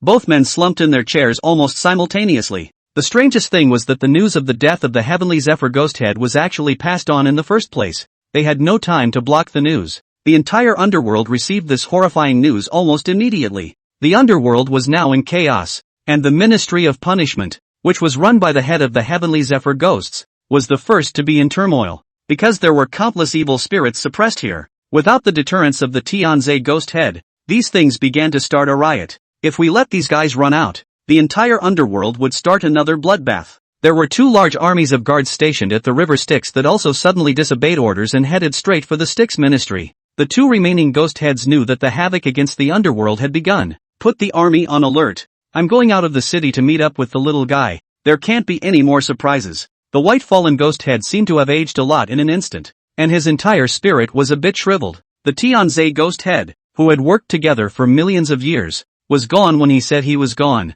and he was a bit unable to accept it for a while. You can't go out. The Taiyin ghost head hurriedly stopped it. If the other party has the ability to intercept Tianze, they have the ability to intercept you. If anything happens to you again, the underworld will really be doomed. The white fallen ghost head took a deep breath and tried to suppress his inner rage. He knew that Taiyin ghost head was right. If he went out now and something happened to him, the entire underworld would be plunged into a situation of no return. The most important thing now is to uncover the guy who intercepted Tianze. The Taiyin ghost head did not let his anger go to his head and began to arrange things in an organized manner. The armies stationed in the river Styx shall not be moved, and those who move their armies at will shall be killed without pardon. Put all the forbidden guards on alert and make sure that the underworld is safe. The Ministry of Punishment will be temporarily managed by the Qingdai Ghost King on behalf of the Ministry of Punishment, and the evil ghosts suppressed under the Ministry of Punishment can be decapitated before being sentenced to death if there is a riot. Check all the passages connected to the present world to see if any of the seals are loose.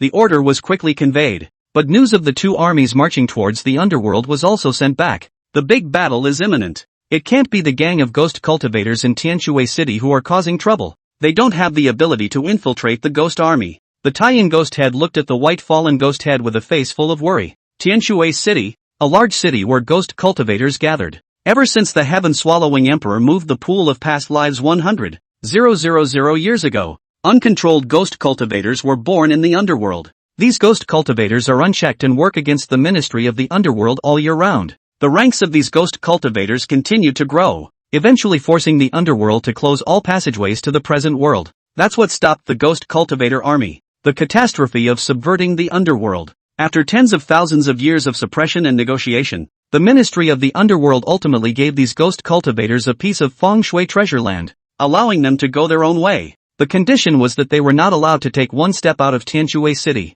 Although Tianshui City had embraced the army and was a major problem for the Underworld Ministry, they were by no means able to infiltrate the ghost army, because these ghost armies, all of which are made up of veterans, have never recruited new ghost soldiers since the pool of the past life was moved. These veterans had fought countless battles for the underworld and could be considered loyal. No matter how capable the ghost cultivators of Tianshui City were, they did not have the ability to infiltrate the ghost army. Over these tens of thousands of years, the underworld ministry in Tianshui City had gotten along quite peacefully, and there hadn't been any major conflicts. Moreover, because the passageway to the present world was closed, the ranks of the ghost cultivators could not be replenished, and they did not dare to go to war at will. Most importantly, if there was a catastrophic upheaval in the underworld, it wouldn't do this group of ghost cultivators any good. Their cultivation relies on the yin qi of the underworld, and if the underworld is destroyed they can only drink the northwest wind. The ghost army being mobilized. This is just too fishy. I have to go and take a look myself.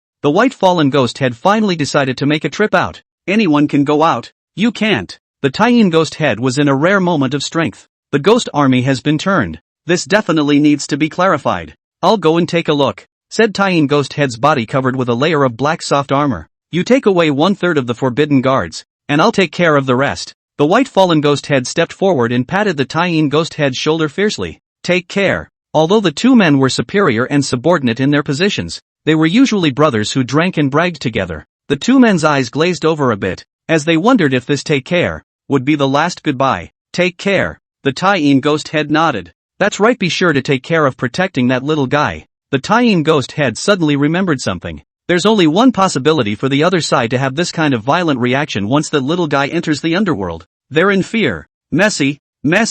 Ah Fu jumped and shouted sharply in Lu Chuan's ear, using his sword chi to visualize a dog's tail grass. Lu Chuan, who was teasing little Nine Tails, frowned. What's the mess? Bitch, it's itchy. Taking advantage of Lu Chuan's distraction, little Nine Tails jumped up and rammed 2 vicious fists on Lu Chuan's eye sockets. Tianze ghost head is dead. Ah Fu was spinning around. Upon hearing this news, Little Ninetails froze along with it. It was because she had once come to the underworld with the heaven-swallowing emperor, and she had also met that ghost head named Tianze. She remembered the woman as beautiful and sensual, with two light pear swirls when she smiled. Is it a big impact? Lu Chuan was a bit puzzled as to why Ah Fu reacted so strongly. More than great. Ah Fu's tone was heavy. This should be the first time in the underworld that an unnatural death of a ghost head has occurred. The identity of the ghost heads is extremely important. They are all special existences born in the underworld, and they all have a strong symbolic meaning. This heavenly Zephyr ghost head, born from the sea of mandalas at the end of the river Styx,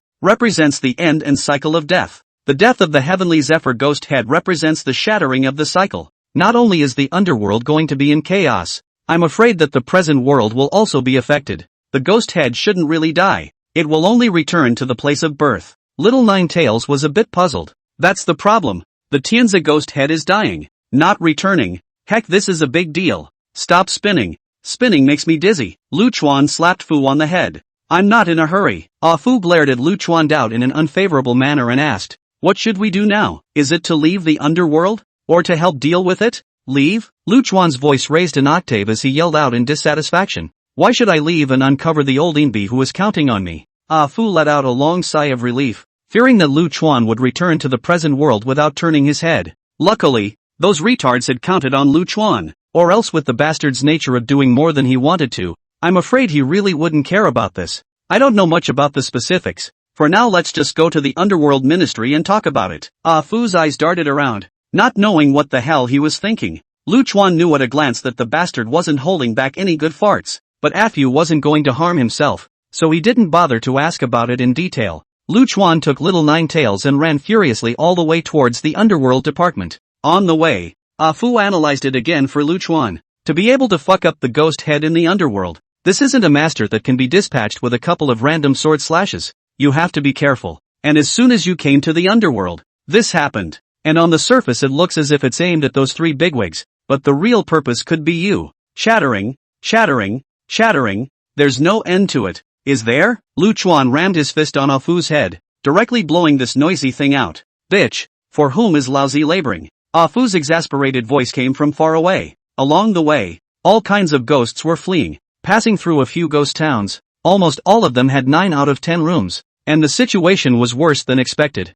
It's not just a dead ghost head. Why is it made to look like the world is ending? Stopping in an empty city, Lu Chuan did not understand the rules of operation of the underworld, and seeing this scene was a head full of bags. What do you know? You only know how to tease a cat and walk a dog. The death of the ghost head represents the shattering of the rules, and the entire underworld may collapse as a result. Watching Lu Chuan amusing the Little Ninetails giggling with the dog's tail grass, Ah Fu was furious. Something's coming. Lu Chuan suddenly frowned and directly tucked the Little Ninetails on his shoulder into his arms. Who is it? Who is it? You want to die, don't you? The Little Ninetails have not yet come to oppose. In Lu Chuan's arms hung over Sledgehammer yelled up, raised his small fists and went up to do it. The two little ones were soon at each other's throats, fighting with bared hands. Quiet. Something is lurking underground, Lu Chuan chided in a low voice. Little Ninetails and Sledgehammer froze at the same time, then fought again. Boom! Suddenly the entire ground cracked open at extreme speed. A tens of thousands of meters crack that directly tore the empty city in half.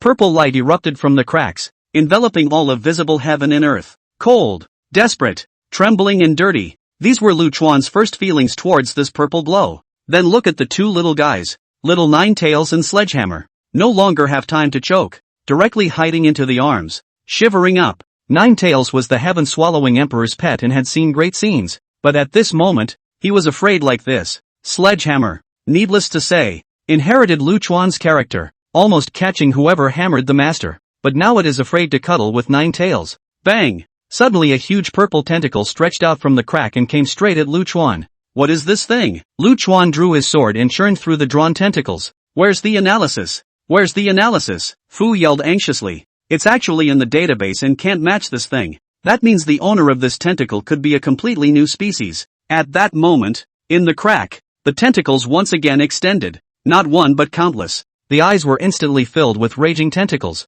and purple light rose to the sky. This purple light actually completely isolated the rules of the world, and everything became void. If it was an ordinary cultivator, this shielding move alone would probably be a complete break. Fortunately, Lu Chuan did not belong to the cultivation system of aura, And the isolated space did not have any effect on Lu Chuan. Lu Chuan's body sword chi gushed out, transforming into boundless chaotic blades that chopped away furiously. Instantly these tentacles were sliced to pieces. However, the tentacles that were sliced into pieces actually turned into purple light and merged into space. This caused an oppression of space that grew stronger and stronger. This thing can't be killed anymore. The more it kills, the more the entire space will be pressurized. And I'm afraid that it will end up squeezing out this heaven and earth. Void, devouring, no clear emotions. I can't find any information on this thing. It could be a new species that was born not long ago. Be careful with it. Ah Fu followed Lu Chuan's ass and talked about the results. Sword V, falling flowers. Lu Chuan let out a low cry in his heart, and the black sword chi once again erupted.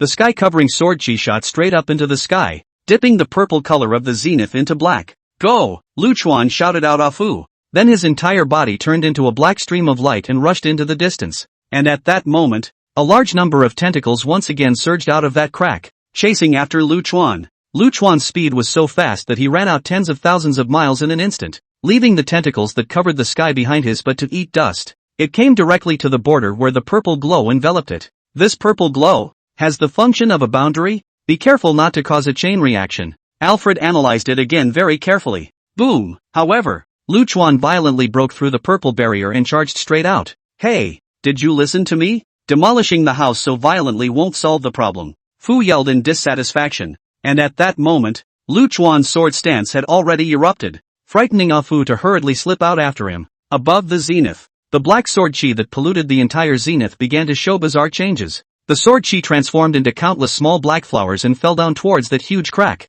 seemingly sensing the threat of these small flowers. All the tentacles returned to their defense and retracted back into the cracks. The tentacles tangled and twisted together, forming a huge, writhing shield of disgusting flesh amidst the cracks. Boom! The first floret landed on top of the fleshy shield, creating a violent explosion that the world lit up with a brilliant black light. The explosion seemed to ignite all the little black flowers. The little flowers cheered, happily picking up speed and swarming in to land on top of the meat shield. Boom! Boom! Boom! A grand chain of explosions began to play out in this space. In a shocking roar, the entire sky above the space was lit up with black fireworks. A grand mass of black fireworks opened up like a giant umbrella in a world of purple.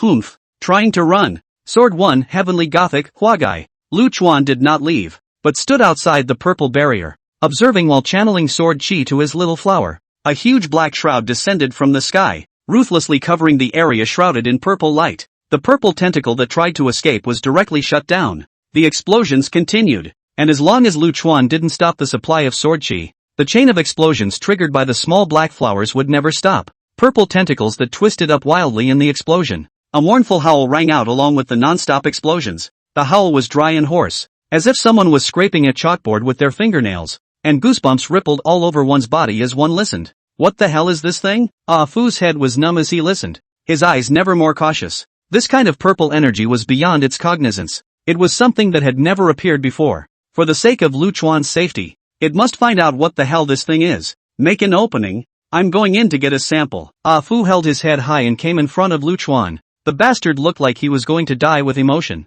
which made Lu Chuan roll his eyes. Go play on the side and add to the chaos. There was no surprise. Ah Fu received a slap on the face and immediately became honest. He cares about me. Yes, it must be so. The slapped Afu thought beautifully in his heart. In order to keep me out of danger, he cares about me in his own way. It wasn't in vain. If Lu Chuan knew what this bastard was thinking, he could probably strangle the girl on the spot. It was a series of explosions that lasted a full half hour. The tremendous power cut down the ground by tens of meters, causing this area of the earth to form a terrifying sinkhole with a diameter of tens of thousands of miles. With this power, a person would have to suck in a breath of cold air when looking at it. Lu Chuan withdrew the huagai that imprisoned the space, and Ah Fu rushed in at the first opportunity. Let me go ahead, and you and the others will come slowly. Ah Fu majestically rushed into the exploding sinkhole. Lu Chuan sometimes really wanted to take this bastard and find a crooked neck tree to hang. The sinkhole after the explosion was a mess, and all those purple lights disappeared. Even the tentacles didn't leave a little piece behind.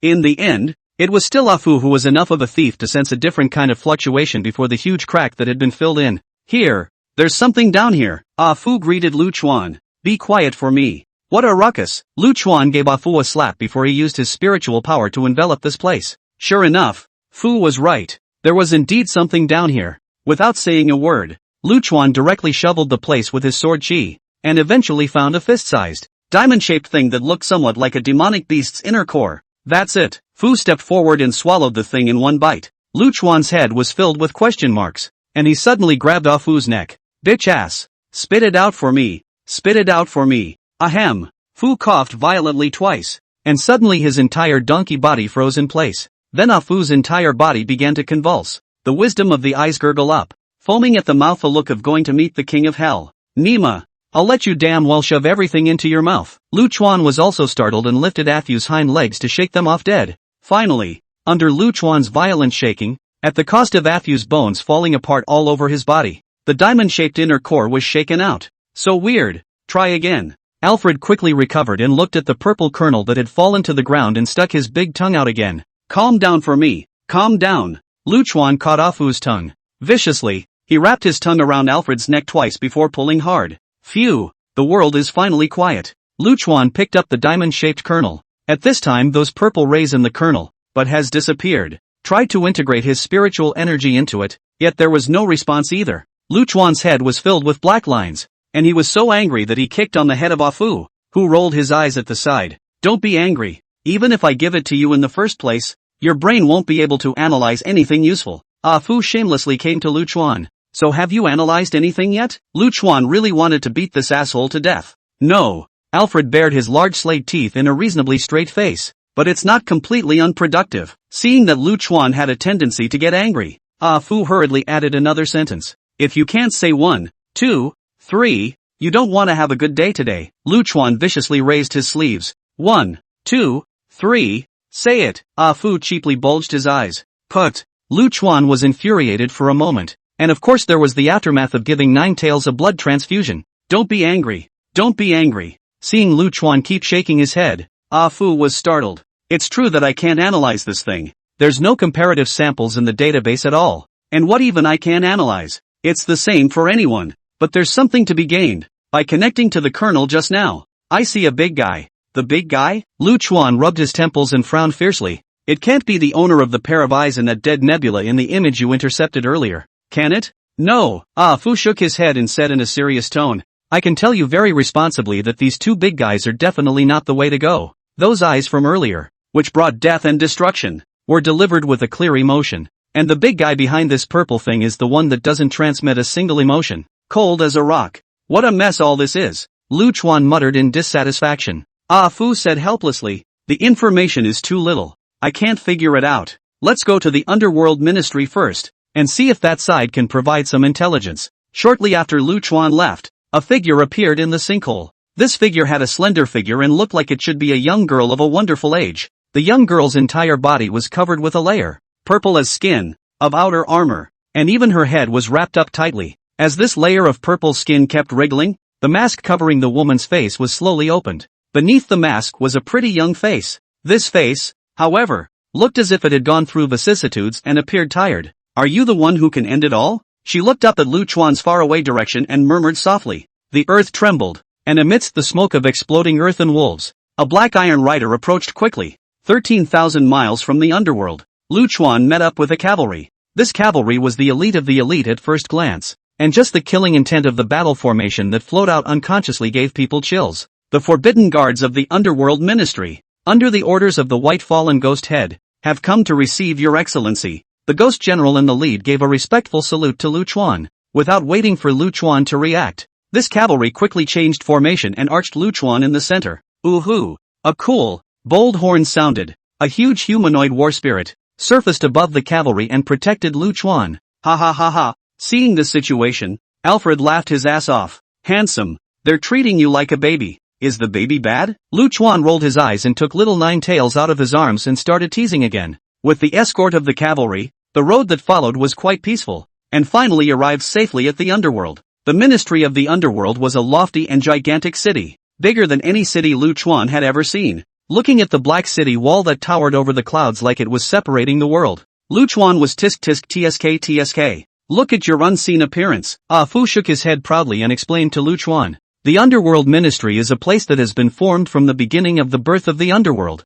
So don't think that the city you see in front of you is an ordinary city. This great city that has existed for eternity has actually had a spirit for a long time. And the underworld ministry is a great city that is truly alive. Ha! So does it run? Lu Chuan's eyes were filled with little stars as he listened. Run, my ass. Home doesn't want hot. Alfred snorted. The center of the underworld ministry is the birthplace of the River Styx. And the River Styx is the most important thing in the underworld. So even if this great city dies here, it won't move a bit. Then it's not fun and spicy. Lu Chuan shook his head in disappointment, so that he wouldn't be able to see the city with long legs. By the way, you always say that the underworld is everlasting. How come there aren't a few powerful guys? And now they're all letting people kill them at home? Lu Chuan was a bit puzzled about this. Why not? Ah Fu shook his head. The underworld has the underworld emperor. That's a genuine emperor-level powerhouse. Although he doesn't have a proper emperor position, his strength is definitely not weaker than that of a normal great emperor. And the deepest part of the underworld,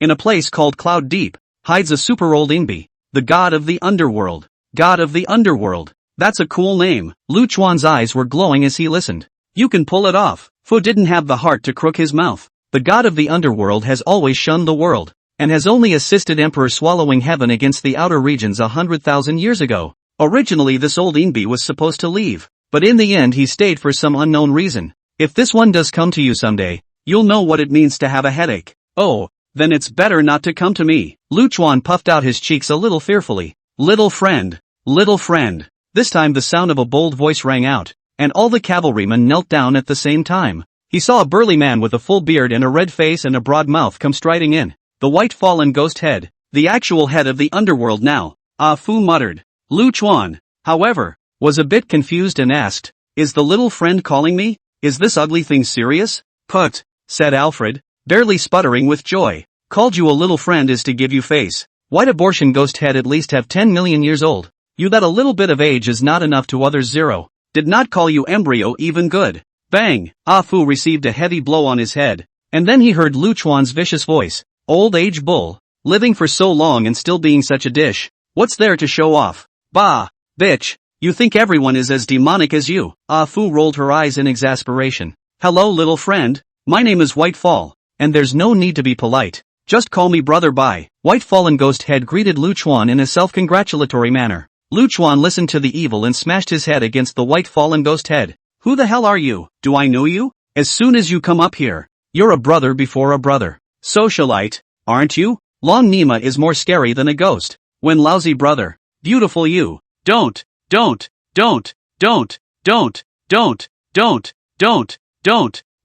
White Fallen Ghost Head jumped straight up and down. So many subordinates are watching. Save face. Save face. The White Fallen Ghost Head was playful on the surface, but in his heart, he was astonished that he could not avoid Lu Chuan's slap. It seemed that the Taiyin Ghost Head had still underestimated the true strength of this little guy. Lu Chuan smoked too much before retracting his slap with fondness. Looking at the embarrassed White Fallen Ghost Head, he said directly, I'm not going to nag at you either. 2 things. First, who is it that counts me? Second, your purpose in introducing me to the underworld will definitely give the little friend a satisfactory answer. The White Fallen Ghost Head nodded and continued. Let's go into the city and talk about it. The underworld is not peaceful right now. No go. Lazy. Lu Chuan sat down on the spot, took out a blanket and spread it in front of him, and started cooking again. It's been a busy few days since I've had a good meal, and this is a top priority. However, Ah Fu, who was on the side, looked meaningfully at the huge and boundless city not far away.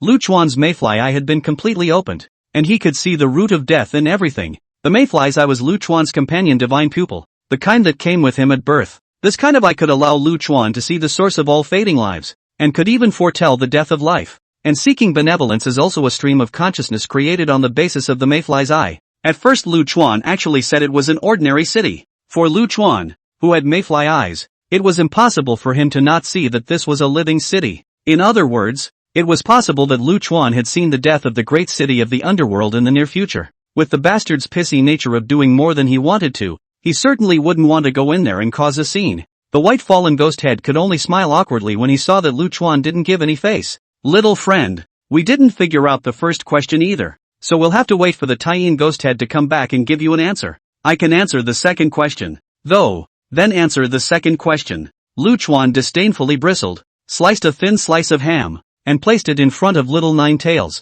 Looking at the ham in front of her, Little Nine Tails had a look of disgust on her face. Sticking out his little tongue and licking it was surprisingly tasty. so he happily cuddled and nibbled on it. The white fallen ghost head simply sat down as well, struggling to squeeze out a smile. There's actually no malice in introducing our little friend to the underworld. We just want to do business with you. The 3 words doing business accurately captured Luchuan's nerves. Told you so, ha ha, come on eat some together. Luchuan immediately changed his face and took out bowls and chopsticks for the white fallen ghost head. Looking at the dishes in front of him, the white fallen ghost head became more and more embarrassed. Who's ever seen a cunt eat raw human food? The head of the white fallen ghost can only pretend. Clipped 2 slices of ham into the bowl, and cheerfully said, "Now the underworld is not peaceful. You should have felt it all the way. The root of it is actually, the underworld is no longer sheltering ghosts all year round." Ha! Luchuan had a head full of questions. Shouldn't the lack of peace be caused by the death of the ghost head? The white fallen ghost head sighed,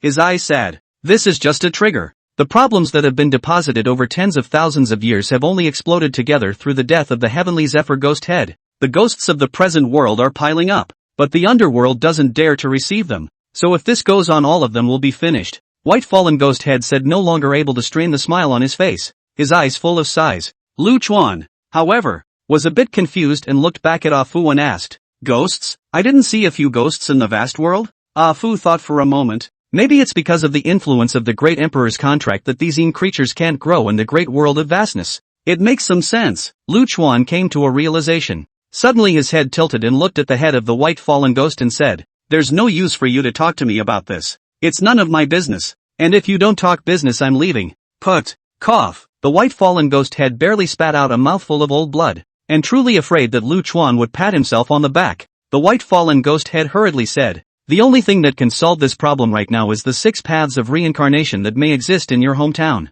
Luchuan frowned and was just about to speak when Fu next to him grabbed the answer. "They are connected to all living worlds. It's not surprising that they know where you came from." "Oh," Luchuan nodded. "What does the 6 paths of reincarnation have to do with me?" "Because you're from that world." The white fallen ghost head spread his hands helplessly. "Because of the Pango contract, that world we can only watch from afar. But we can't connect. Only you can return to that world, which is your homeland. And only you have the strength to activate the 6 paths of reincarnation that may exist." "Possible?" Luchuan noted with some surprise. Judging from the tone of the white fallen ghost head, he wasn't sure if the 6 paths of reincarnation really existed. "Possibly," the white fallen ghost head nodded. "We're not sure if the 6 paths of reincarnation really exists. It only appeared briefly a long time ago, and it's still a half-finished product that hasn't fully evolved." Luchuan glanced at Fu again. Ah Fu also shook his head. The stuff was left behind by Emperor Pangu. The specifics can't be said in a few words, but it is certain that the 6 paths of reincarnation really exists. But to what extent it has evolved no one knows. Luchuan nodded. "I pretty much get it. You guys want to borrow my identity so that I can go back to my hometown to activate the 6 paths of reincarnation that may exist to solve the problem of the backlog of ghosts in the current world." The head of the white fallen ghost nodded. "Children are smart. That's all, but not quite. One of the necessary conditions is that you must take the new Great Imperial Pact and sign it in your homeland, nullifying the Pango Pact." Put. Next to him, Fu couldn't help but laugh, grimacing. "Your underworld has a good plan. Wanting to go through Luchuan to master the 6 paths of reincarnation." The white fallen ghost head said with a straight face. "Misunderstanding. I have absolutely no such intention. But the 6 paths of reincarnation are related to the stability of the present world and the underworld, and must be monitored fairly and objectively." The 6 paths of reincarnation, a gift left by Emperor Pangu to the children of Daxia. What qualifications do you have to monitor it on his behalf? Do you really take yourselves for scallions? Ah Fu bared his large plate teeth in mockery. The white fallen ghost head was unable to refute his dislike and closed his mouth with a grim expression. Ah Fu looked at the appearance of the white fallen ghost head, thinking that this powerful figure had been reduced to such a helpless state. He was a little heartbroken for a moment. When the evolution of the 6 paths of reincarnation is truly complete and it is successfully activated, it will naturally solve the problem of the objects left behind in the 2 realms, and there is no need for you to have to monitor it. The head of the white fallen ghost nodded. "It was I who took it for granted." Luchuan didn't really care about the 6 paths of reincarnation. He was just curious about what he could kind of benefit from. "I know your demands. What about my favors?" The white fallen ghost head thought for a moment and solemnly said, "We will raise the entire power of the underworld to help our little friend become an emperor. Just ask for whatever you lack. What the underworld has we will immediately take out. What the underworld doesn't have I will send people to rob." That's a pretty firm attitude. Luchuan began to calculate in his heart that he still lacked the origin of water and the origin of gold, as well as astronomical amounts of spirit stones. If you really look for them all by yourself, I don't know how much time it will take. And this business looks like a good one. The 6 paths of reincarnation is nothing more than a legend. If I go back without this, won't you guys lose your pants? Lu Chuan asked in a half-teasing tone. Bet. The white fallen ghost head shook his head, his face full of helplessness. Right now, whether it's opening the underworld passageway or ignoring the status quo, it's all a result of destruction. We can only gamble. Lu Chuan once again looked at Ah Fu, his eyes inquiring whether this business can be done or not. Ah Fu nodded. Do it, but on the condition that they, the underworld, shall not interfere with the operation of the 6 paths of reincarnation. The initiative was with Lu Chuan, and the white fallen ghost head had no right to refuse. Alright, then the business is settled. Lu Chuan packed up his dinner and got up to stretch his legs. The big stone in the heart of the head of the white fallen ghost also counted on the ground. The result was not perfect, but acceptable. The water origin is in the underworld ministry. I'll send someone to send it right away. In addition, I'll send someone to the present world right away to exchange for spirit stones. As many as I want. Lu Chuan rolled his eyes. This guy knew exactly what he was doing. He even knew exactly what was missing. These guys, I guess, have been watching themselves. Forget it, too lazy to bother with you guys. Lu Chuan stretched comfortably, looking at the lofty and gigantic city in front of him. Lu Chuan laughed. Let's give you a gift to meet you. What? What? The white fallen ghost head didn't react for a moment. How do you get along when your home is about to be stolen and you're still here knowing nothing about it? Lu Chuan pulled out the killing knife and ruthlessly plunged it into the ground. When the white fallen ghost head heard this, his face changed drastically and he subconsciously looked towards the city. Not in the city. Underground. Lu Chuan flirtatiously pointed at his feet. Create a sword move for fun on the spot. Sword 2, Earth Morning, Quicksand. The majestic sword chi surged into the earth along with the slaying livestock in the ground. The next moment, the solid ground suddenly turned into a sea of soft sand. Little friend, don't mess around. This will pull the ministry of the underworld into the quicksand. The head of the white fallen ghost was alarmed when he saw this scene. Before the white fallen ghost head could finish his words, an explosive roar rang out from the quicksand, resounding throughout the underworld. At the same time, that purple light rose up to the sky, changing the gray sky of the underworld into color. Hoarse and dry. Each growl seemed to scrape above the soul, sending shivers down the spine. Only then did the white fallen ghost head react. His heart was shocked. So there was something hidden under the underworld ministry. The underworld ministry was shrouded by the underworld moon formation. So how could it have been invaded without raising an alarm? The white fallen ghost head quartermaster subconsciously looked towards the pale blue ghost moon that hung high in the sky. That pale blue ghost moon was indeed dim at the moment, as if it might go out at any time. Tai-Yin ghost head is in trouble. Seeing that the white fallen ghost head looked anxious, Lu Chuan laughed. Oh, my friend, if something happens, you go first. I'll help you keep the underworld ministry down. This face looked at Ah Fu and also Little Nine Tails was full of contempt. Just now you were smoking people, but now that you have business, you're friends. The white fallen ghost head didn't hesitate. Nows could only trust Lu Chuan to save the underworld ministry. He had to go and rescue the Tai-Yin ghost head. The Tai-Yin ghost head was born in the ghost moon and represents the will of the ghost moon. If something happened to the Tai-Yin ghost head, the ghost moon would fall silent and the entire underworld would truly be finished. A great favor is not appreciated. The white fallen ghost head saluted Lu Chuan and sped away with his cavalry. After the white fallen ghost head left, Lu Chuan's face suddenly crossed over, and his expression was gloomy as he listened to the roar that came from beneath the quicksand. Gotta get this thing figured out. Gives me a terrible feeling. That's right. It's best to grab a live sample if you can. Alfred was in a rare moment of seriousness. I'll go down. You take over from above, said Lu Chuan as he pressed the palm of his right hand on top of the hilt of the killing sword that was stuck in the ground. Sword 2, Earth Morning, Eternal. As the low drink fell from his heart, the ground of quicksand suddenly stopped surging. A large amount of sword chi transformed into countless thin lines invisible to the naked eye. These sword chi transformed into thin threads that strung the sand on the ground one by one, turning the earth into an unshakable layer of sand. This was such an exquisite and unparalleled tactic that it was impossible to accomplish this sword move without a huge sword chi as well as a terrifying spiritual power. Fixing the meditation section on top of the sand layer, Lu Chuan tucked the Little Nine Tails into his arms again before diving down headfirst. Lu Chuan kept digging like a groundhog towards the depths of the earth's core, and that horrible roar was getting closer and closer.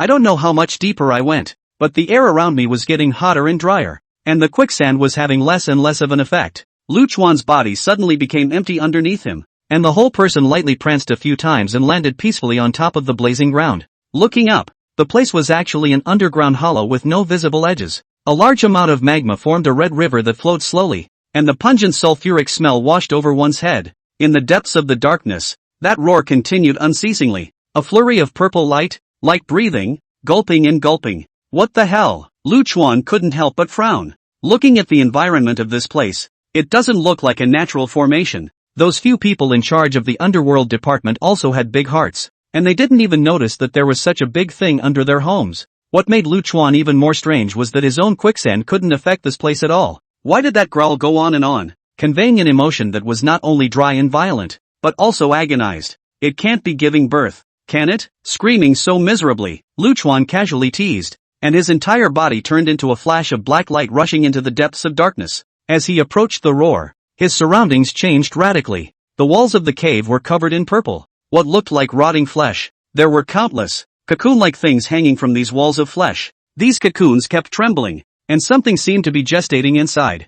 Bang! With a crack, a cocoon suddenly burst open. A ghostly shadow jumped out of the cocoon, so fast that Lu Chuan's eyesight didn't even see what the thing was. Just as Lu Chuan was looking around searching for that thing like a curious baby, a harsh, powerful wind rang out behind him. Too much of a rookie. Sneak attack moves so much. Lu Chuan couldn't help but spit out a sentence in his heart. Just when that strong wind was about to touch his back heart, Lu Chuan suddenly smacked his backhand back. Pop!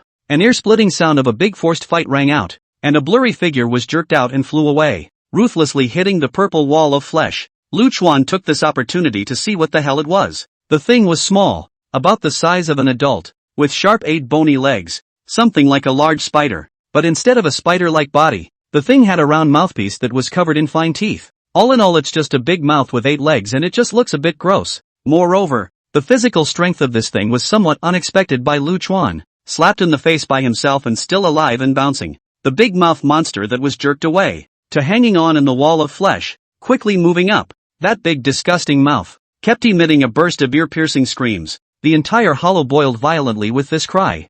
Bang bang bang, as if this cry was a signal. Countless cocoons all cracked open at this cry, and countless largemouth monsters jumped out from the cocoons. These big mouth monsters gathered together, densely packed with an unknown number of them, and surged towards Lu Chuan like a tidal wave. Wind up! Lu Chuan casually waved his hand and a storm of sword chi suddenly rose. Instead of spreading out, the storm of sword chi formed a huge black tornado around Lu Chuan. A large circle of largemouth monsters around them were instantly torn to pieces by the dragon scroll. The largemouth monsters that were torn into pieces all turned into purple light and merged into the wall of flesh. This tragic picture didn't affect these things at all, as the loudmouth monsters continued to charge up undaunted. Emotionless killing machines. This was Lu Chuan's assessment of these big-mouthed monsters. These things acted in unison, with no clear emotions to convey, and were supposed to be created to guard troopers. Tie one back for Afu to play with. Lu Chuan advanced against the tidal wave of largemouth monsters while flinging out a trace of sword chi. This thread of sword chi precisely bound a largemouth monster.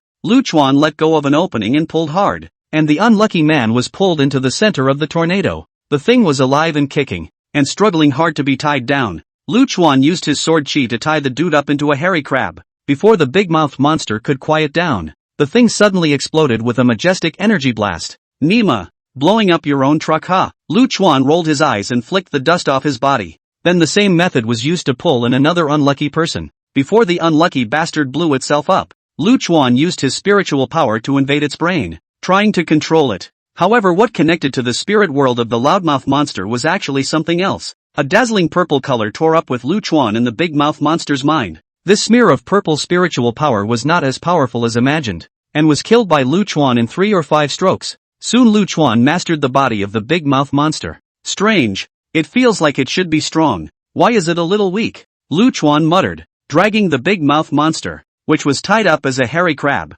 onward. As they went deeper and deeper and kept getting closer and closer to that roaring sound, these charging loudmouth monsters became more and more frantic and started to self-destruct around the sword chi tornado. Something's up, lad. Lu Chuan was a little annoyed by the self-explosions of these loudmouth monsters. Simply without doing anything, 2 more sword chi tornadoes were raised, and now the world was finally quite quiet. After about 15 minutes, Lu Chuan finally arrived at the deepest part of this underground cave. However, the scene in front of him made Lu Chuan's eyes flutter as he watched, because that flirtatious remark just now actually came true at this moment. Someone is really having a baby. It was a small, circular clearing. The floor was covered with purple, spiderweb-like silk threads that were soft on the feet. In the center of the clearing, there was a large bed, and Lu Chuan wondered why it was here. On the bed lay a purple-haired beauty with long, waterfall-like hair spread across the bed like a blooming violet. The woman had a lovely appearance, a weakened figure, and looked like a delicate forest sister. And at that moment, the woman was struggling in pain and looked as if she was in labor. Although this woman was human in appearance, the agonizing growl in her throat was definitely not something a person could make. Noticing someone approaching, the woman suddenly turned her head and looked viciously at Lu Chuan. That deep purple pupil struggled to convey anger. Looking at those deep purple eyes that were like jewels, Lu Chuan had a very strange feeling. It's this woman. Let's call her a human being. The woman seemed to be unskilled at conveying emotions, like a child new to the world who could only express some instinctive emotions. The woman glared at Lu Chuan and suddenly her entire body trembled violently. The slender hand gripped the bedsheets fiercely, the bones and knuckles looking extremely pale because they were too hard. Looking at this, it seems like a difficult labor. Lu Chuan is a head full of question marks. This kind of horrible existence. Giving birth to a child can be difficult to birth? What is the principle of this? Ha ha, sorry to interrupt. I'll come back for you when you're done with the baby. No matter how classless Lu Chuan was, he wouldn't strike out at a mother in labor. Of course, this kind-hearted noble is based on Lu Chuan's invincible strength. Help! Help! Help me! Me! Lu Chuan was thinking of exiting this place when a cloud of purple spiritual power suddenly invaded his mind. By the look of the breath, it's the same mental power that controls those loudmouth monsters. Lu Chuan spread his hands in some difficulty. This isn't too good. Not to mention the difference between men and women. I haven't fucking done this before. Not good at it. Not good at it. Goodbye. Lu Chuan turned his head and slipped away. It's kind enough not to kill you while you're sick, but to try to help you deliver a baby. You're really thinking about farts. I don't have any malicious intent. I came to the underworld only out of necessity. The massive spiritual power anxiously of transmitting a message. Right at this moment, a bizarre purple figure wandered past Lu Chuan at breakneck speed, heading straight for the woman in labor. It was surprising that Lu Chuan hadn't captured this thing, yet it wasn't fast. Stealthy, sneaking type divine ability. Lu Chuan quickly reacted. But isn't it a bit of a stretch to not even be able to capture yourself? The figure didn't pay attention to Lu Chuan, but rushed straight to the woman in labor on the bed, with a look of taking advantage of your illness. Lu Chuan looked at the woman with some curiosity, and his mayfly eyes opened. The world in front of him began to distort and become blurry. Then that purple-haired woman suddenly appeared in front of her. Only the woman's skin was broken all over her body at this point, and her head was not there. Crap! Lu Chuan winced and hurriedly closed the damn eyes. Being able to foresee death is really not a good thing. It looked like the woman was going to die if no one came to her rescue. Strange. There should be variations, Lu Chuan muttered in a low voice, because the woman's figure was not clear, and it was accompanied by a large number of snowflakes. It's like one of those old TV sets you used to watch as a kid, the kind of snowflake that flickers when something goes wrong. This variable shouldn't be me. Lu Chuan cheerfully scratched his head. Right at this moment, a slender figure suddenly crossed Lu Chuan's side. Same thing as that thing just now, also in stealth mode. A burst of purple energy suddenly appeared and headed straight for the large bed. Boom! An object next to the bed was blasted away by this energy and hit the far wall of flesh. At the same time, a woman appeared at the bedside, picking up the purple-haired woman in labor as she did so. This woman who appeared after was wearing a purple, skin-like, close-fitting battle armor, and even her head was wrapped tightly, tall and dimpled, with that purple energy lingering all over her body. She looked valiant. Did you lure the predator to mother and just let it go? The war-armored woman's helmet suddenly squirmed a few times, and a pretty face was revealed. Only this face, with its haggardness and exhaustion, looked like a traveler who hadn't rested for a long time. Hiking. Don't spit blood. What I attracted. I don't even know what the hell you're talking about, predators. Be careful, I'll sue you for libel, Lu Chuan said, and even took out melon seeds to get high, typically watching the fun. Humph. Bad character and empty strength. The battle-armored woman snorted coldly.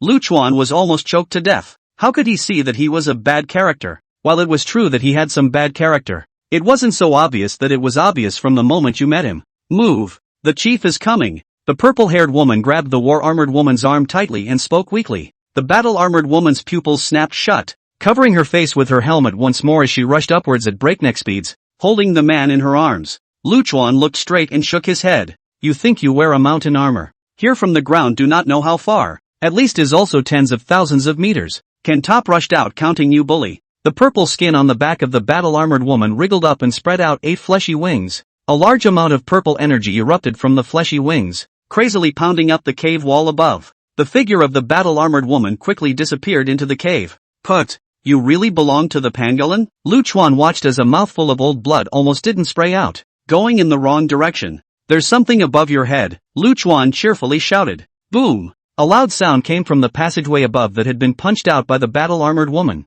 and it suddenly trembled violently. Bang! Then the war-armored woman hugged the purple-haired woman and rolled down the hole in a sorry state. The entrance to the cave began to collapse, and a large amount of debris slammed down furiously, quickly burying them. A faint purple shadow, falling from above, went straight for the rubble that buried the two women. A berserk energy suddenly surged out from under the pile of rubble, and this energy transformed into a whip that madly lashed the surrounding space. The space around the whip swing splashed with water, and that sneaky lavender figure couldn't succeed for a while. Taking advantage of this, the battle-armored woman rushed out of the rubble. Only the purple-haired woman in her arms seemed to be in a somewhat bad shape. A large amount of purple blood, which had soaked through her clothes, and her face was terribly pale, and she looked as if she were going to meet Hallelujah. Lu Chuan was a little curious about this purple energy. It clearly didn't look powerful, but it gave people a palpitating feeling. Lu Chuan let go of his defense and stretched out his fingers to touch a little bit of that purple energy, allowing the power to enter his body.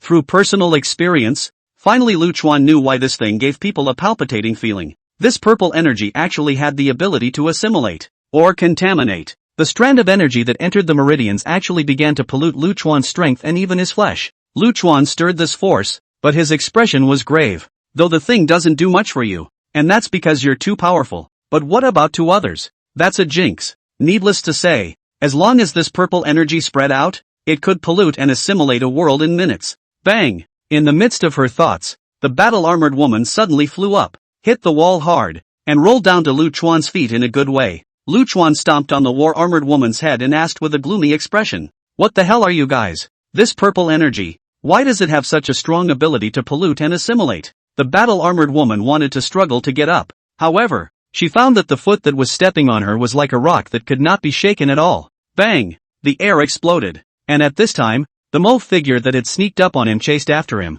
Bastard! Can't you see I'm asking questions? Lu Chuan turned back and pinched the air with a vicious hand. It looked as if Lu Chuan was just pinching the air. Yet goodness gracious, that lavender figure. It rushed right under Lu Chuan's claws. It's called prejudgment. An ear-piercing scream rang out, and the lavender figure that had been pinched by Lu Chuan appeared under Lu Chuan's power that was like that of a savage beast. The thing was pretty much in the same mold as a humanoid praying mantis, with two machetes clanking away. The humanoid mantis struggled up and swung two huge machetes. However, the sword chi around Lu Chuan blocked all of these attacks. For a moment, with the battle-armored woman at her feet and the killer mantis in her hand, the situation was under control. "Tell me, what the hell are you guys?" Lu Chuan asked again with a smile on his face. "Ha!" The war-armored woman being stepped on laughed coldly. The mask covering her face flipped open, and Lu Chuan's haggard features filled the air. "Let go!" The battle-armored woman looked at Lu Chuan with hatred. If it wasn't for her mother giving birth, her own power was weakened to the extreme. A sudden burst of excruciating pain spread from the battle-armored woman's head to her entire body. Lu Chuan began to exert his strength and little by little, he stomped the war-armored woman's head into the solid ground. "I'll count to 3. If you don't say it, you're going to be trampled to death." Ah! Lu Chuan raised his eyebrows with a teasing face, like a cat that had caught a mouse. 1. The battle-armored woman's eyes looked at Lu Chuan grimly, unmoved. 2. 2.5. Hey, with such hard bones, let's slaughter this little bitch first. A flash of sword energy suddenly rushed towards the battle-armored woman, the purple-haired woman in her arms. Go! The woman in battle armor suddenly lashed out, and the battle armor that was like skin on her body came off extremely fast, covering the purple-haired woman. A strange scene occurred. The purple-haired woman actually just disappeared under Lu Chuan's nose. The black sword chi slashed across the chest of the battle-armored woman who was not wearing an inch of armor. That. I didn't do it on purpose, can you believe it? Looking at the naked woman, Lu Chuan scratched his head in some embarrassment. Blood kept gushing out of the woman's chest, and it was actually red, meaning she was a human being. If you kill Mother, in the future you will face an out-of-control void that will be even more terrifying than the Death Star. Think it over. Do you think that your power is truly invincible? In the face of those supreme existences, you are nothing more than a mole. The woman struggled to finish this. Her eyes rolled back in her head and she fainted.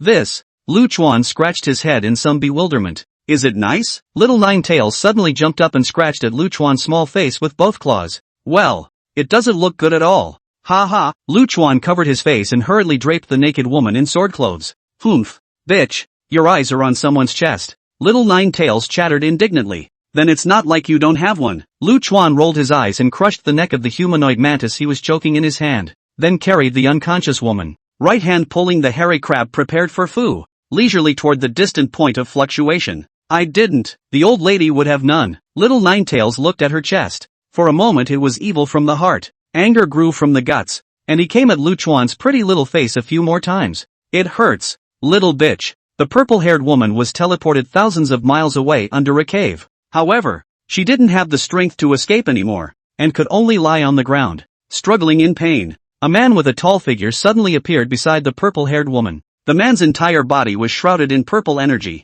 making it impossible to see his appearance, only revealing deep purple eyes. The difference was that the purple energy that enveloped the man was mixed with some weird, twisted black energy. Mother Superior, why go this far? The man looked at the agonized purple-haired woman and sighed softly. I am not your mother. You are a fallen child. The purple-haired woman utilized her mental powers to weakly chastise the man. Death is inevitable. Only nothingness is eternal. You are always so stubborn. The man shook his head, his violet eyes filled with heartache. Mother Superior, for the last time I ask you if you are willing to give up this child. If so, I will take you away at once. No! The purple-haired woman's spiritual power exploded and surged wildly, rejecting the man with a resounding no. So be it. The flash of heartache in the man's eyes completely dissipated. Just as the man was about to finish off the purple-haired woman for a moment, Lu Chuan's figure strangely appeared behind the man. Do it. You kill her. I kill you. Slightly. It's called a food chain. Lu Chuan's long sword was pressed against the top of the man's back heart.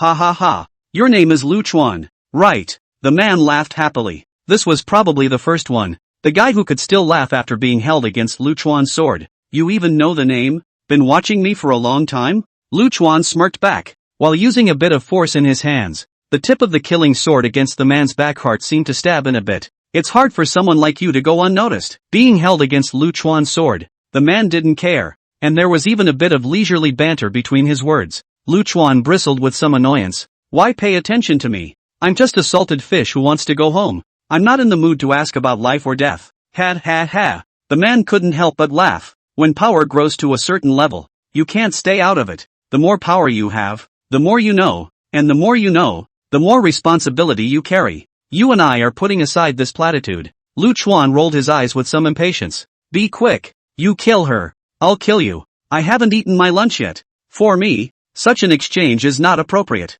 The man sighed, and his figure gradually turned into a purple luminescence. I have a name for you humans. Dr. I. Remember that name and we'll see you again soon. After the man finished speaking, his figure completely dissipated. Lu Chuan also put away his sword and looked at the place where the man had disappeared with a frown on his face. In fact, with Lu Chuan's character, he wouldn't talk so much nonsense with Dokurochi. The reason why he had ranted for so long was because Lu Chuan was not sure he could kill him. That's right. This was the first time since Lu Chuan entered the world that he wasn't sure of slaughtering someone. Annoying, day in and day out. Lu Chuan cursed and looked at the purple-haired woman on the ground who had fallen into unconsciousness. After a moment's thought, he carried her anyway. Lu Chuan's trip down there was a rewarding one. 2 big beautiful girls, among them a pregnant woman, plus a living loudmouth monster. Crap. You went to stock up. Seeing Lu Chuan carrying one on one shoulder and dragging one in his hand startled Afu. For you to play with. Lu Chuan blankly glanced at Afu and threw the big mouth monster in front of Afu.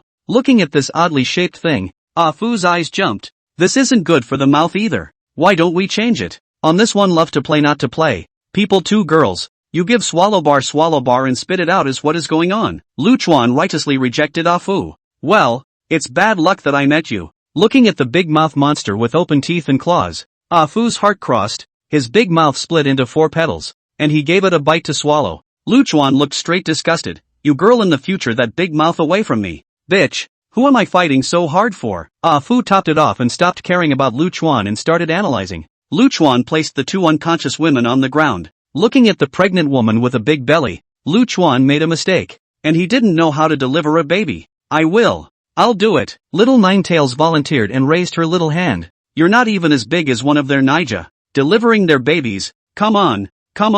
You're good. You're on. Lu Chuan placed Little Ninetails next to the purple-haired woman. Rascal. Little Ninetails looked at the purple-haired woman and jumped back. She was indeed a bit small for her size. Alas. Does your underworld ministry have a midwife? Lu Chuan inquired to the side, where the white fallen ghost had left behind his escorting cavalry. The cavalryman next to him hurriedly bowed respectfully. Back to my lord. The underworld is the land of the dead. No newborns will be born. So there is no midwife. Nima. Such a big place. Not even this kind of basic talent? Luchuan couldn't help but spit it out. Ah. Suddenly the purple-haired woman woke up with a start and roared miserably. The crowd was startled by the terrifying roar. It's going to be gone at this rate. If you hiccup, it won't be a wasted rescue. Luchuan also has a big heart. And without a second thought, he rolled up his sleeves and decided to go into battle himself. Not a professional. Take it easy. Luchuan began to communicate with the purple-haired woman. However, Luchuan did not get a response, and the woman's mental world was a chaotic mess. Stop nagging on. I sent you the self-mastery of a midwife. To you. Fu's teasing voice rang out, and sure enough something more appeared in Luchuan's mind. A being like Luchuan learns everything at once, just by looking at it. Luchuan had become a theoretically knowledgeable midwife, and now it was just a matter of practicing the lesson. Stupid ass. I'll settle the score with you later. Luchuan took a deep breath. Then he used his sword energy to blind himself, using only the spirit world to feel the purple-haired woman. I'm a doctor now. Yes, that's right, a doctor who saves lives. Granny, I don't believe in myself. Bah! The mind kept giving itself hints. Yet nothing worked. Remove all your dog's eyes.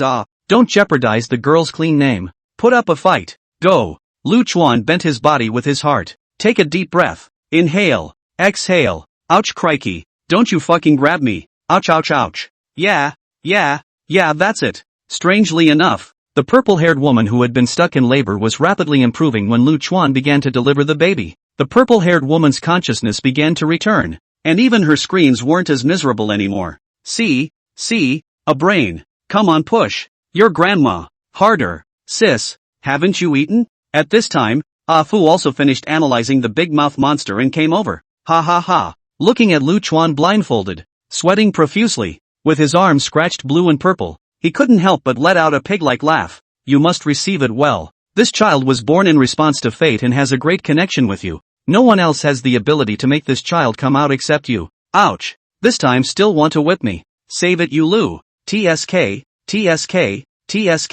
100, 000-year-old child chicken. It's hard to do this job. Don't worry. In the future I'll give you 365 wives. Change one a day. Neat leap year can still rest on so a day it. Ha ha ha. It was hard to catch a chance, and Fu was taunting like crazy. Luchuan almost lost his mind by Fu's taunting, and was so angry that he almost didn't bite his teeth to pieces. Wow. Finally, a loud and vibrant cry rang out between heaven and earth. With the birth of this baby, the gloom above the gray skies of the underworld was swept away. It was as if the birth of this child had brought light to the whole world. Sword close. Luchuan looked at the crumpled child in his hand, and with a sense of accomplishment, she put on the first piece of clothing in her life. And just as that first cry of the baby rang out, far above the zenith, a huge purple vortex was frantically forming. Luchuan raised his head and gazed at the zenith. At this moment there was silence all around. Everything around him disappeared. Only Luchuan was left behind, alone with his newborn baby in his arms, standing in the middle of this lonely world, with only his heartbeat and breathing repeating a monotonous melody. Above that boundless zenith, it was as if it were empty, but Luchuan knew it was in that direction. There was something there. It was as if a slimy something made entirely of murderous intent was peering at itself from behind the vortex. Malice, very strong malice. Luchuan didn't know if this malice was directed at himself or this child in his arms. A drop of cold sweat crossed Luchuan's forehead. That's right, it was cold sweat, because Luchuan felt an unspeakable oppression. Hand over the imaginary sun and I'll spare your life. A will as vast as the universe resounded in Luchuan's heart. Luchuan lowered his head and looked at the child in his arms. At this time, the baby was already sleeping peacefully. The baby seemed to understand that the safety that came with this embrace was something that would allow him to sleep peacefully. Luchuan looked at the still somewhat wrinkled child, and the corner of his mouth couldn't help but hook up. Deep inside, the forgotten tenderness seemed to be activated. The white long sword at his waist, at this time, gently trembled, and the lonely world was filled with an additional flash of white light. I refuse. Luchuan responded decisively to this vast will. In time you will surely be able to speak to me on equal footing, so why throw away your reason and defend this child? That vast will seemed a little curious about Luchuan's choice. There's no reason. It just is. That's just the way it is with the human species. It's always going to do something emotionally stupid, but that's also the greatest charm and wonder of the human race. Luchuan smiled and stretched out his hand, gently flicking the baby's little face. Seemingly sensing something, the baby used its own little hand and grabbed Luchuan's little thumb. This grab was like a bolt of lightning striking down in Lu Chuan's spiritual world. Tiny hands, full of raw power. She gripped so tightly, so movingly. I will make an enemy of you. Let go of my horse. Lu Chuan raised his head and shouted boldly at the purple vortex at the zenith. Choices are always more important than good luck. And since you chose to protect her, you will be punished accordingly. The vast will sighed softly, seemingly unable to understand Lu Chuan's unwise choice.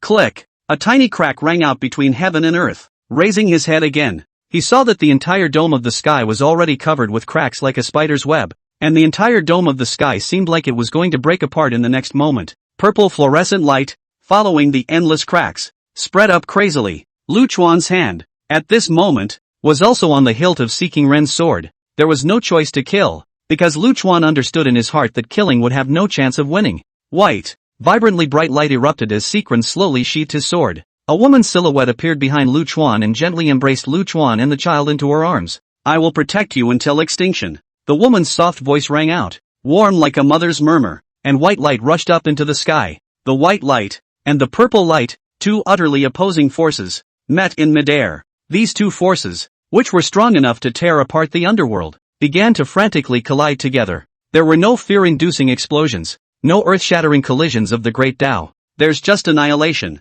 All of it, under these two forces, was worn out before it could react. A black singularity appeared at the collision of the two forces. Everything began to collapse in toward this black dot. Even time and space cannot escape this catastrophe. Everything collapses and shrinks into this singularity. Alas, much ado about nothing. At that moment a heavy sigh resounded throughout the underworld. A person, or people I guess, appeared out of nowhere in this lonely world. He was dressed in a big red costume, with a creepy mask that looked like a smile on his face and a green lantern in his hand. Big red with big green, which makes him look like a big colorful fluttering moth. The underworld has its own destiny. Are you sure you want to strike now? This costumed man looked up at the sky that was about to shatter. He raised the green lantern in his hand, and an infinite amount of green light floated out, separating the two forces of white and purple. God of the underworld, you're still such a pretender. Vast's voice rang out with a hint of flirtation. The man named God of the underworld did not care in the face of that Vast Will's flirtation and reminded again.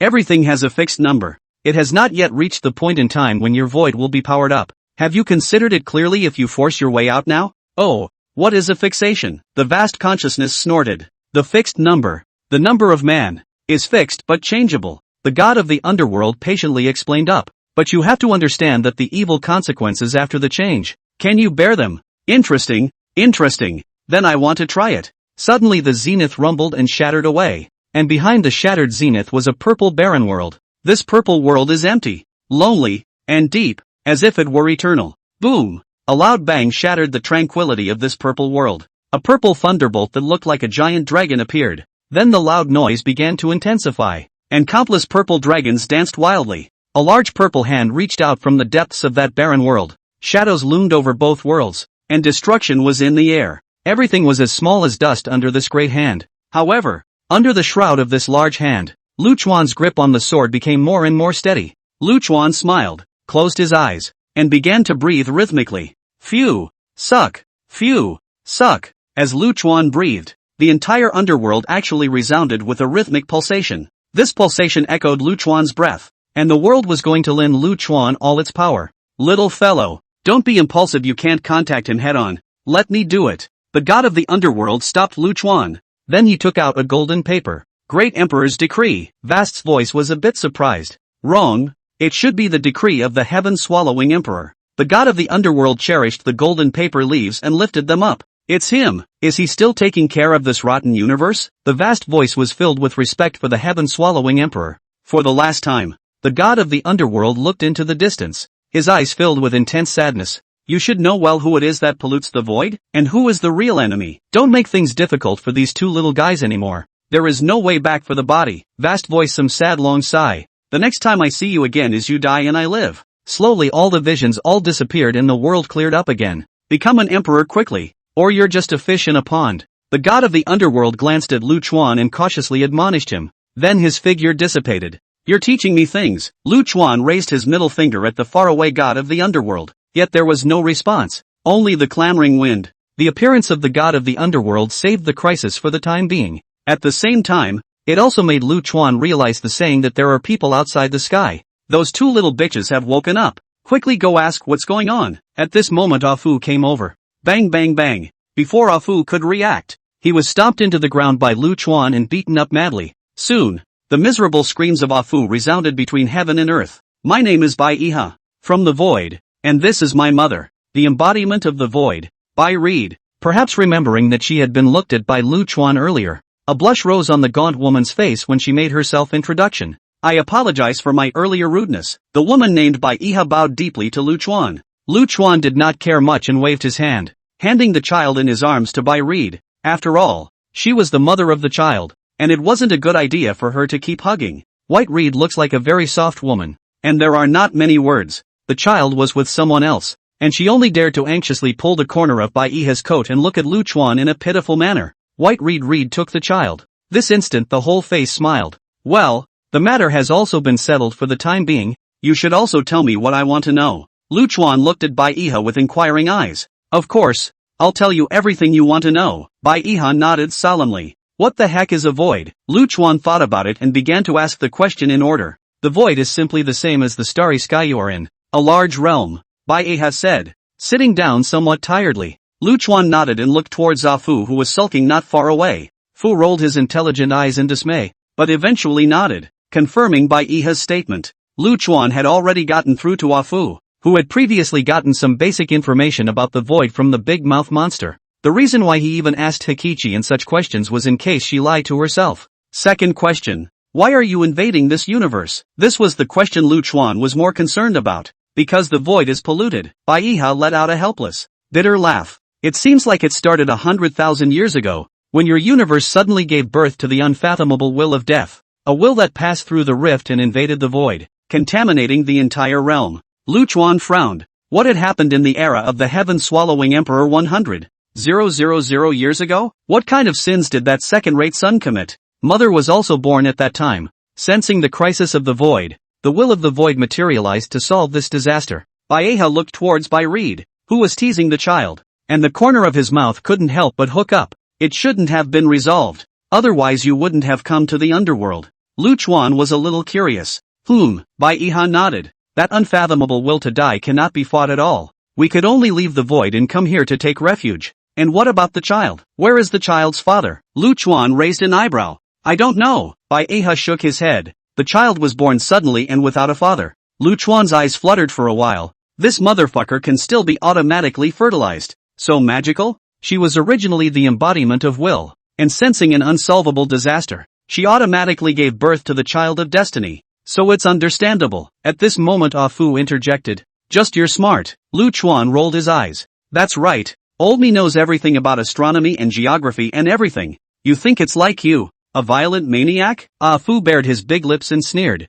I'll clean you up later. Not having the time to take care of this bastard right now. Lu Chuan viciously threatened. What is the origin of that big hand? Lu Chuan described the terrifying purple hand from earlier with Bai Iha. Void Lord. Once the master of the void. Bai Iha seemed to recall something horrifying. His body trembled a bit as he looked upwards in worry. The void was serene and barren. And since that will intruded, everything has changed. We've been discovered. We have to go. Staying here will only bring endless disaster. Bai Iha struggled to get up, yet she was too exhausted to actually stand up. Looking at the tired Bai Iha, Lu Chuan didn't have the heart to ask anything else. Recuperate here for a while. For the time being this place should be safe. Without waiting for Bai Iha to agree, Lu Chuan scurried over to Afu and tugged on its tail. Let's go. Let's talk. Let's just talk. I'm afraid of you. Afu also raised his head in a very stiff manner. Obviously, this hardiness didn't save it from one brutal beating. What that little bitch said should be true. The problem now is the belonging of that child. Afu topped his panda eyes with an ingratiating face.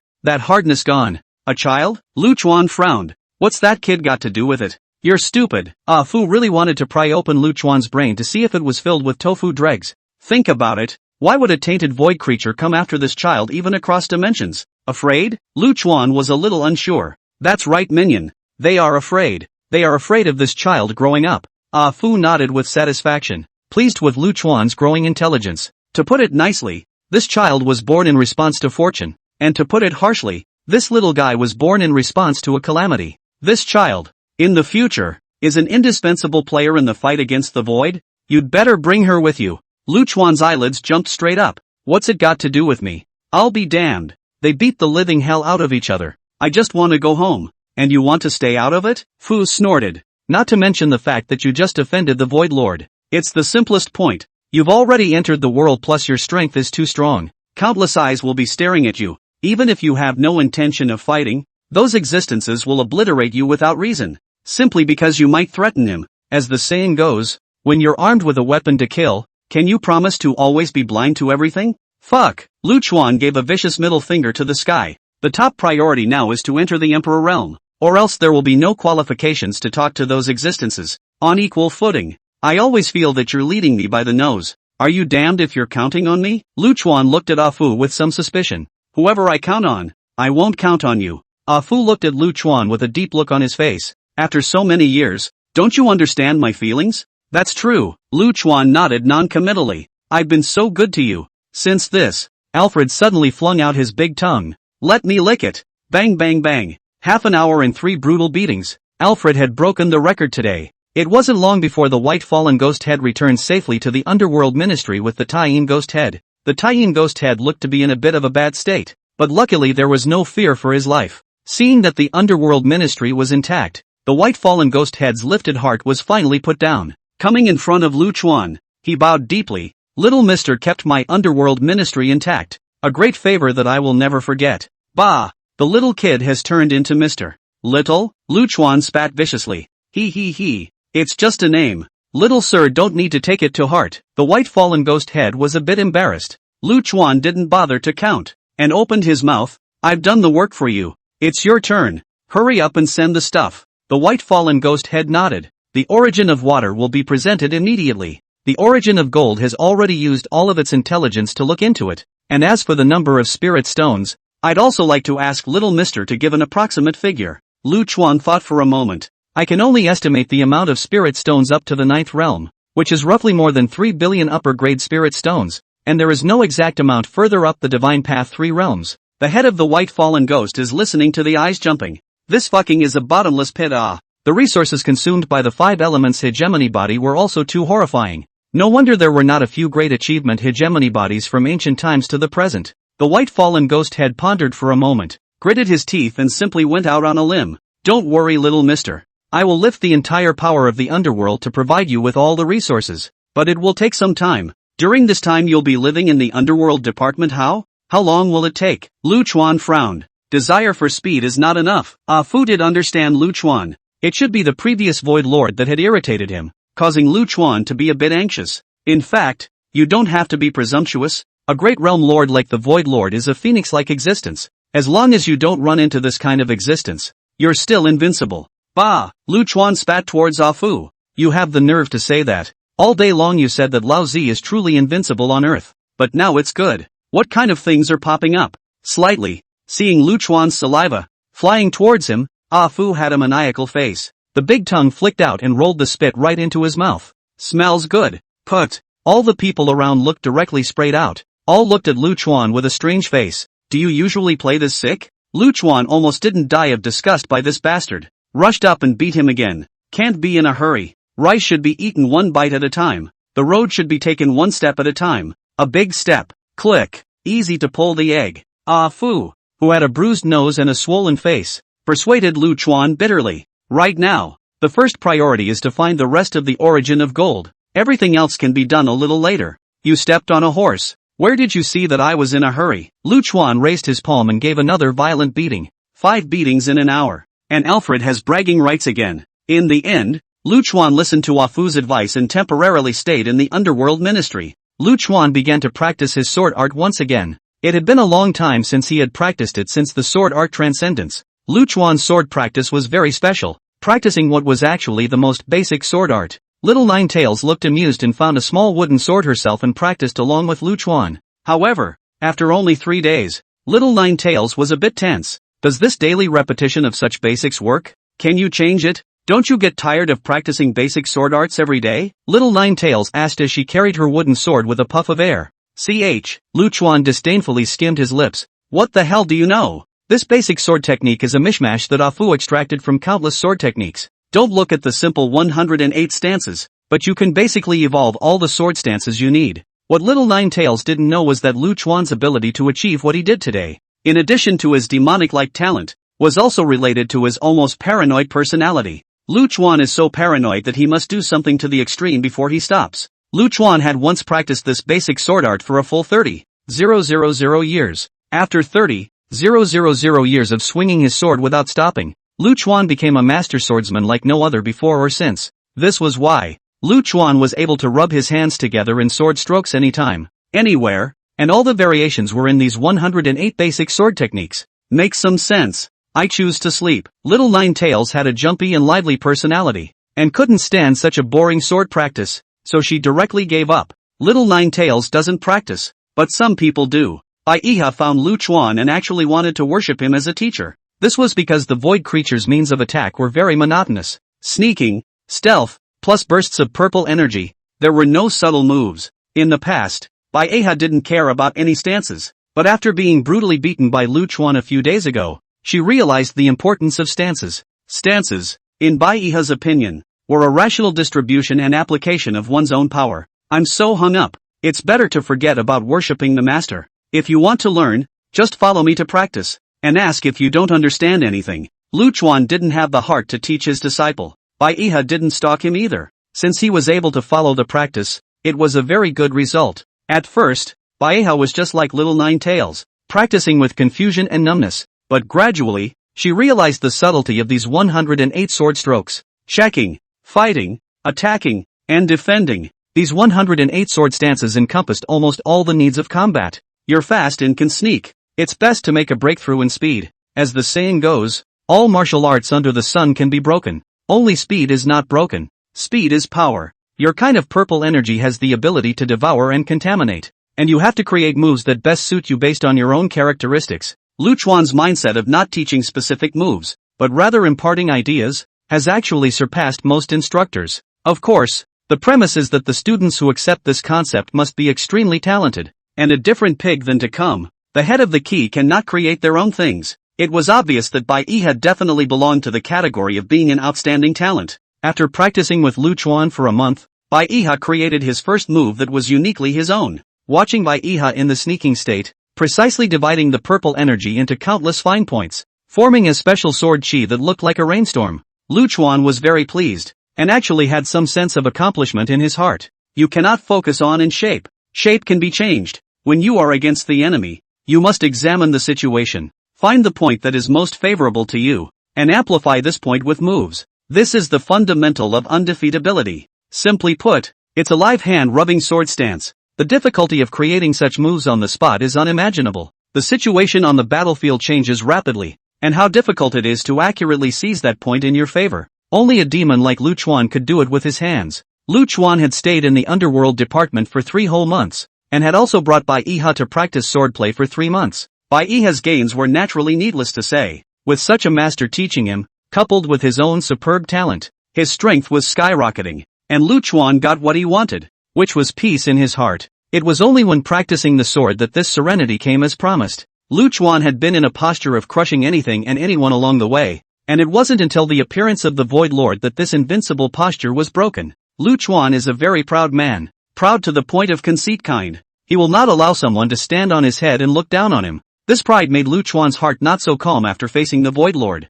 3 months gave Lu Chuan a buffer to completely calm his heart, and this pride will urge Lu Chuan to become stronger and stronger. Young sir, the whereabouts of the origin of gold has been found. The Taiyin ghost head found Lu Chuan. Lu Chuan still had some good feelings for this well-mannered ghost head. Is there something wrong? Lu Chuan put away his sword and decided to end this 3-month cultivation. Aha! The Taiyin ghost head nodded, the worry on his face somewhat concealed. It's okay, just say where it is. Lu Chuan comforted a sentence. The Taiyin ghost head considered for a moment and said, through various channels, we've analyzed that the last great completion hegemony body was Tsangshu Yufeng from 30 million years ago. There's very little information on this man, and the only thing he's ever done is to cut off the connection between Fountain City and the Starry Sky. It was this one thing that allowed him to write a colorful chapter for the Starry Sky, and we have good reason to conclude that he should be in the Fountain City. Fountain City? Lu Chuan had a blank look on his face and looked at Ah Fu, who was sunbathing on the side. A Yankee bad place. Alfred lazily rolled over to even out his tan.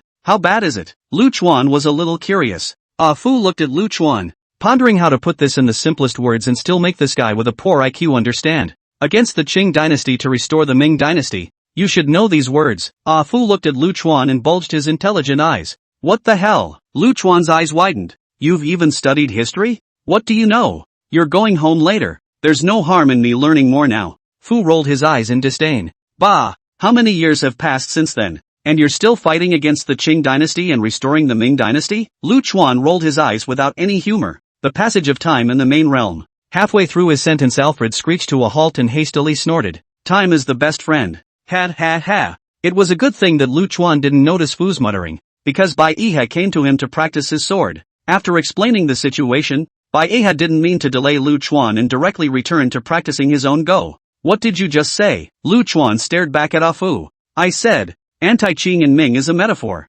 Metaphor no. You wrote essays when you were a kid. Ah Fu yelled out. Hot and loud for what? The dog's head will give you a blowout, believe it or not? Lu Chuan viciously raised his fist. Old man is a donkey with only a donkey's head. Ah Fu returned with disdain. In terms of the quality of not being afraid of death alone, Ah Fu could be considered one of the best. Lu Chuan took a deep breath and suppressed the urge to smack the bastard to death. What does this have to do with fighting against the Qing dynasty and restoring the Ming dynasty? The relationship between the Fountain City and this Aura era is the relationship between the fallen righteous and the new empire. Alfred spat up bubbles of boredom. In that case, I get it. Lu Chuan nodded. The Fountain City is a remnant left over from another era that wants to subvert the great age of Aura. Right.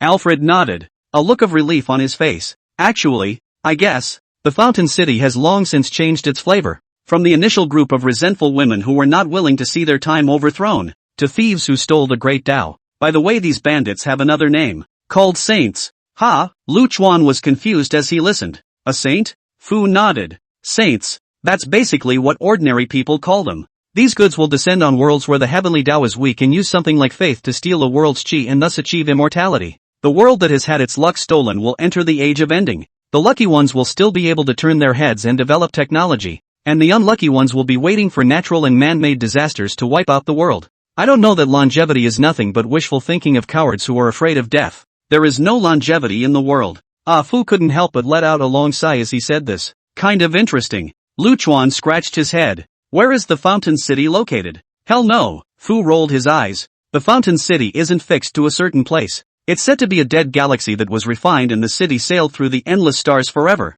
Fuck. Then what the hell are you looking for? Go to sleep. Lu Chuan cursed without a good mood. You're a great chi luck person. You'll have your heart in the right place. No need to rush. Ah Fu did not panic and rolled over again. We can start with the 5 elemental origins. At this moment, the Taiyin ghost head took over. Oh, tell me. Lu Chuan was interested in pulling the Taiyin ghost head to sit down, took out the wine and poured 2 big bowls full. Taiyin ghost head was not polite and picked up the bowl and drank it all in one go, resulting in a red face from the spice. Lu Chuan's wine is not a top quality product. It is ordinary, similar to Erguotu and Xiaojiao, such a high level of spirits. Lu Chuan laughed happily as he watched Taiyin ghost head's sorry state, because he didn't use his cultivator's ability to clear away the discomfort caused by the spirits, which was the basic quality of an alcoholic. It took a while for the Taiyin ghost head to get his strength back and waved his hand. It's too strong. I'll fall down if I come back. Lu Chuan didn't force himself and drank to himself. Actually, trying to find the Fountain City shouldn't be a difficult task for young sir, Taiyin ghost head said, drawing a circle on the stone table. Then he went on to the circle and drew symbols representing the 5 elements. Between the 5 elemental origins, not only are they mutually exclusive, they also have the property that they will attract each other. Saying that, the Taiyin ghost head drew their relationship in the middle of the 5 elemental symbols. Earth begets gold. Gold begets water, and using either the origin of earth or the origin of water has a probability of attracting the origin of gold. If the origin of gold was left by Xiangshu Yufeng in the Fountain City, we can use this method to find the location of the Fountain City. It can be, but it doesn't feel very reliable. Lu Chuan always felt that it wouldn't be that simple. Don't you have a star compass on you? And if you find some more universal earth, you'll be just about there. Ah Fu lazily interjected. The Taiyin ghost head looked at Lu Chuan with some surprise. Little mister actually has such a supreme treasure as the star compass. Then things will be simple. With the unrivaled positioning function of the star compass, as long as the other origin can attract the origin of gold, it will definitely be able to locate the position of the Fountain City. The Taiyin ghost head was a bit excited. Young sir, take a rest first. We have a handful of universal clays in the underworld. I will go prepare them right away. After the Taiyin ghost had left, Lu Chuan looked at Ah Fu with a suspicious face. Isn't this a bit too smooth? And what the heck is the 10,000 things earth? When the time comes, all of heaven and earth will be of the same strength. The great Tao and the Chi luck are on your side, and all people or things that are favorable to you will appear one by one. This should be a good thing. Yet Ah Fu was uncharacteristically a bit sad. The more luck you have, means the more serious the situation is. Ah Fu shook his head somewhat helplessly, looking at Lu Chuan with eyes full of worry. What does that say? It was almost the first time Lu Chuan had seen Ah Fu in this hangdog state. There are many emperor sons, and their chi should be divided equally, but right now your chi is a little too good. This means that the avenue is beginning to tilt its resources in your favor. The avenue is betting on you, and the avenue is betting on you. Fu said, looking towards the sky, and muttered again. What on earth is it that makes you lose your absolute sanity as well and need to make a choice? I don't want you to go. Ah Fu suddenly changed his mind at this moment and looked at Lu Chuan with a serious face. Lu Chuan, ahead of question marks, earlier also urged himself to manage this matter. How now all of a sudden the mouth changed? Forget it, it's too late to pull out now. Ah Fu shook his head in a somewhat bereft manner. Your grandmother, teasing me. Lu Chuan lifted his sleeves and went up for a beating. Ugh.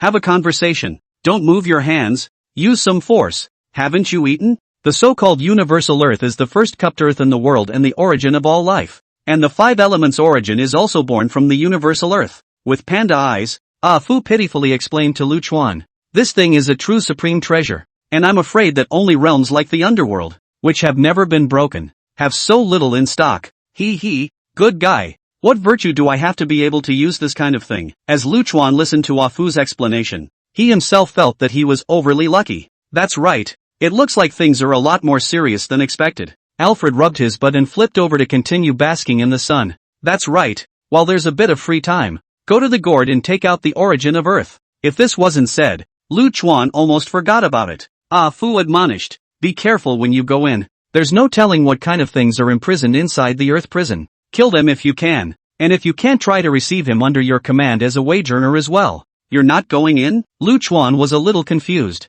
I have to watch the gourd for you. At times like this, I don't trust an outsider for an old man. Ah Fu viciously bared his big lips. Lu Chuan nodded. It was still Ah Fu who was reliable. Placing the wine gourd on the stone table, he looked at the little 9 tails in his arms again, and finally decided that it would be better to bring her with him. Although there was no problem leaving it in Ah Fu's care. If something did go wrong, taking such a little guy with him might delay Ah Fu's run. Ah Fu unleashed the wine gourd and sucked Lu Chuan in. After Lu Chuan went in, Ah Fu looked at the sky and sighed deeply. Incomprehensible death, false lords, the fountain city, and those things hidden in the long, blank nodes of time. Ha! Ah Fu laughed coldly. A bunch of dirt dogs. If they really go too far, I don't mind returning the memories to my family's dolls, and then we'll all end up playing together. Didao. If you want to bind my doll to death, it depends on whether you resist the beating or not. Lu Chuan was sucked into the gourd and came all the way to the deepest space. It was dimly lit, with only a stone door about 3 meters in front of it stopping the way. The stone door hadn't been opened for an unknown period of time,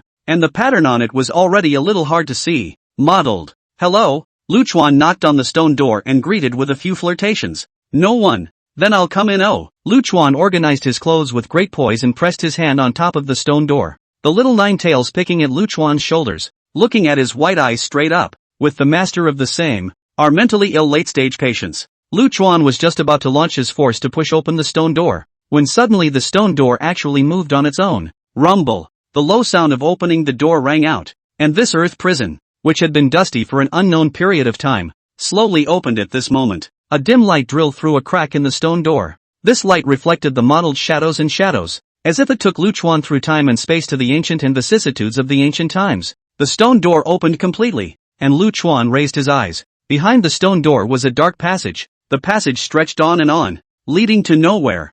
On both sides of the passage, there were plain, unadorned gray stone walls, above which an oil lamp hung every 3 steps. The oil inside the dish was at the bottom, and I wondered how many more years it would last. Little 9 tails huffed her cute little nose and furrowed her brows fiercely. She seemed to dislike the oppression and humidity of this place a little, and her hands held a lock of Lu Chuan's hair in a death grip. Sensing little 9 tails' uneasiness, Lu Chuan couldn't help but laugh. This guy was usually fearless. Why was he wimpy now? Gently waving his hand, white sword chi spread out in wisps from his fingertips. Ever since he was able to pull out Seeking Run, Lu Chuan's sword chi was able to switch between black death and white life at will. The sword chi gathered but did not disperse, and soon transformed into a small white lantern, just suitable for the little Nine-Tails to carry. Lu Chuan used his sword chi to ignite the lantern's heart of fire and handed it to little Nine-Tails. A spring-like warmth dispelled the dampness and darkness, and little Nine-Tails happily took the lantern. You don't like me, do you? Being so nice to me. Little Nine-Tails shook her lantern and laughed happily. I like small animals, especially the kind like you, white and chubby, with no hair growing. Lu Chuan tugged on little Nine-Tails' chubby little face. Bitch, move your hands and bite you. Little Nine-Tails ferociously showed her little tiger teeth. Looking at little Nine-Tails' adorable appearance, Lu Chuan's liver trembled with joy. Not afraid now, are we? Let's advance. As we went deeper, the smell that filled the air shifted from musty to putrid, something like dead rats. Tick, tick, I don't know when, but the gray ceiling above my head started dripping blood, black blood, non-stop. A pair of scarlet eyes lit up in the dim light, listening to the footsteps that were getting closer. The excitement and greed in his eyes couldn't be suppressed and overflowed. Someone from Lu is truly invincible. Don't question it anymore. On a side note, RNG kicks ass. We're champions. Happy. Yo, dude is living in a single room. Not a bad deal. The owner of those red eyes never expected that he would one day be molested by a weak human race. What made it a little more puzzled was that it was listening for footsteps, and it was clear that there was still some distance to go. So why was it suddenly in front of it? Lu Chuan gently knocked on the stone bricks of the prison doorway and smiled as he looked at what was locked up inside. This single cell was not very large, the size of an ordinary family living room. In the dim and humid room, a strange thing with a human face and snake body, wings on its back, and a height of about 2 meters was locked up. Remnant scale, a famous and ferocious creature from the ancient times, something alienated from the combination of a human and a god-swallowing python. This thing likes to eat cultivators' divine souls raw the most, a very nasty foreign object. Little Nine-Tails, who was holding a lantern, thoughtfully acted as an impromptu narrator for Lu Chuan. Ha! A piercingly strange laugh rang out from the middle of the prison cell. The remnant scale's snake-like pupil eyes gently shrunk, looking at little Nine-Tails with interest. I can't imagine that there are still those who can remember the existence of the old man. Little girl, you're from the Heavenly Fox clan, aren't you? Little Nine-Tails disdainfully pulled the corner of her mouth, her eyes full of sarcasm.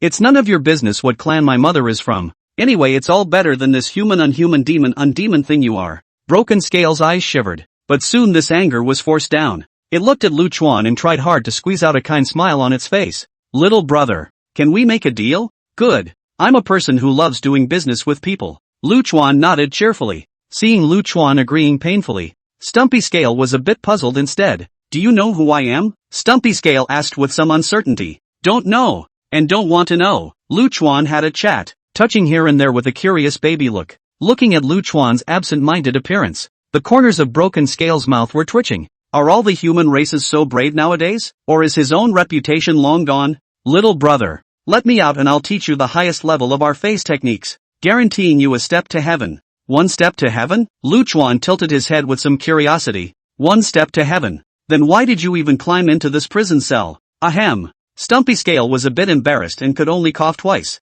It's not impossible to let you out, Lu Chuan said and knocked on the doorway of the prison cell, a brick wall with a strange pattern engraved on it. Watching Lu Chuan's actions, Remnant Scale's heart followed and fluttered about, because the brick wall engraved with the seal of falling stones was the key to opening the doorway of the prison. Of course there are conditions for letting you out. Be a dog or go to hell. You can only choose one. Before the Remnant Scale could reply, Lu Chuan cracked the ceiling brick with one hand. Ha ha ha ha. The oozing laughter rang out madly, carrying the insanity after extreme repression. How many years? How many years? Sanchu Qingli, an old man, still came out today. The little thing wants grandpa to give you as a dog. You also don't take a piss and look at yourself. Ha ha. The Remnant Scale's laughter came to an abrupt end as Lu Chuan pressed killing life against his throat. A morose killing intent passed through the black longsword with a scabbard into the body of the Remnant Scales. The residual scale had never felt such pure killing intent without any impurities, and it hadn't even seen how Lu Chuan had struck. A drop of cold sweat crossed his cheeks, and as he looked at the absent-minded teenager in front of him, Broken Scale's divine soul trembled. He didn't give a damn about himself, or maybe he was just a fart in this teenager's eyes. Not even a fart. Hurry up and choose. The smell of dead rats here is really bad. Bitch. Lu Chuan knocked dull Remnant Scale's head with his scabbard. How insulting this behavior was. Like a master teaching a disobedient dog a lesson. The anger in Remnant Scale's heart couldn't be suppressed and erupted. In fact, The residual scales are too high on themselves, because Lu Chuan is very fond of dogs. This disgusting appearance really does not deserve to be a cute repair hooker. What if I refuse? Remnant scale said as a chunk of his scales flipped up on his body. The upturned scales looked like a fish with standing scales, and it made Lu Chuan retch. Then green poisonous gas violently sprang out from between the gaps in the scales. The residual scales laughed coldly. Even after being locked up for countless years, the identity and strength of the old man is not something that a junior like you can ride on your neck and flaunt. Are you annoying me? Lu Chuan interrupted the remnant scale, and a flash of black sword chi slashed across its neck. Black blood rushed up into the sky with the head, even to his death. Broken Scale hadn't figured out why his own diamond-level body strength had been broken through so easily. You don't hit the mark when you're given a chance. Lu Chuan shrugged his shoulders and inserted killing life back into his waist. Then he used his sword chi to conjure up a fishing rod, fishing up the head of the remnant scales and leisurely resting it on his shoulder. Let me out and I'll be a dog. An obedient dog. Suddenly across the jail cell, a low voice rang out. Scared the hell out of me. Lu Chuan turned back and looked at the dark cell across the street. A cloud of black smoke slowly rose, and an illusory figure appeared in the distorted smoke. Night Scorpion, the legendary thing formed by the alienation of a human after fusing with a dragon blood scorpion, is most adept at stealth and assassination. Little Nine Tails was a little scared and pressed her body against Lu Chuan's face. No wonder even I didn't notice this one. The original one is gifted. Lu Chuan couldn't help but mutter in his heart. Yeah, it's a deal. Lu Chuan nodded happily and pressed the prison ceiling brick as soon as he could, so quick that it made Night Scorpion a little unsure if this was actually happening. Is that all? Night Scorpion asked with some uncertainty. That's it. Just follow me if there's nothing. I'll call you out if there's something wrong. Lu Chuan yawned a bit bored. Aren't you afraid that I'll run away? The Night Scorpion was somewhat unable to comprehend the thought process of the teenager in front of him. There are many ways to want to control a person. Blood pacts, soul splitting, and such means, all of which can completely control themselves. Instead, the teenager in front of him chose the least troublesome method. Just follow. Run if you like. Don't let me catch you anyway. You're lucky if you can run. Lu Chuan didn't bother to talk to him anymore, and carried the fishing rod and continued to move forward. Night Scorpion looked at Lu Chuan's back. His dark eyes gradually gained some splendor, and this confidence and temperament was definitely not human. And Stumpy Scale's head is the best warning of all. Maybe it's a good idea to follow him. If it knew that Lu Chuan just didn't want to get some means of controlling others because he was lazy, it didn't know what it would do to feel. My lord, the Night Scorpion wishes to follow with all his heart. Lord, Lu Chuan frowned. You can call me Prime Minister. What? What? Night Scorpion was somewhat unable to keep up with Lu Chuan's thinking. Ha ha, just kidding. I don't like young women. No way. How do you guys merge with something else that requires snapping? Lu Chuan, this goods can be said to be a typical representative of the mouth. This kind of words can be asked openly and honestly. Night Scorpion hadn't reacted to what snapping meant at first, and after a little thought he realized it, and was instantly covered in sweat. Night Scorpion wiped his sweat and respectfully returned back to the Lord. Our alienation was caused by a disaster. There was a demon star that crashed into the savage world in the ancient times, causing the alienation and fusion of all the living beings. This is not exciting at all. Lu Chuan was a little disappointed, expecting to hear some amazing human-animal love. Put. The disappointed tone of voice made the Night Scorpion barely spit out on the spot. You are going to listen to how exciting. Night Scorpion suddenly some regret to follow this guy. Are all the guys locked up in here alienated? Lu Chuan asked with some curiosity. Back to Lord. Yes. Night Scorpion humbly bent down and followed behind Lu Chuan. Because of the alienation, it caused many unbelievable existences to appear, and some of those who could keep their hearts were naturally fine, while those who couldn't keep their hearts and killed indiscriminately were sent by the Tsanshu Qinglian to the Earth prison. What about you? Lu Chuan asked with a smile. Night Scorpion froze for a moment, then said, back to my lord. My subordinate is not a beast that only knows how to kill. My subordinate just had some personal grudges with Tsanshu Qinglian and didn't beat her. So that's why I was imprisoned. Tsanshu Qinglian. Tsanshu Yufeng. Lu Chuan muttered up. This compound surname seems to be rare. Back to my lord. The Tsanshu family is a protector of the Tao, and they pride themselves on being righteous and like to point fingers at many things. Night Scorpion returned with some indignation. You seem to be very unconvinced. Lu Chuan was a bit puzzled. Back then, I just confessed to Tsanshu Qinglian once, and I was beaten by her into this earth prison. When Night Scorpion remembered this, he was just filled with anger. Ha ha. Then you are also too miserable. Lu Chuan listened with straight joy. Lu Chuan also understood that things were definitely not as simple as what Night Scorpion said, and even more grumpy would not be enough to be confessed to once, and then send someone here to be locked up for endless years. Of course this was someone's personal matter, and Lu Chuan wasn't that nosy. Chatting away, we reached the door of the next jail cell, yet there was only one white bone in this jail cell. I don't know how many years the guy locked up inside has been dead. The white bones have all rotted away. Red corpse. Night Scorpion looked at the pile of white bones and tried to recall, but eventually shook his head. It's been too long. I've forgotten when it killed itself. This place is so depressing that locking it up for a few hundred years would probably drive you crazy. Let alone this unlucky person who has been locked up for, I don't know how many years. Lu Chuan continued on. How many are locked up in here in total? 9 absolute great devils. Night Scorpion thought for a moment and continued. I know of about 4 that have committed suicide already, and I'm not too sure about the rest. The remnant scale was also slaughtered by himself, excluding the Night Scorpion, which means that there are only 3 left now. Lu Chuan rolled his eyes. As they traveled along, the 3 prison cells they passed next to each other were a mass of white bones. The jails, which were next to each other, seemed to have agreed to commit suicide. The next prison should be the Folding Crow. It's an inhuman fused with the 9 spectral dead crow, with an odd and brutal temperament. When it swallowed billions of living beings from a continent, it was imprisoned here by the Tsangshu Qinglian. Why do you have to lock up so much trouble? Can't you just slaughter it? Lu Chuan was somewhat unaware of Tsangshu Qinglian's operation. Night Scorpion was sweating profusely as he listened. It seemed that this lord was not a good match either. Back to my lord. Tsangshu Qinglian is unable to completely kill us inhumans and can only take the measure of imprisonment. Lu Chuan swung the head of the stumpy scales on the fishing rod. How can you not kill it? Isn't it quite simple? Night Scorpion's scalp stood on end. Perhaps because he had been locked up for so long that his brain had rusted, and Stumpy Scale's death had actually prevented him from thinking of that. Inhumans like the remnant scale. Their physique was at least at the Great Vajra level, and they also came with the trait of fused alien beasts, so it was simply impossible to kill them without spending a great deal of effort. This is also the reason why, in the beginning, Tsangshu Qinglian locked them up, because it can only be locked up simply cannot be killed. Looking at Remnant Scale's head as he tossed it around, Night Scorpion was speechless for a moment. Bang! There was a sudden pop, and the cell doorway not far away shook violently. The smell of the living. It's the smell of the living. A maniacal voice rang out, followed by greedy inhalations, with a light floral scent. It's just wonderful. Wonderful. This guy has some brain problems. Lord, don't get angry. Night Scorpion hurriedly stepped forward to stop him. Folding Crow, after being locked up for so many years, you're still dead set in your ways. Night Scorpion, my dear friend, how did you come out? How did you come out? The maniacal voice sounded once again.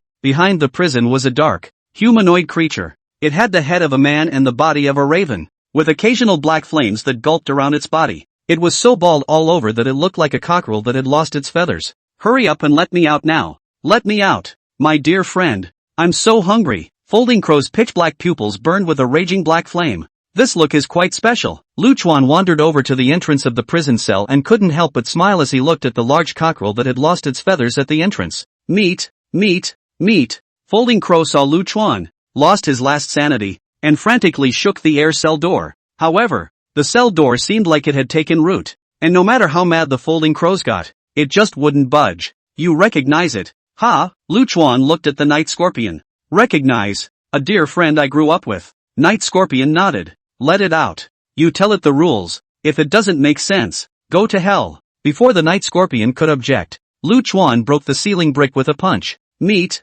meat, meat. Folding Crow drooled and pounced on Lu Chuan. Boom! The next moment, it was butted headfirst back into the prison by the Night Scorpion. Best friend, my best friend, why are you stopping me? Folding Crow bared his big mouth and struggled frantically. Seeing that Night Scorpion was about to be unable to suppress Folding Crow, Lu Chuan asked with a smile, do you need help? Thank you for your lord's concern. My subordinate will definitely be able to persuade this guy. Night Scorpion was afraid that Lu Chuan would directly slaughter the Folding Crow and used all his strength to press it down again. Then the Night Scorpion, without a second thought, waved his hand at his inner thigh, cutting off a large chunk of raw meat. Red and black blood spurted out, and Night Scorpion was shaking in pain. Night Scorpion, however, couldn't care less about this, and ruthlessly shoved his meat into Folding Crow's mouth. Eat, eat, eat. The fragrant raw meat in its mouth instantly quieted the crow, which greedily chewed the meat in its mouth. The madness gradually dissipated, and a glimmer of sanity gradually came into the dark eyes. Suddenly its chewing mouth stopped and tears spilled out. My dear friend, this is your meat. Your meat. Folding Crow howled as he hugged Night Scorpion. Click, click, click. Just as Night Scorpion and Folding Crow were hugging and crying, An extremely discordant voice rang out from the entrance of the prison cell. Lu Chuan, the bastard, actually took out the melon seeds and leisurely leaned against the doorway, watching the two big men hugging and crying while happily knocking up. Ugh ugh ugh ugh. Don't look at me like that. How touching is the meeting of dear friends. You guys continue. You guys continue. Lu Chuan cheerfully flirted. You this guy, Folding Crow, who regained his sanity, was again screwed up by Lu Chuan's hand operation. Bang! Night Scorpion ruthlessly pressed Folding Crow's head to the ground and laughed sarcastically. My lord, please don't be angry. Folding Crow is of this nature. What lord? He is a little kid. What virtue and what ability? Folding Crow heard the Night Scorpion call Lu Chuan lord, and was so angry that he almost rose to heaven on the spot. Will you shut your stinking mouth? Annoyed, Night Scorpion threw 2 punches at Folding Crow's head. Bang bang. You hit me. You hit me? Folding Crow was dumbfounded, with a face of disbelief. You and I have been brothers for so many years, living and dying together, specializing in so many years, and now you're hitting me because of a little white boy? The beating is on you. Annoyed, Night Scorpion went up and threw 2 more punches. You're always like this, gluttonous and furious. If you hadn't made the big mistake of devouring a continent's worth of living beings in the first place, how could I have been dragged down by you and locked up in this hellish place for countless years? Folding Crow was furious when he heard this and violently rolled over and viciously pressed the Night Scorpion underneath him. Furious, Folding Crow greeted his fists hard into Night Scorpion's face, cursing as he hammered. The living beings on that continent are all contaminated by the dead chi. If I don't swallow them, they will ghost away and become a disaster for the entire savage wilderness. You're always like this. You have a preconceived notion that everything is my fault. When Sanshu Qinglian was chasing me, did you help me? Night Scorpion's eyes popped open as he listened, and he blasted Folding Crow with an uppercut to the jaw. I didn't help you. I didn't help you. How that old man got in here. Smug thing. The more they talked, the more agitated they became, and their hands became heavier and heavier, beating the skin and flesh, and blood bursting out. Fight slowly. I'm going to the front. After watching for a while, Lu Chuan felt a bit bored, because these two guys brawled and didn't even lay a hand on each other. After Lu Chuan left, the Night Scorpion suddenly stormed out and used his divine power to nail the Folding Crow to the ground in death. You used this against me. Folding Crow looked at the black mist that bound him, his eyes full of incredulity. Shut the fuck up. From now on, everything from before is in the past. We can start over. Start over, you know? Night Scorpion glared viciously at Folding Crow. Hearing the words start over, Folding Crow froze on the spot. Start over together, and someday we will have a new freedom in the Lord. Crap. Big frog. Lu Chuan slipped around and finally reached the end of this dim passage, where there were 2 cells. Dead silent. Coming to the door of one of the cells, Lu Chuan looked at the guy inside with eyes full of light. This jail cell actually holds a large-sized frog. Riding a frog is a lot cooler than riding a donkey. Lu Chuan's eyes were full of little stars, and he seemed to have seen himself riding a big frog to kill the mighty scene. When the big frog saw Lu Chuan, it actually behaved quietly, its dark green eyes slightly turning a bit, and then it didn't follow. Lord, don't let it out yet. Just as Lu Chuan was about to break the ceiling brick, Night Scorpion pulled Folding Crow and flew over. Lu Chuan paused for a moment and looked at the 2 guys. Call the Lord. Call the Lord. Night Scorpion viciously kicked Folding Crow twice. Lord. Lord. It was obvious that Folding Crow was still not quite convinced, and the call was stuttering. Lu Chuan didn't care too much, and said lightly, the rules Night Scorpion told you. I'm not going to bother saying them again, so be good. It's fine to be a dog for you. Folding Crow tugged at the corner of his mouth with a haughty expression. But you can't follow for the rest of your life. There has to be a time limit. When I leave here, that's when you will be free. Lu Chuan thought about it and gave his answer. When are you leaving? There was some light in Folded Crow's eyes. Lu Chuan smiled. The time of becoming an emperor. Hearing those 4 words, Folding Crow froze. It had said these 4 words itself once, but not like the way this teenager in front of him said it. Bland, indifferent, yet confident. It seemed that these 4 words, coming out of Lu Chuan's mouth, should be just like that. Water under the bridge. What an ego. What a pride. Yes, Folding Crow nodded heavily. Night Scorpion also greatly relieved. His cerebral palsy brother finally got the hang of it. It's called the vermin tongue, and it's the most special of the altered. Night Scorpion looked at the bland frogs in the cell and explained to Lu Chuan. When we are alienated, we are all dominated by our humanity and will maintain the sanity of being human. But the vermin shelter is the complete opposite. In it the animalistic nature dominates. Not a trace of humanity can be seen. Speaking of which, the big frog in the jail cell for the victimized tongue flashed a hint of sarcasm in his eyes, and its main body is an adult split sky golden toad. Its strength is close to the Emperor level, if Lord Gong rashly releases it. Click. Before Night Scorpion could finish his sentence, Lu Chuan had already pressed and shattered the ceiling brick. Protect the Lord. Night Scorpion leapt up and blocked Lu Chuan with folding crow. However, to one's surprise, Vermin Tongue was unusually quiet, and even leisurely puffed out his large cheeks. Get out of the way. Get out of the way. Don't be nervous. Such a cute little frog. How could it hurt me, right? Lu Chuan cheerfully peeled away the Night Scorpion and smiled as he squatted in front of Harmful Tongue. How about following me from now on? Old me still lacks a mount. So you're it. Croak. Vermin Tongue's cheeks bulged viciously, and just when Night Scorpion thought the guy was going to storm off, something unexpected happened. The Vermin Tongue actually flipped over in its entirety, revealing a big white belly, like a puppy. Night Scorpion and Folding Crow's eyes almost didn't glaze over as they watched. Was this really that super demon? Good boy. Lu Chuan cheerfully patted Harm Tongue's soft big belly. Pest Tongue Lu was stomping on his hind legs, yet the eyes that looked at Night Scorpion and Folding Crow were still full of mockery. The beastly dominant Vermin Tongue sensed the terror of the teenager in front of him from that biological instinct. It knew that the teenager in front of it could kill itself. For real.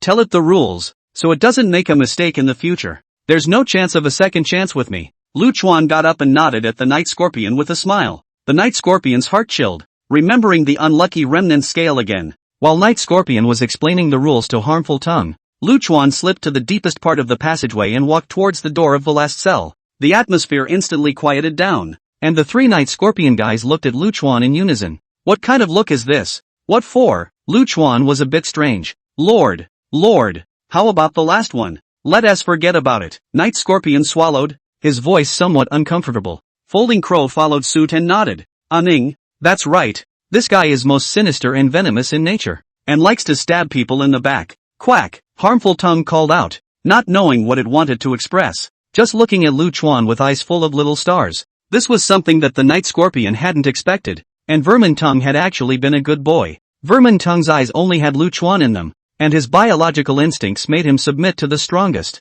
The Night Scorpion was curious as to how powerful the Lord was that he could make this demon so well behaved and cute. Lu Chuan was indifferent to hearing this and waved his hand with a smile. It's fine. If you like to be naughty, just slaughter it directly. Hearing this, the three ancient super devils, their brains instantly went down. It's really just killing chickens. It's as easy as eating and drinking. Lu Chuan walked to the door of the last jail cell. The other three guys took a step back in unison and leaned in tightly together, as if the guy locked up in the last jail cell made them all very jealous. Lu Chuan looked at the dark cell, somewhat surprised. There were no ghastly images, but instead it was refreshing. The cell had no extra clutter or pungent odor. In the center of the cell sat a clean-cut monk sitting cross-legged. Looks 15 or 16 years old years. Eyebrows and eyes with a light smile. It is easy to make people feel good. A look of a virtuous monk. Coming out or not? Lu Chuan asked with a smile. The young monk opened his eyes, and it was then that he showed the difference. His eyes were actually heterochromatic pupils,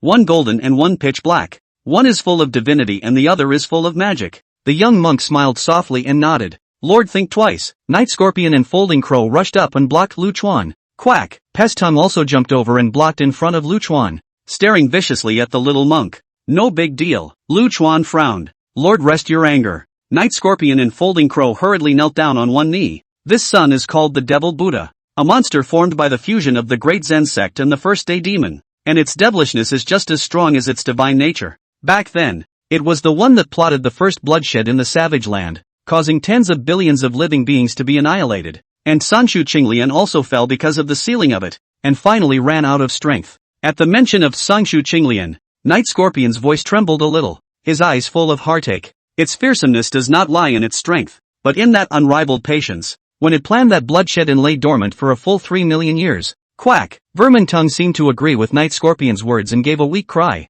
Night Scorpion monks are overstating the case. Dust to dust, earth to earth. The little monk is just guiding all living things to their place of return. The little monk folded his hands and spoke softly. Oops. Sprinkle. Lu Chuan smiled and patted the shoulders of Night Scorpion and Folding Crow. Get up. Since I'm here at this place, I'm giving you guys a chance to start over. Quack! Seeing that Lu Chuan actually didn't pat himself, Pest Tongue came over somewhat shyly and looked at Lu Chuan with big eyes full of anticipation. Looking at this big fat rolling frog, Lu Chuan's head was filled with question marks. This one can't be a pervert like Afu. Quack! Pest Tongue barked softly again, tipping his big brain over. Ha!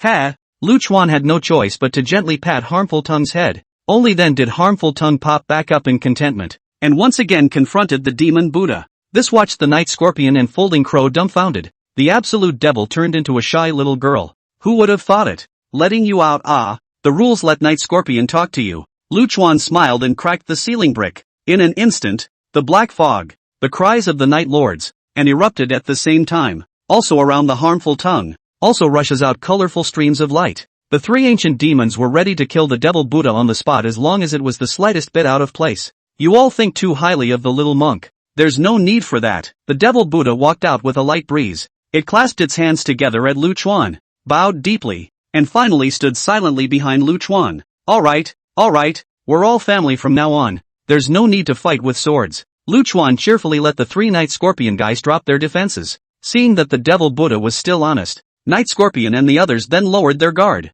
Right. Where is the origin of Earth? Lu Chuan looked around a bit puzzled. Back to Lord. When the ceiling bricks of the 9 prison cells are broken, the origin of Earth will naturally appear. Night Scorpion stepped forward to explain for Lu Chuan. So that's how it was. Lu Chuan nodded. It was left alone because a couple of the guys in the cell committed suicide. Returned with a couple of guys and cracked the rest of the jail seal bricks. As the last ceiling brick was cracked, the entire passageway shook and the jail cell began to collapse. An earth-colored vortex that appeared in the center of the passageway, sucking in everything around it in a frenzy. That dead bitch still left a hand. It's actually a dragon-swallowing vortex. Seeing this thing, Folding Crow jumped up and down in anger. Quickly go! The dragon-swallowing vortex will suck in everything. If you are sucked in, you will be trapped in the center of the Earth origin, and then you will really never be able to get out. The suction force was getting bigger and bigger, and the surrounding space was inexplicably imprisoned. The 4 great devils were less than a tenth of their peak strength because they had been locked up for too long.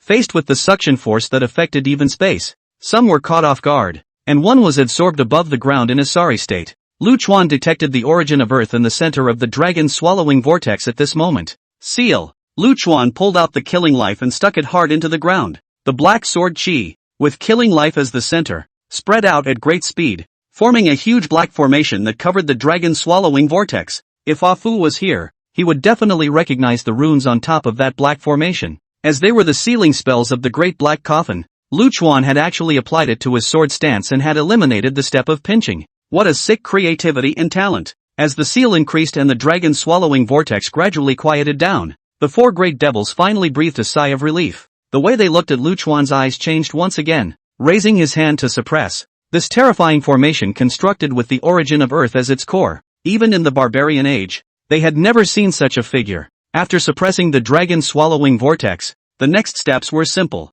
Lu Chuan didn't have to put in much effort to take out the origin of Earth in the center of the dragon-swallowing vortex. What the hell? Where'd you find 4 odd line species? Lu Chuan, who had taken the origin of Earth, was issued a torture from his soul by Afu after he returned to the underworld. Alas, alas, alas, alas, that big-bellied frog. Where the hell are you going? The donkey will kill you if you don't believe me. What made Afu even more angry was that ugly toad was actually so close to Lu Chuan. Is that mouth of yours damaging? Lu Chuan rolled his eyes in a good-natured manner and turned his head to the 4 ancient demons. Go play by yourselves. Hearing this, the 4 great devils obviously froze for a moment. They would never have thought that Lu Chuan's control over himself was actually so lax that he could even move around freely. In a word, eat, drink, whore and gamble whatever you like. And don't give me the initiative to cause trouble. The meaning of this is obvious. Don't initiate trouble. But if someone comes looking for trouble, then it's okay to fight back. Get lost. All of them are weird and spicy. Seeing that the 4 big devils were all a bit disbelieving,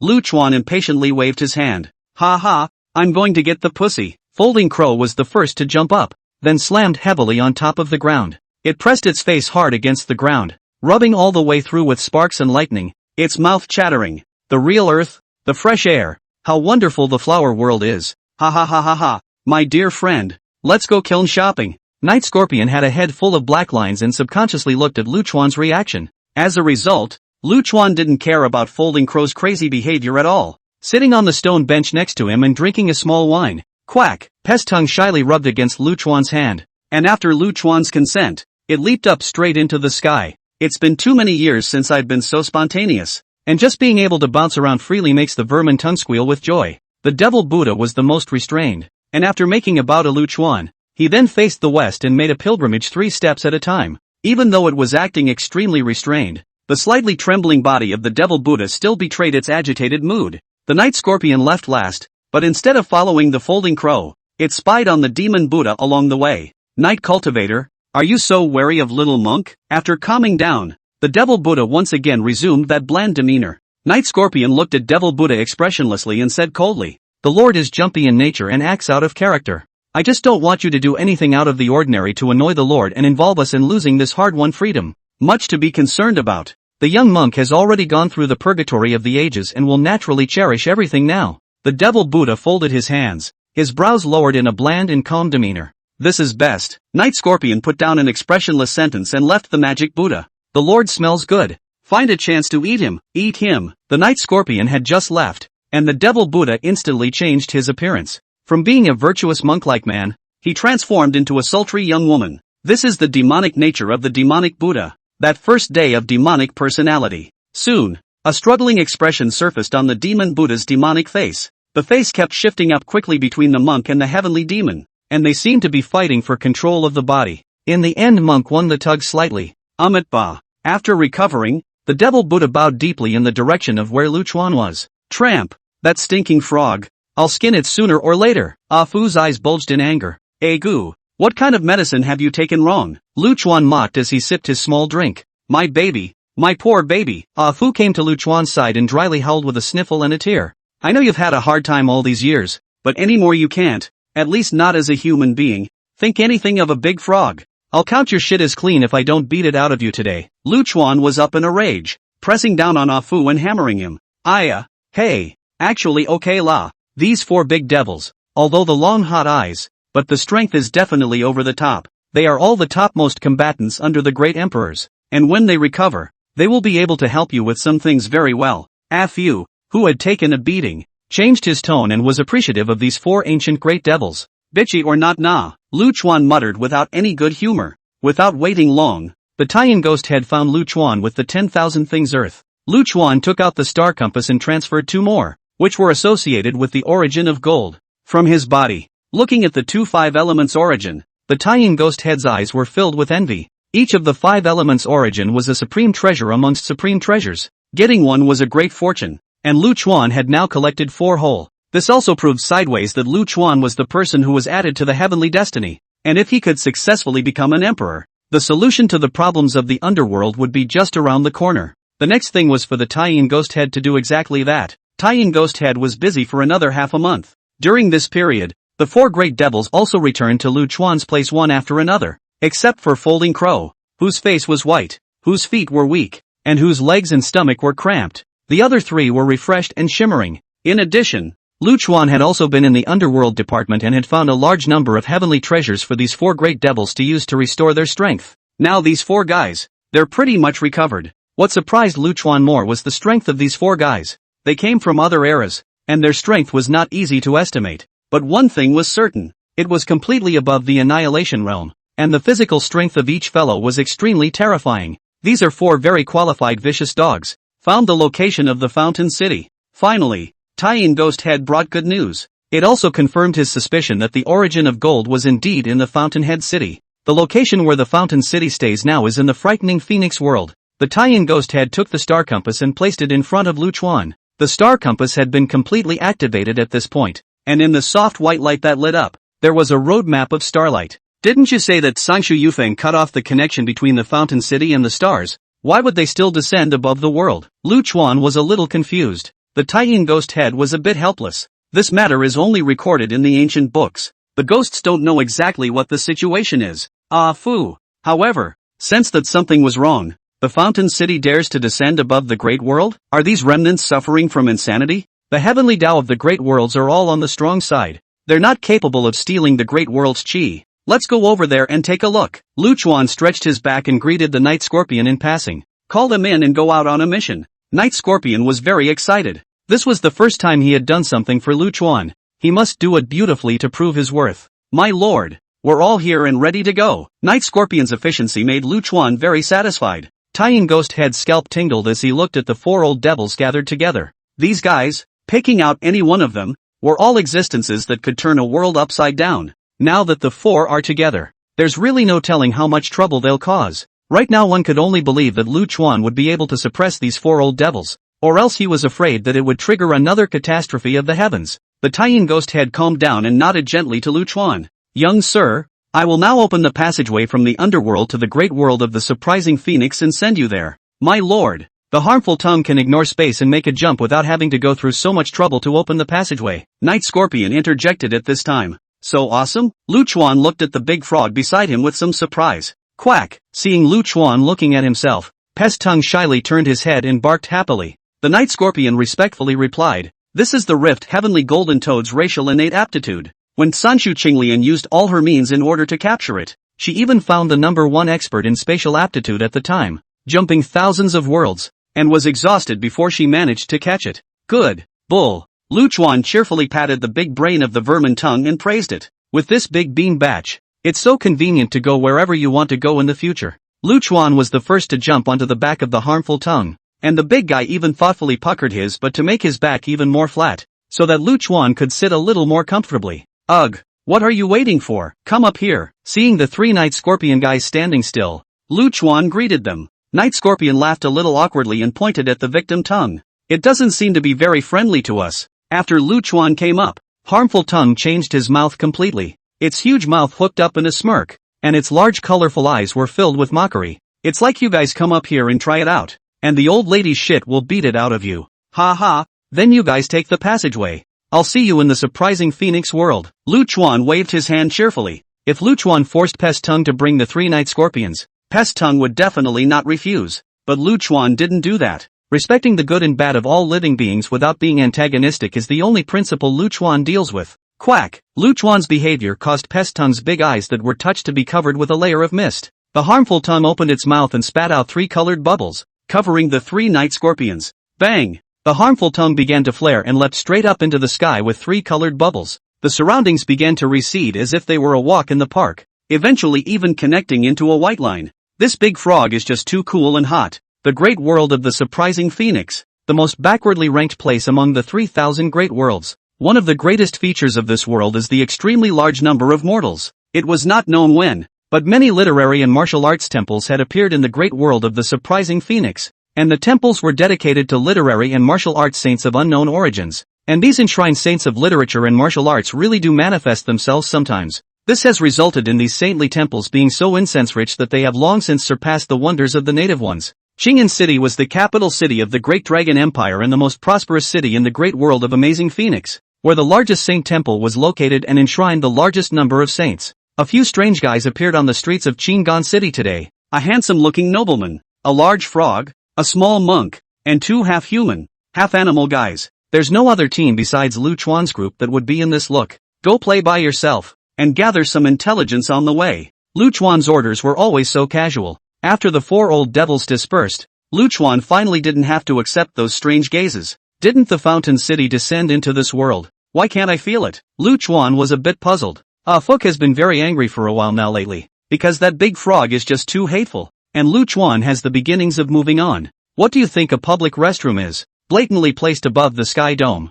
Fu rolled his eyes without any goodwill. The Fountain City has survived countless years without collapsing, relying on the ultimate hiding ability. If the Fountain City wanted to hide, no one would be able to pull them out. Ha! Lu Chuan cocked his head and suddenly grabbed Fu by the neck and shook him vigorously. What kind of tone is that? Hurry up and think of something for me. Cough. Fu was pinched and his white eyes rolled straight up. Mayfly eye. Mayfly eye. Let go. Let go to break. Mayfly eye can inspect the world in microscopic. You launch it to see if you can find anomalies. Bitchy or not nah. Lu Chuan let go of Fu and unleashed his Mayfly eye. The whole world changed under the Mayfly's eye, and there were many more wisps of white mist between heaven and earth. These white mists were actually emanating from those ordinary people around them. These white mists, gathering in the same direction, were exactly where the palace was. White mist? What the hell? It seems to have a fluctuation of energy. Lu Chuan closed his Mayfly eyes and asked, Faith Power Minion. What else? Fu tugged the corner of his mouth in disdain. Ha! Lu Chuan couldn't understand. Immortal. You always know these two words. Fu was a bit helpless. Lu Chuan nodded seriously. That I know. The kind that floats around in the sky. Cough cough. Alfred almost didn't choke to death. What can be done with this IQ in the future nah? A god is a god and an immortal is an immortal. Fu roared up with some exasperation. The ones floating around in the sky are bird people. Gods are born for heaven and earth. And the spirit race of the great world of vastness could just as well be called the god race. Immortals are people. People are immortals. And those who succeed against the heavens are called immortals. I'm super. That Xian is bullish. Looking at Ah Fu's exasperated appearance, Lu Chuan burst out laughing. Seeing Lu Chuan smile, Ah Fu's anger also subsided for the most part and continued. God, this race is too diverse to explain to you. Let's single out one type of god that utilizes offerings of incense to practice. Ah, this I know. Like what mountain god, water god and so on, right? Lu Chuan suddenly realized. Right, Ah Fu nodded in relief. These types of existences are collectively known as magical, very weak, and some even need to be enthroned by the dynasty Son of Heaven in order to receive the orthodox god position. These kinds of magical will accept the offerings of the world and absorb the power of faith, and at the same time, he will also give back to the world and do some small jobs such as subduing demons and keeping the family safe. It's quite a good duck. A complementary relationship. Lu Chuan nodded. It was pretty good, but the Fountain City came along and totally destroyed the relationship. They descended into the world, first doing away with most of the wonders as saints, then giving small favors to mortals, then accepting the offerings of the world, and finally beginning to endlessly plunder this power of faith. The outflow of the power of faith caused the entire world to wither. And coupled with the weakness of the heavenly Tao, which couldn't control these bandits, it ended up causing irreparable consequences. Let's catch one first and ask. Lu Chuan looked in the direction where the power of faith was gathering. Fu shook his head. It's best not to startle the snakes. You can go skulking around for a while. It's good to let your oddball line of species go and gather some intel first. Not bad. Go eat a bowl of noodles. First, Lu Chuan skipped towards the small noodle shop not far away. The sacred temple, the most incense-rich literary temple in Qing'an City, is dedicated to the three most sacred masters. These three supreme sages, all of whom had made outstanding contributions to the great Dragon Empire,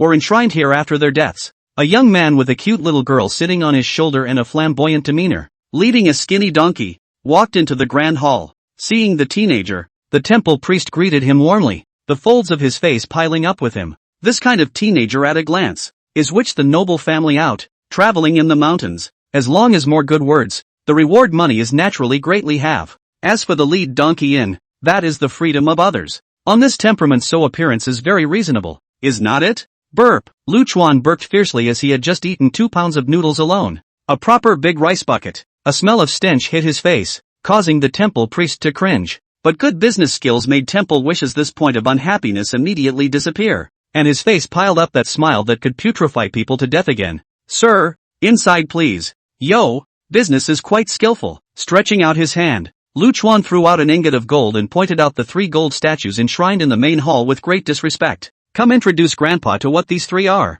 The temple priest's eyes jumped straight up. No one in the entire empire dared to do this, just wanted to have a seizure. But the result was a flash of golden light in front of his eyes, and another large ingot of gold arrived in his hand. Not enough, Lu Chuan flossed his teeth and threw out another ingot. Gongzi acted, really very, at first glance as the dragon and phoenix in the people. The black face of the temple priest blossomed again, happily collected the gold. To Lu Chuan a flurry of horse's ass. This one in the center is the greatest saint of the empire. The temple priest, who had collected the money, explained for Lu Chuan in a heated manner. Small to the saint clothes, food, housing and transportation. Large to how to get rich. Said that a clear? Just short of making up a saint today wearing what color bottoms. Lu Chuan listened to it as a story as he circled around the luxurious sculpture. Pure gold. Right. Lu Chuan tapped the statue's toes and asked cheerfully. Gongzi, don't dare to be disrespectful to the most holy ancestor. The temple priest's face went white with fear. Who is this dilettante who ran out of his house?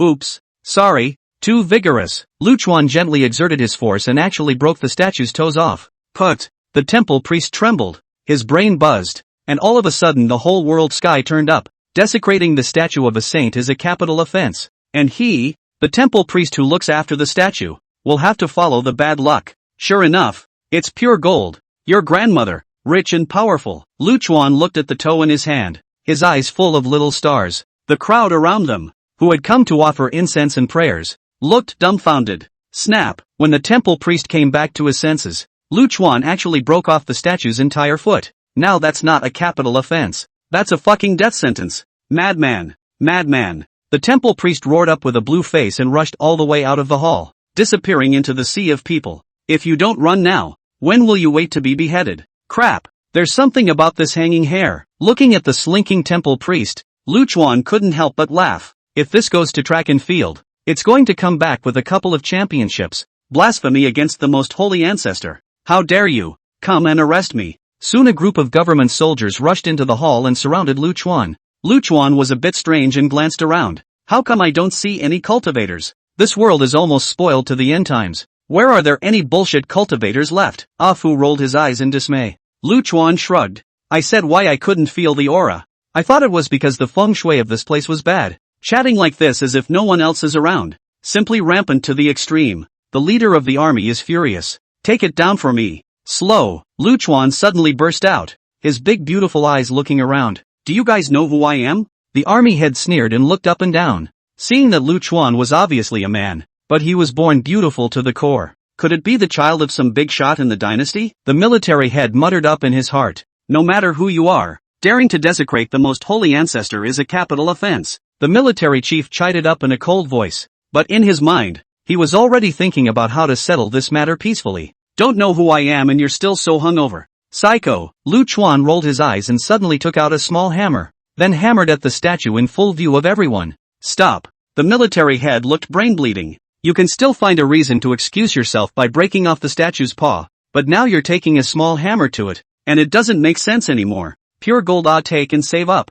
Later go home with. Buy a big villa. Buy a big sports car. Lu Chuan knocked while happily muttering up. The military chief could no longer care about who Lu Chuan was, a son of the family, and swarmed with his men. Croak. Suddenly a frog with a large clutch of roses popped in from outside. Lu Chuan let these few old devils go to collect intelligence. The harmful tongue of this goods is good. Do not go to collect intelligence, but instead is hopping to find a bunch of flowers. I had just come back from picking flowers when this happened. Seeing that this group of soldiers actually disrespected Lu Chuan, harmful tongue's colorful eyes instantly became pitch black, and a monstrous black gas gushed out. Where could these ordinary people withstand the aura of the furious old devil? All of them were stunned to the ground on the spot. Lu Chuan, who was knocking gold with vigor, took the time to shout, "Quack!" Only then did Vermin Tongue reluctantly retract his aura, allowing these commoners to retrieve a small life. Bitch toad. Afia's mouth dropped in anger at the sight of Harm's Tongue holding a large bouquet of roses. Looking again at the statue that had been knocked into a mess by Lu Chuan,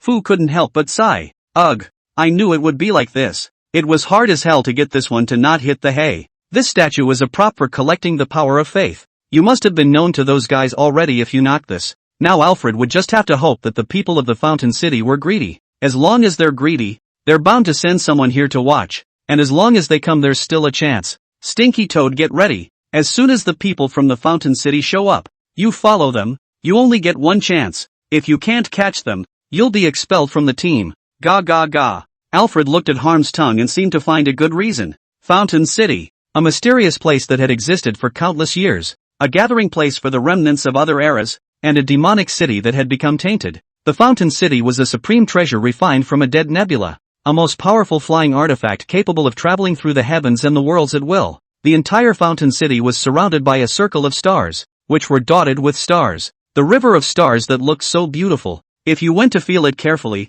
you couldn't feel a single bit of raw chi. The stars that seemed to be teeming with life were actually dead. The center around which the river of stars surrounded was the body of the legendary Fountain City. Saying that it was a city was actually a bit of a stretch, as the Fountain City was actually a 99-story high-rise, and the high-rise was called the Star-Picking Building. The Star-Picking Building was the center of power in the Fountain City, and each floor housed a demonic lord. The tall building was surrounded by some dead stars, and some less powerful cultivators lived on it. 3 million years ago, the Fountainhead City experienced that disaster of Sangshu Yufeng, causing this great nebulous city to be silent for 3 million years. However, it was a blessing in disguise, and the Fountain City was favored by a great man in the midst of this disaster. It was an incredible existence. He had lifted the Fountain City's prohibitions, killed Sangshu Yufeng, and even granted them great power. This was also the bottom line of the Fountainhead City, which dared to descend into the great world and seize the world's chi. The current talker of the Fountain City, named Mu Jingchun,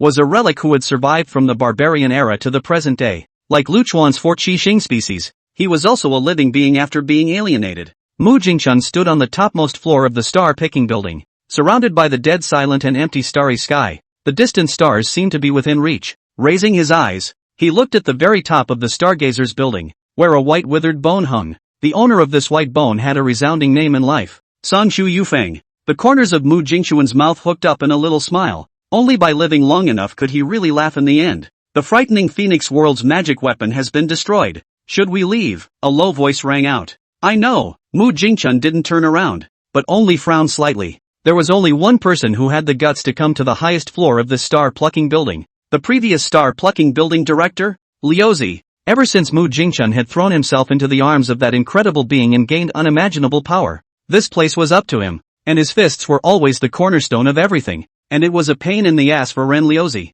who had to live in the dust on top of the surrounding Death Stars. If it weren't for the fact that Ren Liuzi still had some prestige, Mu Jingxuan would have long ago thrown him into the empty nothingness. Ren Liuzi, go and take a look. It's just one last step away from getting everything in this great world. We can't lose our efforts.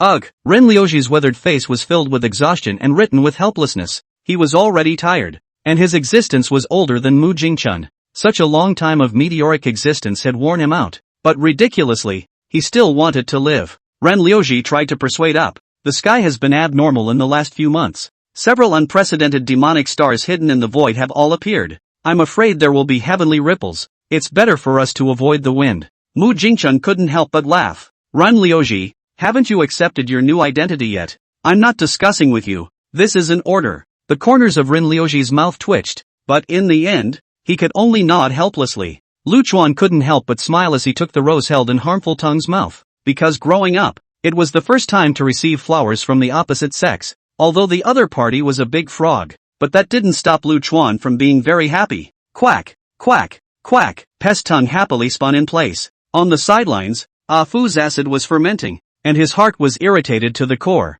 Why didn't he think of this trick? Just as Ah Fu was thinking about how to win back Lu Chuan's heart, the statue, which had been spoiled beyond recognition, suddenly flickered with a hint of fluctuation. Someone's coming. Fu nodded, his expression straightening up. The Fountain City actually dared to send someone to investigate. It seems that no one can escape the word greed. If they don't just bolt without the old city, I'm afraid their own gang really can't do anything about them. Soon a blinding white light lit up the sky above. A vast and righteous voice resounded between heaven and earth. What kind of demon dares to destroy my temple in the lower realm? The white light condensed into rain and rained down, enveloping the entire Qing'an city. Miracle! Miracle! The most holy master has manifested. This white rain of light seemed to have a strange function, making the person who bathed in it as refreshed as if he had smoked opium. The countless ordinary people of Qing'an city, where had they ever seen such a fancy scene? All knelt down, bowed down reverently to the figure that appeared above the zenith. Crap! Something. Lu Chuan sat on the threshold of the temple,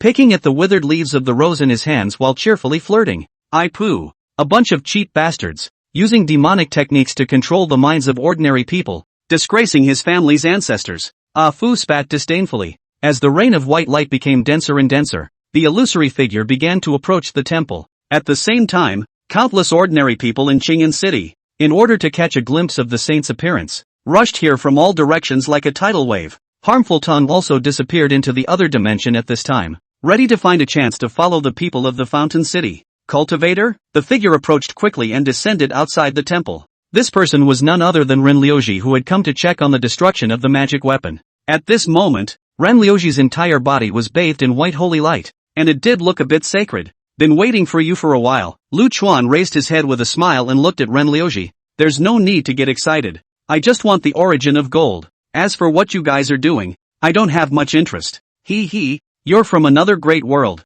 aren't you? Ren Liuzi smiled, but his heart was on guard. Although this young man looks weak, but to be able to cross the big world, it is definitely not as simple as it seems. What do you care where I got it from? Where is the origin of gold? Lu Chuan was a little impatient. Ren Liuzi frowned. He really couldn't figure out where this teenager's bottom line was. The origin of gold is naturally where it should be. What qualifications do you have to covet such a divine object? The origin of gold had been placed into the star-picking building after Sanshu Yufeng's fall, and as the source of power for the city-protecting formation, it had become an inseparable part of the star-picking building. This is not the real body. Don't be impulsive. Seeing that Lu Chuan had a tendency to storm out, Ah Fu hastily reminded him. These old Ingbi acted with the utmost caution. How could they let their true bodies descend at will? What qualifications do I have, you ask? This treadmill is the qualification. In the face of Ah Fu telling him to restrain himself, Lu Chuan didn't even bother. His eyes were fierce as he raised his slap and charged at Ren Liuzi. Ah Fu seemed to have predicted this outcome. If Lu Chuan did not rush up to punch someone, it was still a little uncomfortable. The moment the doppelganger snuffs out the connection with the real body, there will be a momentary fluctuation. If you can't catch this fluctuation, you can go to hell. Ah Fu had completely changed at this point, a dry red light flashing in his eyes as he contacted the Night Scorpion and the others. Try to go as high as possible towards the zenith. This person's strength is at the half-step Emperor realm. The range of the live control detachment won't be more than 1 billion kilometers. The 4 of you have the ability to, in this range, capture this guy's real body. As expected of Ah Fu, he had always done things without a drop of water. Not only did he figure out Lu Chuan's character, but he was even able to provide accurate figures. Move while Lu Chuan is having a violent clash with this guy and don't let him notice your scent. In the blink of an eye, Ah Fu finished arranging the next job, and it was only then that Lu Chuan's slap hit Ren Liuji's face. The crisp sound of a big forced fight resonated throughout the clearing. The piercing sound confused all the devotees who had come to see the saint's true face. Not only were the believers confused, even Ren Liuji was in a state of confusion. Lu Chuan's slap wasn't fast, but he just couldn't avoid it. Even as the teenager in front of him rushed over, countless response options turned in his mind. Yet all of these scenarios told him that he was doomed for this big fight. Fanatic! You fanatic! How dare you disrespect the Holy Master! An egg was thrown up from below. Lu Chuan snorted with a slanted brow and crooked eyes, not dodging, letting the egg burst on his head, egg white and yolk muddying his face. This exploded egg gave these ordinary people endless courage. They started throwing up all sorts of weird props in solidarity for Ren Liuji. Pa, where's the stuff? Lu Chuan didn't pay attention to these restless evil commoners, and backhanded another big mouth, smacking Ren Liuji in the face. Ren Liuji's mouth twitched as he was hit. Even though it was only a bilocation, it was the main body that was remotely and personally manipulated, and any feelings would be transmitted to the main body. To be smacked in the face like this, not to mention him, an old monster who had lived for countless years, even an ordinary person couldn't stand it. Where's the stuff I asked you about? Another slap on Ren Liuji's face. Holy Master, don't be merciful, don't indulge this madman. Kill him, kill him, kill him.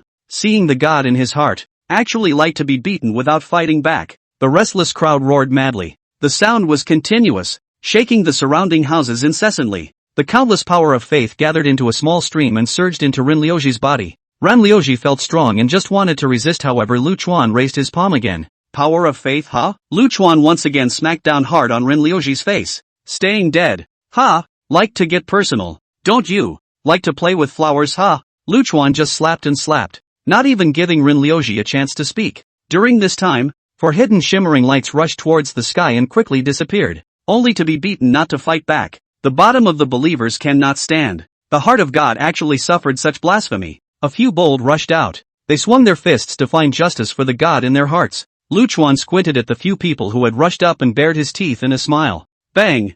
Bang! Bang! Several heads looked like watermelons dropped on the ground and just exploded. The white and red mixed together and intertwined into a bloody picture. Not killing civilians? Maybe Lu Chuan was being a bit more lenient with ordinary people. But wouldn't it be hilarious for you to tell a madman not to kill unarmed civilians? Lu Chuan wiped the egg white on his face, smashed his mouth and tasted it, smiling and flirting. Well, it's an earth egg. The flavor is right, Lu Chuan said, and suddenly backhanded another slap, this time with force, directly jerking Ren Liuji to the ground. Lu Chuan stomped Ren Liuji's head into the ground and smiled as he hooked his finger at the crowd below, his eyes full of teasing. Come on, let's see how many more aren't afraid to die. Who's not afraid of death? Only those with a pit in their head are not afraid of death. But there are always exceptions to everything, like when the mind is not clear. Under Lu Chuan's provocation, there were actually a few more people who rushed up with their teeth and claws open. Blasphemy against the most holy ancestor. You devil! The heads of these warriors exploded before the lines of justice were finished.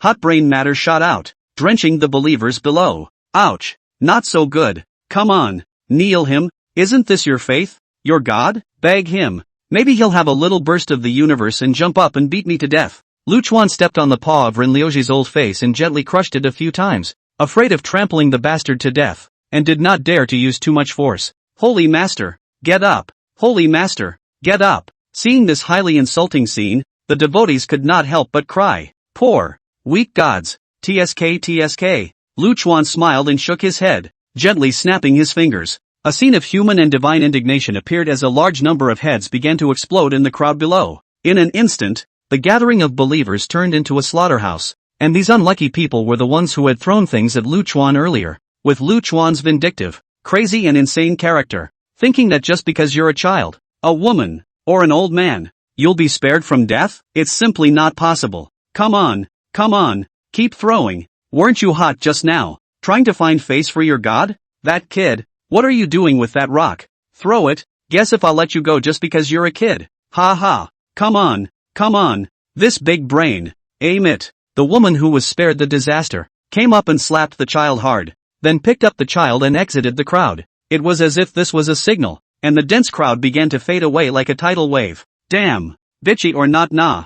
Follow the blind a few uproar. Lu Chuan snorted. Then Lu Chuan moved his feet, squatted in front of Rinliuji, and pulled him by the hair. It's your turn. Tell me the location of the origin of gold. If it's in the Fountain City, tell me how to get to the Fountain City. I only need the origin of gold. I won't touch a single hair of the Fountain City. Is that clear? Poor Rinliuji, at this point, finally had a chance to speak. Slaughtering civilians? What's the difference between your behavior and that of a devil? Rinliuji actually reprimanded with righteousness. This. Lu Chuan looked at the side of Ah Fu with some doubt. What kind of magical operation is this? Ah Fu had a mocking look on his face. Anyone can say that. It seems like you guys from the Fountain City are the only ones who don't have this qualification. Lu Chuan came to a realization. Yes, my donkey is right. I'm just saying how it's so awkward when it comes out of your mouth. Alright, stop playing around. We've already found this one's true body. Ah Fu suddenly gave Lu Chuan a wink. Although Ah Fu hadn't told Lu Chuan that he had already arranged a backhand,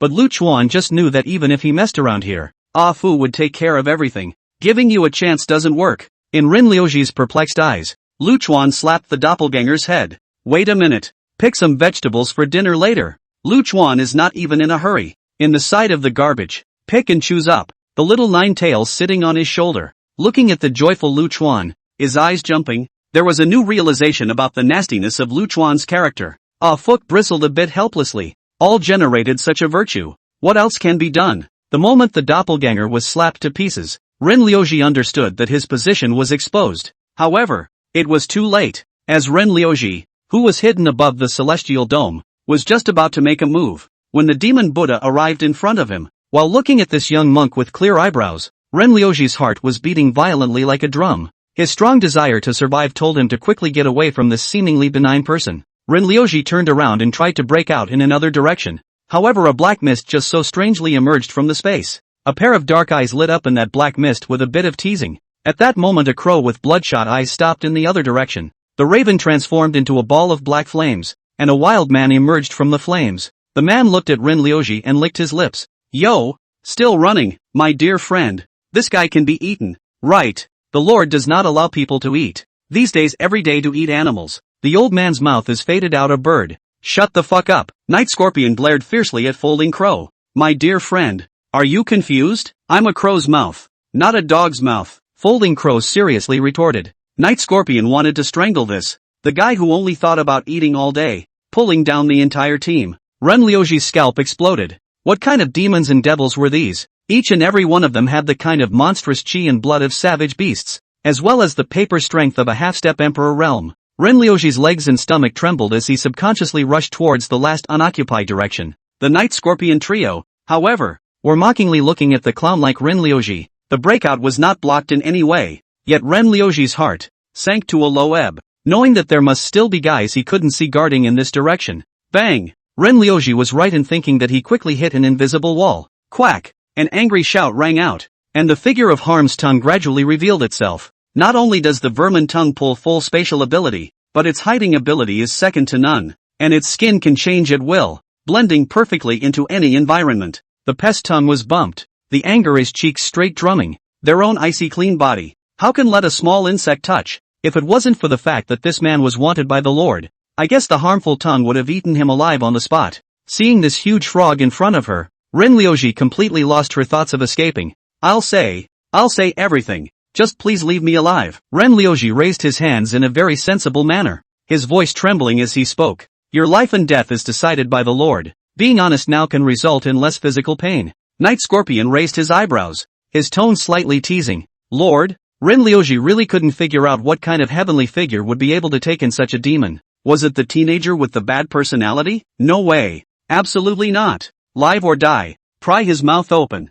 At this moment a teenager holding fruits and vegetables walked up to the sky dome without slowing down. Hearing this, Rin Liuji trembled violently for a moment. His pupils shrunk, fear could not restrain the diffusion. It really is him. Lu Chuan's attention is not at all on Rin Liuji, just seriously picking the vegetables in his hand, thinking about whether to eat celery beef in the evening, or leeks and eggs. Hearing Lu Chuan's order, no one was more excited than Folding Crow. This old devil flung his big tongue and rushed towards Rin Liuji. Remove a leg to taste first. Ha ha ha. A fey with a big tongue waving, charging towards you and screaming for a taste of your flesh. The average person would probably be scared to death on the spot. This time, Folding Crow didn't stop, because the mission given by Lu Chuan was very clear. Just need information, life and death doesn't matter. And Night Scorpion had at least nine ways to get information from Rin Liuji, whether he was dead or alive. Your Excellency, spare your life. Ren Liuji was really frightened and knelt down fiercely at Lu Chuan. Anything I say, I can still take you. Fountain City. Fountain City is protected by the dissolving gold formation. You must need me. Lu Chuan frowned with some impatience. Night Scorpion was very good at reading people's words and immediately signaled Folding Crow to seal Rin Liuji's mouth. Folding Crow was a straight man and would not use any fancy tactics, going up and directly unloading Rin Liuji's jaw. Then another hand chopped his throat before he could make a noise in his throat that would interfere with the Lord's cooking. Originally Rin Liuji should not be so bad, but his heart has been messed up heart which still have any courage to confront. Ka-ching! Folding Crow reached out and stiffly tore off one of Rin Liuji's legs. The bastard's mouth suddenly opened to an unbelievable size and shoved the whole leg in whole. Did you think that Folding Crow was trying to scare you when he said he wanted to taste you? That would be a big mistake. When he said he wanted to taste you, he really wanted to taste you. Rin Liuji was directly fainted by Folding Crow's operation. The flavor isn't right. Folding Crow chewed, turned his head to Night Scorpion, and said in disgust, my dear friend, this guy's meat is old and sheepish, with no texture at all. The people of the Fountain City are all old turtles that have lived for a long time, so they definitely don't have a palate. Night Scorpion shrugged his shoulders and walked towards Rin Liuji. May I let the young monk try? At this moment, the Devil Buddha stood out and bowed to the Night Scorpion. Night Scorpion remembered some past events about this demon monk and nodded gently. Many thanks. A trace of imperceptible excitement flashed through the Devil Buddha's heterochromatic pupils. Dead pervert. Folding Crow seemed to remember something as well, and left Rin Liuji with a shudder. Quack! Harmful Tongue's attention was completely off Rin Liuji. Vermin Tongue cheerfully shrunk his body, jumped to Lu Chuan's side, and seriously watched Lu Chuan frying. Want some? Lu Chuan hardened a piece of space with his sword chi and brought out the pots and pans, cheerfully asking the curious-looking Harmful Tongue. Quack! Pest Tongue nodded fiercely with some shyness. Slutty frog? I'll fight you. Ah Fu's jealousy couldn't hide it as he gushed out, lifting his hoof and kicking it across at Harm's Tongue's chin. Vermin Tongue wasn't afraid of Afu at all, and the two guys tore into each other with a kick and a kick. And at that moment, the Devil Buddha had already reached the unconscious Rin Liuji's side. The first thing that the Magic Buddha did was to wake up Rin Liuji, and he had wanted to treat the injuries on his body, but in order not to disturb Lu Chuan, he could only give up. The Devil Buddha looked at Rin Liuji, who was constantly trembling due to fear, and spoke in a gentle tone. Pain is an excellent thing to keep one awake. Don't be afraid, I will feel it with you. After saying that, the Devil Buddha pinched up the spell in his hand. Ren Liuji recognized this kind of spell, or rather cultivators with a little bit of strength, all recognized this kind of spell, because this really wasn't considered a top-tier divine ability. It was just a simple soul-searching technique, which Ren Liuji herself knew and had used many times. There are many criminal laws in this world, but the cruelty of all these criminal laws combined may not be able to match up to soul-searching. This simple divine ability had only one ability, to act directly on the divine soul and search out the information the caster wanted. It's crude because it's simple, and it's so crude that no one wants to feel it. The best way to face the soul-searching technique was to self-destruct, letting a moment of destruction replace the impending pain, but Ren Liuji had already missed the opportunity to self-destruct. Devil Buddha, however, had different feelings towards the soul-searching technique, as the extreme pain it caused fascinated him. He used the soul search technique on Ren Liuji, and connected his consciousness to Ren Liuji so that it could feel the pain with him. An unspeakable pain arose, a pain that erupted from above the soul, madly stimulating Ren Liuji's nerves. His soul felt like it was being stabbed by 10,000 burning sharp knives, and his body began to tremble uncontrollably as tears and snot fell from his eyes. Wave after wave of pain lapped at Ren Liuji like a tidal wave. Ren Liuji was in so much pain that the muscles in his face screwed up as if he were a bitter melon. Sweat also dripped down one after another, instantly soaking his entire body as if he had just come out of the water. Ren Liuji's mind went blank. Everything left him, leaving only that unbearable pain. On the other hand, The demon Buddha, who was feeling the pain along with Rinryoji,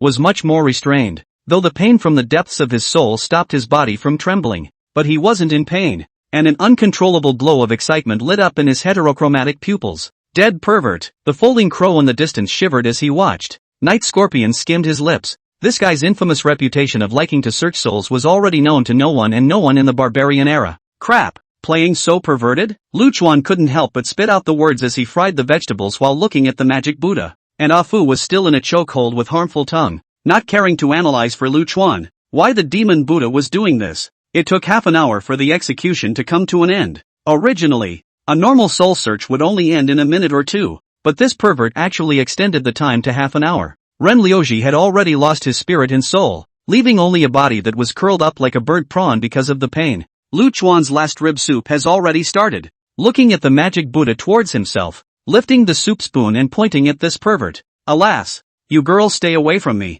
Get the information you guys to discuss yourselves, and let the Night Scorpion tell me when you have the result. Ba. The devil Buddha clasped his hands together and bowed deeply to Luchuan, and that already gentle face became more and more sacred at this moment. You too, don't tap out, it's time to eat, Luchuan rebuked, and only then did the two guys, Afu and Vermin Tongue, stop and rushed to Luchuan, taking out an oversized bowl. He first gave Harm's Tongue a bowl of rice and added some vegetables. Don't waste food. Luchuan placed the rice bowl in front of Harmful Tongue. Quack, Harmful Tongue's eyes, swollen from Matthew's beating, were happy enough to dribble. Give me one too. Afu topped his pig-like head and yelled viciously. What the hell are you smoking? Luchuan rolled his eyes without any good humor.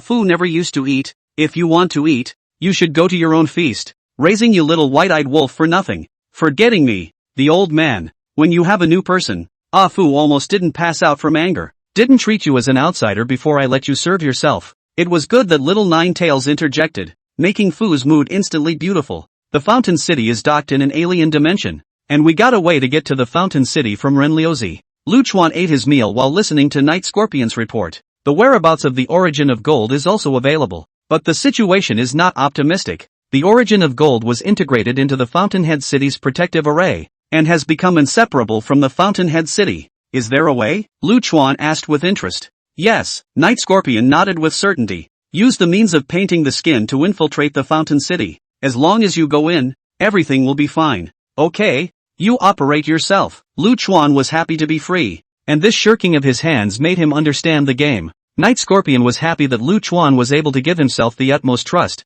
but at the same time, he understood what would happen if he failed. Not daring to delay, Night Scorpion began his maneuver. 10 minutes later, a living Rinryoji stood in front of Luchuan. Not only their looks, but even their breath was indistinguishable. Even Luchuan didn't recognize at first that the Rinryoji standing in front of him was Night Scorpion in disguise. A little means, named Painted Skin. Looking at Luchuan's curious face, Night Scorpion was a little embarrassed. This is not a small trick.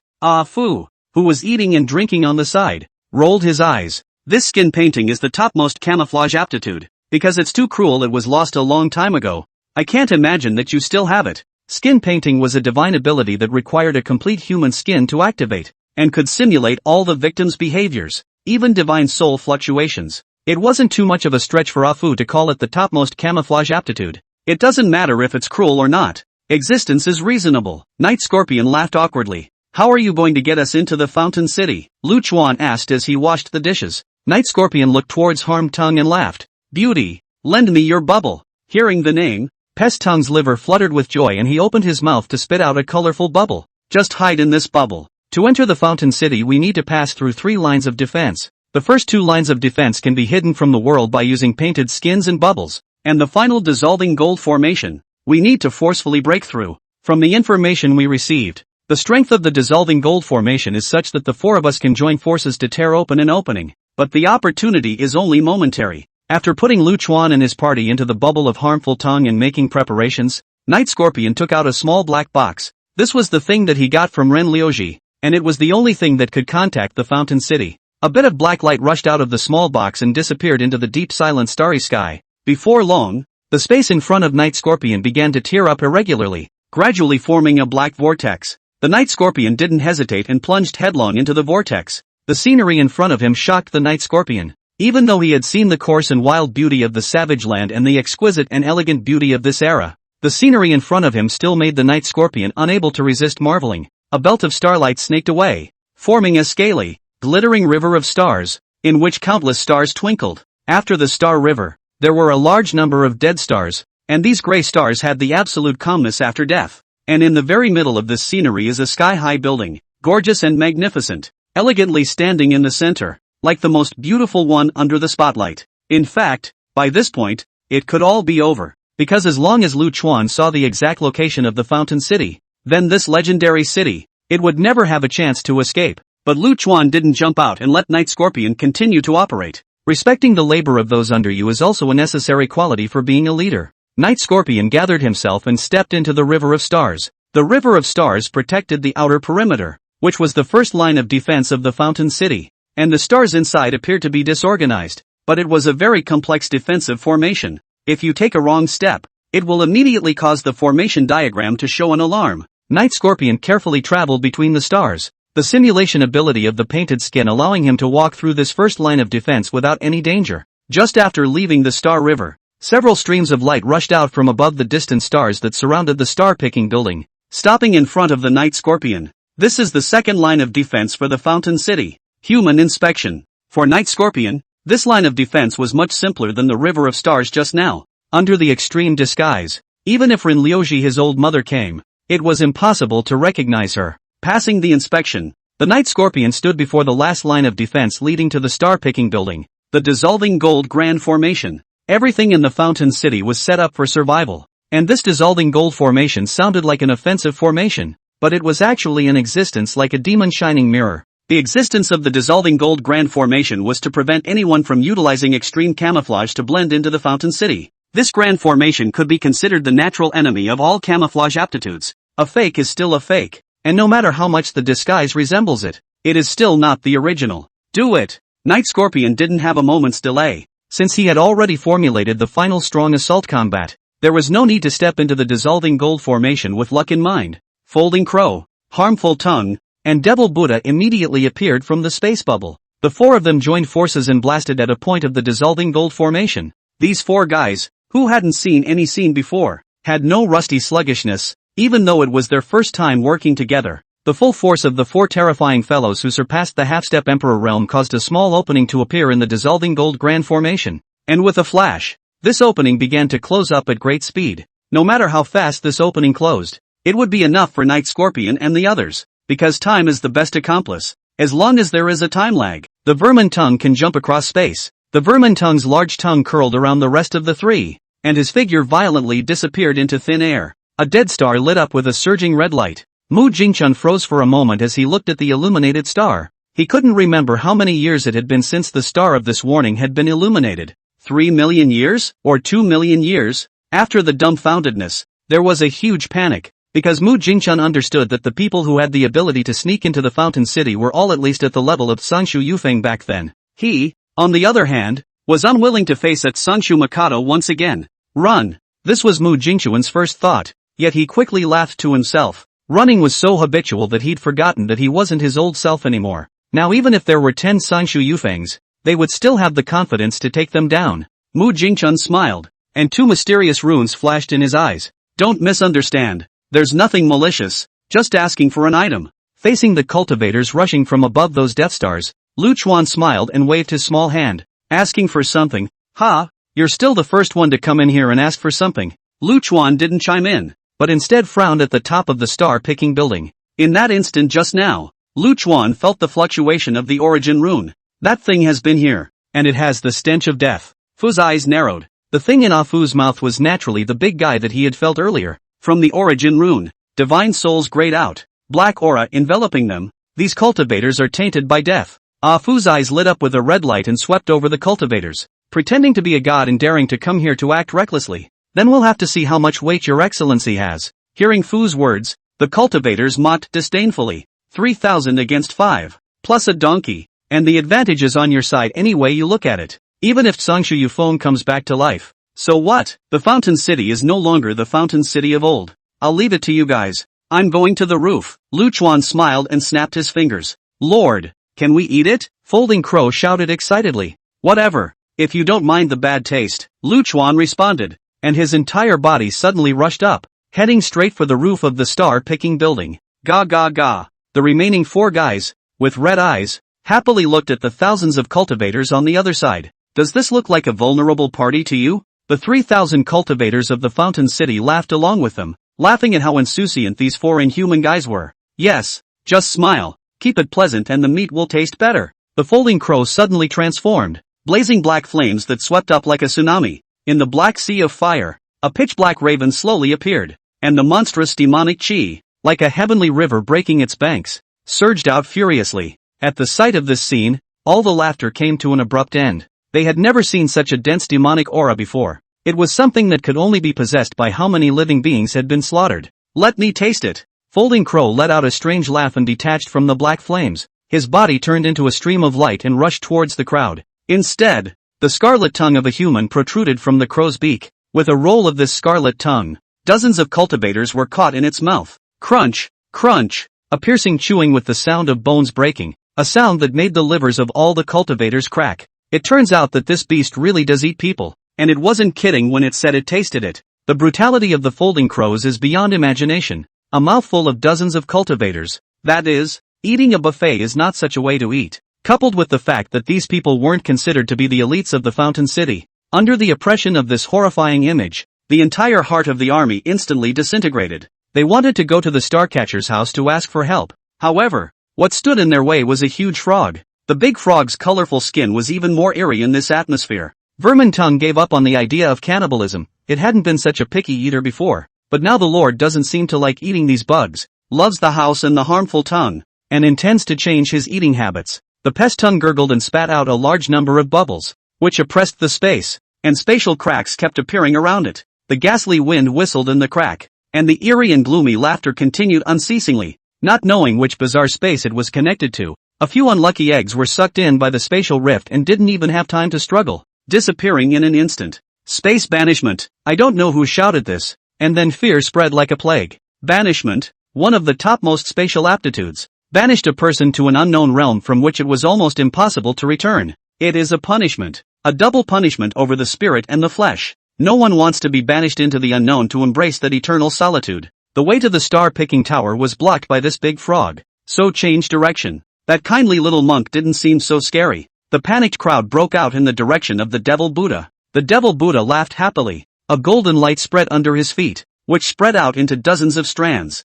These scattered golden lights quickly captured dozens of cultivators. The captured cultivator began to be unable to move, but all of his senses were amplified several times, which meant that the sensation of pain, too, would be amplified. The Devil Buddha began to pinch his knuckles. It was still the same simple soul-searching technique. However, the difference was that this time, it was launched on dozens of cultivators at the same time. The golden light of that connection was able to make him feel dozens of pains at the same time, which was more than a beautiful thing. The cuts from the soul made the mournful screams keep ringing out. The muscles on the faces of the people were like twists, twisted into a ball. Their brows furrowed fiercely, and the muscles in the center protruded like a hill. The wrinkles on his forehead were like the hideous cracks in the dry earth, and drop after drop of cold sweat came out of it. The Devil Buddha's body trembled with a tearing smile, like a flower that was about to wither after blooming. His face kept shifting between the heavenly devil and Buddha phases, and the extreme pain kept him strangely lucid. Compared to the other three's methods, Night Scorpion was much more plain and unassuming. A thick black mist filled the air and enveloped the direction of his guard. A huge greenish-black scorpion, looming in the thick fog, waited for its prey to come to its door. A group of panicked cultivators rushed into the black mist, and a brutal hunt began to unfold. The night scorpion killed people dryly and sharply, and even when these cultivators couldn't feel the pain, they had already been turned into powder. Compared to being eaten, banished, or searched for souls, this quick death is certainly a great boon. Maybe it's late in the evening, looking far away. It has long been impossible to tell if it's the setting sun or the blood coloring the place. However, there are no sunsets in this alien space. Lu Chuan charged straight up, having previously intended to take the origin of gold and leave. However, now that this ageless city was connected to that big guy, then he would have to consider annihilating the place. Because Lu Chuan was a very vindictive person. The big guy that was felt in that origin rune earlier, tried to attack and corrupt himself. Then it is only natural that his choice of the fountainhead should be a bit more vengeful. The scenery in front of him receded rapidly, yet when Lu Chuan was about to ascend the tall building, he strangely returned to the first floor of the star-picking building. Fight your way up from the first floor. This star-picking tower is a magic weapon not inferior to a Chaos Supreme treasure. Although it's not offensive, it's too much effort to try to force a breakthrough. Ah Fu analyzed it while giving Lu Chuan ideas. Actually, Ah Fu wanted Lu Chuan to be less violent and save the star-picking building. The Stargazer building has a lot of functions, so save it for a great use in the future. What the hell are you talking about? Lu Chuan pulled the corners of his mouth in dissatisfaction. You think you're playing a break-in game, and you want me to fight my way up from the first floor? Lu Chuan said and pulled out the Slayer. Bitch, Ah Fu muttered in dissatisfaction and hurriedly skipped off. If you want to break the star-picking building this treasure, Lu Chuan also need to fire. If the separation is too close, I am afraid that it will be affected by their own. Looking at the huge golden tall building in front of him, Lu Chuan took a deep breath and closed his eyes. The chaotic nebula in the center of the Dantian began to slowly rotate. This is the source of power of Lu Chuan's sword chi. Has not been so violent rotation for a long time. The black sword chi, spreading out from under Lu Chuan's feet, approached the star-picking building neither fast nor slow. Each of the 99 floors of the star-picking building was a separate space. Each floor was inhabited by a character of notable strength, who managed their own little world and dreamed of immortality. The 99th floor hadn't seen any fluctuations for a long time, but just now, a blinding red light lit up all the floors. They remembered that the last time this red light had lit up was when Song Shu Yufeng invaded the Fountain City, and while that time, only 36 floors were lit up. This time, it was the alarms on all floors that were lit up. The cultivator on the first level walked out, curious to see what kind of character was capable of shaking the present-day Fountain City. Ever since that great man had descended, all of them felt that Fountain City could be called the #1 city in the world. Even the legendary heaven-swallowing Emperor's Heavens and the immovable city was somewhat disregarded. Ignorance and stupidity are never the cause of destruction. Only arrogance is. The cultivator on the first floor went out and saw a nobleman standing playfully not far from the gate. Black sword chi spread under his feet,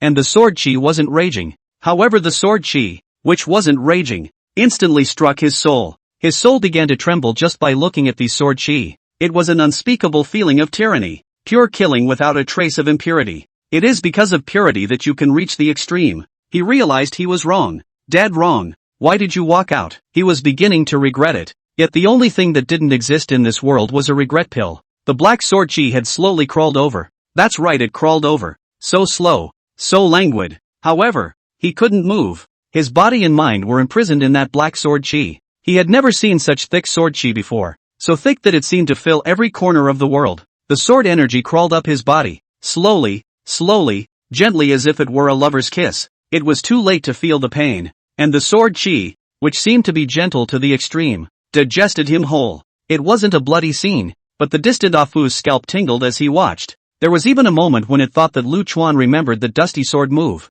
The one that was enough to bring everything back to square one. It was good that at this moment Lu Chuan turned around and shouted at it. Donkey, what is this thing made of and how did it get so hard? Phew, your grandma scared me to death. Ah Fu was greatly relieved and shouted with a broken throat. This thing is built from the core of a dead star. I'm afraid it won't be weaker than your Slayer in terms of hardness alone. Don't think about saving yourself the trouble of trying to corrode the entirety of this broken building with your sword chi. One bite won't make a fat man. At this stage only the last 2 of the 12 sword strokes can be broken. Ah Fu intentionally or unintentionally guided Lu Chuan back to the 12 sword stances. As long as he did not recall the dusty memories, everything was fine. Try. Lu Chuan nodded gently. On the point of listening to people, Lu Chuan was really cute. Unlike an old stubborn person who had lived for 100,000 years. Ugh, you few odd line species, give me a good look. Ah Fu suddenly turned his head and yelled at the Night Scorpion guys who were excited about killing. This last sword move of my family's doll is a collection of arts, so it's cheap for you weird things. These 4 guys from Night Scorpion were strong and powerful, but that was relative to cultivators. Compared to those incredible beings, they are somewhat inadequate. Ah Fu wants these guys to become a little stronger. And to be a dog you have to be a Tibetan Mastiff, not a Taijishan. Hearing Fu's words, the Night Scorpion froze for a moment, then great joy rushed over him. At their level, if they wanted to make further progress, chance was greater than anything else, and now that opportunity has arrived. Quickly resolving the 3,000 cultivators, the 4 guys stood in a row and looked at Lu Chuan in the distance. Mu Jingchun was angry because he also heard the concealed donkey shouting. Teaching Liv with such recklessness just doesn't put Fountain City in the picture. But Mu Jingchun was not stupid. He had already sensed the terror of that teenager from the sword aura that Lu Chuan had diffused just now. He organized everyone in the star-picking building to fight against Lu Chuan together. That incredible existence had once left behind a secret method to be used for self-protection when the Fountainhead City came under attack. The 97 great powers in the star-picking building followed Mu Jingchun closely. Mu Jingchun's eyes lit up with a gray light, and 2 runes began to shine brightly in his eyes. A huge gray formation map was generated under his feet at great speed, and the formation map enveloped the entire sky above the star-picking building. The size of the area was staggering. No one has ever seen a gray formation because gray always comes with misfortune and death. Everyone, follow me in executing the demons. And today we will make the reputation of the Fountainhead City resonate throughout the starry sky. From today, Fountainhead City will no longer hide. Fountainhead City will suppress the great Tao, and Fountainhead City will live under the shower of starlight. Mu Jingchun is a qualified leader who knows what his men want and need. The greatest wish of these remaining members of the Fountainhead City, aside from immortality, was to walk squarely among the stars, no longer suppressed by the avenues of the times, no longer like a street rat that everyone shouts at. What a pleasure to listen to when living under a shower of starlight. The 97 mainstays of the Fountain City believed, or perhaps it should be said that it was not Mu Jingchun they believed in, but that incredible being. They followed Mu Jingchun's command and found their own positions in the formation diagram, and Mu Jingchun's eyes narrowed slightly, longing with cruelty. Mu Jingchun didn't tell them that this formation diagram was actually a sacrifice formation diagram. Lu Chuan's 11th sword move was once used when he slashed Tendo. Of course that one was just for fun, and the sword moves were incomplete at the time, only a castrated version, because the last 2 strokes, it is necessary to ask Rin to cooperate. At first seek Rin see Lu Chuan is not good, simply did not sheath. This time, Lu Chuan would release the complete body of this move, annihilating the entire star-picking building and even this otherworldly space. Lu Chuan held killing life in his right hand, and his left hand gently rested on top of Seeking Ren's hilt. Seeking benevolence is a stream of consciousness drawing of the sword, and does not require it to be drawn and held directly in the hand. Little Nine Tails looked at Lu Chuan's solemn and serious face and burrowed into his arms with some fear. She hadn't seen Lu Chuan like this, but this Lu Chuan was really handsome. Lu Chuan's right hand lit up with a piercing black sword blade. This little bit of not-so-great darkness became the world's protagonist in this moment. All the colors were sucked into the smear of black, the starlight dimmed, and the formation map trembled. Black, the most desperate color, always gives a depressing and suffocating feeling, leaving people in no position to do anything about it. But the polar opposite of darkness is light. A little white color lit up in Lu Chuan's left hand. An illusory woman appeared behind Lu Chuan and opened her arms to gently embrace him. I like that about you. The woman laughed softly, and the brightness zoomed in sharply as an untouchable world of consciousness slowly rose. Life and death, 2 polar opposite attributes, appeared in Lu Chuan's hand at the same time. At this moment, Lu Chuan is the real god, a god who kills and destroys. Perhaps the word god is somewhat demeaning, but no other word can be found. Mu Jingchuan's soul cried out and trembled, and he knew he was wrong, dead wrong. This extreme life and death had reached the point of annihilating everything, and everything returned to nothingness. But he could no longer run away. The entire space was pulled and twisted by these 2 attributes. Up, Mu Jingchun was going to take a gamble. He no longer hesitated and began to sacrifice his men. Gray flames, like vipers, devoured the people in the formation diagram quickly, ruthlessly, and accurately. Their agonizing screams and vicious curses intertwined into a tune dedicated to death. Soon the song came to an end, and a gray skeleton slowly rose from the formation. Life is but compensation for death. Death is but a reward for living, and I will lead you to a place of return without words. Vast words that echoed throughout the space. Incomprehensible death force gushed out, causing the entire space to start tearing and exploding. Ha ha ha ha, playing God, dirtbag. After the silence, Lu Chuan laughed rampantly, without the calmness and handsomeness from earlier. The world is like a chess game. The Chen is unpredictable, laughing at all the heroes. Ha ha ha ha. Sword 11 laugh at all the heroes. Terrifying black and white sword chi erupted from Lu Chuan's body. Under these 2 colors, the world seems to have returned to the beginning of the heavens and the earth, when yin and yang were just divided. The gray skeleton, faced with the black and white sword chi rising from Lu Chuan's body, did not react much. A hint of derision flashed through its eyes that were as dark as black holes. The gray skeleton suddenly struck out, yet instead of killing Lu Chuan, it pinched Mu Jingchun underneath him. With Mu Jingchun struggling in terror, he was thrown into the mouth by the skeleton. Perhaps that being that Mu Jingchun worshipped hadn't told him that the final sacrifice needed to be done by himself. The final sacrifice succeeded. The formation diagram shattered and dispersed, and the blazing gray flames surged and burned. The gray skeleton and the flames began to be reborn in the flames. The gray bones appeared to have a dazzling luster under the scorching fire, and gradually actually pulsed with life. This skeleton, full of death, is doing something at this time that is highly disproportionate to its status. It is creating life. Under the blazing gray fire, dense veins covered its body, then muscle and skin, and finally fur. A living, breathing human being was created, reborn in the blazing fire. A heaven-shaking aura erupted from this resurrected flesh.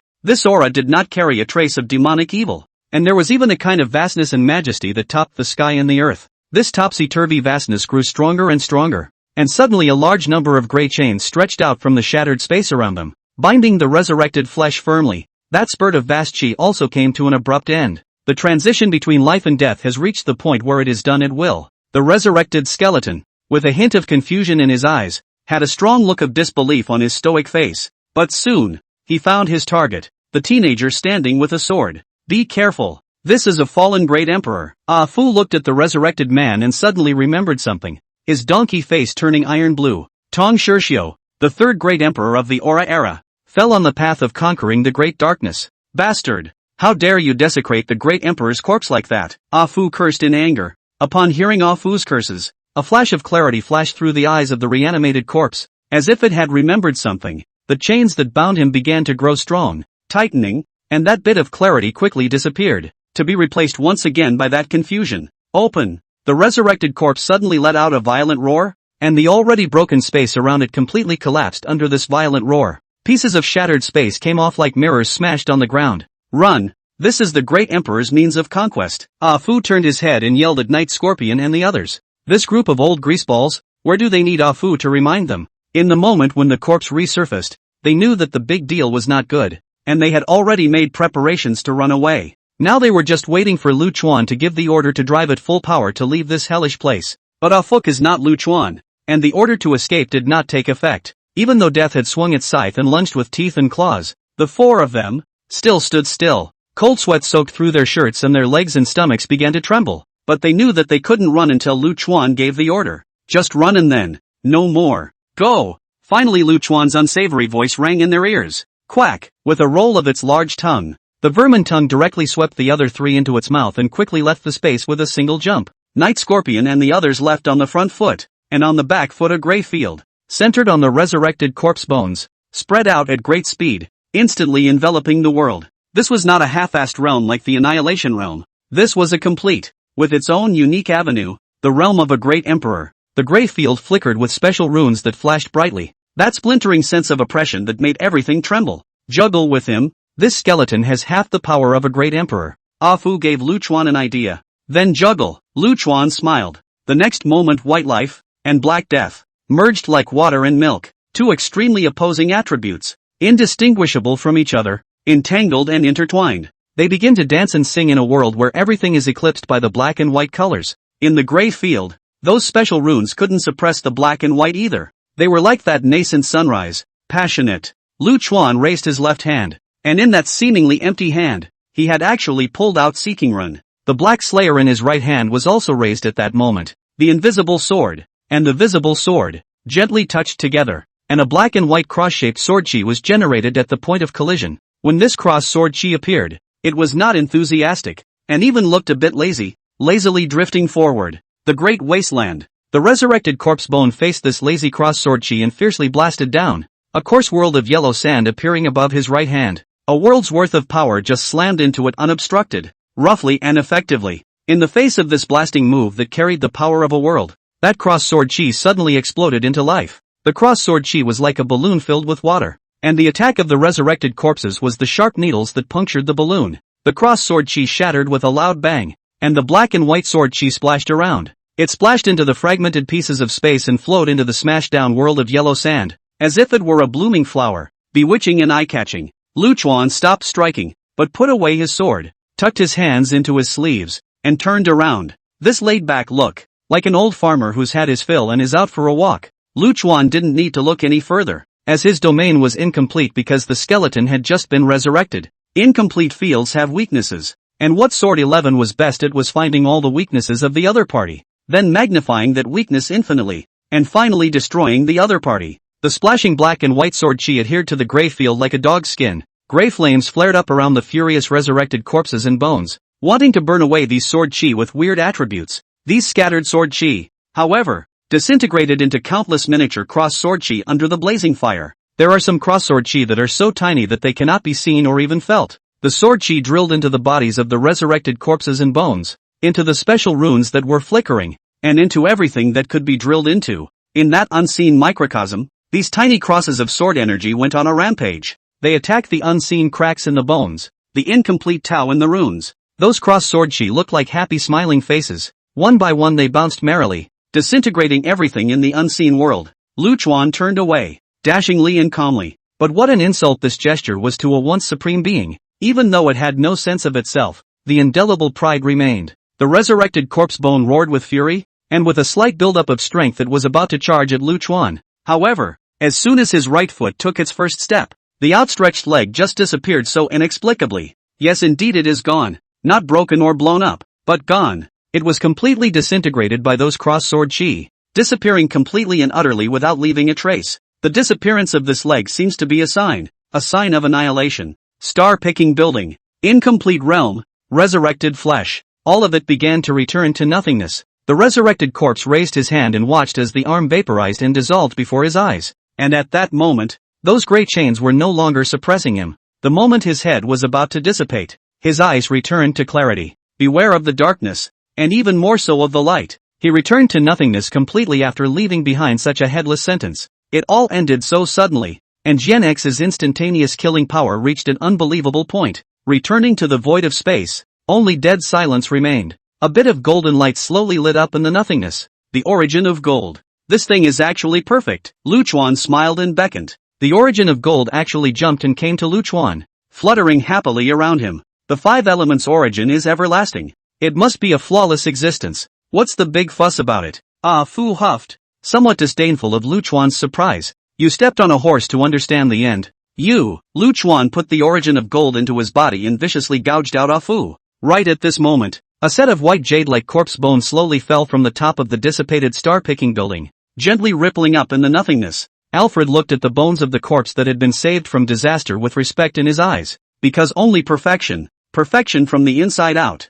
could avoid being annihilated by Lu Chuan's Sword 11, and it had nothing to do with strength. Probably an ordinary person of high virtue and good character would be immune to this trick. It was also possible that a super strong person who could move mountains and turn over clouds was powerless under this move. No one is perfect. How much perfection is there in this world? Instead, this floating white corpse in front of him was immune to Sword 11. Then he was perfect and unquestionable. Alfred had guessed whose bones the corpse belonged to. That Sanshu Yufeng who risked his life alone for the sake of the living and cut off the connection between the Fountain City and the stars for millions of years. This is a true powerhouse. A true man of great compassion. Ah Fu looked at Lu Chuan, who also gazed at the corpse. I'll take you home. Lu Chuan smiled gently and reached out to pull over the white corpse bones. Hearing the word home, Fu's eyes suddenly reddened, and his eyes became a little sore and watery. Going home. This is how simple and rustic desire. But for Lu Chuan, it is like a long road without end. 3. Under the starry sky, Night Scorpion and the others were discussing Lu Chuan's terrifying sword. Although they didn't see it completely, it was already enough. With their demonic-like talent, they were naturally able to perceive something useful in that art's extreme sword stance. They were very lucky. There were very few who could see Lu Chuan draw his sword and still survive. Looking at the demon Buddha stretching out 3 fingers, the other 3 guys looked at him with a snicker, full of mockery. If you can block that sword chi of the Lord's 3 times, I'll call you father. Folding Crow was a bit annoyed. 3 breaths, the devil Buddha gave a rare defense of himself. That's more like it. Only then did Folding Crow gather his displeasure. What about you? How long do you think you can hold it off? Night Scorpion asked Folding Crow flirtatiously. Folding Crow tugged at the corner of his mouth in disdain. He can take a few hits anyways. How many more hits? Night Scorpion rolled his eyes. After taking the first hit, I guess the Lord is going to hug you and beg you not to die. My dear friend, have you changed your mind? Why do you keep tearing me down lately? Folding Crow muttered up in dissatisfaction. Chatting quite happily, Lu Chuan's slightly teasing voice rang out. The 4 guys immediately stood upright. Lu Chuan's strength had completely conquered them. Being a dog for such a being doesn't seem so unacceptable. Now that you've decided to be a dog, be a dog. Looking at the 4 Qi-Xing species, Lu Chuan nodded with satisfaction. They did a great job just now, obeying commands and being able to fight and run, which are the basic qualities of being a dog. My lord, is that Sanshu family? At this moment, Night Scorpion looked at the corpse bone that Lu Chuan was holding in his arms and asked with some stuttering. Yes, Sanshu Yufeng. Lu Chuan nodded. The night scorpion's eyes suddenly reddened as it remembered the woman named Sangshu Qinglian, a woman of great splendor. Even though she had sent herself to the earth prison for countless years, the night scorpion had never resented her until this moment, because that's what she's supposed to do. Amitba Buddha. The devil Buddha folded his hands and bowed deeply to the white corpse bones. Quack, Pest tongue softly barked, and rather emotionally, there were actually tears in its eyes. The folded crow that eats the living alive also fell silent at this time. The Tsanshu family might be at loggerheads with them, but that didn't affect their respect. This family that was forever running around righteously for the stability of the stars deserved everyone's respect. Do you guys know where his home is? Lu Chuan asked softly. Night Scorpion wiped his eyes and bowed to Lu Chuan. My lord, bury him in the stars. This is his home. Lu Chuan nodded and cherished the bones of the corpse. White sword chi surged out like silk, gently entwining the bones of the corpse. Go on, go home. Lu Chuan pushed the wrapped bones of the corpse gently towards the stars. The harmful tongue spat out a colorful bubble that wrapped the white cocoon. This would allow him to travel through the stars forever, and even if he encountered a space collapse, he wouldn't have to worry about it. The devil Buddha sat cross-legged, and a grand chanting sound rang out from his mouth. This overwhelmingly demonic monk, for the first time, seeing others off in this manner. What can I do? Folding Crow was scratching his ears anxiously. After thinking about it for half a day, it seems like I don't know anything else except how to do a fight. Let's go. Having this thought is enough. Lu Chuan patted Folding Crow's shoulder and looked at the distant bones. When do I have to go home? Tong Shir's reminder to beware of the darkness should be to beware of that. The big guy related to the origin rune. But what was that about being careful of the light again? Fu kept chanting on the way back. Could it be that he was not in his right mind at the time and just blurted it out? Lu Chuan, who was sitting on the back of Harm's tongue, chimed in. What do you think a great emperor is? Ah Fu rolled his eyes. Tong Shio can definitely see the great fortune wrapped up in you. That's definitely not a joke. Forget it. After thinking about it for half a day with no result, Ah Fu didn't bother to think about it. The main thing now is to find a feng shui treasure to go into seclusion and rush to the annihilation realm. The starry sky ancient path should open soon, and seizing the emperor's throne is the top priority. Anywhere will do. And a feng shui treasure. Lu Chuan tugged at the corner of his mouth. Why didn't I see you being so attached to finding me a good place when I was practicing my sword in the past? Ah Fu snorted. What do you know? Closed-door cultivation is about the unity of heaven and man, close to the great Tao. Or else what are those cavernous places going to do? With your thinking, then it would be better to find a toilet to squat and practice while shitting. That would be refreshing, wouldn't it? Hey, you girl has a bad attitude lately. Is your skin itching? Lu Chuan lifted up his sleeves and gave Afu a beating. Bitch, use some force. Haven't you eaten? Lu Chuan and his party had just returned to the underworld department when the Taiyin ghost head found Lu Chuan in a hurry. Young sir, someone is waiting for you. Taiyin ghost head's face didn't look too good. Waiting for me? Lu Chuan was a bit bewildered. He was in this realm. He didn't have any relatives. How could someone come to look for him specifically? The vast world did know a few people, but they didn't have the ability to come to the underworld. The visitor is not good? Looking at Taiyin ghost head's face, Lu Chuan frowned. The Taiyin ghost head shook his head and said in a grave tone, I don't know if it's good or not, but it's definitely not to be messed with. The underworld is a separate realm, and you're considered a bearer. Why are you scared like this? Ah Fu sneered up from the side. The Taiyin ghost head was good-tempered and didn't care about Ah Fu's tone. He just spread his hands helplessly. I used to think I was great, but since 100,000 years ago, this confidence of mine is gone. Alright, show me. Lu Chuan was also a little curious as to who was waiting for him. Did this trip go well for young sir? Perhaps it was Lu Chuan's return that gave the Taiyin ghost head a sense of confidence and some leisure to ask about the search for the origin of gold. Lu Chuan was a bit unaccustomed to Taiyin ghost head's literal tone and rolled his eyes. It's here. How's your preparation going? Everything is ready. 10 billion top-grade spirit stones should be enough for young sir to reach the annihilation realm. The Taiyin ghost head propped up his smiling face. This time, the underworld has put down blood money. If Lu Chuan can't take over the throne, it will really be blood money. In addition, I have taken it upon myself to find a cavernous land for Sir as a place for retreat. The underworld won't do. We have to go to the present world. Ah Fu, who had followed behind assiduously, was the first to object. Why? The Taiyin ghost head stuttered a little. Ah Fu pulled the corner of his mouth. My doll is to cultivate, not to turn into a ghost. Your place is full of yin qi. Can it be good? I won't say anything about the environment. This is full of ah-pow at a glance. It affects the mood too much. Taiyin sighed helplessly. What the donkey said made some sense. Lu Chuan was not a ghost cultivator, and there was no benefit to staying in the underworld. Don't worry, What I promised. Unless I die, I will definitely honor it. Lu Chuan opened his mouth to help Taiyin Ghost Head stabilize his mind. Since Lu Chuan had said so, the Taiyin Ghost Head could only nod his head and agree. The central hall of the Ministry of the Underworld. A tall woman was admiring the beautifully carved pictures on the golden pillars inside the hall. The woman looked to be about 20 or so years old, wearing a long dress with gold trim on a white background, with golden lines embroidered with gorgeous and noble lotus flowers. On the absolutely beautiful face, the two golden pupils were as cold as ice, and the orange-red lips were pursed, with a kind of indifference that rejected people. Who the hell are you? Do we know each other? While the woman was admiring the drawings, an extremely discordant voice rang out at the entrance of the main hall. The woman looked up at the doorway, her picturesque brow furrowing gently. At the same time a red light flashed in Fu's eyes and swept over the woman. Tramp! What the hell? How come it's another one that can't be matched in the database? Fu's somewhat irritated voice resounded in Lu Chuan's mind. Lu Chuan bristled. How many years old is that database of yours? How long has it not been updated? Fu disliked back unwillingly. What do you know? Lao Zi's database has detailed information of all the great eras from the beginning of the formation of the universe to the present. Your little brain capacity can't comprehend it. What did you say? You said that Lao Zi's brain is small, isn't it? Lu Chuan was furious and evil. Pressing Fu was a severe beating. Bitch. A little more force. Didn't eat nah.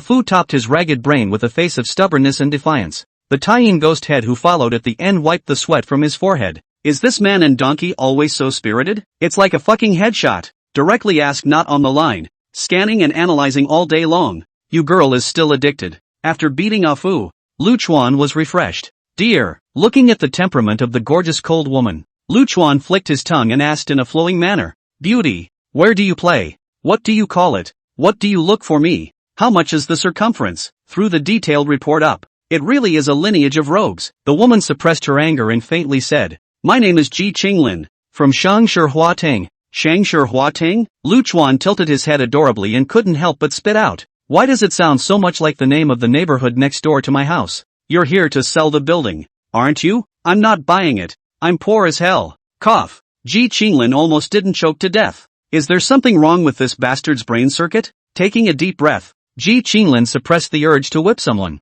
Shangshi Huating is an existence you can't imagine and reach. If you want to know more, you can join us. Ha! Lu Chuan froze for a moment and quickly responded. Dare you guys come to find your men? Ji Qinglin smiled faintly and said confidently. There's nothing wrong with you saying that. Or perhaps to put it another way, on behalf of Shangshi Huating, I sincerely invite you to join. Bud yo. Doesn't that mean the same thing? Lu Chuan's little head shook like a rattle. I will give you conditions that you can't refuse. Seeing Lu Chuan shaking his head, Ji Qinglin didn't care too much and threw an olive branch very confidently. It's a bit interesting. Lu Chuan pulled over Fu, who was lying on the ground playing small, and sat on its butt, smilingly saying, Then tell me, what conditions make it impossible for me to refuse? Fu groaned, the discomfort of being violently beaten immediately disappearing. If you make that perverted sound again, I'll shit you out. Lu Chuan slapped Fu on his butt cheeks. Fu was very unconvinced and contradicted. You control the sky and the earth, and you also control me to shit and fart. I can call it whatever I like. Hey, I've noticed that you've been very brave lately. Lu Chuan raised his fist again. Watching this man and donkey spraying at each other, completely disregarding himself, Ji Qinglin's eyes fluttered. Enough. Ji Qinglin chided. My next words concern your future. Can you be more serious? Lu Chuan froze for a moment, put his raised fist down, then sat upright like a schoolboy and said in a good manner. Then you continue. Looking at Lu Chuan, who was sitting on the board. I don't know why. Ji Qinglin's heart was more uncomfortable, because it always felt that this bastard was amusing himself, but there was no evidence. Ji Qinglin took a deep breath to regain his composure. If you're willing to join Shangshi Huating, you can get a brand new way of cultivation, a power that is completely above aura. In addition, it will also cut off your past karma and start everything over again. The corners of Ji Qinglin's mouth rose slightly after she finished speaking, as she was confident that no cultivator could refuse this temptation. Now that the aura era has seen changes, that is the harbinger of a great era of change. The birth of a new system of power will be unstoppable. Moreover, cutting off past karma was a condition that all cultivators could not refuse. Teacher, Lu Chuan raised his hand obediently with an inquisitive face, just short of a red scarf on his chest. I have a question to ask. Put. Seeing Lu Chuan's move, Ji Qinglin's mouthful of old blood almost didn't spray out, and he could be sure that the bastard was just having fun with himself. but Ji Qinglin doesn't know how to solve it. Because Lu Chuan's attitude you dare to say it's not good? What's the problem say? Ji Qing gritted his teeth and popped out a few words. So, hey, what's your new power and where's it coming from, duck? Lu Chuan asked cheerfully. No comment. Looking at the inquisitive Lu Chuan, Ji Qinglin's body shook slightly. Her countless years of culmination kung fu was about to break through the defense. Lu Chuan tilted his head adorably. Teacher, if you don't make it clear, I won't dare to join you guys, yo. Put. Ji Qinglin wanted to go down there and strangle this shifty little bastard. Ji Qinglin, calm down, calm down. The world is so beautiful. Ji Qinglin kept admonishing himself in his mind to calm down. The power system of Shangshi Hua Ting, from a place you can't imagine, transcends everything and is the undisputed cornerstone of the next era. Ah, what is that? Teacher, I'm very curious about it. Can you let me feel it? Lu Chuan's eyes were full of little stars. You, Ji Qinglin really bang port to live. Fingertips lit up a little white shimmer. As soon as the white shimmering light came out, the entire hall was wrapped in a warmth, while at the same time all the other attributes permeating the air were dispersed by this bit of light. This power of light could be described as overbearing, not allowing other attributes to coexist with it. Feel it, the ultimate light, the power of light that can illuminate the starry sky. Ji Qinglin bulged her big beautiful eyes and glared fiercely at Lu Chuan. It is indeed the ultimate power of light, but it is overbearing and somewhat abnormal. Ah Fu stuck out his large tongue and rolled it in the air, pulling a bit of light into his mouth. This bastard was even not afraid to die and let his big tongue rub against Lu Chuan's butt cheeks. I gripe your grandmother. You girl rubbed my ass? Lu Chuan felt the impact on the buttocks instantly broke the defense, turned around and pressed Afu a violent beating. The appearance of a good student is gone. Ha ha, Master Donkey's life is worth it.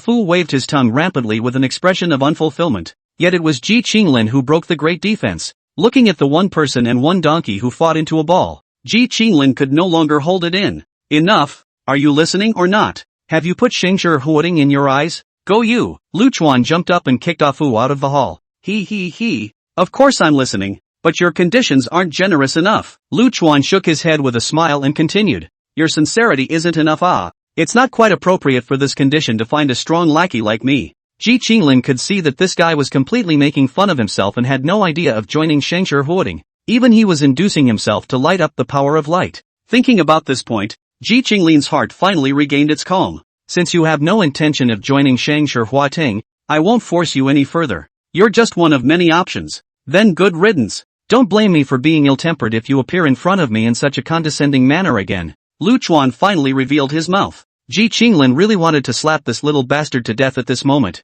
But remembering the instructions from the top, he held back again. If you figure it out, use this to contact me. Ji Qinglin flicked out a bit of cold aura from his fingertips. However, what was never expected was that this Lu Chuan guy actually dodged it with a sideways turn. Ji Qinglin watched the cold aura, rushing out of the hall and disappearing. I don't take garbage. If you want to get out quickly. Lu Chuan was a bit bored and trimmed his nails. You. Ji Qinglin only felt the air and blood rushing through his chest. You will regret it. After saying that, Ji Qinglin turned into a white fluorescent light and disappeared into the great hall. Ha ha, little Nine Tails, who was sitting on Lu Chuan's shoulder, finally couldn't hold back and laughed out loud. Why are you so bitchy? Look at the people you're pissed off. Your face is green. Lu Chuan rolled his eyes. She is too clean, not tainted with a trace of karma, and that power is too overbearing. This Shangshi Huating is not a good thing. Little Nine Tails nodded. I feel weird too. That woman is too clean. So clean that she's not even a little bit popular.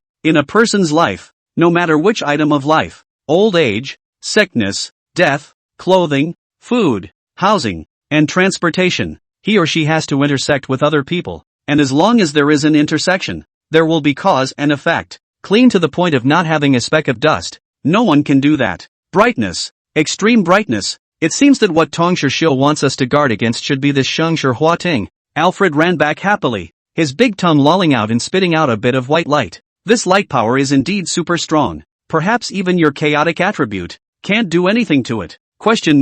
Lu Chuan looked askance. Is it that swollen? Ha, Fu laughed coldly. Everything originates from chaos, and all power is subject to chaos. There's only one possibility for something that even chaos can't do anything about, and that power comes from the unknowable lands. What is the unknowable land? Lu Chuan was a bit curious. I don't know. Alfred shook his head with bulging intelligent eyes. Ha, your girl's skin is itching again, isn't it? Lu Chuan glared at Fu and pinched his knuckles together. Alfred raised his head stiffly. there's no point in beating me up. I just don't know. Okay. Lu Chuan spread his hands. It did look like he didn't know anymore. Just when Fu thought he was spared the beating, Lu Chuan suddenly backhanded it and slapped it in the face. You're still so arrogant if you don't know. Your grandmother, bitch, came a furious curse from Afu from afar. The 5 elemental origins were complete, and the next thing to do was to close the door. Lu Chuan bid farewell to Bai Iha and also Bai Reed, the 2 girls from the void, and took the Night Scorpion and the others on the road back to the vast world. After Lu Chuan left, White One and with White Reed, also left the underworld. Without the shelter of Lu Chuan, they also have to embark on the journey to continue to escape, but they knew that sooner or later they would meet again, because they had a common enemy, heavenly water of a different color. The undisputed number 1 blessed land of the Haoran Great World was situated in the Eternal Night Forest in the extreme south. The Forest of Eternal Night is a magic-ridden, miasma-ridden natural Jedi. If the Annihilation Realm didn't have anything to do, it wouldn't even want to come here to poke around, because one slip-up could result in a person being lost. The heavenly water exotic colors, a recognized number 1 blessing, was in the center of this Jedi of the Eternal Night Forest. Because of its location, this blessed land has not been touched by anyone for countless years. At the center of the Eternal Night Forest, by a colorful lake, Lu Chuan looked at the island in the center with a giggling face. Not only was this place beautifully landscaped, but it was also unusually quiet, and the surrounding aura was frighteningly dense. And there's a special aura around it that just makes you feel like you're standing close to the sky. This strange scenery and feeling made Night Scorpion and the others a bit dumbfounded as well. From today onwards, I'll start my seclusion, so you few can go play by yourselves. Lu Chuan stretched his waist and landed on the small island in the center of the lake with a tap of his toes. For these few old devils, Lu Chuan basically had no constraints, as long as he didn't cause trouble for himself. The Night Scorpion several people looked at each other wide-eyed for half a day, but in the end, they all shook their heads. I'll be staying here during the time that my lord is in seclusion, lest something ungrateful come and disturb me. Night Scorpion was the first to indicate what he was going to do next. Amat Ba Buddha. The young monk had some enlightenment from observing Lord's sword moves the day before yesterday, so I'm afraid I'll have to retreat for a while as well. After finishing his speech, the devil Buddha bowed to the island in the center of the lake, and slowly stepped into the surrounding, that black forest. Quack! The pest tongue jumped into the lake with a bounce, and it seemed that it was going to live here and stay with Lu Chuan. Then I'm going out for a stroll, seclusion and all. It's most uninteresting. Folding Crow shrugged, thinking that these old guys were really uninteresting. Take care of yourself and don't do anything to make the Lord angry. Everyone had lived for so many years, and the Night Scorpion didn't want to repeat more words. Folding Crow patted his chest and assured up. Don't worry, my dear friend. I'm not the same person I used to be. Get lost you. You eat, drink, whore, gamble and smoke everything. What's different from before? Night Scorpion laughed and cursed, kicking Folding Crow in the ass. Hey, a little personal favoritism isn't allowed anymore. From far away came the spitting voice of Folding Crow. I don't know how long this retreat will last. If I don't come out after 3 years, you go to great way to renew that girl's life. Lu Chuan explained to Afu. Lu Chuan's memory has always been bad, only remembering the words he once said and the promises he made. Chow Yunlan still has 3 years of life left, and since he promised to save her life, Lu Chuan will go and fulfill this promise no matter what the wind or the rain. Understood. Afu nodded, but in his heart, he couldn't help but spit out. You remember all this crap well. Then Lu Chuan took little Nine Tails off his shoulders and put it on Afu's back. I'll leave the little guy in your care as well. Leaving Lu Chuan's shoulder, little Nine Tails was filled with unhappiness, angrily puffing her round cheeks. Afu did not have the good sense to skim his lips. Really take me for an old mom. Right. Get lost you. So much nonsense. Lu Chuan kicked Afu to the shore and, bitch. Afu and little Nine Tails cursed at the same time. Keep watch. I'm going out. Afu explained to Night Scorpion. Night Scorpion nodded fiercely. Don't worry. Unless I die, no one can take a step into this place. It doesn't matter if you die or not. If someone disturbs my doll, you won't be able to withstand dying 100 times. Afu snorted and left the Eternal Night Forest with little Nine Tails. Fu's words were really a bit hurtful, and Night Scorpion was a bit speechless, but it was true. Sword 4, Wind Rising. A black swirl of sword chi rose from Lu Chuan's fingertips, and with a flick, this tiny swirl disappeared into the lake. An imperceptible breeze whipped across the lake, sending colorful ripples across the surface. After making preparations, Lu Chuan then found a good position and sat down cross-legged. In the past, Lu Chuan did not close the door, but just practiced the sword day after day and year after year. The first time I came across this way of boosting my strength, I was still a bit unskilled. Looking over the retreat guide left behind by Fu in his mind, He ended up looking confused. The messy pile of specialized terminology made Lu Chuan was confused in both eyes. In the end, Lu Chuan simply didn't bother to look at it and took out the ring containing 10 billion top-grade spirit stones. This bastard had always done things simply and roughly, directly pouring out all of these 10 billion spirit stones and fixing them above his head with his sword chi. The quantity of 10 billion was too large, causing the head to be completely flooded with spirit stones, and from afar it looked like a large pile of flying locusts hovering in the air. Transform! Lu Chuan snapped his fingers, and all 10 billion spirit stones instantly vaporized. The spiritual stones that vaporized in this instant formed a huge sea of spiritual chi that directly covered the entire Eternal Night Forest. Sword 3, Human Scourge. Countless sword threads spread out from under Lu Chuan's feet, and the sword threads spread out, controlling all the demons in the Eternal Night Forest. Lu Chuan was not trying to slaughter these demons, he was just controlling them not to absorb the aura that belonged to him. The poor demons, they really had the bad luck of 8 lifetimes. Without doing anything bad, they were nailed in place by the sudden appearance of the sword chi, and there was no telling how long the confinement would last, so it was good to know that the bodily functions were not restricted, and that they would not be starved to death in a short period of time. Lu Chuan let go of all the constraints of his body and opened all the pores, allowing the aura from the top of his head to pour directly into his body. Lu Chuan's meridian strength was something he didn't have to worry about at all. Even if he rushed to the annihilation realm in a single breath,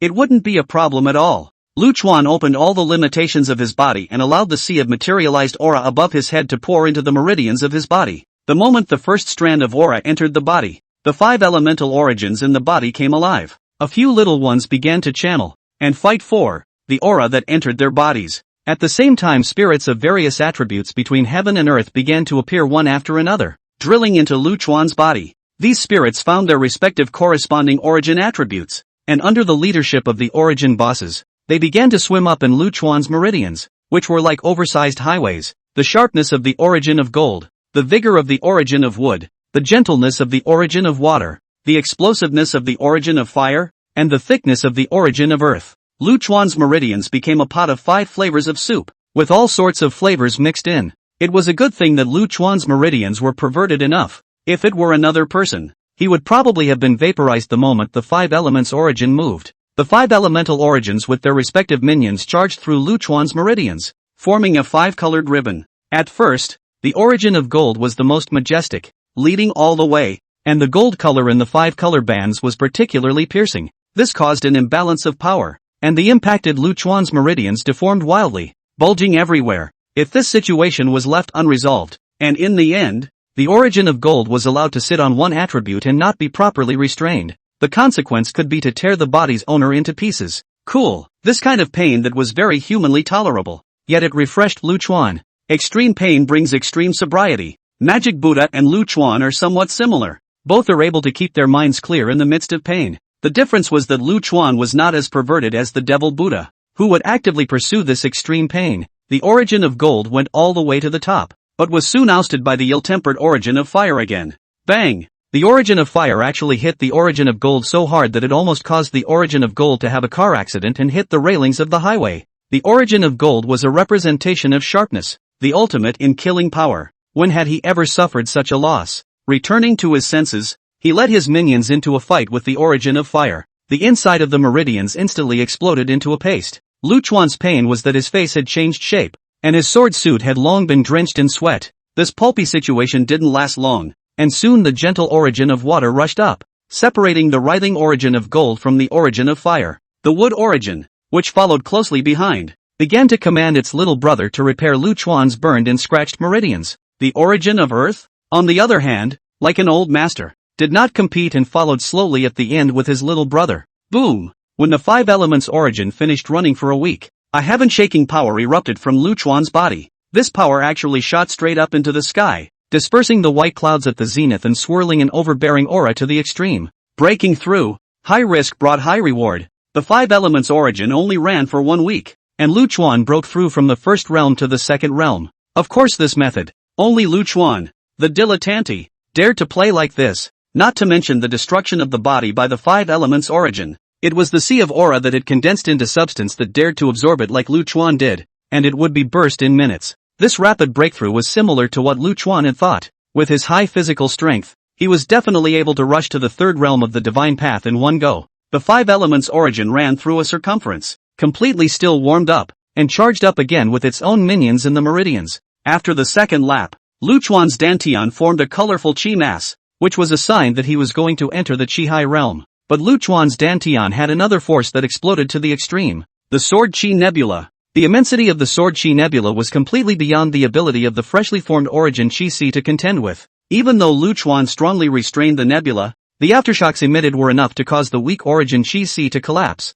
Luchuan thought about it for a moment and used his mind in two ways, integrating half of his mind into the Sword Chi Nebula. Luchuan was going to shut down the core of the Sword Chi Nebula, the one that provided the source of power, the heart of chaos. In the vast and boundless Sword Chi Nebula, in the center of the starry river that surrounded it, there was a strong and bright red heart that was beating tirelessly. With every beat of the heart, a large amount of chaos chi would burst out. Most of this chaotic chi was absorbed by the surrounding star river and transformed into chaotic sword chi that could be controlled by Luchuan. This was the reason why Luchuan's sword chi, no matter how much it was squandered, would never be depleted. As for the origin of the heart of chaos, Luchuan wasn't sure because the memories about this guy were also sealed. Luchuan's ethereal figure gradually gazed up and came to the edge of the heart. He, said Luchuan, scratching his head. He actually didn't know, himself, how to close the heart of chaos. Stop, open sesame, close sesame, mommy coax, heaven and earth without limits, Qiankuan's solution. Luchuan read all the incantations that he could think of, but the result was nothing, and the heart, as huge as a star, was beating just as happily. Hey! You're quite stubborn. Luchuan had no choice but to use the most risky method to enter the interior of the heart of chaos. Why did I say risky? Because Luchuan had no memories of the heart of chaos, so hell knows what the hell was in there. The mist of chaos filled the surroundings, blocking all vision, and Luchuan's own spiritual power actually couldn't spread out within the heart of chaos. Every time Luchuan tried to release his majestic spiritual power, it would be blocked back by an invisible barrier. The helpless Luchuan could only walk up through the chaos by feeling. I don't know how long it took. Maybe an instant, maybe a year. But Luchuan finally saw something beyond the chaos. A huge egg. Why not a duck egg or a goose egg? No reason, because Luchuan likes to eat eggs. Luchuan ran to the egg with gusto, only to realize that the eggshell was actually transparent. Luchuan stretched his neck to look into it. Then his eyes jumped violently, because curled up inside this egg was a tiny, molded baby. The little baby slept soundly, its tiny clenched fists occasionally opening, wondering if it was dreaming. The surrounding pervasive chaotic chi kept traveling around the little baby, nourishing his body. It was impossible to imagine what kind of demon would be if this baby could really be born. A child born in the heart of chaos. A child appeared in one's chaotic heart. No one could be calm. But Luchuan was calm. Only his eyes jumped a few times. After all, this bastard's thinking was different from normal people. Moreover, this little baby gave Luchuan a feeling of blood connection. Hello there, little one. At this time, Luchuan actually had the mood to joke. Luchuan was quite happy to greet him. However, that little baby didn't pay any attention to him, just moved his little feet and continued to sleep on his own. The helpless Luchuan could only skulk up beside him to see if there was a way to stop the heart of chaos for a bit and let the sea of chi take shape before saying anything. Time passed minute by minute until the 5 elements origin had run through 10 large circumference days. The origin chi si had also coalesced 10 times, yet each time it had just taken shape before being shaken apart by the aftermath of the heart of chaos. Moreover, after 10 big circumference runs and still no breakthrough, Luchuan's body meridians were already a bit overwhelmed. The 5 elemental origins that were not balanced at this stage had caused Luchuan's meridians to be damaged somewhat severely. If it wasn't for the fact that Luchuan's meridians were just too perverse, I'm afraid that he would have been torn into pieces. And as more and more aura was inhaled and the 5 elements origin became stronger, this situation would only continue worse. If we continue to be so deadlocked, not to mention rushing to the annihilation realm, whether or not we can get past the Chi Si is a big question. Annoyed, Luchuan kicked at the eggshell twice. The chaos heart, which hadn't been reacting much, suddenly accelerated and jumped at this moment, releasing a large amount of chaos chi. These chaotic chi no longer spilled out, but turned their heads into the interior, protecting the little baby in the eggshell. A violent chaotic storm blew around the eggshell,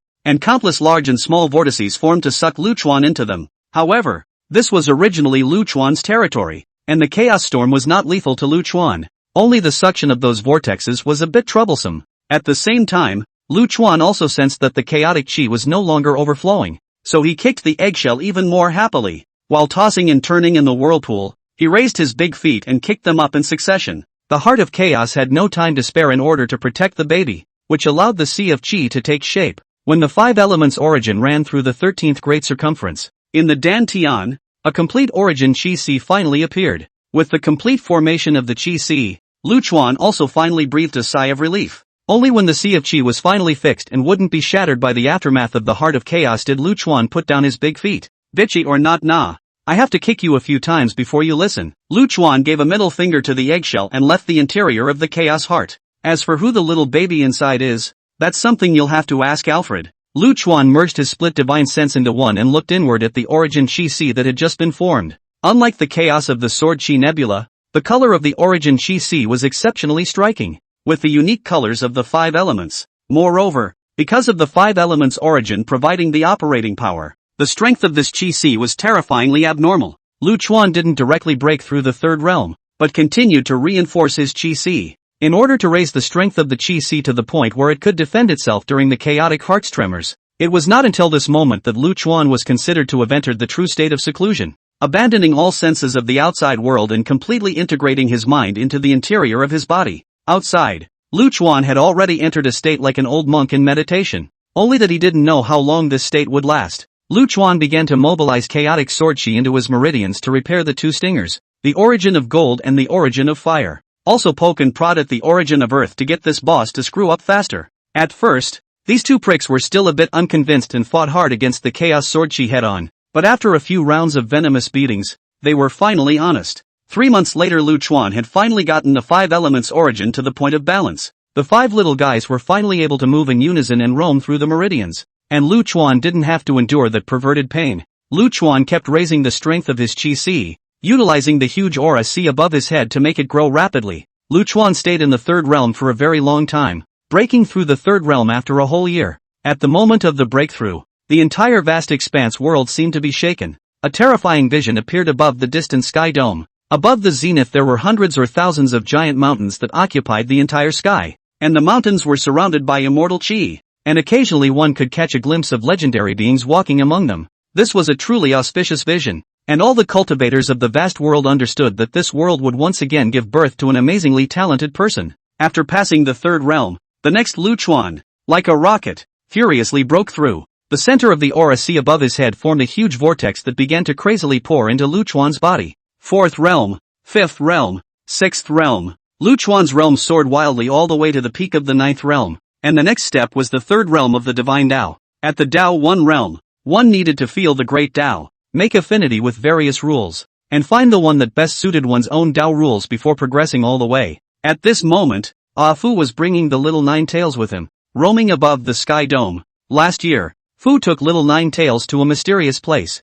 At this time, the way little nine tails looked at Fu was already a bit off. Apart from curiosity, it was full of mischief, seemingly thinking of what might happen in the future. Little nine tails was filled with mischief and couldn't help but cover her little mouth and burst out laughing. Little brat, if you dare to say anything, I'll skin you. Hearing little nine tails' laughter, Fu was a bit annoyed. Little nine tails patted Fu's buttocks, flirting up. Aya, how warped buttocks ah. Don't be so grumpy well. Don't worry about this matter, I'm sure to rot in my stomach. Killed will not say out. Bitchy fox. Fu rolled his eyes and cursed. He. Everyone is the same law. Little Ninetail's liver trembled with joy and rolled happily on Fu's back. By the way, if the power of the Centurion court doesn't come from the unknowable lands, then where would it come from? After laughing, Ninetails asked the question again. You're annoying nah. Fu's eyes bulged with anger. I know shit. It turns out that last year, Fu took little Ninetails on a trip to the unknowable land. Went to inquire about the power of Centurion,